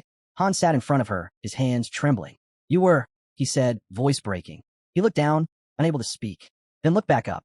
"I'm sorry for all the times I was too hard on you." His voice cracked. He looked like he was about to cry. Ialka smiled through her tears. She lifted her hand again, gently touched his face. "Idiot," she whispered, and just like that, her hand dropped. Her eyes closed forever. She returned to the goddess. Her courage and spirit would be remembered for eternity. Han stood still, expression blank. Then he bit down on his lip, lowered his head, and trembled. Through clenched teeth, he said, "I admit it. I underestimated this world." In Ialka's fading eyes, he was reflected. "I never knew failure. Everything I did always worked." Han gently closed Ialka's eyes with his hand. "I thought it was okay to stray off course since I knew everything, but I was wrong. This wasn't your fault. It was mine." He turned away and started walking. "I brought Ialka into this party out of stubbornness. I forced it. The fire-breathing water dragon, the burning ship, everything up to this moment. It's all on me." The temple ceiling trembled above him. Han gripped the hilt of his sword. He lifted it and unleashed berserk mode. The feeling, I haven't felt it in so long. That emptiness. The way nothing matters anymore. Not even the consequences. All that remained was the need to kill what stood before him. Even in berserk mode, tears ran down his face. A massive wave slammed into the ship. Mermaids clung to its edges. Phreasis, holding the key, lost her balance from the force of the wave. The key slipped from her grip, and as it fell, the goddess, once shining bright, lost her blessing. The dragon looked toward the fading light of the goddess. Mermaids broke into the temple from the same path the heroes had taken earlier. Jenna fired her arrows, eliminating every mermaid that burst through. But more kept coming. She turned to run. Then came a sound. The ceiling cracked apart. The dragon descended, roaring, "Die, all of you!" Jenna sprinted across the floor, the dragon behind her. She screamed Han's name. Suddenly, her injured ankle gave out, but she managed to roll and narrowly dodged the dragon's strike. She drew her bow and aimed at the beast. The arrow snapped on impact. Jenna's eyes widened. Immunity? Is it because there's no water in here? She loosed multiple arrows, each one ineffective. How the hell am I supposed to fight this thing inside the corridor, where its immunity holds? Meanwhile, Han stepped toward the final gate. It stood wide open. Wave 7. Corrupted Merman. Level 47. 27 enemies. Han faced the gate head-on, and the mermaids came charging at him. Han noticed something odd. The enemy forces were growing stronger and more numerous, even though they were deep within another part of the temple. But instead of panicking, he flipped the thought on its head. "It doesn't matter," he muttered, red light gleaming in his eyes. The mermaid screamed and charged at him. Han clenched his jaw. He wasn't going to hesitate anymore. No matter what stands in my way, no matter how many come, I'll wipe them all out. At that moment, chaos had already spread across the teams. Party 1, 2 injured, 1 dead. Party 2, 3 wounded, 1 dead. Party 3, 2 hurt, 3 down. Party 4, just 1 bleeding. Party 5, 2 injured, 2 fallen. That wraps it up for today. Sadly, we've lost our beloved Ialka. It's heartbreaking to see her fall like this. As the mermaids charged at Han, yelling. All of them came at once, but Han stood his ground, blocking every strike. His eyes shone bright red. He stepped forward and swung his blade. Mermaids fell in chunks, one after another. With a series of relentless slashes, he cleared the area. Han spun to the side and growled. Next. Another enemy lunged at him. He slashed its throat clean through. Again, he said, next. Suddenly, one crept up behind him. Han ducked, cut its hands off, and spun around. Another hurled an axe. Han caught it midair and threw it back. The weapon buried itself in the creature's head, black blood spraying everywhere. More kept coming. One snuck up. Han sliced it down in a single strike. Another rushed in. He leaped into the air, vanishing from view. The mermaid looked around in confusion. From above, Han descended like a blade of fury, gripping his sword tight. He struck down in a sweeping arc, eliminating every mermaid in sight with one brutal blow. A system notification flashed. Berserk's skill has exceeded system limits. Adjusting level. Han's appearance twisted into something monstrous. A new message popped up. Skill awakened. Berserk, level up X2. Berserk has reached max level, level 10. Meanwhile, in the corridor, Jenna was sprinting through the massive structure. This place is never-ending, she muttered under her breath. She opened a door and froze. It was the same room where Han and Ialka had fought off the first mermaid wave. Her eyes scanned the battlefield. She whispered, Ialka, as she spotted her lifeless body. Back in the battle-worn chamber, the mermaids were still coming for Han. Blood ran from his wounds, but he kept dodging and pushing forward. Notification. Bleeding has intensified. HP will drop periodically. Han glanced down. The side wound, it's getting worse, he muttered but clenched his teeth. I'm not going down yet. Just then, a system message flashed. Skill awakened. Pain tolerance has leveled up. Now, level 7. A mermaid lunged with a spear. Han sidestepped and darted ahead. Notification. Pain tolerance leveled up. Now level 8. He soared into the air and brought his blade crashing down, slicing the mermaid like it was nothing. Next, limbs. Everything was cut clean. He pushed through, red light blazing in his eyes. Notification. Composure skill limit exceeded. Readjusting level. Skill awakened. Composure leveled up 3 times. Now level 10. Han tore through the swarm, leaving no survivors. Notification. Composure has reached max level. Another wave of mermaids charged. Han sprinted right into them. Leaping high, he crashed down, sword cleaving through every target in range. Skill awakened. Indomitability has leveled up. Now level 4. Fueled by rage, he swept through them all. His sword glowed crimson, sparks flying as he charged the final wave. Elsewhere, in the distant region of Niflheim, a mage paused. Sweat ran down her temple. Master, there was a mermaid, but his eyes were glowing red. Her vision blurred. The mermaid circled Han, but he stood firm. Suddenly, his blade spun in a complete arc. Every mermaid in range dropped instantly. Notification. Master Han's soul is in turbulence. He looked like a monster now. On the outer channel, a voice came through from another room. That was the 3rd chamber. The door leads to the next one. I couldn't find the key. Looks like I have to clear all 5 rooms, no matter which path I choose. They stepped toward the next room. The floor was littered with mermaid corpses. Notification. Pain tolerance leveled up twice. Now, level 10. Pain tolerance has reached max level. Skill evolved. New skill. Battle speed. Level 1. Han took a long breath, worn out, but still standing. Inside the temple's 4th chamber, 3 massive statues loomed. Their torsos were human, but their lower halves twisted into serpentine coils. Glowing stones were embedded in their chests, and each held a deadly spear. Han stepped forward. Notification. Monster Wave, Round 9. Guardian Golems, level 50 times 3. One statue slowly raised its spear, aiming straight at him. Han tightened his grip around his blade, now transformed into a longsword. Notification. Han has entered a state of exhaustion. All stats reduced by 90%. He stood still, face shadowed, not a word spoken. His thoughts drifted back. He remembered standing before Ialka. I know you can use fire magic. What about teleportation? Any support spells? Ialka chuckled, covering her mouth. Support magic? That's for turret mages. What I got is pure firepower. I warned you, if I ever showed you my real magic, you'd all be stunned. The memory dimmed. Another surfaced during training. Ialka and Han are running side by side. This is ridiculous, Ialka complained, gasping. Why is someone of my rank doing this? I use brains, not brawn. Han didn't miss a beat. Then stick to potatoes. Meat's for people who move. Panting, Ialka shot back. Using food as a weapon now? How cheap. Then came the memory of the coat. Han handed it to her with a quiet smile. You said you wanted this, didn't you? Ialka hugged it close. Trying to bribe me? So indecent. Flames flickered as the memory shifted again. Ialka training. A green aura swirled around her hand. While you were off on your mission, she said. I trained too. Lifting her fan with grace, she added, and don't forget, I was only on vacation. The genius mage is back. I bet you noticed something missing while I was gone. The flame around her burst higher. Back in the present, Han activated indomitability and took his stance. Ialka's annoyed expression flashed in his mind. Idiot, she had said. He clenched his teeth. Notification. Skills Berserk and Composure have fused into a new ability. The flames swirled into a perfect circle, then cracked. Notification. Han has unlocked new skill. Exceed level 1. A blue aura erupted around him, power surging like a transformation. Energy wrapped around him in waves. The 3 guardian golems charged all at once. Han didn't back down. His eyes were no longer red. They blazed violet.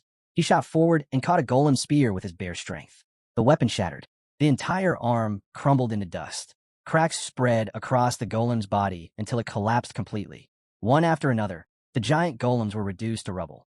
Han stood, sword in hand, surrounded by a glowing blue light. Purple energy pulsed from his wounds. From his chest down to his legs, every gash radiated with power. He lifted his head. His body was trembling, but he held firm. I won't fall, he growled. Eyes locked forward, his fury burned bright. Notification. Skills Exceed, Indomitability, and Battle Speed are synchronizing. A new effect is being added to Exceed. Light exploded from within him. Han stood in the center of the glow. He thought to himself, I'm almost there. He heard the dragon's voice echo through the chaos. You cowards. Where are you hiding? Han kept moving forward, gritting his teeth. Just a little more. I have to push through this. The dragon roared again. I'll find you. Han crept forward carefully. Meanwhile, aboard the battleship, 3 party members stood frozen. Kishasha and Lackery stared in horror. The severed head of one of their comrades was clenched between a mermaid's teeth. Lackery collapsed to her knees. The mermaid stood before her, their glowing red eyes locked onto the grisly trophy. No! Lackery screamed. Tears streamed down her face as she lunged at the mermaid. Suddenly, a dragon swooped down and clamped its jaws around her. Lackery, Kishasha cried out in terror. The dragon dove into the sea with her. Somebody help her, Kishasha yelled. At that exact moment, Velkist launched himself off the ship and plunged into the water. As he descended, he drew his sword. Blood swirled around him, and then a notification appeared. Lackery has returned to the goddess's embrace. Her warrior spirit shall be honored forever. Velkist clenched his fists. She's gone. A dragon rushed in from behind, but before it could strike, Velkist turned and slashed it to pieces. Another notification flashed. Velkist Savage has reached level 4. New title unlocked, Dragon Slayer. A crimson light burst out from him. Now surrounded by mermaids, sharks, and dragons, Velkist shouted, Fine, I'll take you all down. Back on deck, Roderick was in the middle of battle. He split a mermaid in half with his spear, then spun around. But another mermaid blindsided him, slicing through his legs. He was hurled to the edge of the ship. She grabbed his fallen spear as he stared at her with lifeless eyes. Suddenly, 2 party members leaped in and took her out. We're done here. Ryman shouted. Everyone fall back to the cabin. Another member echoed him. Retreat. Move now. One guy who was healing blinked, confused. What? He looked up and spotted someone hiding nearby. You're already healed. Why are you just sitting there? The fat guy muttered. I'm not going back out there. That'd be suicide. Meanwhile, another wounded party member, his arm severed, ran past. Where's Miguel? He shouted. A bald man replied grimly. He's gone. Miguel's body lay lifeless nearby. They've overrun the deck. Get to the cabin now, the bald man warned. A girl called out. We're all in. Where do we go from here? Suddenly, 3 mermaids crashed down in front of them. Adis and Cadio froze. Cadio quickly backed up, raised a staff, cast a spell to block the incoming spear, and yelled, Head 1 more floor down. Phreasis clutched the key tightly, her thoughts racing. What is happening? Suddenly, a mermaid charged straight at her. But before it could reach her, Adis appeared out of nowhere and sliced off its head. Get back, she yelled to Phreasis. Out of nowhere, a spear struck Adis in the left shoulder. At the entrance, 4 more mermaids stood blocking the way. We're surrounded, the white-haired girl shouted. My weapon's broken, the fat guy panicked. Ryman snapped. Then use your dagger. Throw it, stab with it. Just do something to slow them down. Frustrated, he barked. We need to find a way out. Clear a path. Adis, gripping her dagger. On, what are you doing? Hurry. A notification flashed. Hubert is on the brink of death. His life is in danger. Adis closed her eyes, trying to steady herself. Then another alert appeared. Gerald is bleeding. His health will drop steadily over time. She shouted Han's name again. Another alert. Roderick has returned to the goddess's embrace. His fighting spirit will be remembered for eternity. Meanwhile, at the temple, a blue glow filled the room. At the top, Nestled among glowing purple crystals sat the second key, a goblet adorned with a brilliant blue gem. Han stood before it. Then, triple warning notification. Danger alert. Han gripped his sword tightly. Monster wave, final round. Ancient Guardian, level 61. He took position. This is the second boss. One shot. That's all I've got left. Suddenly, the temple dome cracked open.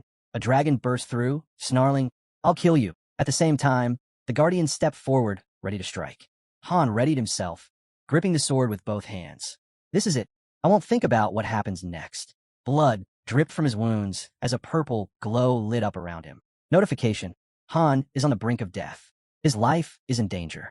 Both the dragon and the Guardian charged in. Another notification appeared. Skill awakening. Han's body, sword unity, and power strike have fused. His eyes lit up with a deep purple hue. New skill acquired. Destructive sword spirit. Level 1. With everything he had, Han swung his sword toward both the dragon and the ancient golem. Now, Han was barely standing. Jenna and Velkist were bleeding out. Ialka was already gone. Cadio was injured. From Party 2, Adis was wounded. Roderick had fallen. 2 more members were badly hurt. Lilani was dead. And in Party 3, only Kishasha remained. All 4 from the first group were gone. In the 4th party, 1 had fallen, and the rest were barely hanging on, bleeding out. Over in the 5th, 2 were down, but still breathing. 3 hadn't made it. Han's sword struck the dragon's scales with a deafening clang, the sound echoing through the cavern. Suddenly, a soft chime rang out. Water God's blessing had triggered. His blow was instantly intercepted by an unseen barrier, and another alert popped up.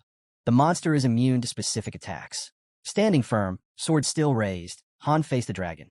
His teeth clenched.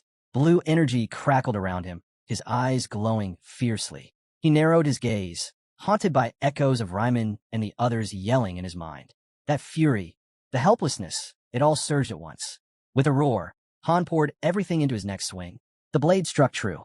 The dragon's bones shattered, flesh disintegrating into mist and ash. In mere seconds, the colossal beast crumbled into a pile of remains. A new notification flashed. Water God's blessing bypassed. High-strength barrier ignored. Golem's defense shattered. It was over. The dragon was defeated. Han stood there, gasping for breath. His berserk state faded, and blood spilled from his mouth. He staggered forward, body trembling, eyes dimming. He reached for the goblet, hand shaking, vision warping into a haze. Then darkness took him, and he collapsed, face first into the cold, rippling water. The silence broke with a voice shouting, "Han! Han!" His heavy eyelids flickered open. Jenna was beside him, sobbing, her voice frantic. "Wake up! What are you doing?" Han blinked, struggling to make out her face. "Jenna," he murmured. His voice was barely a breath. He spotted the goblet near her. "You got the key," he said. Jenna nodded through tears. "What about you?" she choked out. Han gave a faint smile. "I don't think I'm going to make it." Her eyes widened, panic rising. "Stop it. Don't talk like that." He met her gaze gently. "I'm sorry for all the lies." Jenna's expression crumpled. She yanked out a healing potion, tried to pour it into his mouth, but his lips wouldn't budge. Her hands shook with frustration. With no choice, she drank it herself, pressed her lips to his, and pushed the potion into him. She pulled back, her face flushed, but her eyes burned with resolve. Wiping her mouth, she growled, "If you die, I'm never forgiving you. You were the one who told me to find the right people if I wanted to survive. So live, Han. Don't quit now." Han's eyes flickered as they locked onto the fabric in Jenna's hands. That's Ialka's dress, he realized. Jenna, focused and resolute, drank from the mermaid tears, desperately trying to keep him alive. Then, without hesitation, she started pushing him upward, fighting to get him to the surface. Below them, the temple sank deeper into the ocean. Han's gaze fell on Ialka's fading silhouette, her body slowly drifting down with the water dragons. His chest tightened. "I knew this could happen," he thought bitterly, "but that doesn't make it easier." Jenna continued to swim, struggling with Han's weight. The oxygen meter ticked down 39%. Han stole one last glance at the vanishing form of Ialka before looking up at Jenna, still clawing toward the surface. This wasn't how I wanted it to end, he thought. The vast, empty sea around him swallowed sound, and he felt the crushing isolation. I may never see her again. Then, Han's eyes shot open. He was back, in a bed, in town. Pain throbbed through his body, but he was alive. He raised his hands, checking for wounds. "I made it," he muttered. A bitter smile tugged at his lips. I wish it had hurt more, he thought grimly. No scars, no marks, nothing to reflect what he'd just lost. The room was cold and silent. Isel passed by with a cart and stopped in her tracks. Oh, Loki, she gasped. You're awake. Thank goodness. I thought you weren't going to make it. Han sat up slowly, each muscle stiff. I'm fine, he replied, voice low and hollow. He had the cart beside her. What's all that? Isel nodded toward it. They're things. The master said to put them in storage. There's not much, just belongings from about 8 people. The rest didn't make it back. Han's stare hardened. How many died? Isel's face fell. Her voice dropped. 13. Han's breath caught. 13. The words felt heavy on his tongue. That many. He turned toward her, expression darkening. More than half the force gone, just like that. Isel gave a small nod, her face pale. Should we take these to the check room? She asked softly. Han didn't answer right away. His eyes lowered to the floor. 13 lives, he thought. And soon, no one will even remember their names. His jaw clenched. Even a check room can only hold so much. A nearby voice cut through the silence. Isn't it unfair? Someone muttered bitterly. Only third-floor members get to store their stuff. Another man stepped forward, eyes sunken with exhaustion. Ryman and I are the only ones left from Party 4. Party 5, barely anyone made it. He stopped, swallowing the lump in his throat. I keep seeing him lying there, motionless on the ship. He looked at Han, his voice thick with grief. He died right at the end. That kid from Party 5. He could have lived if he'd just held on a little longer. The man's voice faltered. He worked harder than anyone. Said he'd become strong enough to win girls over. He gently opened a small pendant. Inside was an old, worn photograph. A smiling couple with a young boy between them. No woman's going to cry for him, he whispered. But when the new ones arrive, I'll tell them about him. About how no one was braver or cooler than that kid. He placed the necklace onto the cart with care, his movements slow and deliberate. I need to hold on to something. If I don't, who else will? His hand lingered on the cart for a moment, heavy with grief. Han turned to Isel. Don't toss anything that doesn't fit. Not yet. Isel looked at him, surprised. But the check room's full. Ask the master to upgrade it, Han said, his voice firm. She raised a brow. An upgrade? That's a waste of resources. Han shook his head. As it is, it's useless. Just a storage box. It should mean more than that. Isel studied him, then gave a quiet nod. All right. As Han began to walk off, he added, you both did well. Since the master saw everything. Party 4 might get access to the 3rd floor too. Ramen watched him go. I used to think he was cold, he murmured. But maybe there's more to him than I thought. The other man managed a weary smile. Come on, let's finish up. I'll handle the cart. Somewhere deeper in the building, for candles flickered in silence. Kishasha from Party 3 leaned against a wall, her shoulders shaking. Her voice trembled. That wasn't how a hero should die, she said. Her hands balled into fists. You all left me behind. Tears streamed freely down her cheeks. Her gaze rose, and there stood Han, alive and whole. I wasn't strong enough, she whispered. They believed in me, and I couldn't protect them. Han opened his mouth, but she started talking. It's okay, she said softly, looking at him through glistening eyes. I don't blame you. You saved who you could. She turned toward the small mementos left behind by her team. I was the one who chose to follow your lead. Her voice faded. Let me stay here for a bit. I want to be with them, even if it's just through what's left behind. Nearby, a coat lay folded, beside an ornate fan and a small fox-shaped trinket. Narissa, Velkist, and Jenna stood near the display. As Han approached, Velkist glanced over. You're up, he said. The others turned. Velkist gave a half-hearted shrug. The archer wants us to hold a funeral, he muttered. I'd rather get back to training. Narissa jabbed him hard with her elbow. You thick-headed fool. Velkist shot Han a blank stare. Why do you look so miserable? You're not a god. People die. He gave a casual shrug. If we let ourselves fall apart every time, we'd never move forward. Then added, honestly, the mage would probably tell us to get stronger instead. Jenna clenched her fist, frustration flickering in her gaze. Just one day. That's all I want. She fought with us, protected us. Doesn't that deserve a day? Velkist faltered, a bead of sweat sliding down his temple. I didn't mean it like that. Jenna stepped closer and gently placed a hand on Han's shoulder. Come on. You know she was waiting for you. Velkist muttered, his tone sour. The dead don't wait. Narissa slammed a fist into his gut. You seriously need to shut up. Han's thoughts churned. If I were the master, I could watch her videos, look at her art. But he wasn't. He was just the hero. Han and Jenna stood in front of Yalka's things. It's hard, Jenna said quietly. Now, only her stuff is left. Han nodded. Isel told me. If we max out the check room, we'll be able to watch MVP clips without needing the replay stream. But by then, we might forget what she even looked like. Jenna's gaze sharpened. I won't forget. It's the least I can do, as someone still alive. She handed him a folded letter. This is her will. I think you should read it first. Han hesitated. You sure? I'm sure, Jenna said. She wrote it right before we hit the 20th floor. Han's eyes narrowed. He turned. Isel, you haven't cleared out Yalka's room yet, have you? Of course not, Isel replied instantly. Han stepped inside. The walls were filled with scribbles.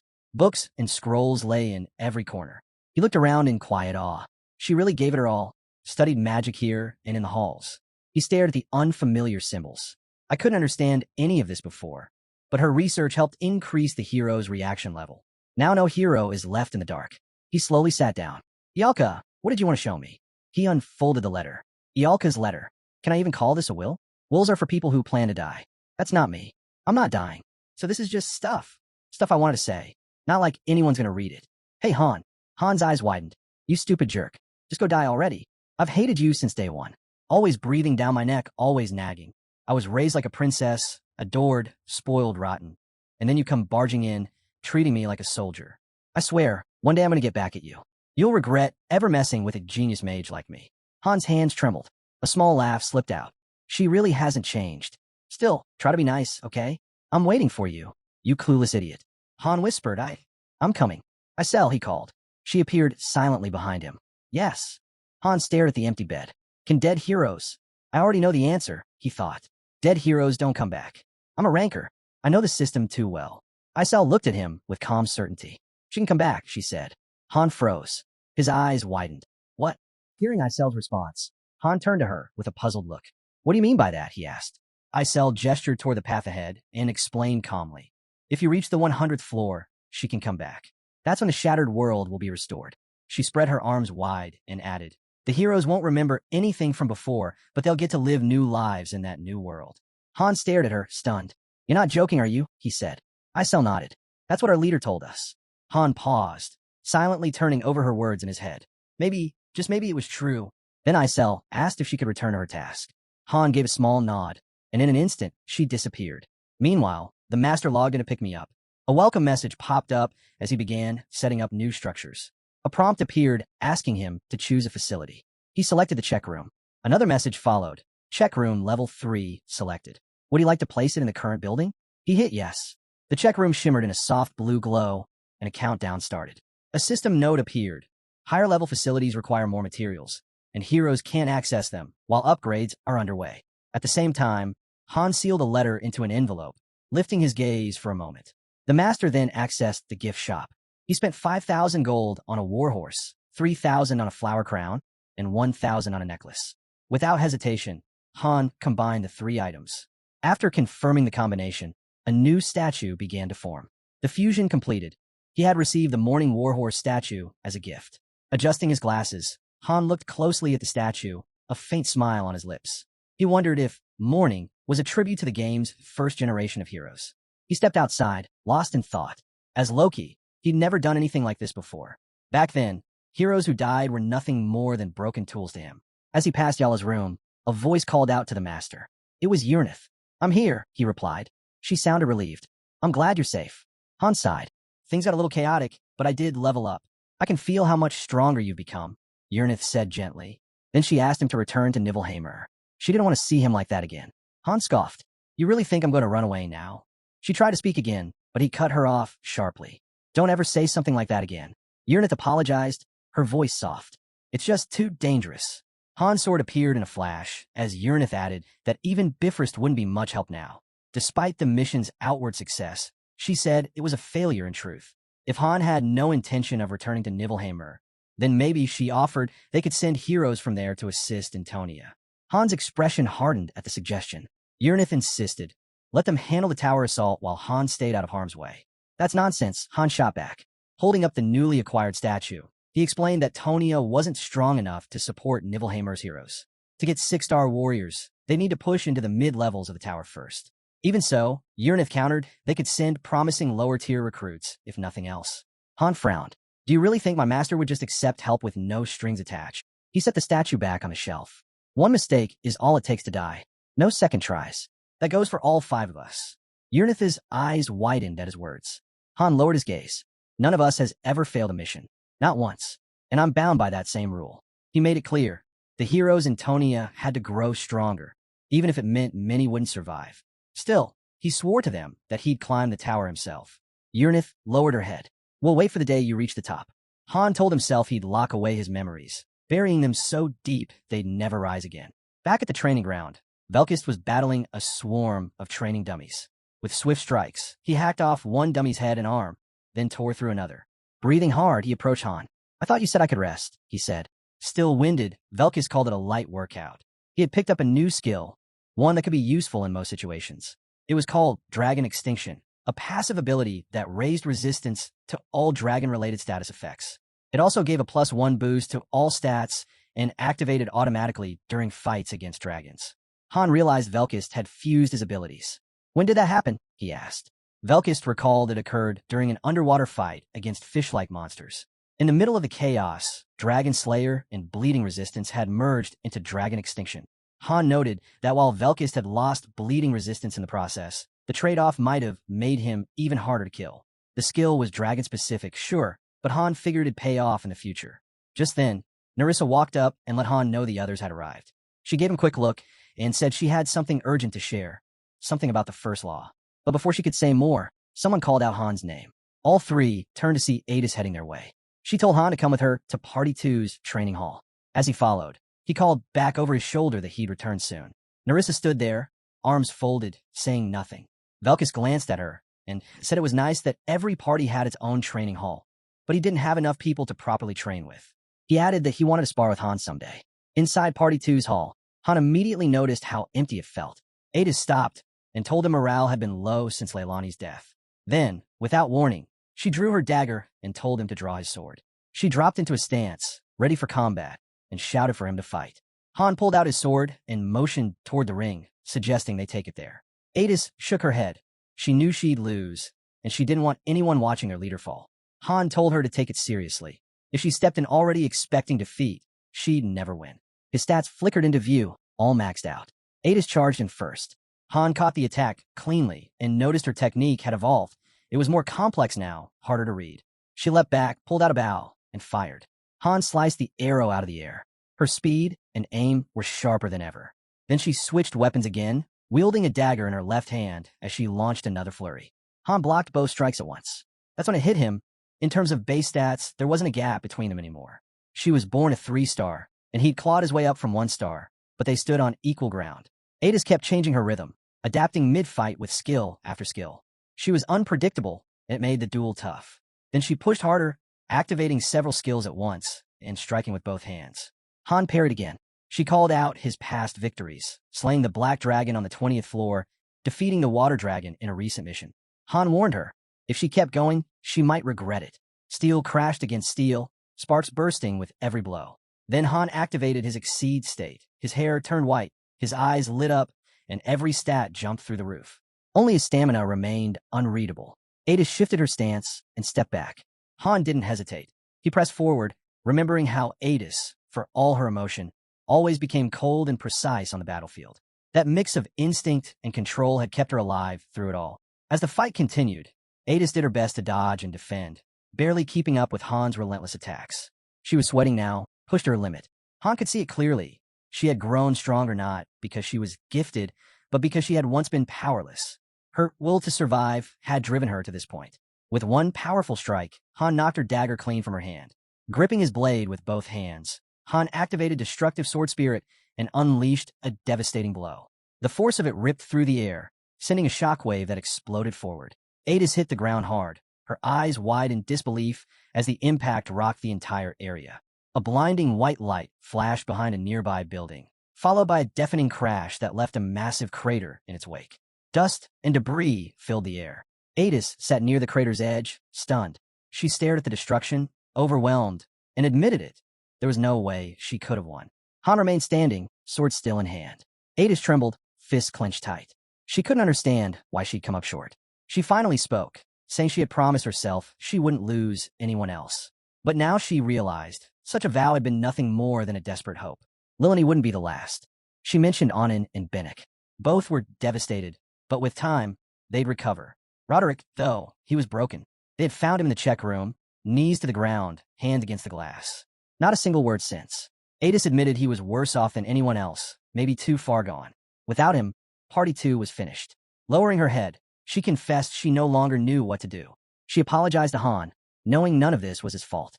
Sitting there, face to the ground, she admitted that even after losing Ialka, their only elemental mage, she still didn't know who to blame or where to direct the anger. Han turned away. As he walked off, the white in his hair faded back to black. His mind drifted to Ialka's death and the heavy toll it had taken on Party 2. Party 3 was already gone. Those who had shown promise, all wiped out. Then he heard it. The glass encasing the fallen heroes began to crack. Han stopped and looked around. The lobby itself was falling apart. Han looked around and took in a state of the lobby. Since the last raid, the number of members had climbed to 130, new recruits included. But only half of them were actually training. The second floor felt empty, and the third floor squad hadn't raided in a while. The whole place felt drained, barely hanging on. Those who still cared were on the brink of collapse, and the rest? They'd probably walk away soon enough. That's when Isel showed up. She froze, eyes widening at the sight of the blood on Han's clothes. "What kind of training were you doing?" she asked. Han slid his glowing green sword back into its sheath. "You've seen this kind of training before," he replied calmly. Then he looked at her. "What do you have for me?" She got straight to it. Someone had started uploading raid footage online, but nothing from the 35th floor. Han raised an eyebrow. The 35th floor, the place where they'd suffered heavy losses. Any footage from there would cause a stir. Isel raised her hand and summoned a small screen with her fairy magic, opening a YouTube page belonging to someone named Enid. The name alone set Han on edge. As he scrolled through the video thumbnails, his expression darkened. Their missions, their daily struggles, it was all being broadcast.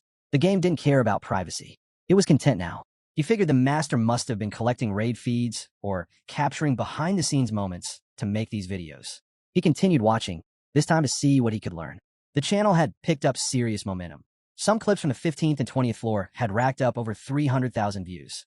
The footage was sharp, full of top-tier heroes and pets, and edited with a surprisingly professional touch, despite clearly being a side project. Isel agreed. She thought the master would be completely useless, but apparently, they weren't half bad at this. Han checked the comments. Reactions were split. Some praised the production, others admired the lobby. A few commenters acted arrogant, claiming they didn't need the master. And then there were the trolls, mocking the master, calling them worthless, even ridiculing the glow stick. Isel scoffed at the hate. "Idiots," she muttered. "They're just jealous they don't have someone like you." Han didn't completely disagree. The master had their flaws, sure, but they weren't always wrong. The real issue was they couldn't intervene in missions. But then again, maybe there were other ways. His mind started working. A blueprint began to form, a tactical post. A small, glowing blue structure that could let the master support them during raids, but only in limited ways. Han understood its power, and its danger. A tool like that could help, or backfire completely. Isel opened her mouth.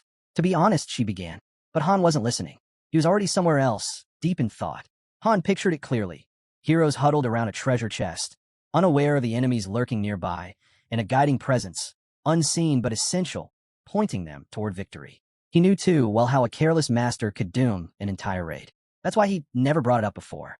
But now, curiosity got the better of him. He turned to Isel. "What's the deal with the tactical post?" Before she could respond, she hurled a handful of colorful confetti-like sparks right into his face. A system alert flashed across his vision. Han had been promoted. He was now the vice master of Tonia. Isel popped on a pair of ridiculous clown glasses and began cheering like it was a festival. "Congrats, Vice Master Han." The system message elaborated. The Vice Master held the Master's authority in their absence. They were responsible for managing the lobby, commanding raids, and even pushing the system's limits. A second in command with near-complete control. Han calmly brushed the paper scraps off his uniform. "So I'm guessing hero reaction research just hit max level." Isel nodded excitedly. "Yep, that mage kid made it happen. In just 2 days. I still don't get how it was even possible." Another window appeared. Hero reaction research, level 10. Han allowed himself a small smile. He thought of Ialka, who used to spend sleepless nights solving problems like this. It was a rare warm memory in the middle of everything else. Isel clapped. "Well, there you go. Townie is basically yours now. Do whatever you want." Han reached over and tugged her cheeks gently. "You did all this to stop the lobby from falling apart." Suddenly, tears welled up in her eyes. I was scared you'd leave Tonia." Han froze. She covered her face with both hands, cheeks red from where he'd pulled. In that moment, it hit him. Maybe all of this had been her way of keeping the place from collapsing entirely. He let out a soft sigh and gave her a quiet, understanding smile. Becoming Vice Master came with weight, with expectations. But he accepted it. He had to. He turned to the others. "Party 1, gather up." Later, inside a small brick house, Party 1 assembled. Narissa offered a calm congratulations. Jenna beamed and teased. "You're officially the strongest one of us now. Glad I'm on your side." Velkus stood with arms crossed, not quite sure why they'd been called together. Isel, still fired up, scolded the group. Hey, show some respect. He outtranks you now. Han's eyes drifted to the blue-haired girl off to the side, rubbing her eyes and mumbling about how early it was. Jenna leaned forward, curiosity in her voice. So what kind of changes are we talking about? Han motioned for everyone to take a seat, then unrolled a large map across the table. This is the lobby's layout, he began. Our numbers are up, but that doesn't mean we're strong. After what happened on the 35th floor, more losses are inevitable. If we want to survive, we need structure. We need to reorganize. Narissa raised a brow. Isn't that the master's job? Han didn't hesitate. It used to be, but the master's overwhelmed. The lobby's grown too fast, too big. They can't handle it alone anymore. He raised his hand and posed a question to the group. What does it take to lead effectively? Velkist narrowed his eyes. So you're saying you recognize the master as our leader? I do, Han answered. Too many heroes have lost the will to fight. We need someone stronger than just me. Ryman and the others in Party 2 are still grieving. Kasha's been wandering the forest, refusing contact. If we want stability, the master has to take a more active role. Velkist stepped forward, his voice sharp. I've heard the rumors that the master sees us as expendable. Sacrificial pawns on a board. If you're choosing to back someone like that, don't count me in. He looked Han dead in the eye. The only reason I'm still alive, maybe you too, is because of our own choices, not theirs. The master sat back and watched as we were thrown into missions that could kill us. He let out a bitter laugh. Maybe I'd follow if you were the master. But them? They're useless. Then the blue-haired girl, still rubbing sleep from her eyes, added her voice. That isn't even the original master. The magic hall's empty. We can't summon new mages. The only reason we're even here is because of this master. We follow orders because we have no choice. Not out of loyalty. Velkis scoffed and threw up his hands. Vice Master, please. That's just a slave polishing his chains and calling it glory. Narissa calmly placed a hand over her heart. Helping the master is the best chance we have. Not just to survive, but to protect what's left. Velkis shook his head. Can't believe anyone would choose to stand by the one who sent them to die. Han didn't flinch. It's not about blind loyalty. It's about survival. If we don't work together, even with the master, we lose everything. Velkis gave a dry chuckle, clearly unconvinced. The tension in the room thickened. Isel, suddenly nervous, jumped in with a forced smile. Hey, can we all just chill for a second? We're supposed to be celebrating Han's promotion, remember? Jenna slowly raised her hand. Can I say something? The room quieted as she stood. Her voice was soft but steady. I don't think the master sees us as pawns. They gave us food, shelter, granted our wishes. And when we lost people, they mourned with us. She glanced at Han. You even turned down a mission once, didn't you? If we were just puppets, that wouldn't have been possible. She paused, then continued. Maybe there's more to all this. A bigger reason behind it all. I'm not saying anyone has to help, but doing so doesn't just help the master. It helps us too. Han smiled quietly. This kind of perspective was why systems like welfare existed in the first place. Support and stability gave people room to think beyond themselves. He nodded. She's right. We can't just ignore the master. None of us are here by accident. If we want to reach the 100th floor, we have to work together. Narissa followed with a firm nod. Helping the master is helping ourselves. Jenna gave a small shrug, laid back as ever. Just saying my piece. You don't have to agree. The blue-haired girl let out a long yawn and stretched. Fine. If it means I get to sleep more, I'm in. Velkist shot her a glare. You want to sleep forever? She squeaked and ducked behind Han. Velkist let out a growl, but eventually sighed. TC fine. I'll help. For now. Han kept his thoughts to himself. Whether they liked the master or not didn't matter anymore. If they wanted to make it to the 100th floor, if they wanted to go home, the master was part of the equation. Always had been. Velkist crossed his arms. So what now? Han looked him in the eye. I'll keep it simple. I'll explain everything step by step. Velkist gave a short nod, this time without resistance. All right, I'll follow. Then came the system's voice. Loading complete. Han looked up. Above Tonia, the master's eye appeared, watching, waiting. It was time to make anything better. Night had blanketed Tonia, stretching deep shadows over the streets. The town was still, the silence broken only by faint whispers in the lobby. A young boy stood in front of Mark, voice shaking as he explained that the raid team had returned, though not in any way they had expected. If things kept going like this, he said, they might all end up synthesized. Mark sighed and rubbed his temples, brushing off the boy's panic. Synthesis wasn't something to get worked up over, especially over something as minor as raiding a storage unit. But then his demeanor shifted. Suddenly, he grabbed the boy's face, fingers pressing into his cheeks, his voice turning harsh. He leaned in and asked coldly, was the boy scared of synthesis, or was he scared of Han? The color drained from the boy's skin. His eyes welled up. He started to cry. Mark scoffed and muttered that real fear wasn't dying. It was knowing death wouldn't save you. Meanwhile, Rodri sat slumped in a decaying bar, staring into his half-finished drink. The room stayed silent until the door groaned open. Adis walked in like she owned the place, set her glass on the table across from him, and sat down without a word. With a mocking tone, she said he still couldn't handle his liquor and wondered out loud if drinking by yourself even counted as having fun. She poured herself a drink, not bothering to ask, eyeing him as he stayed quiet. She mentioned Party 1 was making moves for the master, trying to step up now that the lobby had turned into chaos. And yet here the two of them sat, doing nothing in the dark. Her mind wandered to Lilani. She remembered the look in her eyes, the hesitation in her voice when she spoke about all the people who'd died. Adis had told her then, quiet but firm, that it was okay to grieve and to be grateful they were still alive. That's how mercenaries made it through. Lilani had nodded. Back in the bar, Adis downed her drink and slammed the glass down. She said she'd start moving again tomorrow.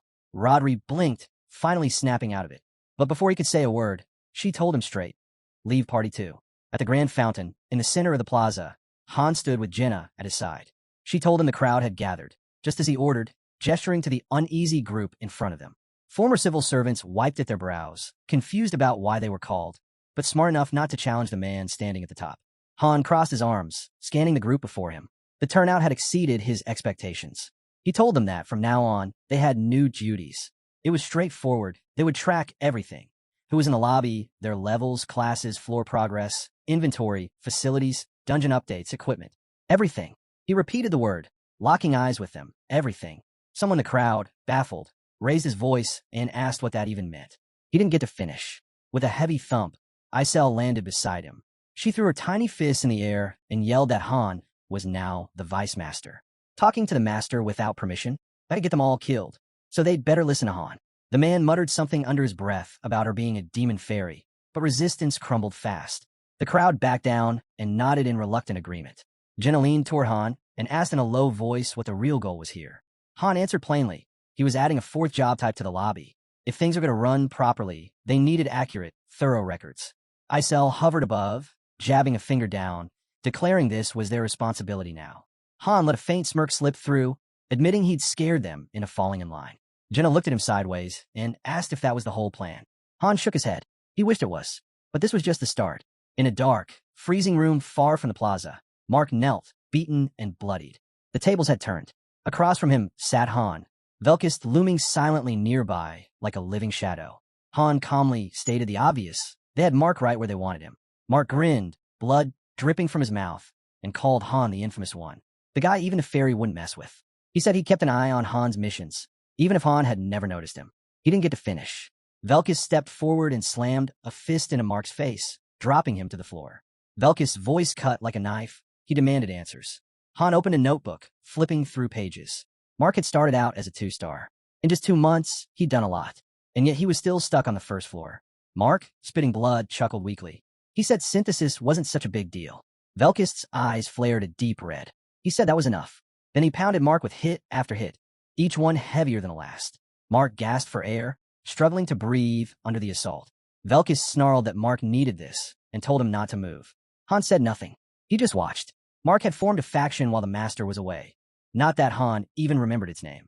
But one thing was clear. Mark was no small-time thug. He was a threat.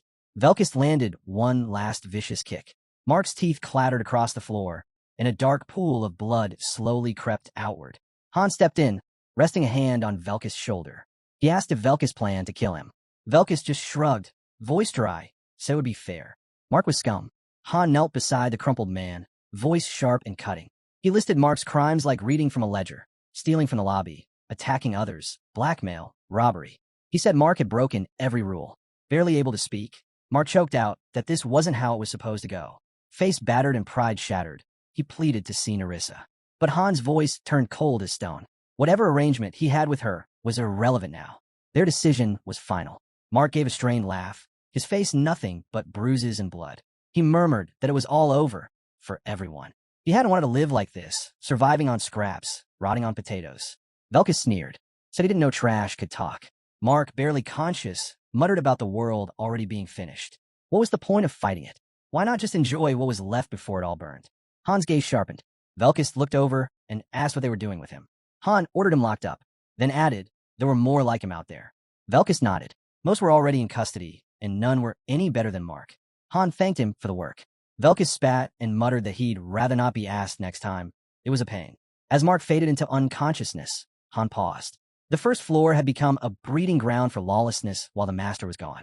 Gangs had thrived, hidden behind the chaos. That time was over. There'd be no more aimless heroes, no more rookies thrown to the wolves. Every summoned warrior would be trained, shaped, and kept in line. A declaration went out. Kill and die. Steal and die. Damage the lobby and die. Tonia would no longer be a playground for the reckless. It would become a machine, run on order and control. And standing at the heart of it all was the master's vice. Velkus grumbled under his breath, annoyed that all this paperwork was eating into his training time. Han wasn't any happier. He wished he could dump the admin load on someone else. Yanking Mark up by the collar, Han noted he hadn't even drawn his sword yet. Though with Mark's healing ability, it was tempting. Barely conscious, Mark muttered that if Han found someone to take his place, he'd step aside. Velkus perked up at that, said he'd welcome the change. Elsewhere, in a space removed from the chaos, the master logged in. He scrolled past Vice Master Han's pending reports without a glance. The system pinged, flagging a request for Mark White's public execution, a new admin class designation, and a proposed policy shift. He didn't bother reading a word. Instead, a notification popped up. He'd received a gift, 10 warhorse statues. They shimmered into the world. Han picked one up unimpressed. He scoffed, asking if that's what he was worth now. Then, without warning, the master triggered construction. Tactical Force, Level 1. 500 gems gone in a flash. The earth split open and a luminous blue building emerged. A system message followed. Tactical Force was now online, allowing limited use personal strategies during missions. Higher levels would unlock more. Inside the new structure, a round table and 2 chairs sat in quiet readiness. Isel wobbled in, struggling with 2 of the massive warhorse statues. She muttered that they were going to mess everything up. Han, flipping through more documents, replied that they wouldn't interfere much. Floating upward with a scowl, Isel said the master only watched from above. He had no clue what actually happened down here. Han paused, considering, then admitted he used to be just like that. Isel looked back at him, her tone softening. She said that wasn't him anymore. He was the one calling the shots now. Han smirked, said it was funny how things turned out. He stood and made his way toward the new tactical force post. Outside, the lobby pulsed with movement. Staff logged reports. Runners dashed between departments. Han watched the flow, thinking, the foundation's been laid. Now it was time for the rest to prove they belonged. He stepped into the building. The table and chairs stood waiting. He placed a hand on the table. No speech, just resolve. A system alert flickered to life. Master Han has proposed a mock battle. The air shimmered. Monsters began to form. The master's eyes flickered. Was it fear or grit? Either way, he accepted the challenge without a word. For Han, this was routine. Just another training exercise. A chance to stretch his strategic muscles and see if the master had any basics worth sharpening. The field lit up, crimson on Han's side, calm blue on the master's. A soft chime echoed. The simulation was live. All decisions would be automated once commands were set. Han spoke aloud, half to himself. Monsters versus heroes, 2 different objectives clashing on a digital battlefield. The tabletop shimmered as stone structures rose, forming a miniaturized terrain. The system labeled it Highlands, a no-frills map with only a handful of monsters. A sidebar tip noted that unlocking higher strategy levels would reveal more maps and extend scouting range. Before the master floated 5 ghostly cards. He was assigned the hero side. The countdown began. Han glanced at his lineup, 27 goblin riders. Not bad. Basic goblins were brainless, but these mounted ones? They could hold formation. The system seemed simple. Position units, assign commands, then watch it play out. But Han knew better. Beneath that simplicity was a tangled web of tactics. Sweat beaded on the master's forehead. Smoke curled across the virtual field as the master tapped a few key points. Han, meanwhile, crunched the numbers, formation spreads, unit blends, diversion tactics. He was beginning to understand why some masters became addicted to this. He went with a clean plan, 9 groups of 3 riders. Each would patrol separately, only stopping if they encountered the enemy. Confidently, Han sent his troops out. If a master tried hiding in the woods, he'd just wear himself out. Han had this. Digital heroes and monsters popped into place. Command cards blinked. Han noticed Jenna's Party 1 was in use. Not bad. He placed his monster token like a veteran. This was, after all, a hands-on session from a former Mock Battle League champ. 3 minutes ticked by in the real world. 10 in the simulation. Han's goblin riders wiped the floor. He slowly brought his hands to his face. His expression unreadable until it hardened. That was way too easy. Then came the switch. Han now led the heroes. The master, the monsters. Han chose Party 7, eyes locked in. Another 10-minute clash. Another clean win. Han blinked, eyes wide, breath catching. Not from exhaustion, but disbelief. This was the master's level? Another match. Just 5 minutes. Another loss. That made 3 in a row, each one more pathetic than the last. Han let out a slow breath, drained. Not from effort, but from how pitiful the strategies had been. He glanced over. The master still sat there, sweating, squinting at the board like a student grasping for answers. But Han? All he felt now was a dull, gnawing disappointment. Isel drifted into view behind him, wearing that familiar smirk. She pointed out that while the master might dominate racing sims, he was hopeless at everything else. Han's shoulders slumped. His expression hardened into something grim. Isel turned away, laughing quietly. Said Han might as well run all the missions himself from now on. Behind his eyes, frustration simmered. Then, a new notification. The master had sent another challenge. Han declined. Another one. He declined again. The master looked stunned, confused. I don't want to play anymore, Han muttered. Without a word, the master reached forward and placed a small warhorse figure on the table. Another gift. Han stared at it, unmoving. His voice dropped, low and tired. Do you really think this changes anything? Still, after a long pause, he sat back down. One more match. The master gave a faint, relieved smile and reset the map. And so, they played again. The warhorse figures began to pile up, one by one, at the edge of the board. 5 more games. 5 more defeats. Then it broke. The master started crying. A system notification popped up. He logged out. Isel stood still, watching. After a beat, she whispered, that was hard to watch. Han said nothing. His eyes stayed fixed on the sparkling row of statues. 13 matches, he said quietly. The master had paid gold for every single one. Han understood the hunger to improve. But this felt all wrong. Maybe the master should have learned under someone else. Someone who wasn't this deep in it. He thought of the team. Velkus would explode. Narissa would tear it apart with one brutal comment. Jenna? She'd probably just say they needed to push harder. But Han knew better. They'd lose confidence in him. In his judgment. Was he seriously expected to train someone this unready? He turned to Isel. For a while, he didn't speak. They had sat through every debriefing, every sim, every mission clip. Had it all gone to waste? His voice, when it came, was even and clear. Pull up the master's mission logs. The screen buzzed to life, its pale light washing over Han and Isel as they leaned in. Han rubbed his chin, eyes narrowing with sharp intent. Isel broke the silence. What are you seeing? Han didn't look away. He's only watching me. The footage made it obvious. Every angle, every pause. The master's focus had been locked on Han alone. Not the battlefield, not the broader strategy. He's not observing the fight, Han said quietly. Just one unit. That's why he doesn't understand tactics. A plan was already taking shape in his mind. I need to get online. Isel tilted her head. You're going to play Loki again? No, Han answered flatly. Just another fan. Loyal.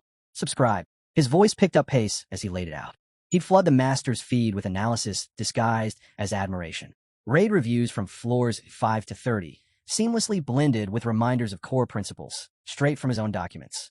It wouldn't be flashy, but it would build a real foundation. Han knew what lay ahead. The system scaled with every level of the tactical post. Early on, there were only 7 commands, simple, manageable. But the higher you went, the steeper the climb. At level 5, a flood of new functions unlocked. Forward bases, enemy general targeting, precision strikes, traps, infiltration, reinforcement timing, even squad coordination and rest plans. From levels 5 to 9, players gained control over active skill timing. No longer just a click-and-watch system. Levels 10 through 14 introduced nuanced tactical control. But real mastery didn't begin until level 15. That was where true command lived. Right now, the master hadn't even reached level 2. Han looked at the pile of warhorse figures off to the side. A quiet sigh escaped. I don't need a miracle, he said. But if he can be ready, even just once, when it matters, that's enough. Meanwhile, out at the training grounds, Daika arrived with a fresh batch of recruits.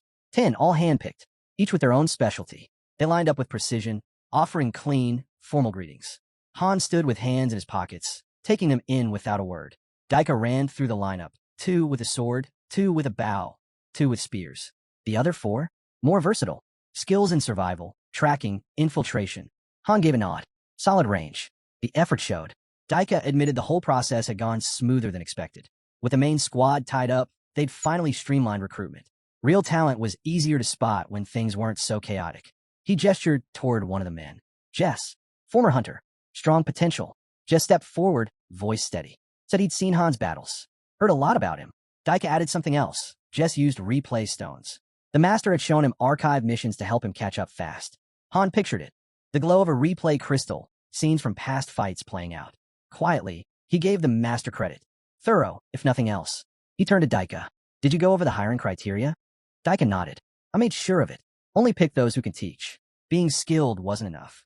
Han started walking away. Good. Now it's time to meet the one who'll lead training from here. Daika paused, confused. We have a head instructor?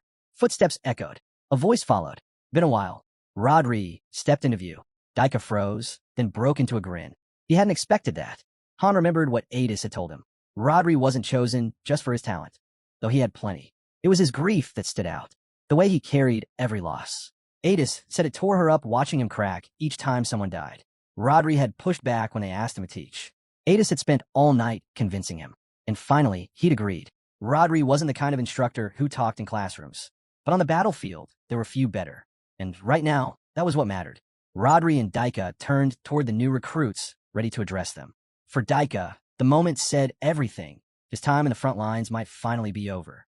Later, Han walked the corridors of their residence. Quiet footsteps, familiar turns.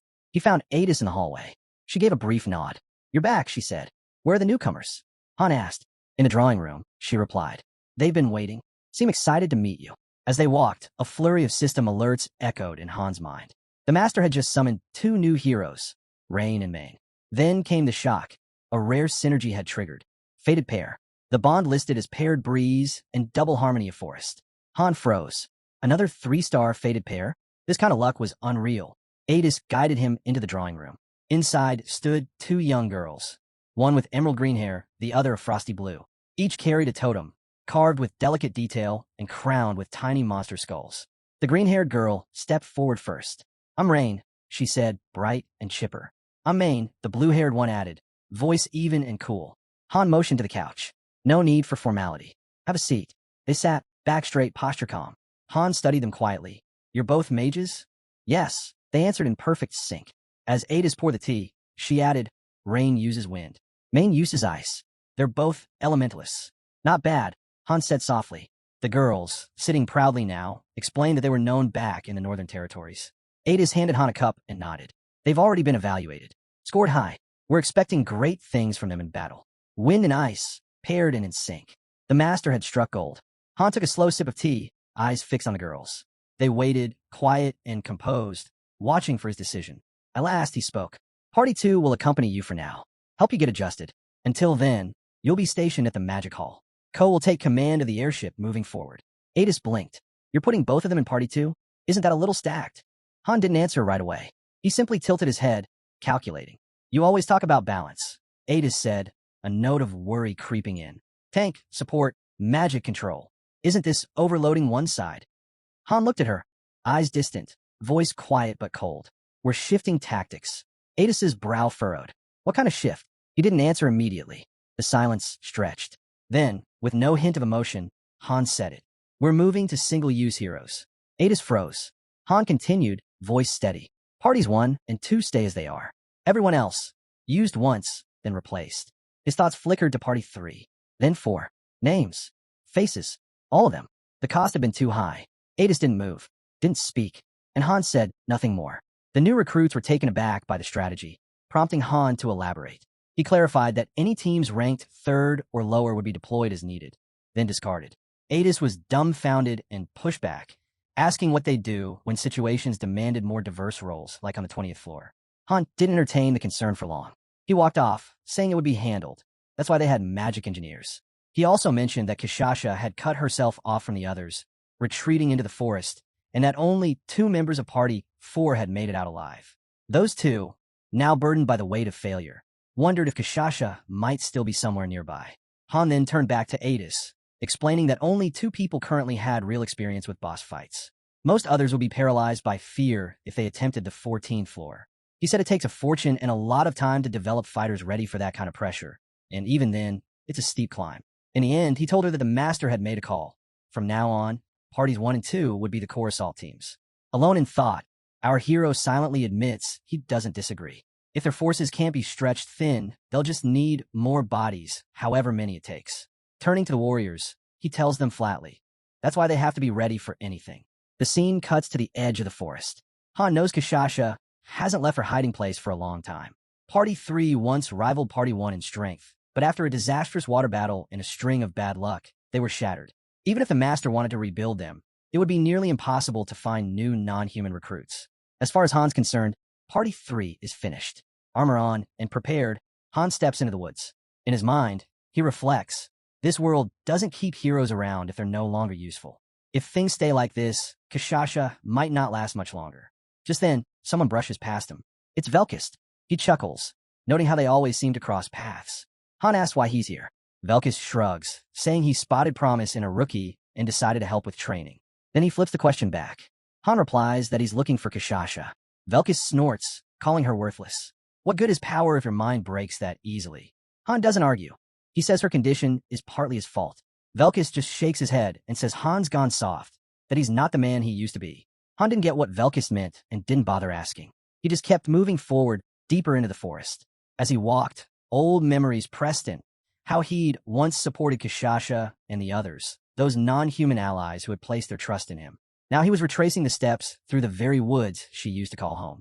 Every corner brought back echoes of the past. He eventually stepped into a wide clearing and called out, his voice carrying through the trees. I can't bring you back. Are you done mourning? Come on, we've got missions to handle. From somewhere beyond the trees, her voice floated back, distant and weary. Missions? What's the point? My people are gone. Why should I lift a finger for humans now? Han replied that if they could make it to the 100th floor, there was still a chance to bring them back. She knew that already. He reminded her. But she snapped back. What proof did he have? How could he be sure? He didn't try to argue the facts. He admitted there was no certainty. But even so, it was something worth believing in. A bitter laugh followed. Her voice wavered as it came from beyond the thick brush. She said she'd thought she could handle it. She told herself she was a warrior, that she'd gone through the rites, and that even the Varian King had recognized her strength. Han tried to speak, to tell her she still was a warrior. But before he could finish, she cut him off. Firm. Final. He stood still. Then she emerged. She looked worn down, broken. Her face was tired, her eyes hollow. She yelled at him to leave, said he had no business coming here, that no one else should, either. It was her fault, everything. Her mistake had killed her people. She had nothing left to give. No fight. No purpose. Han gave it one last shot. He asked if she really understood what it meant to keep shutting the world out like this. She said yes, she understood. And maybe, in the end, that would be okay. Han let out a long breath. He called it what it was, a foolish decision. From behind the tree lean, a clearer view of her came into focus. Her body had changed, twisted. She looked far from what she once was, more beast than person now. Still, Han spoke up. You were radiant when you first walked into these woods. Now, all I see is a hollow version of who you used to be. I'm guessing I'm here to be your synthesis partner. Honestly, that'd be an honor.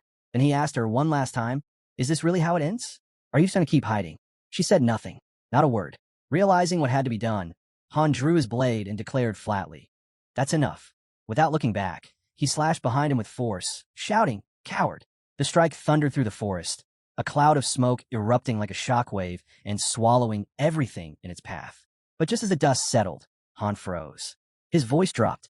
What is this? This is your warning, he said firmly into the haze. Then came her voice, faint but clear. Be careful. She vanished, leaving only that final word behind. Sensing movement, Han gripped his sword tightly and turned to face the shadows at the edge of the woods. He didn't wait.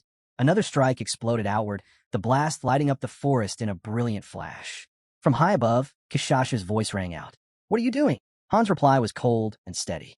Die right there. Then, with no hesitation, he slammed his sword into the ground once more, sending shockwaves ripping through the earth. Suddenly, Kashasha appeared atop a tree, watching him.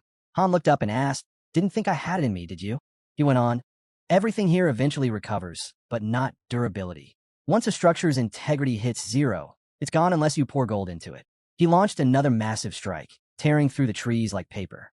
When the smoke cleared, he spotted her, standing at the edge of the crater his last hit carved out. Are you insane? She yelled. But the crater separated them now. She couldn't get close. Han didn't flinch. I thought you were a warrior. So why are you crying? His voice dropped, more serious now. Come at me. This won't be like before. Snapping, she dropped her cloak of stealth. You've changed, she shouted, eyes blazing as she charged at him. He dashed forward to meet her. Spare me the drama. As she shouted his name and swung her arm forward, he met it with his blade. The collision shook the ground, a blast of force ripping outward as they clashed. Holding his sword firm, he muttered, "So you finally showed up. Been a while." She looked at him, eyes heavy with pain. "Why are you doing this?" Han's voice was calm, almost distant. "Yeah." Addis was the same. Then, with no warning, he drove a punch into her face, sharp and direct, sending her crashing back through the trees. She'll come back, he thought to himself, after she gets knocked around a little. Blood sprayed from Kashasha's mouth, but with a fierce gleam in his eye, the hero muttered, "I held back long enough. You wouldn't shut up." Kashasha wasn't backing down. She spun around, her gaze even sharper. As he lunged with his sword, she flipped away, dodging without breaking a sweat. He pressed forward, relentless. Another swing, another dodge. Then, without warning, he flung both daggers at her like bullets. She ducked under them effortlessly. He wasn't letting up. He rushed her again, forcing her on the defensive. She leapt into the air, and only then did it become clear she was bleeding out. Her HP was ticking down. In a flash, he stabbed a dagger into a tree, breaking the branch beneath her. She landed softly and muttered, "You're a letdown." But the second her feet hit the ground, he attacked again. She caught the blade with her bare hand, and the impact sent a shockwave through the earth. She yelled at him to stop. Unshaken, he growled back, accusing her of slacking off since their last mission. She didn't fight like she used to. He forced her back once more. Enraged, she snapped, said she could end it all with one blow. Suddenly, a blinding beam exploded against his blade. She didn't stop. She went in fast, strike after strike, pushing hard. He held his ground, deflecting each one. She soared into the air, shouting, "You started this, and that's all you've got." She raked at him with clawed strikes. One finally caught his cheek. Blood flew, and he thought, "Guess she upgraded. Lucky this is just a lobby." His HP started to drop, but he kept going, throwing everything into each attack. She moved with insane agility, barely flinching even up close. He didn't slow down, blow after blow, until she suddenly jumped back, and he stood there, wondering, why'd she retreat now? As he patched himself up, he asked why she suddenly pulled back. She answered coolly, it was over, but he wasn't ready to stop. He pushed her, saying she shouldn't quit now, especially since he felt like he was finally close to winning. She turned to him, clearly irritated, and began to say that if it weren't for him, before she could finish, the ground beneath her split open. Power burst from her body as she snapped into full berserk mode, mana crackling around her. She shouted his name, voice furious. "I'm going to kill you." Then she triggered Savage Revelation, boosting her power and speed in an instant. He felt the pressure close in. She's actually serious now. If I slip up once, I'm dead. But he didn't back down. "Bring it on," he yelled. She didn't hesitate. "Gladly," she growled. She blasted forward, tearing through the ground, and landed a crushing kick that launched him skyward. She shot up after him. He twisted midair to dodge, but she was already behind him, claws out for the kill. He barely ducked in time. Her attack missed, but tore a tree in half. Grinding his teeth, he thought, one clean hit and it's game over. But if I track how she starts each move, I can predict her path. I've just got to stay fast. She didn't let up, striking from every side, non-stop. He kept analyzing. She's not as fast as Abyss, but the way she moves is insane. Her skills are brutal. Then her status window popped up. She had a transformation ability and a sealed slot still locked. He activated Mind's Eye, pushing his senses to the edge. He read her next move and countered with a clean sword strike. Then another, quick and sharp, before she could react. She backed off, stunned. "You were hiding your power," she snapped. Blood dripped from his arm, HP ticking down, but he hit back again and shouted, "I didn't hide anything." In that moment, it hit him. Kashasha's base stats were no joke. She could easily rank as a 4-star. Even now, her skill and raw talent were obvious. The lobby couldn't afford to lose someone like her. And if he'd stuck with basic training, he'd already be done for. A sly grin spread across his face as he embraced a simple truth. Fighting dirty meant nothing. What really counted was knowing how to read your opponent. She came at him hard, slashing from every angle, just trying to crack his defense. Then she lunged for a weak spot, fast and brutal. But he reacted in time, flipping his sword underneath to block. Still, her speed punched through, leaving a deep gash in his leg. She paused just long enough to admit he'd gotten stronger. Gritting through the pain, he stepped forward and told her plainly he trained for this. Then he shifted stance, his whole energy changing. Deadly, focused. He called her out, daring her to prove she wasn't done yet. Something clicked in her eyes. Yellow mana lit up around her, and in a split second, she activated her transformation. Her body grew into a massive beast, burning with fire mana. Her power and HP shot through the roof. But he held his ground. He readied himself, only to instantly lose track of her. She moved like a blur, completely vanishing from sight. Then, boom, A devastating blow slammed into him from nowhere, sending him flying through the forest like a rag doll. Dazed and bruised, he spotted her again. She was back in human form, but the energy around her was monstrous. She could shift in and out of that state at will. Wiping blood from his lip, he let out a chuckle. Way better than watching you hide in some forest corner. That set her off. Her fury exploded, more intense than ever. But this time, he didn't hold back either. White mana erupted from his head. He had entered Exceed state. Lock it in, he roared as his aura blazed out. Then came the real weapon, his hidden skill, Destructive Sword Spirit. The forest lit up with massive explosions as their clash hit a whole new level. Han watched as Kishasha slowly opened her eyes. She was finally awake. As usual, Han scolded her gently. You slept way too long, he said. Kishasha sat up, looking tired. Han added, I won our fight. She nodded. You've gotten really strong, she admitted. Han shrugged. It's because I train hard. Every single day. Kishasha then asked a serious question. Why didn't you finish me off? Han brushed it aside. You're talking nonsense again, he replied. Inside, Han knew his powers. The Exceed and Destructive Sword Spirit were incredibly strong, but also dangerous. He thought, if I hadn't been inside the lobby's protected space, using them might have killed me. He felt he needed a safer way to control these powers. He changed the subject. You overthink everything, Han told Kishasha. Maybe it's because you stay indoors too much. Go outside, move around. It'll clear your head. Kishasha's expression turned sad. She remembered her people, the ones she'd lost. They're all gone now, aren't they? She whispered. Han's voice was firm. Yes, they're dead.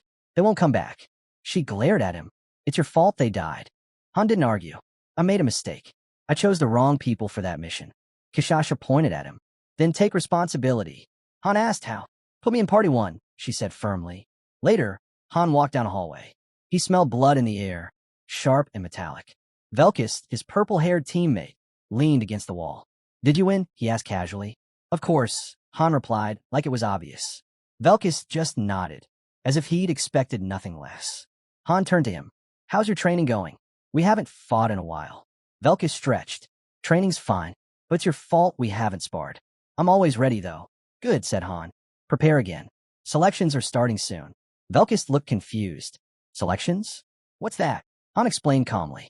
Someone strong is joining our party, but there's no open spot, so someone has to leave. If current members aren't strong enough, they'll be pushed out. Only the strongest stay. He paused, his gaze steady. And being teammates won't make me go easy on anyone. Nearby, Jenna, another teammate, overheard them. She tensed up nervously. Someone new wants in, she thought. Han added, Kishasha is the highest-ranked fighter in this lobby. She's strong enough to challenge even me. Losing someone like that would be a waste. Velkis understood now.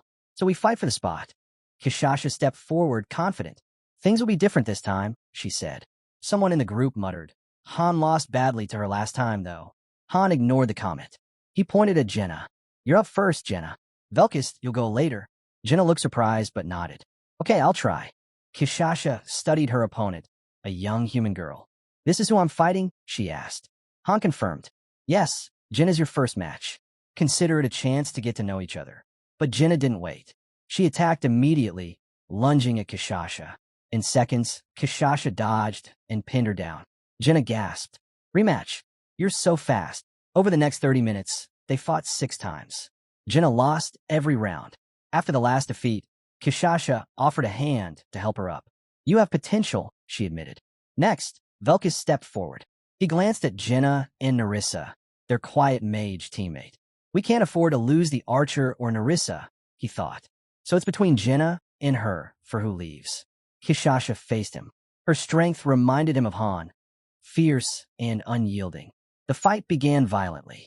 Velkis used his hostility and fighting spirit abilities, his attacks wild and explosive. Kishasha matched him blow for blow.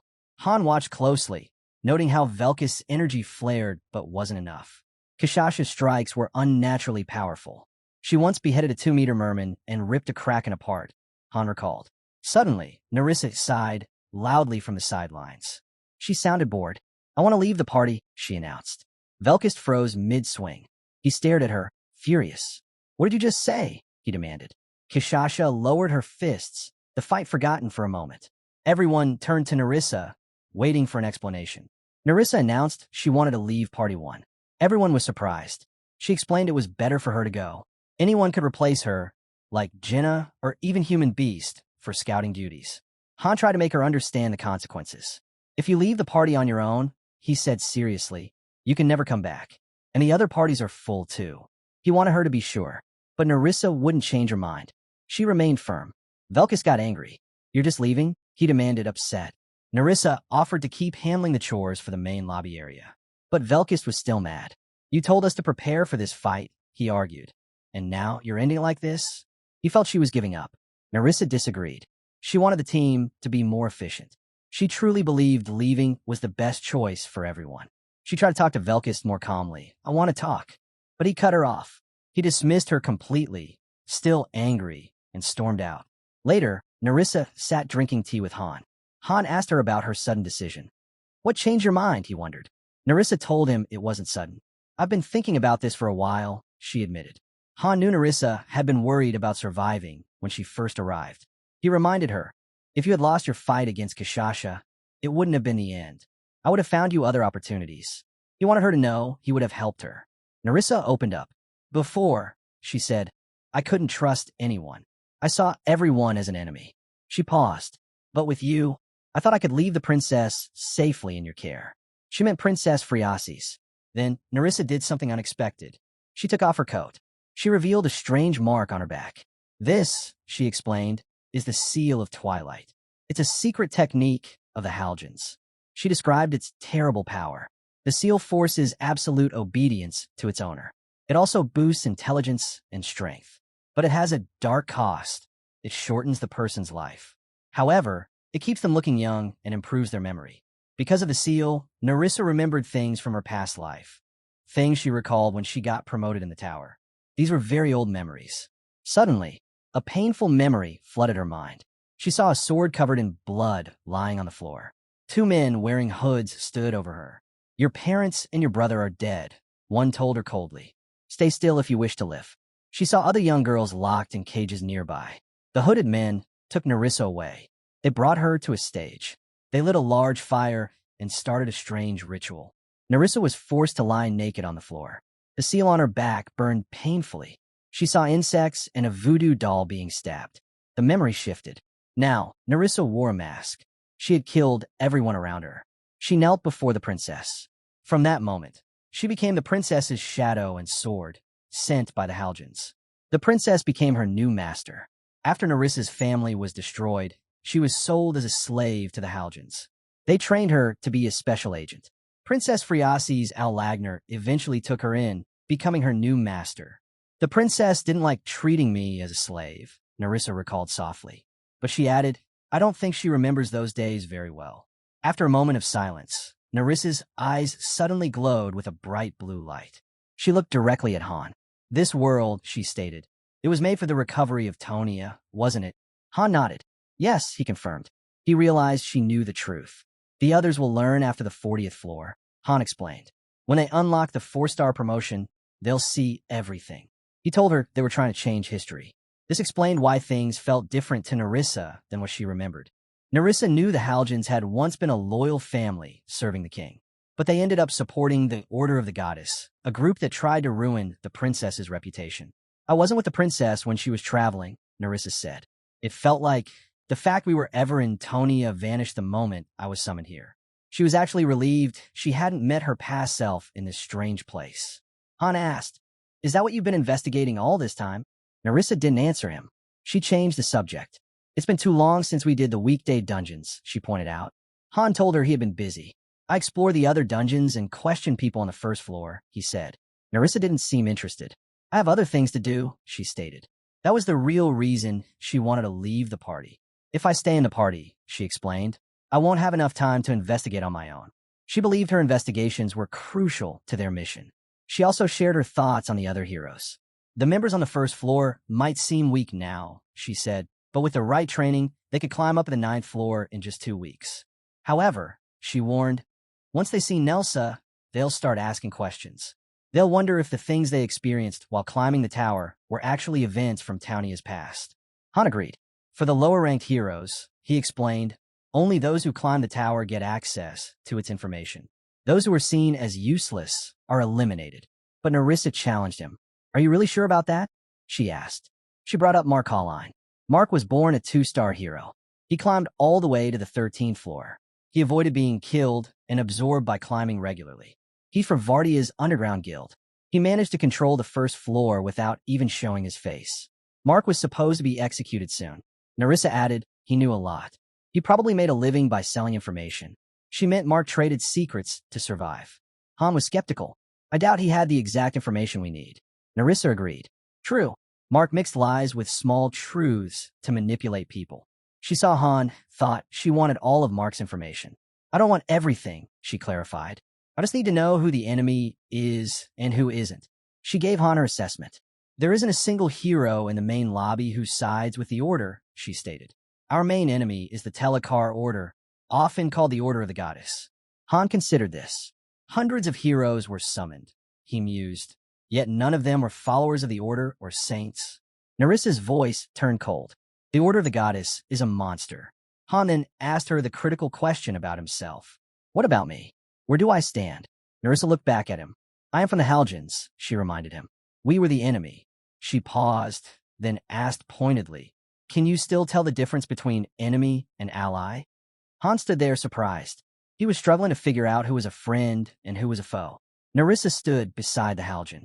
She looked directly at Han. Do you even know the difference between enemy and ally anymore? She asked him plainly. The mission on the 15th floor had shown Han one thing clearly. The Order of the Goddess was their enemy. Then, on the 20th floor, they learned the Halgens were enemies too. Countless heroes had been summoned to this world. But besides Narissa, none had any connection to the Halgens. Narissa shared her thoughts. She believed the Asini's family, one of the 4 great families, might be allies. After all, they had helped with sailing after Han got the first key. The Schuttenberg family had trained mages like Ialka, but Narissa wasn't sure if they were truly allies. 5 powerful forces ruled Tonia alongside the royal family. If all of them became enemies, it would be a huge problem. However, Narissa worried about something else. She thought it was possible that an enemy could be summoned right into their lobby. Both she and Han knew how dangerous someone who could control crowds would be. Such a person would try to take over the lobby. They might use force, clever words, or secret information to gain power. Han had thought about this too. If someone like that came to their lobby and secretly grew stronger, it would put him in serious danger. Because of this threat, Narissa made Han an offer. Give me your position as Vice Master, she said directly. Meanwhile, at the regular summoning place, 10 new heroes suddenly appeared. They looked around, confused. Being pulled into a random place was disorienting. It was getting harder to organize the new arrivals because summonings happened so often. This was the 6th group. Selena stepped forward. We should start bringing in 50 people per group now, she decided. She introduced herself to the bewildered newcomers. Please follow me, she said. I'll explain everything. Some heroes looked lost. Others seemed excited about being called heroes. Selena noticed something important. You'll find you can read here, she told them. This world has no illiterates. Even if you couldn't read before, you can now. She offered to show them around the lobby. You start work tomorrow, she added. Instructors will teach you how to fight. One girl started crying. I've never even held a weapon, she wailed. She looked annoyed at the people around her. Why do I have to sit with these common people? She complained to a guide. The guide was firm. Your status here isn't about where you came from. It's defined by your skills and special talents, he explained. The girl drew herself up proudly. I am Arabelle de Strauss, she announced. My brother is Kyle von Strauss, the Silver Paladin of the White Silver Hall. The guides quickly checked her status information. She only had 1 star. They noted her rank and took her to her assigned room. Maribel walked into the room and gasped. This place is so small, she exclaimed, looking at the crowded space. Selena was nearby. It's actually better now, she told Maribel calmly. We used to fit 16 people in one room. Now it's only 12. One of the room's residents corrected Selena. A kid named Darina died yesterday, so it's 11 now. Maribel's eyes widened in horror. Heroes die here, she whispered, shocked. She also learned that Han was in charge. I need to speak to Han, Maribel declared. He must move me to better quarters. The other residents just shook their heads. He won't listen to ordinary people, one said bluntly. But Maribel was still acting like the noblewoman she was. Bring me some tea, she demanded of the others. Suddenly, a loud voice called everyone outside. People started grumbling as they walked out. They wanted to complain about the crowded rooms and hard conditions. Then, an official announcer spoke loudly. Mark Colline and 13 others, he declared, are charged with assault, human trafficking, and other serious crimes. He paused. Their sentence is execution. The condemned men turned on Mark Colline. You lied to us, one shouted angrily. Mark just smiled a mischievous smile. I only promised you wouldn't be used for synthesis, he said coolly. I never promised you wouldn't die. The announcer asked if the criminals had any final words. One yelled out defiantly, this isn't the only lobby. There are infinite fallen worlds. Mark started laughing wildly. You fools. You're fighting in a world that's already ended. The execution proceeded. Maribel watched, her face pale with terror. Meanwhile, Selena reported to her master. Maribel de Strauss has arrived, she informed him. Her brother is a paladin in the Order of the Goddess. Her master simply nodded. Let her go, he said, then chuckled to himself, a mischievous glint in his eye. Back with Han, Nerissa had gotten what she wanted. She was now the acting vice master, and getting that power hadn't even been difficult for her. Jenna hesitated, the whip feeling unnaturally heavy in her grip. Han knelt before her, back exposed, his posture rigid with expectation. He's pushing too hard again, she thought, a knot of worry tightening in her stomach. They were in the training arena, where the lobby's convenient automatic healing function didn't operate. Any injury here was real, painful, and slow to mend without intervention. Yet Han insisted, his voice tight. Just do it, as hard as you can. Taking a breath, Jenna pulled the whip back and snapped it forward. The leather cracked against Han's bare back with a sickening thud. He gasped, a strangled sound escaping his lips as he visibly fought back a shout. His knuckles turned white where they pressed against the arena floor, and for a second, Jenna thought he might collapse entirely. Instead, he dropped to his knees, then onto his hands, breathing raggedly. Again, he ground out, the words strained. He's going to break himself, Jenna thought grimly, but she obeyed. She couldn't deny his determination, even if she questioned his methods. She raised the whip once more. Han gritted his teeth against a fresh wave of agony. Each strike was a brutal reminder of his fragility. He knew the terrifying power coiled within him. The destructive sword spirit and the advanced combat techniques was a double-edged sword. Surviving the water dragon had been a fluke, a dangerous gamble where luck outweighed skill. Facing Adis and Kishasha had only confirmed it. Using those abilities safely within the guild lobby's protective bubble was one thing. Unleashing them during a critical mission would shatter his own body instantly. His endurance was laughably inadequate for the forces he commanded. To truly wield his power without self-destructing, he needed a body hardened far beyond its current limits. This brutal regimen was the only path he saw. After the 9th strike landed, sending fresh fire across his nerves, Han gasped, stop. His voice was hoarse. But Jenna, caught in the rhythm of the punishment, swung one final time. The whip connected viciously. Han screamed, a raw curse tearing from his throat as blinding pain exploded across his shoulders. Damn it, Jenna. I said stop. He scrambled towards the large stone bath filled with shimmering green healing potion, almost falling in his haste. The warm liquid enveloped him, instantly soothing the raw, lacerated skin on his back. A low groan escaped him as the potent mixture began its work. His training method was undeniably savage. Endure repeated, severe injuries in the arena's unhealing environment, then soak in the restorative bath. If he could withstand it, this cycle promised significant boosts to his raw endurance and natural healing capacity. He planned at least 10 such sets every day. Standard training felt like child's play compared to the demands of his skills. Only this extreme approach offered chance. Once the worst of the pain subsided and the skin knitted back together, tingling with renewed energy, Han climbed out. Second set, he announced to Jenna, his voice steadier now, ready to push his recovery strength further. Meanwhile, Nerissa efficiently managed the growing pile of guild duties from her new office. Han's appointment of her as vice master had been strategic, freeing him for his relentless training. She focused on practical improvements, refining the training hall systems, organizing the support staff schedules, and drafting clear, enforceable guild laws to handle disputes and conduct. The initial framework was crucial. Once satisfied with the basics, she summoned dozens of heroes, assigning them to fill essential administrative and support roles left vacant. Reports streamed in constantly, resource tallies, patrol logs, newcomer assessments, keeping her desk perpetually cluttered and her mind occupied. Elsewhere in the guild hall, anything hunched over a complex strategy board game with a group of wide-eyed newcomers. Her focus was intense. Each victory earned her valuable experience points, steadily advancing her intermediate tactical skill. Consistent wins weren't just for her own benefit. They were necessary to meet the upgrade requirements for the guild's tactical post. Once enhanced, the post would passively improve the tactical awareness and decision-making of all guild heroes during missions.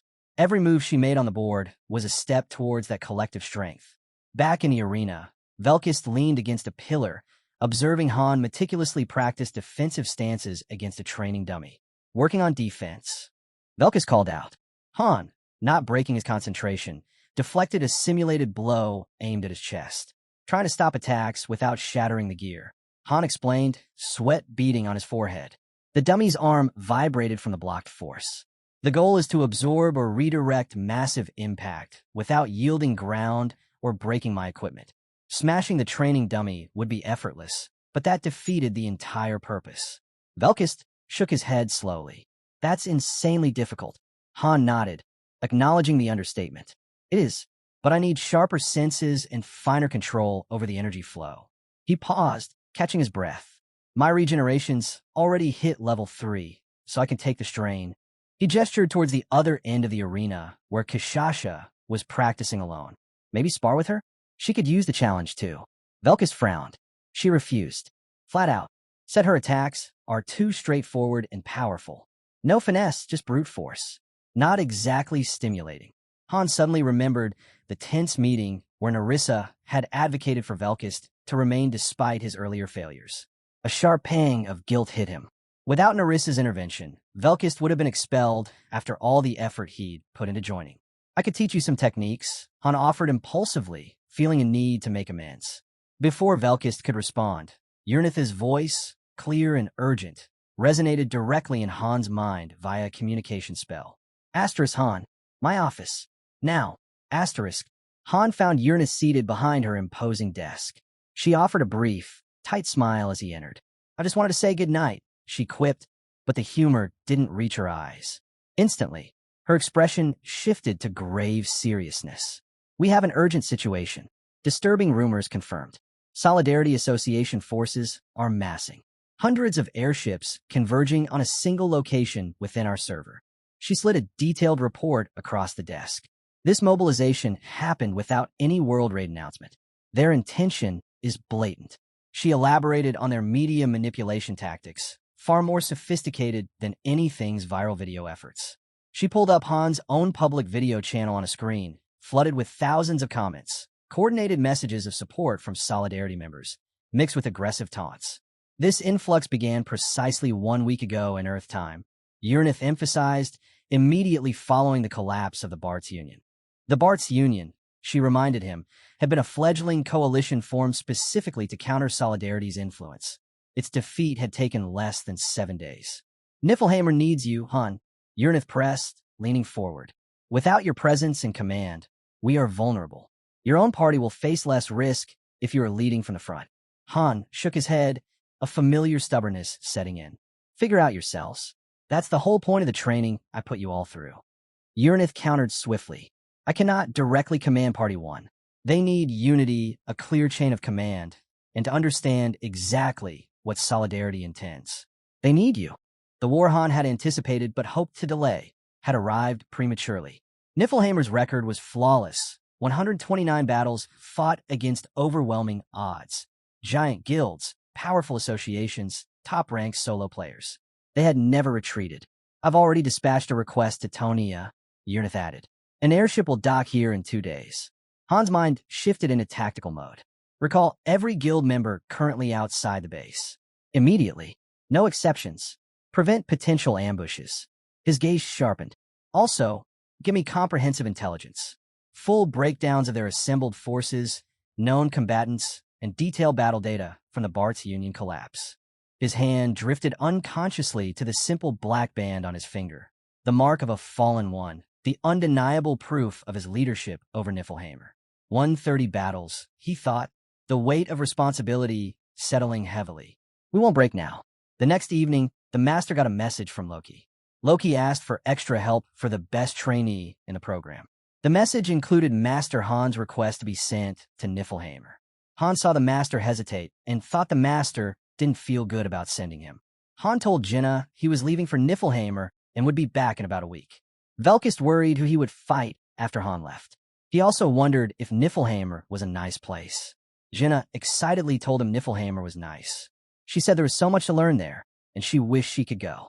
Han told Jenna to take care of herself because things would get busy when he returned. Jenna said she was already busy because she wanted to get stronger too. Just then, the airship arrived. Han checked with Lady about fixing the airship. Lady told him the repairs were almost finished. She added that a few more helpers could join the crew. Han asked about Cadio. Lady said Cadio was teaching the twin mages in the magic hall. Lady wanted to stop by some ruins to test the airship. Han told her to take Party 4 and a few skilled non-party members. He also told her to remove anyone from the team if they caused problems. Suddenly, Essel jumped in. She thought Han was leaving forever. Han quickly told her he would be back soon. Little then walked out of the airship. She apologized to Han for how she acted the last time they met. The airship took off and started traveling between dimensions. During the trip, Urnith explained everything about the Solidarity Association to Han. She told him how many airships they had, their levels, how many powerful heroes they had, and their fighting methods. Urnith also said one hero in the Solidarity Association was abnormally strong.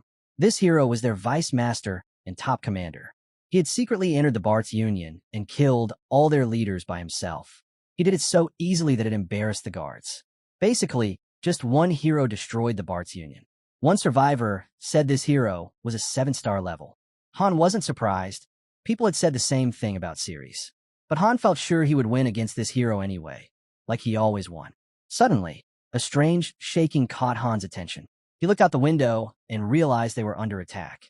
The attackers saw the Niflheimer ship and yelled that no one carrying the black goat symbol would live.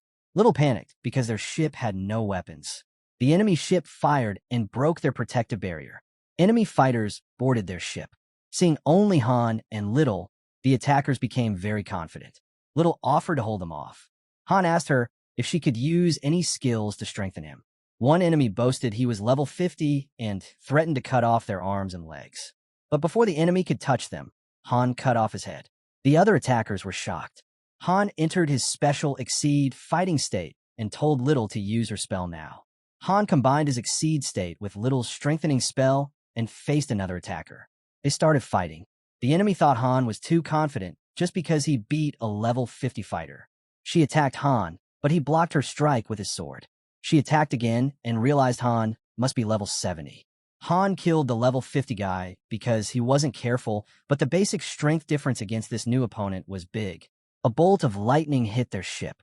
Little offered to try and buy Han more time, but Han told her it wasn't needed. The enemy ran towards Han and Little, threatening to send their heads to Niflheimer as a present. But then she was hit by a lightning bolt. Everyone was shocked as lightning struck down all the attackers. All the enemies fell down. Little was amazed to see the hero from the 13th floor. The new hero stood up. She said she was late because Yurni gave her wrong directions. Then she introduced herself. I'm Ahaka Gasfiel, she said. I'm rank 5th in Niflheimer. She bowed to Han. Greetings, master. Nahaka burst into tears like a little kid. She was scared Han was leaving and thought he hated her. Han told her, actually, seeing you makes me feel nice. This made Nahaku cry even harder, but now from happiness. She sniffled, sorry for talking like that. Just wait here, I'll finish off the enemy first. Nahaku raised her hand. A massive lightning bolt crackled above her. The enemy soldiers panicked and tried to run. Zap! Her lightning struck them, turning them instantly to dust. She didn't stop. Nahaku aimed her lightning at the enemy airship. The mages inside desperately tried to strengthen their protective barriers. It was useless. The lightning bolt smashed through the barriers and blew the entire airship into tiny pieces. In just that one attack, Nahaka destroyed 25 heroes and 3 mages. Little, the ship's captain, cheered excitedly. Nahaku, you're amazing, a real hero. Han, looking tired, just said, I'm going back to sleep. Wake me when we reach Niflheimer. He walked off. Nahako happily followed Little. Flashback, when Han first summoned Nahaku, He almost got rid of her. She didn't seem useful at all. He would have combined her with other heroes, synthesized her, if he hadn't later discovered her true power. Now, Nahaka stuck close to Han as they traveled. They finally arrived at their destination. Han went to his room and found Nahaku already asleep on the floor. Han stepped outside. He saw the Brynhilder, a powerful ship belonging to Niflheimer. His ship entered the much larger Brynhilder. Little said her goodbyes. A woman named Urnith, who managed things at Niflheimer, came forward. "Welcome back, Master," she greeted Han. Urnith led Han inside. He asked her two things. "Show me a video of the Brat's Union ambush. And were we really? This isn't Niflheimer." Urnith explained calmly. "We are very close to the Solidarity Association now." Then she added, "Master, I need a favor. Please don't refuse, for your own dignity's sake." Han immediately felt uneasy. Something bad was coming. Han followed Urnith. She showed him a fancy uniform. "I made this for the Master of Niflheim," she said proudly. "You need to wear it. There will be other important people present." Han refused flatly. "No way." Urnith tried a different tactic. Her voice sounded hurt. "After all the hard work I put in, you won't even wear it? You don't appreciate my efforts?" Han felt pressured. He finally gave in and put the uniform on. Urnith started to compliment him. "You look very," but Han cut her off, embarrassed. "Stop. Just stop talking." Urnith reassured him. "Don't worry. I only invited people who will keep your identity secret." Han asked who was coming. "Nahaku is already here," Urnith replied. "Ledigian will come if you approve, and if Mutin replies. Ceres is too far away." She offered to call Ceres, but Han said, "No, she isn't needed." Urnith then explained, "I'll let other members give orders using your name. Also, all the reports about fights and data will be brought to you by a new intern." Han sighed heavily. He already dreaded the huge pile of paperwork he imagined. Just then, a small fairy struggled into the room. She was carrying a giant bag full of papers, barely able to lift it. She heaved the bag onto Han's table. They looked at each other. The fairy gasped, surprised to see Han. It was the Thief King. Han asked, "How are things going here?" The Thief King groaned. "I feel like a total slave." Han offered, "Wanting to set you free?" But she shook her head quickly. "No, I actually love being an intern here." She seemed proud. She leaned in, whispering, "But Master, this Solidarity Association we're near, their leader is crazy strong. They haven't lost a single battle, all the way to the 17th floor. I saw their top hero training once. He knocked out dozens of guys without even touching them." Her voice dropped lower. "And get this, he's only one of their somewhat stronger heroes. The scary one is their leader." Han knew the leader had spent millions on the game. The Thief King boasted, "It won't be easy for you." Then she caught herself and added nervously, "I mean, I'm just advising you to do your best. So what's your secret plan?" Han just shrugged. "I don't have a plan." The Thief King stared, shocked. "Niflheimer will lose. They have 20,000 heroes and over 400 airships. We don't stand a chance." Suddenly, Han received a message. It was from the Solidarity Association. They challenged him to a fair fight. The winner would take everything. They added a condition. If Han admitted defeat and joined their association before the fight, they would stream a video of his surrender. But if he fought and lost, they would stream their victory video anyway. Han knew streaming a battle like this was rare and big news. The fight was scheduled in just a few hours in real-world time, which meant tomorrow in the game's timeline. He realized this news was spreading fast across the whole game community. If he didn't show up to fight, everyone would laugh at him. The thought of that embarrassment was so intense, Han felt like dying would be better. The vast fleet of the Solidarity Association filled the distant dimension of Macernus. Han scanned the tactical display, confirming the presence of roughly 600 enemy warships. The sheer number was imposing. Beside him, the Thief King shifted nervously, his voice tight. "Han, perhaps surrender is the wisest option?" Before Han could react, Urnith's hand clamped firmly on the Thief King's shoulder. "Apologies, Captain," she stated coolly, silencing the thief. "He speaks out of turn." Across the bridge, Nahaku practically vibrated with anticipation, her eyes wide. 600 targets. "This is going to be incredible," she breathed, fingers itching near the weapons console. The tiny fairy hovering near Han tilted her head, puzzled. "Why only bring one Niflheimer ship, Han?" Against this, Han remained utterly calm. "One ship is sufficient," he stated simply.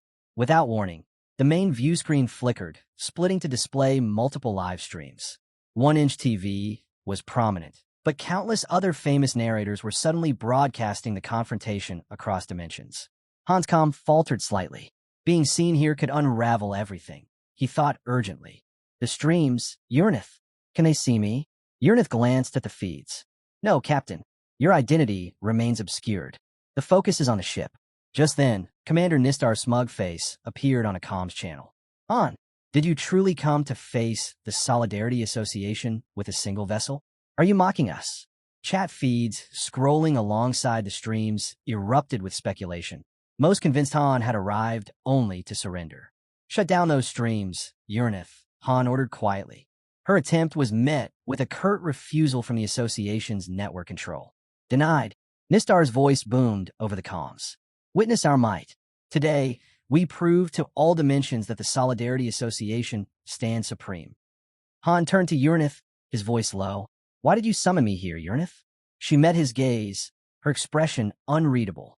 I merely wish for you to watch. Before Han could question her further, the entire association fleet surged forward, weapons glowing. Han's lone Niflheimer ship remained motionless, a dark speck against the armada. Nistar roared, charge, annihilate them. A blinding explosion erupted nearby. As the light faded, Ledigian stood casually on the hull of Han's ship. Han's 3 core fighters, Party 1, materialized beside Ledigian instantly. In the next heartbeat, they vanished, reappearing directly on the bridge of the Solidarity Association's flagship. Nistar stumbled back, eyes wide with disbelief. Teleportation across kilometers? Impossible, he gasped. His shock quickly turned to fury as his elite guard, the association's most formidable heroes, swiftly encircled Han and his small group. Han instantly recognized their auras. These were the enemy's true powerhouses. Nistar pointed, triumphant. Kill them all. Now, a tall swordsman shoved his way forward, his voice laced with contempt. Silence. These are my prey. He locked eyes with Han. I am Kshatra, the 100 Sword King. Your demon blade intrigues me, but your title as Mobius' finest swordsman ends today. I have never tasted defeat. Kshatra lunged, his sword a blur aimed at Han's heart. Ledigian moved faster than sight. A flicker, and Kshatra's sword was suddenly in Ledigian's hand.